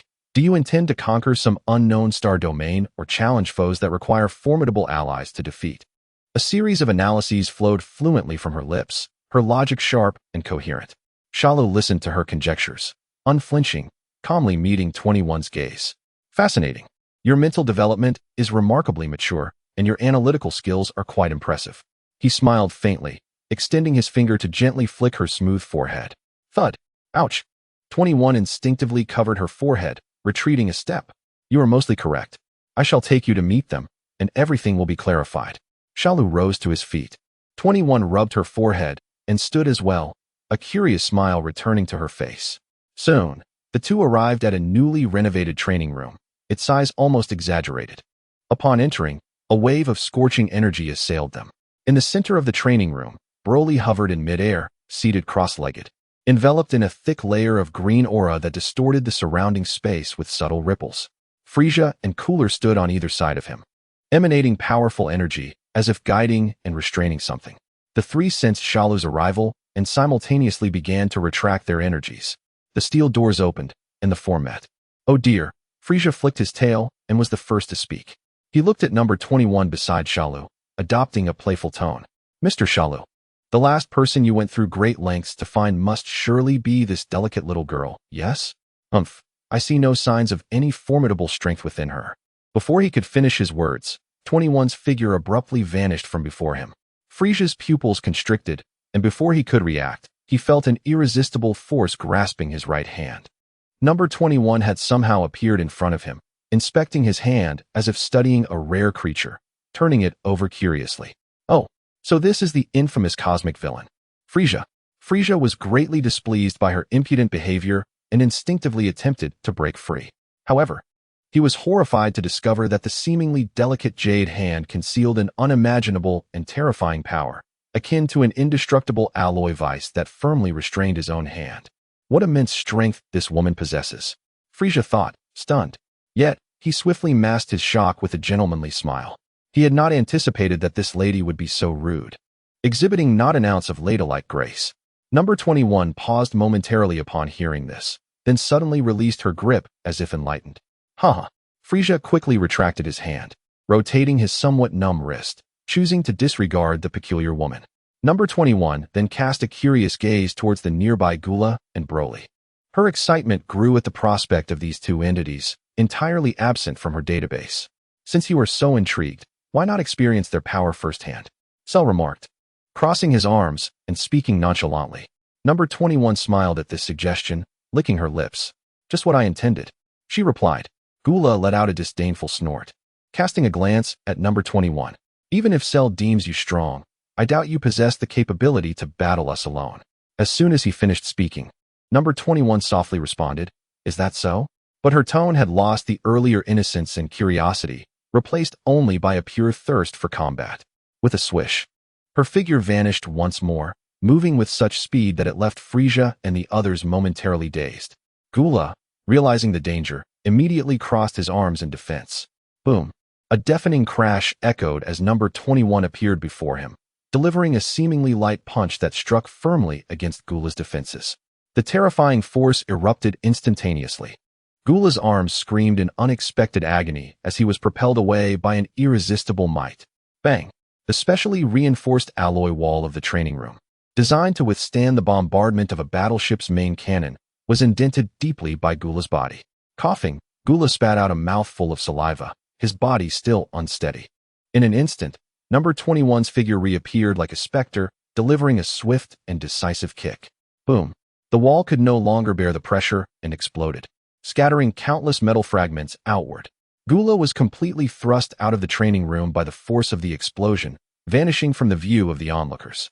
Cell and the others immediately followed through the gaping hole, emerging onto the expansive plaza outside. Gula managed to stabilize himself midair, his skin marred with evident abrasions as he glared furiously at the instigator. You bastard! Oh dear! My apologies. Number 21's figure emerged at the hole's entrance. She playfully tapped her head with her fist and stuck out her tongue at the distant Gula, striking a cute pose. I just didn't control my strength well. After all, I was born less than a day ago. Chapter 146. The battle between Gula and number 21. How dare you toy with me? Even the level-headed Gula could not suppress the fury swelling within him. In front of his countless subordinates, being so easily toyed with by a woman he had just met, only to be kicked away and crash through the training room's outer wall, was a profound humiliation. I will show no mercy. Boom! A terrifying aura erupted violently from Gula, his body swelling within the tempest of energy, sharp bone spurs erupting from his head, and a menacing mask swiftly enveloping his true visage. Ultimate form. The moment the mask sealed shut, he vanished from sight, delivering a punch of tremendous force, imbued with destructive power, that was now aimed at number 21. The woman merely tapped her toes lightly, and her entire body floated backward like a feather, narrowly evading the powerful strike. Boom! The metal-paved plaza floor was instantly dented by the force of the punch, the fist sinking deep into the ground. With the attack missing its mark, Gula showed no signs of hesitation. Number 21 adjusted her position in midair and unleashed a swift kick aimed directly at Gula's face. Ha ha ha, naive. Gula's maniacal laughter rang out as his other hand, swift as lightning, firmly grasped her ankle before her leg could make contact. The fist that had crushed into the ground tore through the heavy metal plating, propelled by unmatched strength, and struck towards number 21's lovely face. Boom. The punch landed solidly against the woman's visage. However, contrary to expectations of her screaming and being sent flying, she did not budge. Gula's fist seemed to collide with a mere illusion. At the moment of impact, her figure began to disintegrate into countless finer, colorful particles, dazzling and eerie. Cell was momentarily taken aback. The technique of the evil thought wave. The doctor has even utilized its cells. Frieza and Gula were equally stunned. This is Cell's technique. Frieza immediately turned to the nonchalant Cell beside him. What on earth is happening? She is like me, perhaps even surpassing me. Cell spoke calmly. She is a composite cellular android, incorporating cells from the many powerful adversaries that have appeared on Earth over the years, built upon my foundation. Additionally, the magical core that Bu and I created for her enhances her potential to a degree that even I find astonishing. In an instant, Frieza dared not underestimate this seemingly fragile woman. Meanwhile, Gula, immersed in the battle, felt a cold sweat trickle down his back upon hearing Cell's words. Damn it! Gula warily surveyed his surroundings. He had previously encountered this technique during his battle with Cell and had managed to counter it. Yet, this woman wielded it with an even greater proficiency. Ha ha ha, Cell's amused chuckle floated through the air, watching the woman born from his own essence, stirring a sense of excitement within himself. Over here, number 21's light-hearted taunt suddenly emerged from behind Gula. Swish! Without a moment's hesitation, Gula's powerful tail transformed into an afterimage, swiftly sweeping in the direction of the voice. The air was torn apart with a sharp crack. However, the tail merely swept through empty space. This side. The playful banter echoed from another direction. Gradually, Gula found himself surrounded by the woman's playful mockery from all angles. What a joke! Gula was now utterly enraged. The golden aura surrounding him began to surge wildly, intricate golden patterns rapidly spreading across his body. Boom! An even more potent and chaotic energy swept outward like a storm. The golden radiance illuminated the entire plaza. Number 21's ethereal form, composed of particles, was forcibly reshaped into her original appearance by this overwhelming energy surge. Now, swish! Gula's figure moved with unparalleled speed, this time his powerful tail ensnaring her waist with unerring precision. The surrounding tempest of energy transformed into tangible chains, binding her tightly. Now let's see how you escape. Gula sneered, tightening his grip. Under the immense pressure, beads of sweat began to accumulate on number 21's forehead. Her bones cracked under the strain, producing a sound that sent shivers down the spine. I've miscalculated. This guy is truly serious. In the next moment, her consciousness flickered momentarily. Her body began to emit an astonishing heat, her skin visibly turning a deeper shade of pink. Her eyes, once bright, were swiftly engulfed by an abyssal darkness, with crimson pupils igniting within, exuding an aura of lethal intent. A pink tail, reminiscent of Gula, erupted fiercely from her back. Her long pink hair transformed instantaneously into a cascade of pure white. She had become a demon. A shrill scream echoed as a force, equally potent and malevolent, surged forth from Subject 21. Gula felt an overwhelming power emanating from the tail, a grip strong enough to crush steel, momentarily loosening. In that fleeting instant, the demonized Subject 21 lifted a foot, delivering a fierce kick to his chest. Bang! Gula was sent hurtling backward. She then extended a hand, palm aimed at the airborne Gula, unleashing a terrifying energy-laden orb. Boom! The space where Gula stood was instantly enveloped by a colossal mushroom cloud, thick smoke billowing into the sky. The violent shockwave toppled the Frieza soldiers who had been spectating from afar. Ha! Subject 21 erupted into a maniacal laugh, a stark departure from her former self, now brimming with wickedness and mockery. Subsequently, her figure transformed into a pink streak, plunging into the searing smoke. Bang! Bang! Bang! The sounds of their fierce battle reverberated through the haze. The vast plaza, under the force of their mighty clash, saw its heavy metallic ground torn apart.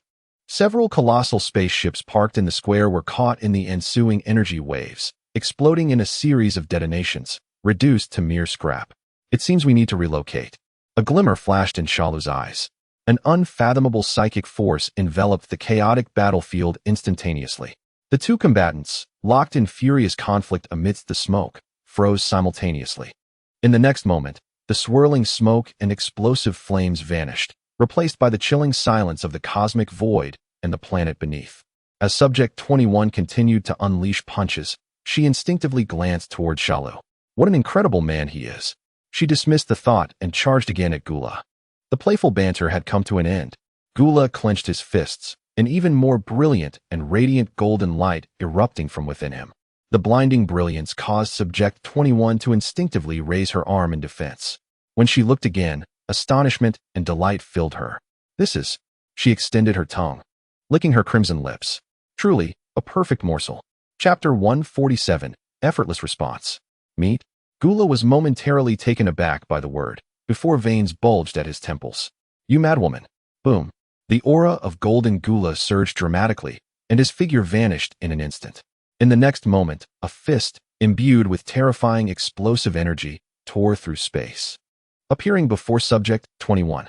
So fast, Subject 21 immediately sidestepped to evade. However, the speed and power of the golden form were worlds apart from the previous golden-striped state. She barely had time to fully evade. Sizzle! The fierce wind from the punch morphed into an invisible blade, leaving a shallow gash on Subject 21's cheek. Before she could process the astounding speed, swoosh. A golden tail, swift as lightning, coiled tightly around her neck, rapidly constricting. Ugh! Subject 21's breath was instantly cut off. Her hands desperately grasping the steel-like tail, but unable to budge it in the slightest.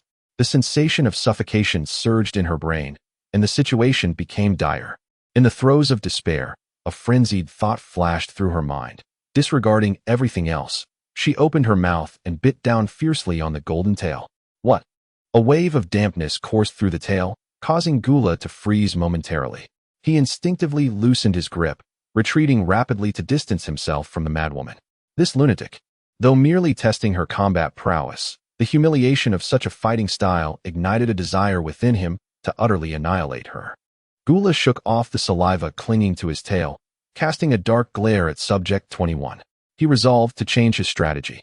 Whoosh, whoosh, whoosh. Dozens of meticulously honed death rays shot from his fingertips, precisely avoiding Subject 21's vital points while sealing off all her escape routes. However, what transpired next took everyone by surprise. Faced with the impenetrable barrage of death rays, Subject 21 completely disregarded them, propelling herself forward against the onslaught. Thud, thud, thud. The death rays effortlessly penetrated her body, erupting in splashes of vibrant blood. Gula, unprepared for her reckless audacity, watched as the woman, riddled with wounds yet undeterred, charged towards him, transform into a donut. Swish! A pink beam shot from Subject 21's fingertips. That move. Gula was momentarily stunned upon seeing the beam, but a cold smirk crept beneath his menacing mask. Just as the pink beam was about to strike him, a layer of faint golden energy instantly enveloped his body. Bang! The beam struck, erupting into a cloud of white smoke. As the smoke dissipated, the figure of golden Gula vanished, replaced by a golden glimmering donut, leisurely floating in the air. Below, Broly and Frieza watched this scene in stunned silence. Their brother had transformed into a donut. The surreal image rendered them momentarily speechless. The donut that was Gula, however, remained entirely unfazed. He recalled the moment in the Kaioshin realm when Vegeta had been transformed into chocolate by Majin Buu. Having witnessed the same move once, countering it was now a trivial task. The golden donut meandered in the air as if strolling leisurely. You should turn me back. Subject 21 gazed at the conscious donut with some surprise. You still possess consciousness, quite resilient indeed. Your talent is commendable. The mocking voice of Gula emanated from the donut. Yet the lack of combat experience was painfully evident. Such tricks are utterly ineffective against an adversary far beyond your capability. Whoosh! Before his words could fully escape, the golden donut vanished in an instant. The next moment, boom! With a deafening crash, the golden donut collided fiercely with Subject 21's abdomen at an unimaginable speed. What? Subject 21, in the midst of being propelled backward, could hardly believe it.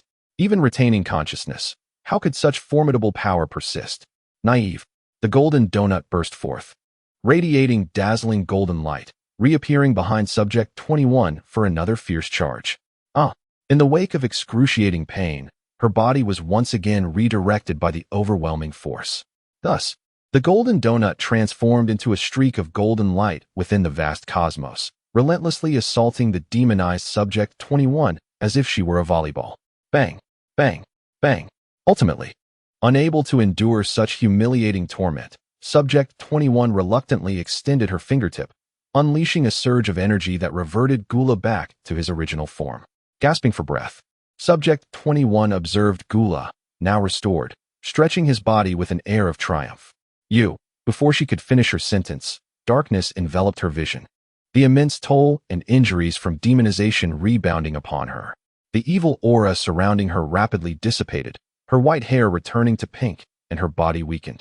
Plummeting toward the planet below, Shalu's fingers reached out, grasping at the air. An invisible force firmly grasped her falling body, instantly bringing her back to his side. He retrieved a magical bean and directly placed it into the mouth of number 21. Moments later, number 21 slowly awakened. She gazed at the distinct expressions of Frieza, Cooler, and Broly surrounding her, her cheeks flushing with embarrassment. How could I have lost my composure like that?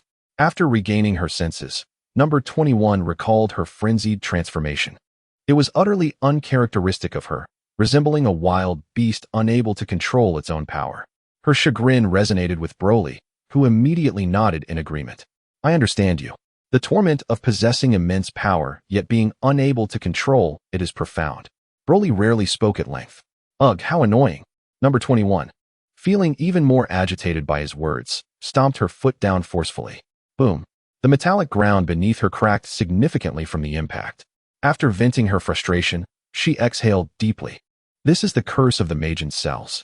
Though they bestow great strength and near-immortal recovery, they are incredibly difficult to control. It seems my regeneration ability has not been fully realized. She glanced at her hands, and then cast a pleading look towards Cell. I'm hungry. Furthermore, you surely have a strategy to resolve this. She nudged him with her elbow, observing Cell's composed demeanor. Cell, slightly exasperated by her antics, glanced at Broly, who was also swallowing hard.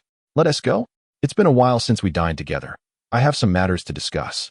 Chapter 148. The three new generations. The long-awaited gathering had a subtly tense atmosphere.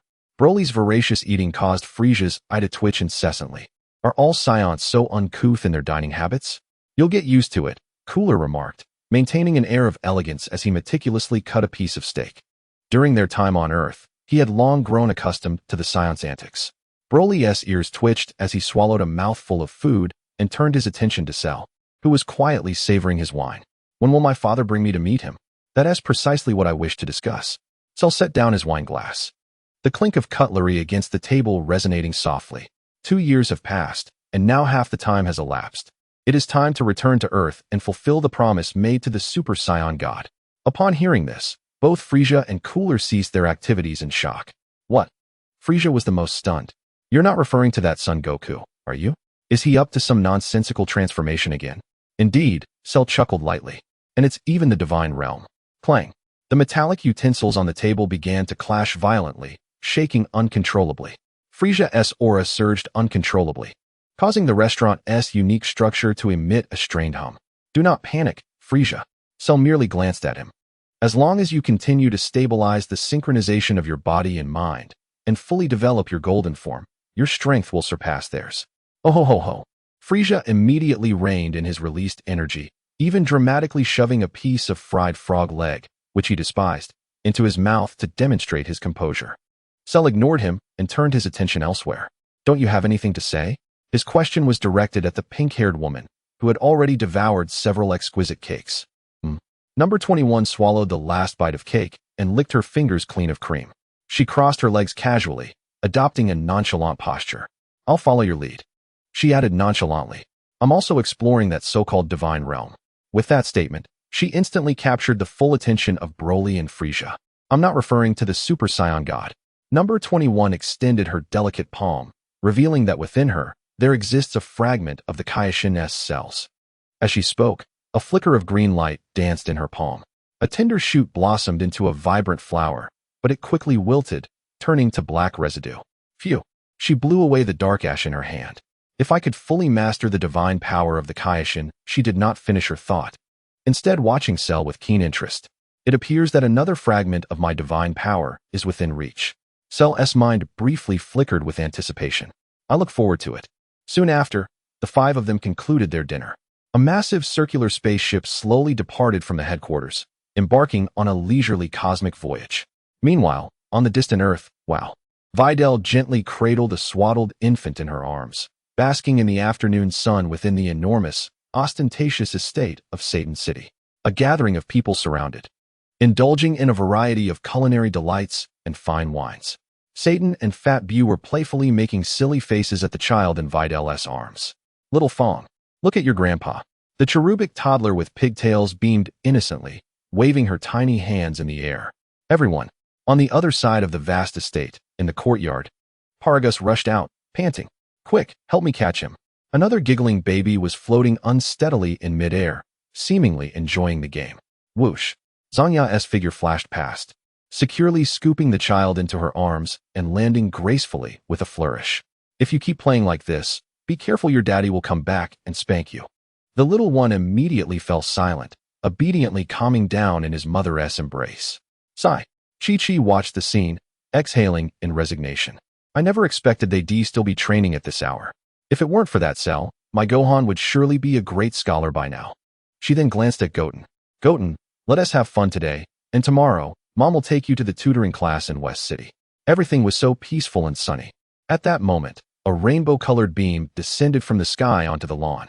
As the light faded, Beerus, Whis, Son Goku, Vegeta, Son Gohan, and the Broly of this timeline emerged. Gohan and Broly immediately returned to their wives and children, exchanging warm pleasantries. Bulma, upon seeing Vegeta's arrival, seemingly turned her head nonchalantly. Vegeta quickly noticed this and appeared at her side in an instant.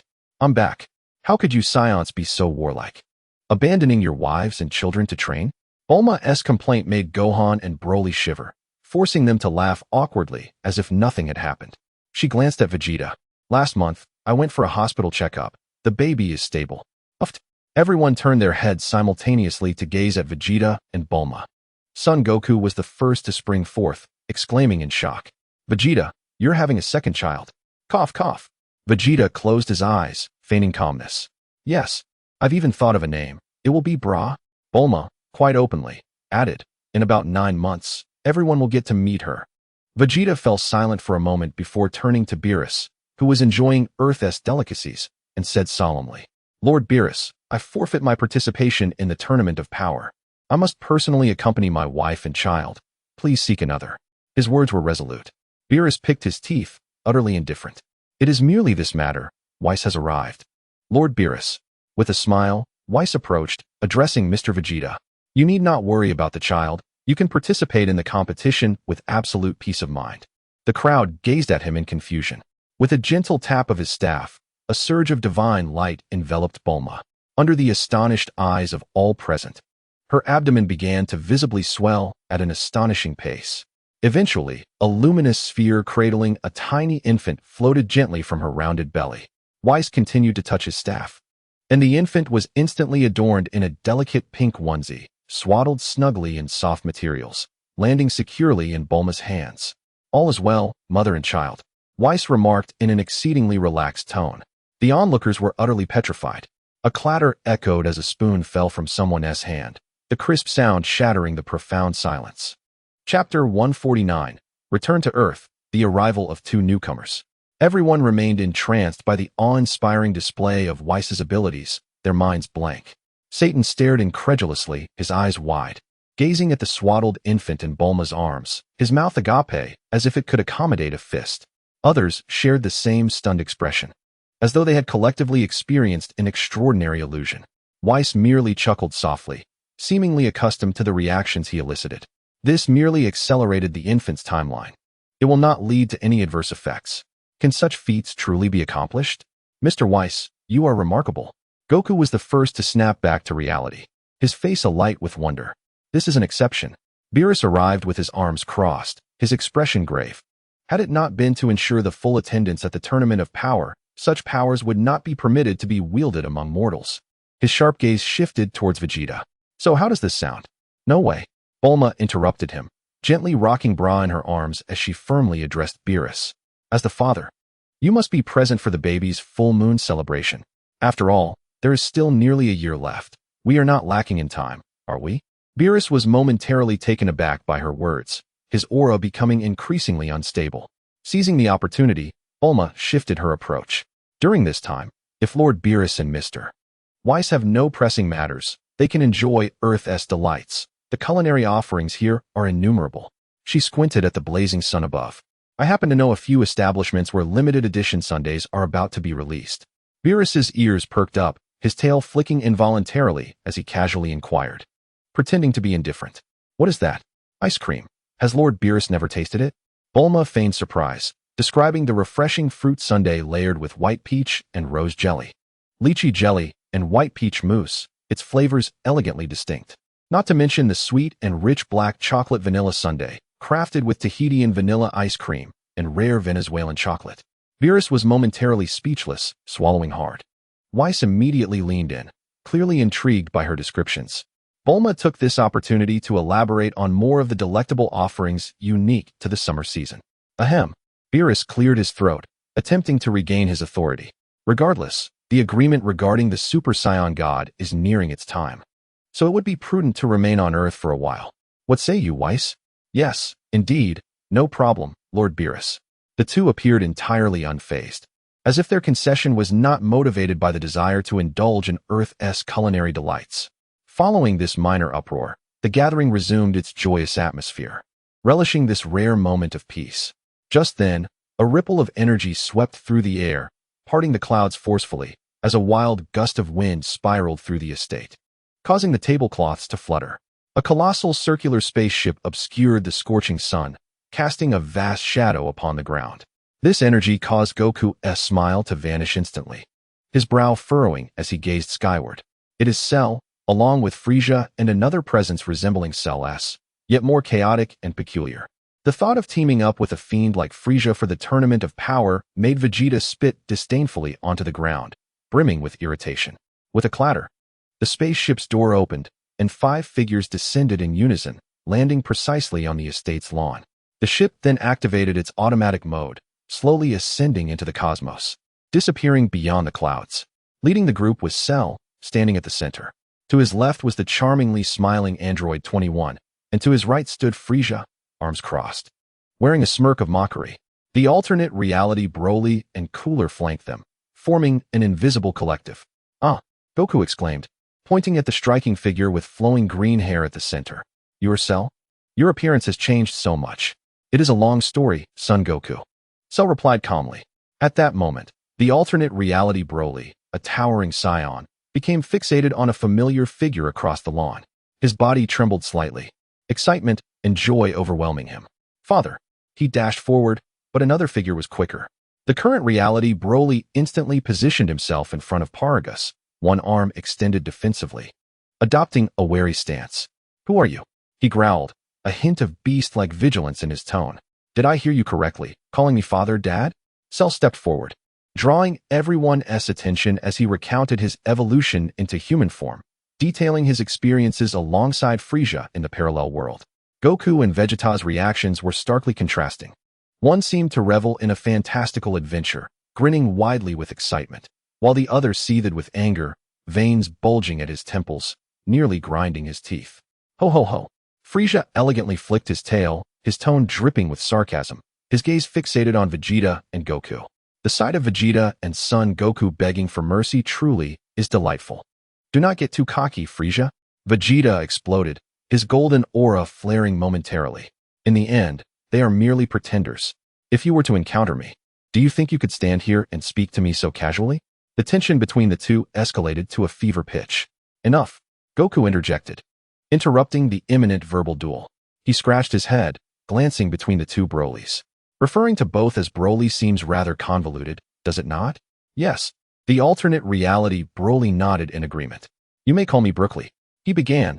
This is the name my father from my world gave me. Ah, Brookly. Goku was the first to approach, circling him with curiosity. Soon, Gohan, Krillin, and others joined in to greet their companion from another world. Hey, hey, a voice laced with playful indignation chimed in. Are you all ignoring me, a beautiful girl, in this manner? Android 21, having tightly entwined her arm with Cell S, made her presence known, forcibly drawing the attention of everyone present. Chapter 150, The Birth of the Super Saiyan God. Ahaha, my apologies. Goku was the first to approach, scratching the back of his head as he glanced back and forth between the two individuals. I am Son Goku, and you and Selahem. Shalu nonchalantly withdrew his arm, casting a sidelong glance at the pretentious 21. Enough with the charade, he stated with an air of indifference. She is akin to me. After a brief introduction, Shalu succinctly explained the origins of 21. She is an artificial human created by Dr. Vomi. After Lord Bylus departed, I funded her to establish a genetic research institute. Number 16 and Bu frequently assist her. At this juncture, the rotund Bu eagerly approached, puffing out his belly with pride. Big brother. He seemed to boast about his successful completion of a task. Biddy Li, holding the infant Xiao Fong, approached with a gentle smile, waving her hand in a light jog. Long time no see. Shalu nodded with a smile, and in the presence of this girl, his usual icy demeanor seemed to thaw slightly.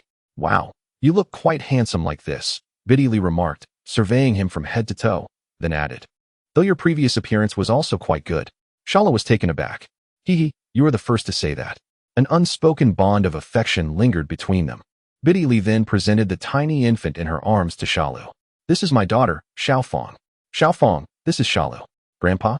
Shalu stiffened momentarily, striving to muster a congenial smile for the exquisitely delicate child. Wawa. The infant Xiaofong pouted, and in the next moment, a piercing cry shattered the tranquility of the estate. The once feared cold-blooded killer, who had once made the universe tremble, found himself momentarily at a loss. Laughter erupted around them. Even Vegeta couldn't suppress a snicker. You haven't forgotten, have you? The god of Super Saiyans. Bylus's voice cut through the laughter, interrupting the tender moment. I am here to resolve this matter. He gently caressed the crying face of little Xiaofong. The necessary little one you mentioned is her? Indeed, Shalu replied, quickly regaining his composure. In terms of pure goodness, a newborn Saiyan child is most suitable. Moreover, the potential of a child born to such powerful parents is immense. As you can imagine, his gaze subtly drifted toward the curious infant in Zanjia's arms, Chi-Li. Then, let us commence. As personnel and non-combat items were cleared away, the once bustling courtyard became desolate. In the center of the vacant lawn, Shalu began directing everyone into position. Goku and Vegeta, to the center. The two exchanged a glance and moved to the designated spot. Broly, Gohan, Broccoli surround them. The three complied, forming a triangular formation. Subsequently, Shalu's fingers made a sweeping motion in the air. Amidst the gasps of Biddy Li and Zanjia, the small figures of Xiaofong and Chi-Li were gently lifted by an invisible force and began to ascend, joining the outer perimeter. Transform into Super Saiyans together and channel all of your energy into them. Shalu's command was indisputable. In an instant, a tempest arose, and torrents of golden energy surged skyward like a raging river, furiously flooding into Goku and Vegeta. Simultaneously, Shalu's telekinesis enveloped the two small children. He meticulously manipulated the vast and pure S-cells within them, drawing out the latent, seemingly boundless powerful aura and directing it to the center of the ritual. Incredible! This power! Goku gasped, feeling an unprecedented magnitude of energy within him. Focus, Son Goku. Shalu admonished sharply. System, since I am personally involved in this creation of a deity, can I collect fragments of Super Saiyan divine power? A brief silence ensued. Affirmative. No combat is necessary. Data can be directly collected when the divine realm is activated. Excellent. Shalu smiled slightly, his focus unwavering on the luminous center. Let me witness what kind of formidable deity these 5 extraordinarily powerful Saiyans can birth. With Whis' staff casting a transparent barrier, the chaotic energy waves at the center of the ritual gradually transitioned from tumultuous to subdued, eventually manifesting a peculiar transformation. Amidst the blinding golden light, the silhouettes of the two figures began to shrink and become proportionate. As the light dissipated, Goku and Vegeta floated serenely in midair. Their hair and eyes transformed into a fiery crimson, their appearances seemingly rejuvenated, and the distinctive combative aura of the Saiyans vanished, replaced by a profound and introspective divinity. The few individuals who had halted their actions, except for Shalu, were utterly astounded by the sight before them. Is this truly the legendary Super Saiyan God?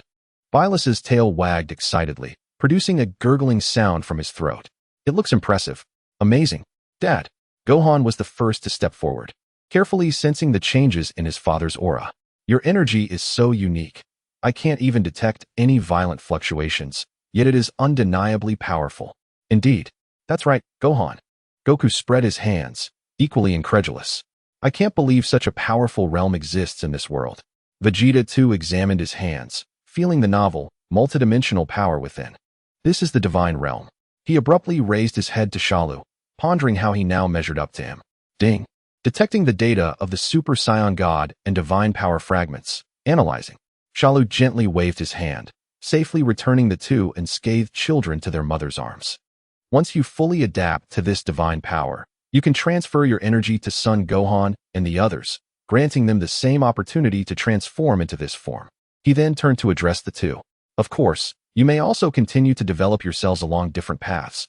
Gohan and the two Brolys nodded thoughtfully in response. Enough with the pleasantries. Bylus could no longer contain himself, his energy beginning to fluctuate as he stepped forward. Shalu, your task has been commendably executed. Now, let me witness the power of the Super Saiyan God firsthand. Indeed, my task is complete. Now, it is your turn to fulfill yours, Bylus. Shalu regarded the exuberant god of destruction, suppressing a derisive chuckle. Chapter 151. Vegeta's moment of glory anticipation definitely runs high, Lord Bylus. Goku stepped forward, emanating a restrained yet formidable divine aura. Don't be ridiculous. Kakarot. Vegeta instantly positioned himself in front of him. This time, I will take the lead. Heh. You two certainly possess guts. Thinking you can take me on one at a time, Bylus replied with a faint smile, his previously languid demeanor evaporating, replaced by an overwhelming sense of pressure. Yet the two opponents remained composed. It seems that Mr. Vegeta and Mr. Goku have undergone a significant transformation in their mindset. Whis softly remarked, as if explaining to those around him. The elevation of their realm has fortified their inner resolve, making their martial path smoother. Is it really that simple for just a few people to impart their power to Vegeta and Son Goku, enabling such remarkable prowess? Saiyans truly are remarkable, Bulma mused, playfully teasing the infant bra in her arms. Not quite so simple, came the reply. Whis gently shook the staff in his hand. Among the 5 individuals chosen by Mr. Shalu, there resided pure souls, upright hearts, immense strength, steadfast guardianship, and fearless courage. The intangible power contained within these auras flowed into the two bodies, combining with their inherent qualities, ultimately transforming into divinity, thereby aiding them in taking that monumental step. Wis's words elicited astonishment from those present. I am unsure of how formidable my Wukong truly is. You claim he has ascended to the realm of deities, yet while I grow older, he seems to become increasingly youthful, complained Chi-Chi from the side. Bulma immediately resonated with her sentiment and stepped forward. Indeed, Saiyans age slowly as it is. At this rate, we shall become grandmothers while they remain youthful. Perhaps we should utilize the Dragon Balls. Chi-Chi and Bulma grew more animated in their discussion, seemingly concocting an extraordinary plan. Suddenly, a violent collision echoed through the air, abruptly severing all extraneous dialogue on the ground. Vegeta's figure had collided fiercely with Beerus. Vegeta, are you certain you wish to face him alone? Beerus casually grasped the fist Vegeta had thrown with one hand, a relaxed expression adorning his face. Of course. Vegeta gritted his teeth and launched another fierce punch. I refuse to let Kakarot take the lead in everything. I acknowledge that you are a shadow of my childhood. Boom. The second punch was effortlessly blocked by Beerus. Nevertheless, there comes a time when one must confront and transcend their fears. As his words fell, Vegeta's crimson divine aura surged dramatically. The weight of the fist grasped by Beerus intensified abruptly, causing even Beerus to widen his eyes in disbelief. In the next moment, boom, the hand gripping his fist was forcibly pushed away by an overwhelming force. That liberated fist continued unabated, striking squarely against the god of destruction's chest. The air froze in that instant. Immediately thereafter, a visible shockwave erupted, radiating from the two like an explosion. Beerus transformed into a purple comet, sent hurtling away by Vegeta's punch.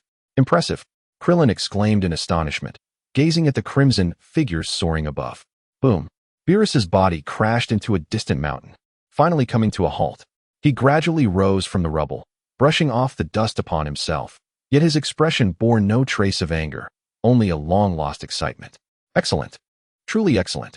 The Super Saiyan God has indeed not disappointed me. Enough chatter. Vegeta's figure vanished once more, reappearing instantaneously before Beerus, unleashing a relentless barrage of punches like a tempest. Bang, bang, bang, bang. This time, Beerus did not underestimate him, matching him blow for blow. The collision of fists erupted into destructive waves of energy in the air.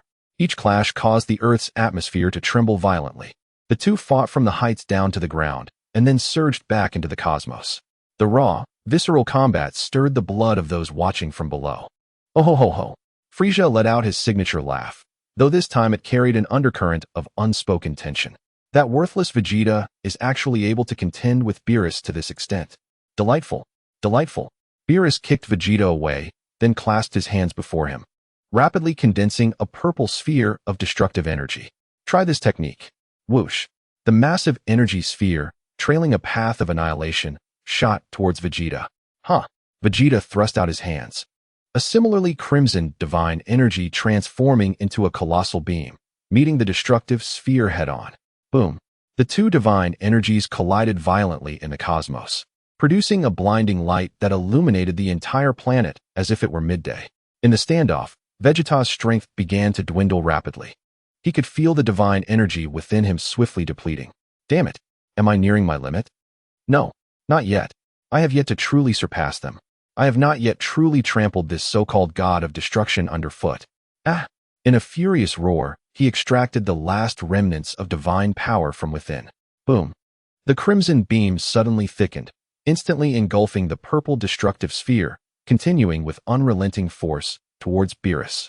Beerus waved his hand effortlessly, dispersing the residual energy wave. Is it over?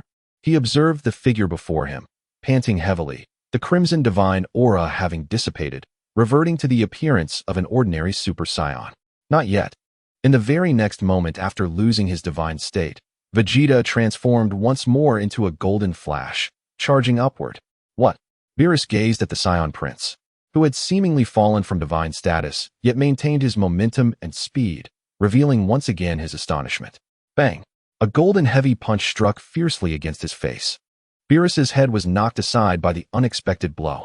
Slowly, he turned his head, licking his lips. Intriguing. You are quite the interesting fellow. A ferocious aura erupted from within the god of destruction. This time, he was genuinely beginning to take the fight seriously. Meanwhile, on the lawn, Shalu observed everything with calm composure, his heart devoid of turbulence. Ding! Super Saiyan God data analysis completed at 100, divine energy fragments collected. The divine battle between the god of destruction and the Super Saiyan God has produced trace amounts of divine energy data, currently being collected. This data can augment the existing divine energy fragments. Shalus smiled with satisfaction. The plan is proceeding smoothly. He then cast his gaze over the two engaged in fierce battle, landing on the excited and eager Son Goku. He also glanced at the others nearby, who were similarly breathless from the battle. Just then, high above, the golden Vegeta was once again kicked away by Beerus, crashing heavily onto the estate's lawn, falling unconscious.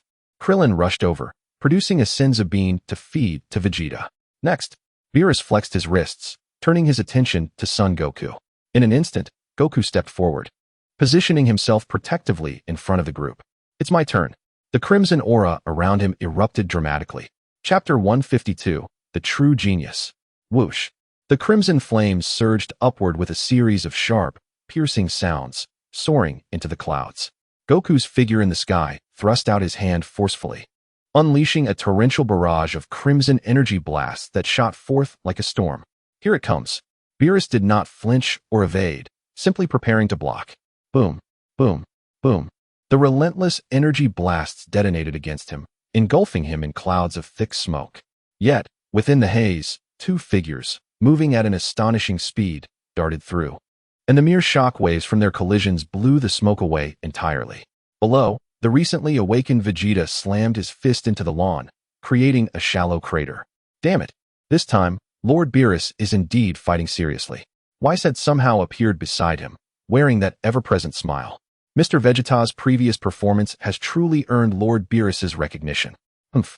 Vegeta turned his head. The intense frustration he felt began to dissipate upon hearing the explanation. He then focused intently on the battle unfolding above. In the high sky, Beerus's purple tail suddenly swept out, precisely wrapping around Goku's approaching punch. He leveraged his strength to make a sudden turn, causing Wukong's body to uncontrollably lean forward. Immediately following, a powerful kick landed squarely on his back. Whoosh! The crimson figure shot away like a meteor, racing toward the distant sky.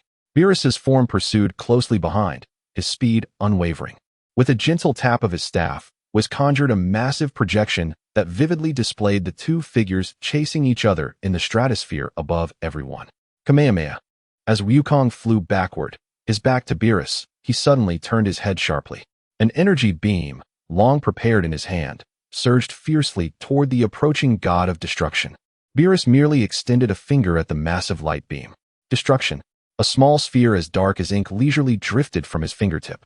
The moment the Kamehameha beam made contact with that tiny orb, it began to dissipate, vanishing bit by bit from the front. Oh! Wukong frantically increased his energy output. The crimson beam growing thicker, yet he could not halt the strange process of dissipation. As he gazed at the approaching, tiny purple-black sphere, an indescribable feeling surged into his mind. I feel like I can block it. Once this thought emerged, it could no longer be suppressed. Wukong truly ceased his energy output for the Kamehameha. The destructive energy sphere, now unimpeded, bore down on him. Everyone held their breath. However, suspended in midair, Wukong closed his eyes, deeply attuning himself to the new, sacred power circulating through his limbs. Instinctively, or perhaps intentionally, he began to guide that force. A layer of crimson energy swiftly enveloped his right hand. Then, he made direct contact with the energy sphere representing ultimate destruction. For the first time, Beerus exhibited genuine astonishment. The tiny energy sphere began to tremble violently upon contact with Wukong's hand, causing his entire being to quiver beneath that destructive force. He actually blocked it. Though it was merely a casual strike, the destructive energy was minuscule. Yet, it was an attack with the property to annihilate all. How could a mere mortal, having just begun to grasp the divine realm, instinctively contend against it? This Saiyan named Sun Wukong truly possessed an extraordinary talent. Beerus could not help but feel anticipation.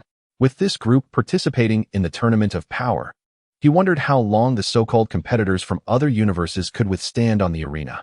He observed Wukong confronting the destructive energy, a smile involuntarily curling at the corners of his mouth. On the lawn, Vegeta gazed at the scene in astonishment, soon breaking into a relieved smile. Looks like I lost this time to Kakarot. Crack! A crisp explosion echoed. That ferocious destructive energy was forcibly crushed by the hand enveloped in red light. Invisible ripples spread through the air. Wukong straightened his body once more, his gaze resolute. Lord Beerus, shall we continue? Bang! Before his words faded, the two figures collided fiercely once again. Beerus initiated with a punch, moving at lightning speed. Yet Wukong countered swiftly, catching his fist. Such immense strength. Beerus felt a jolt of surprise within. Wukong yanked hard, pulling Beerus directly towards himself. Then, with a fierce knee strike, the impact struck Beerus's jaw with unprecedented force, sending his slender form uncontrollably soaring into the sky, breaking through the thick clouds and ascending into the dark universe. Whoosh! Wukong utilized instant transmission to appear above him. A tremendous sweeping kick sent Beerus crashing down like a purple meteor. When Wukong reappeared before the crowd, the crimson divine aura had vanished. He, like Vegeta before him, reverted to the ordinary Super Saiyan form.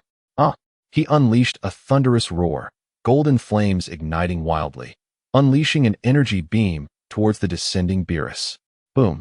A colossal golden beam erupted from the ground, creating a massive mushroom cloud of dust. This power has already inscribed a part of divine energy within my being. Cell observed everything with calmness. Kid, that's enough. Beerus's voice emerged from the dust, casually waving his hand, dispersing the obscuring cloud and revealing his unscathed form. I am quite satisfied with this battle against the Super Saiyan God. He then descended slowly to the ground alongside Wukong. Bulma. For the first time, Beerus accurately remembered and called out the name of this Earth woman. Quickly take me to that ice cream place. I worked up a sweat, and now I need something cold to cool off. Whis, standing nearby, smiled as he lightly tapped his staff. A soft glow spread, enveloping the entire earth. All the destruction caused by the three during their battle, whether shattered mountains or uprooted ground, instantly reverted to its original state under this peculiar power. How was that? A melodic female voice whispered in Cell's ear. 21 had somehow approached, her lively eyes glinting with a hint of mischief. Have you achieved your goal? Chapter 153.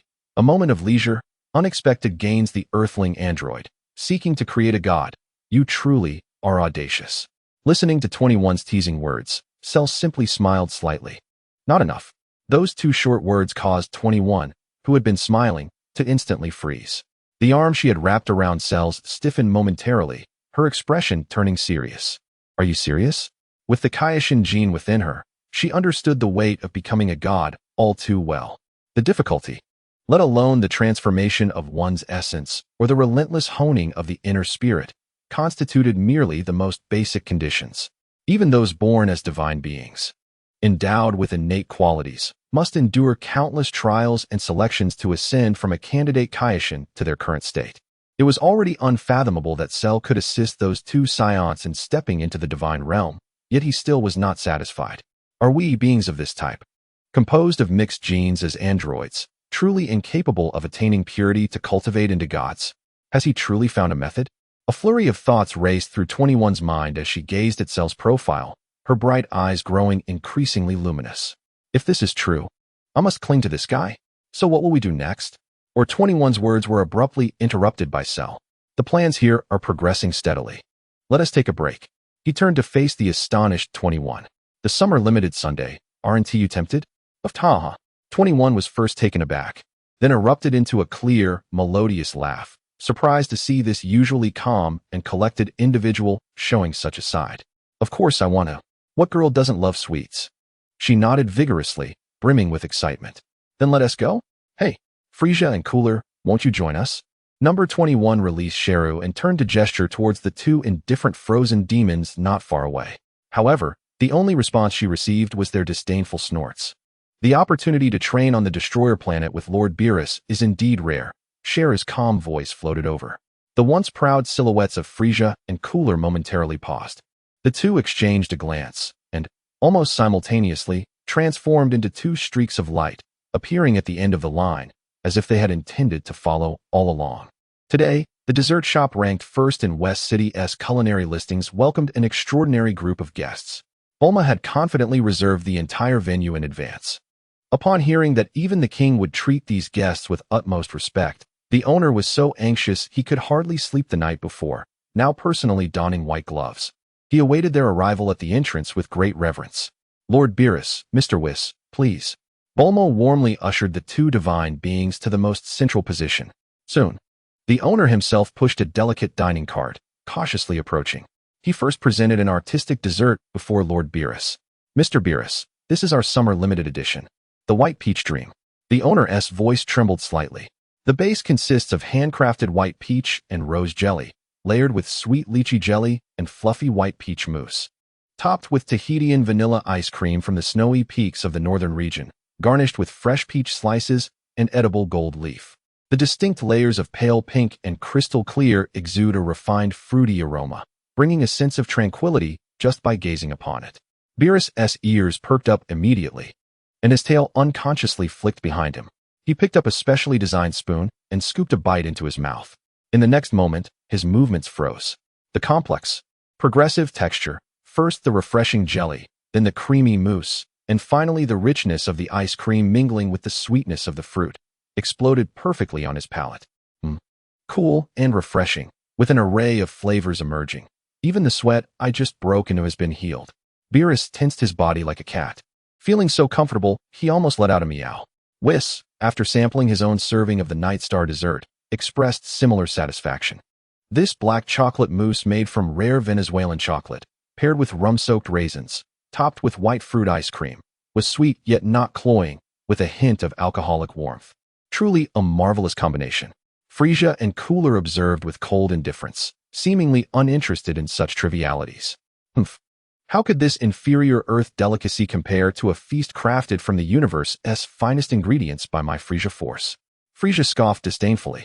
Bulma shot him a glare, but did not argue, simply instructing the owner to serve them both a portion as well.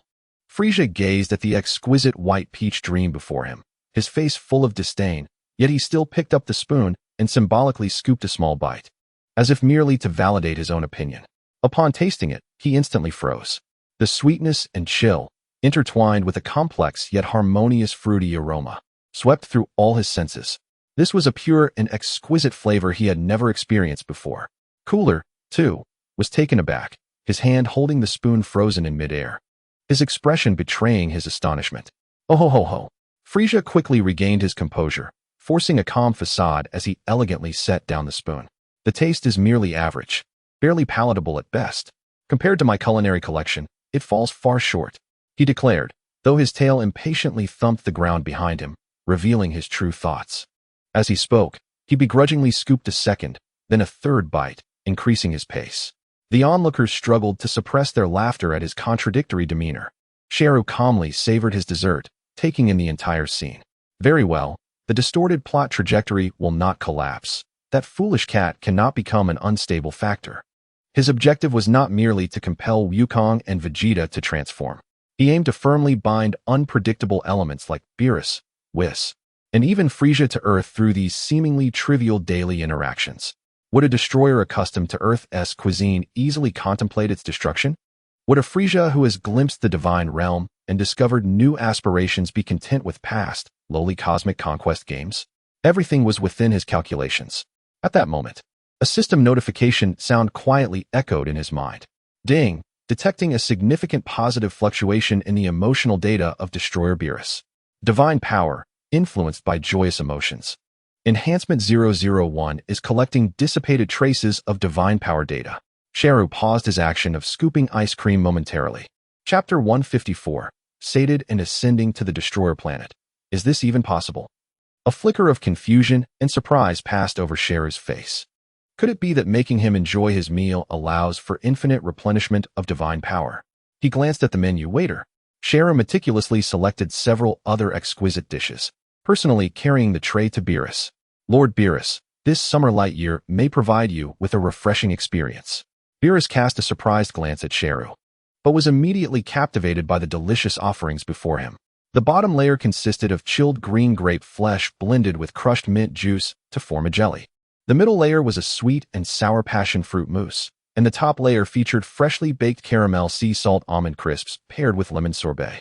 Beerus's throat let out a gurgle, and the tip of his tail involuntarily curled. Bring it to me. When that cool, sweet, an intriguingly fragrant complexity burst in his mouth, Beerus comfortably squinted his eyes. Shalu internally rejoiced, yet maintained a calm exterior.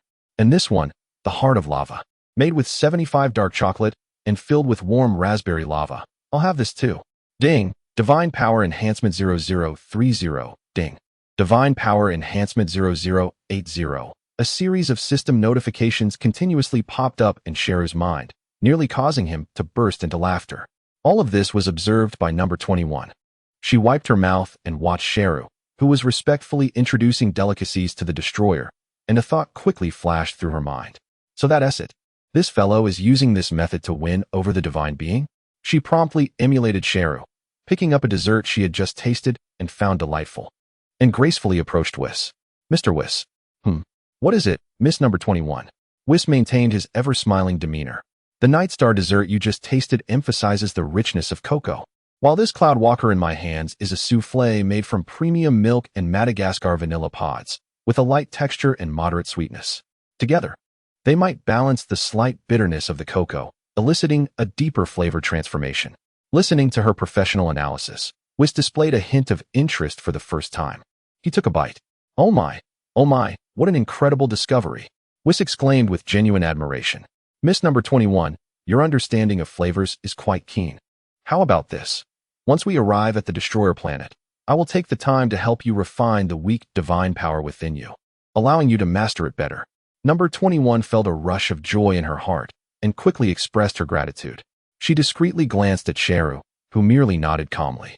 After a moment of silence, Beerus let out a satisfied belch, lazily rising from his seat. It had been quite some time since he had enjoyed a meal so thoroughly. With a cheerful demeanor, he strolled out of the establishment, producing a small metallic device from seemingly nowhere and casually tossing it to Bulma. "This is for you. Remember to contact me when there's something delicious." Bulma, caught off guard, fumbled to catch it, her initial surprise swiftly transforming into overwhelming joy. Did this not signify that Earth would now be under the protection of this god of destruction? This astute woman eagerly nodded. "Of course. No problem, Lord Beerus. I assure you, the culinary delights of Earth will be in endless array, and I will frequently recommend the world's finest delicacies to you." "Excellent. If it's something exclusive, I can teleport it to you at any time," added Shalu, seizing the opportunity. The others looked at him in astonishment, prompting Shalu to clarify. "I too have a slight obsession with gourmet food." Beerus cast an approving glance at him. "Not a bad kid." Stretching his limbs, he declared that it was time to attend to more serious matters. "In preparation for the Tournament of Power, you contestants shall accompany me to the God of Destruction's planet for final training. Goku, Vegeta, Gohan, Broly, Shalu, Android 21, Frieza, Cooler, and the two Majin Buu and Brookly were summoned. 10 of you, follow me." Whis gently tapped his staff on the ground. "Now, everyone, please hold on to me." A burst of dazzling light enveloped them, and in the blink of an eye, the 10 figures vanished from the entrance of the Shidu dessert shop. When they regained solid ground, they found themselves transported to a wondrous and grand realm. The planet's structure consisted of enormous, floating rocks, its overall form not resembling an ordinary sphere. The sky was a profound purple, dotted with numerous inverted colossal pyramids. The surface was primarily rocky terrain interspersed with vast bodies of water, exhibiting unusual hues. A palpable heaviness lingered in the air, as if each breath exerted immense pressure on their lungs. Goku, Vegeta, Gohan, and Broly had visited this place months prior and were quite familiar with it. Meanwhile, the 5 newcomers displayed varying degrees of astonishment. "Oh my, what a magnificent place!" Frieza exclaimed, surveying the surroundings, his innate arrogance stemming from his bloodline, subdued slightly as he sensed the omnipresent aura of divinity. Cooler remained silent, absorbing the intense gravity and the energy that made his heart race. Majin Buu hopped curiously on the violet crystalline ground, fascinated by everything around him. Brookly stayed closely behind Shalu, cautiously surveying the unfamiliar environment. As for Shalu, being a reincarnated individual, he was well acquainted with this realm, yet still managed to exhibit a hint of scrutiny towards the new surroundings. "Very well. I shall take a brief rest," Beerus announced, stretching widely. "Whis, I'll leave them in your capable hands." No sooner had he spoken than his figure transformed into a purple light, vanishing into the distance towards the grandest palace. Whis turned to the remaining 10, his ever-present smile undiminished. "Now then, everyone." He gently tapped his staff against the crystalline surface. "Before we embark on serious training, let us commence with a simple test to gauge your current levels." With a crack, the previously unyielding crystalline ground beneath them fissured, revealing 10 identical figures of pure energy that slowly emerged from the crevices, hovering precisely in front of each individual. The corners of Whis' mouth curled upwards slightly. "Let me see how long you can endure." Chapter 155. The first trial. Upon seeing the energy figure that mirrored him, Vegeta was suddenly flooded with unpleasant memories. What a pitiful imitation. Frieza gazed at the luminous beings, letting out his signature laugh. "This king will not show mercy." He elegantly raised a finger, gathering a potent purple energy, and casually pointed. Swish! The energy figure moved with astonishing speed, almost vanishing from sight at the moment of the energy release. It not only evaded Frieza's attack, but also found itself right in front of him. The indistinct face bore a broad grin, appearing vividly clear. "What?" Frieza exclaimed just as a ferocious kick, infused with terrifying power, struck him. His body was propelled like a cannonball, crashing into a massive purple rock with a resounding boom. The sight elicited unabashed laughter from the onlookers. "Ha ha ha, Frieza's physique is indeed robust. The stones of the God of Destruction's planet are no ordinary rocks." Vegeta crossed his arms, laughing heartily. From the rubble, Frieza emerged, disheveled yet with clenched fists, radiating a formidable killing intent. "You damn monkey. Once I deal with this imitation, you'll be the first to face my wrath." Vegeta was about to retort when the energy figure before him transformed into a blur, charging at him. Bang, bang, bang. The two vanished from sight, followed by a series of explosive sounds in midair, each collision sending tremors through the space. Everyone engaged in their respective battles against their energy counterparts simultaneously. Swish. Bang. Shalu's energy figure launched a powerful punch, which Shalu easily blocked, while simultaneously delivering a punch of his own. Yet, the opposing figure effortlessly parried his move, mirroring his actions flawlessly. Shalu was momentarily taken aback, realizing that his strength had instinctively increased. The opposing figure matched him blow for blow. So, this is a mechanism that auto-matches my current battle power? Shalu quickly grasped the system, exchanging blows with the energy figure, leveraging their power to create distance. Let's warm up together then. A burst of vibrant light erupted from Shalu's being, merging the powers of Saiyans, frost demons, Majins, Earthlings, and Namekians into a perfect synergy. The energy figure glowed with a similar brilliance. In the next moment, the two dazzling forms collided with a force akin to two radiant meteors crashing together. A punch was thrown, accompanied by a piercing shriek. The energy figure dodged, delivering an incredibly swift knee strike to Shalu's abdomen. Shalu leaned back, evading at an impossible angle, while simultaneously thrusting his fingers toward the figure's eyes with precision. The figure retreated slightly, sweeping its arm like a whip. Their battle was devoid of any superfluous movements. Each attack and defense was executed with the utmost simplicity and efficiency. Whis observed with an approving nod. Strength, speed, and energy are completely identical. Is it purely a contest of skill and adaptability in combat? Whoosh. Seizing a fleeting moment, Shalu's figure abruptly vanished. He executed an instant transmission, appearing directly behind the energy figure, arms gripping it tightly, as if in an iron vice. This should come to an end now. You cannot replicate my abilities, can you? Boom. A cataclysmic radiance erupted, engulfing both Shalu and the energy figure. The violent explosion created a colossal energy sphere in midair, sending terrifying shockwaves in all directions. As the dust settled, Shalu's form regenerated amidst a green glow, dusting off his attire before gently landing beside Whis. Oh, Mr. Shalu has emerged victorious in battle. A commendable achievement indeed, Wisey remarked with a beaming smile. Meanwhile, upon observing Shalu's actions, Number 21 immediately grasped the key to victory. With a gentle gesture towards her light person, a pink beam of light shot forth, transforming the powerful entity into a chocolate cookie. With a swift motion of her finger, she effortlessly took a bite, securing her triumph with ease. Soon after, Goku, Gohan, and others descended to the ground, most opting to shatter their limits through sheer force, explosively defeating the light people with their extraordinary might. Wisey surveyed the assembled group with satisfaction, nodding approvingly. Goku, Vegeta, you four have become far more adept than when you first arrived. Quite impressive. Mr. Frieza, Mr. Broly, your straightforward combat approach is indeed formidable. However, sometimes adaptability in battle is of paramount importance, he added with a chuckle, referring to the brutish fighters. Vegeta crossed his arms defiantly, casting a scornful glance at Frieza. Frieza's forehead pulsed with veins, but recalling his earlier disarray, he restrained his anger. Mr. Shalu, Ms. 21, Mr. Gula, and Mr. Bu, your performances have been exceptional, Wisey continued. As a reward, you shall join me for a respite. Upon realizing he was excluded, Vegeta immediately interjected, Hey, Wisey, what do you mean by that? Are you implying they performed better than us? What nonsense. That rotund fellow is merely fooling around with his shadow. He pointed indignantly at the curious Bu, who was still poking at his chocolate-light person. Regrettably, Mr. Vegeta, Wisey shook his finger. It is not about the four of you. It's about you and Mr. Goku. Mr. Gohan and Mr. Broly have already mastered their powers well, and they, along with Mr. Shalu, will undergo separate training. As for the two of you, along with Mr. Frieza and Mr. Broly, Wisey gestured towards a vast, water-filled, purple field not far away. As a penalty for not completing the first stage flawlessly, your training will be supervised by you four. Without acknowledging the astonished reactions of the group, Wisey leisurely approached the water field, rolled up his pant legs.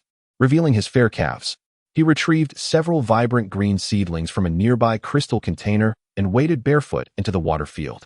He began skillfully planting the seedlings, row after row, with precision and grace. Frieza and Vegeta, observing Wisey's earnestness, momentarily forgot their fury. Chapter 156, The Seedling Quartet. That's it. The height must be consistent with the depth, do you understand? Wisey smiled at the four on the shore, his hands deftly completing the task. Vegeta and Frieza's faces darkened considerably. What nonsense. How could I, the noble prince of the Saiyans, be made to toil in the fields. What benefit does this have for our training? Vegeta was the first to voice his discontent. Frieza crossed his arms, emanating an air of danger, his fists crackling ominously. Are you insulting me, Mr. Wisey? Even in that detestable hell, I have never endured such humiliation. Meanwhile, Goku appeared rather enthusiastic, scratching his head with a grin. Come on, Vegeta, Frieza, it's just farming, quite simple really. I did plenty back home. Come, follow my lead. Get lost. Vegeta and Frieza surprisingly echoed in unison, turning to glare at Goku. On the other hand, Broly silently rolled up his pants, quietly stepping into the water field, mimicking Wisey. Wisey straightened up, brushing dirt off his hands.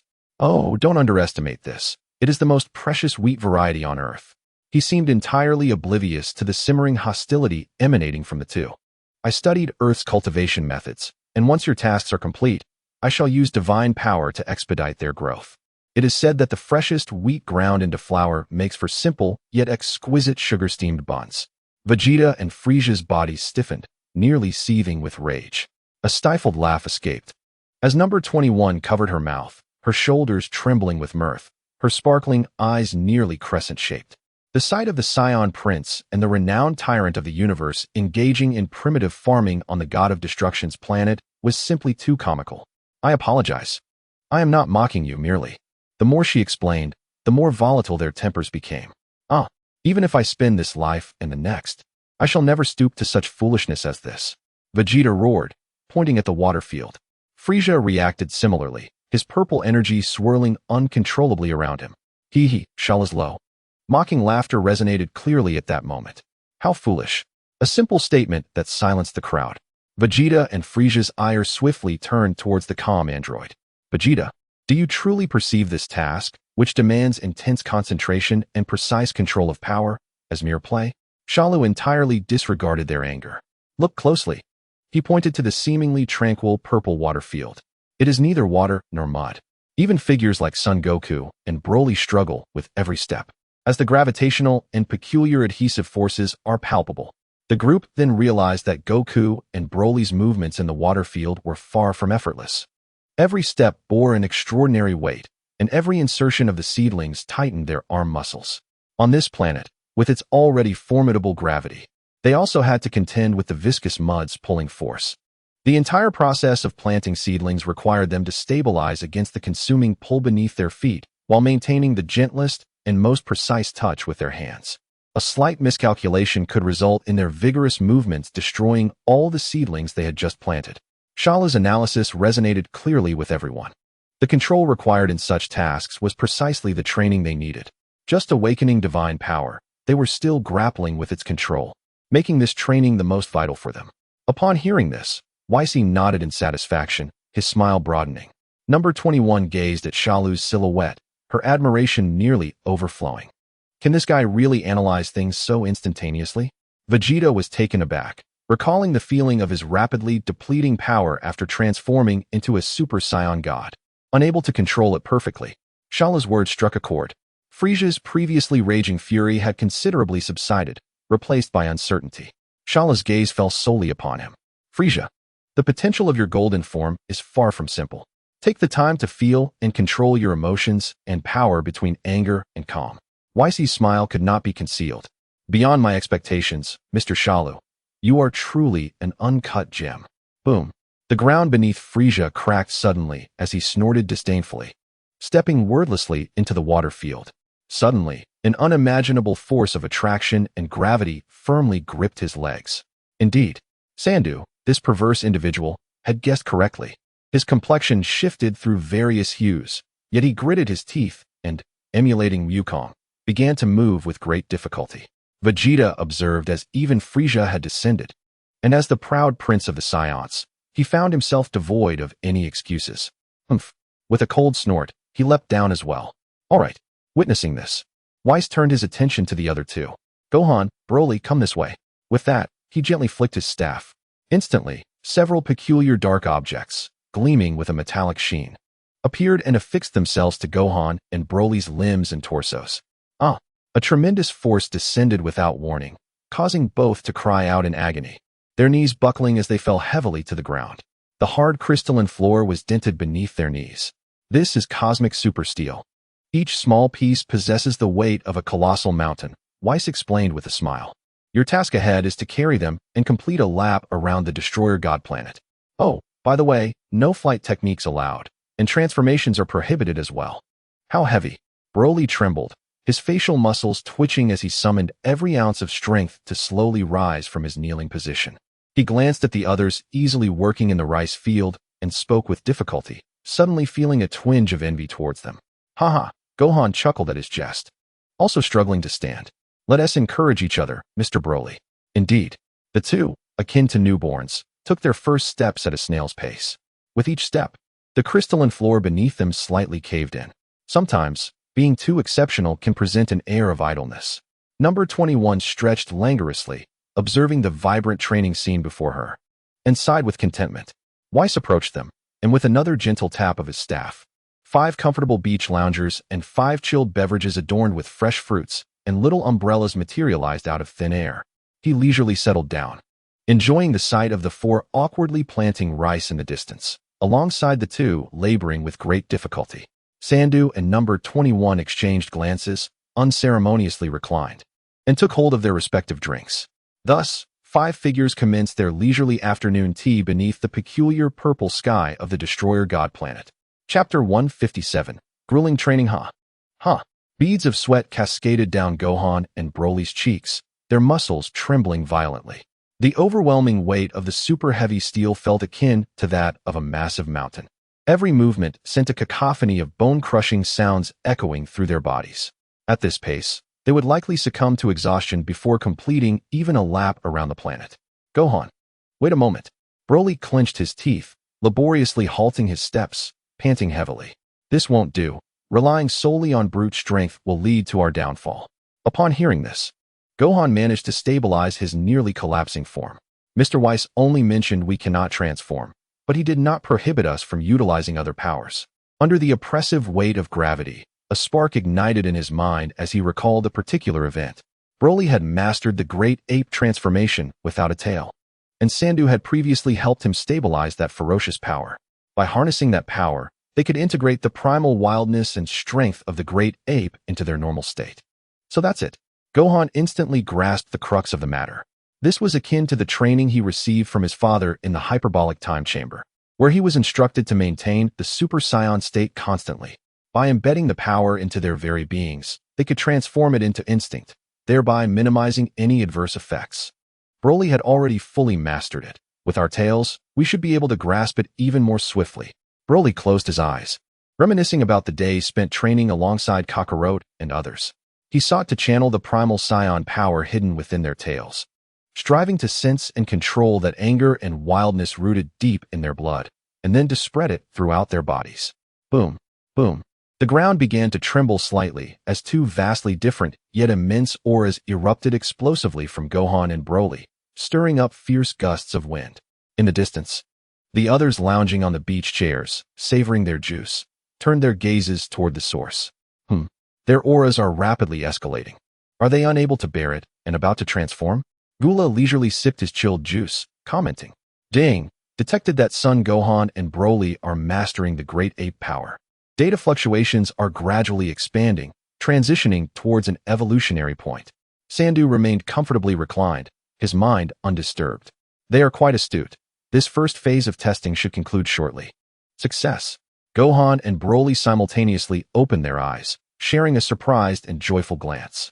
At that moment, their appearances had not changed significantly, save for their hair standing slightly on end, yet the immense pressure upon them seemed to have diminished dramatically.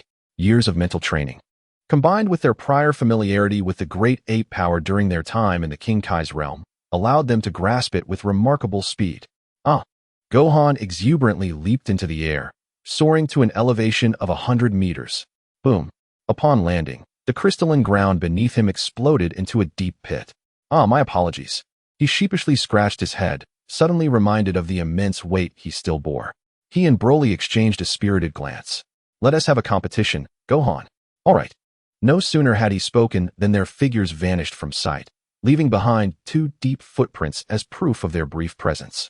In the rice field, Frieza and Vegeta endured immense humiliation, laboriously engaged in the task of planting rice. This seemingly simple agricultural chore proved to be far more taxing than anticipated. The viscous purple mire possessed an uncanny adhesive force and extraordinary gravity, making each lift of their feet exceedingly laborious. This weight, it's even more strenuous than the 500 times gravity chamber. Vegeta gazed incredulously at the unremarkable rice field, only for a battle-hungry smile to spread across his face. This is perfect. I was just lamenting that 500 times gravity was insufficient for my training. He took a deep breath, steadied his stance, and skillfully controlled his power to firmly plant the first tender seedling. He then glanced at Frieza, whose hands were still trembling, and mercilessly taunted him. Oh, the omnipotent Frieza. Unable even to handle simple farming tasks of Earthlings? Not far ahead, Frieza shuddered, his white tail agitatedly thrashing through the mud. That damned monkey, Vegeta? Yet he ultimately suppressed his fury, recalling Sandu's earlier words. The unity of spirit and strength. This is something I have long since mastered. Do I need his reminders? Ignoring Vegeta's barking, he focused all his mental energy on the tender seedling in his hand and the mire beneath his feet. Swish! A tender seedling was swiftly, accurately, and decisively planted. His speed increased exponentially, transforming him into a purple blur as he darted through the rice field, precisely planting row after row of seedlings. He began to accelerate furiously, far surpassing Vegeta's pace. Meanwhile, Wukong leisurely toiled alongside Broly. Yet every seedling they planted was strikingly uniform in both spacing and depth, as if measured with a ruler. Time passed. Completed. The haughty voice of Frieza echoed as he stood gracefully atop the ridge, the first to complete the transplanting in his designated area. How is it, Vegeta? You sluggish fool. Why are you still so slow? He taunted, laughing heartily. In this universe, nothing can challenge the great king. Almost simultaneously, Vegeta finished his portion and leaped onto the shore. Humph, do not get too proud, he retorted disdainfully. In terms of quantity, I have planted far more seedlings than you. The two began to argue fiercely once again. After a brief moment, Wukong, accompanied by Bullywok, quietly emerged. All right. Whis clapped his hands to interrupt their squabble. In the first round of training, Mr. Wukong and Mr. Bullywok have completed their tasks flawlessly, he announced with a smile. You may take a rest now. As for Mr. Vegeta and Mr. Frieza, Whis elongated his tone. Gazing at the two, you have both failed. What? They exclaimed in disbelief, their voices rising in furious protest. Why? I was the first to finish. Frieza pointed at his area, filled with indignation. Vegeta stepped forward, loudly questioning, but I planted the most. Whis shook his finger, gently tapping his staff to indicate Frieza's field. Mr. Frieza, while you were the fastest, look at your work, uneven and haphazardly spaced. He then pointed to Vegeta's area. Mr. Vegeta, although you planted the most, they are overcrowded, which will hinder their healthy growth. Finally, Whis directed his staff toward the area cultivated by Wukong and his companions. There, rows of verdant seedlings stood aligned and straight, reminiscent of a military parade. The bickering between Frieza and Vegeta ceased abruptly as they stared blankly at the flawless rice field, then glanced back at their own crooked and chaotic efforts. Chapter 158. The Awakening of Shunbuo. With a sigh, both Frieza and Vegeta simultaneously planted the last seedling. Utterly exhausted, their energy drained by the enigmatic mire. After several failed attempts, they finally mastered the exquisite control over their power that Whis required. Nearby, Wufan and Broly were also drenched in sweat, panting as they completed the final lap around the planet, collapsing in unison, limbs splayed, too weary to move a finger. Excellent. It seems everyone has completed the first round of training perfectly, Whis remarked with a nod of satisfaction. He lightly tapped his staff in the air. Suddenly, the seedlings that Wukong and his companions had painstakingly planted began to rise from the flooded field, hovering before Whis. In a flash of light, all the seedlings grew at an astonishing rate, stretching, blossoming, and yielding grain, all within a matter of seconds. Ultimately, plump ears of golden wheat, glistening in the sunlight, gently descended to the dry ground, forming a small mound.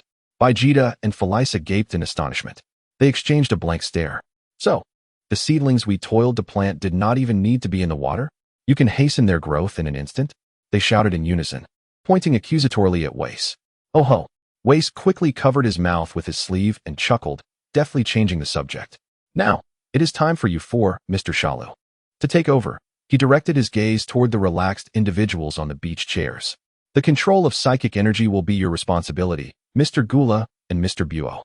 Wace pointed to the pile of golden wheat. Please extract the grains from their husks, one by one. And remember, there must be no damage at all. Humph. A trivial task, Gula scoffed, confident in his abilities. Countless ears of wheat floated in the air, and under his adept psychic control, the husks split open precisely, allowing the plump grains to emerge intact, converging into a golden stream. Bambuo also followed suit, enjoying himself as he made the grains dance in the air before they finally gathered together. Very well, next, grind them into flour. This was likewise not a challenge. Under their powerful psychic pressure and friction, the golden grains quickly transformed into pristine white rice, and even faster into a fine, delicate powder. The final step, Wace exclaimed with a smile, directing his staff toward the sky, where peculiar clouds emanating a spectrum of colors floated. Use the heavenly water from over there to knead the dough. Upon closer inspection, it was evident that those clouds contained shimmering liquid water. That is simple enough.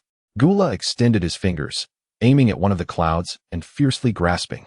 A tremendous psychic force tore a mass of heavenly water from the cloud. However, the moment the water left the cloud's domain, it fizzled into vapor, disappearing without a trace. What? Gula's expression shifted to one of astonishment for the first time. This bizarre phenomenon left everyone in disbelief. Oh ho! Wace covered his mouth and smiled, beginning to explain. This water comes from a planet of pure water. After Lord Bylus destroyed it, he deemed this water suitable for the prophecy fish and preserved it. However, once this water leaves the environment of that planet, it will instantly vaporize anywhere else. Only by using powerful psychic energy to completely envelop it and isolate it from all external contact can it be brought back. Afterwards, it must be stored in cotton clouds created by divine power to be preserved. Listening to Wace's carefree words, Gula felt anything but at ease. He considered himself quite skilled, able to lift a mountain with ease. Yet why was this water so difficult to contain? Just as the newly formed psychic barrier began to cover it, the water seemed to possess a life of its own, concentrating into a single point and instantly breaking through the barrier. In contrast to Gula's serious contemplation, Bambuo found the situation amusing. He chuckled as he repeatedly extracted the water, watching it vaporize before him, bursting into laughter. It seems that only psychic energy on par with Mr. Wace can accomplish this. Number 21 glanced at Shalu beside her. This should be simple for you, right? Shalu turned to look at the charmingly smiling woman. Likewise, this woman certainly did not appear as harmless as she seemed. The powerful psychic energy within her was palpable even to him. After numerous failed attempts, Bambuo suddenly floated beside the colorful cloud. Wow, this colorful cloud looks like cotton candy, he exclaimed curiously, leaning closer before suddenly opening his mouth wide and inhaling. The entire cloud, along with the heavenly water, was drawn directly into his mouth. He feigned chewing with satisfaction. The next moment, he paused, as if something had flashed in his mind. A spark of realization dawned upon him. So that is how it is. He gently descended back to the ground, his demeanor transforming dramatically in an instant. The formerly naive and plump figure vanished, replaced by an air of calm and authority. Then, under the astonished gaze of everyone, his head began to morph, taking on a mohawk hairstyle reminiscent of the Supreme Kai. His ears elongating to a point, his eyes narrowed into slits, and his entire appearance, in Shalu's memory, remarkably aligned with that of the legendary Supreme Kai. The awakening of the great Kaishin's consciousness has been detected, and the divine energy within the target, Majin Bu, begins to overflow. Data on the dissipating traces of divine energy is being collected to enhance divine power.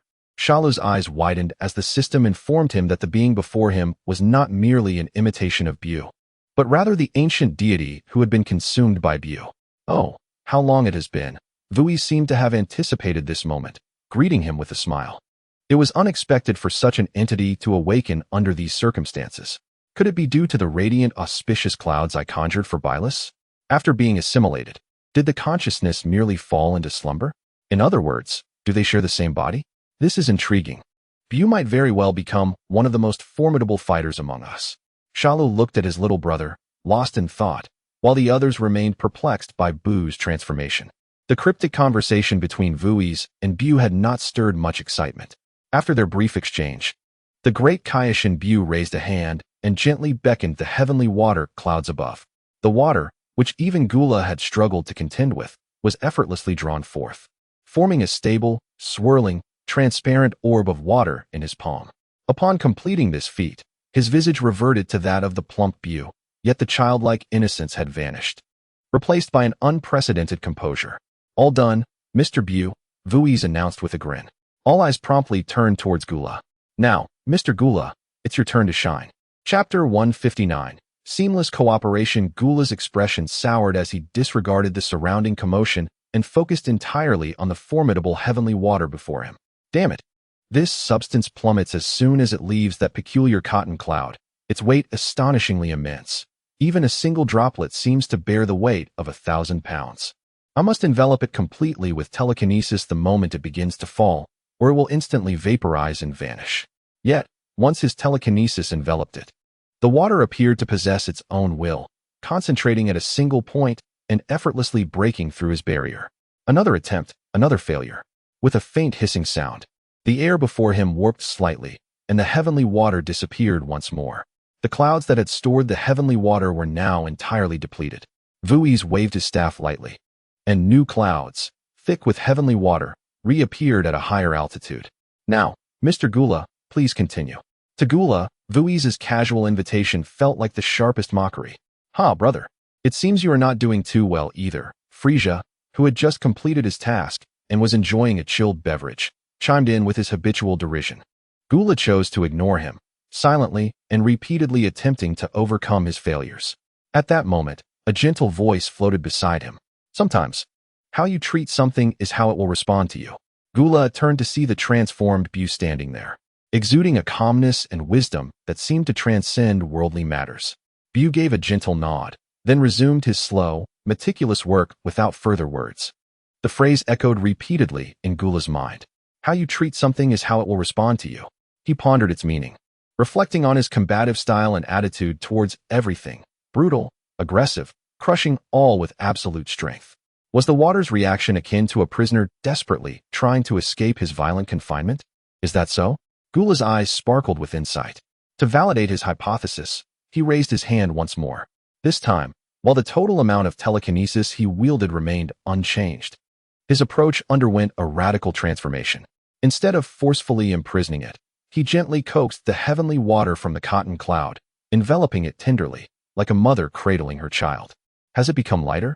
Gula felt the once colossal weight of the water dissipate. This heavenly water is truly remarkable. With a deft flick of his finger, the water, no longer turbulent, behaved like a pet in its master's embrace, forming a joyful ripple under his telekinesis. With a satisfying splash, the first scoop of heavenly water was flawlessly integrated into the flower. Gula wiped the beads of sweat from his brow. This delicate operation, requiring a release of tension and finesse, was far more exhausting than brute force. Excellent. Vui's clapped his hands with delight. Mr. Gula has performed exceptionally well, achieving a perfect fusion without a drop wasted. Gula, rarely one to respond, turned to meet Bu's gaze. Bu nodded in acknowledgement, a silent understanding blossoming between them. Soon, they commenced their tasks with remarkable efficiency, rapidly consuming batch after batch of heavenly water, blending it seamlessly with the flower. Task complete, Vui's remarked, satisfied as he surveyed the mountain of semi-finished products before him. Next, it is time for Mr. Shalu and Ms. 21. Vui's graciously stepped aside to allow them passage. To achieve the pinnacle of culinary delight, the key lies in the control of power. Shalu exchanged a glance with 21, rising leisurely from their beach chairs to approach the neatly arranged semi-finished products, a blend of flour and heavenly water, placed on a crystal table conjured by Vui's. 21 smiled subtly. With a swift motion, she struck the table, unleashing a wave of gentle yet formidable energy, causing all the semi-finished products to instantly levitate into the air. A powerful surge of telekinesis shot forth from Shalu's eyes, forming a massive transparent barrier to encapsulate all the semi-finished products within. Four-body punch, they exclaimed almost in unison. In an instant, 8 figures appeared in midair, surrounding the enormous mass of dough ensconced within the telekinetic shield, Shalu and 21's respective clones. With synchronized precision, they began to exchange blows. Each punch landed with perfect timing and force against the opposing clone's strikes, the impact reverberating through the dough without a hint of escape. Within the barrier, the flour and heavenly water merged at a visible pace, yet not a single grain was spilled. Below, everyone gazed upward, spellbound by the performance unfolding in the air. Incredible! Gohan exclaimed, astonished at how effortlessly they executed their training. Little did he know that, apart from Shalu, this woman's mastery of power control had reached such heights. Vegeta's expression grew grave as he recognized the terrifying level of control involved. Every punch's power, speed, and angle had to be flawless. Otherwise, the entire dough would be obliterated in an instant. Frieza's demeanor was equally grim. He had prided himself on his mastery of power control, but witnessing Shalu and 21's collaboration revealed the chasm between them. It was no longer merely a matter of combat strength, but rather an understanding of a higher realm altogether. The speed of the aerial exchanges intensified, the 8 figures nearly transforming into mere afterimages. The fierce friction created by their punches caused the temperature within the barrier to rise gradually. The dough, under high temperature and pressure, began to take shape. "Oh, it seems about time," remarked Weiss as he waved his staff once more. From a peculiar fruit tree nearby, dozens of crystalline fruits were plucked, gently floating above the heads of Shalu and number 21. The sugar made from these fruits would offer a delightful mixture of sweet flavors and surprises. One of Shalu's avatars swiftly gathered its fingers and reached for the sky, exerting invisible pressure on all the fruits. Countless juices cascaded down like a waterfall. In an instant, number 21 thrust her palms forward, unleashing a precise pink energy that expanded into a massive sieve. The juice landed on the energy net, instantly vaporizing the moisture. What fell through were glistening, colorful sugar granules. "Wow!" exclaimed Goku, Gohan, Broly, and Burukuri in unison. Vegeta and Frieza were rendered speechless. These two truly know how to make buns, and in such a manner. Shalu's main body waved. The enormous dough began to dance as if alive under his command. It precisely caught all the falling sugar powder, flawlessly merging it during its rapid spinning and kneading. This process lasted several minutes. With a thunderous sound, the exchanges ceased abruptly, and the massive dough was collectively slapped down onto the crystal table below. Buzzing, Weiss appeared at the table's edge, conjuring a large metallic dome to cover the flawless dough. "Thank you all for your hard work." Weiss clapped his hands, beaming with joy. "Today's training has concluded splendidly. Everyone should rest well." His gaze swept across the crowd, finally resting on the colossal dome. "Leave the cooking for tonight to me." The metallic dome obscured everyone's view, as well as the fruits of several individuals' labor throughout the day. Chapter 160. Bountiful harvest. Within the vast cocoon-like chamber, Goku and Broly were already deep in slumber, drooling. Though the resting area prepared by Weiss was simple, it was well equipped, with everyone comfortably asleep on bunk beds. Number 21 peeked over the edge of her upper bunk, observing Shalu below, who was in a meditative state. "What do you think the surprise Mr. Weiss spoke of will be?" she queried. "Surprise?" Shalu opened his eyes, his calm compound eyes revealing no hint of turbulence. "That fruit is no ordinary item," he replied serenely. Intrigued, number 21 pressed further. "How do you know?" "I cannot disclose that," Shalu replied. "When I used my telekinesis to crush those fruits, the system had already provided a hint." Ding. Preliminary analysis. Target: divine source fruit, containing unknown exotic energy. "Just a guess," Shalu stated nonchalantly. "Since Weiss mentioned it, it must be more than just about taste." "Rest well. Future training sessions will not be easy, especially when we visit Beerus's room. Those incessantly exploding clocks. Despite my infinite stamina and recovery abilities, I do not wish to endure the pain from those explosions in vain." Time passed slowly. Outside, Weiss's melodious voice rang out punctually. "Everyone, please gather. It's time to wake Lord Beerus for dinner." Groggy, the group assembled, and ultimately, Weiss pointed his finger at Gohan and Burukuri. The two wore grim expressions as they faced the sympathetic gazes of their companions, resolutely entering the imposing temple. Weiss then took it upon himself to divide the massive dough into smaller portions. With a gentle tap of his staff, the space around the small dough pieces began to distort slightly, causing them to levitate and shape themselves in a manner that defied physical laws, generating heat. Moments later, wisps of steam erupted from the dough, releasing an indescribably enticing aroma that wafted through the air. "What is that smell?" Frieza's formerly aloof demeanor shattered as he stared incredulously at the colorful buns emanating a soft glow. "How is it possible for an ordinary bun to provoke such a reaction in me?" He instinctively swallowed hard. Not only him, but Vegeta's throat also constricted, while Goku began to drool unabashedly. Everyone fixated on the gradually forming bonds, their stomachs rumbling audibly. Just then, a thunderous roar erupted from the temple, shaking the very ground beneath them. As the explosions subsided, the god of destruction, Beerus, emerged from the temple, yawning and bleary-eyed. Behind him, Gohan and Baruchari, covered in dust, followed with forced smiles, their hair standing on end and still emitting wisps of smoke. Honestly, you two useless fellows, my room must be cleaned afterward. Beerus grumbled impatiently at the duo, but as the peculiar aroma wafted into his nostrils, his lethargy and irritation vanished in an instant. He inhaled deeply, and the next moment, he vanished from sight, reappearing before everyone. Oh, Weiss, is this made from the divine source fruit? Indeed, Lord Beerus, Weiss replied with an elegant bow. All right, everyone, let us all partake. With that, buns radiating a rainbow aura landed perfectly in each person's hands. Without hesitation, Shalu took an immediate bite. The texture was not the anticipated softness, but instead possessed a marvelous, elastic chewiness.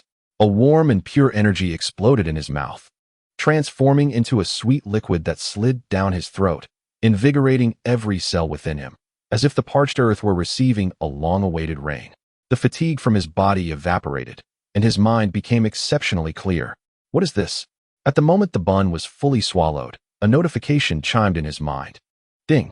Consuming an item containing divine source unlocks all proficiency levels of divine power, automatically replenished.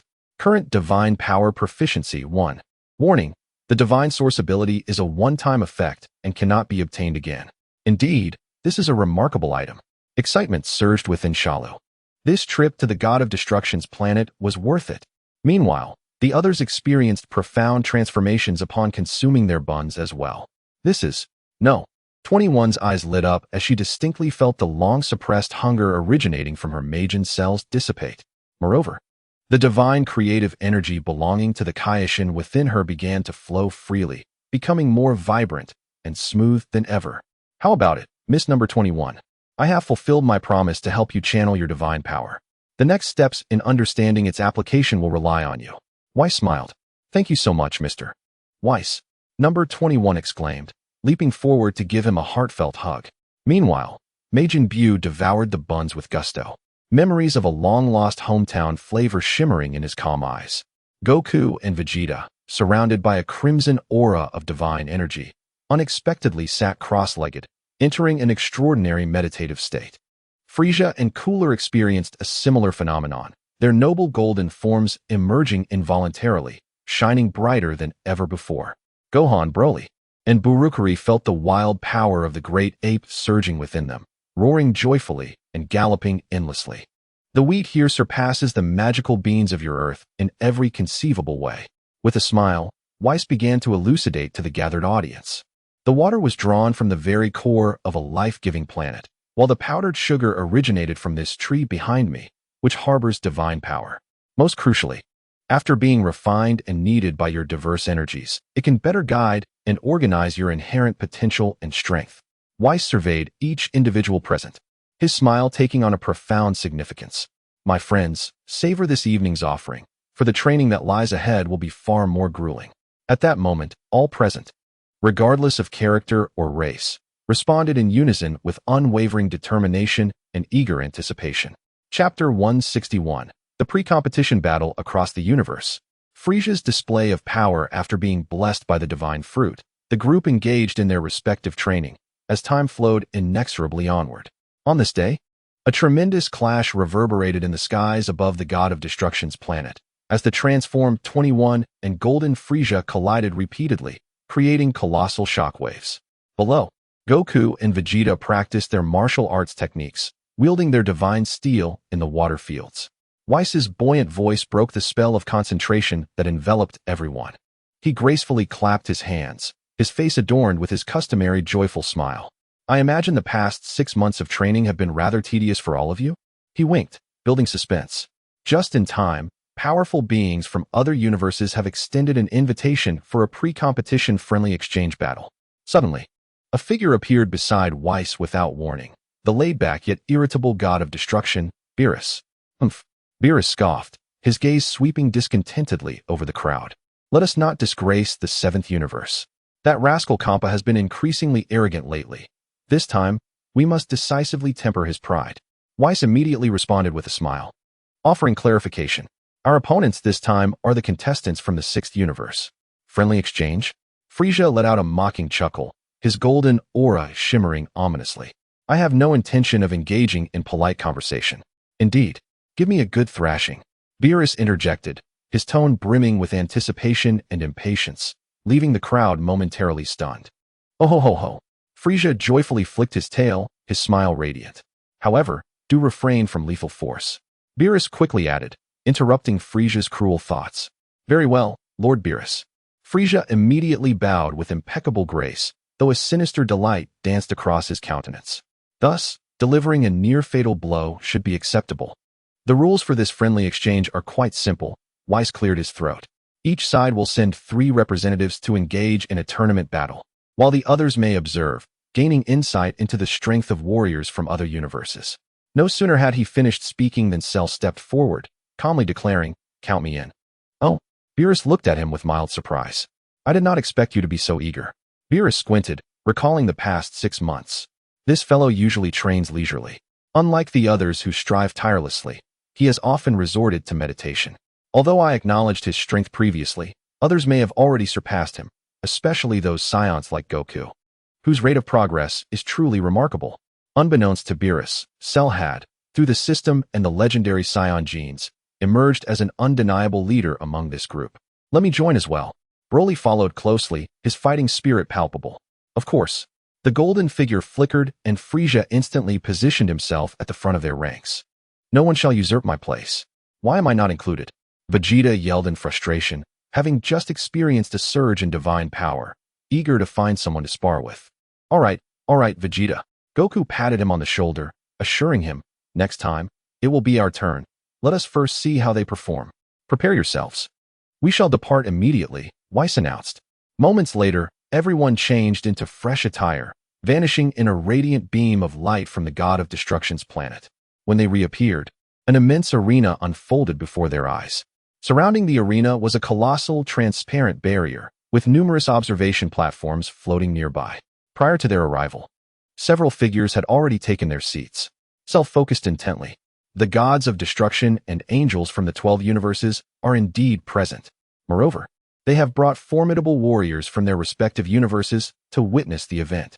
Aside from a few familiar faces, the fluffy-haired god of destruction, Iwan, was accompanied by several humans clad in high-tech battle armor. The first universe did not participate in the Tournament of Power, indicating that it is a universe purely defined by its technological prowess, likely not to be underestimated. Cell's gaze swept over the other universes that had not participated in the Tournament of Power, where an assortment of powerful warriors sat. Wow, Goku exclaimed. What a massive arena. It is even larger than the expanded Tenkaichi Budokai. Moreover, it appears constructed from divine steel. Naturally, Beerus interjected, a hint of pride in his voice. Though only the 6th universe has sent representatives this time, it is, after all, an event for the entire universe to witness. Once the Tournament of Power officially commences, in order not to disappoint the king of all, everyone has been in intense training. Simple facilities cannot withstand your battles. Does that mean all the gods of destruction and angels are present? Number 21 glanced around, ultimately casting a sidelong glance at Cell, who stood with arms crossed. Silent and pensive. Let me see why you have chosen to volunteer. It appears that all our esteemed gods of destruction have gathered. A peculiar figure clad in an extravagant, tight-fitting suit took to the central stage, microphone in hand, to hype the audience.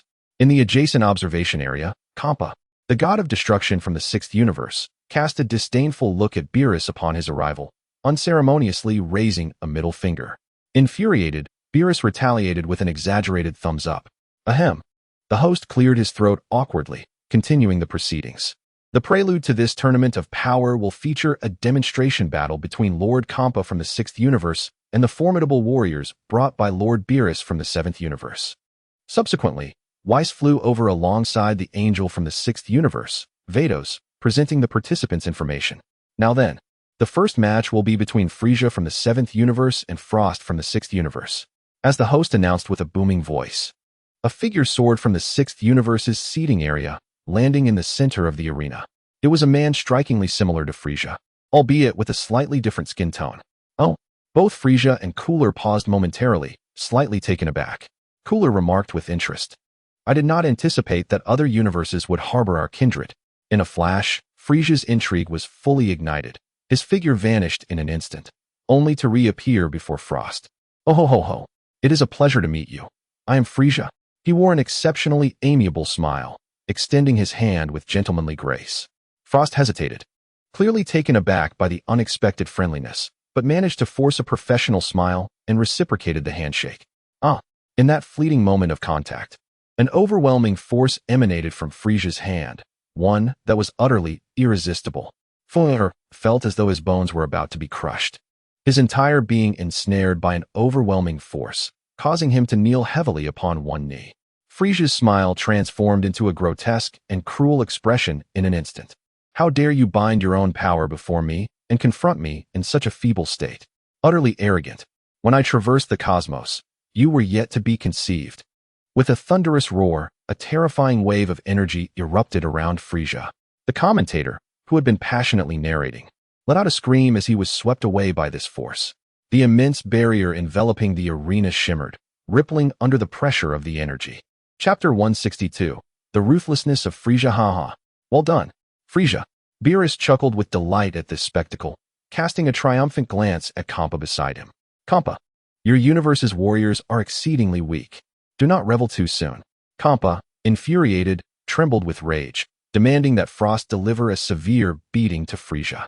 The insults exchanged between the two were devoid of the usual composure expected of gods of destruction. Frieza gradually subdued his unleashed energy, returning to a demeanor of polite civility. My apologies, my apologies. He even took the initiative to assist the disheveled Frost to his feet. I have a rather short temper. Cold sweat beaded on Frost's brow as he gazed at Frieza's hypocritical smile, a chill rising from his core, sensing the venomous malice hidden beneath that facade. Enough. Contestants, please return to your positions. The commentator, having finally managed to regain his footing after being blown away, announced loudly. The match begins. Now, I shall unleash my full power to meet your expectations. Frost clenched his fists, resolved to hold nothing back. Oh. A white aura erupted violently from beneath him, a flash of light illuminating the arena as his diminutive, horned form swiftly vanished, his head elongating into a more aggressive appearance.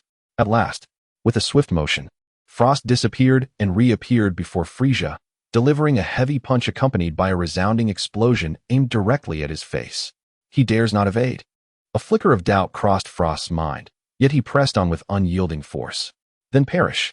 A dull thud resounded as his solid punch struck Frieza squarely on the face. Goku, observing from the stands, crossed his arms and scoffed at the battle, noting that the fighter from Universe 6 was still reserving his strength, suggesting that Frieza would face little difficulty in this contest. Gohan nodded in agreement, adding that the outcome was plainly evident. Frieza would soon claim victory. In that moment, Frost's fist connected, an excruciating pain shot through his hand. He staggered back 2 steps. Horror dawning upon him as he realized that Frieza stood unscathed, a sinister smile returning to his face. You insolent fool, do you wish for me to repeat myself? In an instant, Frieza vanished from Frost's view. Slap! A forceful blow resounded as Frieza's palm struck Frost's face, sending him soaring through the air with tremendous power. Excellent! Beerus cheered, his excitement palpable.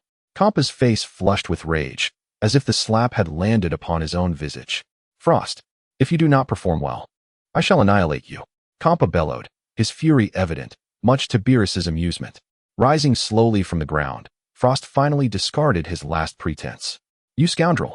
He wiped the blood from the corner of his mouth, glaring viciously at Frieza. Originally, this battle was to be non-lethal, but for daring to humiliate me, you must die.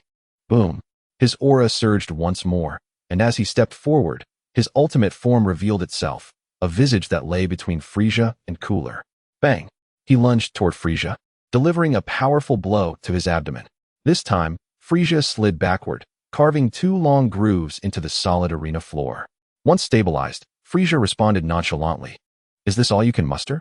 Frost's eyes widened in disbelief, unable to fathom that his full-force strike had yielded such minimal effect. Impossible. How disappointing.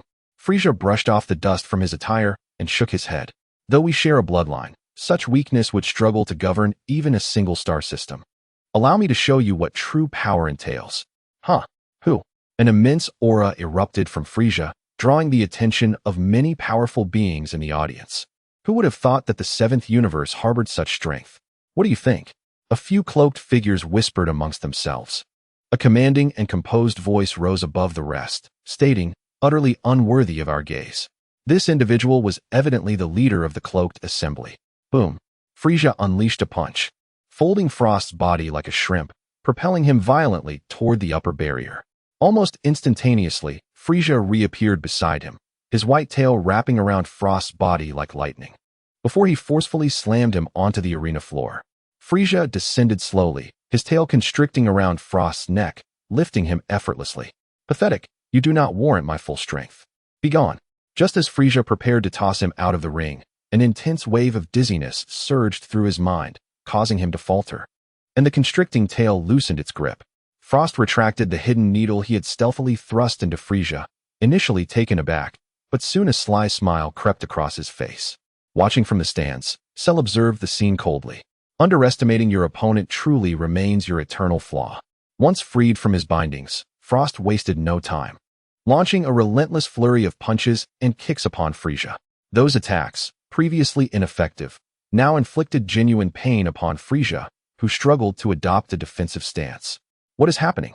Frieza was astounded, feeling a sudden wave of dizziness and weakness wash over him. Looking intently at the match, number 21 quickly deduced, his complexion pale and drenched in sweat, that it resembled symptoms of poisoning. Indeed, Cell corroborated that individual concealed a poisoned needle, and Frieza, in his arrogance, had fallen prey to a paralyzing toxin. Beerus erupted in fury upon hearing this revelation. What? Hey, you vile scoundrel, resorting to poison. Kampa, do you have no shame? Beerus's furious roar echoed throughout the arena and spectator area. Frieza, momentarily stunned, glared furiously at Frost, who was now unleashing his full power. At this moment, Frost had completely shed his disguise, laughing maniacally. Ha! This is what you call the art of deception. As long as victory is mine, what does it matter how I achieve it? The commentator and referee, witnessing this, rushed forward to halt the match and demand an examination of Frost. However, before he could utter a word, Frieza, stabilizing himself amidst the onslaught, let out a thunderous roar. Boom! A dazzling golden light erupted from his body. Other gods of destruction from surrounding universes turned to gaze in astonishment. How is this possible? That is the aura of a deity. A mere mortal has stepped into the realm of divinity? The deadly neurotoxin within Frieza boiled away under the searing golden divine power. Once he regained composure, Frieza slowly wiped the corner of his mouth, a trace of blood appearing on his hand before being instantly vaporized by the golden flames.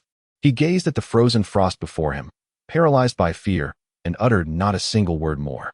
With a swish, his figure moved with breathtaking speed, astonishing even many of the other formidable beings present. Boom! In an instant, Frost's eyes rolled back, and a torrent of blood, mingled with the remnants of his internal organs, erupted from his mouth. Frieza unleashed a punch infused with rapid power, striking with the force of a high-speed rotation. The spiral light fist, imbued with the scorching energy of the sun, swept through Frost, colliding directly with the energy barrier above. Crack! That barrier, reputed to withstand any assault beneath that of a god of destruction, could not endure this power, ultimately shattering with a resounding crash. Frost's lifeless body was, in that moment of barrier collapse, obliterated by the destructive force, transforming into cosmic dust that drifted into the profound darkness. What a vicious creature! A voice from the first universe's viewing platform murmured. This is unequivocally a demon, my friends. Be wary of this fellow in the subsequent tournament. Frieza slowly descended, the previously menacing grin on his face gradually softening. This king does not concern himself with rules. His expression remained devoid of emotion. Those who dare to mock me must face death. Chapter 163, The Brutal Monster. In the profound darkness of the universe, the dust floated quietly, as if recounting the recent extinguishment of a life. The arena fell into an eerie silence. Every action froze, including that of Beerus, who had been poised to cheer for Frieza. Frieza, you fool! Beerus's celebratory gesture hung, suspended in the air, quickly morphing into reluctant fury. Ha ha ha. On the adjacent viewing platform, the god of destruction of the sixth universe, Kampa, erupted into gleeful laughter after a brief moment of astonishment, his rotund form shaking with mirth. Referee, referee. He pointed at the arena, shouting at the host in the tight suit. That fellow from the seventh universe has committed a foul. He has committed murder. The host, startled, quickly flew into the arena, glancing at the expressionless Frieza, and struggled to swallow. The contestant from the seventh universe, Frieza, has killed his opponent due to foul play. Therefore, the victor of the first match is the team of Lord Kampa from the sixth universe. TCH. Vegeta emitted a single syllable of displeasure. That filthy display was an affront to the eyes. Were it him, he would also have eliminated the opponent without hesitation. Oh ho ho ho. Frieza had already returned to the viewing area, casting a rare approving glance at Vegeta. Vegeta, I did not expect you to possess some backbone. In this regard, their thoughts were surprisingly aligned. Forget it, considering he has secured a victory for us. Battles, Kampa's short tail swayed proudly, signaling to the beautiful angel beside him. Very well, Lord Kampa. Batos gently tapped the tip of her staff. A gentle light flashed, and the recently vanished Frost reappeared, unscathed, in the viewing area of the sixth universe. Momentarily disoriented, Frost did not grasp what had transpired until he recalled the strike that could have pulverized him. Instinctively, he touched his abdomen, cold sweat instantly soaking his back. Upon returning, I will personally supervise your training. Kampa's roar exploded in his ears, reverberating with the threat of eternal damnation should there be another failure in the true tournament of power. Kampa's fury silenced Frost, who dared not utter a word in rebuttal. Meanwhile, Beerus's face darkened ominously. Frieza. He did not roar, but the calmness of his call was more terrifying than any outburst. I will not pursue this impulsive act. But in the true tournament of power, should you dare to act out of line, Lord Zeno will ensure your obliteration. At that moment, no one will be able to save you. Beerus slowly turned his head, fixing an intense gaze upon Frieza. Indeed, with a mere thought, our entire seventh universe could cease to exist. You had best think carefully. As he observed the profoundly serious Beerus, Frieza retracted his characteristic arrogance. A bead of cold sweat trickled down his forehead. He solemnly pledged, henceforth, I shall abide by the rules. Humph. Beerus huffed heavily, turning away, insisting that the next two matches must yield victories. My dignity must not be further tarnished. No sooner had he spoken than Broly stepped forward, nodding earnestly at Beerus before transforming into a streak of light, racing towards the arena. The next match would feature the contestant from the seventh universe, Broly, against the contestant from the sixth universe, Berta. Boom. A yellow creature, clad in a red vest and resembling a giant bear, appeared in the center of the arena. He arrogantly tilted his head back, disdainfully gazing at the far leaner Broly. Hey, you little frame, are you sure you want to fight me? Broly merely smiled amiably. Remaining silent, he extended his hand, adopting a friendly posture. Broly. Smack. Berta unceremoniously swatted Broly's outstretched hand away. Let's fight. Quit babbling. The host, sensing the tension in the air, felt something was amiss. Let the match begin, he shouted before swiftly retreating, hiding behind a massive stone pillar. Hee ha ha ha. Broly's movements were halted, his hand still suspended in the air after being swatted away. Slowly, he placed his other hand over his eyes, emitting a deep, suppressed chuckle from his throat. The laughter grew louder and more frenzied. As he laughed, he stepped towards Berta. Boom. A golden aura erupted beneath his feet, swelling larger by the moment. What? Berta gasped in horror, immediately retreating several steps, assuming a serious defensive stance. Broly's hair stood on end in the golden energy wave as he took a step forward, his transformation into a Super Saiyan complete. Trash. The two words escaped his lips, imbued with chilling disdain. I had intended to let you fall from the arena without pain. Alas. Boom. He stomped down with his other foot, his muscles bulging massively, his height soaring, and his previously upright golden hair transforming into a pure emerald hue. The surrounding space was instantly illuminated by this frenzied green energy. The powerful aura whipped furiously, forcing Berta to shield his body with his arms just to maintain his balance, until the transformed Broly stood tall, matching Berta's height. His hollow white eyes fixating on his opponent, a wicked grin spreading across his face. Fear not, I shall not kill you. I will torment you slowly until you beg for mercy. Boom. Get lost. You monster. Berta, thoroughly enraged by the overwhelming presence, roared as he threw a punch. Bang! Broly's face remained unyielding, as Berta's full-powered fist softly met his cheek. What? Berta stared in disbelief, unable to comprehend. Is this your attack? Broly continued to grin, his white pupils gleaming with mockery. What is that? Kampa clutched the railing of the viewing platform tightly, his astonishment evident on his round face. How can such a creature be stronger than any of Beerus's subordinates? That is a Saiyan, Lord Kampa. Batos explained softly beside him. A warlike race that can significantly enhance their combat power through the development of their bloodline's potential. The one before us is one of the rare mutated types. Batos paused, dropping a bombshell. In fact, our sixth universe also has a Saiyan race. Kampa was taken aback by her last statement. Really? Why didn't you say so sooner? Master Xiangpa, ever since your return from the Palace of All Kings, you have not dedicated yourself to training, and instead, succumbed to slumber. These competitors were merely selected at random from the interstellar rankings.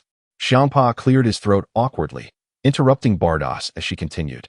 Upon returning, we shall promptly recruit some exceptionally qualified Saiyans. With half a year remaining, I shall personally train them.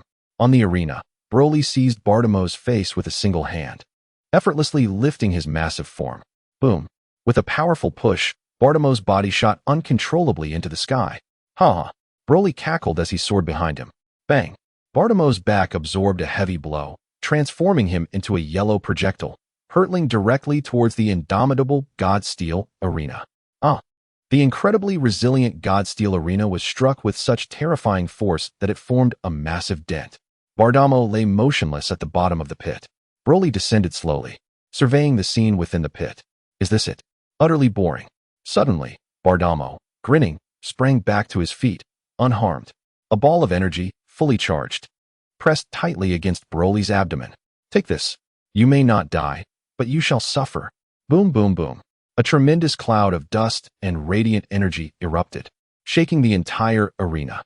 Bartimeau wore a knowing smile, just as he intended to retract his hand.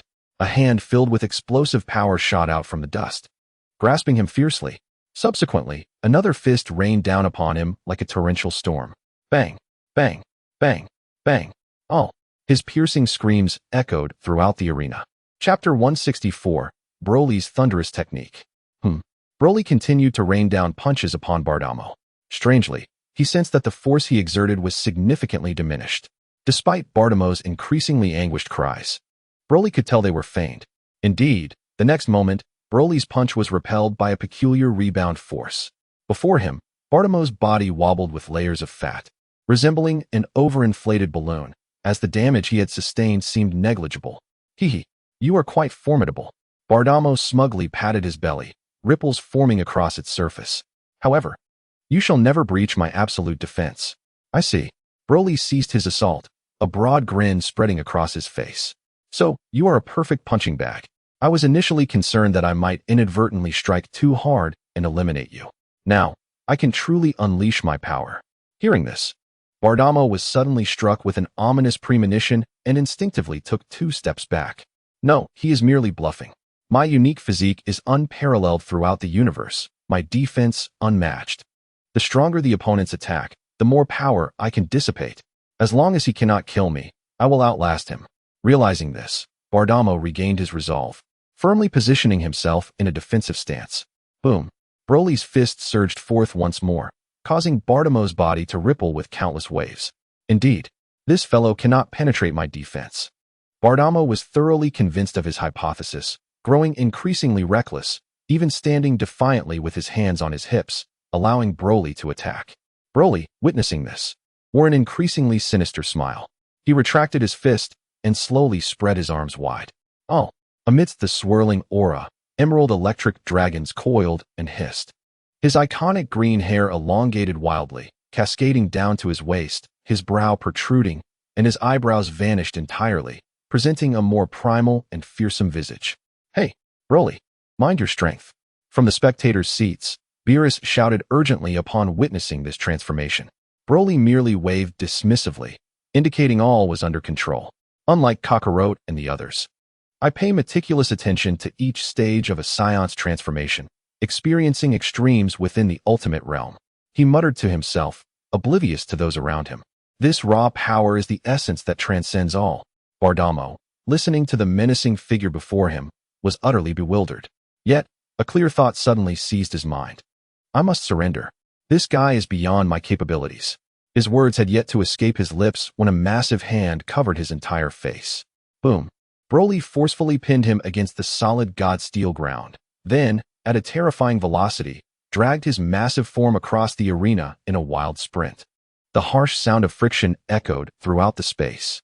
Bardamo's body carved a deep, searing groove into the god steel arena. Ha ha! Broly's demonic laughter reverberated in everyone's ears. The powerful beings from other universes watching were left slack-jawed. Is this still a human? Every contestant from Universe 7 is such a monster? Boom. Broly hurled Bardamo's body against the energy barrier above. Bardamo's massive form rebounded from the barrier, only for Broly to be there, having followed closely behind. Do not disappoint me. Your absolute defense. Bang, bang, bang, bang. He unleashed a relentless flurry of blows against Bardamo's prideful belly. Each punch contained raw violence potent enough to obliterate stars. Oh. Bardamo spewed blood amidst the continuous onslaught, his bear-like eyes rolling back. Just as he was about to lose consciousness, Broly halted his assault. What's wrong? Are you already sleepy? He seized Bardamo by the neck, casually tossing his massive body back to the center of the arena. With a resounding crash, Bardamo slammed into the ground, causing the entire arena to tremble. The host, hiding behind a distant stone pillar, gaped in shock, trembling uncontrollably. This fellow is even more ruthless than the previous Frieza. He seemed harmless before. In the spectators' area of Universe 6, Xiangpa could see no hope of victory remaining. Ignoring Beerus's unabashed taunts from next door, he chose to remain indifferent. Broly truly is unpredictable. Goku observed his usually polite and somewhat naive companion, who, when faced with unfamiliar opponents, unleashed his true nature, leaving him to smile awkwardly. This is the way of the Saiyan. Vegeta scoffed, adding, proud and ferocious. Anyone who dares to challenge the dignity of our warrior race shall face the most thunderous retribution. Beside them, Broly remained silent, his hands gripping the railing tightly. Knuckles turning pale from exertion, as the primal wildness of the great ape within him was thoroughly roused. Shalu calmly observed everything, the system's notifications continuously flashing in his mind, quietly absorbing it all. In the arena, Bardamo, now battered and bruised, his already plump form swollen further from Broly's relentless assault, saw Broly advancing step by step. The primal fear emanating from the depths of his soul was no longer suppressible. Oh, he could not control his tears any longer. I surrender. Spare me. Please. I beg you, I surrender. The countenance of Xiangpa had turned crimson, as if it could bleed. Beside him, Badiui stifled a laugh, covering her mouth, and with a flick of her staff, summoned the disheveled Beta Mo back to the spectator area. The match had concluded. The battle was decisively won by Broly, the contestant from the 7th universe. The voice announcing the victory trembled forth from behind the distant stone pillars. The host, trembling with fear, gazed at Broly in the center of the arena, too intimidated to approach. Broly dissipated the ferocious aura surrounding him and reverted to the appearance of a somewhat fragile, affable youth. He directed a gentle gaze towards the host, bestowing a warm smile. Then his figure flickered and vanished from the arena. That smile, however, sent a more intense shiver down the host's spine. Chapter 165, Flash Time Technique. What an exceptional performance, Frieza remarked with narrowed eyes, a rare expression of praise. Gula nodded in agreement. To wield such formidable combat prowess while maintaining control over size, your mastery has reached an astonishing level, Broly. Perhaps, Broly replied, resuming his humble demeanor. Without your assistance, I would not have achieved this alone. The atmosphere lightened considerably. Meanwhile, Xiangpa gazed in despair towards the 7th universe, his mind racing with calculations. In this crucial final battle, the opponent appears so at ease. Among the remaining individuals, aside from those two of Frieza's kin, the others seem to resemble Saiyans. There is also a rotund pink fellow, likely possessing a unique constitution akin to Beta Mo. What should I do? If we lose this last match, my reputation will be irrevocably tarnished. He turned to a silent, purple-skinned man beside him, who had kept his hands in his pockets throughout. It's all up to you. Hit, Xiangpa declared, betting everything on him. If you can win this match, I shall lend you the traversal cube for 100 years. Understood, the the man replied coldly, his figure flickering as he leaped onto the arena. Be cautious, Broly cautioned Shalu beside him. This individual exudes a bloody aura. He must have taken many lives. Indeed, he is significantly more powerful than the previous two, Shunbu-O interjected, breaking his silence. However, he still cannot surpass you, brother. With that, he returned to his innocent, carefree smile. We absolutely cannot lose, Beerus exclaimed as Shalu departed the spectator area. Next, we have the final battle of this warm-up match. Contestant Hit from the 6th universe shall face off against contestant Shalu from the 7th universe. The match begins. Hit remained impassively rooted in place, hands still in his pockets, while Shalu advanced step by step until they were mere meters apart. Their eyes locked. Hit was momentarily taken aback. Incredible, there are no flaws. Whoosh. Shalu struck first. A powerful straight punch aimed directly at Hit's face. Crack. A crisp sound of space fracturing echoed. Hit's body ghosted, appearing instantaneously behind Shalu. Ding. Special high-level skill detected. Flash time technique, currently being analyzed. As expected, Shalu thought with delight, having no intention of turning to defend. Hit's finger lightly tapped Shalu's vulnerable back. Boom. A penetrating force erupted instantaneously. With a single strike, Hit withdrew his hand, returning it to his pocket, and turned away. It's over. He spoke as he slowly walked towards the edge of the arena, as if victory were already within his grasp. Is it? A calm voice resonated behind him. Hit spun around abruptly, disbelief flickering across his face for the first time. What? I actually missed. That strike aimed at a vital point. Though he had tempered the force, the target should have been knocked unconscious, if not killed. Indeed, had it been an ordinary person, you would have won with that strike, Shalus said, slowly turning around and cracking his neck. A penetrating injury targeting the spinal nerves could transmit shock to the brain, rendering one unconscious in an instant. If the force were increased slightly, it could be fatal. But you, I know all too well, the legendary assassin Hit. The revelation of his past caused a sliver of gravity to appear on Hit's traditionally stoic face. He slowly extended his hands, no longer keeping them in his pockets, clearly resolved not to underestimate this enigmatic opponent. Did you all see that fellow's movements? Broly asked gravely. No, Goku shook his head. This guy is certainly more than just fast. He seems to possess some form of teleportation ability, and it is even quicker and more elusive than my instant transmission. Gohan gripped the railing before him tightly, anxiously observing the battle unfolding in the arena. That's not quite right, Whis interjected with a smile, explaining the essence of the flash time technique. At that moment, everyone held their breath. Number 21 focused her mental energy intensely, fixating on every subtle movement of Shalu. Analysis complete. All techniques of flash time have been fully replicated. The system's prompt echoed crisply in Shalu's mind. Crack. Hit activated the flash time once more. Leaping into the rift of time, he appeared before Shalu, delivering a knife-hand strike aimed at his throat. Smack. A hand, precise and unerring, seized his wrist. The spectators outside could only witness the bizarre transformation of the two who had been meters apart one moment, now engaged in a peculiar exchange. Shalu had caught Hit's hand. What just happened? This is incomprehensible. Others from various universes watching the match expressed their confusion in a chorus. Only the enigmatic figures from the 10th and 11th universes remained calm and collected. With his hand trapped, unable to move, Hit, in shock, retaliated with a swift kick. Bang! A dull thud echoed as they separated instantly. Not bad, Shalu remarked, shaking his hand. However, I still prefer the sensation of a solid punch. He clenched his fist, crossing his arms before his chest. Oh! Shalu roared, a terrifying aura erupting beneath him. Golden flames surged skyward, enhancing the vivid splendor of his emerald hair. Crack! Hit once again entered the flash time space. However, this time, he discovered that Shalu's figure had also vanished from sight, without allowing Hit any time to react. A fierce blow struck his chest with unyielding force. Gah! For the first time, he was struck with such force. As Hit was sent flying, memories of his illustrious journey to becoming the universe's foremost assassin flooded his mind. Throughout his career, he had always triumphed with a single strike, never experiencing the sensation of injury. This prolonged invincibility had rendered him somewhat numb. Yet now, the searing pain in his chest revived his awareness of being alive. In fact, an unprecedented desire to defeat this opponent surged wildly within him. Whoosh! Shalu's figure appeared beside him, a savage roundhouse kick descending upon him. Boom.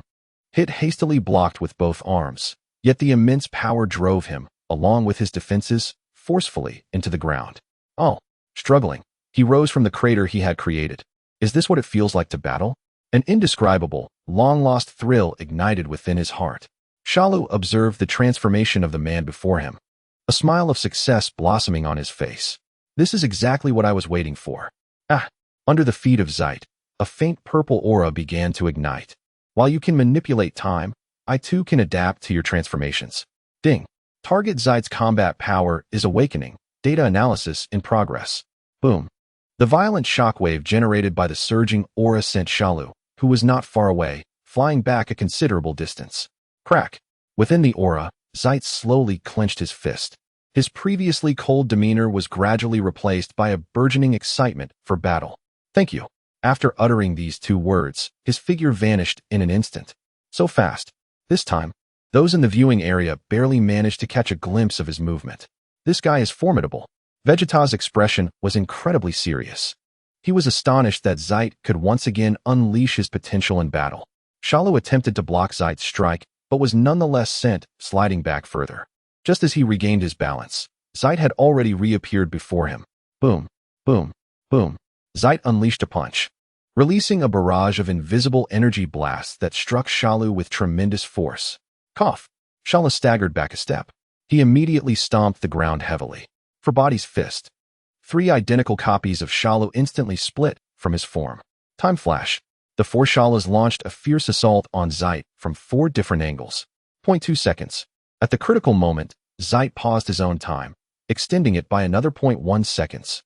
Just as Shalu's fist was about to make contact with his body, Zeit narrowly evaded the deadly onslaught.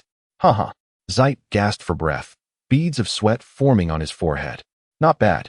Shalu's main body slowly spoke. To continuously break through your limits in such a short time frame, you possess great talent. However, your years of complacency and lack of training render you too weak in my presence. With that, a glint of coldness flashed in Shalu's calm gaze. Zeit instantly felt a chill run down his spine, his body uncontrollably retreating in an attempt to create distance. Chapter 166, Shalu Under Scrutiny and the Mysterious Powerhouse. Shalu let out a deafening roar, a terrifying aura erupting from beneath him. A 6-colored aura surged around him like boiling magma, and an even more powerful shockwave swept across the entire arena. Is that still a Saiyan? Kampa clung to the railing, incredulously watching the figure enveloped in a dazzling aura on the stage. Can they emit such a volatile energy? He is quite special, Lord Kampa. Beerus, remaining composed, quietly explained. It seems he is not a pure-blooded Saiyan. The two exchanged glances, acknowledging the unexpected strength. I haven't utilized this stacking mode in quite some time. Shalu stepped forward. 0.5 seconds. Swish. In Zeit's perception, time was forcibly halted. Yet this time, within his 0.2 seconds of suspended reality, Shalu's figure advanced in an entirely illogical manner, arriving before him 0.3 of a second sooner. A series of immensely heavy attacks struck him with unyielding force. The moment time resumed, Zeit let out a pained groan, his body flying backward like a severed kite, crashing heavily to the ground, unable to rise for a moment. Kampa stared in shock at the scene, witnessing his universe's strongest ace being so easily overpowered. How could it be so effortless? Lord Kampa, the opponent's time manipulation technique is far more refined than Mr. Zeit's. Beerus's words fell like a final judgment. Kampa instantly deflated. If even Zeit could not win, he had no choice but to concede this match. I can continue. Zeit struggled to lift his body from the rubble. At this moment, he felt as if he had been crushed under the weight of several colossal mountains, his ribs nearly all broken, wiping the blood from the corner of his mouth. The previous shock and confusion in his eyes had transformed into a palpable and intense murderous intent. It is time to end this. Shalu's figure vanished in an instant. Opposite him, Zeit slowly closed his eyes. Under extreme pressure, his perception magnified infinitely, and the flow of the entire space became exquisitely clear. After 0.5 seconds, he would be able to advance further. Zeit held nothing back, unleashing the deadly techniques that had earned him his reputation as an assassin. I apologize. He calmly uttered these 2 words. His body shifted slightly, focusing all his strength on the 3 vital points of Shalu's chest, head, and abdomen, preparing to deliver a fatal blow. Boom. The two intertwined within the formless river of time, only to separate in an instant. The radiant six-colored aura surrounding Shalu dissipated in a heartbeat. The two stood back to back in the center of the arena, fists raised, utterly still. What has transpired? Kampa abruptly straightened his hefty form. Beerus, equally engrossed, fixed his gaze on the unfolding battle. Bang, bang, bang. 3 dull explosions erupted as Shalu's chest, abdomen, and even half of his head detonated in an instant. His mutilated body maintained its punching stance, refusing to fall. This gruesome sight elicited piercing screams from many of the female contestants in attendance. It is over. Kampa stared in disbelief at the scene, then dejectedly lowered his head. Zeit's body could no longer withstand the strain and collapsed to the ground. He struggled to turn and look at Shalu's shattered form. I will remember you, Shalu. Just as the announcer readied to fly forward and declare Zeit disqualified for killing his opponent, thus granting victory to the 7th universe, Shalu's remaining body began to tremble violently. Yikes! The announcer, terrified, quickly retreated to a safe distance. Ha ha ha, magnificent. Truly beyond my expectations, Zeit. Shalu's mangled form slowly turned, emitting a chilling sound from the writhing flesh. The previously startled female contestants began to faint from the horror of the sight. Kampa, along with several other gods of destruction, leaned forward in astonishment, closely observing. How is this guy still alive?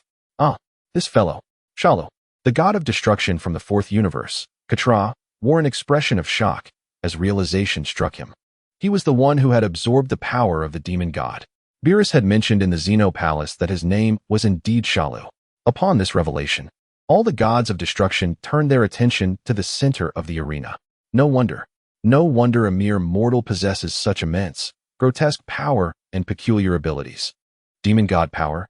The two mysterious figures cloaked in robes from the 10th universe exchanged glances. So that is the case. On the arena, Shalu's body restored to its original state within a few breaths. He stood unscathed, gazing down at the collapsed Zeit. I look forward to your performance at the Tournament of Power. I hope you can bring me even more surprises. Zeit could only manage a bitter smile in the presence of this monster, his fighting spirit utterly extinguished.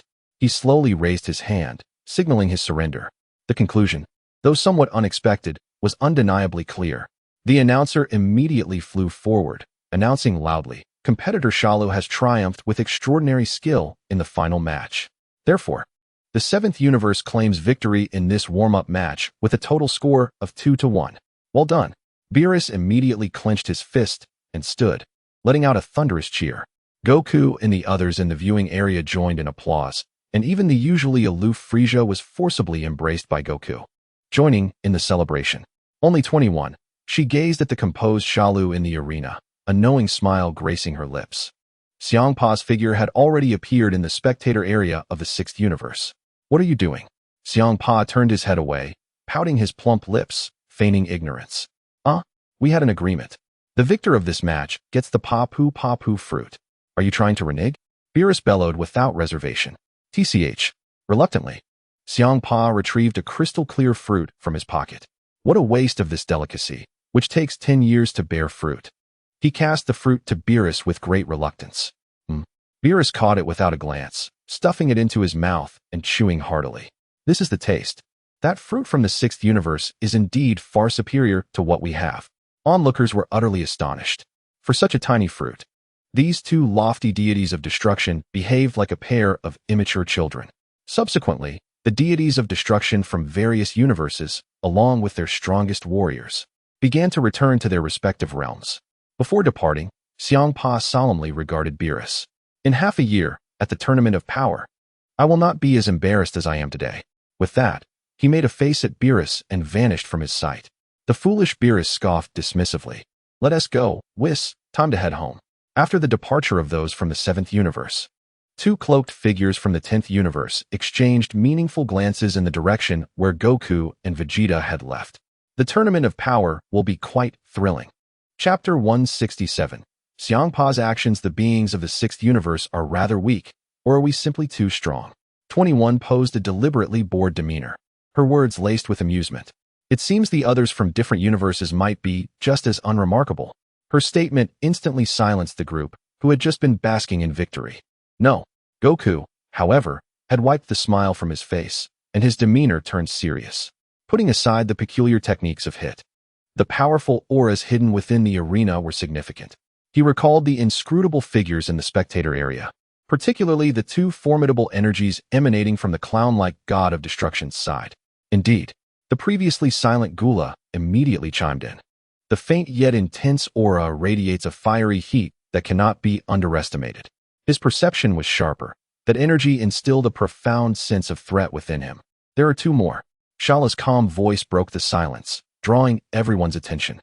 He tilted his head to observe Goku and Vegeta. In the 10th Universe S team, there are two cloaked individuals who have been watching you both intently. Us. Goku and Vegeta exchanged bewildered glances. Could they also be Saiyans? Vegeta's brows knitted together. The Saiyan race was becoming increasingly complex.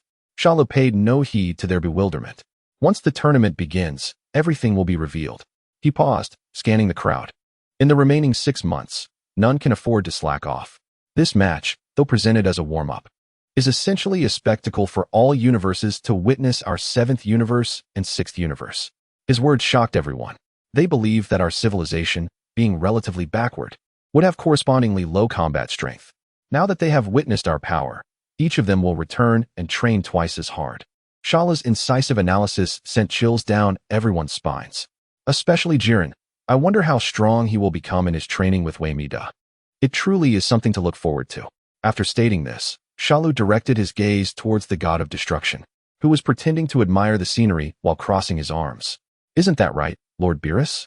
Beerus had not contemplated such far-reaching implications, and upon being called out, his body stiffened momentarily.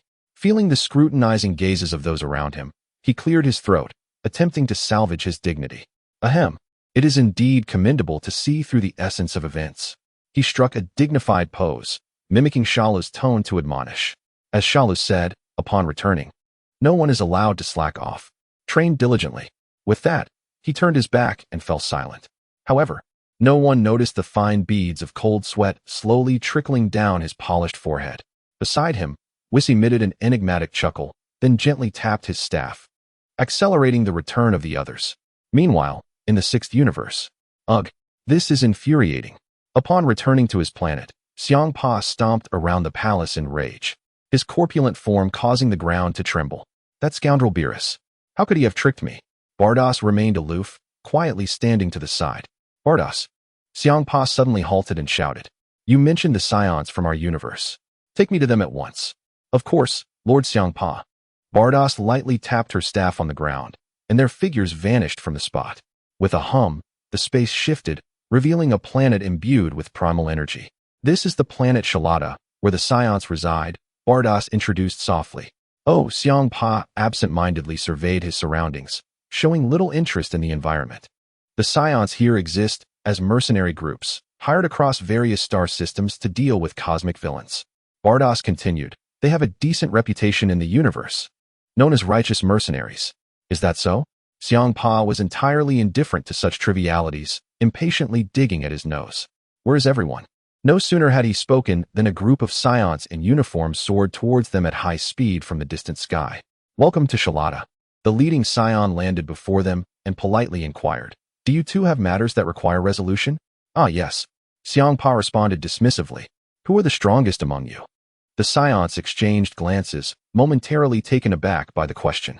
One hesitantly replied, the strongest would probably be Captain Jabe. Jabe? A glimmer of interest sparked in Xiangpa's eyes. Then take me to meet him. The Saiyans hesitated. As for the payment, do not worry about the remuneration, he said, following them into a magnificent building filled with a variety of Saiyans. Captain Jabe. The guide waved and called to a figure in the distance. Xiangpa's eyes brightened. But when the figure approached, he froze. This is your so-called strongest? The man before him appeared frail, with thin arms and legs that looked as though they would break with a mere touch. Indeed, this is the ace of the Saiyan elite team. The Lhasa Defense Squad. Ace, Xiangpa pondered. Come with me. Jabe was taken aback. I apologize, sir, but hiring requires processes and procedures.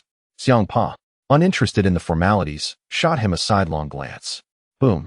In an instant, a terrifying aura unique to the gods of destruction enveloped the entire planet. The skies darkened, and the earth cried out.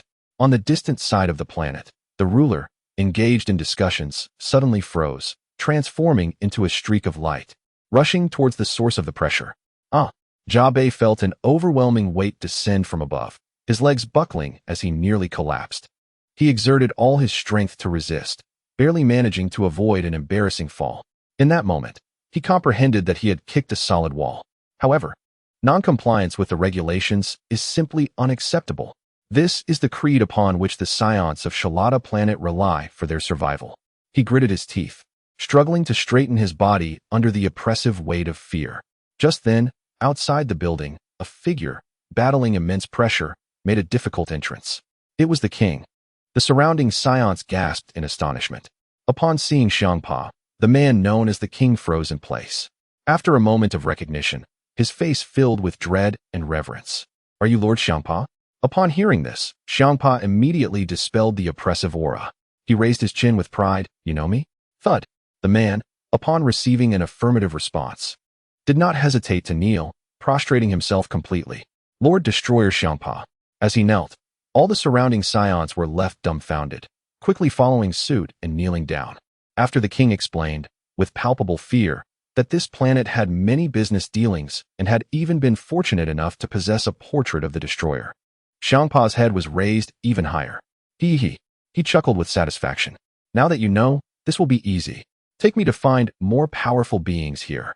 The king immediately gestured to the still-dazed Gabai. Gabai understood the king's intention and stepped forward. Subsequently, he led Xiangpa away from the opulent building. Chapter 168. The pitiful Xiangpa on the way, Gabai cautiously turned to observe Xiangpa. The destroyer, a being that existed only in ancient legends, was now vividly present before him. Gabai's heart swelled with trepidation and anticipation. Taking a deep breath, he mustered the courage to speak. "Lord Xiangpa, I will take you to meet my mentor. The former captain of the Lei's defense team, Master Lin Suo. His strength is beyond doubt." Xiangpa merely responded with a distracted not paying much heed to Gabai's words. Soon, under Gabai's guidance, the trio arrived at a somewhat dilapidated independent loft, far removed from the bustling city center. This place appeared to be at odds with the Saiyans' typically combative and flamboyant style. "Knock, knock, knock." Gabai respectfully knocked on the wooden door. "Master Lin Suo, it's Gabai." The door's unlocked. "Come in," came the slightly languid voice of a man from within. The three pushed the door open to find a man with a short ponytail lounging on the bed, who smiled warmly upon seeing Gabai. "What brings you here in such a hurry?" "Master Lin Suo, it's like this." Gabai promptly succinctly explained Xiangpa's arrival and the search for talent. Upon hearing the term destroyer, Lin Suo instantly shed his casual demeanor, sitting upright with urgency. He struggled to rise and bow, but his old leg injury hindered him. "Apologies, Lord Xiangpa. My legs are not in good condition, so I cannot kneel before you." "No matter," Xiangpa replied, glancing at Lin Suo's bandaged leg, dismissively waving his hand. "By the looks of you, it seems you are not the person I seek." "Your wisdom is unparalleled," Lin Suo responded without irritation, instead displaying a wry smile. "However, if you require a representative from our Shalata planet, I do have an excellent recommendation." His words piqued Xiangpa's interest. "My sister, Califura," Lin Suo continued. "Though she behaves like a rebellious girl and often stirs up trouble, her combat talent far exceeds mine." "Oh," a glimmer of anticipation finally sparked in Xiangpa's eyes. "Then I shall wait and see." Lin Suo promptly notified his sister through a communicator. Before long, hurried and chaotic footsteps approached from outside, accompanied by a boisterous girl's voice. "What is up, big brother? You called me back, claiming there as an important person?" With a loud bang, the door was rudely flung open. Xiangpa, having just finished the last treat prepared by Lin Suo, looked up to see a girl with an exaggerated black spiky hairstyle. Clad only in a purplish-red strapless top and loose purple trousers, exuding a distinctly untamed aura, she displayed none of the modesty expected of a girl. "Huh." The girl met Xiangpa's gaze, momentarily stunned, and blurted out, "Cat?" Gabai, nearly frightened out of his wits, rushed forward and covered Califura's mouth with his hand. He dragged her down, desperately apologizing to Xiangpa. "I'm sorry. I'm so sorry, Lord Xiangpa. She didn't mean it." He then leaned close to the still struggling Califura, hissing in a low voice, "This is Lord Xiangpa, the destroyer of Universe 6. Are you out of your mind?" No matter how carefree Califura was, she had grown up hearing the legends of the destroyer. Upon hearing this title, her body stiffened instantly. She broke free from Gabai and stood upright, Suddenly, all seriousness. Sister. A timid, trembling voice called from behind her. Ah. Califura then remembered she had someone with her, swiftly pulling forward a small figure. This is my junior, Kair. Come and meet Lord Xiangpa. The girl named Kair trembled all over, bowing her head and greeting in a voice as soft as a mosquito's. Despite Kair's demeanor, Califura, seeing her junior more nervous than herself, gained some confidence and grinned. When she gets serious, even I can't keep her down. Xiangpa, growing impatient, nodded. Enough. Follow me to the open space outside. He stood up, looking down at the three. Let me witness your powers. Before departing, Gabai deeply bowed to Lin Sual on the bed, his eyes filled with gratitude and determination. The five quickly found themselves in an open, desolate rocky area. Xiangpa crossed his arms, adopting a stance of entitlement. Come, let me see the power of Super Saiyans. Huh. Califura and Gabai exchanged perplexed glances, their faces mirroring the same confusion. What is that? Califura turned to look at Kair beside her. Kair, have you heard of it? Kair timidly shook her head. And no, sister. Xiangpa's mouth slowly dropped open, nearly unhinged. Beside him, Bardos covered her mouth with her staff, releasing a bemused sigh. Well, this is quite an unexpected situation. Impossible. Xiangpa finally snapped back to reality, screaming in a frenzied tone. You truly don't know? It's the kind of thing where you shout wow, and then your hair turns golden, glowing with a green radiance. He flailed his arms dramatically, looking utterly ridiculous. Califura, Gabai, and Kair stared at the destroyer with expressions akin to watching a fool. Gabai seemingly had a revelation and decided to give it a try. He took a deep breath, unleashing a thunderous roar, a powerful aura erupting from beneath him, stirring up clouds of dust. However, apart from a modest increase in combat power, neither his hair nor body underwent any transformation. This is my full strength, Lord Xiangpa. Gabai panted, a hint of disappointment in his voice. Puffed. Xiangpa felt as though an invisible arrow had pierced his heart, and he immediately wilted. He crouched on the ground like a child denied candy, pounding the earth with his fists. Unfair. This is so unfair. Why is it that all good fortune seems to be seized by that rascal Virus? Badiuic remained as serene as ever as she approached Xiangpa and whispered, Why don't we go to the 7th universe to inquire of Lord Virus? After all, the ultimate goal of the Tournament of Power is to seek and eliminate that demon. And I believe he would not hesitate to share information. Xiangpa's ears twitched, but he turned away defiantly, insisting, I will not beg him. Sighing dramatically.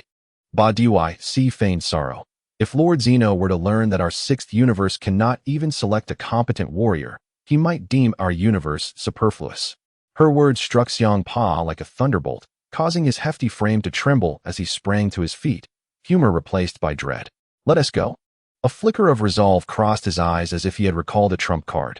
To the 7th universe. That guy Virus stole my birthday pafu fruit long ago. It is time to settle this debt. Chapter 169. Reaching a consensus in the 7th universe, the planet of destruction. Without warning, a robust beam of light descended from the heavens, crashing down on the planet's lawn. As the radiance faded, Xiangpa and his entourage emerged. As soon as Xiangpa steadied himself, his small nose began to twitch incessantly. An indescribably rich and overwhelming aroma wafted from a nearby palace, invading his nostrils. What is that scent? Forgetting all propriety, he salivated uncontrollably and made his way toward the source of the fragrance. Behind him, Jiebei, Califula, and Kair exchanged glances, reluctantly following in his wake. In the palace's open-air dining area, a vibrant scene unfolded. Goku and the others, having just returned from training, were ravenously devouring a vast banquet spread across a colossal table. Xiangpa, what brings you here? Virus, clutching a gigantic roasted leg, instinctively quickened his pace to consume it, wary of losing his meal. Oh, is this the esteemed god of destruction from the 6th universe? Beside him, dressed in an apron, Bai Di Li and Zhan Jiao approached with freshly prepared dishes. For this grand tournament, Bulma had procured an abundance of top-tier meats and desserts, while Chi-Chi generously contributed the freshest vegetables from her family's garden. The entire planet of destruction was suffused with a festive culinary atmosphere. Xiangpa halted in his tracks. He observed Bai Di Li and Zhan Jia, then glanced at Bulma and Chi-Chi, who were directing robots to transport ingredients. Virus, I didn't expect you to turn this place into a market where anyone can come. Virus paid him no mind, too engrossed in his meal to respond. Ba Dui covered her mouth, while Weiss smiled and introduced, "These individuals are the family of Mr. Goku. Thanks to their diligent efforts, our warriors can maintain their nutritional intake after intense training." Xiangpa's attention was quickly captivated by Weiss's mention of nutritional support. His gaze drifted over the crowd, ultimately fixating on a pot of soup at the center of the table. It was a freshly made mountain delicacy chicken soup, with golden chicken fat floating atop, the rich aroma being the very scent he had detected earlier. His throat convulsed, and he leaned in closer. "What is this?" He raised an eyebrow, looking at Bai Di as she served soup to everyone. "Mushroom and bamboo shoot chicken soup. Doesn't your universe have this, Lord God of Destruction?" Bai Di inquired curiously. Puffed. Virus's unrestrained laughter rang out. He picked his teeth while casting a sidelong glance at his brother. "Oh, the mighty god of destruction from the 6th universe has never even tasted a bowl of chicken soup. How pitiable." Xiangpa's face instantly flushed a deep shade of crimson, his teeth grinding together. Recalling his purpose, he forced himself to swallow his indignation. "Ahem, Virus." Xiangpa's voice was barely a whisper. After much hesitation, he finally managed to utter, "I have come with a request." "Oh." Virus's interest piqued. He paused his gnawing on the roasted leg. Seeing this, Xiangpa gestured to the individuals behind him. Jie Bei, Kali Fu La, and the timid Kai Air stepped forward. Shalus' calm gaze swept over the trio. Jie Bei, the genius scion of the 6th universe. Kali Fu La, the exceptionally gifted delinquent girl. When his gaze landed on the frail, petite girl, he thought, Kai Air, my final fragment. System, analyze her potential abilities. Ding. Target locked. Kai Air. Detected latent Legendary Saiyan genes. Can parse legendary gene fragments. After merging the fragments, the host will unlock the ultimate evolution form, the perfect legendary body. A tempest of emotions surged within Shalu, yet his exterior remained composed. It had been a considerable time since he had been on Earth, and the Saiyan genes had always lacked the most crucial element, the ancient, primal, and pure legendary power. To think this final piece of the puzzle could be acquired before the tournament. "These are the Scions from our 6th universe, Jie Bei, Kali Fu La, and Kai Air," Xiangpa introduced. "Scions from the 6th universe?" As soon as the words left his mouth, Goku and Vegeta cast curious glances. Vegeta stepped forward, scrutinizing Jie Bei closely, an inexplicable sense of familiarity washing over him. Meanwhile, Broly and Berkali, who had been silently observing from a corner, also lifted their heads. Their gazes, like Shalus, zeroed in on the girl named Kai Air. Kai Air seemed to sense the intensity of their stares, trembling more vigorously. She shyly stole a glance in Broly's direction before quickly lowering her head again. Xiangpa attempted to continue explaining, but Shalu had already calmly interjected. "The Scions of the 6th universe do not know how to transform into Super Scions." He directly addressed the crux of the issue. Thus, Lord Xiangpa's purpose is to seek a solution. Upon hearing this, Xiangpa and the others froze. Embarrassment washed over Xiangpa's face as he realized that his unspoken request had been laid bare by a stranger. He decided to lay everything on the table, detailing the situation and ultimately pledging various benefits if the 7th universe could assist in training competent warriors. Virus stroked his chin, glancing at Shalu, Goku, and the others. Finally, after Weiss's mediation and Xiangpa's promise of numerous future culinary agreements, he reluctantly nodded. Fine. It's merely a trivial matter." "Wonderful," Xiangpa exclaimed with delight. "In that case, Lord Xiangpa and the esteemed members of the 6th universe should join us for a meal. We have prepared plenty of food." Zanjia enthusiastically presented a platter of freshly baked, tantalizing bread, generously slathered with special strawberry jam. Having journeyed far and wide, Jie Bei and the others could hardly contain their hunger. Observing Virus and Goku devouring their meals, they understood just how delectable these unfamiliar dishes must be. Kali Fu La was the first to unceremoniously grab a piece of bread and shove it into her mouth, her eyes widening in astonishment. "Wow, delicious." Jie Bei and Kai Air cautiously followed suit, sampling the food before eagerly joining the fray. In an instant, the table was besieged by a whirlwind of consumption. After satisfying their appetites, the group gathered in a clearing outside the palace. The onlookers instinctively parted, creating a vast circular area, leaving the center open for the few individuals in focus. Wukong flexed his wrist and positioned himself at the center of the arena, becoming the focal point of attention. Opposite him stood the eager yet puzzled Gaby, Califura, and Kur. Wukong flashed a broad smile, revealing his pearly white teeth. Now, allow me to demonstrate, he proclaimed. His energy began to rise slowly. What is a Super Saiyan? Chapter 170. The transformation into a Super Saiyan class, a golden aura surged upward, causing the grass beneath Wukong's feet to crack and splinter, while the violent waves of energy forced Gaby, Califura, and Kur to stagger backward. What an incredible presence! Gaby exclaimed, struggling to shield himself with his arms, his gaze fixed intently ahead. There stood Wukong, enveloped in a golden glow, his black hair standing on end, transformed into a brilliant shade of gold. This is a Super Saiyan. Merely standing there, the oppressive aura he radiated rendered the three Saiyans of the sixth universe breathless. Wukong's eyes narrowed as he gazed at them. Califura was utterly stunned, her mouth agape in a Na shape, her mind racing with a singular thought. This is amazing. Uncle, please teach me, can I transform too? Without a moment's hesitation, she dashed forward, eager to grasp Wukong's arm and inquire further. In her haste, she inadvertently collided with the timid Kur, who stumbled and stared blankly at his excited sister clinging to Wukong's arm, momentarily at a loss for words. Wukong began to explain, striving to simplify his words for clarity.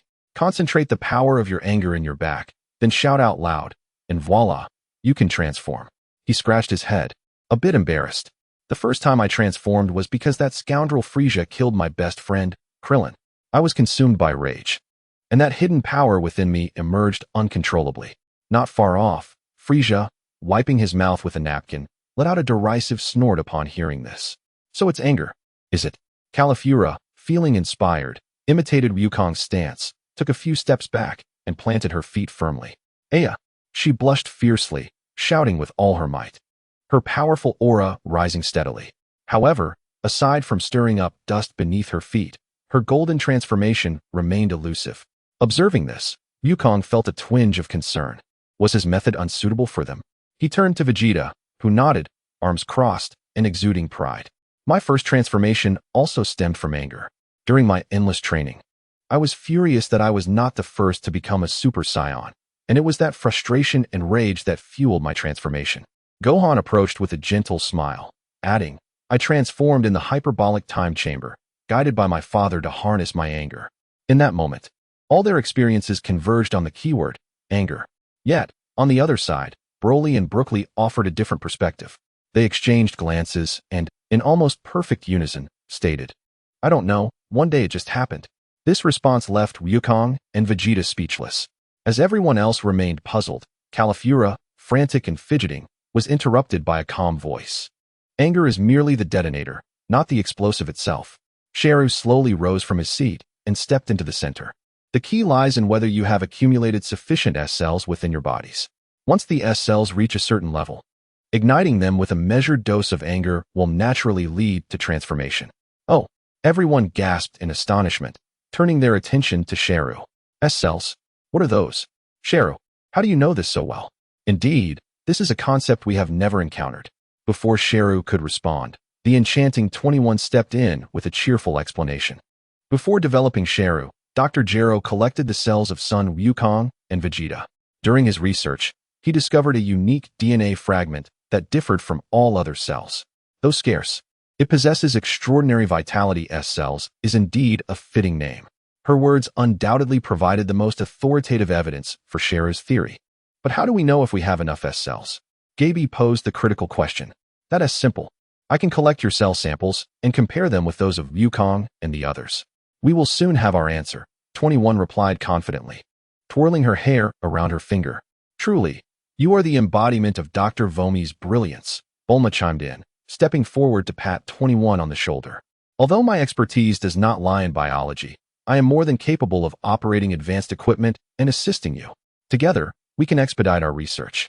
However, all the precision instruments are at Capsule Corporation, so I will need someone to take me back to retrieve them. Before long, with Gohan's instant transmission, everything was prepared. In a corner of the God of Destruction's palace, a high-tech biological laboratory was hastily constructed. Under the joint efforts of the brilliant Bulma and 21, the analysis results emerged swiftly. The three Saiyans from the sixth universe each possessed a sufficient concentration of S cells. Upon receiving this news, Gaby and his companions breathed a sigh of relief. as it indicated they shared the same potential as Wukong and the others. Yet, a new dilemma arose. Knowing the principle, they attempted once more, but despite their fervent shouts and memories of past anger, the golden light remained elusive.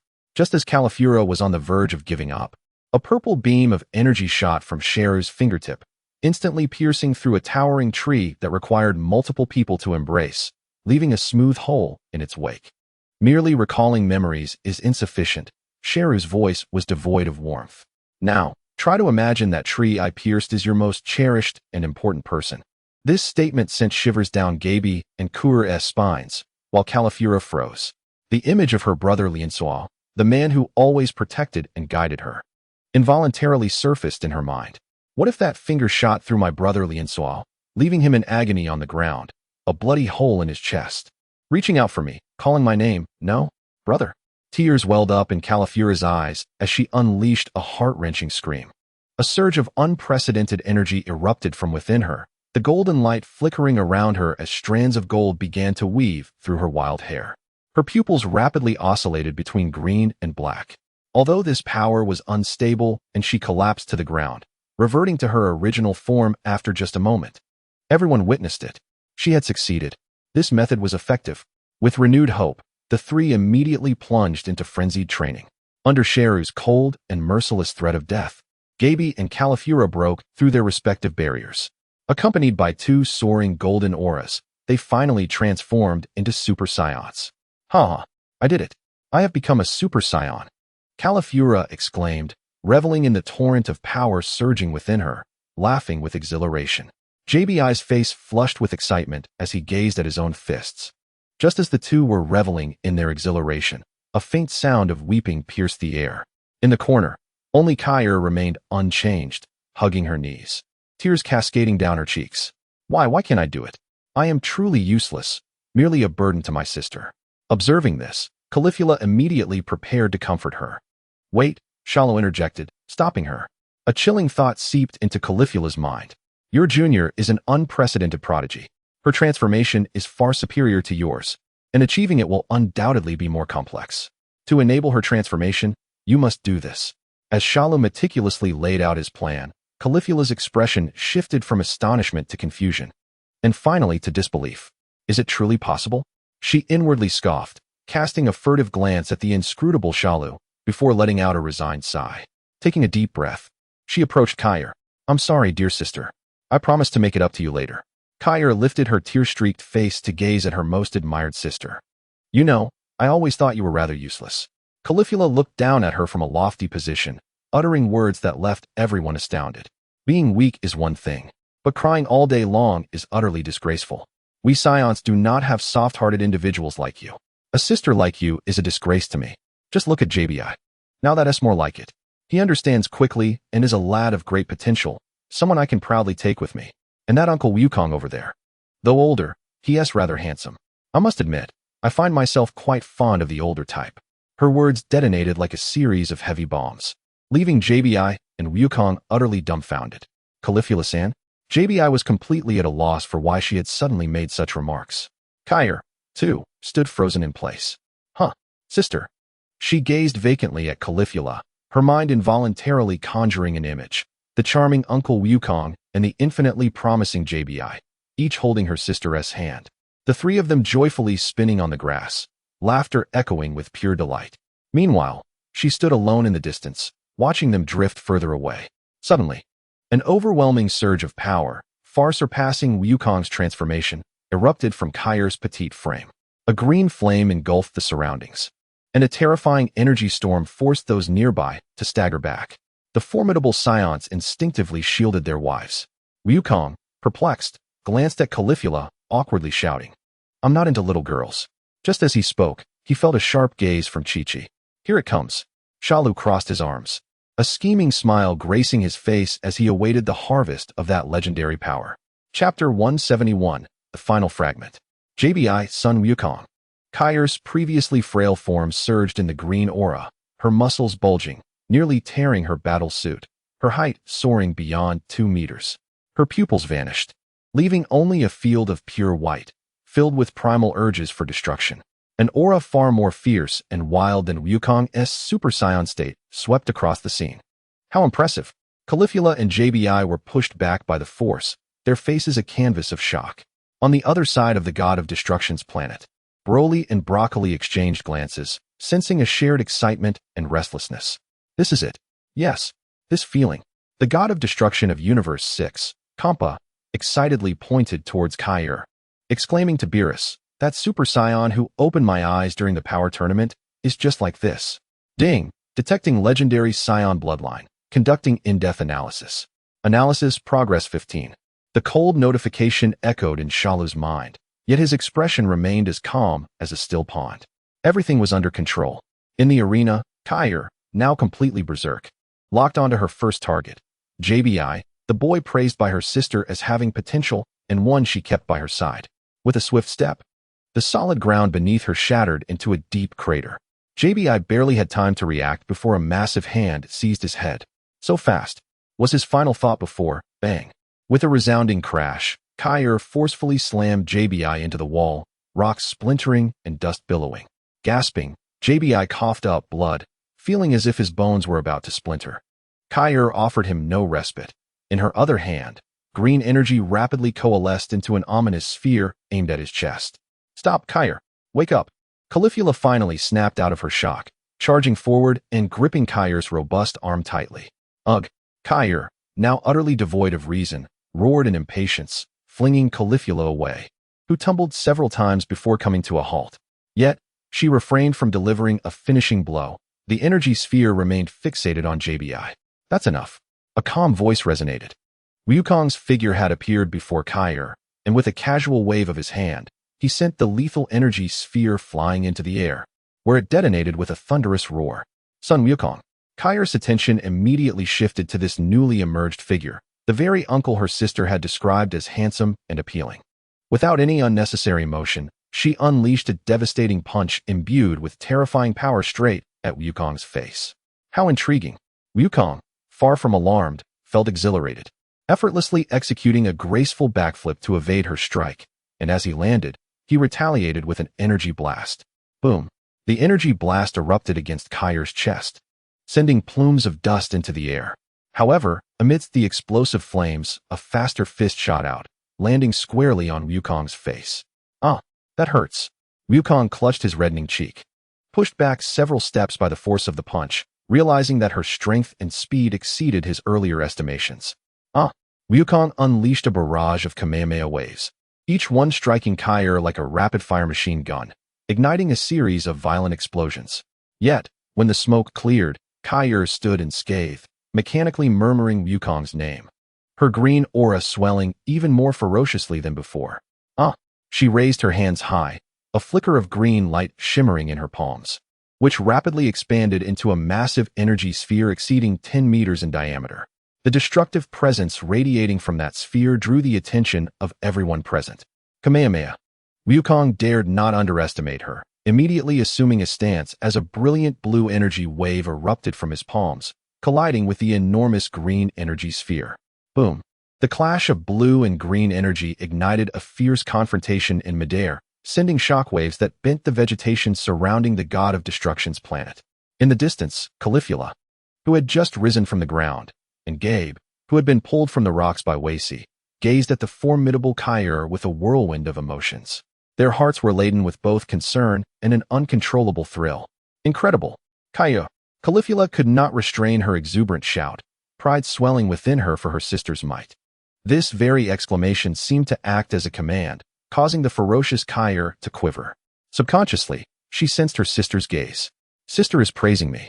A surge of even greater power erupted from within her, amplifying the potency of the verdant energy sphere. Wukong found himself pushed back by this force, creating two deep furrows in the ground beneath him. I must admit, I am quite impressed, he murmured, as flickers of blue and white electricity began to dance within his previously pure golden aura. With a sudden cry of "Ha!" Wukong's surrounding electricity surged, reversing his earlier retreat. The blue energy column thickened dramatically and, with overwhelming force, devoured and dispersed the green energy sphere, magnifying it infinitely in Kair's astonished, pure white eyes. Boom! Following a colossal explosion that swept across the heavens and earth, tranquility returned. The green aura dissipated, and Kaiur's massive form rapidly diminished, reverting to her frail and timid appearance. Helplessly plummeting from the sky, Kaiur. In an instant, Caulifla appeared beneath her, catching her soft body in her embrace. Quick, give her this. Gofen immediately tossed a sendo toward them. Without hesitation, Caulifla inserted the sendo into Kaiur's mouth. Moments later, Kaiur's long eyelashes fluttered as she gradually opened her eyes. The first sight that met her was Caulifla holding her tightly, tears welling up in her eyes. Sister. She yearned to express more. But Caulifla pulled her even closer. I'm sorry, Kaiur, those words I said earlier were all lies. They were meant to provoke you into transforming into a Super Saiyan. You are my most important and beloved sister. How could I ever view you otherwise? And you truly are remarkable. That Super Saiyan form you just displayed nearly overwhelmed Uncle Wukong. If he hadn't transformed into an even mightier Super Saiyan, he might not have won. Wukong approached, scratching his head with a smile. Indeed, you are extraordinary. That punch was truly painful. Hearing her sister's heartfelt words and the praise from everyone, Kaiur's cheeks flushed slightly, but what brought her the greatest joy was realizing how her sister had always perceived her. She stood up from Caulifla's embrace and bowed deeply. I apologize, Mr. Gabe, Uncle Wukong. I was confused earlier, overwhelmed with anger and grievances. I acted without thinking. I understand. Bruckley stepped forward, addressing her. That was the liberation of an ancient power stemming from deep within your bloodline, a rarity among all Saiyans. My brother Boyuoli and I share this nature.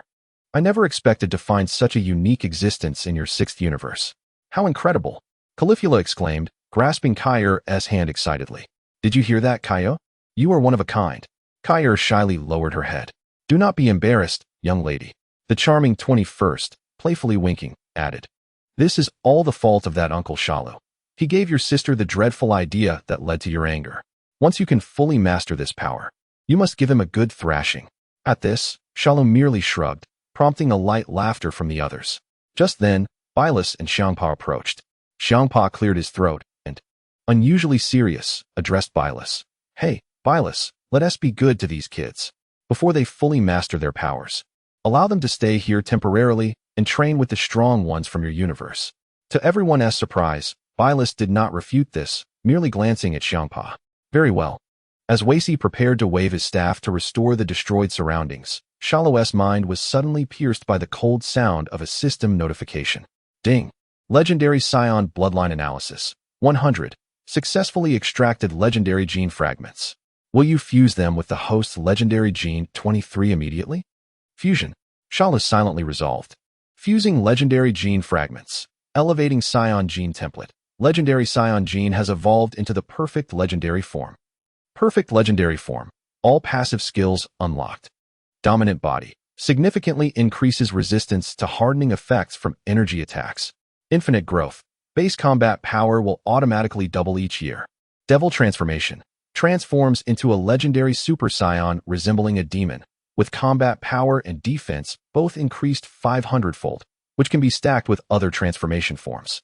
The system's notifications rapidly coursed through Shalu's mind, yet externally, he maintained an expression of calm, as if all that had transpired was merely an illusion. Finally, I have taken this step. Ding! The host has accumulated 127,800,000,000 evolution points. The total consumption will exceed 100 billion, allowing the Majin gene to directly ascend to the perfect stage. Will you consume all evolution points for this evolution? Then I shall consume them all. Shalu's thoughts were unwavering. All accumulated evolution points have been consumed. Majin gene has achieved perfect evolution, becoming the ultimate evil Majin. Unlocking active skill, free transformation. Can transform into any form seen or remembered by the host. Unlocking passive skill, infinite energy. The internal Majin core has been developed to its extreme, allowing limitless magical energy to circulate and be utilized. Unlocking transformation form, complete Majin transformation. Transforms into the ultimate evil Majin, with combat power increased 300-fold, and the ability to freely stretch and contract the body for any physical attack. Boom. Just as the others were engaged in light-hearted banter about Kaiur, an unprecedented, terrifying aura suddenly erupted from Shalu, radiating explosively in all directions. What is happening? Almost in unison, everyone reacted, turning to the source of the energy. That power was domineering, malevolent, and unfathomable, sending a shiver through all present warriors. Wei Si reacted swiftly, lightly tapping his staff to conjure a transparent barrier that enveloped everyone except Bylus, shielding them from the devastating energy storm. Mr. Shalu seems to be breaking through his own limits, Wei Si observed with interest, watching the figure at the heart of the storm. Bylus stood still, allowing the wind to whip around him, his slit pupils fixed intently on the motionless Shalu, an unprecedented seriousness etched upon his face.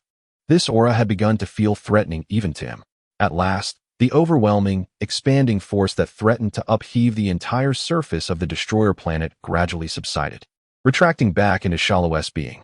The planet's surface lay in tatters, a scene of devastation. Hey, what on earth is wrong with you? Bylus materialized before Shalu with a flash, demanding loudly, "What has gotten into you?" Shalu slowly opened his eyes, but offered no response, merely clenched his fist casually. His body trembled slightly. Boom. An aura far more solid and terrifying than before seeped out unintentionally, causing the entire destroyer planet to tremble violently, as if it might crumble at any moment. With a resounding roar of astonishment, Wei Si marveled at the astonishing transformation. The latent power within him seemed to be jubilantly rejoicing.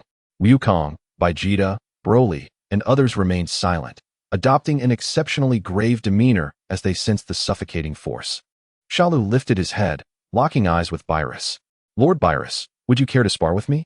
His words were unassuming, yet resonated like thunder in the ears of the audience. Having recently gained insight, it appeared that my limits had reached a new pinnacle. I am eager to discover just how much power I can compel you to exert. Upon uttering these words, a profound silence engulfed the arena. Even the usually nonchalant Wei Si and Ba Dy Si had their smiles vanish, replaced by an expression of utmost seriousness. The two angels exchanged glances and simultaneously raised their staffs, conjuring an immense square energy space that enveloped Beerus and Shalu. Beerus initially appeared taken aback, before breaking into a wild grin. "You daring little rascal. Since you insist, I shall oblige.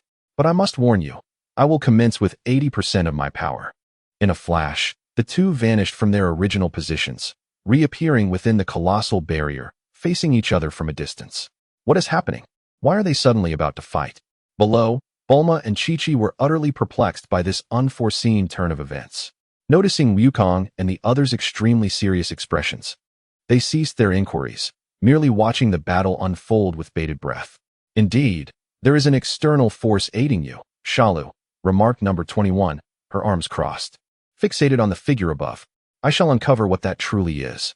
Within the barrier, after a deep, drawn-out breath, Shalu's aura underwent a dramatic transformation. With a thunderous cry, he instantaneously activated his complete demonization. His pink skin, long tail, and crimson eyes exuded a sinister beauty. Before the spectators could fully comprehend this transformation, he became a streak of pink lightning, charging towards Beerus.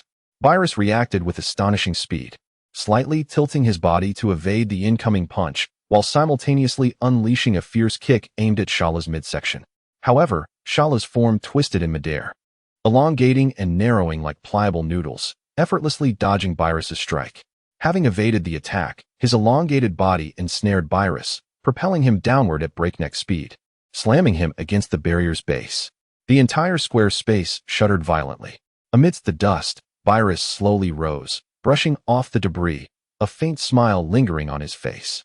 "You have indeed grown considerably stronger, yet it is still insufficient." Hovering in midair, Shalu nodded in agreement. "Naturally. Now Shalu unleashed another furious roar.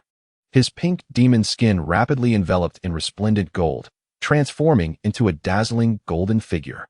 The emanating aura caused the barrier to resonate, intensifying the tremors of the destroyer planet. Yet, this was merely the beginning. Shalu softly uttered 3 words, demonization. A clear crack appeared on the dual barrier conjured by the two angels. "Not good." Both Wei Si and Ba Dy Si exclaimed in unison. "At this intensity, the 7th universe will shatter." "Fear not." Wei Si. Beerus, far from being concerned, grinned broadly, brimming with exhilaration. "Send us into that fissure. There, we can unleash our full potential." The two angels, upon hearing this, hesitated no longer. They simultaneously waved their staffs, enveloping Beerus and the muscular, golden-skinned Shalu in a divine radiance, instantly pulling them into the dark cosmic rift. In the next moment, both waved their staffs again. A massive luminous screen materialized above the destroyer planet, depicting Beerus and Shalu suspended in the boundless void of space. Chapter 173, The Moment Beyond the Gods Come. Shalu's form spun rapidly in the void, leveraging centrifugal force as his arms elongated to 100 meters, resembling a flexible whip, hurtling toward Beerus with a piercing whoosh. Beerus narrowly evaded the bizarre attack by shifting to the side, but as he soared backward, he kept his gaze fixed on Shalu, only for the latter's figure to vanish. Where did he go? With a dull thud, Shalu reappeared behind Beerus, delivering a powerful elbow strike to his back. Lord Beerus. Shalu's tone remained calm. If you don't take this seriously, you may embarrass yourself. You little brat. Beerus roared, pivoting to unleash a punch, the ferocious force tearing through the surrounding void. Yet, the punch met only air. Shalu's form had again returned to its previous position, as if the earlier attack was merely an illusion. Humph. Beerus halted his pursuit, suspending himself in midair, his entire being radiating a deep, ominous purple aura. Ding. Detection indicates that Destroyer God Beerus has begun to channel divine power. The data volume is immense and is currently accelerating in analysis. Beerus howled skyward, the terrifying might causing the entire void to tremble, his form darkening as destructive energy surged around him.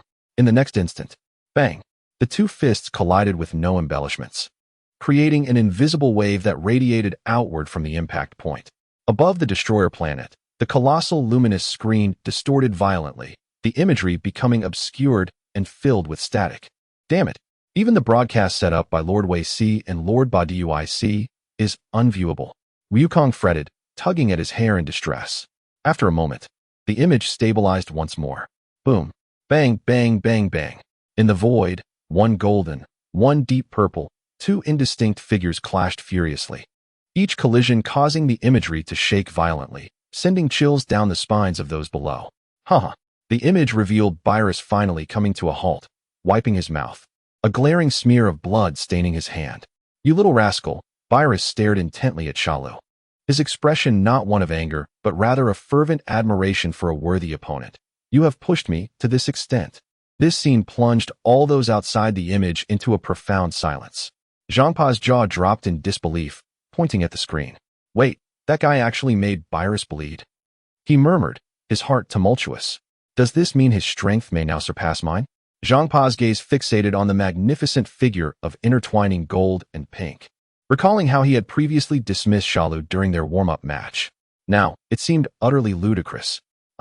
In the imagery, Beerus let out a thunderous shout, seizing Shalu's long tail in the brief moment of his opponent's pause. Come here. Beerus's muscular arm surged, swinging Shalu like a meteor, propelling him uncontrollably hundreds of kilometers through the endless void. Before Shalu could regain his balance, Beerus transformed into a purple beam, charging straight toward him. Hit. On the visage of Beerus, adorned with a deep violet hue, a smile of unbridled excitement radiated. Dare you to endure a blow of destruction? Upon hearing this proclamation, the spectators below were engulfed in trepidation. For that was the exclusive technique of the god of destruction, an ultimate move capable of obliterating all existence. In the footage, Shalu also bore a grin. What is there to fear? Very well. The demeanor of Beerus shifted dramatically. He extended his right hand, palm upward, as the swirling, deep violet flames around him surged violently towards his palm. A small sphere of energy, infused with boundless destructive power, began to coalesce. On the opposite side, in his golden demon form, Shalu exhibited no sign of arrogance. He drew circles with his palms before gradually bringing them together. The resplendent golden demonic aura, the pink energy of the demon, and the verdant legendary power from deep within his bloodline all converged between his hands. He slowly opened his palms. This technique represented his entirety. A terrifying energy sphere formed between his slowly parting hands, its internal energies fluctuating in a myriad of forms, sometimes resembling the birth of a star, radiating brilliance, at other times, akin to a supernova explosion, returning to silence. A minuscule universe, characterized by continual creation and annihilation, crystallized within his grasp. Countless flashes of lightning illuminated the surrounding void, casting intermittent shadows. Divine art, destruction. Bylus bellowed, forcefully thrusting the purple energy sphere forward. The seemingly slow-moving sphere of annihilation, wherever it passed, obliterated even the concept of nothingness itself, opening a deeper chasm of blackness. Magnificent celestial bodies. After incorporating various divine powers, how potent can a strike truly be? Shalu fixed his gaze upon the overwhelming sphere of annihilation, positioning his miniature universe against it. A thunderous collision erupted. The energies, emblematic of the pinnacle of cosmic power, collided ferociously in the center of the void. Silence enveloped the scene. The imagery above the god of destruction planet was instantly engulfed by an incredibly pure white light, the blinding radiance compelling everyone to instinctively shut their eyes. After a lengthy pause, when the onlookers reopened their eyes, the visual projection had vanished. Within the void where the collision occurred, the previously eternal darkness had transformed into a realm of stark whiteness. Within this pristine space, two figures floated silently. As Shalu's consciousness gradually returned, he slowly opened his eyes. His golden demon form having dissipated, reverting to his original appearance. Not far away, Bylus remained with his eyes closed, his violet divine energy having also dissipated, as if he had exhausted all his strength and succumbed to unconsciousness. Shalu stepped forward, approaching Bylus and hoisting him onto his shoulder. Subsequently, he extended a hand, gathering energy to carve a vast, starry rift in space before swiftly entering it. In the next moment, a starry rift quietly opened in the distant expanse of outer space surrounding the god of destruction planet. Shalu emerged from it, carrying Bylus like a meteor plummeting toward the planet's surface. Ultimately, he gently descended before the gathered crowd. However, all the women present, Burma, Chi-Chi, Badwasi, and even 21, simultaneously turned their heads away, their faces flushed. You, exclaimed 21, pointing at Shalu, her face reddening. Shalu glanced down. In the aftermath of that ultimate clash, his garments had been reduced to mere dust. He cleared his throat heavily, carefully placing the unconscious Bylus on the ground. And with a casual wave of his hand, a brand new black battle suit materialized upon him. Sensabine. Goku hastily tossed one over. Shalu caught it and placed it in Bylus' mouth. The instinct to chew compelled Bylus to swallow the bean, and moments later, he abruptly opened his eyes wide. He sat up, regarding Shalu with solemnity, then exhaled a long sigh. Alas, I had anticipated a few more centuries of slumber. I never imagined that after all this time, there would indeed be someone capable of surpassing me. Bylus rose, stretching his limbs. It appears I must commence serious training anew. He then turned his gaze to the equally astonished Xiangpa. In this half-year, we can no longer afford to be complacent. Xiangpa nodded earnestly. Goku and Vegeta exchanged glances, and even Frieza, who stood not far away, ceased his usual mockery. In their eyes shone not merely shock, but a flicker of unprecedented excitement. A glimmer of hope. Shalu had defeated the god of destruction. This signified that the formidable barrier before them, once deemed insurmountable, could indeed be shattered. Thus, they too had a chance. In that moment, every warrior present felt a rekindled flame of fervent desire and passion ignite within their hearts. Chapter 174. Journey to the Tournament of Power. Shalu. Bylus stepped forward, regarding Shalu earnestly, his fighting spirit undiminished by defeat. Our contest is not yet concluded. After the tournament, we shall battle again. No problem, Lord Bylus, Shalu replied calmly and decisively. The two exchanged a mutual understanding in their gaze. Suddenly, Bylus shifted the topic. Do you wish to become the new god of destruction? As his words fell, an eerie silence enveloped the surroundings. Goku and Vegeta halted their movements. Xiangpa widened his eyes in disbelief, and even Whis and Badwasi directed their focused attention towards them. As expected, Shalu felt no inner turmoil. To wield divine authority was to command the universe, which also entailed infinite responsibilities and constraints. It was not a path he desired. I refuse. Why? Bylus nearly shouted. To govern divine authority is to govern the entirety of the universe. Precisely for that reason, I decline. Shalu's response left Bylus momentarily speechless. Ha! A sudden burst of laughter shattered the tension, and all turned to see Goku. Lord Bylus, do not press Shalu, like me. He merely seeks a worthy opponent to engage in exhilarating battles. The dialogue between Bylus and Shalu, once fraught with tension, dissipated amidst the laughter of the onlookers. Time flowed onward, fleetingly passing. The final month before the tournament approached. During these 5 months, the Saiyan duo from the 6th universe, with the assistance of others, achieved remarkable advancements in their transformations and mastery of their powers. Xiangpa had returned to his universe early, rigorously training Hit and the other competitors with his blunt, direct methods. Meanwhile, the 7th universe did not lag behind. Under Whis' guidance, Goku had completely mastered the precise control of divine energy, adeptly managing it and even delving into new realms. Vegeta, having perfectly harnessed divine power, commenced training battles with Bylus, abandoning defense, and his fervor earned Bylus newfound respect. Frieza and his brother Cooler focused on honing their mental prowess.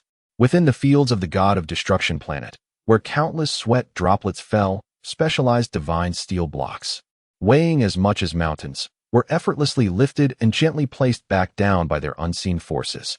Gohan, Broly, and Broccoli, 3 warriors who commanded primal forces, seemed to have faintly brushed against a new barrier through relentless practice and meditation. Everyone, Bylus announced, standing with his hands clasped behind his back, addressing all those in the training ground. In this final stretch, rest your bodies well. Whis smiled nearby, casting a glance at his disciple. Since his defeat to Shalu, this god of destruction, who had slumbered for millennia, had rekindled the youthful vigor of ambition within him. I truly owe a debt of gratitude to Mr. Shalu. Whis felt remarkably content. For this month, the universe remained peaceful. The mysterious magical I seemed to have vanished completely, no longer making an appearance. The liberated multitude, engaged in fishing, relaxing, and spending time with their wives and children, each returned to their respective homes. However, Shalu, Frieza, Gula, and Burukuri chose to return to the headquarters of the Legion. Naturally, Number 21 clung to Shalu and accompanied him to this planet, teeming with high-tech creations and numerous alien races. Wow, this is the Frieza Force, Number 21 exclaimed, her eyes sparkling with wonder at the spectacle before her. As a being who inherited all of Dr. Gero's DNA, effectively embodying the very essence of the Doctor himself, her enthusiasm for new technologies rivaled her desire to unravel the mysteries of Shalu's body. Quick, take me to your biological laboratory, she eagerly urged, grabbing the welcoming Solbay by the arm. Solbay, being courteous to this esteemed guest who returned with the notable figures, nodded and bowed excessively. Yes, this way please, he responded, secretly contemplating the implications of another addition to the main throne. The remaining 4 returned to the inner sanctum of the Legion.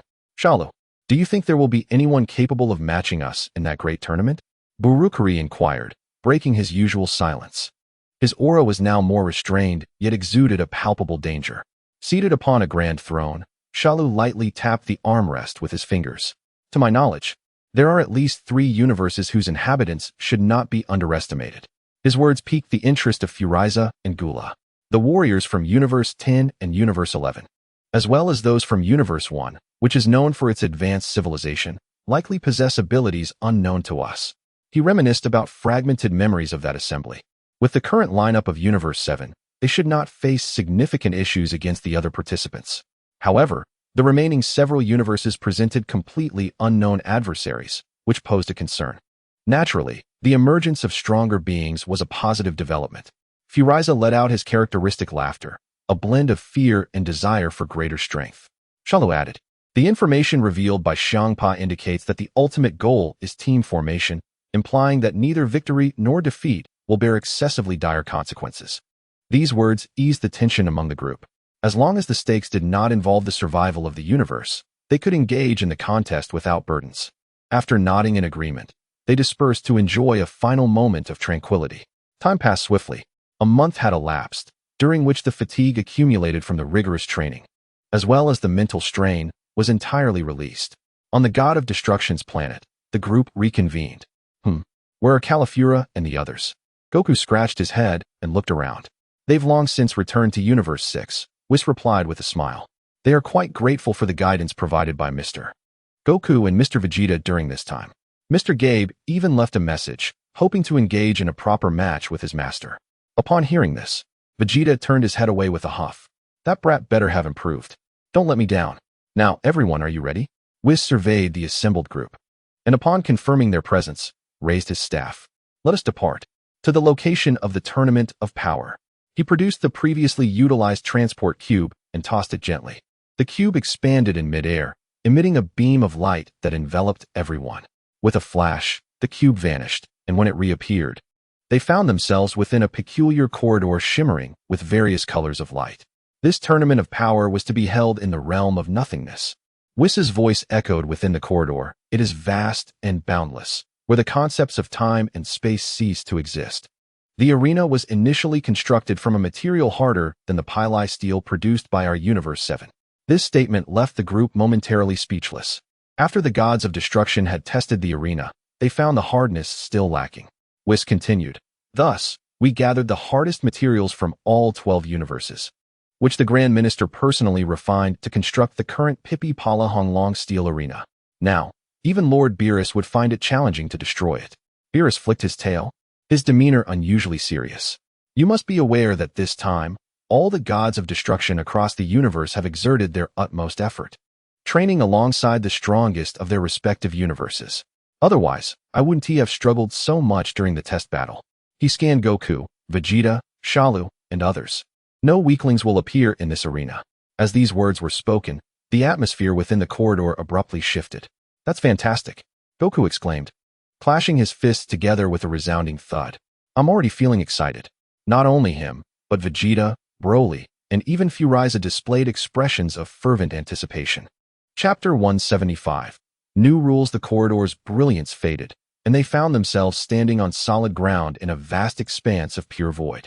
Above, below, to the left and right, there was only endless darkness, with the enormous and astonishingly shaped spinning arena beneath them radiating a steady glow. This was the realm of nothingness, the ultimate battleground forged from Pipi Pala Honglong steel. The arena was already filled with warriors from various universes.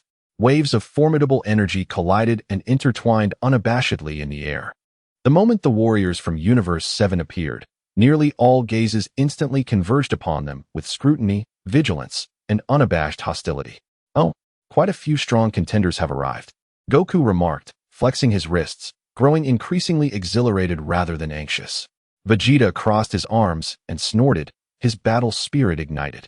Shalu scanned the crowd, his perceptive abilities keenly detecting several remarkably noteworthy auras.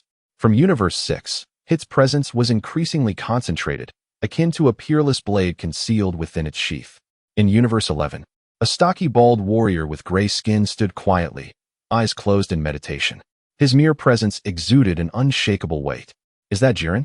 Truly unfathomable, Shalu mused inwardly. Just then, an indescribable pressure enveloped the entirety of the realm of nothingness without warning. It was not merely the strength of energy, but an absolute sense of presence that transcended all life. The previously brazen gods of destruction paled, one and all. "The Omni King has arrived." A sharp announcement reverberated through the void. In the center of the arena, the highest observation seat gradually revealed a petite figure. It was the Omni King. Behind him stood the Grand Minister, smiling serenely. "Greetings, Your Majesty, the Omni King." "Greetings, Grand Minister."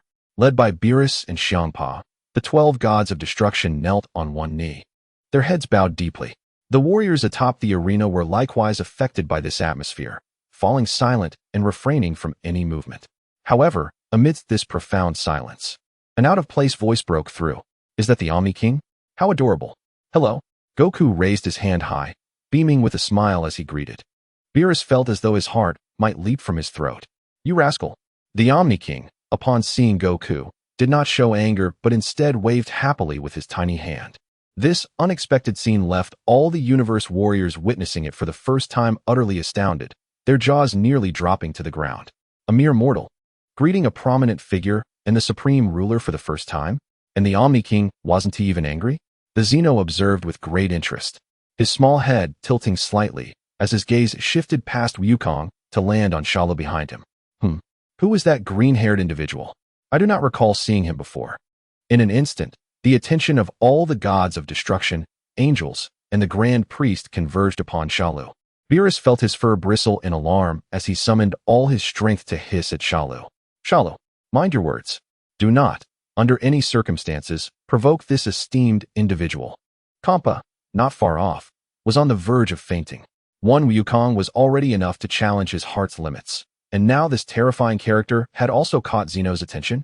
At last, the moment had arrived. Shalu remained calm as still water, stepping forward to stand beside Wukong. Unaware of the tense atmosphere surrounding him, Wukong pointed at Shalu, introducing him to Zeno. This is Shalu. He is incredibly powerful. Not long ago, he even defeated Lord Beerus. Boom. Wukong's words detonated like a heavy bomb in the hearts of all the deities. What? He defeated Beerus? The gods of destruction raised their heads in disbelief, staring at Beerus, who appeared ashen. Beerus felt as if he might die from embarrassment. That damn son Wukong. Could he truly announce such a thing in front of Zeno? Oh, he defeated Beerus? Zeno was evidently intrigued by this revelation. He floated down from his throne, circling around Shalu with a light-hearted demeanor. He seems quite formidable. Oh, I recall now. You are the one mentioned by Beerus who possesses the power of the demon god. The Grand Priest maintained his smile. Yet his profound gaze fell upon Shalu with keen interest. The other gods of destruction could no longer contain themselves. Thud, thud. They all knelt in unison, prostrating themselves, not daring to breathe a word. A mortal capable of defeating Beerus was already enough to warrant their caution. Now, this mortal stood under the scrutiny of the universe's supreme will. Every utterance or action from Shalu could potentially determine the fate of everyone present. Beerus nearly ground his teeth, sacrificing years of delectable cuisine for this prayer. Shalu, please. However, Shalu simply regarded the diminutive deity before him with calm composure. Greetings, Lord Zeno. His response was neither obsequious nor casual, striking a balance between Wukong's nonchalance and the deity's flattery. Zeno halted his circling, joyfully observing the two, extending his small hands. You, along with Wukong, are now my friends. Be sure to come play with me often. With that, Zeno surprisingly took each of their hands. Time seemed to freeze in that moment. All the gods prostrating on the ground became statuesque. Beerus, Kampa, and the 12 gods of destruction were consumed by a singular thought. Who am I? Where am I? What has happened? Friends? Lord Zeno has become friends with this green-haired man who defeated Beerus? And with that simpleton as well? Has the world gone mad? Shalu felt the seemingly soft and powerless grip, yet it concealed a terrifying power capable of erasing everything, stirring something within him. So this is Zeno, a being comparable to an eraser wielded by an author. All right, Lord Zeno. The Grand Priest descended gracefully, gently persuading. The competition is about to begin. Please return to your seat. Very well. Zeno obediently released their hands and returned to his throne. The Grand Priest turned to the assembled crowd, his flawless smile unaffected, as if the earlier dramatic scene had never occurred. Clearing his throat, his grand voice resonated throughout the void. Now, I announce the rules of the Tournament of Power. This tournament will involve all 12 universes, with each universe selecting 10 contestants. The matchups will be determined through a drawing, pitting 2 universes against each other in one-on-one team battles. The victory condition is to knock the opponent out of the ring. No methods are restricted. Ultimately, after the elimination rounds conclude, the 30 most exceptional and powerful warriors will be selected to form an unprecedented exploration team. An exploration team?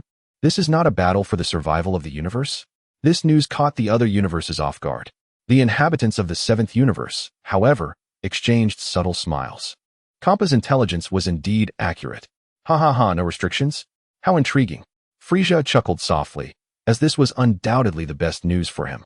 The Grand Priest scanned the crowd, confirming that everyone understood. Therefore, I will refrain from unnecessary words.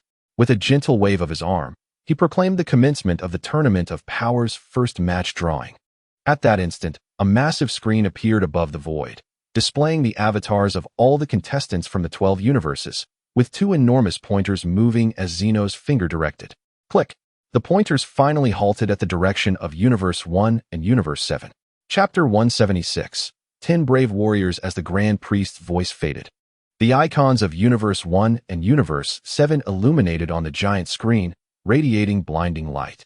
The arena within the void began to undergo dramatic transformations. The previously seamless gyroscopic platform split open from the center, rapidly extending to both sides, its overlapping sections folding and merging. Boom. The entire gyroscopic structure morphed into a vast, seemingly endless flat surface. Oh, it is about to begin, Wukong exclaimed excitedly, rubbing his fists together. We are the first match. Just right. Let us finish quickly and show those puny mortals the might of the Saiyans. Vegeta cracked his knuckles, the joints popping like firecrackers. Whoosh. The members of Universe 7, along with the 10 warriors from Universe 1, were simultaneously transported to their respective halves of the arena. Shalu surveyed his surroundings. Their lineup was nothing short of magnificent. Indeed, the most formidable in history. Wukong, Vegeta, Broly, Gohan, Frieza, Cooler, Bu, Android 21, and the parallel universe counterpart of Broly, a Saiyan named Brookly. Turning his gaze to the opposite side, he saw the 10 warriors from Universe 1, all uniformly clad in sleek, silver high-tech battle armor, helmets concealing their faces, revealing only a pair of flashing electronic eyes. The overall aesthetic starkly contrasted with the motley crew of Universe 7. They stood at attention, resembling a regimented army.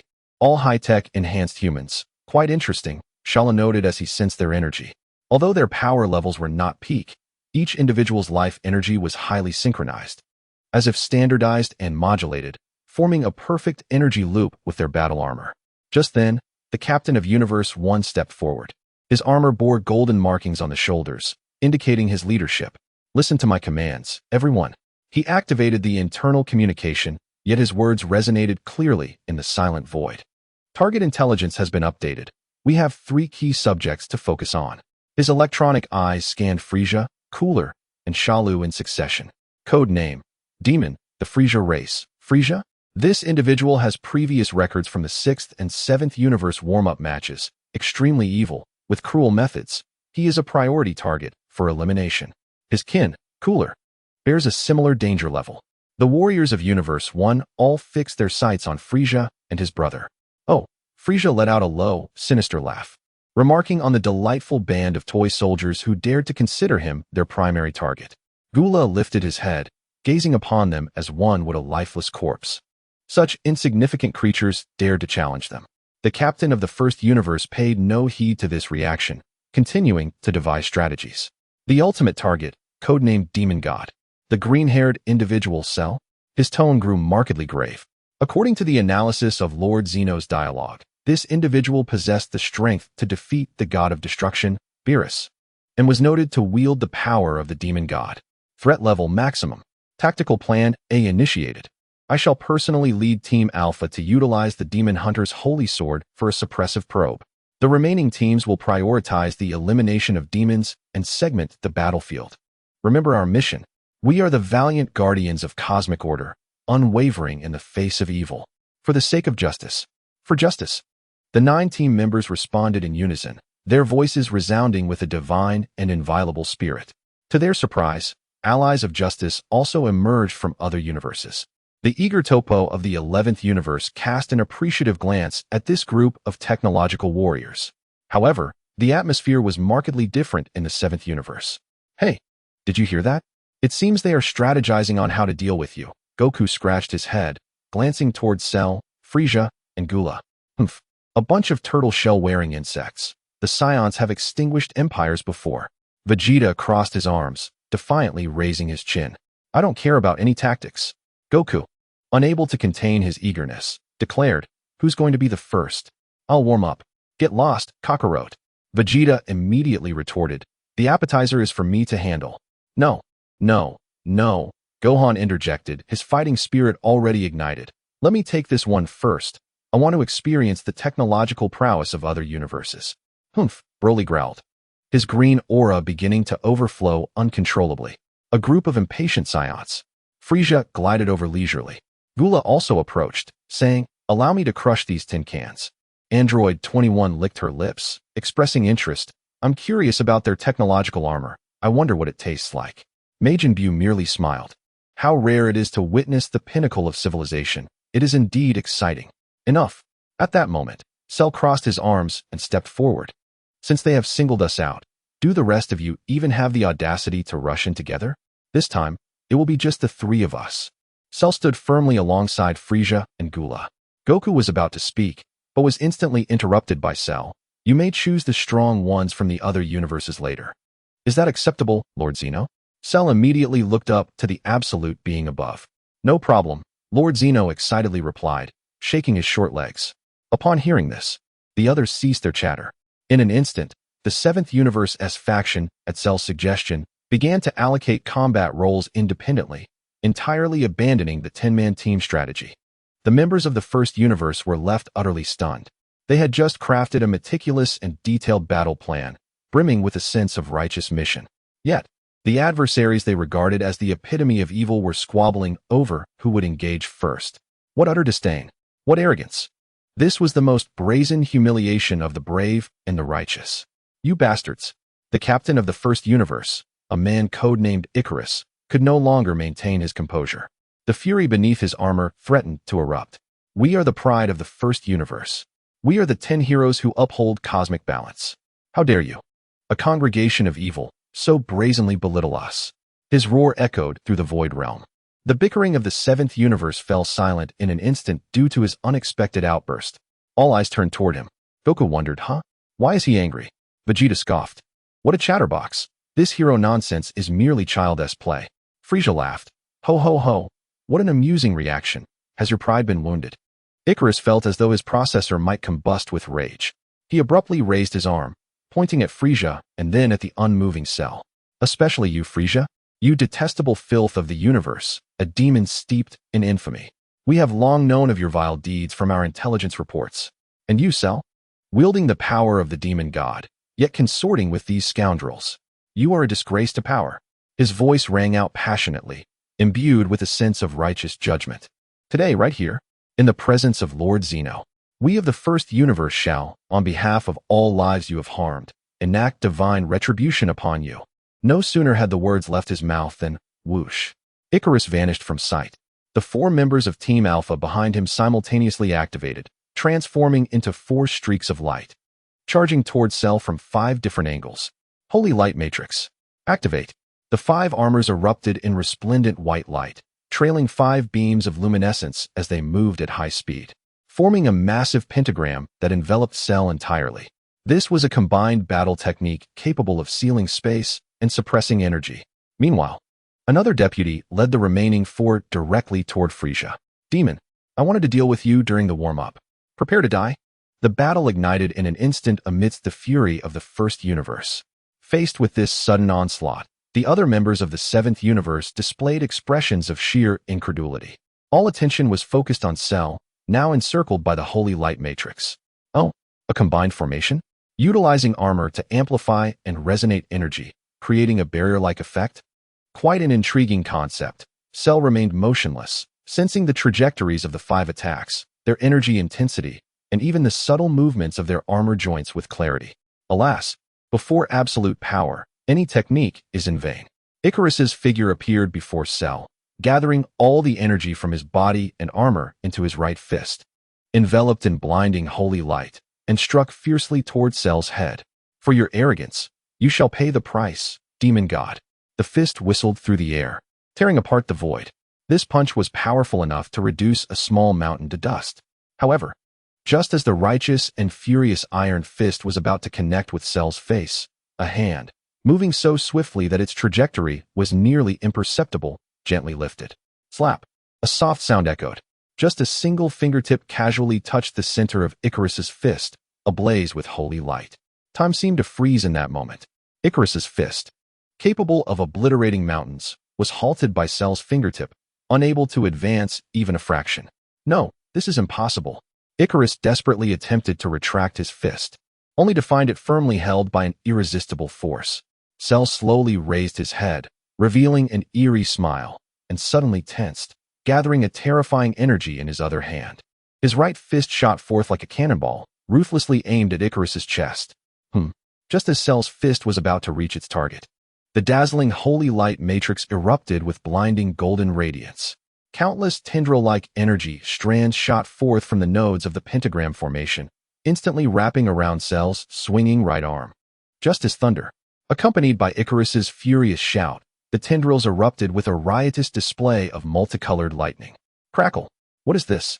The instant the lightning surged into his body, Cell experienced a momentary lapse in consciousness.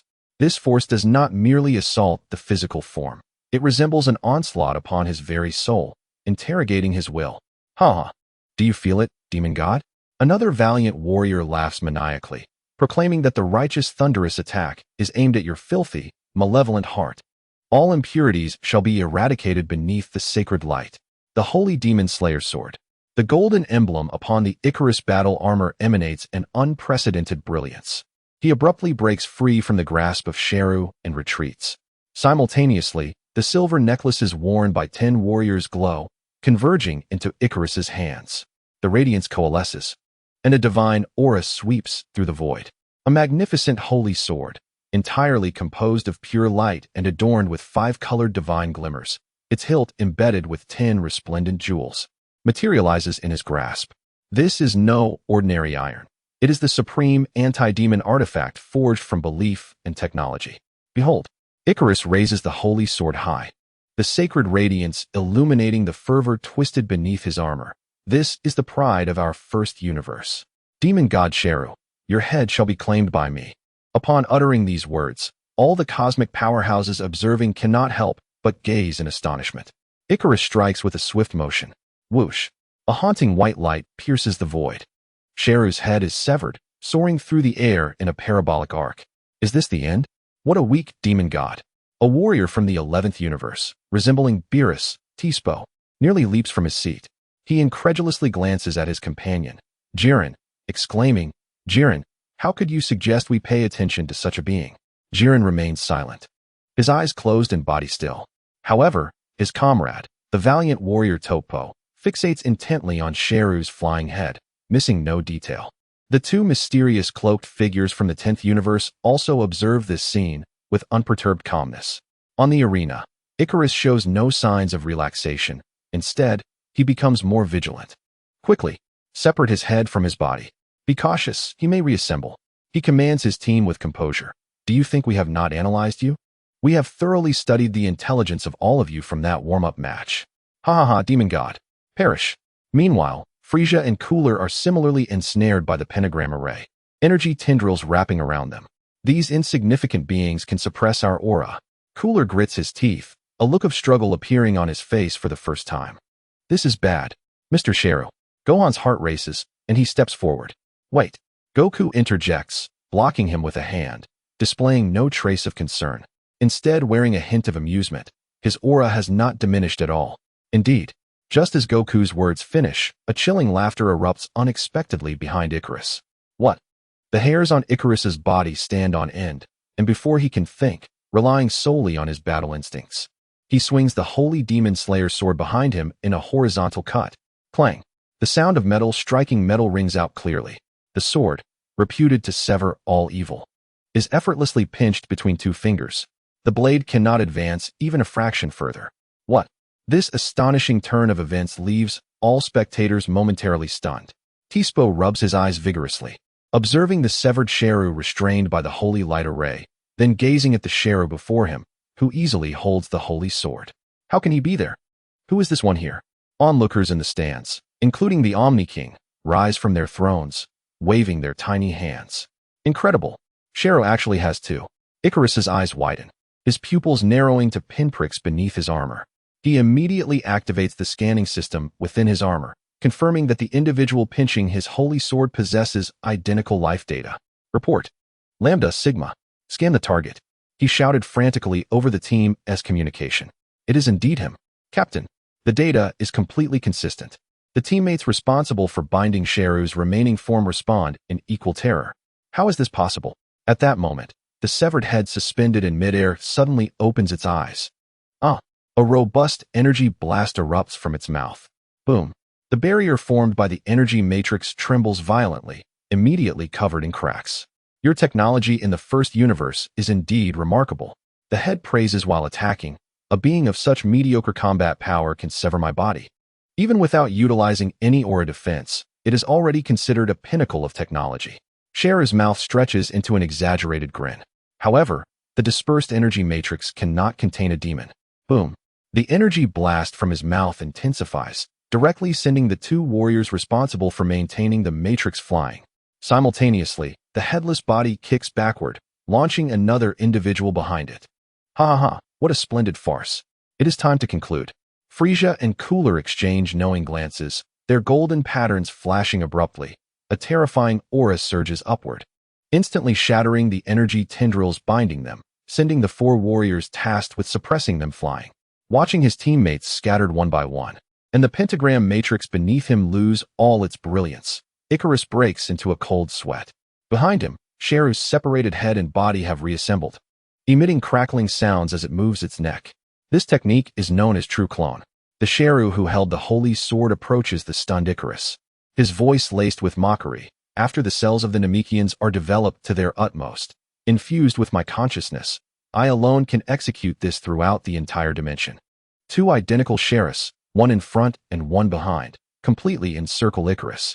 Despair envelopes this champion of justice. He ceases to struggle, releasing his grip and allowing the holy demon slayer's sword to dissolve into motes of light. He decisively returns to join his 9 equally beleaguered companions. It seems we can only initiate the final plan.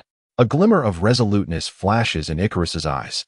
Everyone, for the sake of justice. The remaining 9 warriors exchange glances, instantly comprehending. They swiftly align in a row, the last placing a hand on the shoulder of the one in front, collectively shouting, "For justice." Chapter 178, The Holy Warriors versus the Ultimate Evil Glutton. The first universe shall forever remember you.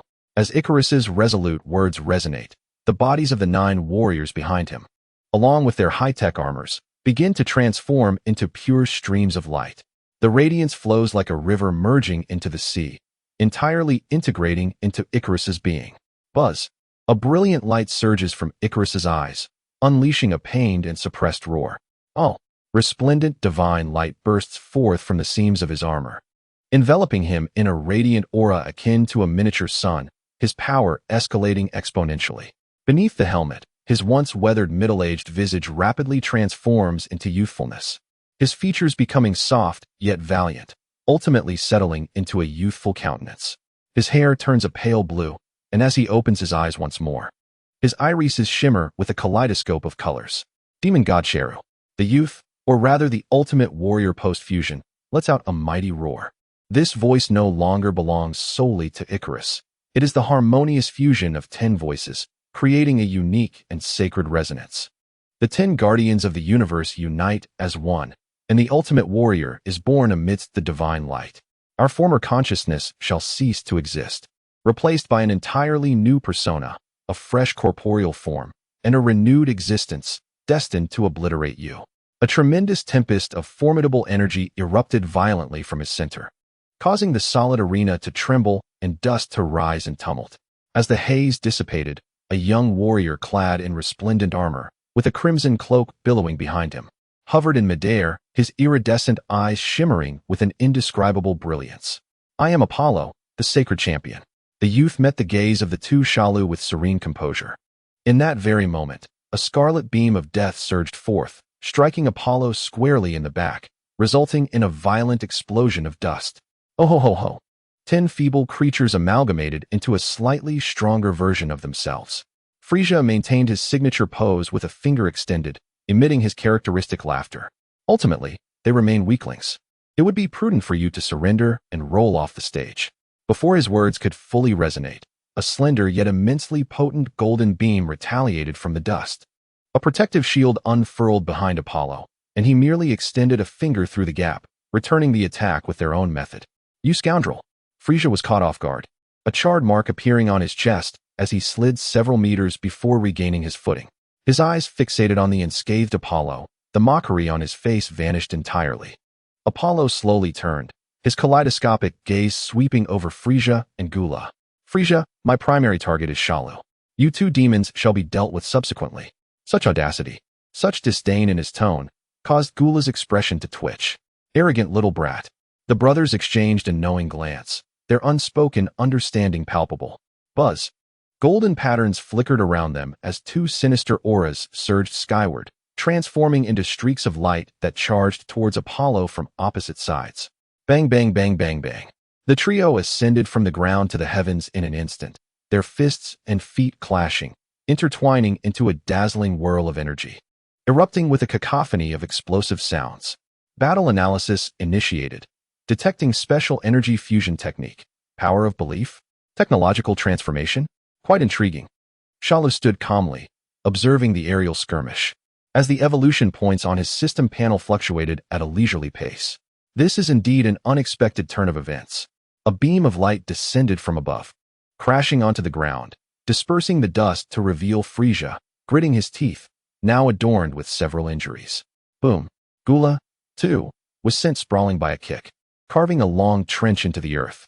To think that mere ants would require us to exert some effort. Gula wiped the blood from the corner of his mouth, his fighting spirit only intensifying. Just as the two prepared to transform and unleash their true prowess, a hand gently rested on Frieza's shoulder and another on Gula's. You shall conserve your strength. We will handle this one. It is those two, Shalu. Frieza and Gula exchanged glances, followed by a low chuckle. Ho ho ho. Taking our toy away, you truly are stingy, Shalu. Though Frieza spoke thus, he nonetheless restrained his aura. The pair ceased their chatter and turned to fly back to Goku and the others. Oh, you truly relinquished the opportunity to him? Goku regarded the returning duo with incredulity. That youth appears remarkably strong. Such a chance for warm-up is rare. Frieza scoffed sarcastically. Did you not notice the Grand King up high, his gaze fixed upon Shalu? Snatching away his spotlight may lead to unforeseen consequences. I shall refrain. Waiting for victory is the most effortless course. Gula merely smiled at his brother, saying nothing more. On the arena, it matters not. Apollo redirected his focus toward Shalu, believing that once he eradicated the root of all evil, the remaining malevolence would pose no threat. He extended his finger, pointing directly at Shalu. Pooh! The more Shalu observed this overly dramatic youth, the more he felt compelled to laugh. What an endearing little brat. At this remark, not only Shalu but even those in the spectator seats could not suppress their chuckles. Do not call me a brat. Apollo's face flushed crimson, his dignified image crumbling instantaneously. With a furious roar, he vanished in an instant. Boom. The ground where Shalu had stood was transformed into an unfathomable chasm by a single punch. Fragments of the arena scattered widely. The sheer force contained within that blow silenced the onlookers who had been chuckling moments before. Wow, he truly possesses incredible strength. Bew, munching on chocolate, mumbled indistinctly. The two Shalu approached from either side, forming a pincer attack. Very well, I shall take this a tad more seriously. Boom. The Shalu on the left erupted with a tsunami of green energy, his muscles visibly swelling and expanding, his height surging dramatically as he entered the legendary Super Saiyan state. Roar. The transformed Shalu emitted a terrifying roar, grinning widely as he launched a punch towards the advancing Apollo. Apollo reacted with remarkable speed, crossing his arms to block. Yet he was still sent flying by the overwhelming force. However, the other Majin Shalu had already appeared like a phantom in the path of his backward trajectory. With a graceful upward kick, he landed a precise strike on Apollo's back. Ugh! Apollo coughed blood, his direction altered, uncontrollably hurtling skyward. Scoundrel! How can you be so powerful? He forcefully halted his ascension midair, spreading his arms wide with a ferocious glare directed at the two Shalu below. Allah! His armor radiated an unprecedented brilliance, as he gathered resplendent orbs of multicolored energy in his palms. Die! Radiant Starfall! In an instant, countless orbs of vibrant energy cascaded down like a torrential rain, enveloping the entire arena. The transformed Shalu merely smiled, unyielding and unflinching, defying the deluge of energy as he soared into the sky. Boom, boom, boom. Numerous explosions erupted in his wake, yet even his formidable physique remained unscathed. Meanwhile, the Majin Shalu executed a jaw-dropping maneuver, opening his mouth wide and expanding his disproportionately large maw, consuming all of the energy blasts raining down. His body inflated like a balloon, growing larger by the second, causing the Grand King to clap with excitement. What is that? So peculiar. Apollo, observing the bizarre Majin Shalu below, found himself momentarily pausing his assault. He quickly shifted his focus, channeling all his energy towards the ascending, transformed Shalu. Allah! More, larger, denser energy torrents surged towards the transformed Shalu. Is this the end? From within the dust, a colossal hand suddenly emerged, clamping down on Apollo's arms with an iron grip. Release me. The boy gazed in terror at the featureless, snow-white visage of the demon before him, for the first time feeling a surge of fear. Hee, off you go. The transformed Shalu grinned wickedly, exerting force in his arms, hurling Apollo downwards like a baseball towards the gigantic Majin Shalu. A shadow plummeted rapidly, crashing into the expanding belly. Duong! A dull yet elastic sound resonated. Apollo felt as though he had collided with a soft yet resilient wall, rebounding from the impact, losing his balance midair. It is over. In the void of the sky, The transformed Shalu began to gather specks of green light in his hand. Below, the gluttonous demon Shalu compresses all the energy he has consumed and unleashes it from his mouth. One stream is a devastating torrent of green energy cascading from above, while another is a pink beam of energy rising from below, devouring all in its path. Oh, trapped in between, Apollo frantically channels the sacred power within him, activating the final energy barrier. However, that barrier barely endures for a few seconds. Crack, crack, crack. Web-like fissures uncontrollably spread. Boom. In the instant, the radiant energy dissipates. The demon Shalu and the transcendent Shalu strike simultaneously with fists that pierce through everything. With a thrust, both arms, one in front and one behind, effortlessly penetrate Apollo's chest. The once invincible ultimate hero gazes in disbelief at the two demons before and behind him. Wow. A mouthful of fresh blood erupts from his lips. As both Shalus retract their arms, Apollo's body plummets, transforming into a myriad of colorful specks of light that slowly fade away in midair. The first duel concludes with the victory of the seventh universe. The great priest calmly announces the result with a wave of his hand. Amidst the cheers from the seventh universe's viewing area, the two Shalus merge back into one and, under the jovial praise of Beerus, leisurely return to their own ranks. Subsequently, a flash of light from the great priest's hand gathers the dispersed specks, and Apollo's figure reappears in the viewing area of the first universe.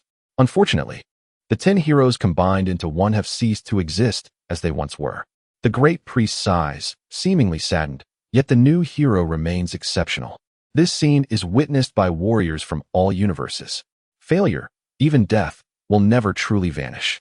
In an instant, many faces display smiles of excitement and fervor greater than before. Chapter 179. The power of Hit. The voice of the great priest reverberates once more in the void, ethereal and authoritative. Thus, the teams for the second duel shall be decided by fate. With a wave of his arm, a colossal pointer suspended in the air begins to spin rapidly, each universe's number flashing across the luminous wheel. Ultimately, under the watchful gaze of countless spectators, the pointer gradually slows down. Click. It steadily halts between two numbers, 4th universe, 6th universe. Oh, it's our turn. In the viewing area of the 6th universe, Xiangpa abruptly rises, fists raised, shouting, "Hit! Gabe! Fight well! Throw them all down!" No sooner had he spoken than the arena bursts into light, and 10 warriors from the 6th universe, including Gabe, Caulifla, Kale, and Hit, are instantly transported to the center of the arena. Simultaneously, another team materializes across from them. They are a group of humanoid creatures, some resembling wolves, others foxes, and some entirely insectoid, exuding an aura of wildness and cunning. The pudgy bear warrior Birdom of the 6th universe scratches his head in confusion, noticing that 2 members seem to be missing from the opposing team. Only 8 are present. Gabe immediately grows vigilant, quickly scanning the group and shielding his teammates behind him. It is likely that warriors with special abilities are hiding. Everyone must be cautious. He assumes the role of a temporary captain, gravely advising, "We should stick together. Do not scatter. Those 2 unseen foes pose a significant threat if we act alone. Leave those 2 to me." A cold and calm voice emanates from the back of the group. Hit, with his hands in the pockets of his trench coat and eyes half closed, appears indifferent to everything around him. The faint murderous intent cannot escape my perception. I entrust this to you, Mr. Hit. Gabe exhales in relief. The great priest, with an impassive expression, raises his hand and gently waves it. The second match begins. Whoosh. At the command, the 8 warriors from the 4th universe, without hesitation, transform into streaks of light, charging fiercely from all directions toward the 6th universe's ranks. Oh, Gabe, Caulifla, and Kale simultaneously roar, golden flames of energy erupting as they transform into Super Saiyans, bracing themselves to confront the incoming assault. Boom, boom, boom, boom, boom. In an instant, the arena reverberates with the sounds of fierce clashes as violent waves of energy ripple through the air. Where do you think you're going? At that moment, Hit's figure flickers without warning, appearing in an empty space, coldly stating. His words immediately capture the attention of his teammates. There's nothing there? No. Just as confusion swells among them, Hit swiftly extends his hand and lunges toward the void. Although nothing is visible, a blurred, struggling, transparent humanoid outline is indeed grasped tightly in his grasp. The creature's sharp claws are mere inches from the back of the Namekian piranha. Boom. Without a glance, Hit delivers a precise and forceful punch, sending the transparent figure flying, tumbling across the hard arena for several rotations before finally coming to a halt. Following this, he shifts his body to the side, raising his arm to block. A dull thud resounds as a tremendous force strikes him, causing him to stagger back 2 steps. Hit retaliates with a punch, yet it meets only empty air. What? That nearly imperceptible killing intent was certainly here. How could I have missed? Ah! A scream pierces the air. Within the team, another Namekian, Saiyan, finds one of his arms cleanly severed. Blood spurts forth. Clutching his maimed limb, he looks around in terror. Who did this? The formation of the 6th universe momentarily falters, plunging them into a passive state. Now's the time. A glint of cold light flashes in Hit's eyes as he activates his time stop ability. The entire world transforms into shades of gray and white, freezing everyone's movements in that instant. He carefully surveys the battlefield and finally spots a peculiar entity behind Saiyan. It is a minuscule insectoid creature, barely measuring a few centimeters. It flaps its wings, wearing an evil grin, having just darted past Saiyan, its sharp claws gleaming with a sinister glint. Damn it! A flicker of anger surges within Hit as he identifies this miniature assassin. He rapidly gathers his energy at his fingertips, aiming at the tiny target. Boom. Time resumes its flow. A slender beam of energy flashes by. 4th universe, contestant Damon, is out, announces the great priest calmly. This series of events unfolds so swiftly that most spectators fail to grasp what transpired. This Hit is indeed a formidable adversary. The god of destruction from the 4th universe. Katra grinds his teeth in frustration. On the arena, the remaining warriors of the 4th universe become acutely aware of the severity of their predicament. Hey, forget about the others for now. Let's all focus on taking down that trench-coated guy. A youth wearing goggles shouts to his companions. No sooner had he spoken than his body undergoes a dramatic transformation. Muscles swell, his jaw protrudes, ultimately morphing into a fearsome bird-like form. Whoosh! He gathers strength in both hands and slams forward.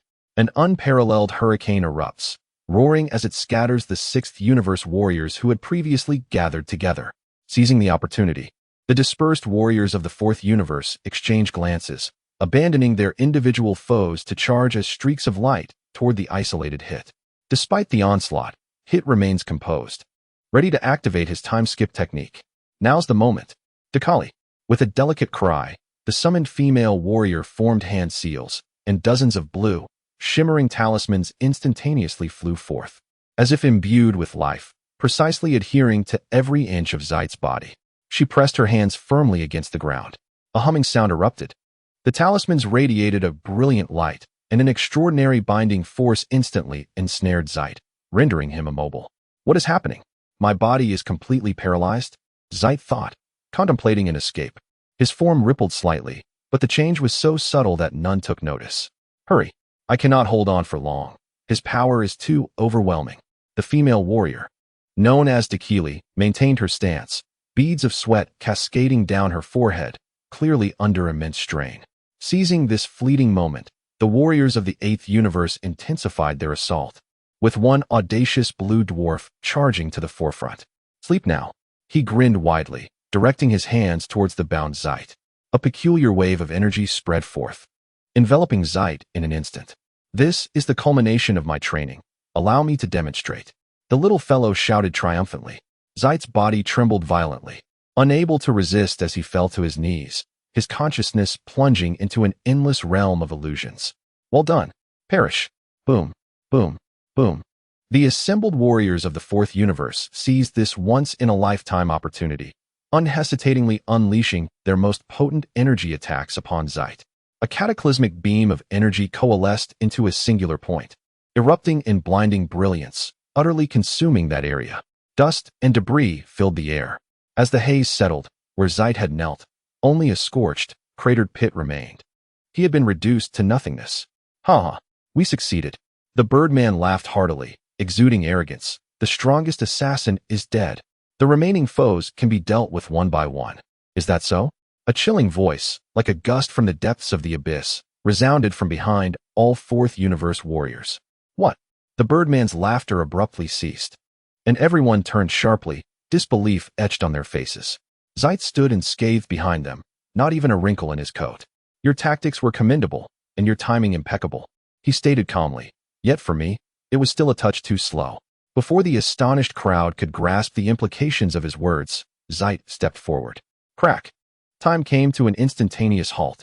In the ensuing grayish-white realm, he moved like the Grim Reaper, effortlessly gliding past each frozen fourth universe warrior, leaving behind a series of precise and lethal strikes. When he returned to his original position, time resumed its flow. Bang, bang, bang, bang. The core tactical executors, including the Birdman, Dakili, and the Blue Dwarf, were all struck as if by an invisible hammer, spewing blood and hurtling in various directions. Do not grant them a moment's respite. From a distance, Jabe was the first to react, roaring furiously as he surged forward, his golden form swiftly catching up to the flying Birdman, delivering a powerful kick that sent him tumbling out of the ring. Bang, bang, bang.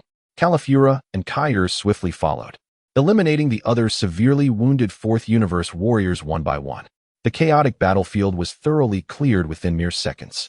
In the end, only 3 trembling figures remained on the stage: a plump woman, a towering beast man, and the transparent figure that had only recently revealed itself.